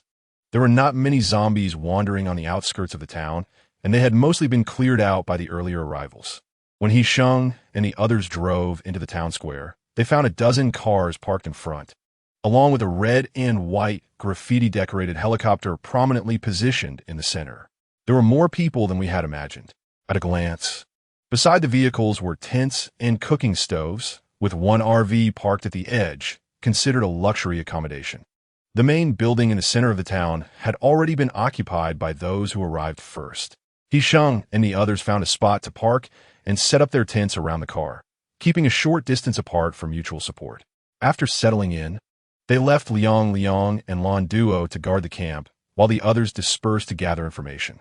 These people had arrived much earlier than He Sheng and the others, and should have already explored the surrounding uninhabited areas. Since there was no commotion, it indicated that they had not found any trace of the so-called all-power stone. There were not many people in the square, only about a dozen, all looking vigilant, likely left by their groups to guard the camp. Most were busy with their own matters. Sizing up the 2 seemingly formidable convoys that had just arrived, their expressions varied. The most eye-catching helicopter in the square had a few tents set up beneath it, and the people standing outside were dressed in red and white uniforms of the Zermo group, about 10 of them huddled together, seemingly discussing something. This helicopter should have arrived yesterday, and they were still here observing the situation, which fell a bit off. He Sheng tugged at Yanting's sleeve. They belonged to the one faction, and they knew as much about the exact location of the divine descent as we did. Yanting merely glanced at the helicopter and continued to observe the surroundings, always keeping He Sheng close and alert to the unknown identities of various groups. Sister. Liang suddenly appeared behind them, sucking on a lollipop that Lan Duo had given him, pointing towards the tent area. Sister Lan Duo said, "There was a call from home." Home, the military. Chapter 148. Dig for me. The call from the military did not provide any useful information, only stating that other military districts had detected helicopters crossing the border and planned to strike, but they vanished like ghosts and could not be tracked. He Sheng and the others naturally knew what that was. There must be a spatial ability user among the Zermo group, and their level was likely much higher. possibly exceeding Lan Duo's current ability level by at least one rank. Their spatial ability, users could compress space over short distances in midair, achieving spatial jumps to evade military radar and strikes, arriving at the divine descent site at the fastest speed. Moreover, high-level spatial ability, users could open oxygen spaces in the environment, temporarily becoming a hiding place for themselves, a team, or even a helicopter if necessary. During the incident in Qinghe City, Han Jiaming had vanished without a trace by hiding in the oxygen space created by spatial ability user within his team, making it impossible for Lele's strike to locate him. After finishing the call with the military, Li Yanting and the others drove away in a vehicle, intending to explore the surrounding uninhabited areas. They had brought a computer capable of connecting to satellite signals from the military district, and Lu Feng input the specific latitude and longitude of the divine descent site to generate a route map. The area surrounding the Lop near small town was a 500-kilometer uninhabited zone. Vast deserts stretched before them, with yellow sands and earth as far as the eye could see, devoid of any green embellishments. Only Lu Feng still had a sense of direction, and they followed the marked route on the computer, encountering a vehicle spinning in the desert along the way. "Hey, brother, stop for a moment." That vehicle had chased Li Yanting and the others for 10 minutes, finally catching up and honking, with a burly half-body extending from the passenger side. "Brother, stop." The man had a face full of stubble, cracked lips, and was covered in dust, looking quite anxious as he knocked on the car door. Li Yanting stopped the car and opened half a window, cautiously glancing over. "How long had you been out?" Li Yanting looked up at the sky. It was overcast today, with a moderate wind blowing, and thick clouds obscured the sun, showing only a distinct bright spot. "I don't remember. We came out at night." The man licked his lips and pulled an empty bottle from inside the car. "Brother, can you spare us some water?" Coming out from the town at night, they couldn't tell east from west. One could say he was either bold or reckless. Lu Feng scoffed, putting away the computer and filling a bottle with water from a large bucket at their feet. "Big brother, people like this don't have much cunning." Lu Feng handed the water to the front seat, intending to befriend him. Lan Duo's space could store enough water for them. This was a mere trifle for them, but a life-saving grace for someone parched and near death. Li Yanting took the water bottle without getting out of the car and tossed it through the window to the man, who gratefully thanked him, sincerity evident as he added, "Brother, I really didn't lie to you. We turn around over there, it's all yellow sand, nothing at all. That's the sun, remember it. Directly facing the sun, 30 degrees to the right. You can reach the small town in half an hour." Li Yanting ignored the man's persuasion, simply pointed to the bright spot behind the clouds, succinctly indicating the direction. Once they confirmed the other party wasn't following them, Lu Feng took out the computer again to check their current location. They had indeed come from the marked point. If there were no Earth ability users on their vehicle, it would be challenging to detect if anything was buried underground. "How much further?" He Sheng asked. Lu Feng checked the map. 3 kilometers straight ahead. They accelerated in that direction, but just as they were about to reach their destination, they suddenly heard some vehicle sounds from a distance. Li Yanting immediately slowed down, turned a couple of corners, and pretended to be casually wandering around. Lu Feng also had Lan Duo put away the computer, sitting leisurely in the back seat with his eyes closed, secretly activating his abilities to probe the surroundings underground through the vehicle. They were now very close to the marked location, and based on Liu Feng's ability level, he could easily investigate the situation beneath the landmark. As they got closer, they found 5 or 6 vehicles surrounding the area, each dispersed, not appearing to be from the same group. Liu Feng's probing abilities yielded nothing, but he sensed other Earth abilities probing underground for 5 distinct Earth abilities intersecting, indicating they had made contact ahead of time. Those people turned to look at the sound of the vehicle, and as soon as Li Yanting parked in a safe spot, one person stepped out of the crowd and approached them. "Brother, your team has an Earth ability user, right?" The person spoke with certainty, not as if asking, but confirming. Lu Feng got out of the car, not hiding it, and openly admitted, "I do. We've been circling this wall for a while, found nothing." The person pointed to the dirt wall they were surrounding. That dirt wall looked similar in size and height to the one in the picture. The shape was consistent, with the degree of damage not differing much, and a recognizable large pit on one side was quite evident, making it almost certain that it was indeed the wall in the picture. He Sheng scanned the dozen or so people present and felt a rise of doubt and vigilance. The new oracle spreads through audio, unable to transmit images, so they couldn't possibly know the connection between the marker point and the earthen wall. But how did they find this place so accurately? I suggest we work together to dig a hole at the location in the photo on the sandy ground. One of the Earth-type ability users stepped forward, adjusting his square glasses. He Sheng was taken aback when he heard these people mention the photo. Now, apart from the military satellites still functioning normally, the only thing left that could be used over a wide area was the radio, but audio cannot transmit images. So how did the photo end up in their hands? The man with square glasses retorted angrily, "You're wrong. Can the oracle be false? The first oracle appeared 3 months ago, and the apocalypse followed. Do you dare say that's a coincidence? Are you sick, arguing here?" The person who had just approached Li Yanting and the others turned cold, and the other two immediately quieted down. "Brother Hu, I'm sorry." The two lowered their heads, having to admit their mistake. The man called Brother Hu thought for a long time, lit a cigarette, and took a deep drag before cursing. "We're fucking here now. Don't hold me back. Listen to me, dig." Chapter 149. Fear the other teams had no objections and turned their gazes to the newcomer, Lu Feng. Lu Feng shrugged. "I have no opinion. But with such a big operation, how can you be sure the marker is definitely here?" Lu Feng asked before He Sheng. "You don't have a phone, do you?" Brother Hu said, pulling out the latest model of an Apple phone from before the apocalypse, fiddling with it for a moment before finding the photo and handing it to Lu Feng. "After the apocalypse, phones are pretty useless. I threw mine away a long time ago." Lu Feng took it, and, after looking at it, his expression changed slightly. He turned to Li Yanting and He Sheng, nodding slightly.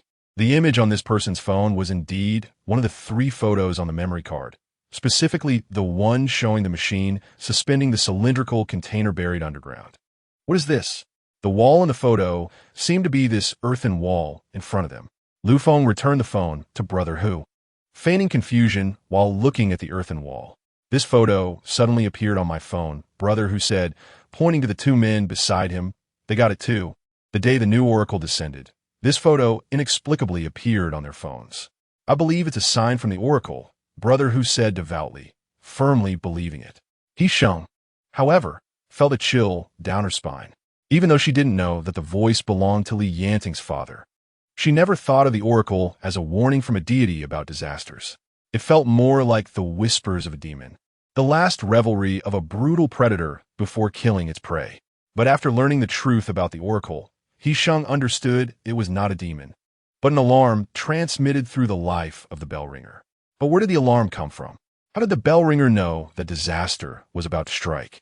After such a long exploration, the content of the memory card and the deepening entanglement of the Silmer base and the apocalypse made He Sheng realize this was not a simple global catastrophe, like an earthquake or global warming. No, the emergence of the zombie virus and this disaster of the apocalypse now seemed more like a man-made event, hidden within an uncontrolled accident that ultimately caused humanity to face a common calamity. If the zombie virus was indeed man-made, then who was behind it? And what about the photos that suddenly appeared on everyone's phones, the inexplicable containers, and the omnipotent stone? These had long exceeded the capabilities of humanity. The ability to control smartphones, whether in the past life or this life, He Sheng had never heard of, and deducing from the types of abilities awakened in humans. This type also seemed unlikely to exist. In just a few seconds, these thoughts rapidly flew through He Sheng's mind, some only leaving a tail, others presenting themselves completely. They didn't rush in all at once, but formed a complete logical chain. There was something beyond human capability that was completely transforming humanity in the form of an apocalypse. Perhaps it accelerated human evolution, or perhaps it was using the zombie virus to alter the direction of human evolution. So what would its ultimate goal be? He Sheng dared not think further, feeling that even her rebirth might be a joke it played on her, especially since after rebirth, the speed of evolution in the apocalypse accelerated, as if everything had been fast-forwarded. And this time, sending the photo directly to everyone's phones looked like it was stirring up greater and more intense internal conflict among the ability users. It felt as if there were a pair of large hands, unseen, controlling the trajectory of the world's operation acting according to its own wishes. He Sheng? Li Yanting walked over, pulling He Sheng into a tight embrace. He gently stroked He Sheng's suddenly pale face, a small frown forming between his brows. What's wrong? Are you feeling unwell? In just a moment, He Sheng's lips had lost all color. Her eyes were filled with panic and helplessness. Once she fell into Li Yanting's arms, she started trembling violently. So I firmly believe that the omnipotent stone must be beneath this sandy ground. Brother Hu put away his phone, glancing at the woman being comforted in someone's arms, feeling troubled and unwilling to look more. What are you doing here so delicately? Why not find an ability user to keep at home, living without worries and carefree? Lu Feng looked at He Sheng with concern. He didn't know what was wrong with her. But Brother Hu's earlier words had indeed made him feel strange and uneasy. Even so, the maximum depth for Earth-type abilities to probe underground is about 200 meters. If we don't find any target objects within this range, it will be hard for just a few of us to go deeper. Lu Feng suppressed the odd feeling in his heart and continued negotiating. The maximum depth for vertical probing with Earth-type abilities is far lower than horizontal probing. Lu Feng could detect vehicles several kilometers or even over 10 kilometers away, but could only probe about 500 meters underground. In reality, Liu Feng's Earth-type ability level was already the highest among everyone present, yet there were still no discoveries. Then let's expand the search step by step. Now that we have determined the location through the photo, let's dig layer by layer. We'll move our camp here. I don't believe we can't find it. Brother Hu threw his cigarette, but to the ground, and stamped it out forcefully, turning to the several teams lingering here. We've all seen and heard the content of the oracle. It guided us to come here to find the omnipotent stone. Since everyone is here, no one wants to return empty-handed. Brother Hu's name sounds rough, but when he spoke, he was clear and reasoned, and with his own enthusiasm and firm belief. He easily stirred the emotions of everyone present. Many expressed that they couldn't come for nothing. Since they were already here, they must find the omnipotent stone to gain the power of all abilities and secure a place in the apocalypse. Everyone agreed, and Lu Feng naturally followed suit. The next few teams decided to form an alliance to jointly guard the burial site of the omnipotent stone, preventing other teams from coming to take share. Chapter 150. Is there something? Now is not a good time to talk about this. He Sheng leaned against Li Yanting's embrace and took a moment to recover, shaking her head and saying, I'm fine. Li Yanting's brows were tightly furrowed. He Sheng's condition didn't seem like she was fine. She had just broken out in a cold sweat, and her lips had turned pale and bloodless. I'm fine. He Sheng's complexion regained some color, but the earlier speculation had indeed frightened her quite a bit. However, these were merely her guesses following a clue. Even if there were some traces, there was no conclusive evidence, and there was really no need to scare herself. Stepping back, even if what she guessed was true, the apocalypse has already come. What other way can humanity take besides accepting and fighting against the whims of fate? Li Yanting looked at He Sheng, who was still distracted, and reached out to stroke her cheek. Suddenly enlightened, he blurted out, Is it possible you're pregnant? He Sheng hadn't even had time to blush before Lan Duo, who was drinking water behind them, sprayed the precious resource everywhere. Coughing violently, Lan Duo pushed the car door open and fled for her life. He Sheng's face turned red as she buried her head in Li Yanting's chest, unsure of what to say. It had only been 2 days since their one and only night together. Even if she were pregnant, it wouldn't show this soon. Li Yanting, realizing too late that he had misspoken, cupped He Sheng's face and gave her a fierce kiss. Is everything really okay? He Sheng looked somewhat normal now, her lips pink and her eyes shimmering. I just thought of something that scared me, He Sheng said truthfully. I'll tell you later. Don't overthink it. Li Yanting kissed her forehead gently, his brow slightly furrowed, his gaze deep. He Sheng could guess what he was thinking. Li Yanting was equally perceptive. Big brother. Lu Feng coughed lightly to disguise his voice, then patted He Sheng's head and lifted his chin. Speak. However, the commotion here couldn't possibly escape the notice of other Earth-type ability users. Once they sense someone using abilities on a large scale, it would inevitably attract all the teams in the town. Should we still participate? Lu Feng asked.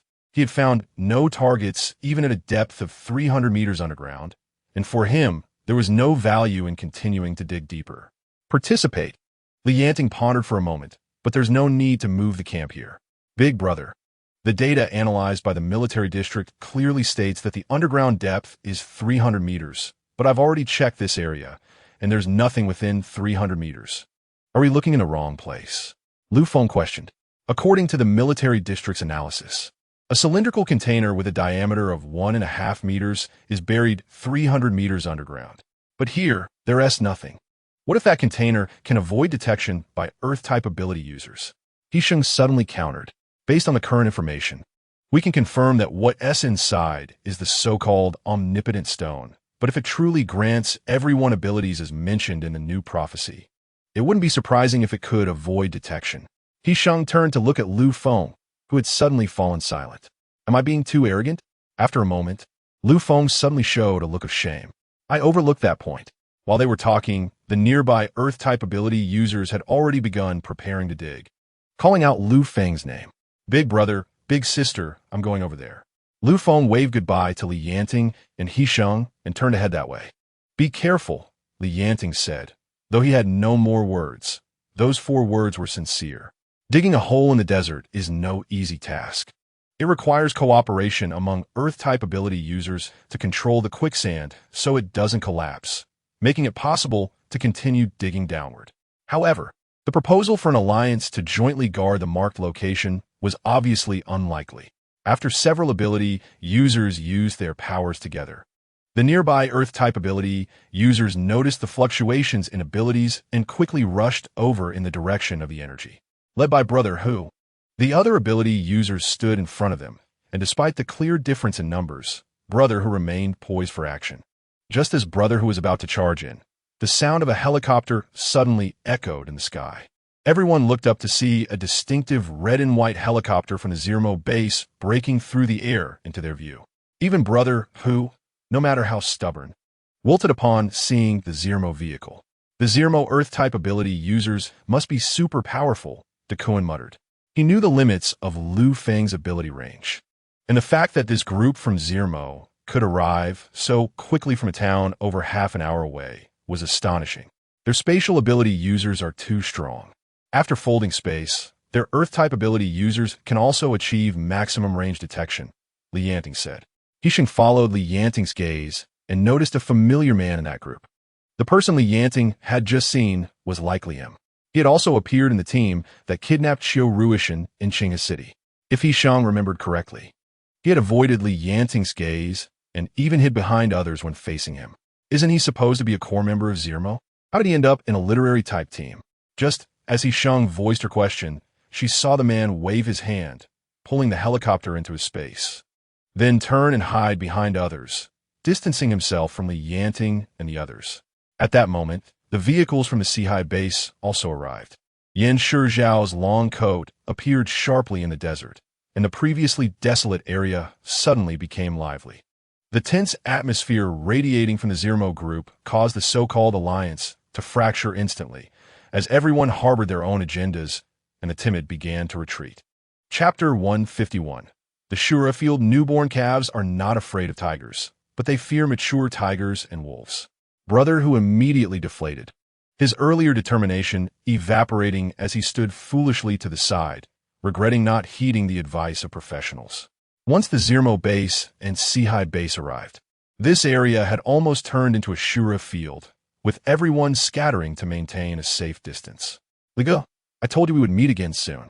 A voice suddenly broke the fragile calm among the various forces. It was Han Jiming. As soon as he spoke, Han Jiming stepped into the view of the crowd behind the spatial ability user. After a long time, he had grown his hair to shoulder length and dyed it a creamy yellow, which looked somewhat glaring against the dim sky of the desert wasteland. Meanwhile, He Sheng felt a sudden sense of urgency, as a familiar soothing ability, like a sharp dagger, was emerging towards her spiritual sea. He seemed to be trying to pry open her already shattered spiritual sea to check the results of his attack from months ago. Using the same trick again, He Sheng immediately activated her abilities, releasing an offensive power to confront him. The confrontation escalated, and He Sheng operated her spiritual sea, pretending to struggle as she received Han Jiming's attack. Han Jiming's hostility towards her was quite targeted, but He Sheng couldn't understand where this hostility came from. Aside from Li Yanting, She couldn't find any other connection between them. However, Han Zhiming's attitude towards Li Yanting was very strange. Last time, he not only failed to completely seal Li Yanting's abilities, but even attacked his own teammates to save Li Yanting. This time, Han Zhiming was only targeting her. Many ability users present were completely unaffected by his powers. But Han Zhiming had miscalculated. He Sheng was no longer the He Sheng from Qinghe City.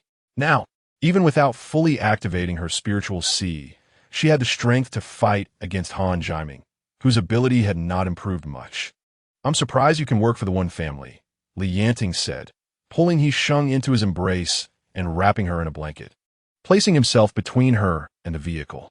Han Zhiming smiled, his expression ambiguous. Through the car window, he could still see the bundle held in Li Yanting's arms and felt even angrier. Li Ji's wife is quite interesting. She can recover even after having her spiritual C shattered, and she's advanced her abilities so quickly. It's quite intriguing. I really want to see what's inside her spiritual C. My wife doesn't need your concern. Li Yanting sensed Han Zhiming's hostility towards He Sheng, recalling some past events of the Zermo base, and tightened his hold on He Sheng.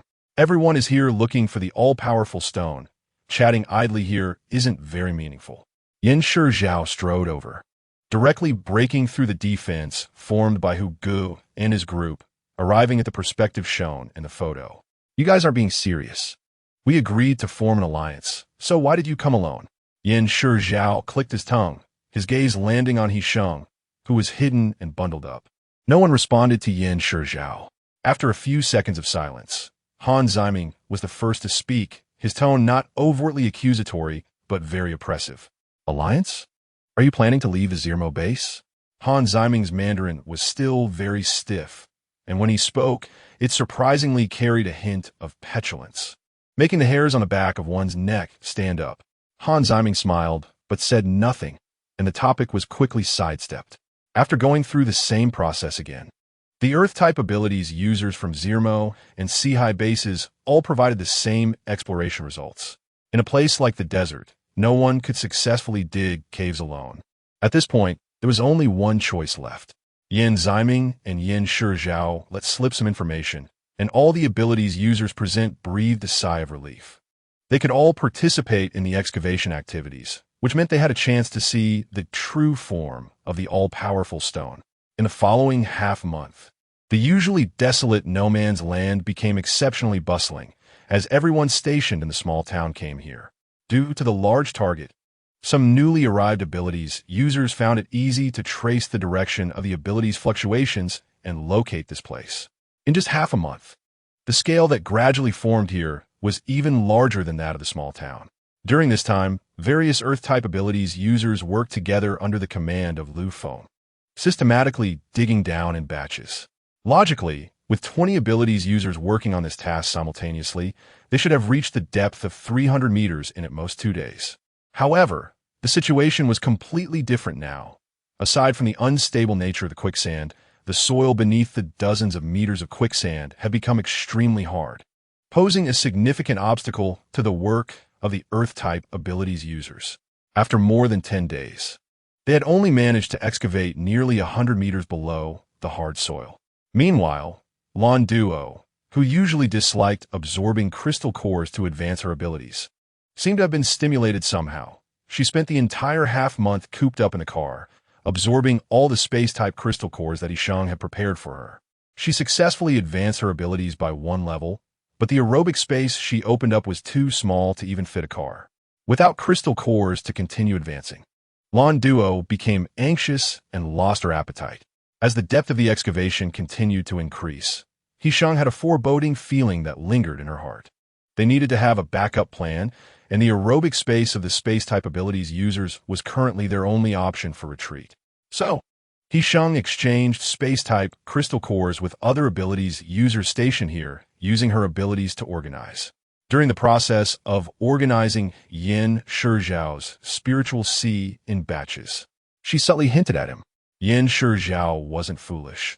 He understood the importance of having a backup plan, but the space-type abilities users in his team were quite inadequate, and he couldn't rely on the people from Zermo. Ultimately, he decided to turn to Li Yanting's team. The two sides quickly reached a consensus.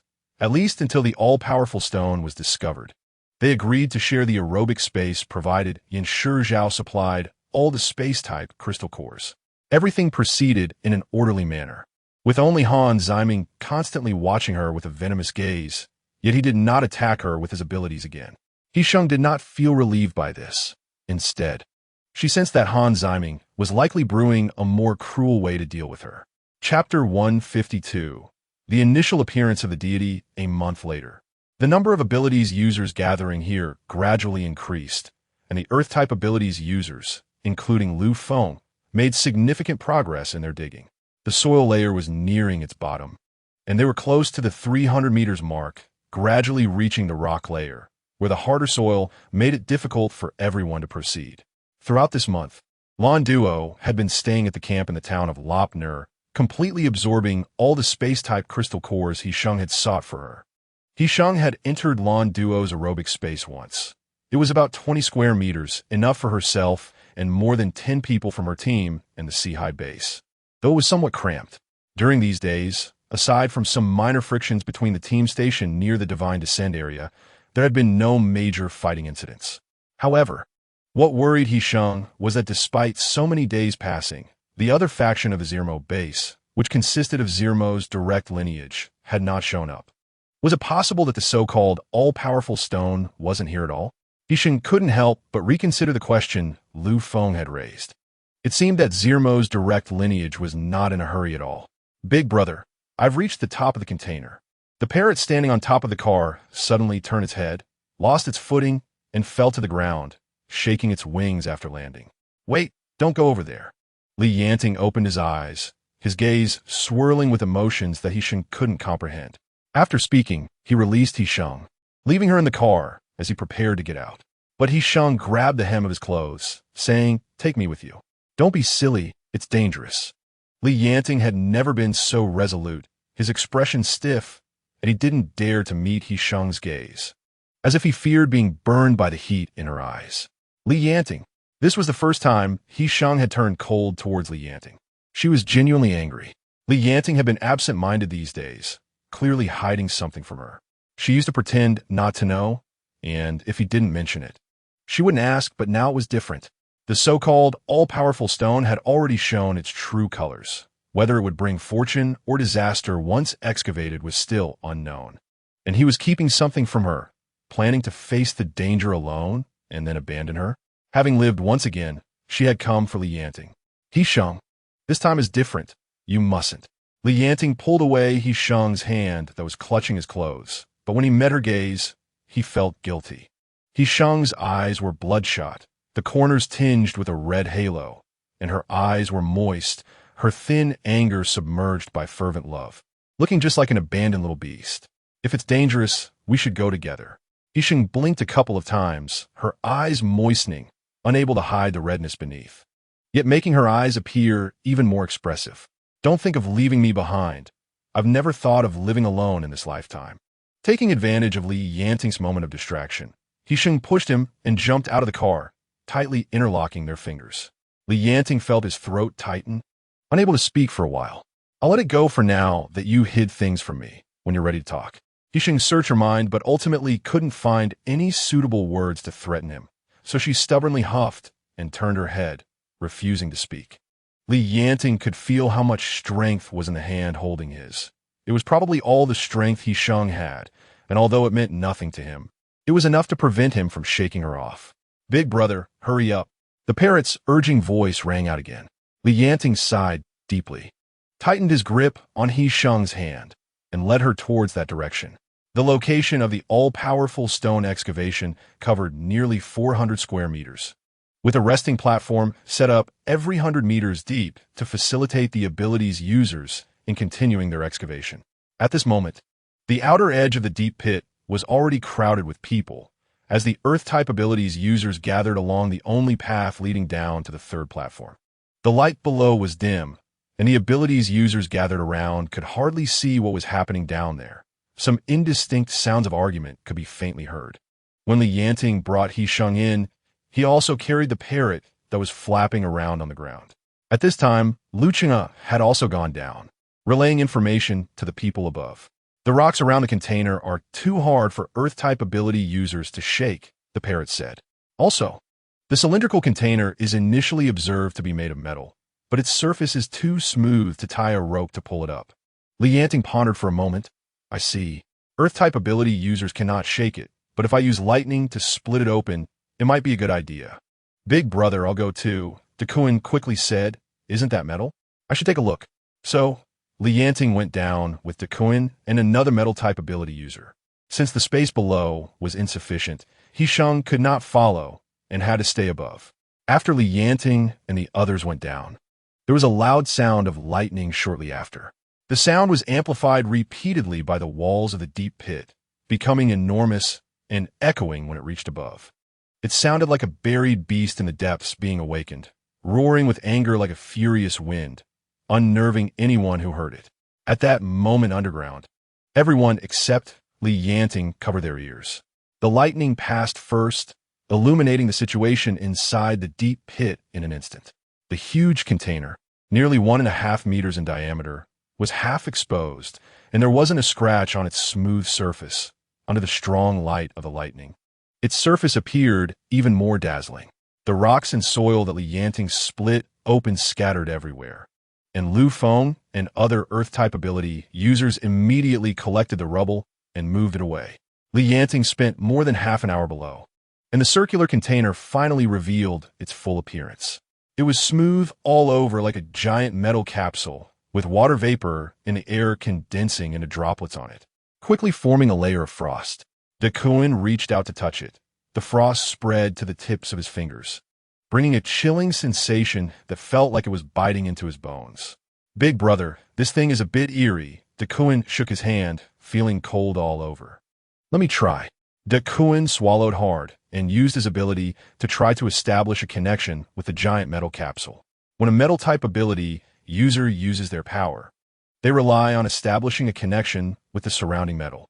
Initially, they can only move the entire metal body, but after a leap in ability level, higher-level ability users can master deeper methods of control. According to Duan's ability level, he could already manipulate tiny particles within the metal to achieve overall control and change the shape of the metal body at will. Duan had never encountered this kind of metal before and thought it would take a lot of effort to establish a connection with this big guy. But he didn't expect that this metal was very compatible with his ability. As soon as Duan extended his probing ability, he was directly ensnared by it. Chapter 153. Experiment subject number 1. Duan cursed inwardly, thinking that no metal had ever been so compatible with him. If he could turn such a big capsule into a weapon, he could wreak havoc.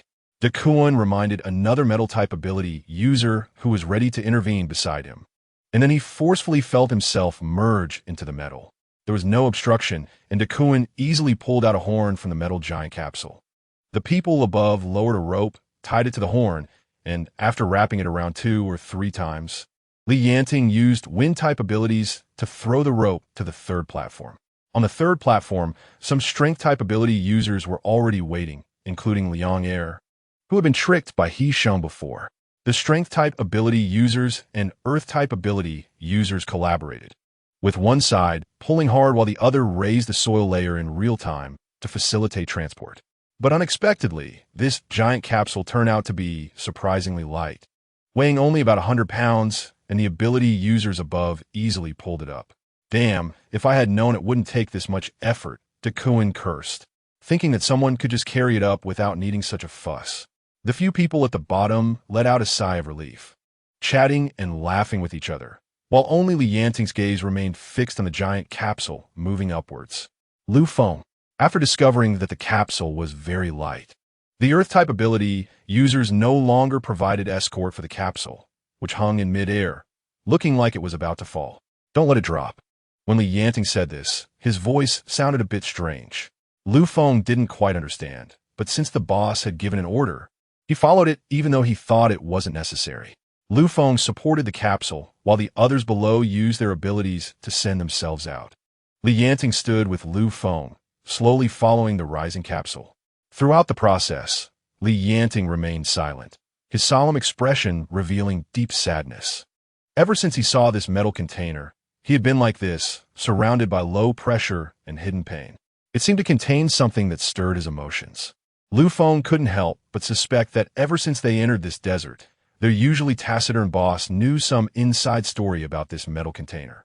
The metal container was light and easy to transport, and from the third platform upwards, the speed increased significantly. In just over 10 minutes, the large capsule was pulled out of the deep pit. Outside the deep pit, the dark clouds had dissipated, and Li Yanting kept staring at the container. His eyes felt a bit dry under the strong sunlight of the desert, and he squinted against the glare, tears moistening his eyes. Li Yanting felt a tightness in his chest. He once thought he would never see this container again. Li Yanting. He Sheng had been worrying about the situation below.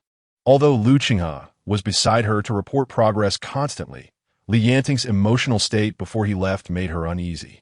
Li Yanting was knocked into an embrace by He Sheng, and he could sense her anxious feelings. He shifted his gaze from the cylindrical container, lowered his head, and rubbed his chin against He Sheng's forehead. I'm fine. The atmosphere between Li Yanting and He Sheng relaxed, while the Kuan stood in front of them with a vigilant expression. After the metal capsule was pulled up, the atmosphere on the scene immediately became tense, with countless eyes fixed on the capsule, fearing that someone would jump in first and claim it as their own. Suspicion arose among them, breaking the calm that had been maintained in the desert for over 2 months, and a chaotic battle seemed imminent.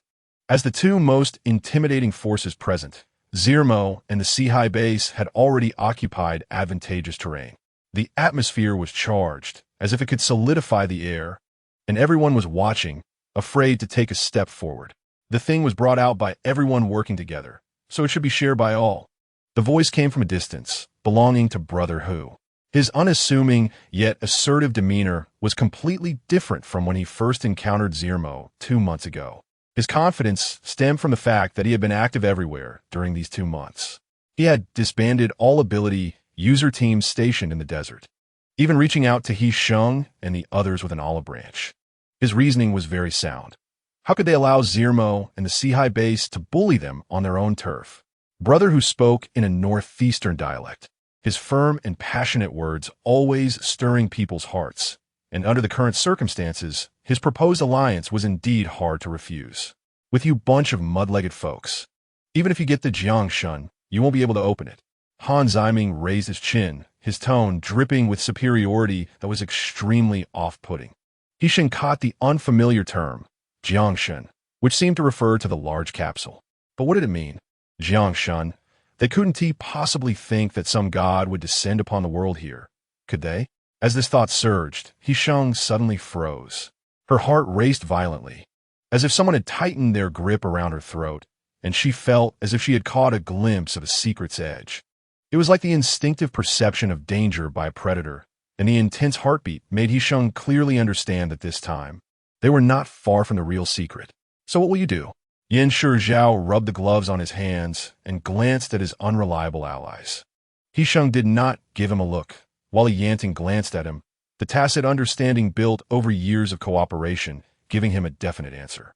His self-righteousness immediately sparked strong dissatisfaction among everyone, and the atmosphere of the temporary alliance formed by several factions quickly turned chaotic with curses flying everywhere.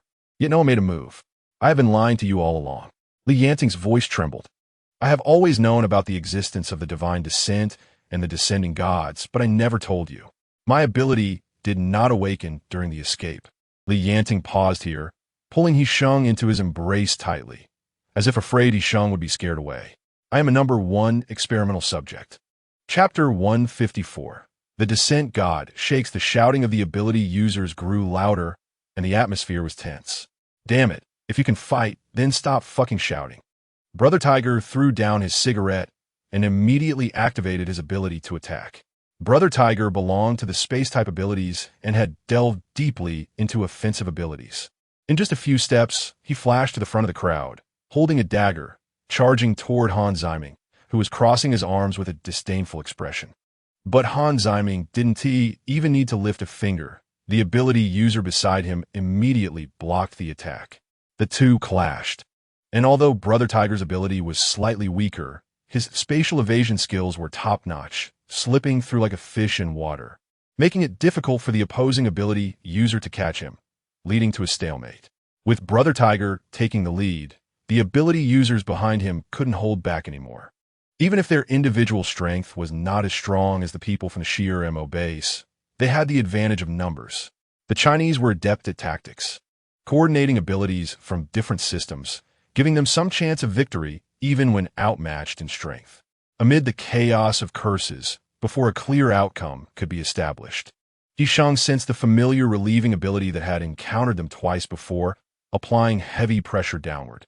Han Ziming stood behind the fighting parties, one hand combing through his half-long beige hair, the other hand suspended in mid-air, some transparent waves radiating out from his palm, his ability's path. This pressure quickly spread to everyone present, and He Sheng released his ability to protect the ability users in his team, observing the situation without taking any unnecessary actions. Yanting, I said I would accompany you for a lifetime, so no matter what you have concealed, I can forgive you. He Sheng established a protective layer of ability around his teammates, turning to look at Yanting with a sharp gaze. He Sheng said, but I can also get angry, so when I forgive you depends on your performance. Yanting's gaze remained fixed on He Sheng throughout, as He Sheng maintained a stern face while establishing the protective layer, glaring at him while expressing that he could get angry too. It was like a little cat that could hiss, pointing at its own tail to warn humans not to provoke it further. Clearly lacking any intimidation, it instead made one feel adorable. Yet the human being hissed, I was indeed intimidated.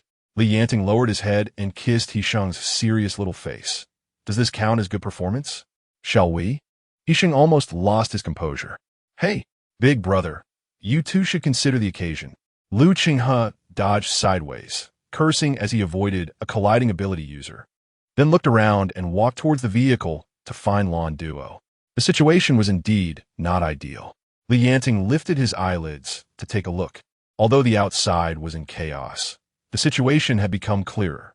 Han Ziming's ability level was formidable, and dealing with so many people was not strenuous for him, though the time his ability spent in the Divine Sea was relatively prolonged.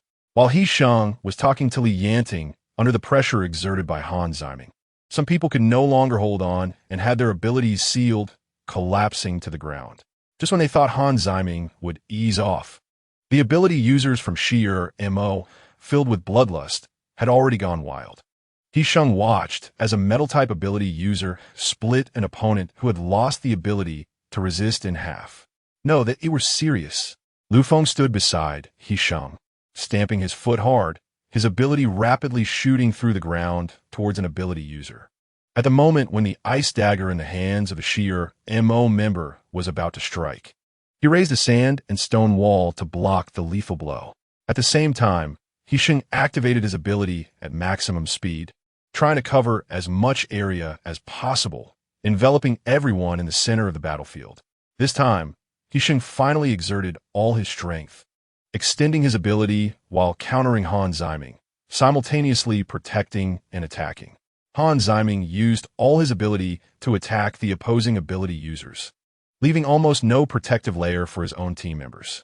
He Sheng easily infiltrated the Divine Sea of all Zermo team members, setting up heavy seals. Han Ziming's cynical face, which he thought was in complete control, finally shattered.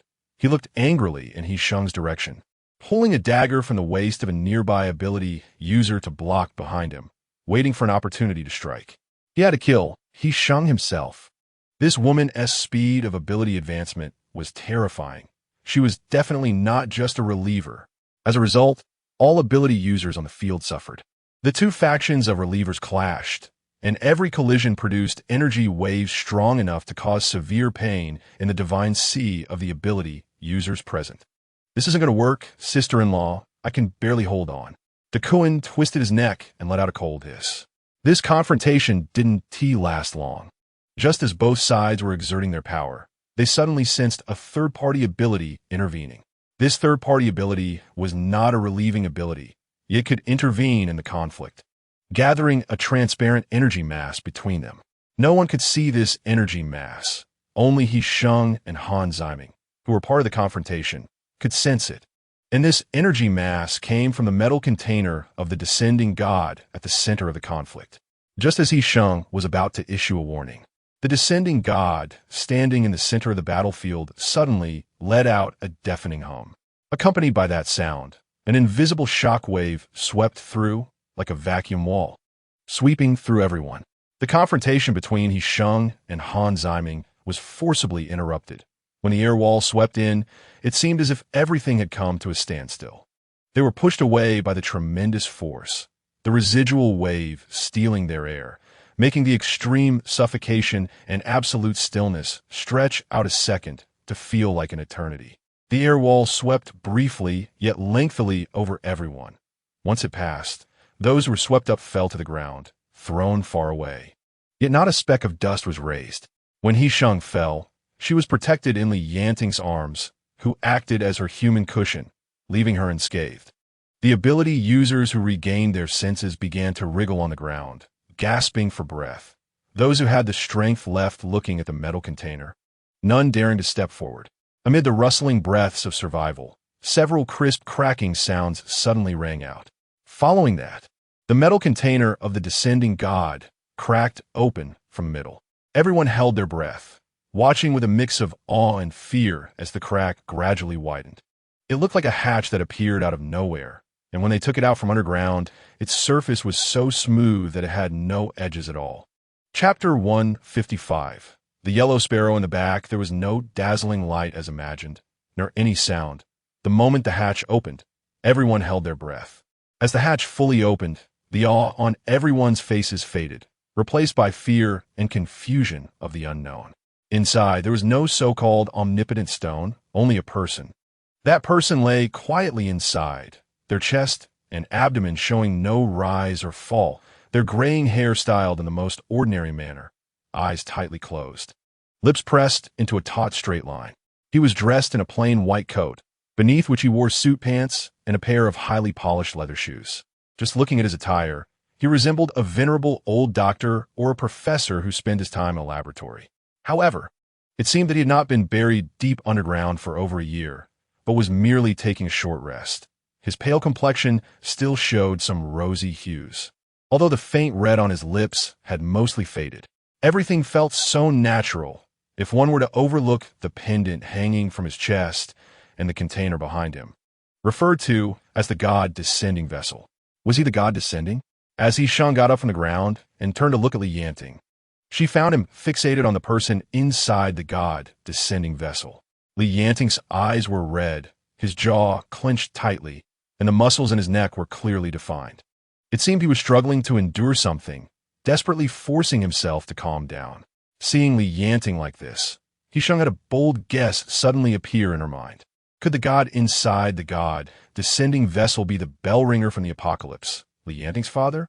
But how could Yanting's father appear inside the god descending vessel? What hidden truths lay behind this? Despite having many questions in her heart, He Sheng simply held onto Yanting's hand and said to him, "I'm here." An eerie silence spread, and this time no one dared to step forward recklessly. They had seen the pendant on the person inside, but no one had the courage to reach for it. The earlier buzzing sound had unleashed a non-aggressive force that had already made them experience a pain akin to being on the brink of death. This thing was not something they could provoke. Almost all the ability users felt an unprecedented sense of oppression under such overwhelming power, receiving an urgent signal in their subconscious instinct: run away. However, by the time things had progressed this far, it was already too late. The first to feel the attack from the god descending was He Sheng. Her ability level was among the highest in the crowd, and she, along with Han Ziming, the two relievers, were most compatible with the energy emitted by the god descending. Indeed, they were the most compatible, even more so than metal-type ability users like Duan, as if they were born to be one. He Sheng had never experienced such an attack, even during the confrontation with Han Ziming and Qinghe, where their strength disparity was significant. She had never felt so powerless, utterly unable to retaliate or save herself, powerless to resist. It was like an elephant using all its strength to crush an ant with its toenail. "Lando!" Yanting shouted, holding He Sheng tightly. "Oxygen space. Hurry!" After the god descending was unearthed, Lando had been ready at all times, memorizing everyone's positions to activate the oxygen space at any moment. As soon as Yanting's voice fell, Lando immediately released the oxygen space, trying to bring everyone inside. But all abilities were utterly ineffective in front of the god descending. The moment Lando released her ability, she was captured, and then the power of the god descending crushed her divine sea like popping a bubble on the water surface. Lando felt a splitting headache and spat out a mouthful of blood that fell onto the yellow sand, forming a small patch of wet dirt. The god descending did not spare anyone. After Lando, everyone was attacked by it. People felt their divine seas shatter, unable to withstand the pain. With some biting their lips to hold on, blood oozing from the corners of their mouths, and many low-level ability users fainting directly. The desert was shrouded in dead silence. And after the god descending attacked everyone, only a few remained conscious. At that moment, the roar of an engine suddenly echoed in the sky. He Sheng strained to look. It was a helicopter painted with red and white markings, seemingly appearing out of nowhere, now descending. The direct line of the Silmer finally appeared. Blood welled at the corners of He Sheng's mouth, staining her pale lips red as she gasped slightly, her consciousness beginning to blur. Yanting trembled as he wiped the blood from the corner of He Sheng's lips. He Sheng was too weak to realize that the god descending was not attacking indiscriminately. There were 3 people present who were unaffected. One was Yanting, and the other 2 were Han Jiaming and the space-type ability user who had been hiding behind others. The helicopter landed in a nearby open space, and He Sheng could only see a blonde man jump out of the helicopter before she lost consciousness. Yanting recognized that person. He gently laid He Sheng down on the ground, dragged several unconscious teammates together, and then stood up, becoming the last line of defense in front of them. "You did it, Han." The blonde foreigner greeted Han Jiaming eagerly, completely ignoring the space-type ability user hiding behind him. The blonde man focused his gaze on Yanting, a clear yet strange smile on his face. He waved at the helicopter behind him, and 2 men came down to help an elderly man with white hair, leading him toward the god descending. The man being supported was Ruishan, who had been abducted to the Silmer base for months. There's an old saying in Huagua: those who know how to adapt to circumstances are the true heroes. The blonde man said regretfully, "If you surrender now, I can overlook past grievances." There's another saying in Huagua, who has not died since ancient times. Yanting did not hesitate at all. He stood in front of his teammates, his figure like a shield, his gaze as firm as a rock. "I can also promise you to let your father rest in peace."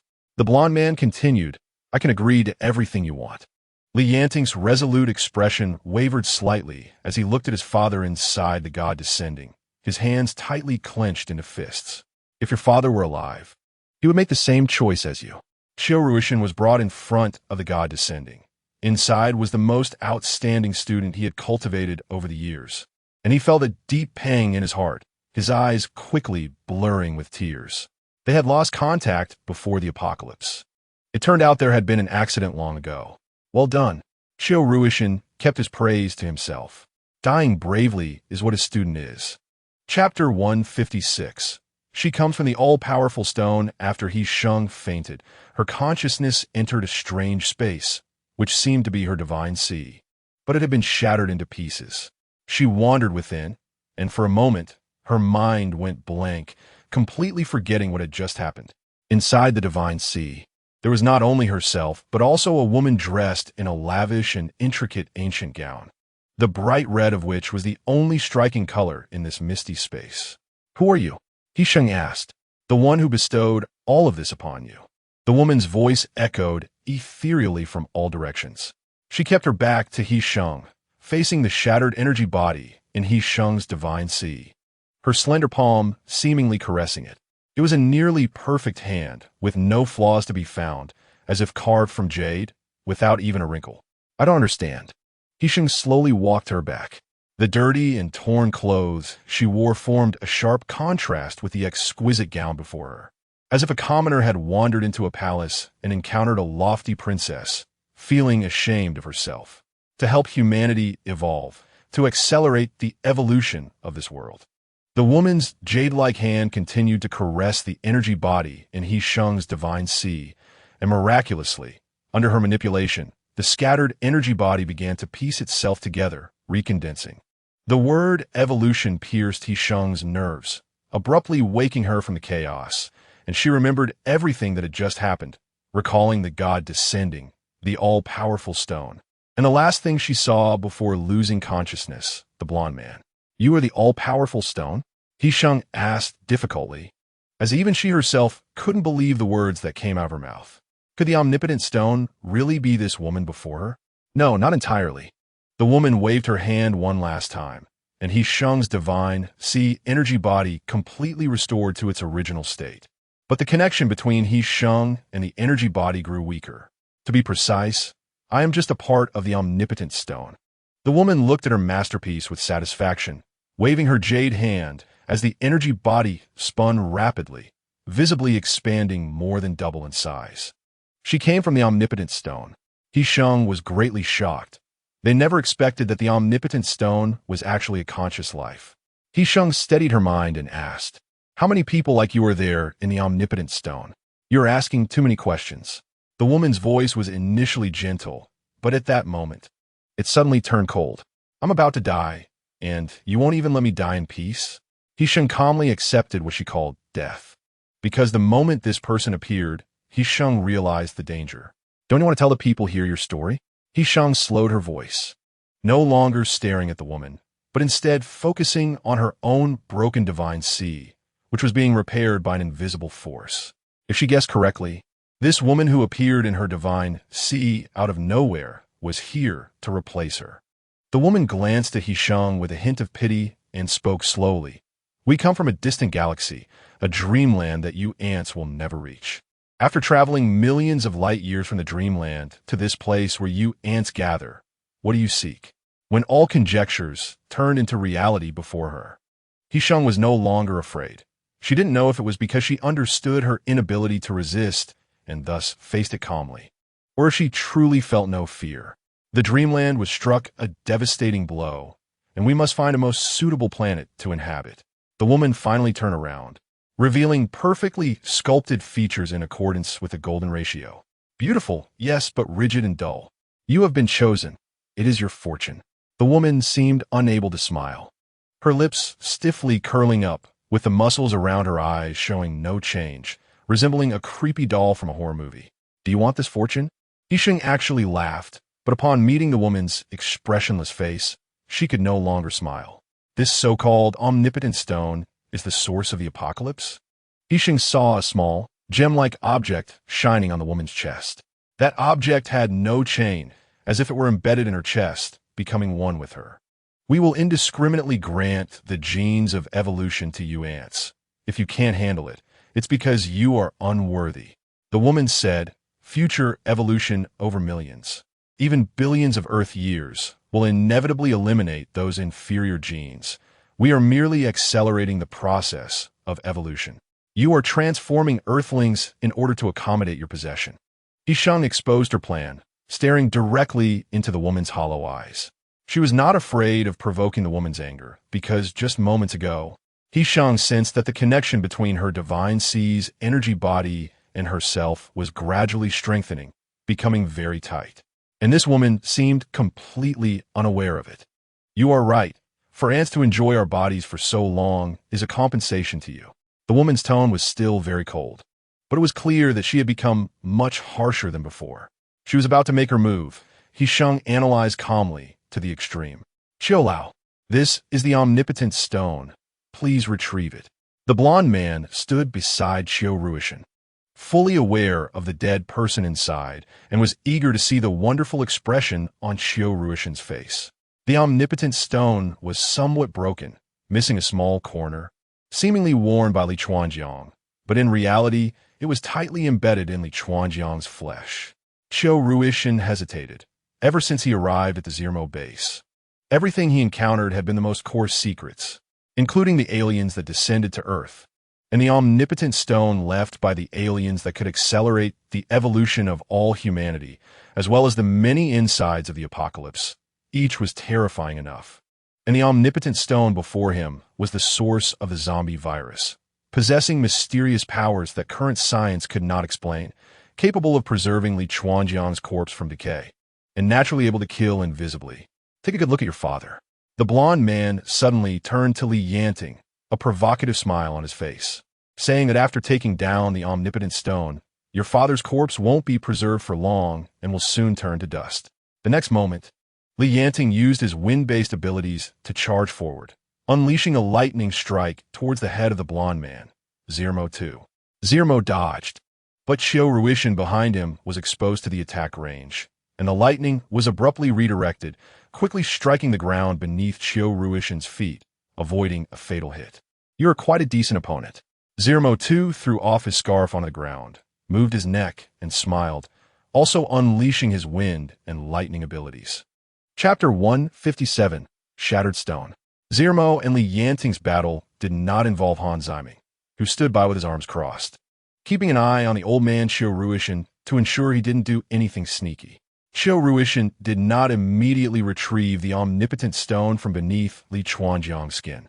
Instead, he carefully inserted a small blade into the cracks of the omnipotent stone, feeling the energy fluctuations it brought, with Han Ziming monitoring him from behind.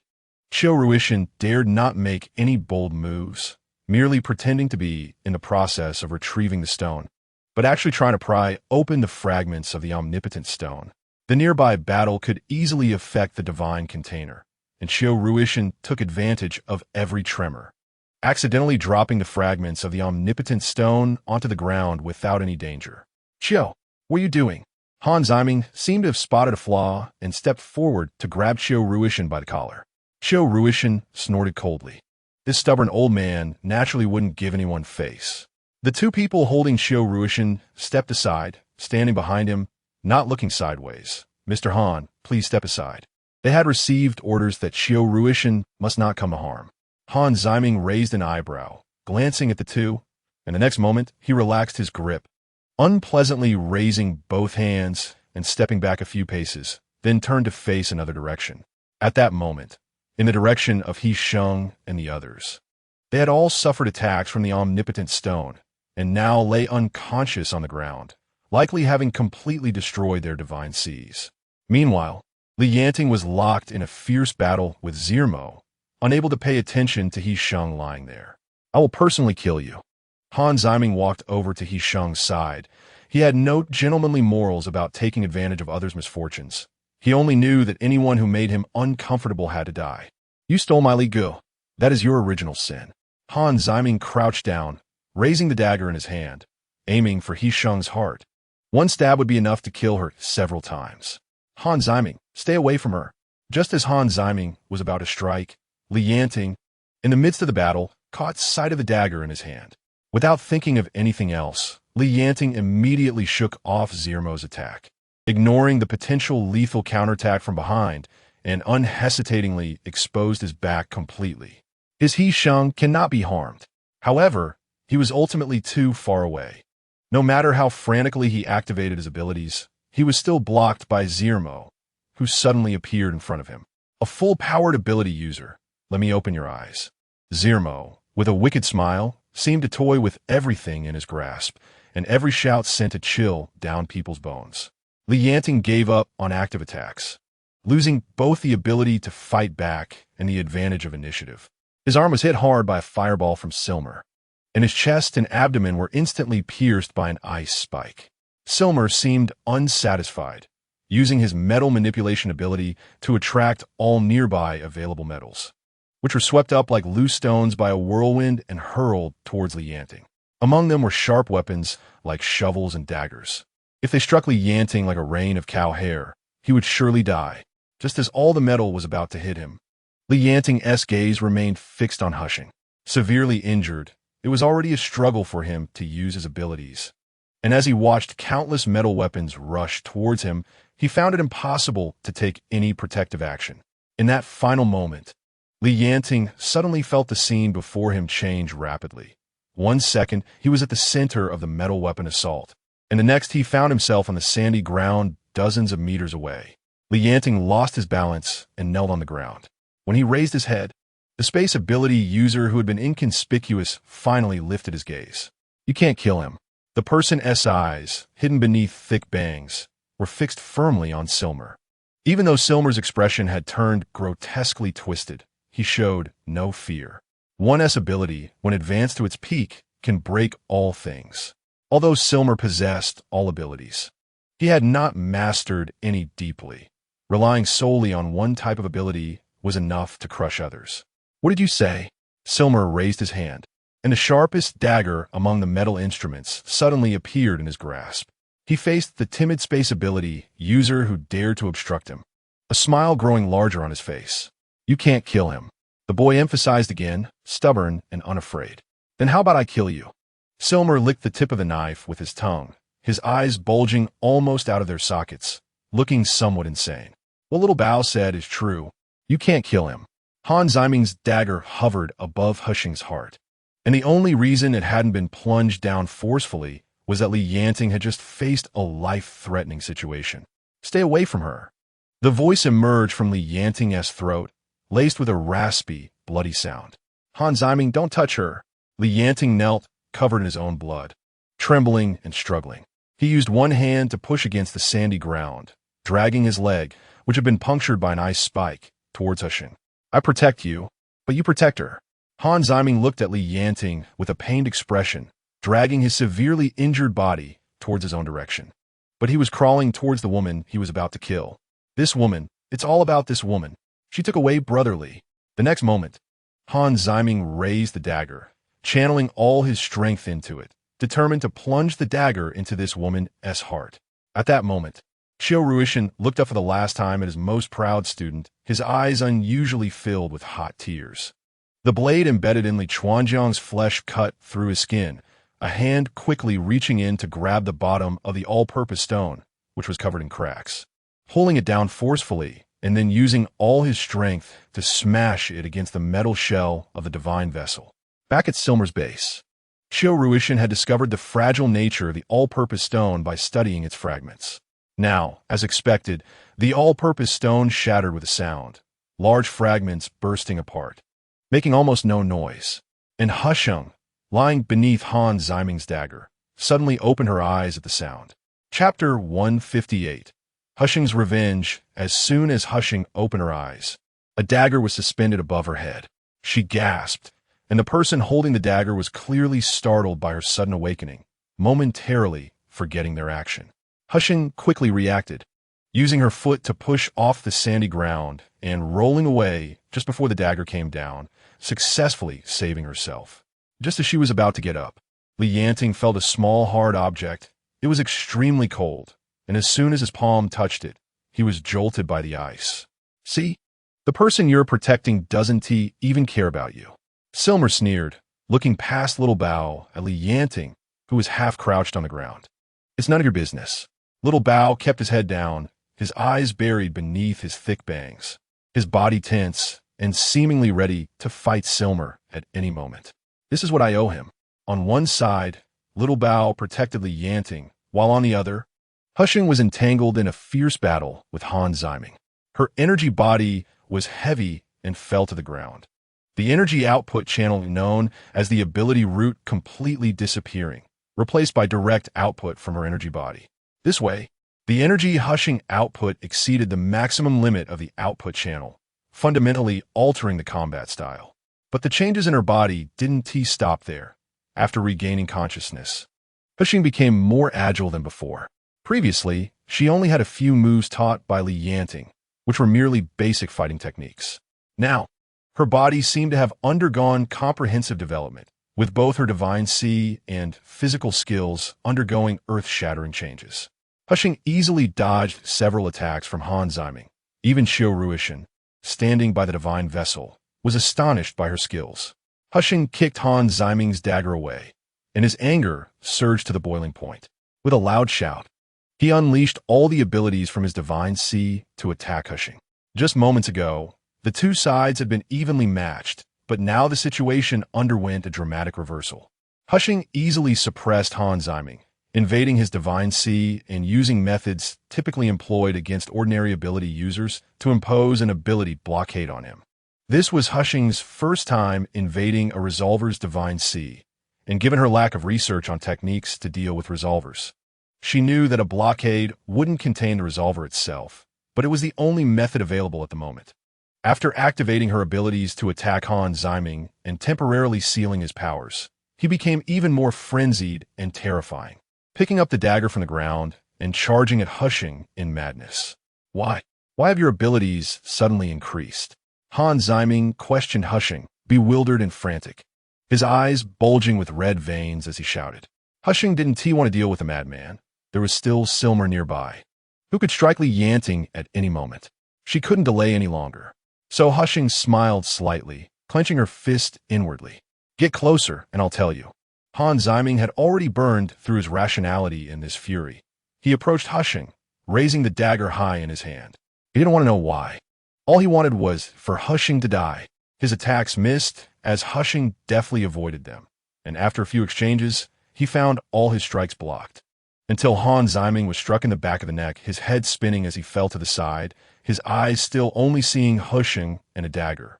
Silmer had been staying in Little Bao's aerobic space before appearing, but even though he had never seen He Sheng in person, he knew her abilities shouldn't be this powerful. Little Bao, your brother Han really needs you right now, go. Silmer's expression changed without warning. One moment, he was full of malice. The next, he wore a gentle smile. Little Bao, seeing Han Ziming knocked out by He Sheng, felt his previously steadfast gaze hidden beneath his bangs begin to waver. And just at that moment, when Little Bao's focus shifted, Silmer's ruthlessness was revealed. His hidden hand flipped instantly, releasing ice spikes towards Li Yanting. In the next moment, Silmer felt his ability output suddenly obstructed, and the subsequent ability attack was cut off. He realized he was attacked by He Sheng, but still stubbornly swung his hand towards Li Yanting, yet ultimately couldn't unleash any abilities. Li Yanting struggled to move his body to dodge Zermo's attack, lying sideways on the beach, and stuffed the object he had just touched into the pendant on his chest. Are you going to betray Zermo? Zermo's face turned ashen. Without abilities, he was nothing, only left with the threat of power, and he was not referring to himself but to the Zermo base where Xiaobao and Han Ziming worked. Xiaobao remained silent, catching a glimpse of He Sheng's approaching figure, but chose to ignore it, continuing to confront Zermo, seemingly covering for He Sheng. Li Yanting was severely injured, and He Sheng felt the pain in her heart. She saw the blood gushing from Li Yanting's wound, soaking a whole patch of sand beneath him. He Sheng moved from Xiaobao's side to Li Yanting, half embracing him from the ground, letting him lean against her chest. You all should leave. Leave Qiulao behind. I won't touch you. Hurry up and go. He Sheng raised her eyes to look at Zermo's grim face and used her abilities to invade this person's divine sea again. Zermo's divine sea was chaotic, with massive and unordered energy bodies, various abilities interwoven, and the energy roots were a chaotic mix. He Sheng's gaze made Zermo uncomfortable. Filled with intense hatred, her eyes seemingly bleeding, causing him pain like small knives stabbing in and out. And those pains did not come from nowhere. He Sheng was manipulating her abilities to cut off the energy roots in Zermo's divine sea, one by one. I won't kill you. He Sheng pressed her hands over Li Yanting's wound, her palms stained red with snow and ice water, smiling through tears, her voice trembling as if trying to control herself. I want to make you wish you were dead. As her words fell, all the energy roots in Zermo's divine sea were cut off. And then He Sheng frantically urged her abilities, causing Zermo's energy body and divine sea to explode one after another. Unlike what Han Ziming had done to He Sheng, which was just a crack, He Sheng completely shattered Zermo's energy body and divine sea, leaving no possibility for repair. I want you to remember, some people you can't touch. He Sheng said. Chapter 159. Qiu Ruishan's choice when the divine sea collapsed. Zermo immediately felt a splitting headache, rolling on the ground and even forcefully smashing his head against the ground. But the desert was filled with flowing quicksand and fine soil. No matter how hard he slammed down, he couldn't alleviate the incomparable pain caused by the shattering of his divine sea. Xiaobao couldn't bear to watch any longer and finally knocked him out completely, then carried him onto the helicopter. He Sheng did not touch the space ability user named Xiaobao or Han Ziming, considering their help in protecting Li Yanting. Girl, I know your good intentions, but this thing can only be researched at the Zermo base. I must go with them. Qiu Ruishan opened his hands, revealing several fragments of all-purpose stones wrapped in a handkerchief. Just as He Sheng was about to refuse, Li Yanting suddenly squeezed her hand. He Sheng hesitated for a moment and finally nodded. Grandpa Qiu, you must hurry. He Sheng didn't say the rest, but Qiu Ruishan understood. Qiu Ruishan nodded. Grandpa will wait for you to come. After the people from the Zermo base left in the helicopter, He Sheng saw significant results in stopping Li Yanting's bleeding. Just a moment ago, when the people from the Zermo base were present, Li Yanting refused He Sheng's full use of abilities to heal him. Now that they were gone, He Sheng no longer had any reservations. Does it hurt? He Sheng cried tears of pain, holding Li Yanting's face and searching for his forehead with hers. If you're fine, then it doesn't hurt. Li Yanting's mouth was filled with blood, and when he spoke, dark red blood flowed from the corner of his mouth. A pure white light emanated from He Sheng's forehead, not very noticeable under the desert sun. He Sheng's abilities surged this time, and her healing abilities were also enhanced to some extent, but Li Yanting's injuries were too severe. She still couldn't completely alleviate his pain. As she pulled out the ice spikes from his body, the blood that had just stopped gushed out again like a fountain. He Sheng's heart trembled as she pressed down on the largest open wound on his abdomen, trying her best to stop the bleeding. Don't cry.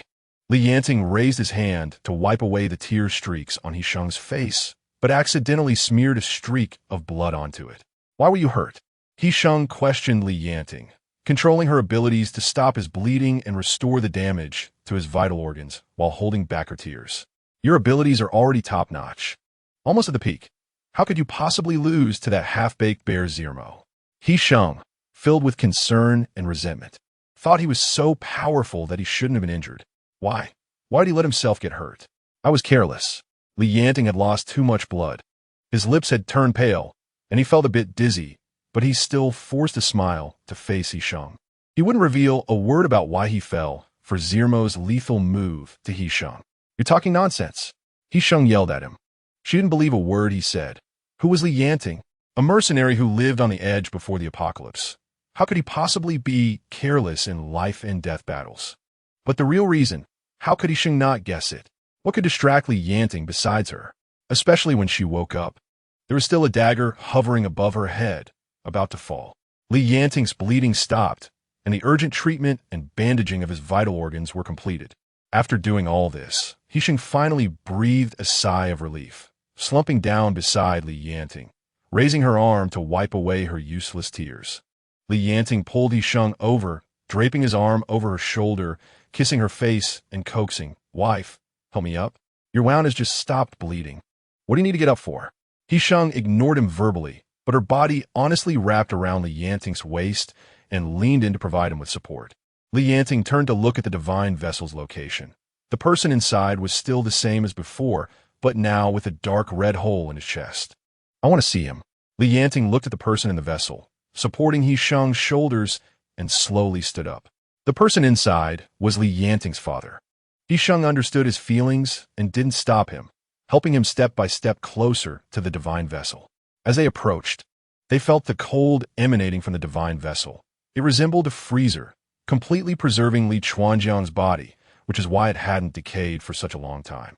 Without the all-purpose stones in the divine vessel, the pressure on everyone dissipated.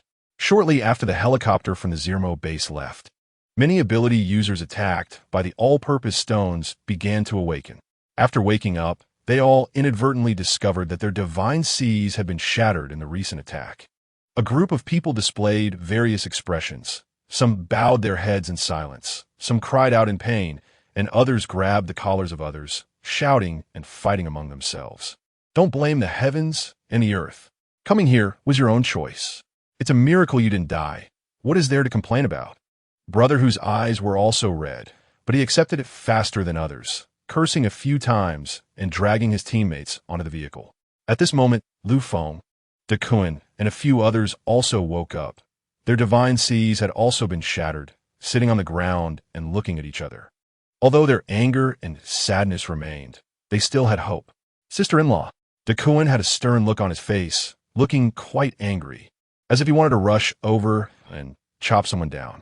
You have, Duan's second half of the sentence was directly covered by Lu Feng's hand over his mouth. Lu Feng glanced around cautiously and gave Duan's arm a sharp slap. Don't talk nonsense. Lu Feng lowered his voice and gestured with his eyes for Duan to pay attention to the other ability users behind them. Each of them had their hearts filled with despair and anger after their divine sea was shattered. If He Sheng's abilities were exposed at this moment, they would be in trouble. I understand. Duan awkwardly shut his mouth and looked up to see the divine vessel standing behind He Sheng. This thing is so sinister. What should we do? Duan frowned and asked. Brothers, we've all had our divine seas shattered. Maybe the all-power stone can help us recover. We can't let them take this vessel away. Chapter 160. The return journey. These people had lost their abilities, and when they acted out, all they had left was to make a scene and throw punches. Unfortunately, He Sheng's abilities couldn't deal with ordinary people, and Li Yanting was injured. So it fell to Duan, Lu Feng, and Lu Qinghe to block these people. After Yan Shizhao woke up, he coldly observed these people gathering and causing a ruckus, showing no intention of intervening. The members of the Sea High base behind him slowly got up, and Yan Shizhao's aura was even colder than before. No one dared to speak. The temperature on him had returned to normal after He Sheng completely cleared his divine sea. But now, his once proud divine sea was shattered. Although his temperature was unaffected, his entire aura was completely different. Let's go. Yan Shizhao ultimately said nothing more, took one last look at He Sheng, who was guarding Li Yanting in the crowd, and turned to leave with his people. Leave that thing behind. We all dug it up together. Why should you take it away? The leader of the group said indignantly, clenching his fists tightly and rallying his unwilling brothers, being aggressive. The all-power stone had already been taken away by the people of Silmer. He Sheng supported Li Yanting, standing behind Lu Feng and the others. There was nothing of value here. You say there's nothing? The leader snatched a shovel from one of his men and pointed it at He Sheng, becoming even more agitated. Brothers, this inspiring speech struck a chord in everyone's hearts, immediately igniting the crowd's emotions. The excited and irritable ability users united in anger against He Sheng and the others who were blocking them. The crowd quickly surrounded He Sheng and the others, and He Sheng supported Li Yanting as they retreated to the front of the divine vessel with no way out. Lu Qinghe. He Sheng could no longer endure. Dealing with irrational people was no different from handling wild beasts. Lu Qinghe responded quickly and patted Lele, who he was holding in his arms. When the all-power stone launched its attack, Lu Qinghe had not had time to release Lele and had been knocked unconscious. Lele was pressed under him, avoiding Han Ziming's search. Fortunately, Lele's abilities had not been affected by the all-power stone's attack. After Lu Qinghe woke up, the first thing he did was confirm with Lele whether his abilities could be used normally. At that time, under everyone's watchful eyes, Lele firmly nodded his little head, and the whole team breathed a sigh of relief, almost taking turns to hug Lele and nibble on his little head. Now, He Sheng had already given the order, and Lu Qinghe naturally had no more concerns. He patted Lele's chest and lifted him onto his shoulder. Lele, that mound. Lu Qinghe pointed to a nearby sand and stone mound where no one was standing. They were asking Lele to take action not to hurt anyone, but to intimidate. Against a group of ordinary people without abilities, just demonstrating their powers was enough. Lele obliged and called out twice. His voice was not loud and did not attract much attention. But the next moment, a huge fire dragon erupted from Lele's mouth. Its sudden appearance even more shocking than when Liang attacked. As the fire dragon emerged, a wave of heat surged forth. Those protected by Lele were unharmed, but the others had no protection. Those who were closer suffered burns on their skin, while others were directly burned to a crisp. The screams accompanied the roaring of the fire dragon, with people running away in panic. Those further away were somewhat better off. They only saw the surging flames sweep over the heads of the crowd, flying directly towards the nearby sand mound, sending sand and stones flying everywhere. Silence spread among the crowd. Having witnessed He Sheng and the other secret weapon, no one dared to stick their necks out easily. They all looked like deflated birds, not daring to say another word. The leader, who was scorched by Lele's flames, rolled on the ground, screaming. Lele, annoyed by the noise, chirped twice and exhaled a chilling breath to stop the bleeding and ease the pain. The leader's burns on his arm and neck were covered by Lele's chill, and his screams were silenced. He looked at Lu Qinghe and the chicken on his shoulder in terror, frantically backing away, then awkwardly scrambled up and fled the crowd. The all-power stone had indeed been taken away by Silmer's people. Yanting said while everyone was still in shock. There is only a corpse here. If the all-power stone were still here, its deterrent effect wouldn't have disappeared, and everyone wouldn't have woken up so quickly. Yanting continued, lifting his eyelids to look at the silent crowd, then walked to the vessel and gently stroked it. Anyone who doesn't believe can come take a look. Yanting's voice sounded weak, but each word carried weight and a threat that made people reconsider. And Yanting's threat came from the chicken perched on Cheng's shoulder. The little chick had grown into a mature hen, plump and well-fed by Cheng, its feathers shimmering with iridescent colors in the sunlight. As soon as Cheng gave the order, the little hen would spit out everything in its belly, even if it had to shout itself hoarse. No one dared to take up Yanting's words. The crowd exchanged glances, and after a moment of silence, they all stepped aside to make way for Yanting and the others. There was nothing left to attract them at the divine descent site. After He Sheng and the others took the divine vessel and left, everyone quickly found their vehicles and left the place dejectedly. All the supplies in Yanting's team were in Landua's space, and what remained in the car was barely enough for one meal. Without food, there had to be water. When they passed through the town of Lopner, they planned to get some water from a source in the town, only to find that the water source had already been claimed by some ability users who made it to the divine descent site in time. These people took advantage of the situation, knowing that the ability users heading to the divine descent site had all lost their powers. So they demanded that the recently escaped people trade their available crystal cores for water. After the divine sea shattered, there was almost no chance of recovery. Survival was more practical than clinging to a vague hope. So many chose to trade crystal cores for water. In the town of Lopner, Yanting and the others encountered a burly man who was at the entrance of the town, holding a large bucket of water and some supplies, seemingly waiting for Yanting and the others. Lu Feng recognized this man at a glance. He was the chubby guy who had gotten lost in the no man's land and had borrowed a bottle of water from them. Yanting exchanged glances with Lu Feng and did not refuse the man's kindness. Thank you. Yanting took the man's things, although the supplies were not much. They were all heartfelt. What thanks? You borrowed water from us last time and showed us the way, saving our lives. The man scratched his head, grinning. Where are you planning to go next? If you don't have anywhere to go, come with us. We plan to join the military. After the man finished asking, Yanting paused and said, all right, that's on the way. Chapter 161. Dangerous Experiment. It was a coincidence that the few chubby ones were not in the divine descent land. Their team did not have any Earth-type ability users, and with the month-long excavation, they could not help, so they waited in the small town for news. No one expected the attack from the divine descent vessel to be so sudden that they did not have time to rush over before the war ended. The journey back to the military was not peaceful. Many people had blocked several exits from the Rebirth desert, thinking of taking advantage of those coming out of the divine descent land. However, their calculations were all wrong. Those who came out had already gone through several rounds of robbery and were exhausted, explaining the situation to every person who blocked their way. Fortunately, there was a space-type ability user in the Chubby Ones team who could store the divine descent vessel in the car, preventing them from being targeted. After leaving Xinjiang, they were once again on the highway they had traveled before, a road that passed through mountains and forests. Before the apocalypse, people often graze cattle and sheep here. And after the apocalypse, some large wild animals appeared. These animals also had crystal cores after being killed, but just like the previous plant crystal cores, even ability users with similar powers could not absorb them.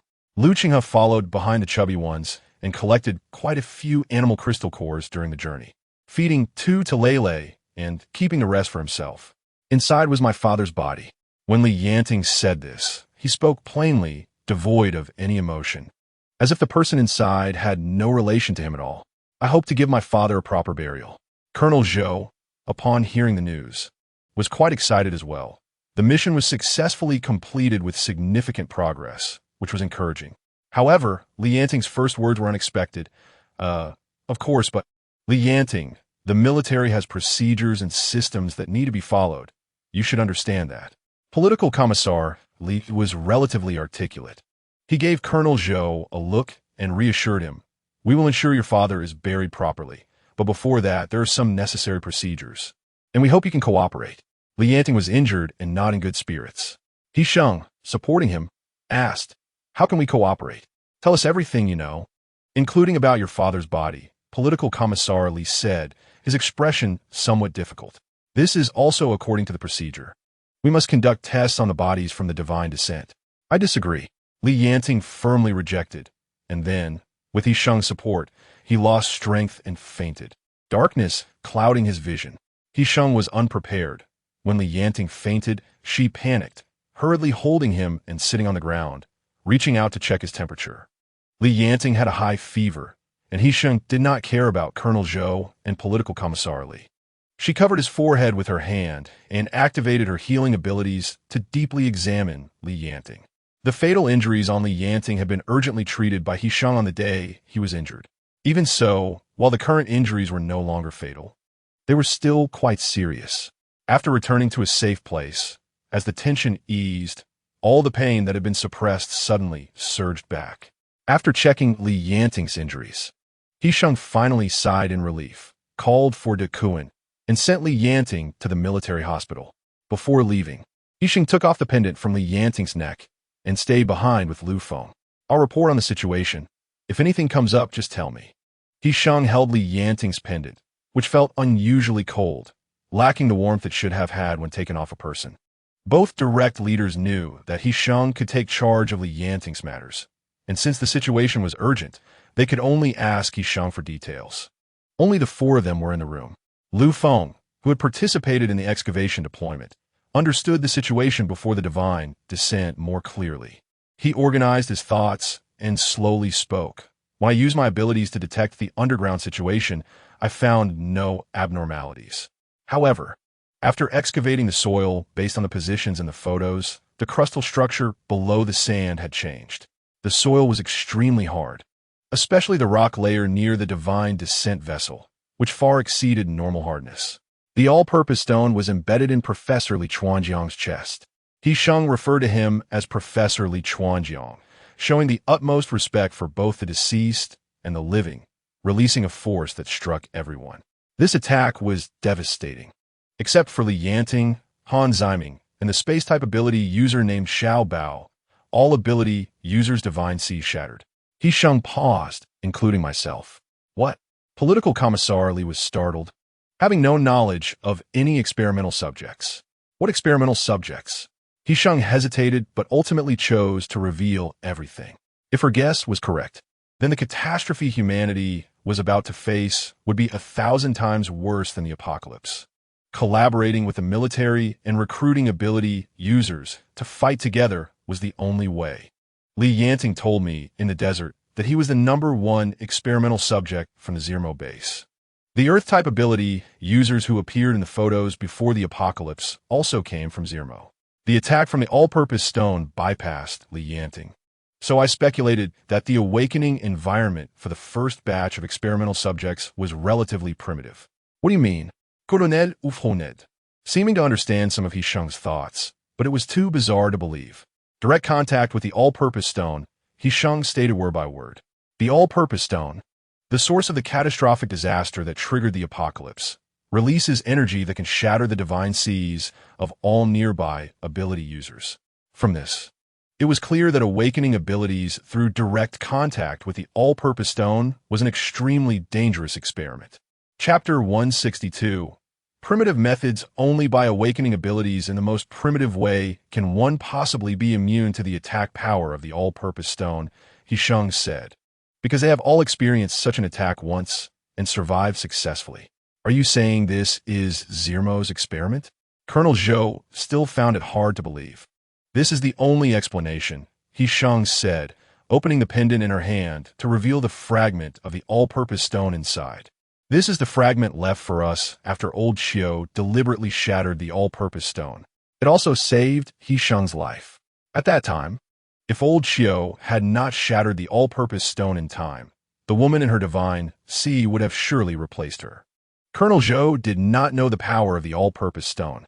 Looking at such a small piece of stone, he found it almost laughable and casually reached out to grab it. Colonel Zhou's action truly frightened He Sheng. She hurried to stop him, but was still a step too late. Colonel Zhou, old Zhou, Political Commissar Li was also startled. reaching out to grab Colonel Zhou's arm while using his other hand to knock the pendant out of his hand. The pendant containing the all-purpose stone fell to the ground, and the energy released by the all-purpose stone fragment had already burned Colonel Zhou's hand. Colonel Zhou immediately showed a pained expression, crying out in agony as he nearly fell to the ground. Political Commissar Li supported him and urgently shouted towards the door, "Guard!" As soon as the voice fell, the two guards waiting outside pushed the door open and were about to rush into the room. But in that moment, He Sheng sensed an almost terrifying danger, rushing over to kick the two guards out of the door and immediately locking it behind her. The guards outside banged on the door repeatedly. Under such an assault, the lock was about to give way in just a few seconds. If you don't want to die, don't come in. The immense fear made He Sheng irritable. She kicked the door hard from the inside, cursing, "Don't come in yet," Political Commissar Li said to the two outside. After a moment, the outside fell completely silent, and the only sound left in the room was Colonel Zhou's muffled groans as he painfully endured the intense pain. Colonel Zhou was not an ability user. When he touched the all-purpose stone just now, it radiated a very peculiar energy. He Sheng's emotions, influenced by the all-purpose stone, finally calmed down a bit. She walked closer to the fragments of the all-purpose stone on the ground, and suddenly her gaze became a bit hollow as she, inexplicably, reached out to grab it. "Big sister," Lu Feng shouted, anxiously stopping her. "He Sheng, don't take any more risks." Political Commissar Li also intervened. In the next moment, Lu Feng rushed over and kicked the nearby fragments away, causing He Sheng to withdraw her hand, as if waking from a dream, instantly breaking out in a cold sweat. What just happened to her? She couldn't remember. Not at all. She only knew she wanted to pick up the things on the ground. Why she wanted to pick them up and what they were, she had no idea. At that moment, her mind felt ethereal, as if she had been bewitched. It was too dangerous.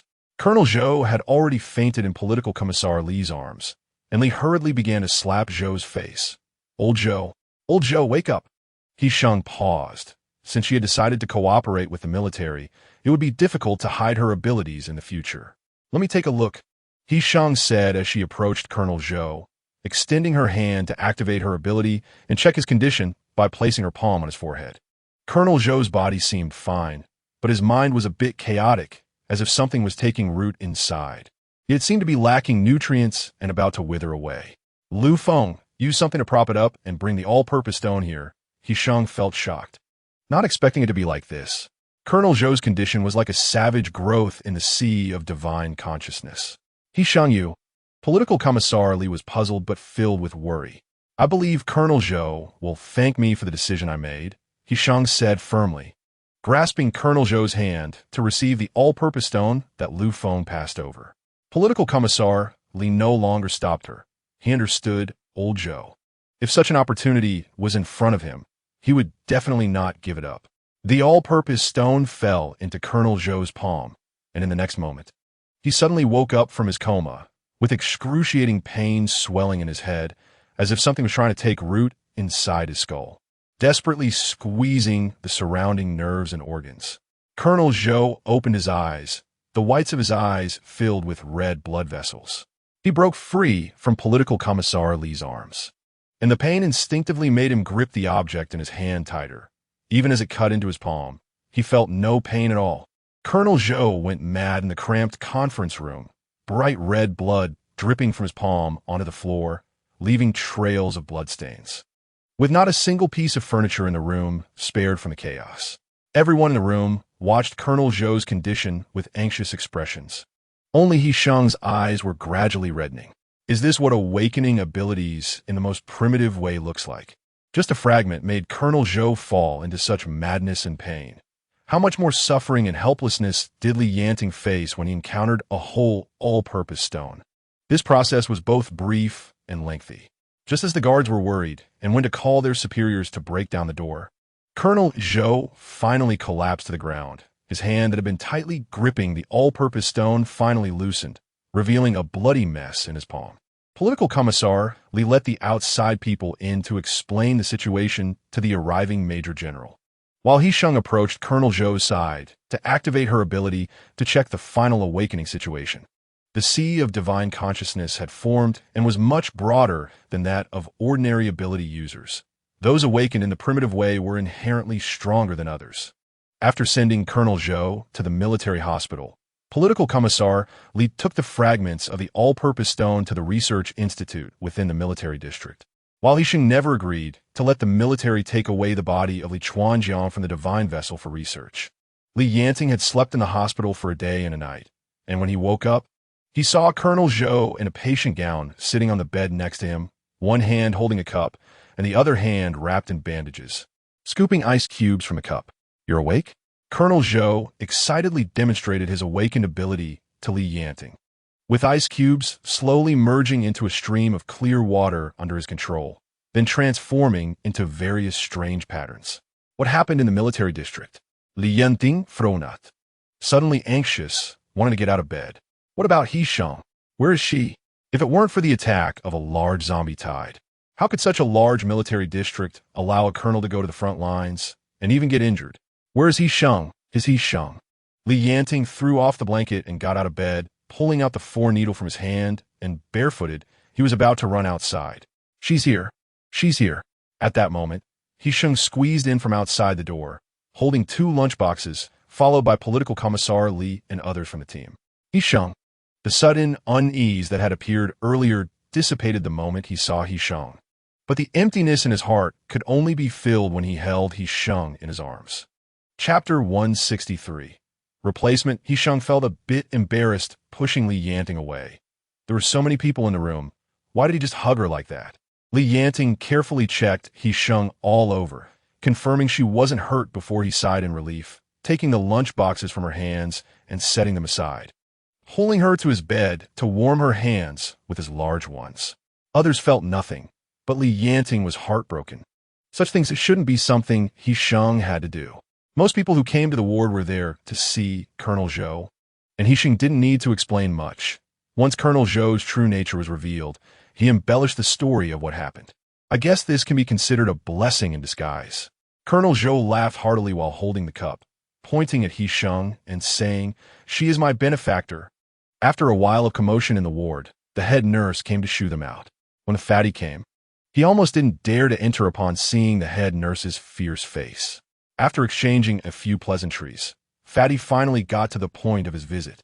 He had a mobile phone, which usually served no purpose, but could still take pictures to document life. He found a photo from it and handed it to He Sheng and Li Yanting. "A batch of new ability users came to join us yesterday, and there's someone familiar among them. Take a look." He Sheng took the phone in confusion. The photo showed a profile. Probably because the person in the photo was too alert, Fatty couldn't capture a frontal shot. Yet even so, just from a profile, He Sheng could recognize that this person was Brother Tiger, who had initially united all ability users. "You mean he came to join the military?" He Sheng returned the phone to Fatty. "Then what identity does he have?" Fatty hit the nail on the head with He Sheng's question.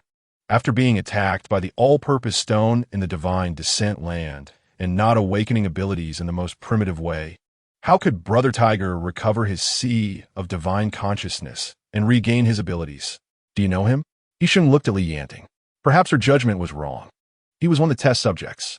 "I don't know him," Li Yanting replied tersely, his expression revealing no emotions. But He Sheng could sense the tension in him at that moment. Colonel Zhou couldn't stay still and went out to stroll with his comrades. After sending Fatty away, the ward was left with only He Sheng and Li Yanting. He Sheng closed the door, took off her shoes, and snuggled into Li Yanting's blanket. By this time, Li Yanting had finished his meal, and with one arm, he pulled He Sheng into his embrace. I remembered something. Their mutual understanding no longer needed words. With just one gesture or glance from He Sheng, Li Yanting knew what she wanted to know. And now, He Sheng clearly wanted to know what he had remembered. "When I awakened my abilities, I was in a coma for several days." Li Yanting tried to use the most emotionless and concise language to skip over his past, not wanting He Sheng to feel sad for him again. "During those days, a person appeared in my sea of divine consciousness, fighting me for my body." Li Yanting held He Sheng's hand, thinking of adjectives to describe that thing that didn't quite resemble a human. But He Sheng suddenly sat up straight from Li Yanting's embrace, looking at him with a mix of surprise and tension. "In the end, I succeeded. He was relatively weak at that time. The connection with the sea of divine consciousness seemed strong on the surface, but it could be severed with a pull. On the contrary, I looked like I was struggling, but my connection with the sea of divine consciousness was very close. Li Yanting's words were almost identical to what He Sheng had experienced a few days ago. He Sheng listened nervously, her fingers unconsciously gripping the corner of the blanket. Later, he didn't appear again until I first fell into a state of power rampage. It was then that he reappeared in my sea of consciousness amidst the chaos, Li Yanting said. My power rampage occurred earlier than others and was more intense compared to other ability users at the same level, which might be related to this person. He Sheng's wide eyes were gently kissed by Li Yanting, who wanted to soothe her emotions but realized he couldn't find a real reason for her anxiety. What's wrong? Li Yanting asked. When He Sheng mentioned it, Li Yanting immediately understood that what He Sheng encountered was the same as what was in his sea of consciousness. They came from the All-Power Stone, aiming to occupy human bodies as aliens. She was trying to replace me, and just when I was about to give in, Old Xiao shattered the All-Power Stone, and she suddenly became particularly weak, allowing me to win against her. He Sheng said, feeling a sense of fear, unconsciously curling into Li Yanting's embrace like a little cat seeking safety. I feel like she hasn't left. She's been lurking in my sea of consciousness, waiting for an opportunity. He Sheng felt a chill when she said this, despite being tightly held by Li Yanting. The reason I thought of this matter is because of the person the fat guy just mentioned, Li Yanting said. The only thing that can repair the damage caused by the All-Power Stone is the All-Power Stone itself. So, that tiger brother might have already been replaced by an alien. Following Li Yanting's words, He Sheng felt a wave of goosebumps rising in her heart. We must find an opportunity to test Tiger Brother. Li Yanting gently stroked the hair at the back of He Sheng's head, which always behaved well, making it hard for him to resist. He Sheng nodded, still acting like a little cat lacking security, constantly burrowing into Li Yanting's embrace. We should find a time to inform the military about this. He Sheng buried her face in Li Yanting's chest, her voice muffled. Li Yanting smiled in response, extending his arm to rest against He Sheng's forehead, wrapping her up completely. Teasing her, "You're going to hide behind me soon. What is going on? Tell me." Just then, Colonel Zhou walked in through the door and overheard their whispered conversation. However, as soon as he stepped in, he saw the two of them huddled under the blanket, and his face turned red. Oh dear. He Sheng also felt shy and was about to get out of Li Yanting's arms when she noticed the vigilance and distrust in Li Yanting's eyes. He Sheng suddenly understood something, her expression showing surprise for a moment before disappearing. Chapter 164. The chick is taken away. He Sheng covered her face and laughed shyly a few times, casually making up a reason to deflect the topic. Colonel Zhou was clearly immersed in the joy of awakening his powers and didn't seem to notice He Sheng's concealment. He Sheng tried to probe a few more times but still couldn't determine whether Colonel Zhou was the original or not, so she had to temporarily give up. On the way back, she noticed two groups confronting each other at the bottom of the dormitory building. From a distance, she saw Lu Qinghe and a few others among them.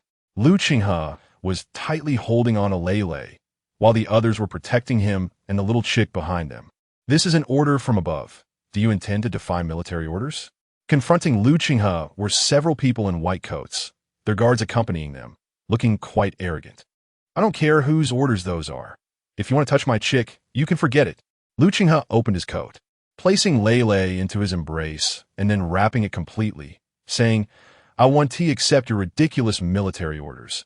If you push me, I'll leave immediately." The leading person in white was already furious and didn't notice someone approaching from behind, but their guards quickly pulled him back to prevent him from getting too agitated. He Sheng supported Li Yanting as they slowly walked closer, and before she could see who the newcomers were, she first noticed the large metal cage on a small card on the ground. Given Lu Qinghe's angry outburst, what that cage was for became apparent. He Sheng felt uncomfortable and shifted her gaze from the cage to the people. The words printed on their cotton clothes caught her attention. The Northfield Research Institute is a specialized research organization for abilities established within the military district, and due to its importance, it has always been well treated by the military district. Moreover, many researchers are not military personnel, so they gradually developed a domineering habit. What is your attitude? The military district supports you, and this is how you fulfill your duty? The newcomer pointed at Lu Qinghe's nose and then at the chick in his arms. Don't say we need this chicken for our research. Even if what? He Sheng suddenly interrupted, her voice colder than ever. This is an order from above. The new directive we received is for mutated animals, and your chicken is the only one in the military district. The leader acted as if it were a matter of course, tilting his chin as if he were superior. In reality, He Sheng also understood that if their team hadn't been crushed in the sea of consciousness, they wouldn't dare to act so recklessly in front of her. Lu Qinghe, give him the chicken, Li Yanting suddenly said. What? Lu Qinghe became anxious, turning around with an incredulous expression to look at Li Yanting, questioning. Even if you don't like Lele, you can't just send him to be an experimental animal. Did you hear that? Your boss has spoken. The leader instantly felt triumphant and waved to order the guards beside him to grab the chicken. The guard from the Research Institute were among the few awakened ability users in the military district with particularly strong execution capabilities. Upon receiving the order, they immediately picked up the cage from the ground. Who dares to move? Lu Qinghe, hearing the voices behind him, became anxious, turning around to pull Lele from his arms, cradling the trembling little chick and threatening, I'll burn you bald if you push me. The two guards hesitated for a moment, but their movements didn't stop. They weren't sure about the little chick's fighting ability, but seeing it trembling so much it looked like a sieve, it should be relatively easy to control. Lu Qinghe. In this tense moment, He Sheng suddenly spoke, but what she said made Lu Qinghe even more incredulous. Give Lele to them. Lu Qinghe was really angry this time. It was one thing for others to say it, but He Sheng, who was treated like a mother by Lele, actually, He Sheng, Lele, you'll be well taken care of. We're going to pick you up tonight. He Sheng said, glancing at the people in white. If anyone moves against you, just don't hold back. Go for it. The little chick's two tiny feet trembled in Lu Qinghe's palm, shaking like a sieve, but miraculously began to calm down after hearing He Sheng's words. Don't worry. He Sheng gave Lu Qinghe a reassuring look, then encouraged the little chick Lele. Just think of it as going out to play for a bit. Peep. Lele, a total mama-s boy, perked up, striking a battle pose as he looked at the two guards holding the cage. Peep. Lele puffed out his chest, let out a loud peep, and then leaped from Lu Qinghe's palm into the cage, looking quite comical as if he were going out to fight. After these people left, Lu Qinghe immediately started to confront He Sheng and Li Yanting. What do you mean by this? They clearly intended to use Lele for experiments. Aren't you afraid? He Sheng looked indifferent. Afraid of what? Afraid that Lele will tear their research base apart. You know Lele's aggressiveness. Even Li Yanting can't beat him. But Lu Qinghe thought about it and felt that it was true. Yet he still worried about whether the little chick would eat and sleep well. Go find Colonel Zhou. At this moment, Li Yanting finally shook his head, holding He Sheng's arm, and said helplessly, I thought you understood what I meant. Find Colonel Zhou? He Sheng was taken aback for a moment, and the next moment, she suddenly understood. You mean go ahead. Li Yanting didn't let He Sheng finish, raising his chin with an ambiguous smile on his face. It is still unclear who is inside Colonel Zhou's body, but judging from the incident of the little chick being taken away, it can be seen as a test of Colonel Zhou. However, if Colonel Zhou has already been possessed by something, then his decisions would be intriguing. Chapter 165. Imposter, you seem to be very suspicious of Colonel Zhou. Do you remember Yan Shizhao's ability? Li Yanting held He Sheng's slightly cold hand in his palm to warm it. Of course I remember. He was so cold that he could freeze someone to death. He Sheng recalled when he was in the same car with Yan Shizhao, wrapped in a blanket and still shivering from the cold. He was an ice-type ability user, and before the destruction of the Divine Sea, his abilities were quite remarkable. But even so, have you ever seen him turn ice into water? Li Yanting kissed He Sheng's fingertips a couple of times, and when He Sheng leaned in to touch his cheek, he kissed He Sheng's face again. Indeed, no. He Sheng shook his head. But shouldn't turning ice into water be the second ability of migration? If he had never migrated his abilities, that would also be possible. The types of abilities vary, and their properties are different. Li Yanting said that theoretically, ice-type and water-type abilities should be the same, just like the metal-type ability users. They can accelerate the movement of metal molecules to heat their metal arms, increasing their attack power. Wind-type ability users can control the speed of gas flow to manipulate the speed of the wind, Fire-type ability, users can control the temperature of flames by manipulating plasma. But water-type ability, users cannot control the form of water by manipulating the vibrations of water molecules, Yanting explained. After Yanting's reminder, He Sheng suddenly thought of many things, and after connecting all of them, it was not difficult to draw a conclusion. Ice-water-type ability users are not rare, but among all the ice-type or water-type ability users I have seen, none can switch between ice and water. So He Sheng paused for a while, unable to think of a suitable adjective to describe this conclusion. It was like an awakening of abilities, reflecting a situation on an extraterrestrial planet different from Earth. Yanting's depth of thought far exceeded He Sheng's imagination. He Sheng quietly listened, his heart already surging.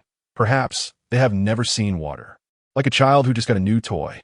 If the result of the omnipotent stone's Earth transformation is to create water-type and ice-type ability users, but leaves the drawback of being unable to switch between them, then as the master of the omnipotent stone, it might be possible to bridge the gap between the two, Yanting said, picking up an old-looking book from the table. Yanting rarely reads, and this was the book he flipped through most often before leaving the military district. It was Mao Zedong thought, but the focus of Yanting showing He Sheng this book was not its content, but the mention of Earth transformation in Yanting's words. The omnipotent stone invaded Earth, altering the genetic chains of Earth's organisms, and the first thing it had to do was integrate into Earth to be earthified. Only by being earthified could it find a foothold to act recklessly on Earth. So, when you saw Colonel Zhou playing with a water cup by the bed, you began to doubt. He Sheng unconsciously hugged Yanting's neck, leaning against him to absorb warmth and a sense of security. At that moment, were you afraid? When awakening abilities and encountering that alien in the divine sea for the first time, I knew this day would come sooner or later. Yanting held He Sheng's slightly cold face, glanced at the shadow that flashed outside the window, and lightly kissed He Sheng's face. Do not show any signs. You are looking for trouble. The more embarrassing, the better, Yanting instructed. He Sheng nodded, and just then, the knock on the door from Luchinha sounded. He Sheng kissed Yanting on the face, put on his coat, and left. Yanting slowly read that book, but in his heart, he was thinking, time is running out. The order to study animals must not have been issued recently. When mutated animals appeared months ago, the military district should have already issued related orders. The reason they swaggered in and demanded little chicks from He Sheng's team was partly because the mutated animals outside were generally stronger than ability users, making them more troublesome to deal with. Secondly, they were clearly here to bully others for the sake of convenience. And now, Colonel Zhou, He Sheng stood in front of his desk with Luchinha, putting on a fierce demeanor as if to reason with him, while actually observing every subtle movement and expression of Colonel Zhou. In He Sheng and Yanting's imagination, the thought patterns of aliens are different from humans.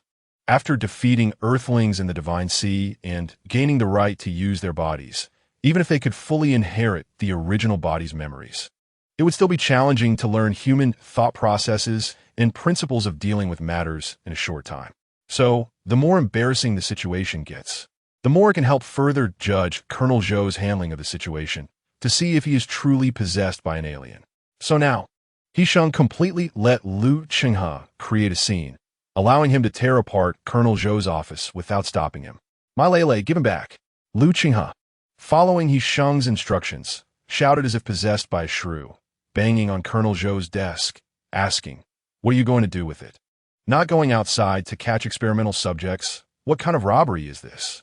Luchinha's insults became more and more outrageous, while Colonel Zhou sat in his chair like a mountain, drinking water calmly, not even moving his eyes. The guard outside was closely monitoring the situation inside. Today's Colonel Zhou was completely different from before, seemingly soulless, just drinking water.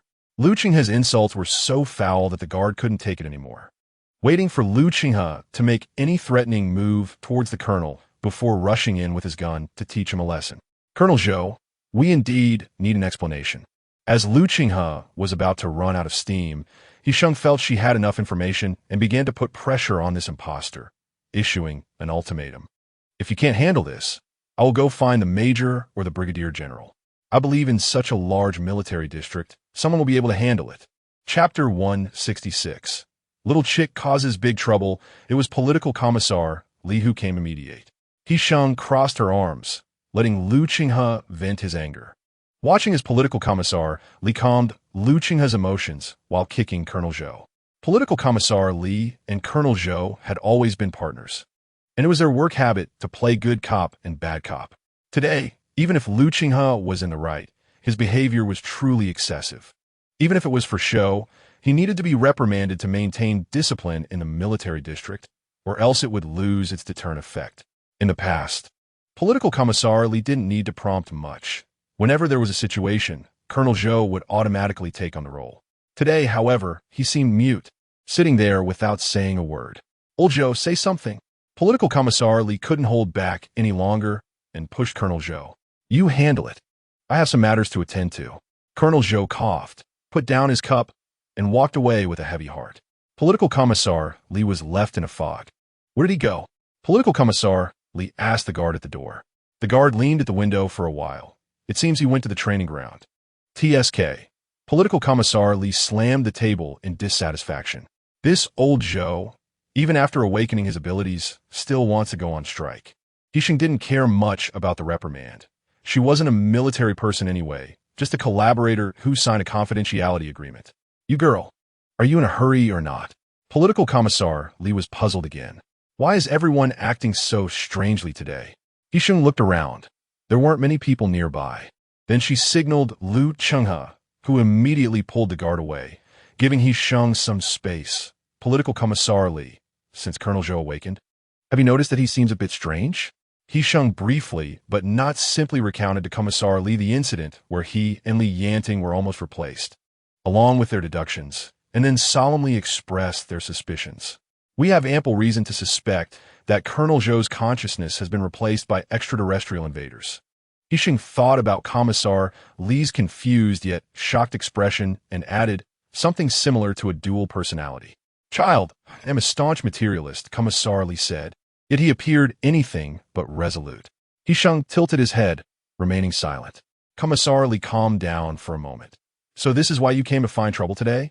After the apocalypse, what reasoning is there left in this world? Nothing is impossible anymore. If his old partner has really been replaced, then he must fulfill his supervisory duties, report to his superiors, and decide on a course of action. Not entirely. He Sheng glanced at the nearby Northfield Research Institute. Our mascot has been taken away. They are too much. We need to find support, right? Commissar Li sighed, about to say something when he suddenly felt the ground shake beneath his feet. The tremors growing stronger, even the willow branches by the roadside swaying along. What happened? Commissar Li stumbled as a rushing guard caught him, while He Sheng looked towards the research institute, feeling that the energy coming from beneath the surface was somewhat familiar. It's Lele. He Sheng glanced at Lu Qinghe, who perked up at the mention. After a few minutes, the shaking gradually subsided, followed by several loud explosions from the nearby research institute. After a prolonged rumble lasting several minutes, the main building of the research institute collapsed, and the ground shook violently within a radius of dozens of meters, raising clouds of dust. Commissar Li was stunned. Even He Sheng hadn't anticipated Lele's destructive power to be this great. Quickly go save people. Commissar Li pushed aside the guard and shouted, Hurry.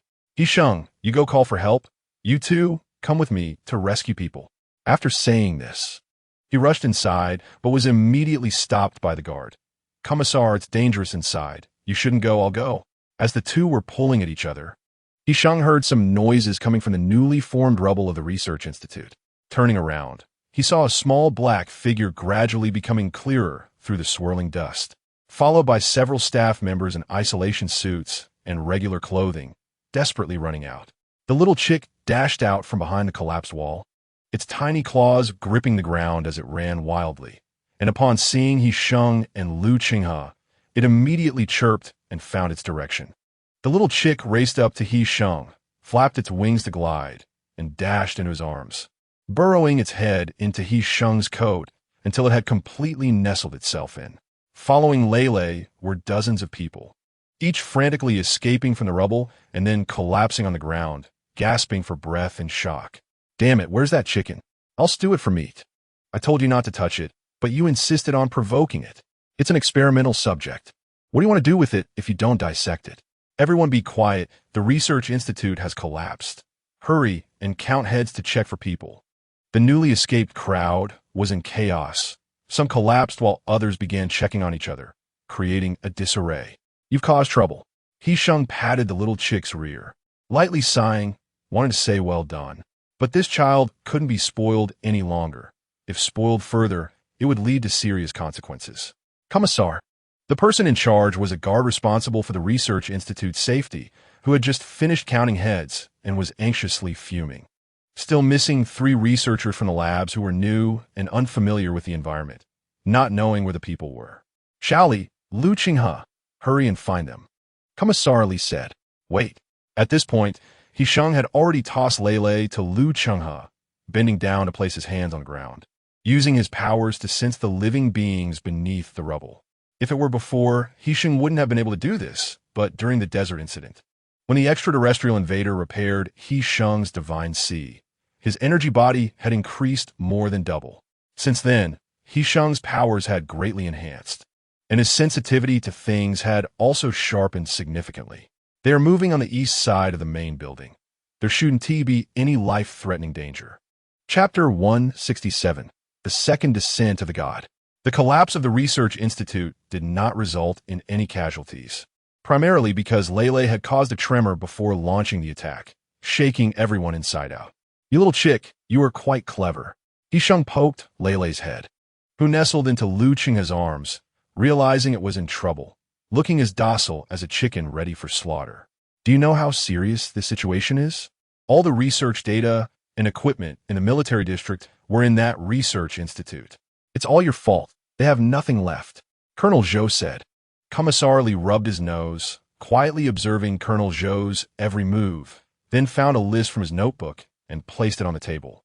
Glancing at He Sheng, I want to pursue the others, but you tell your chick to spit out that fragment. What fragment? He Sheng was taken aback, then immediately thought of something, grabbing the little chick by the neck and pulling it out from under Lu Qinghe's armpit, incredulously asking, Did you eat the all-purpose stone fragment? It really listened. When I told it to eat everything edible, it really did. He Sheng calmed down, carefully checking the little chick for any signs of discomfort, and immediately said it can't spit it out. My Lei doesn't have anything it can spit out. He pressed the little chick's head back against Lu Qinghe's arms. Facin cum misali. Nonsense. Colonel Zhou was the first to object. There's only one fragment of the all-purpose stone, the only one in the military district. If it ate it, how can we conduct research? He Sheng was cooperating with Commissar Li, deliberately provoking Colonel Zhou, knowing that he wouldn't mind getting involved. Continuing to probe was meaningless. Colonel Zhou's temper wasn't like that. In front of unfamiliar people, he could still pretend, but in front of familiar faces like theirs, he would have long rolled up his sleeves to fight. No, what good plan do you have? He Sheng directly refused, standing up with Lu Qinghe to leave, waiting for Lei to decide to spit it out on its own. Before leaving, He Sheng exchanged a complicated glance with Commissar Li, knowing that he too had confirmed that Colonel Zhou had been replaced by another entity. What a fool. He Sheng activated his powers to heal the wounds on Li Yanting's body. His wounds were already healing, though somewhat severe. With He Sheng using his powers to help him heal twice, he would be fine. They're still learning, Li Yanting said. Our time is running out. Once they learn to truly blend into the crowd, we will have no way of distinguishing them. That night, after He Sheng had healed Li Yanting's abdominal wound, Li Yanting was back to his mischievous self, taking advantage of He Sheng in bed until he was satisfied and fell asleep holding her. However, not long after they had just fallen asleep, when He Sheng was drowsy and about to drift off, some noises suddenly erupted from the same floor, waking He Sheng slightly as he burrowed into Li Yanting's embrace. Just as he was about to continue sleeping, he heard Lu Qinghe shouting outside, Come quick, chicken thief. Lei, bite his butt and set him on fire. Lu Qinghe's foul-mouthed curse awakened everyone in the building, but in the dark night outside the dormitory, not a single spark was lit. Thus, on a night when even the dogs were asleep, the lights in Li Yanting and He Sheng's room reignited. I cuddle with Lei every night, but tonight Lei suddenly disappeared. I heard a noise at the door. When I chased outside, that chicken thief was holding Lei and jumped straight down from the 4th floor.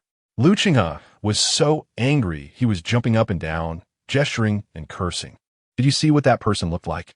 He Sheng, leaning in Li Yanting's arms and wrapped in a blanket, covered the marks left on her body by Li Yanting. Lu Qinghe. No, that chicken thief moved very quickly. I could only tell it was a male. He was very agile and jumped straight down from the 4th floor. He must be a supernatural being. Lu Qinghe was still worried and ultimately ran out at night with the Kuan Lufeng to look for Lei Lei. At this moment, Lei Lei, who was on everyone's mind, was being tucked under Colonel Zhou's armpit, taken from the dormitory of the supernatural beings all the way to the officer's courtyard. The officer's house had limited electricity and the oil lamps they used were dim. The dark yellow light in the study illuminated the space between the two people, reflecting off the ice crystals in Colonel Zhou's hand, glimmering slightly. The fragments of the omnipotent stone. The ice in Colonel Zhou's hand exuded cold air, with its sharp tip aimed directly at Lei Lei's neck. Lei Lei stood on the ground with its feet apart, tilting its neck with no fear at all. Its black pupils sparkled with a blue light under the dim yellow oil lamp, and its sharp gaze did not resemble that of a chicken at all. You're too stupid to even learn from humans. Lei Lei suddenly spoke, its disdainful and proud tone very much like a real human, and its voice was androgynous. I ask you, where are the fragments of the omnipotent stone? Give it to me. Colonel Zhou ignored Lei Lei's provocation. His goal was clear, the omnipotent stone. What good would it do to give it to you? Lei Lei sneered coldly, flapping its wings twice, proud like a phoenix. You are such a waste that you can't even control the omnipotent stone. The ice in Colonel Zhou's hand extended an inch, pressing against Lei Lei's neck. The second divine descent has already been built. It is an inevitable trend. Do you want to stop it? First, see if you are worthy. Chapter 168. I'll have your mother pluck your feathers bald. Most of the officers in the military district live near the officer's courtyard. And as soon as there was commotion at Colonel Zhou's house, all the guards in the vicinity rushed to the scene.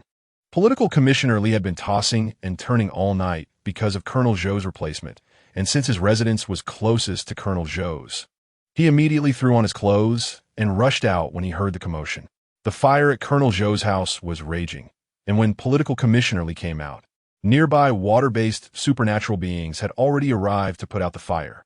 Amidst the flames and smoke, a small black chick suddenly dashed out of the fire, with sparks landing on its feather tips, which it flapped away in the air. Lei Lei.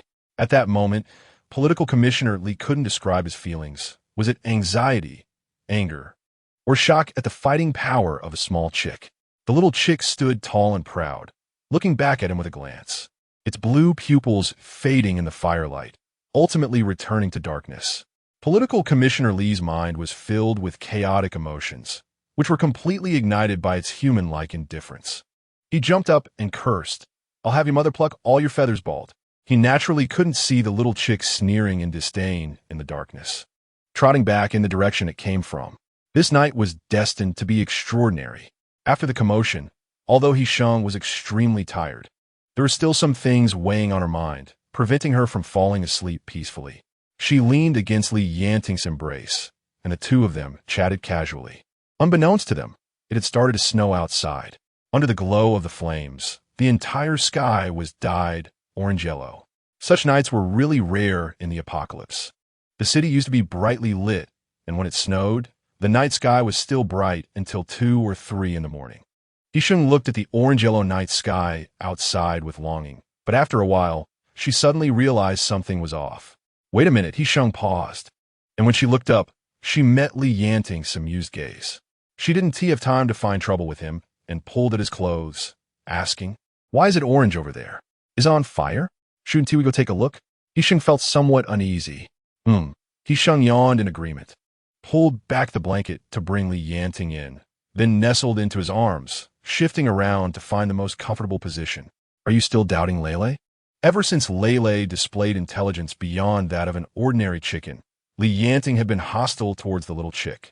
He Sheng only realized that Li Yanting's suspicion of the little chick had dated back quite a while when she mentioned the alien invaders. Whether my suspicion is accurate will depend on whether anyone comes to cause trouble after daybreak. Li Yanting rolled up a gust of wind to draw the curtains reflecting the firelight, making the room even darker. I thought it could hide a bit longer, but I didn't expect it to lose its cool so quickly. Li Yanting gently patted He Sheng's back to coax her sleep. Regardless, it has been with us for so long, never harming us, and has saved us many times in danger. He Sheng closed her eyes. Being in Li Yanting's arms always made her feel at ease. Don't make it difficult for it. He Sheng mumbled sleepily, and soon fell into a dream under Li Yanting's soothing voice. The people Li Yanting expected to come looking for trouble appeared almost at the predicted time. In the morning, the fire at the officer's residence had been extinguished. He Sheng was still asleep, and Li Yanting got up first. When he opened the door, he saw Political Commissioner Li downstairs arguing fiercely with Lu Qinghe. The dozens of supernatural beings brought by Political Commissioner Li had already formed a line surrounding Lu Qinghe, or rather the chick in his arms. After the fire broke out at the officer's residence last night, Lu Qinghe and Kun Lu Feng, who were searching for Lei, rushed over immediately upon seeing the flames. Political Commissioner Li said he personally saw Lei run out from Colonel Zhou's courtyard last night. Lu Feng stood beside Li Yanting, hesitating for a moment before asking, "Brother, don't you think there are some doubts about Lei? It seems to want to create a commotion to draw the attention of the military district to itself." Understanding this point clearly, Li Yanting realized strongly that the time left for humanity was indeed running out. Lu Qinghe, this time is different from the past. Your chicken attacked the officers of the military district. We must take control of it. Political Commissioner Li said, "If you can't tolerate us in the military district, just say so, and we'll leave immediately." Lu Qinghe retorted, accusing, "I know it was your people who came to steal Lei yesterday. You failed to steal Lei, and now you want to pin a baseless crime on it?" Lu Qinghe seemed to have fallen into some kind of strange loop, blinded by the little chick's apparent obedience. "Don't dream. That fire could very well have been set by you. Now you come to slander our obedient Lei. Is it okay?"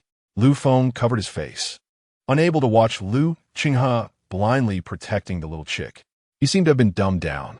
Just then, the supposedly obedient little chick jumped from Lu Qinghe's arms to the ground, standing with its feet apart like a compass, and spat out a small flame that singed Political Commissioner Li's hair.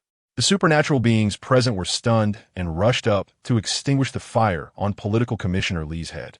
The others stood in front of him, bracing themselves against the little chick pecking at its feathers on the ground. But they had all heard of the little chick's fighting power, and for a moment, they hesitated, not wanting to act first for fear of provoking the little chick. The tense atmosphere was about to explode. At this moment, Li Yanting was leaning over the railing on the 4th floor, and a person had somehow snuck into his arms. Li Yanting reached out to wrap his arm around He Sheng, shielding her from the cold wind, while calling down to Political Commissioner Li. "We have something to explain." Chapter 169, the first possessed person Li Yanting said he had something to explain, and the little chick instinctively stopped, turned to glance upstairs, and then ceased its attack. Perhaps it was a shared understanding. He Sheng felt as if the little chick knew what they were about to explain, which is why it didn't continue causing a ruckus. Lu Qinghe picked up Lei, still shaken, and scolded it a couple of times. This time, the matter to be explained was different from last time, concerning the alien invaders. And almost all the top officials from the military district had rushed here. Perhaps due to injuries sustained in last night's fire, Colonel Zhou was not present, and the meeting was chaired by Political Commissar Li, who insisted on wearing a hat, probably to cover his bald head burned by Lei this morning. "Li Yanting, can you take responsibility for what you say today?" Political Commissar Li personally took the meeting minutes and asked solemnly, "What did you say? Who are you?" Political Commissar Li was also confused and instinctively looked at He Sheng. He Sheng was also looking at Li Yanting, clearly not understanding what he meant. The conference room suddenly fell silent as the senior officials exchanged glances, eventually all looking at Political Commissar Li. Although no one spoke, their confusion was unanimous. "Who is this Lei? Li Yanting, what nonsense are you talking?" Political Commissar Li was more perplexed than the senior officials. "Was this an occasion for you to act foolishly? You made such a big commotion just to communicate with the military district's high-level officials, right?" Li Yanting gave Political Commissar Li a calming look and continued, "Lei, the opportunity is yours. Whether you can seize it depends on you." "Li Yanting, what on earth are you talking about?" Lu Qinghe could no longer hold back. He had long disapproved of Li Yanting's unwarranted hostility towards Lei and had wanted to question him for a long time. "Lei is a bit willful. But how many times has it saved our lives? Do you even have a heart? I think you're on our side, right? He Sheng asked. I came out earlier than they did, and I understand more than they do. A genderless, inorganic voice suddenly filled the large conference room, the source of which was impossible to pinpoint, as if it came from all directions at once. This was the first time He Sheng heard Lei's voice. She was momentarily stunned, her cool palm held in Li Yanting's hand. Lei jumped down from the astonished Lu Qinghe and stepped into the center of the empty space. I burned your hair because you threatened me, wanted my mother to pull out my feathers. Lei walked to the center, its azure pupils emerging from the darkness. Beautiful and captivating. As everyone realized that the speaker was a chicken, the conference room was left with only Lei's voice. We come from a distant galaxy, a planet with a beautiful name, translated into your Earth language as Dreamland. Lei trotted in the center of the empty space, its azure gaze lost in distant memories. Why did you come to Earth? Political Commissar Li suppressed the shock in his heart and asked. The all-powerful stone destroyed Dreamland, Lei said. The all-powerful stone is the mother of all things in Dreamland. It originally lay quietly in the Earth's core. It granted us life and everything we needed for living, taught us how to survive, and under its protection, we lived happily. But there are always those who are greedy. The ruling faction dug up the all-powerful stone from the Earth's core, using its power as a weapon to wage war in an attempt to become the king of the entire planet. In the end, the war destroyed Dreamland, leaving it lifeless and unable to sustain life. The all-powerful stone bestowed its last mercy upon its people, leading us away from Dreamland. After an unknown time of wandering, we finally found a blue, vibrant planet. Political Commissar Li was not lost in the story. He only heard the source of the threat. So you came to Earth. Yes, Earth. Lei's inorganic voice finally showed some fluctuation. At that time, Earth was as beautiful as the former Dreamland. After wandering for billions of light years, when the all-powerful stone descended, it cracked under the burning of the Earth's atmosphere, awakening us. The all-powerful stone fell accompanied by a beautiful meteor shower, and it was collected by humans as a beautiful meteorite. But by then, the all-powerful stone had already developed cracks. I and another person slipped out from the small fragments of the all-powerful stone. When Lei reached this point, it finally got to the crux of the matter. But despite this, everyone listened intently to every word it said. Found it. 8 years ago, a meteor shower occurred in New York State. Someone saw a highly valuable meteorite, which was auctioned for a sky-high price. A nearby confidential officer, who had access to the information database, quickly searched for matching events based on Lei's description and eventually found the meteor shower that could corroborate Lei's account. That meteorite was once displayed in a private museum and later auctioned off by a mysterious buyer at Sotheby's. Its whereabouts are still unknown, the confidential officer said. That stone is what you refer to as the all-powerful stone. The confidential officer projected an image of the meteorite on the screen in the conference room. It truly was a beautiful stone, interwoven with 5 colors, seemingly possessing an enchanting magic. Lei looked up, and although the little chick's face showed no expression, its eyes were already glistening. After we left the all-powerful stone, it found local scientists first transforming their bodies, then entering the sea of gods, and ultimately possessing them, continuously working to establish a divine descent on Earth, inviting others of its kind from the all-powerful stone to descend on Earth. That person is Silmer, right? He Sheng asked. The zombie virus leaked from the Silmer Research Institute, and the first appearing superpowered individuals also came from the Silmer base. While Silmer himself was a renowned expert in viral experiments. With such connections, that person must be Silmer Chapter 170 Mutual Cannibalism. So, the aliens have invaded Earth for 8 years. The general gasped, realizing that this apocalyptic catastrophe had been planned for 8 years. Indeed, Silmer's biological laboratory was established 8 years ago, and branches were set up in dozens of countries worldwide. Political Commissar Li and others had long been aware of Silmer's establishment and development. So where have you been for these 8 years? What have you been doing? The general's gaze returned to the little chick among them, which stood tall, gazing at the all-powerful stone on the screen, lost in thought. I have resided in various beings. At first, I fell into flowers and plants. Then I was eaten by a dog, and I inhabited that dog. Later, I completely absorbed the piece of the all-powerful stone carrying my consciousness, gaining a bit more power, and began to look for hosts. But at that time, I discovered that possessing a human is different from residing in animals or plants. You all know that only by creating a sea of gods within the host can our consciousness have a place to reside. Once the sea of gods is formed, the host can feel and use superpowers. The independent thoughts of animals and plants are very weak after the sea of gods is formed. They want to even feel its existence without training, nor will they deliberately release superpowers, making them very easy to control. But humans are different. Humans are highly evolved animals, very difficult to possess and even harder to control. Our possession of humans is a form of evolution and also a virus. The first person I possessed was a homeless man. When I modified him, he suddenly went mad, rushing into the street and biting people. Unfortunately, he was shot dead by the police on duty. The second attempt was more fortunate. That old man was a farmer. Although he was old, the genetic compatibility was good, and I easily possessed him. I lived 2 more years for him, and during these 2 years, I discovered the secrets hidden in the human gene chain. A major general who had been listening intently immediately stood up in shock upon hearing this. He Sheng recognized this person as the major general directly responsible for the Northern Research Institute.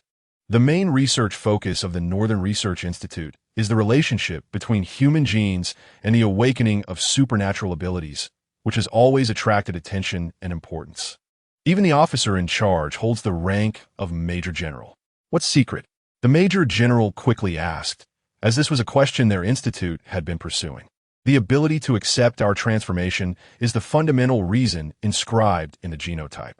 Lele turned to look at the Major General, her tone somewhat disdainful, stating that at the current level of humanity, they couldn't even cultivate the zombie virus, so naturally, they couldn't discover the key within it.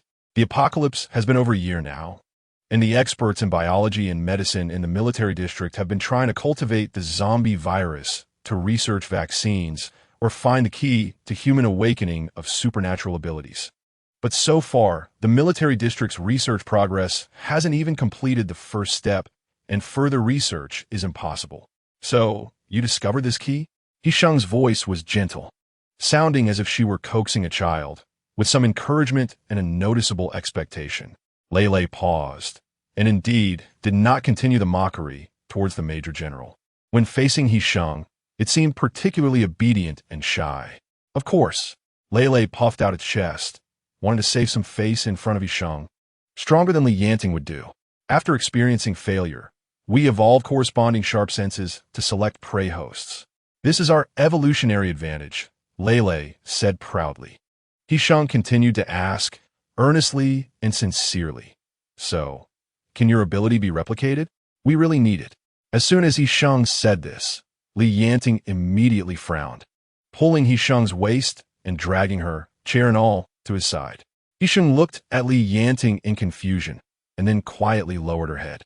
Someone is getting jealous again, regardless of the occasion. Of course not. Lele did not notice Yanting's actions. Otherwise, it would have received another round of ridicule. Then what value can you bring us? Political Commissar Li, having received instructions from the general, asked straightforwardly. You exposed yourself to draw our attention, and your master fought for you to talk to us. You can't have nothing of value to offer us. Lele, I believe you're on our side, right? I'm not sure. Lele looked at He Sheng, remaining silent for a while, and He Sheng sensed a bit of confusion from him, as if he had not thought it through. Standing on the opposing side from your kind may be hard to accept, but Lele, as the indigenous people of Earth, we also have the right to defend our living space. He Sheng advised gently. You have lived on Earth for 8 years. Can you really bear to see Earth continue to decline like this? You have witnessed how beautiful Earth was before the apocalypse. Haven to you? Yes, that's why I'm hesitant. Lele's puffed chest seemed to deflate a bit, its azure pupils like the sky outside, blue and vast after a heavy snow. You all know that Colonel Zhou has already been possessed, right? Lele finally raised its head to look at the general's direction. The general seemed unaware of this matter and immediately looked at Political Commissar Li, Political Commissar Li quickly stood up and said truthfully, "General, we only confirmed this recently and haven't had the chance to report it. We have arranged comrades to monitor Colonel Zhou. After the all-powerful stone buried deep in the desert was unearthed, the rules of this world have already changed. Haven't you noticed?" Lele asked again. "Now, regardless of how the supernatural beings absorb crystal cores, they can no longer advance in their abilities," LV Huai said. Lele flapped its wings twice, and its voice became distant. "There will no longer be new zombies. If supernatural beings want to advance their powers, they can only cannibalize each other." Chapter 171. An open letter from Zermo. The conference room fell silent, with the high-ranking officials exchanging glances, their faces bearing the lingering shock and seriousness. Unable to advance in supernatural abilities, only through mutual slaughter. Everyone understood what these two sentences meant. After the apocalypse, relying solely on the efforts of several major military districts could not help many refugees. More were relying on the makeshift refuge cities and bases spontaneously organized by supernatural beings to assist survivors. Dealing with zombies is necessary for survival, but more importantly, it is because the zombie crystal cores are the pathway for supernatural beings to advance their powers. Although the method of advancing abilities by devouring the divine seeds of same-type supernatural beings has existed for a long time, it has not become mainstream due to various constraints. And now, with the only pathway to advancement disappearing and the zombie crystal cores no longer holding value for supernatural beings, the operational logic at the grassroots level of civilian refuge cities will change. This change means that in the near future, the mutual slaughter among supernatural beings will be brought out of the shadows and become an unwritten rule among rogues. By then, lies and deception, fraud and slaughter will fill every corner of life, and the last bit of warmth left after the apocalypse will vanish. The ones most affected and most tragic will still be the unarmed, ordinary survivors. How could such people possibly put in the effort to protect ordinary people who have no value? Lele only said that there will be no new zombies, which only indicates that the zombie virus has disappeared. Ordinary people bitten will not mutate, but it did not say they would not die or be consumed by zombies. Cold sweat gradually crept up the backs of everyone, especially He Sheng, who had experienced the time of supernatural beings mutually slaughtering each other in her past life. Was drenched in cold sweat. She had experienced that hellish world. Wasn't she just killed by having her divine seed taken away? Everything has come early. But this is not your most troublesome issue. Lele swept its eyes over the crowd. The same mournful expression appeared on He Sheng's face, which made it unhappy. Now that the second divine descent site has been completed, if you do not intervene, there will be no more opportunities. Lele recalled what Colonel Zhou had told it last night. Its azure pupils deepened for a moment. What exactly is the second divine descent site for? Political Commissar Li asked. Is it hard to understand? Lele turned around, its plump body standing tall, looking ready to crow, to descend the god. Using the second divine descent site, bring all the extraterrestrial invaders and the all-powerful stone to this world. He Sheng felt a chill run through her, shrinking her neck and leaning against Li Yanting's embrace. The purpose of inciting mutual slaughter among supernatural beings is to select the strongest as the best host prepared for their leader. Li Yanting wrapped He Sheng in his arms, noticing her hands were cold, and immediately took off his coat to cover her. Where exactly is that so-called second divine descent site? The general, realizing the seriousness of the matter, asked with a grave tone, "We must strike." "I don't know," Lele replied calmly.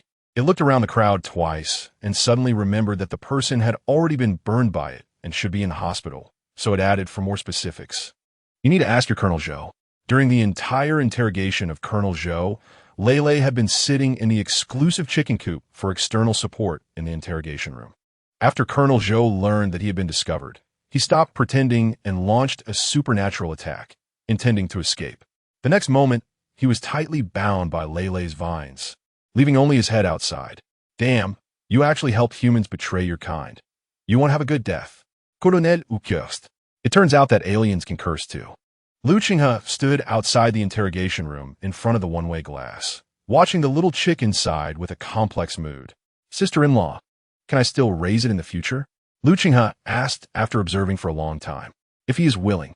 He Sheng was absent-minded, looking at Colonel Zhou, who was bound by vines in the interrogation room, and recalling his previous appearance. He was clearly a grumpy middle-aged man, yet he pretended to be understanding in front of them.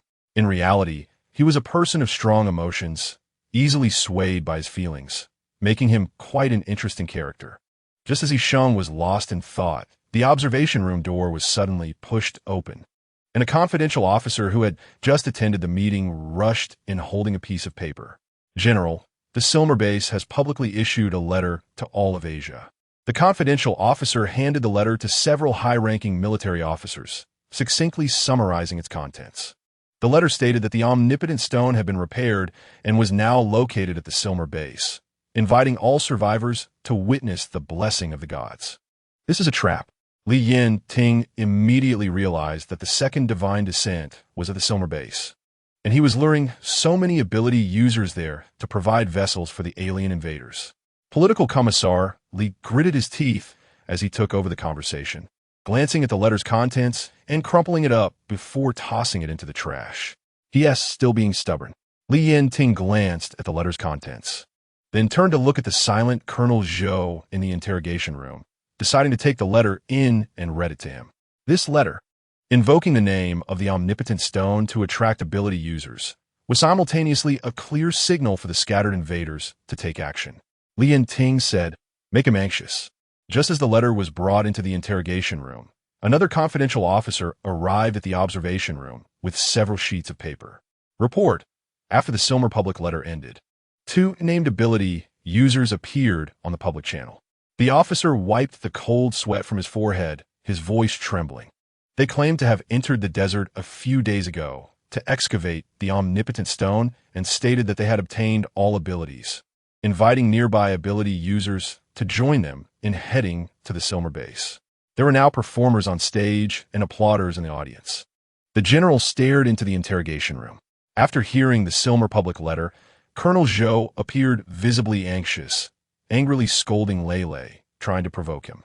We must send someone to destroy the divine descent site at the Silmer base and completely shatter their conspiracy. Contact all available official forces and initiate a joint meeting in the name of the military and political authorities of Huagua. These bastards really think they can do whatever they want on Earth, that no one can control them. The general rarely swore, startling political commissar Li so much that he dropped his notebook. Chapter 172. Lele's choice. The joint meeting was held via video a few hours later. The testimony of the alien invader residing in Colonel Zhou's body was now meaningless. His appearance was an accident, having come with the fragments of the omnipotent stone. The only reason he knew about the second divine descent was that Silmer too had mentioned it once in the desert. He Sheng, Lu Qinghe, and Lele, after completely tearing off their masks, had become independent adults. Lele no longer needed Lu Qinghe to carry him and, despite his short legs and slow pace, insisted on walking by himself. I provide you with this information, but it doesn't mean I will fight with my own kind for you. Lele stood outside the interrogation room, making his final statement. Helping you is already my way of repaying you for not eating me. After that, I'm leaving. Lele. Lu Qinghe immediately panicked upon hearing that Lele was leaving. Where are you going? Alone, where can you go? Lele. He Sheng stopped Lu Qinghe, squatting down in front of Lele and gently stroking his head. Only the power of the omnipotent stone can restore the shattered divine sea that was attacked. You know what to do, right? He Sheng asked. This doesn't count as fighting with your own kind. It's to repay me. The reason He Sheng said this was that he sensed Lele's concerns. He didn't genuinely want to help himself, but was struggling with the idea of being enemies with his own kind. However, at this point, He Sheng had to be selfish for once. Even if it was for humanity, selfishly try to extract more valuable information from Lele as a form of gratitude. I can help. Lele seemed conflicted, but eventually agreed after some thought. Also, is there a way for your kind inside Colonel Zhou to leave his body? He Sheng continued to ask. He Sheng had a personal motive for this question. The 2 unknown alien invaders inside Li Yanting's body were ticking time bombs, and it was uncertain when he would wake up to find that the person beside him was no longer his beloved. Lele could actually guess He Sheng's purpose. He had sensed the presence of his kind when he first met Li Yanting. Therefore, He Sheng's worries were also his own, because no matter what, he remembered the kindness He Sheng had shown him. No one had ever treated him so well, except for He Sheng and Lu Qinghe. Lei replied honestly, there are only two ways for the invader to leave the host divine sea. One is the biological death of the host body, and the other is through the power of the omnipotent stone. Colonel Zhou's consciousness is still there, just deeply hidden in the divine sea, unable to break free from the bindings. So, I suggest taking Colonel Zhou to the second divine descent. After the invader leaves, Colonel Zhou can still recover. You don't want to remain in the host? Political Commissar Li arrived in a hurry, having only heard half of the conversation, and asked, puzzled, what do you mean? Since they came, they must be determined to take residence. How could they not want to? He paused and suddenly realized, you mean, the invader cannot gain control of the body, or is it like old Zhou being controlled by us? Lei, the best opportunity for the invader to seize control is at the moment of invasion, when human ability users are at their weakest. If they miss this opportunity, it will be very difficult for the invader to wait for another chance. After finishing, Lei paused, his blue pupils flashing with some obscure light. Actually, there is one more way, which is to completely shatter the omnipotent stone. Everything will cease to exist, and all that has invaded the human divine sea, or still resides in the omnipotent stone, will vanish completely. His implication was that once the omnipotent stone was destroyed, all alien invaders would be annihilated. Lei's voice was calm, showing no emotion. I would be the same. No. Lu Qinghe immediately rejected, unwilling to consider anything else, with only one thought remaining. You cannot die. This method absolutely cannot work. Our lives are granted by the omnipotent stone. We must coexist with it. Lei's gaze was piercing, and he spoke emphatically. This is a fundamental contradiction between our two kinds. It is an inevitable outcome of life and death. He Sheng patted Lu Qinghe's shoulder, his voice slightly sighing. So you're just going to watch Lei die? Are you really that cold-blooded? Lu Qinghe found it hard to accept this outcome. He pushed He Sheng away, glancing at the little chick on the ground, and then at the silent political Commissar Li. It seemed they could all face this outcome calmly, but he cared about every little thing between him and the little chick Lei. Lei, let's go. We're leaving here right now. Lu Qinghe's eyes turned red as he looked at He Sheng fiercely, picking up the little chick from the ground and leaving the office building. Hey! Political Commissar Li intended to stop them, but was held back by He Sheng. This is an outcome that must be accepted. Let him think it over. He Sheng lowered his head and turned to look at the tightly closed conference room door. Haven't they finished their meeting yet? He Sheng asked. Li Yanting was left inside to listen to the joint meeting. He had previously worked at the Silmer base and knew something about it, so he could provide some useful information. No, the fighting nation in the north proposed to conduct a nuclear strike, and discussions are currently ongoing. Political Commissar Li felt bored inside and could not contribute, so he came out to get some fresh air. Nuclear strike? He Sheng was also startled by the proposal from the battle-hardened nation. Nuclear strikes on the Silmer base? Isn't that too much? How will the surviving civilians in that area live afterward? Isn't this decision too hasty? He Sheng weakly asked. However, the actions of Silmer have already threatened the safety of all humanity. Political Commissar Li sighed heavily, walked to the window, pulled out a cigarette from his pocket, put it in his mouth, and remained silent without lighting it. Chapter 173. The final battle. The joint meeting lasted 5 hours and ended late at night. Official bases from various regions provided various solutions, which were discussed and analyzed during the meeting, while nuclear strikes became the last resort. He Sheng had been waiting for the results in Political Commissar Li's office, and just as she was about to fall asleep, she collapsed into Li Yanting's arms, groggily opening her eyes. The military supplies have all been prepared for tonight. You all should rest well. Tomorrow morning, military helicopters will escort you to depart. Political Commissar Li said at the door, his expression equally grave. Is it cold? Li Yanting freed one hand to touch He Sheng's face. She was wrapped up in his clothes, and her face felt warm. You have something on your mind. He Sheng, sheltered under Li Yanting's protection, naturally felt warm. She reached out to hold his hand, warming it in her palm. The car stopped downstairs at the dormitory building. As Li Yanting and He Sheng went upstairs, They could see that several rooms next door still had their lights on. Those were the rooms of the other members of their team. A few minutes later, Li Yanting's living room was crowded with people. Even Rong Rong had brought Liang along. "What are you all doing here at this late hour?" Li Yanting asked calmly. The dim oil lamp couldn't illuminate the large room, and his eyes were hidden in the shadows beneath his eyelashes, making it hard for anyone to see the weight of his expression. Duan looked around and finally spoke for everyone. "Brother, we all know. The military is going to launch a full-scale attack on the Silmer base, and you are the captain of this advance team." Duan said without hesitation, patting his chest. "Brother, we are a small team that shares life and death together. We will go with you." "Nonsense." Li Yanting frowned. He Sheng, sitting beside him, could see him biting and relaxing his jaw. "You are ordinary people now. Why take this risk with me?" Li Yanting reprimanded, barely containing his irritation. "Big sister, Lele is gone." Lu Cheng, he stood at the back of the group, his head lowered, looking somewhat dispirited, his voice trembling. "Brother." Before Lele left, he used the all-purpose stone to restore our divine seas. Lu Feng glanced at Lu Cheng-he, who was clearly upset, being pulled by Lan Duo and on the verge of tears. Hearing this, Li Yanting's expression did not improve at all. Instead, it grew even darker. The veins in his neck throbbed slightly, indicating his anger. He Sheng suddenly realized something and grabbed Li Yanting's arm. "Li Yanting, you tell me the truth." He Sheng rarely spoke with such seriousness. She raised her hand to pinch Li Yanting's chin, turning his face to look at her. "Are you planning to leave me behind?"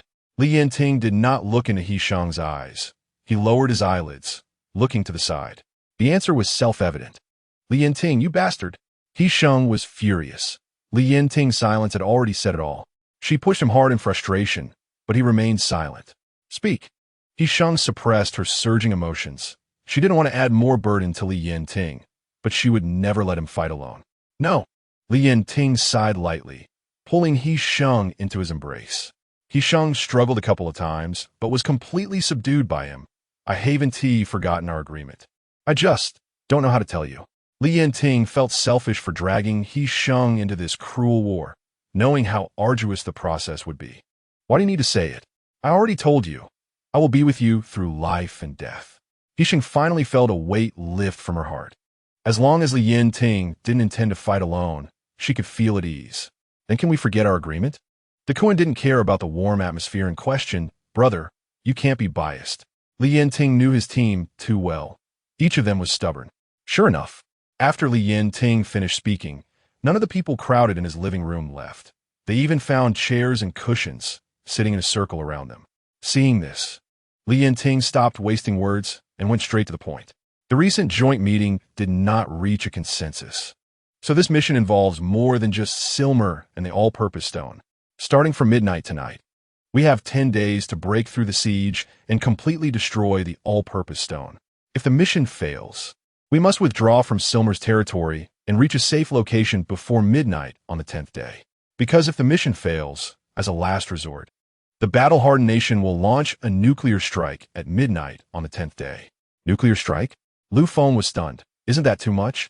The latest satellite images show that the zombies across the Eurasian continent are rapidly migrating towards the Silmer refuge. And the nuclear strike is not only aimed at the Silmer refuge, but also to eliminate the zombies to the greatest extent possible. Of course, if we can completely destroy the all-purpose stone within 10 days and thwart Silmer's plot, then the zombies and all the mutations brought by the all-purpose stone will all come to an end. Li Yanting paused at this point, including our abilities.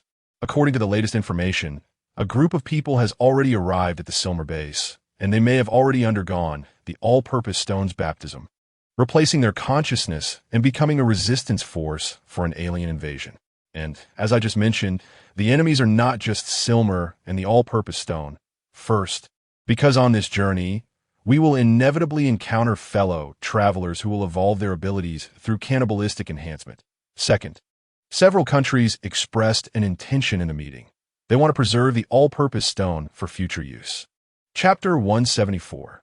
Duan Zhanfeng appears again. The decision to launch an attack on Silmer receives support from several surrounding countries, marking it as a joint action. However, there will be communication delays and coordination issues between the national teams. Thus, This joint strike operation can hardly be called a true joint effort. It is essentially a coordinated operation with a common goal. When the helicopter left the military district, it was still dark. Everyone had hardly rested the previous night. Although they weren't tired, they faced an unpredictable scale of battle upon landing, so everyone tacitly closed their eyes to rest. The weather today was nice, and the flight route from the military district to Silmer went smoothly. The originally estimated 5-hour flight had covered half the distance in just 2 hours. The zombie hordes on the ground were becoming denser, indicating that zombies from the entire northeast and North China regions were gathering towards this area. Lu Feng held binoculars, peering out the cabin door into the distance. All along the way, they had been heading in the same direction as the zombies. In several cities they passed, the zombies that had congregated in the city center were migrating towards the northeast, leaving many streets eerily empty, resembling deserted ghost towns. However, the situation at their current location was completely different. They were hovering over a city where a massive horde of zombies was gathered on the roads, also heading towards Silmer, but at a much slower pace. One face was pale, the lips devoid of color, a deep cut running from the corner of the mouth straight to the earlobe. Surrounded by dark bruises, a patch of scalp missing, the chalky skull visible, yet not a drop of blood was seen. That face twisted slightly, contorting into a bizarre arc following the direction of the helicopter, and what was even more eerie was the grinning face that split open to the root of the ear. Lu Feng felt a chill run down his spine, and a curse escaped his lips. What happened? Lan Duo asked. At this moment, Lu Qinghe suddenly opened his eyes. His pupils pitch black, damn. In the center of the zombie horde, a pale, bloodless face with a gash extending to the earlobes was particularly conspicuous. Just then, for some unknown reason, the helicopter suddenly became unstable. Li Yanting immediately sensed the danger, quickly shut the helicopter door, and then the helicopter was thrown into a violent turbulence. The pilot didn't have time to issue a warning. The helicopter lost power and spun in the air, plummeting downwards at high speed due to inertia. The shaking inside the cabin intensified, dropping like a heart suddenly thrown from a height, as the helicopter spun in the process of falling. And the scenery outside the window became a dizzying blur, making it difficult to react. Lando, He Sheng shouted, taking a deep breath as Li Yanting held her close. At such a critical moment, all choices had to be made in an instant. On the ground, tens of thousands of zombies were gathered, among which was a zombie king controlling them. Jumping out of the helicopter recklessly would be akin to jumping directly into the mouths of zombies and becoming a meal. So at the moment Li Yanting closed the door, He Sheng understood his plan. Received, Lando replied, and immediately activated her abilities. Her powers, which had been nurtured by He Sheng collecting zombie cores for a month in the Lopner, had reached the peak of level 8. Lando was just one step away from breaking through to level 9, and with all her strength, she could unleash abilities that could only be exhibited at level 9. In the next moment, a wave of energy radiated from Lando's palm, and then the turbulence of the helicopter unexpectedly fell into a calm, pale space. We can only make an emergency landing to reduce our altitude. Lando hadn't finished speaking when the helicopter fell out of the space, and the scenery outside changed drastically, as they were relocated to the rooftop of the nearest tall building. As her words fell, the helicopter, which was not in proper alignment, crashed onto the concrete roof, creating a sharp sound due to inertia. The propeller collided with the concrete surface, embedding the blades into the ground and breaking off violently. One blade slicing through the helicopter's glass and piercing the cabin by more than half a foot. The helicopter was moving too fast in the air. Due to inertia, it directly crashed through the rooftop's concrete railing and continued to fall. This series of collisions left everyone dizzy, but Lando once again activated her abilities at a crucial moment, bringing the helicopter to another rooftop. This time, the already battered helicopter finally came to a stop, and there were no zombies on the rooftop, just silence. Li Yanting kicked open the cabin door, unbuckled his seatbelt, and climbed out first, after confirming there was no danger. He helped the others out of the cabin one by one. Everyone crawled out and collapsed on the ground, checking for injuries.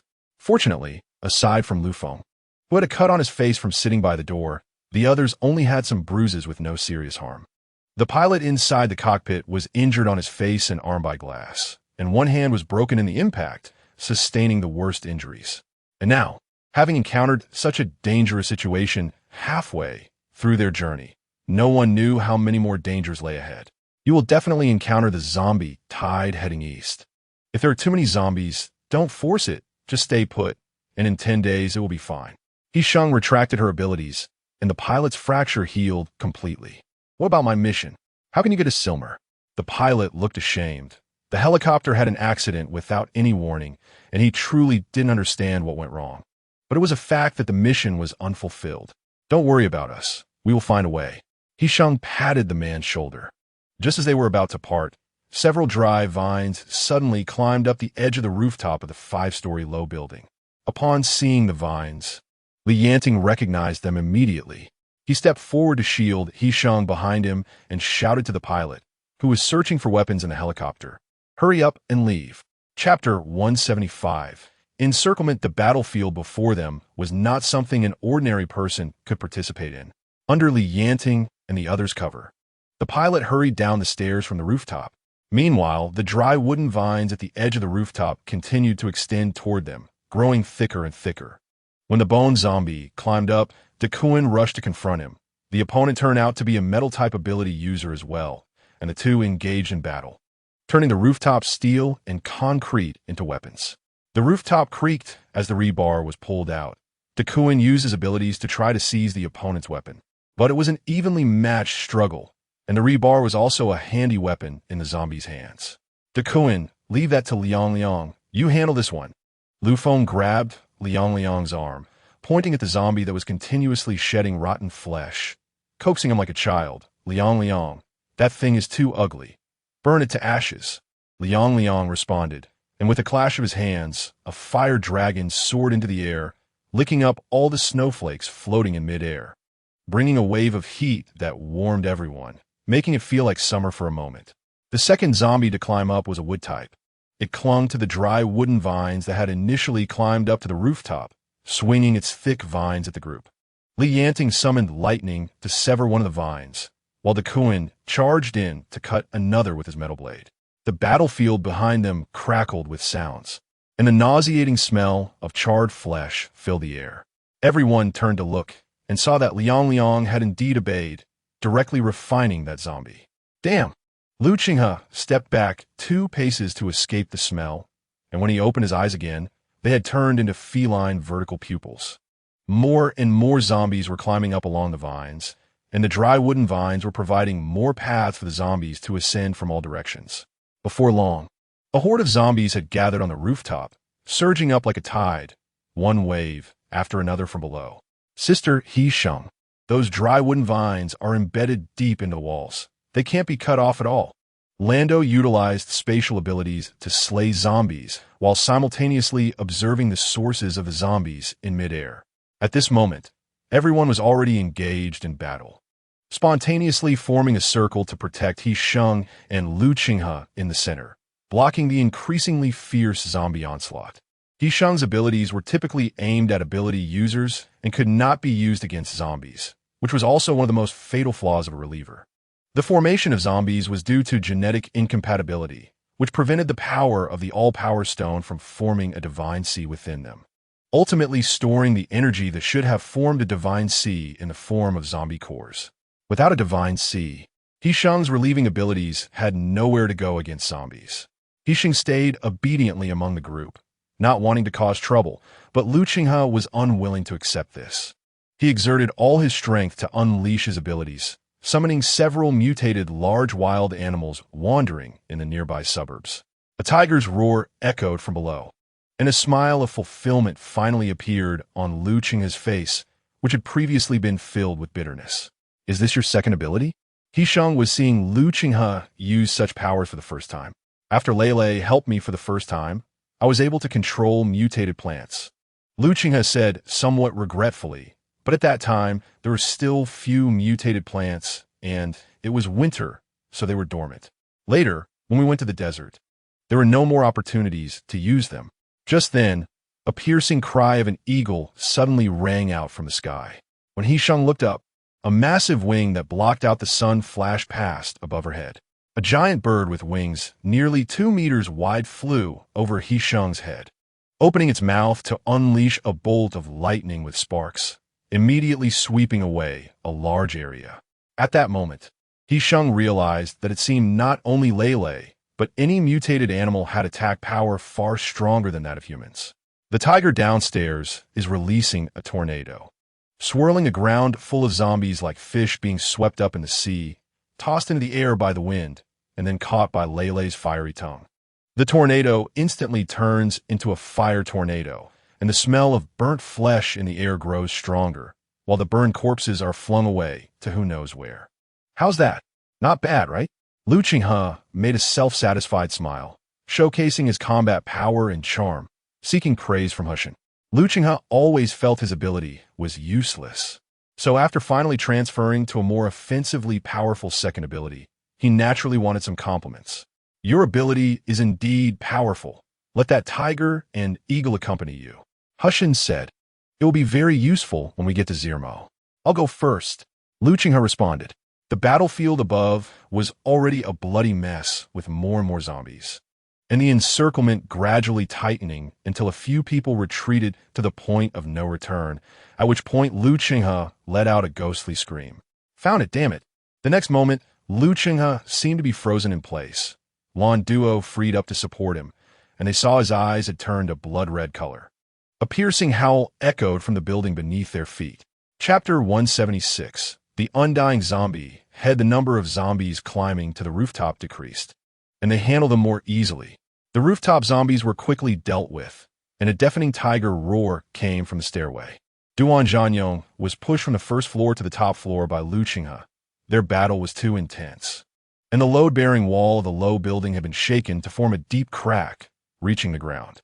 The tiger roar came from the stairway, followed by a strange creature being thrown out from inside.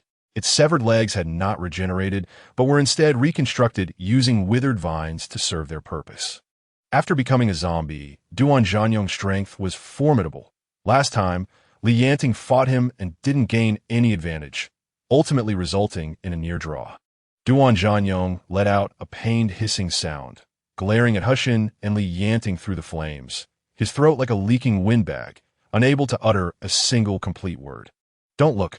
Yanting covered He Sheng's eyes, using his thumb to smooth out the slight crease between her brows.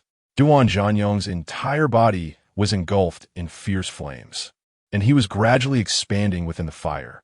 The next moment, the flames exploded within his body, sending the withered vines that made up most of his skeleton splattering in all directions, forming an indiscriminate attack.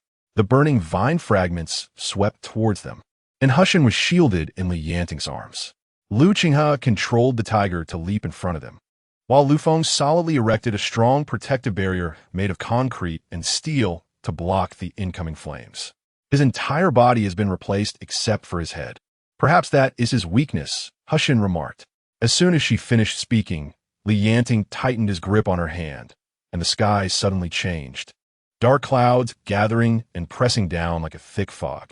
Many vines extended from below his head, intertwining wildly.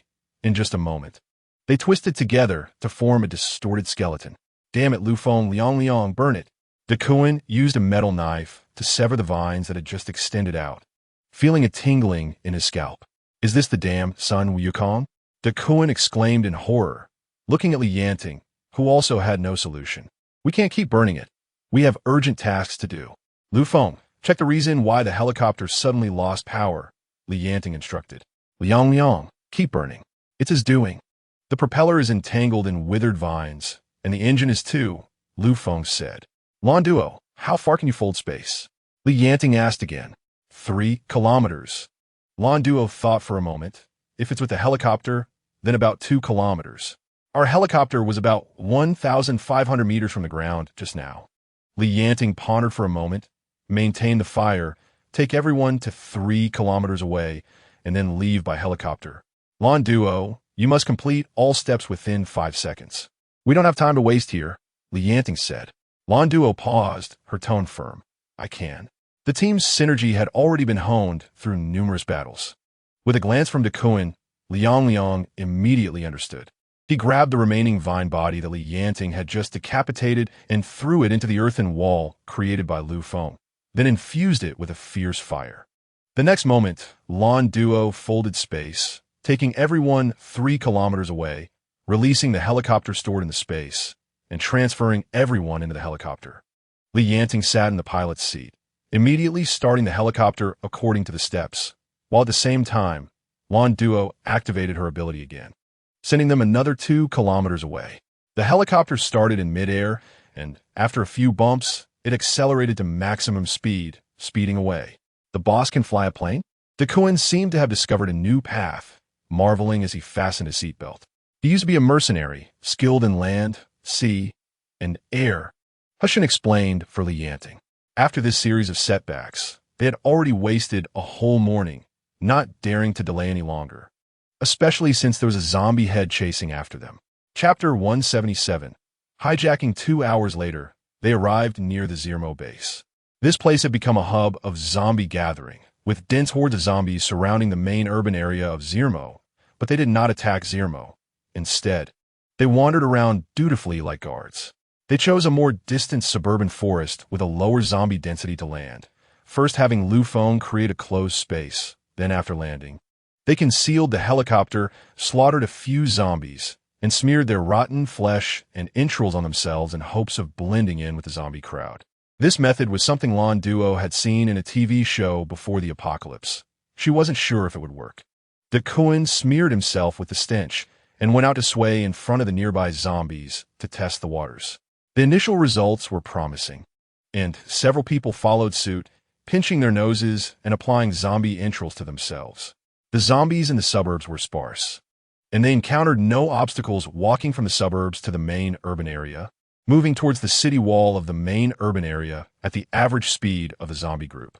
The walls of the Zermo base were nothing like the flimsy ones they encountered in Qinghe Refuge City. Instead, they were built tall and sturdy. The nearly 10-meter-high walls were equipped with electric nets, with a guard post every 50 meters, manned 24 hours a day to monitor the outside situation at all times. A direct assault was not a viable option. They could only disguise themselves to blend in or find a flaw to infiltrate, ensuring the maximum reduction of casualties and the completion of their mission. A convoy is heading this way. 3 vehicles fully staffed, Lu Feng pointed to the south, likely local ability users. On the night of the conclusion of the joint conference, various countries officially announced the notice of an attack on the Zermo base and the forecast for a nuclear strike on the area 10 days later. These notifications were continuously broadcast on public platforms, warning survivors in the area to quickly head to safe zones. If nothing went wrong, they should be coming to join Zermo. He Sheng said, Lu Qinghe, go observe how they enter the city. In the freezing cold, the only animals they could find were some wild ones. Lu Qinghe exerted effort to find a mouse that hadn't frozen underground, and while waiting for the vehicles to pass, he bit onto the leather mat at the back of the car, then hid under the car.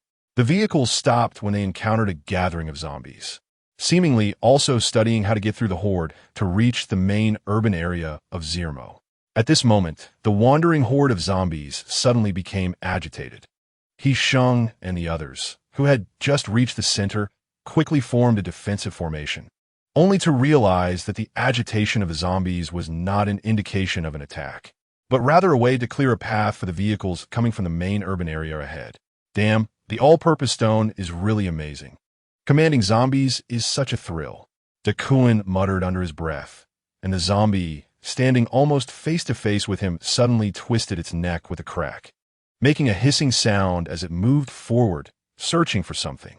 Duan immediately shut his mouth, his eyes nearly popping out, holding his breath as he lifted a piece of rotten flesh to the zombie's nose, so tense he almost fainted. Fortunately, the zombie was fooled by the piece of rotten meat he held up, and soon their position was crowded by the retreating zombies. The zombie hissed and turned to threaten other zombies, allowing them to escape the predicament. Vehicles from the sheer MO urban area sped past, stopping in front of a few cars, chattering in a foreign language that Lu Qinghe couldn't understand. Subsequently, the vehicles that came to seek refuge were led inside by people from the sheer MO base, and the zombie tide immediately filled the gap left by the vehicles, continuing to wander around the base's perimeter. We haven't seen the ability users who came out to greet people. It might be better to drive in under the pretense of seeking refuge.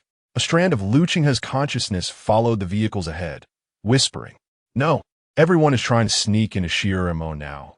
Their defense system must be very complete, and we can't test it easily." Yanting refused. They went in, and you're right, there are quite a few ability users at the entrance who will separate and take them away. Luchingha's voice was somewhat urgent, as if he was controlling a mouse to run quickly. "I'm following one of them now."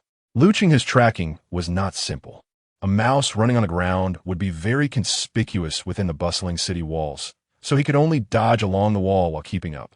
They were conducting identity checks, questioning where they came from. The all-purpose stone. They took out the all-purpose stone. What's wrong? Lon Duo and the others quickly supported Luchingha, seeing that he was not in a good state, and directly brought him into their aerobic space. Lon Duo could hear what Luchingha was saying in her aerobic space, and she patiently listened, relaying it to the others. "How is Luchingha doing now? Is he injured?" He Sheng asked. "Take me in." As soon as He Sheng finished speaking, a helicopter engine roared, the sound approaching from afar, seemingly not far away. Once He Sheng entered Lon Duo's aerobic space, the helicopter appeared above them, and it had no intention of stopping, directly flying over the horde of zombies below and heading toward the main urban area. It was a military-armed helicopter, and Yanting recognized from the graffiti on it that it was from the beautiful country across the ocean. One set of rules on the surface, another behind the scenes. Lu Feng looked down on this kind of behavior, but it was a consistent tactic of the beautiful country, publicly supporting the crackdown while secretly colluding with Zermo. Without their support, how could a small viral biology expert like Zermo in just 8 years extend the experimental base to dozens of countries worldwide? The helicopter from the beautiful country flew unhindered into the main urban area's walls, and Yanting stared blankly at the flight path of the helicopter, a plan forming in his mind. "They came from the east. There can't be just one. Let us go," Yanting said. "Where to?" Duan asked in a hushed voice. Yanting's voice was cold. Hijacking. Chapter 178. Infiltrating Zermo. He Sheng was treating Luchingha's spiritual sea injury in Lon Duo's aerobic space, but his injury stemmed from the all-purpose stone, and only the power of the all-purpose stone could restore him, which left He Sheng truly powerless. Luchingha, hearing this, pressed his head and nodded slightly, pulling out a small cloth bag from his pocket. He Sheng had never used the all-purpose stone and didn't know how to operate it. After hesitating for a moment, she picked up a shard from her pocket and held it in her hand. The first time she encountered this shard was in the military district when Colonel Zhou was burned by the all-purpose stone, entering the most primitive awakening process. And she was also affected by the power released from the all-purpose stone, nearly losing consciousness. After all, she couldn't take control of her own body, and staying in the spiritual sea was akin to being imprisoned. With a nervous heart, He Sheng pinched the shard of the all-purpose stone, expecting some imagined events to occur. But to her surprise, there was no response at all. There were no fluctuations in her spiritual sea, and the invader showed no signs of appearing. "What's wrong? Can you do it?" Luchingha was still groaning in pain. He hugged his head and pounded his fists, but nothing could relieve him. "I'll give it a try." He Sheng stopped overthinking and immediately closed her eyes, extending her ability into the all-purpose stone. Although this piece of the all-purpose stone was merely a shard, the energy inside was still vast and complex. He Sheng sensed many lifelike entities within it, gnawing and eroding her abilities, seemingly trying to weaken her in this way. But the truth was the opposite. After being attacked by the all-purpose stone in the desert, her spiritual sea expanded and filled with the energy directly radiated from the all-purpose stone, leading her to develop immunity to such attacks. The alien invaders within the all-purpose stone could not harm her abilities, but she could extract some energy she needed from the all-purpose stone to repair Luchingha's spiritual sea. Once she grasped this step, the subsequent process became very simple. He Sheng extracted energy similar to healing energy from it and injected it into Luchingha's spiritual sea, and the shock damage to his spiritual sea was restored in an instant. Luchingha sat slumped on the ground, still shaken, looking at the all-purpose stone shard in He Sheng's hand, reaching out to grab it. He Sheng immediately swatted his hand away, wrapping the shard in the small cloth and putting it in her pocket. When Lon Duo received the message, They were lying in ambush beneath the flight path of the helicopter.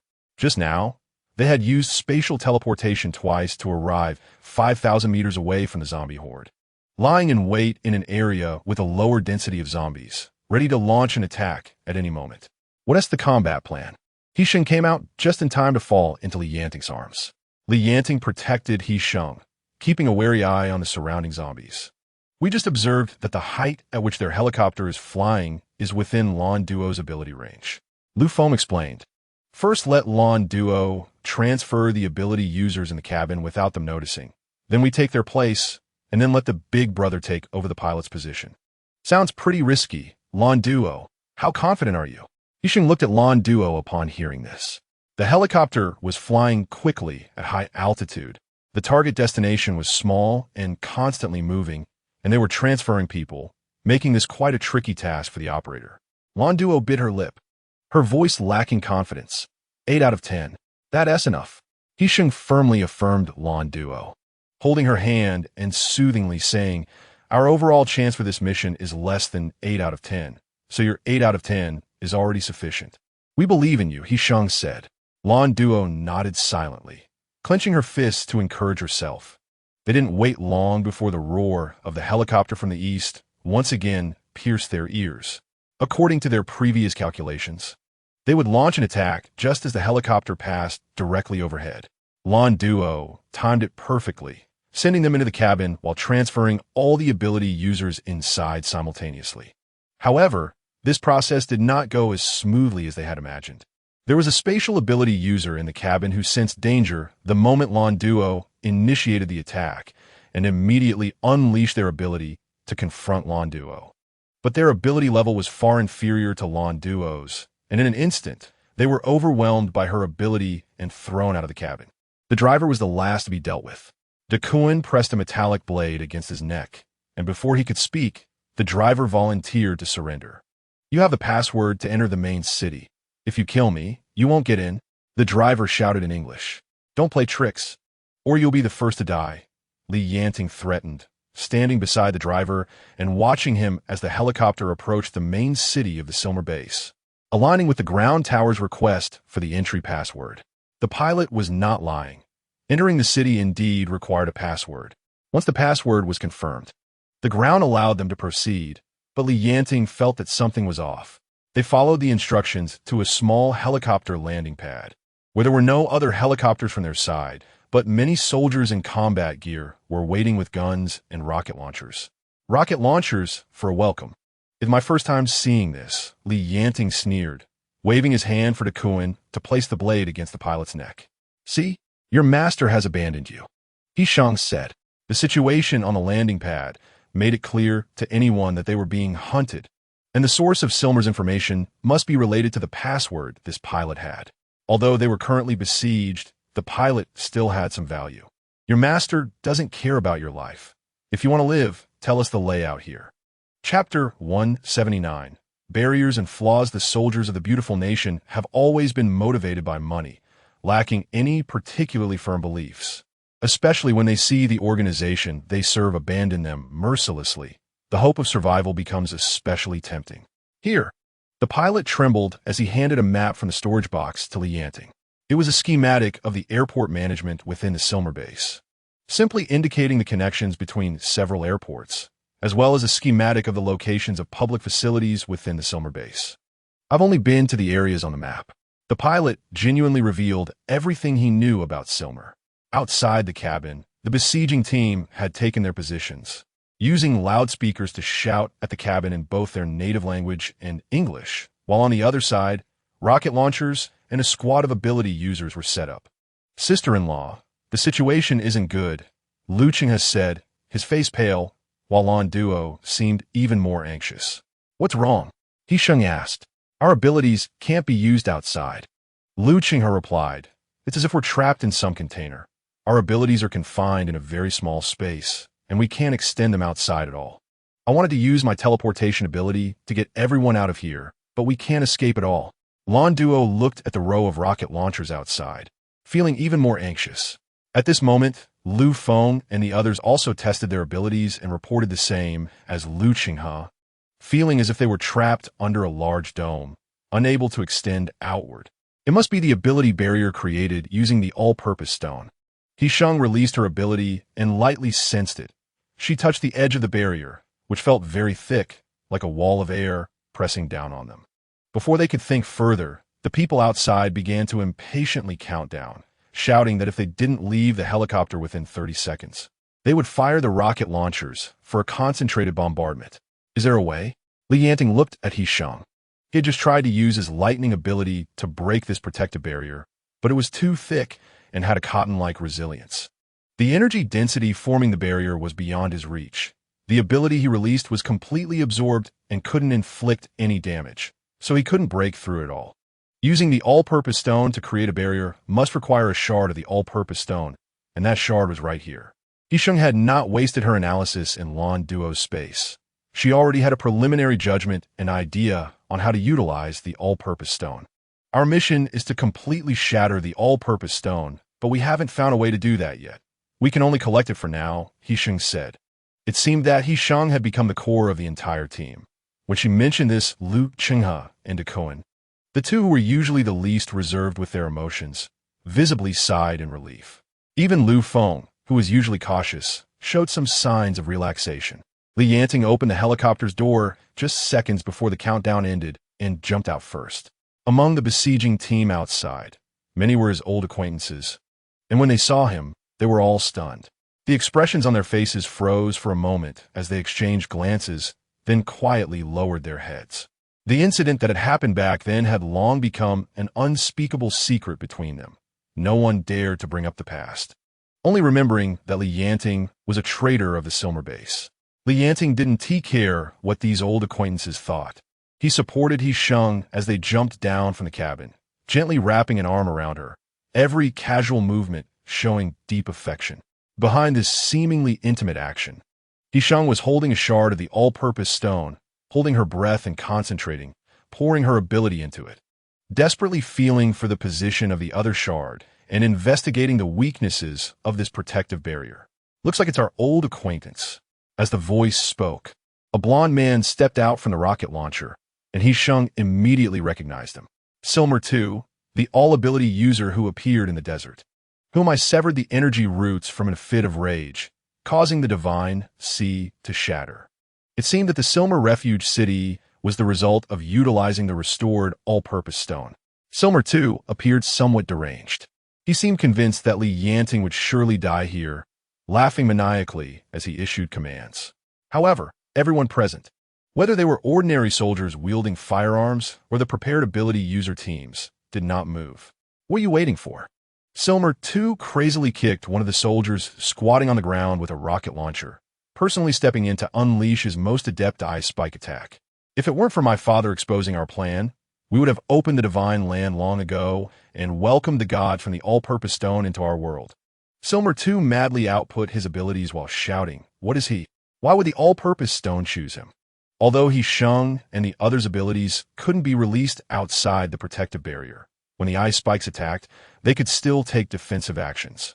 Lu Feng raised a dirt wall from the ground to block the attack, but He Sheng, from this attack, felt the fluctuations generated by the ice spikes passing through the barrier. Discovering a flaw in the seemingly perfect ability barrier and finding clues to the position of the all-purpose stone shard, the energy fluctuations were unevenly distributed, and the uneven distribution was due to positional displacement. If the all-purpose stone shard position was offset to prevent them, then the optimal position would be found it. As soon as He Sheng's voice fell, the satellite phone headsets that had been crackling in everyone's ears emitted a few sounds, followed by the voice of political commissar Li. It has been confirmed that the armed forces of all participating countries will arrive at the battlefield in 3 hours and form a scale. Your satellite positioning shows that you have entered the Silmer base. Please hold on and wait for the main force to launch a general attack. Chapter 180. The death of the second. Did you all hear that? Li Yanting adjusted his headset. We must find Qiu Ruishan within 3 hours. Wasn't it said 10 days? Why are they coming so urgently? Duan asked in confusion. 10 days is the deadline for nuclear strikes. He Sheng pulled at Li Yanting's hand. They exchanged glances, looking at the person opposite them who was attacking them. The all-purpose stone was a huge prize, and many wanted a piece of it. Li Yanting had already found the location of the all-purpose stone under He Sheng's indication. Surprisingly, it was on Silmer too. He Sheng continued, within 10 days. This will be a chaotic battle. After the main forces of various countries advanced into the main urban area, the operation was called the Siege of Silmer, but in reality, it was about collecting the omnipotent stones. Silmer too was still frantically unleashing his abilities, attacking in their direction, but the protective barrier was clearly inadequate. It not only trapped the abilities extending within the barrier, but even weakened the abilities coming from external attacks. Silmer II's crazed assaults were easily blocked by the cement earth wall raised by Lu Feng. Therefore, within 3 hours, not only did we need to find Chirue Mountain, but we also had to do our best to locate all the fragments of the omnipotent stones. This was our golden time. Lu Feng sighed lightly, having already understood the twists and turns involved. The so-called 10-day deadline initially given was merely a statement made during the joint conference to mutually restrain each other among the countries. Behind the scenes, everyone had kept their cards close to their chest. As He Sheng said, within 10 days, it would be a particularly chaotic battle under the guise of a siege. Every party wanting to obtain the power of the omnipotent stones would inevitably seek ways to acquire them within these 10 days. And their methods would certainly not be limited to the vanguard teams. It would not be surprising to mobilize official forces as well. That's right. Our armed forces will arrive as quickly as possible. But you must remember, if someone gets there first, it could lead to another disaster. The voice of political commissar Li in the earpiece was urgent yet calm. We must hold on for 3 hours. Once the main forces of various countries launch their full assault, your situation will be much better than it is now. No further voice came from the earpiece. And Silmer too, who was attacking them, had already gone mad, urging his abilities closer step by step, various powers released from his hands converging into an assault. Has he gone crazy? Lu Feng frowned, injecting more abilities into the earth wall to increase its strength and toughness to withstand Silmer II's attack. He has always been a bit insane. Li Yanting snorted coldly, a killing intent rising in his heart, doing nothing but luring him over. Yes, Lu Feng replied. After 10 seconds, everyone was ready. He Sheng had already found a way to break the protective barrier. But they had to wait until Silmer II was close enough and sufficiently exposed to completely shatter the barrier, thus achieving their ultimate goal. 10, 9, 8. Liang stood behind them. The things they discussed were too profound for him to understand, but he understood He Sheng's words about 10 seconds. Each second counted down by Liang was stepping on Silmer II's approaching footsteps, and the opponent's intense attacks were completely blocked by Lu Feng through the protective barrier, further enraging him to act recklessly. Every second within those 10 seconds felt both long and short. When Liang seriously counted to 3, Lu Feng had already gathered all the abilities he could unleash between his hands. 2. Liang continued counting. Li Yanting slightly shifted his steps to the edge of the earth wall built by Lu Feng, wind abilities swirling around his feet, ready to strike. 1. Liang earnestly shouted the last second, merging with He Sheng's voice. Now, He Sheng shouted, with both hands holding the fragments of the omnipotent stone. The abilities infused into it instantly drew out the prearranged energy, launching towards the relatively weak point of the protective barrier directly in front of Li Yanting. In an instant of the barrier being attacked, a hole was made, and at the same time, wind rose beneath Li Yanting's feet, allowing him to swiftly dash out through the hole like a shadow. The defensive earth wall controlled by Lu Feng suddenly expanded at that moment, thickening and rising several times. Just as everyone on site had not reacted, Lu Feng intercepted the full force attack from Silmer without the barrier filtering it. Li Yanting flashed to the back of Silmer II, sweeping his neck with a gale, and the next moment, blood spurted out without warning, the thick red liquid splattering all over the protective wall raised by Lu Feng. And as the breeze passed, layers of blood mist rose in the air. Silmer II lost his head, a mad smile still on his face, his head rolling away and staring menacingly in one direction. The vast helipad fell into silence, the cold winter day not yet over, and a bit of steam rose from the severed neck, quickly cooling in the air. The defensive wall controlled by Lu Feng collapsed with a loud crash, and Li Yanting stood amidst the bloodstains, his hands covered in gore. This was the first time He Sheng saw such a Li Yanting. His speed was so fast that Silmer II didn't even have time to leave a scar on him. Don't be afraid. Li Yanting stepped over the fallen body on the ground and approached He Sheng, taking out a handkerchief from his pocket to wipe the remaining blood from his hands. I'll do it. He Sheng took the handkerchief from Li Yanting's hands, but clearly sensed that his hands were trembling. She didn't wipe Li Yanting's hands, but raised her arm to wipe the blood that had splattered on his cheek. No matter what happens to you, I'm not afraid, He Sheng said. Centered around Li Yanting and He Sheng, the others surrounded them, facing outward against other enemies, remaining vigilant. Lu Feng found a fragment of the omnipotent stone on Silmer II and wrapped it with a handkerchief that had just wiped away blood, handing it to He Sheng. Let's go find old Qi. He Sheng disregarded the blood on Li Yanting's palm, reached out to hold his hand, and then placed a fragment of the omnipotent stone that Lu Feng had passed over into Li Yanting's palm. Li Yanting had long been in contact with the omnipotent stone and was immune to it, able to use the omnipotent stone to the maximum extent, just like He Sheng. There is a subtle resonance between the fragments of the omnipotent stone, easily overlooked by the holder. He Sheng had just found the location of another fragment so easily through this resonance. The corner of Li Yanting's mouth rose imperceptibly as he led He Sheng to the front of the group. Silmer II was already dead. If you want to act, do it quickly. If not, we're leaving. Li Yanting's voice was deep and cold, his gaze sweeping over the crowd. Many were intimidated by his decisive actions, especially the ability users present. They could sense just how powerful this force was. Not to mention that Li Yanting's wife was renowned for having sealed and even shattered Silmer II's sea of consciousness. It seems everyone is a coward, big brother. Let's go. Duan sneered. Don't let them leave. Just then, a voice that suddenly emerged from nowhere rang out among the crowd, and moments later, a relatively young man stood up from the group, indignantly pointing at Li Yanting. It's him, chosen by the omnipotent stone, but betraying the trust of the omnipotent god. We must kill him to sacrifice to the omnipotent stone. Otherwise, the god will bring down punishment. This person, is he out of his mind? Before Duan could curse, Liang's particularly serious voice sounded behind everyone, and Lan Duo couldn't help but laugh out loud. Chapter 181. Numerous obstacles to Silmer base had been established for quite some time, and there were many who had become brainwashed by the omnipotent stone. The moment this person spoke, it instantly awakened many fanatics from their panic. In the next moment, just as they were about to act, they found that they had completely lost the ability to do so.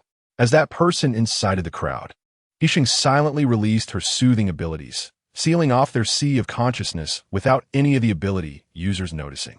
After He Sheng took action, Lan Duo also moved. With a wave of her hand, she collected all the hot weapons within the range of her abilities into her space, including several rocket launchers, which instantly appeared in their hands. Liang, holding the suddenly appeared rocket launcher, fiddled with it for a long time without understanding how to use it, and as a result, he accidentally touched something, and the rocket launcher shot out with a whoosh. Liang was so frightened that he directly threw away that broken thing, and found that the power of the rocket launcher was completely inferior to his own abilities, which made him scoff even more. Not just ordinary soldiers, but the enemy's ability users also fell into chaos after realizing their powers were blocked, each face ashen, as if sentenced to death. Everyone, out of respect for our past collaboration, let me remind you, Li Yanting said, in 3 hours. The forces sent by various countries will attack the main urban area of Zermo. If you don't want to die, leave here quickly. Leaving the helipad, they headed straight for the location they had previously speculated to be Ruishan. Along the way, Zermo City was in chaos, as if they had received news of an impending attack. The ability users in the city were dispatched urgently to reinforce the defenses at the city gates of the main urban area. They moved against the crowd towards the direction of the laboratory, and along the way, no one stopped them. The smooth progress made Hushing feel that something was off. It was indeed off. Lu Feng stopped, probing the soil with his abilities, and discovered a powerful, impenetrable ability, like a net tightening towards the center, treating them as prey. This power was indeed Earth-type abilities, but similar to the protective barrier just now, the energy density of the abilities was beyond his reach. Lu Feng said, his heart gradually sinking. The gap in strength was even more pronounced than the protective barrier just now, making it quite tricky. It seemed that another omnipotent stone was being delivered to them. Duan couldn't comprehend Lu Feng's worries at all. He rubbed his hands together, ready to make a big move. Really? I think so too. A familiar voice came from not far away, catching Duan's words, and following that voice was Han Ziming, whom they had just encountered in the desert. He Sheng's expression changed. Han Ziming was indeed a difficult opponent.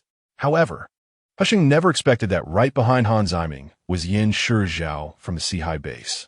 The space-type ability user called Xiaobao closely followed Han Ziming, directly facing off against Lan Duo. Li Gu, are your injuries healed? Han Ziming looked at Li Yanting with a complex and meaningful gaze. He seemed to be in a good mood and even approached a few steps without any defenses, just to take a good look at Li Yanting. You're also collecting omnipotent stones. Li Yanting did not share Han Ziming's good mood and was not surprised by Yin Shizhao's appearance. Yin Shizhao had always been someone unwilling to be ordinary. His pursuit of the power of the omnipotent stone made it entirely normal for him to appear at the Zermo base. Li Gu, it's a pity I missed your murderous look, Han Ziming lamented, a hint of inscrutable meaning in his gaze as he looked at He Sheng. He Sheng did not notice his eyes. She was busy using the omnipotent stone in her hand to probe the net that Lu Feng had sensed was tightening. Letting Han Ziming ramble in front of them was merely to buy time to find a flaw in that large net. The Earth-type ability, Deep Underground, was different from the three people in front of them, none of whom were Earth-type, indicating that they had other powers hidden nearby. Why are you lying in ambush here? He Sheng lowered her eyes, and Li Yanting's grip on her hand tightened. The meaning was unclear, as if there were many unknown secrets. It seemed that Xiu Lao was indeed here. He Sheng tilted her head and exchanged a glance with Li Yanting, seeing affirmation in his eyes. He Sheng lowered her voice. The omnipotent stone is on Han Ziming, and additionally, there is an Earth-type ability user in the building behind us. Lu Feng used the same power to force that Earth-type ability user out. He Sheng said, delving into the omnipotent stone, extracting Earth-type abilities, and then using her relief ability to transmit it into Lu Feng's spiritual ocean.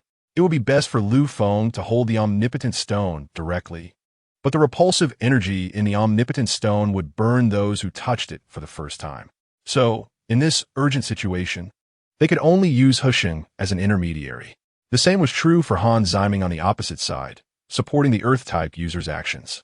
Lu Feng did not have time to respond, but immediately sensed a heavy and pure energy pouring into his spiritual ocean.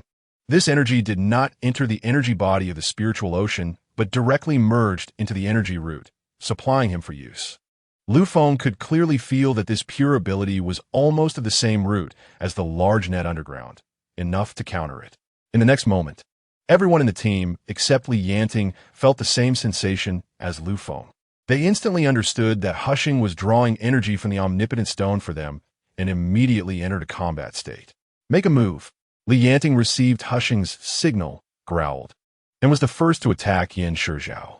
Synchronizing with him, Lu Feng delved deep into the soil, tearing apart the large net that had just formed underground, and turned to attack the place where the enemy's Earth-type ability user was hiding together with Duan. Meanwhile, Liang followed Lan Duo to challenge the space-type ability user named Xiaobao. Finally, and most importantly, He Sheng faced off against Han Ziming's attack. A clash of two relief users without smoke. Chapter 182. 7 fragments. This battle was won without suspense.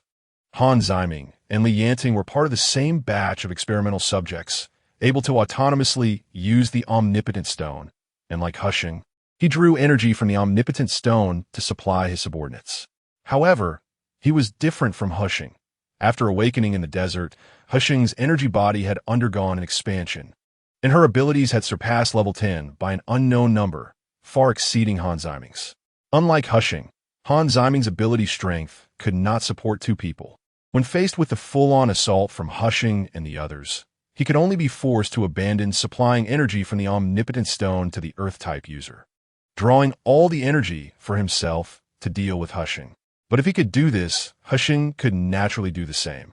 In just a moment, Lu Feng and Duan dealt with the Earth-type ability user hiding in the building, while Lan Duo and Liang trapped Xiaobao.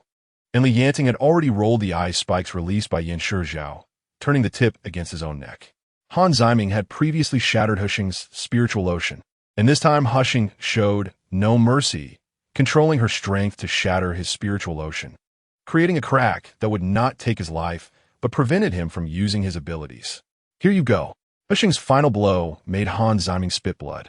He fell to the ground, gasping, seemingly unwilling, tightly clutching the fragments of the omnipotent stone, but unable to draw energy from it anymore. Li Ge, are you really that ruthless? Han Ziming looked at Li Yanting. The fragments in his hand had already cut into his palm. Deep red blood spilled through his fingers, staining the snow with a dark crimson. As soon as He Sheng saw the look Han Ziming cast towards Li Yanting, she felt uncomfortable all over. She rushed forward and kicked Han Ziming, blocking his gaze towards Li Yanting. Hand over the omnipotent stone. I'll let you go. This thing, I only give to Li Ge. Han Ziming sneered. His gaze towards He Sheng was always disdainful and dismissive, infuriating. Otherwise, I'll swallow it, Han Ziming said, pretending to stuff the omnipotent stone into his mouth, provocatively asking, what will you do? Cut me open? Han Ziming's shamelessness was beyond He Sheng's expectations. The Kuan. On the other side, Li Yanting frowned at the sound, pressing against Yan Shizhao's neck, and shouted, don't let him talk nonsense. The Kuan responded, and the next moment, two steel bars flew in from nowhere, twisted by the Kuan like ropes into a loop, locking Han Ziming's hands, with the other end deeply embedded in the ground. Immobilizing Han Ziming. Han Ziming cursed, and He Sheng stepped on his wrist, snatching the fragment from his palm. Han Ziming, the bond between us was severed when I betrayed Zermo. Li Yanting received a signal from He Sheng, realizing that He Sheng had already placed a blockade on the divine sea of all the ability users, and then let go of Yan Shizhao. Brotherly Han Ziming looked at Li Yanting in disbelief, his eyes brimming with tears. However, Li Yanting did not look at him again, walked over, took He Sheng's hand, accepted the fragment of the all-purpose stone, tore off a piece of cloth from his clothing to wipe it clean, and then threw the cloth into the snow not far from Han Ziming. Let's go, Li Yanting said.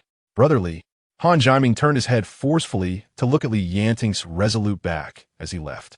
At that moment, he just wanted to say something to make him stop, because he had a feeling that this farewell might mean they would never meet again.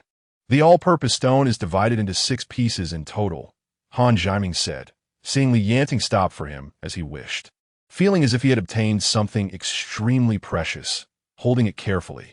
I have 1 piece here, 1 piece for the defensive barrier, and these 2 pieces have already been taken by you. The reception area and the laboratory each have 1 piece, and I don't know where the other 2 are. Thank you. After leaving, He Sheng lifted half of the blockade within their divine sea. She did this for all the ability users. Once the main forces of various countries invaded, the situation here would become even more chaotic.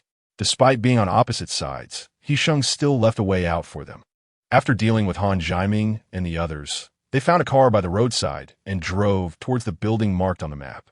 After these 2 battles, more than an hour had passed, and their time was running out. As they neared the laboratory, He Sheng held 3 fragments of the all-purpose stone, and her sense of the nearest fragment became much stronger. Following the direction sensed by He Sheng, Li Yanting found the closest route and twisted and turned until they arrived in front of an old-looking high-rise building, with a sense of the all-purpose stone peaked. It's right here, He Sheng said. Lu Qinghe looked at the rundown building in skepticism and said disdainfully, I sent a rat to scout. While the rat was scouting, they also entered the old building. There were no guards outside, but as soon as they stepped inside, a dozen ability users surged forward, surrounding them. Who are you? We didn't receive any notice of visitors. The other party, a blonde, blue-eyed Westerner, asked. External enemies have invaded. We were ordered to escort old Qiu to safety. Li Yanting fabricated an excuse casually. During the time he created, He Sheng quietly infiltrated and sealed their abilities. When it was over, De Kuan stood behind them. Seeing the signal sent by He Sheng and couldn't he help but exclaim, the reliever is truly a must-have weapon for home travel, striking the heart without shedding blood. De Kuan, rarely poetic, earned a huge eye roll from Li Yanting. He chuckled awkwardly, raised his hand, summoned a steel bar, and bound all the wide-eyed ability users together, then smashed their communication devices. Our real enemies haven't appeared yet. He Sheng timely doused cold water, as De Kuan had already started getting cocky due to how smoothly things were going. He Sheng said, they're just minor characters. Our real enemies are those possessed by the alien invaders. There seemed to be no sign of an elevator, but it was clear that the ability users bound by De Kuan were starting to panic. Who the hell are you? One of them struggled to ask, "Aren't you afraid of the all-powerful God's wrath for coming here? Whoever we are is not important. Tell me the elevator code," Duan commanded, and the steel bar binding everyone instantly tightened, causing the bound ability users to wail. After some torment, the leader finally compromised and revealed the code. Chapter 183. Alien Mudlegs. No one expected that they would quickly encounter the real enemies mentioned by He Sheng. After taking the elevator down to the underground level on the east side, they were met with a futuristic corridor, with an iris lock at the entrance that only specific groups could enter and exit. As they stepped out of the elevator, the alarm monitoring the entrance went off. They unexpectedly collided with alien invaders who had taken over human bodies, engaging in battle with no preparation. There were 5 or 6 of them, all unfamiliar faces to He Sheng. But the moment they unleashed their abilities, He Sheng could sense the mutated, pure energy within their powers. In front of such opponents, He Sheng's reliever ability seemed powerless. This was not like dealing with ordinary ability users. Once they invaded the Divine Sea, every step was extremely difficult. She could not seal their abilities in bulk. She had to take them on one by one. As long as Yanting and the others could hold on long enough, she would be able to seal their ability channels. But it was simply too slow. By the time He Sheng sealed all of them, it might be too late. Just when He Sheng felt at a loss, she suddenly saw a familiar figure through the glass door behind them. The old man looked as sturdy as ever, dressed in white, with disheveled gray hair, walking anxiously with a serious expression, while He Sheng drew energy from the all-purpose stone to supply her teammates. She called for Yanting to cover her as she dashed past the aliens to the glass door. "Grandpa Chiao, how are you?" He Sheng knocked on the glass door twice, looking around to see how to open it. At that moment, Chiao Ruishan had reached the door and swiped a card from his pocket. The glass door unexpectedly did not open. He Sheng saw Chiao Ruishan's chest heaving greatly, as if he was a bit angry. Then he picked up a nearby object and waved it to signal He Sheng to stand back. The sound of Chiao Ruishan smashing the door was not very loud, but it caught everyone's attention. Yanting glanced over and immediately sent a bolt of lightning, breaking a small opening at a distance from Chiao Ruishan. Duan then unleashed a metallic blade he had obtained from the military district, which was extremely hard and easily broke through the glass door. Chiao Ruishan threw a fragment of the all-purpose stone and another small device through the small opening created by Yanting. He Sheng did not understand what it was, but through Chiao Ruishan's gestures, she figured out how to use it. Following Chiao Ruishan's instructions, she embedded the all-purpose stone fragment into the device and infused it with her ability, instantly gaining a massive amount of energy. The energy from the all-purpose stone surged into He Sheng's divine sea like a vast ocean, wandering around before converging at the root of her energy, ready for immediate use. He Sheng finally understood what Chiao Ruishan had been researching. She used the device to fill her divine sea, then refracted it onto several members of her team, significantly increasing the energy output. The battle situation was thus reversed, and He Sheng also entered the invaders' divine sea one by one, sealing their abilities. Duan, Duo, take them to the aerobic space. He Sheng held the device, given by Chiao Ruishan, like a treasure, turning around to wait for Duan's blade to break through the thick glass. After dealing with these invaders, Yanting pulled He Sheng behind him and unleashed a bolt of lightning from above, his efficiency several times higher than Duan's. "Grandpa Chiao, what kind of device have you developed? It's so useful." He Sheng excitedly squeezed through the broken opening into the glass door. It was then that she discovered it was a huge laboratory inside, with many tall cylindrical cultivation containers placed on both sides, and inside those containers were living people. They had breathing devices on their mouths and noses, their eyes tightly closed, seemingly unconscious and unaware of the outside world. What happened to Grandpa Chiao and the others? He Sheng was puzzled.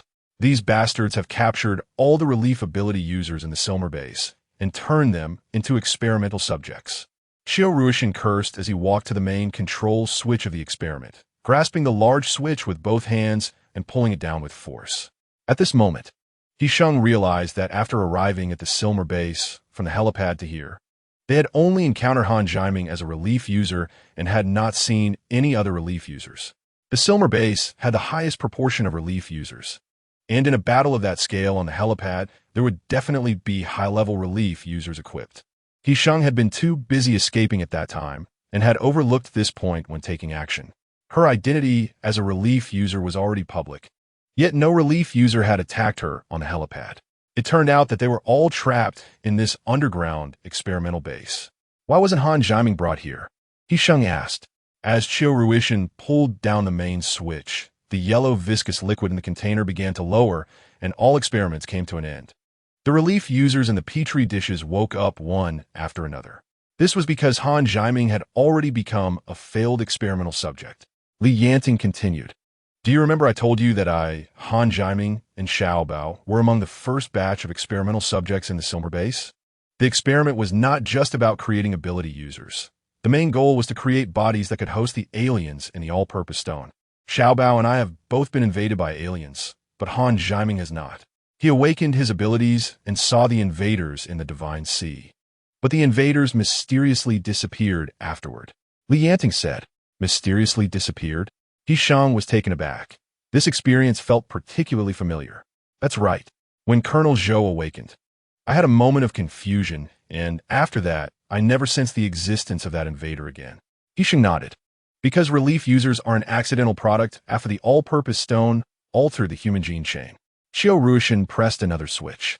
The bottom of the transparent container opened a door about half a body wide.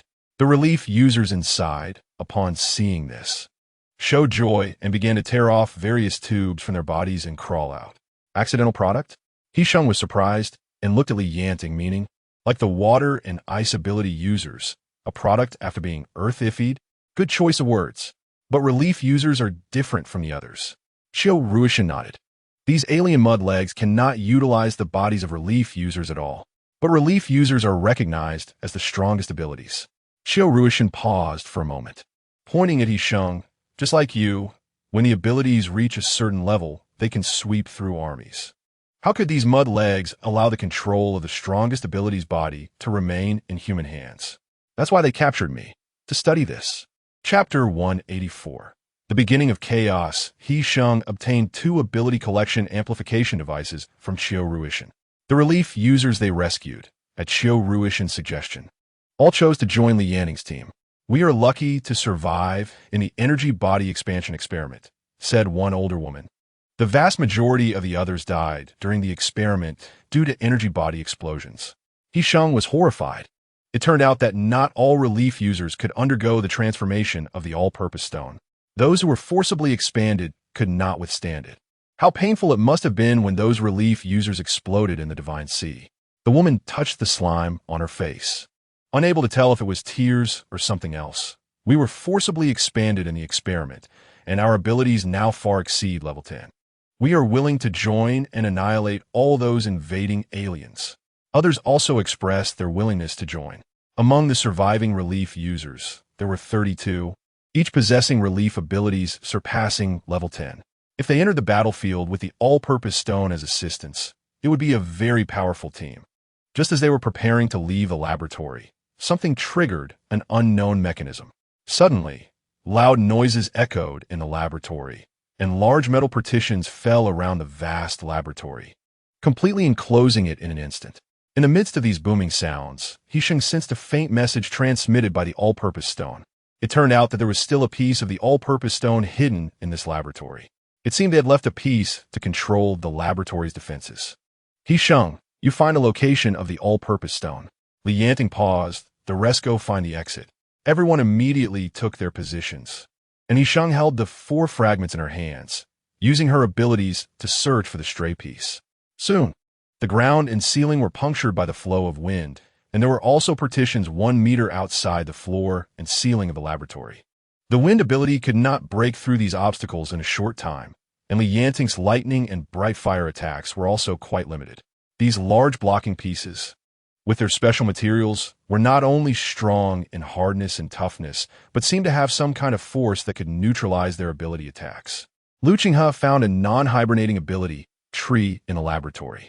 After thinking for a while, he moved the tree to the gap that Li Yanting and the flow of wind had broken through, and then stimulated the ability to promote the tree's rapid growth.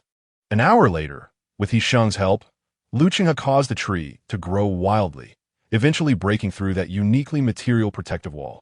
Based on her sensing, He Sheng found a fragment outside the wall. It was a very small fragment, with a very weak signal, which He Sheng had overlooked in the presence of the two larger fragments. Just as He Sheng and the others left the experimental building, 3 hours had already passed. The ground shook continuously, black smoke rose in the distance from the main urban area, and shortly after, the sound of bombers echoed in the sky. He Sheng looked up and saw several bombers circling above the main urban area of Silmer, dropping bombs and quickly passing by, stirring up white clouds. They have launched an attack. He Sheng was silent for a moment. There were a total of 7 fragments of the all-purpose stone, and now she had 5 in hand. The remaining 2, one was at the reception area, and the other was still unknown in specific location. It could possibly be on the body of Silmer. Yanting saw what He Sheng was thinking, but now they did not have enough time to search for the 2 fragments of the all-purpose stone. They could only choose one. Old Li, are you still listening? Thinking of this, Yanting decisively opened the satellite phone to call Commissar Li. Moments later, Commissar Li's voice came through. How's the progress? The front line has launched an attack, and our people are in the west of the main urban area. Where are your casualties? After obtaining it, go to the center of the battle and find us. Yanting hung up the phone directly. Looking into the distance with a dark expression, I know where he is. The he that Yanting referred to as Silmer, the human who was initially possessed by aliens and the mastermind behind all of this. They found a few cars on the way and drove at high speed toward the center of the urban area. He must be at the center of the divine descending altar, which is also the place where my father was killed. Yanting gritted his teeth, his hands gripping the steering wheel with bulging veins. He Sheng understood well that Silmer was the true culprit behind her father's murder. She had not forgotten this deep-seated hatred during her time away. What is the divine descending altar? He Sheng asked, having never heard of this before, sensing it had a direct connection to Silmer's conspiracy. The divine descending altar had been under construction since the Silmer base was built. Located in the center of the urban area, based on the emergency evacuation square of the city's former incarnation, and was a time-consuming and labor-intensive altar. If I'm not mistaken, the exact location of the second divine descending site is that altar, right? He Sheng suddenly realized. The first divine descent in the desert was to usher in the apocalypse, while the second divine descent was to bring the beings within the omnipotent stone to Earth, to seize human bodies and dominate the planet. The ritual to the heavens was merely a facade, used to brainwash the so-called all-powerful deity's followers. He Sheng said, that's right. Yanting turned a corner at the intersection ahead, and the square, which had been transformed into an altar, came into view. Snowflakes had begun to drift down from the sky, covering the muddy road with a layer of silver frost. The roads here were extremely muddy, with snow compressed into slush by vehicles, and there were traces of bombings nearby.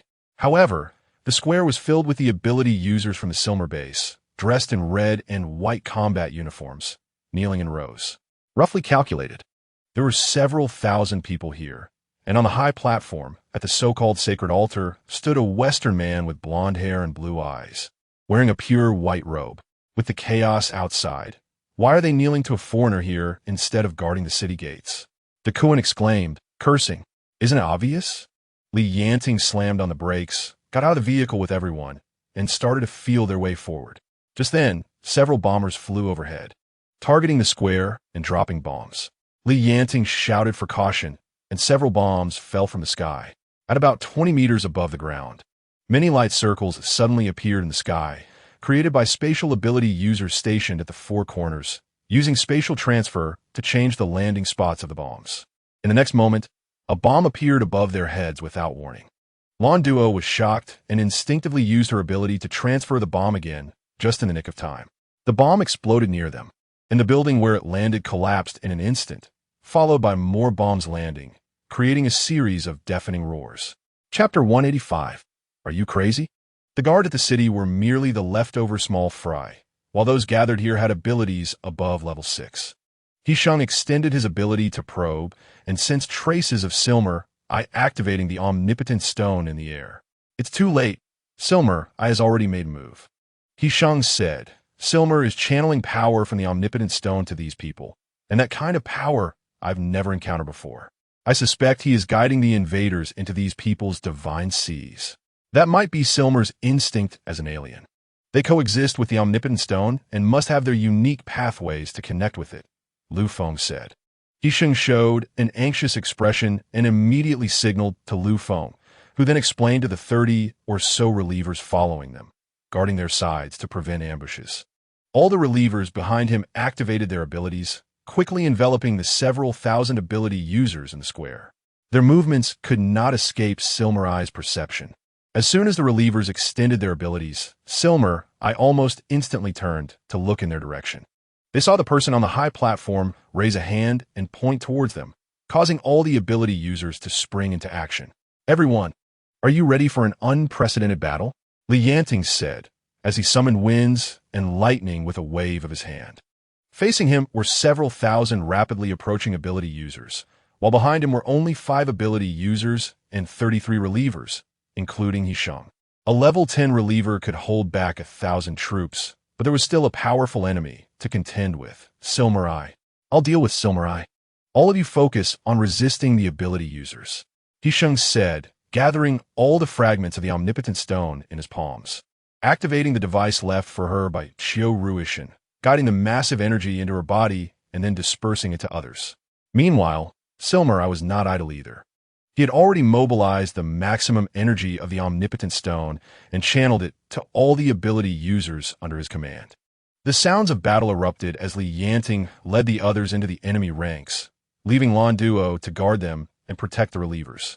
The continuous transmission of He Sheng's abilities became their powerful support, while the relievers diligently worked to undermine the enemy's offensive. At this moment, He Sheng re-established contact with Silmer to prevent him from continuing to draw in invaders from the omnipotent stone. The invaders' divine seas were extremely difficult to seal. He Sheng was multitasking, frantically extracting energy from the omnipotent stone to replenish the divine sea.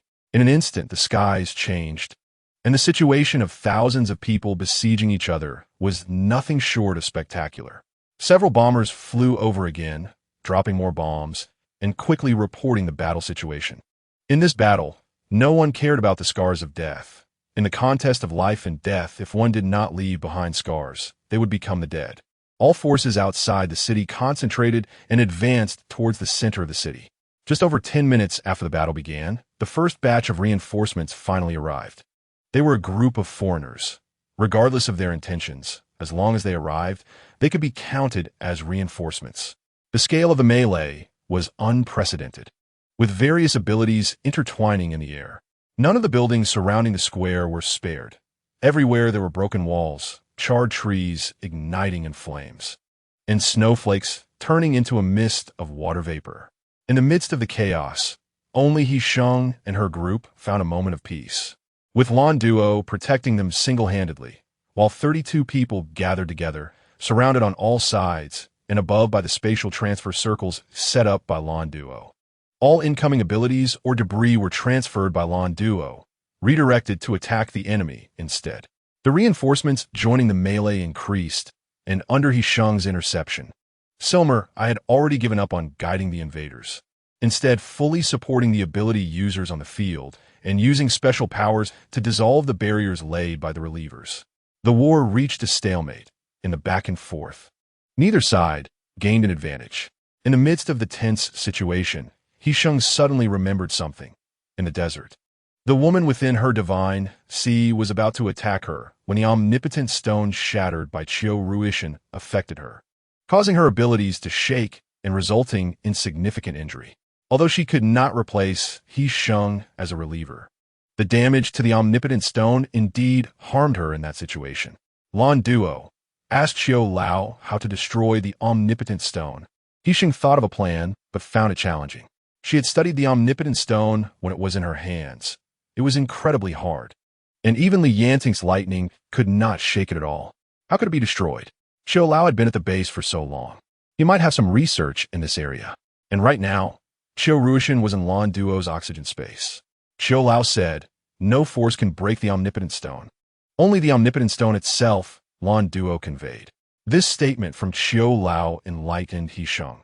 She looked at the 5 shards in her palm and formulated a plan. She had to find a way to get the piece of the omnipotent stone from Silmer's hands.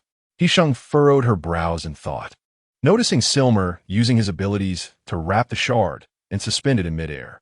Suddenly, a bold idea sprang to mind. Once Silmer realized her intention to destroy the omnipotent stone, he would undoubtedly fight to protect that shard with his life. But if Duo sent me in front of Silmer, the sooner the better. He Sheng gathered the remaining shards and kept one in her palm. Sister He Sheng, that's too dangerous. What are you planning to do? Duo looked at He Sheng anxiously. He Sheng's expression was serious and urgent. Listen to me. Hurry.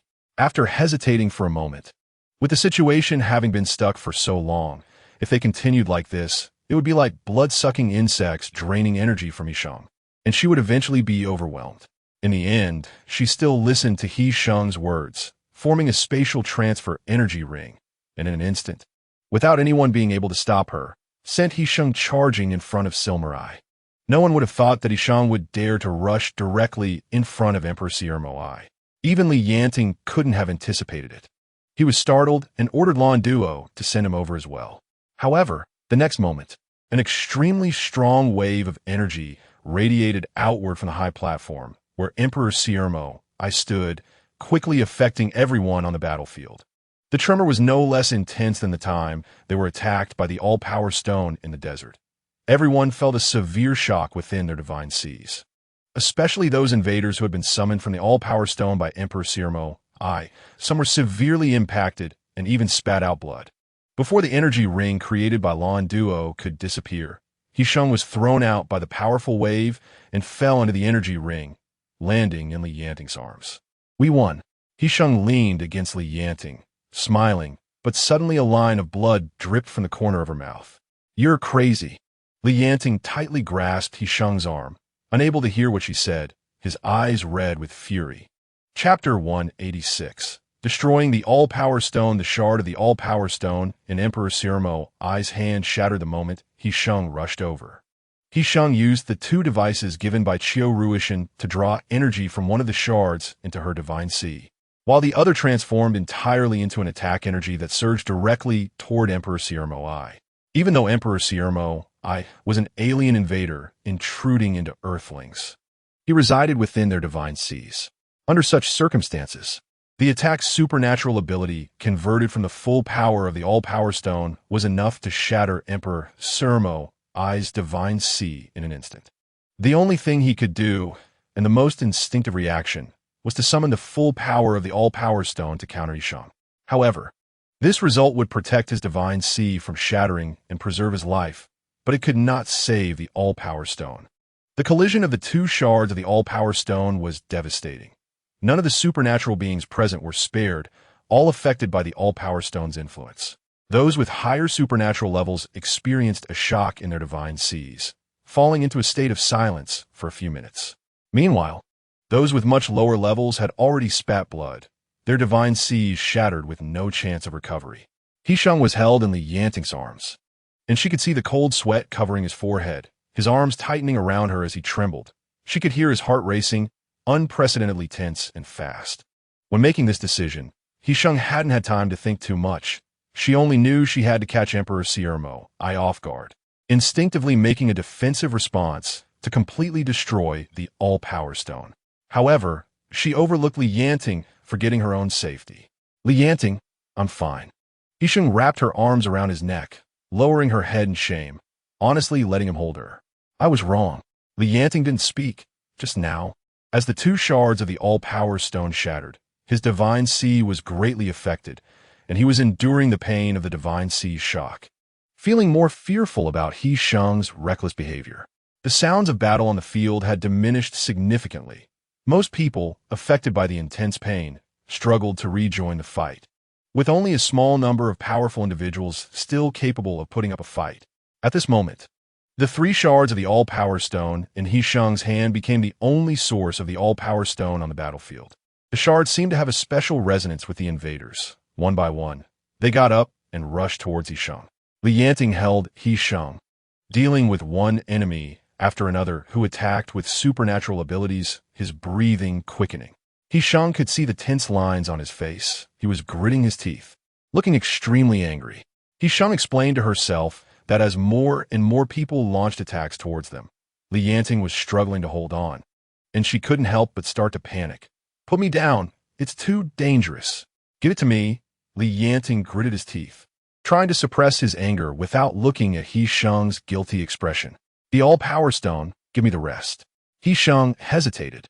Destroying the All-Power Stone could only be done through self-destruction using the All-Power Stone. It wasn't hard to guess Li Yanting's intentions in asking for it.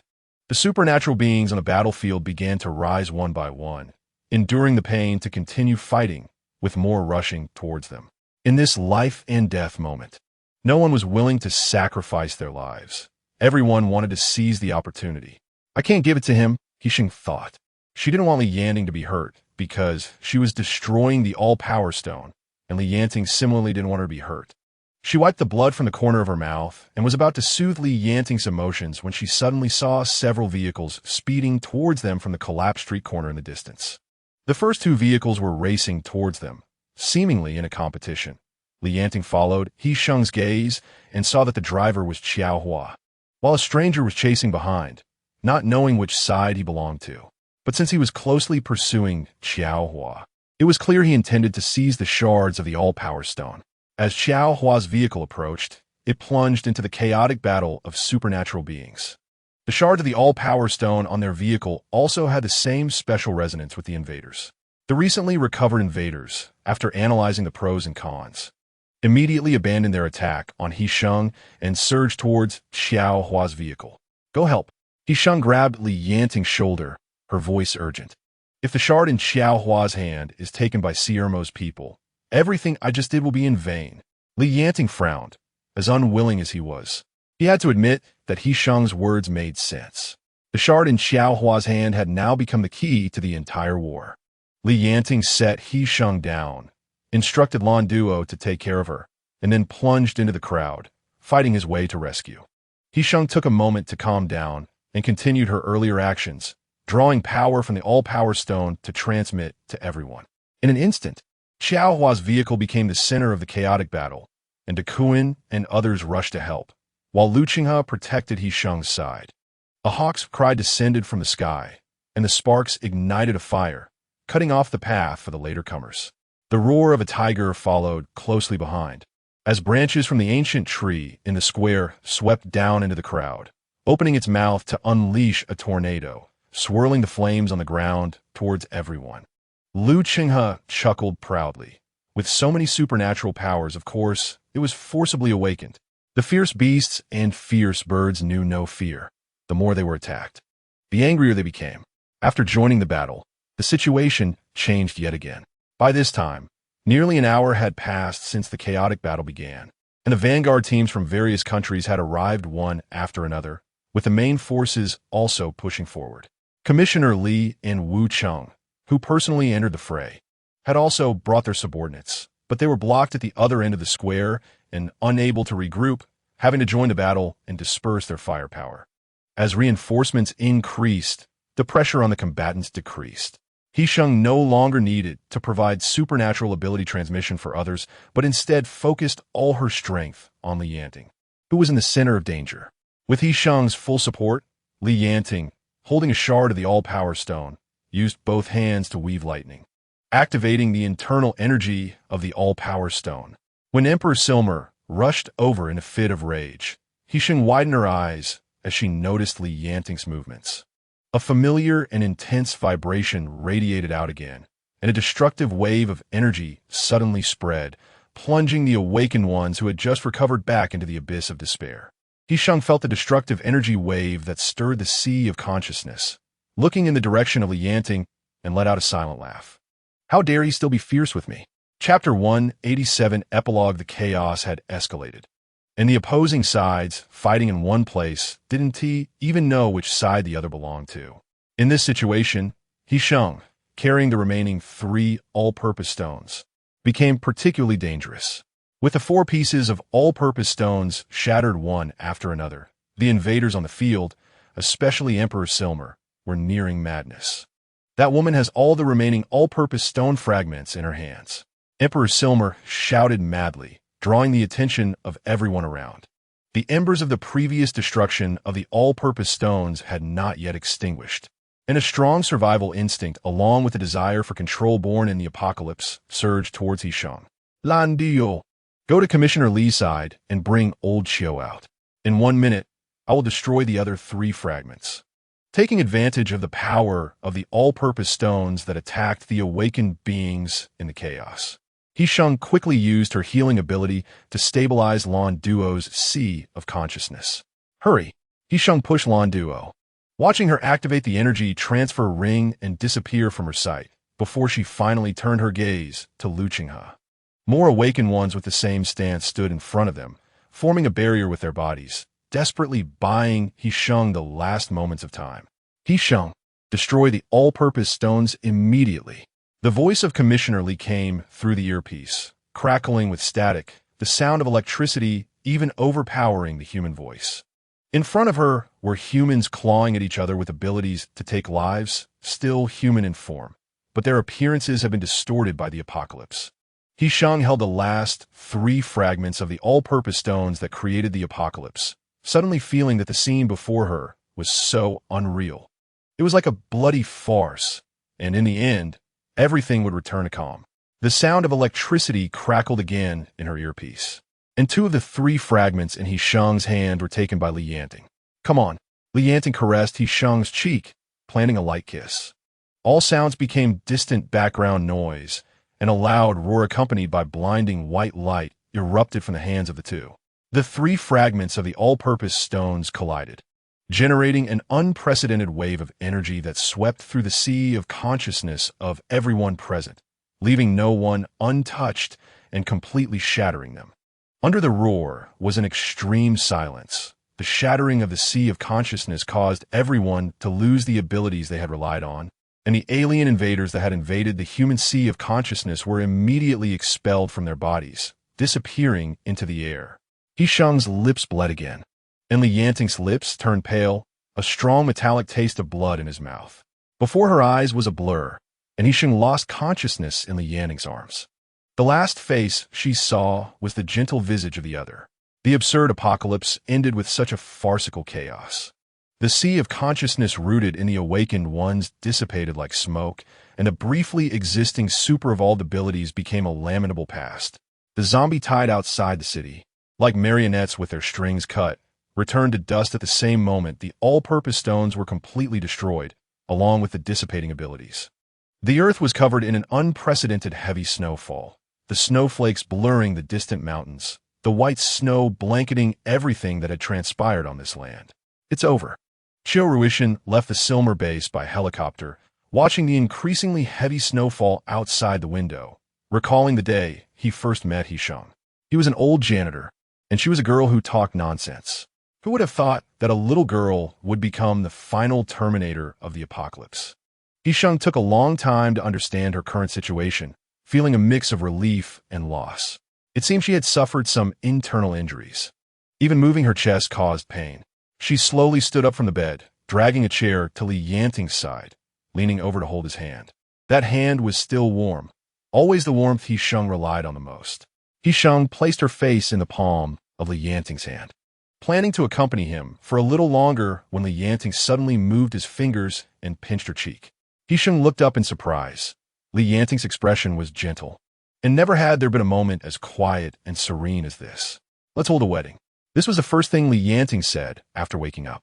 He and He Sheng had always considered themselves as husband and wife, but deep down, he still felt indebted to He Sheng for the wedding. He Sheng nodded in agreement, lightly drawing a circle on his left hand's ring finger, which he then grasped in his palm. When Commissioner Lee arrived, their injuries had just healed. The apocalypse had ended, and there were a lot of messes to clean up, so their wedding was forced to be postponed.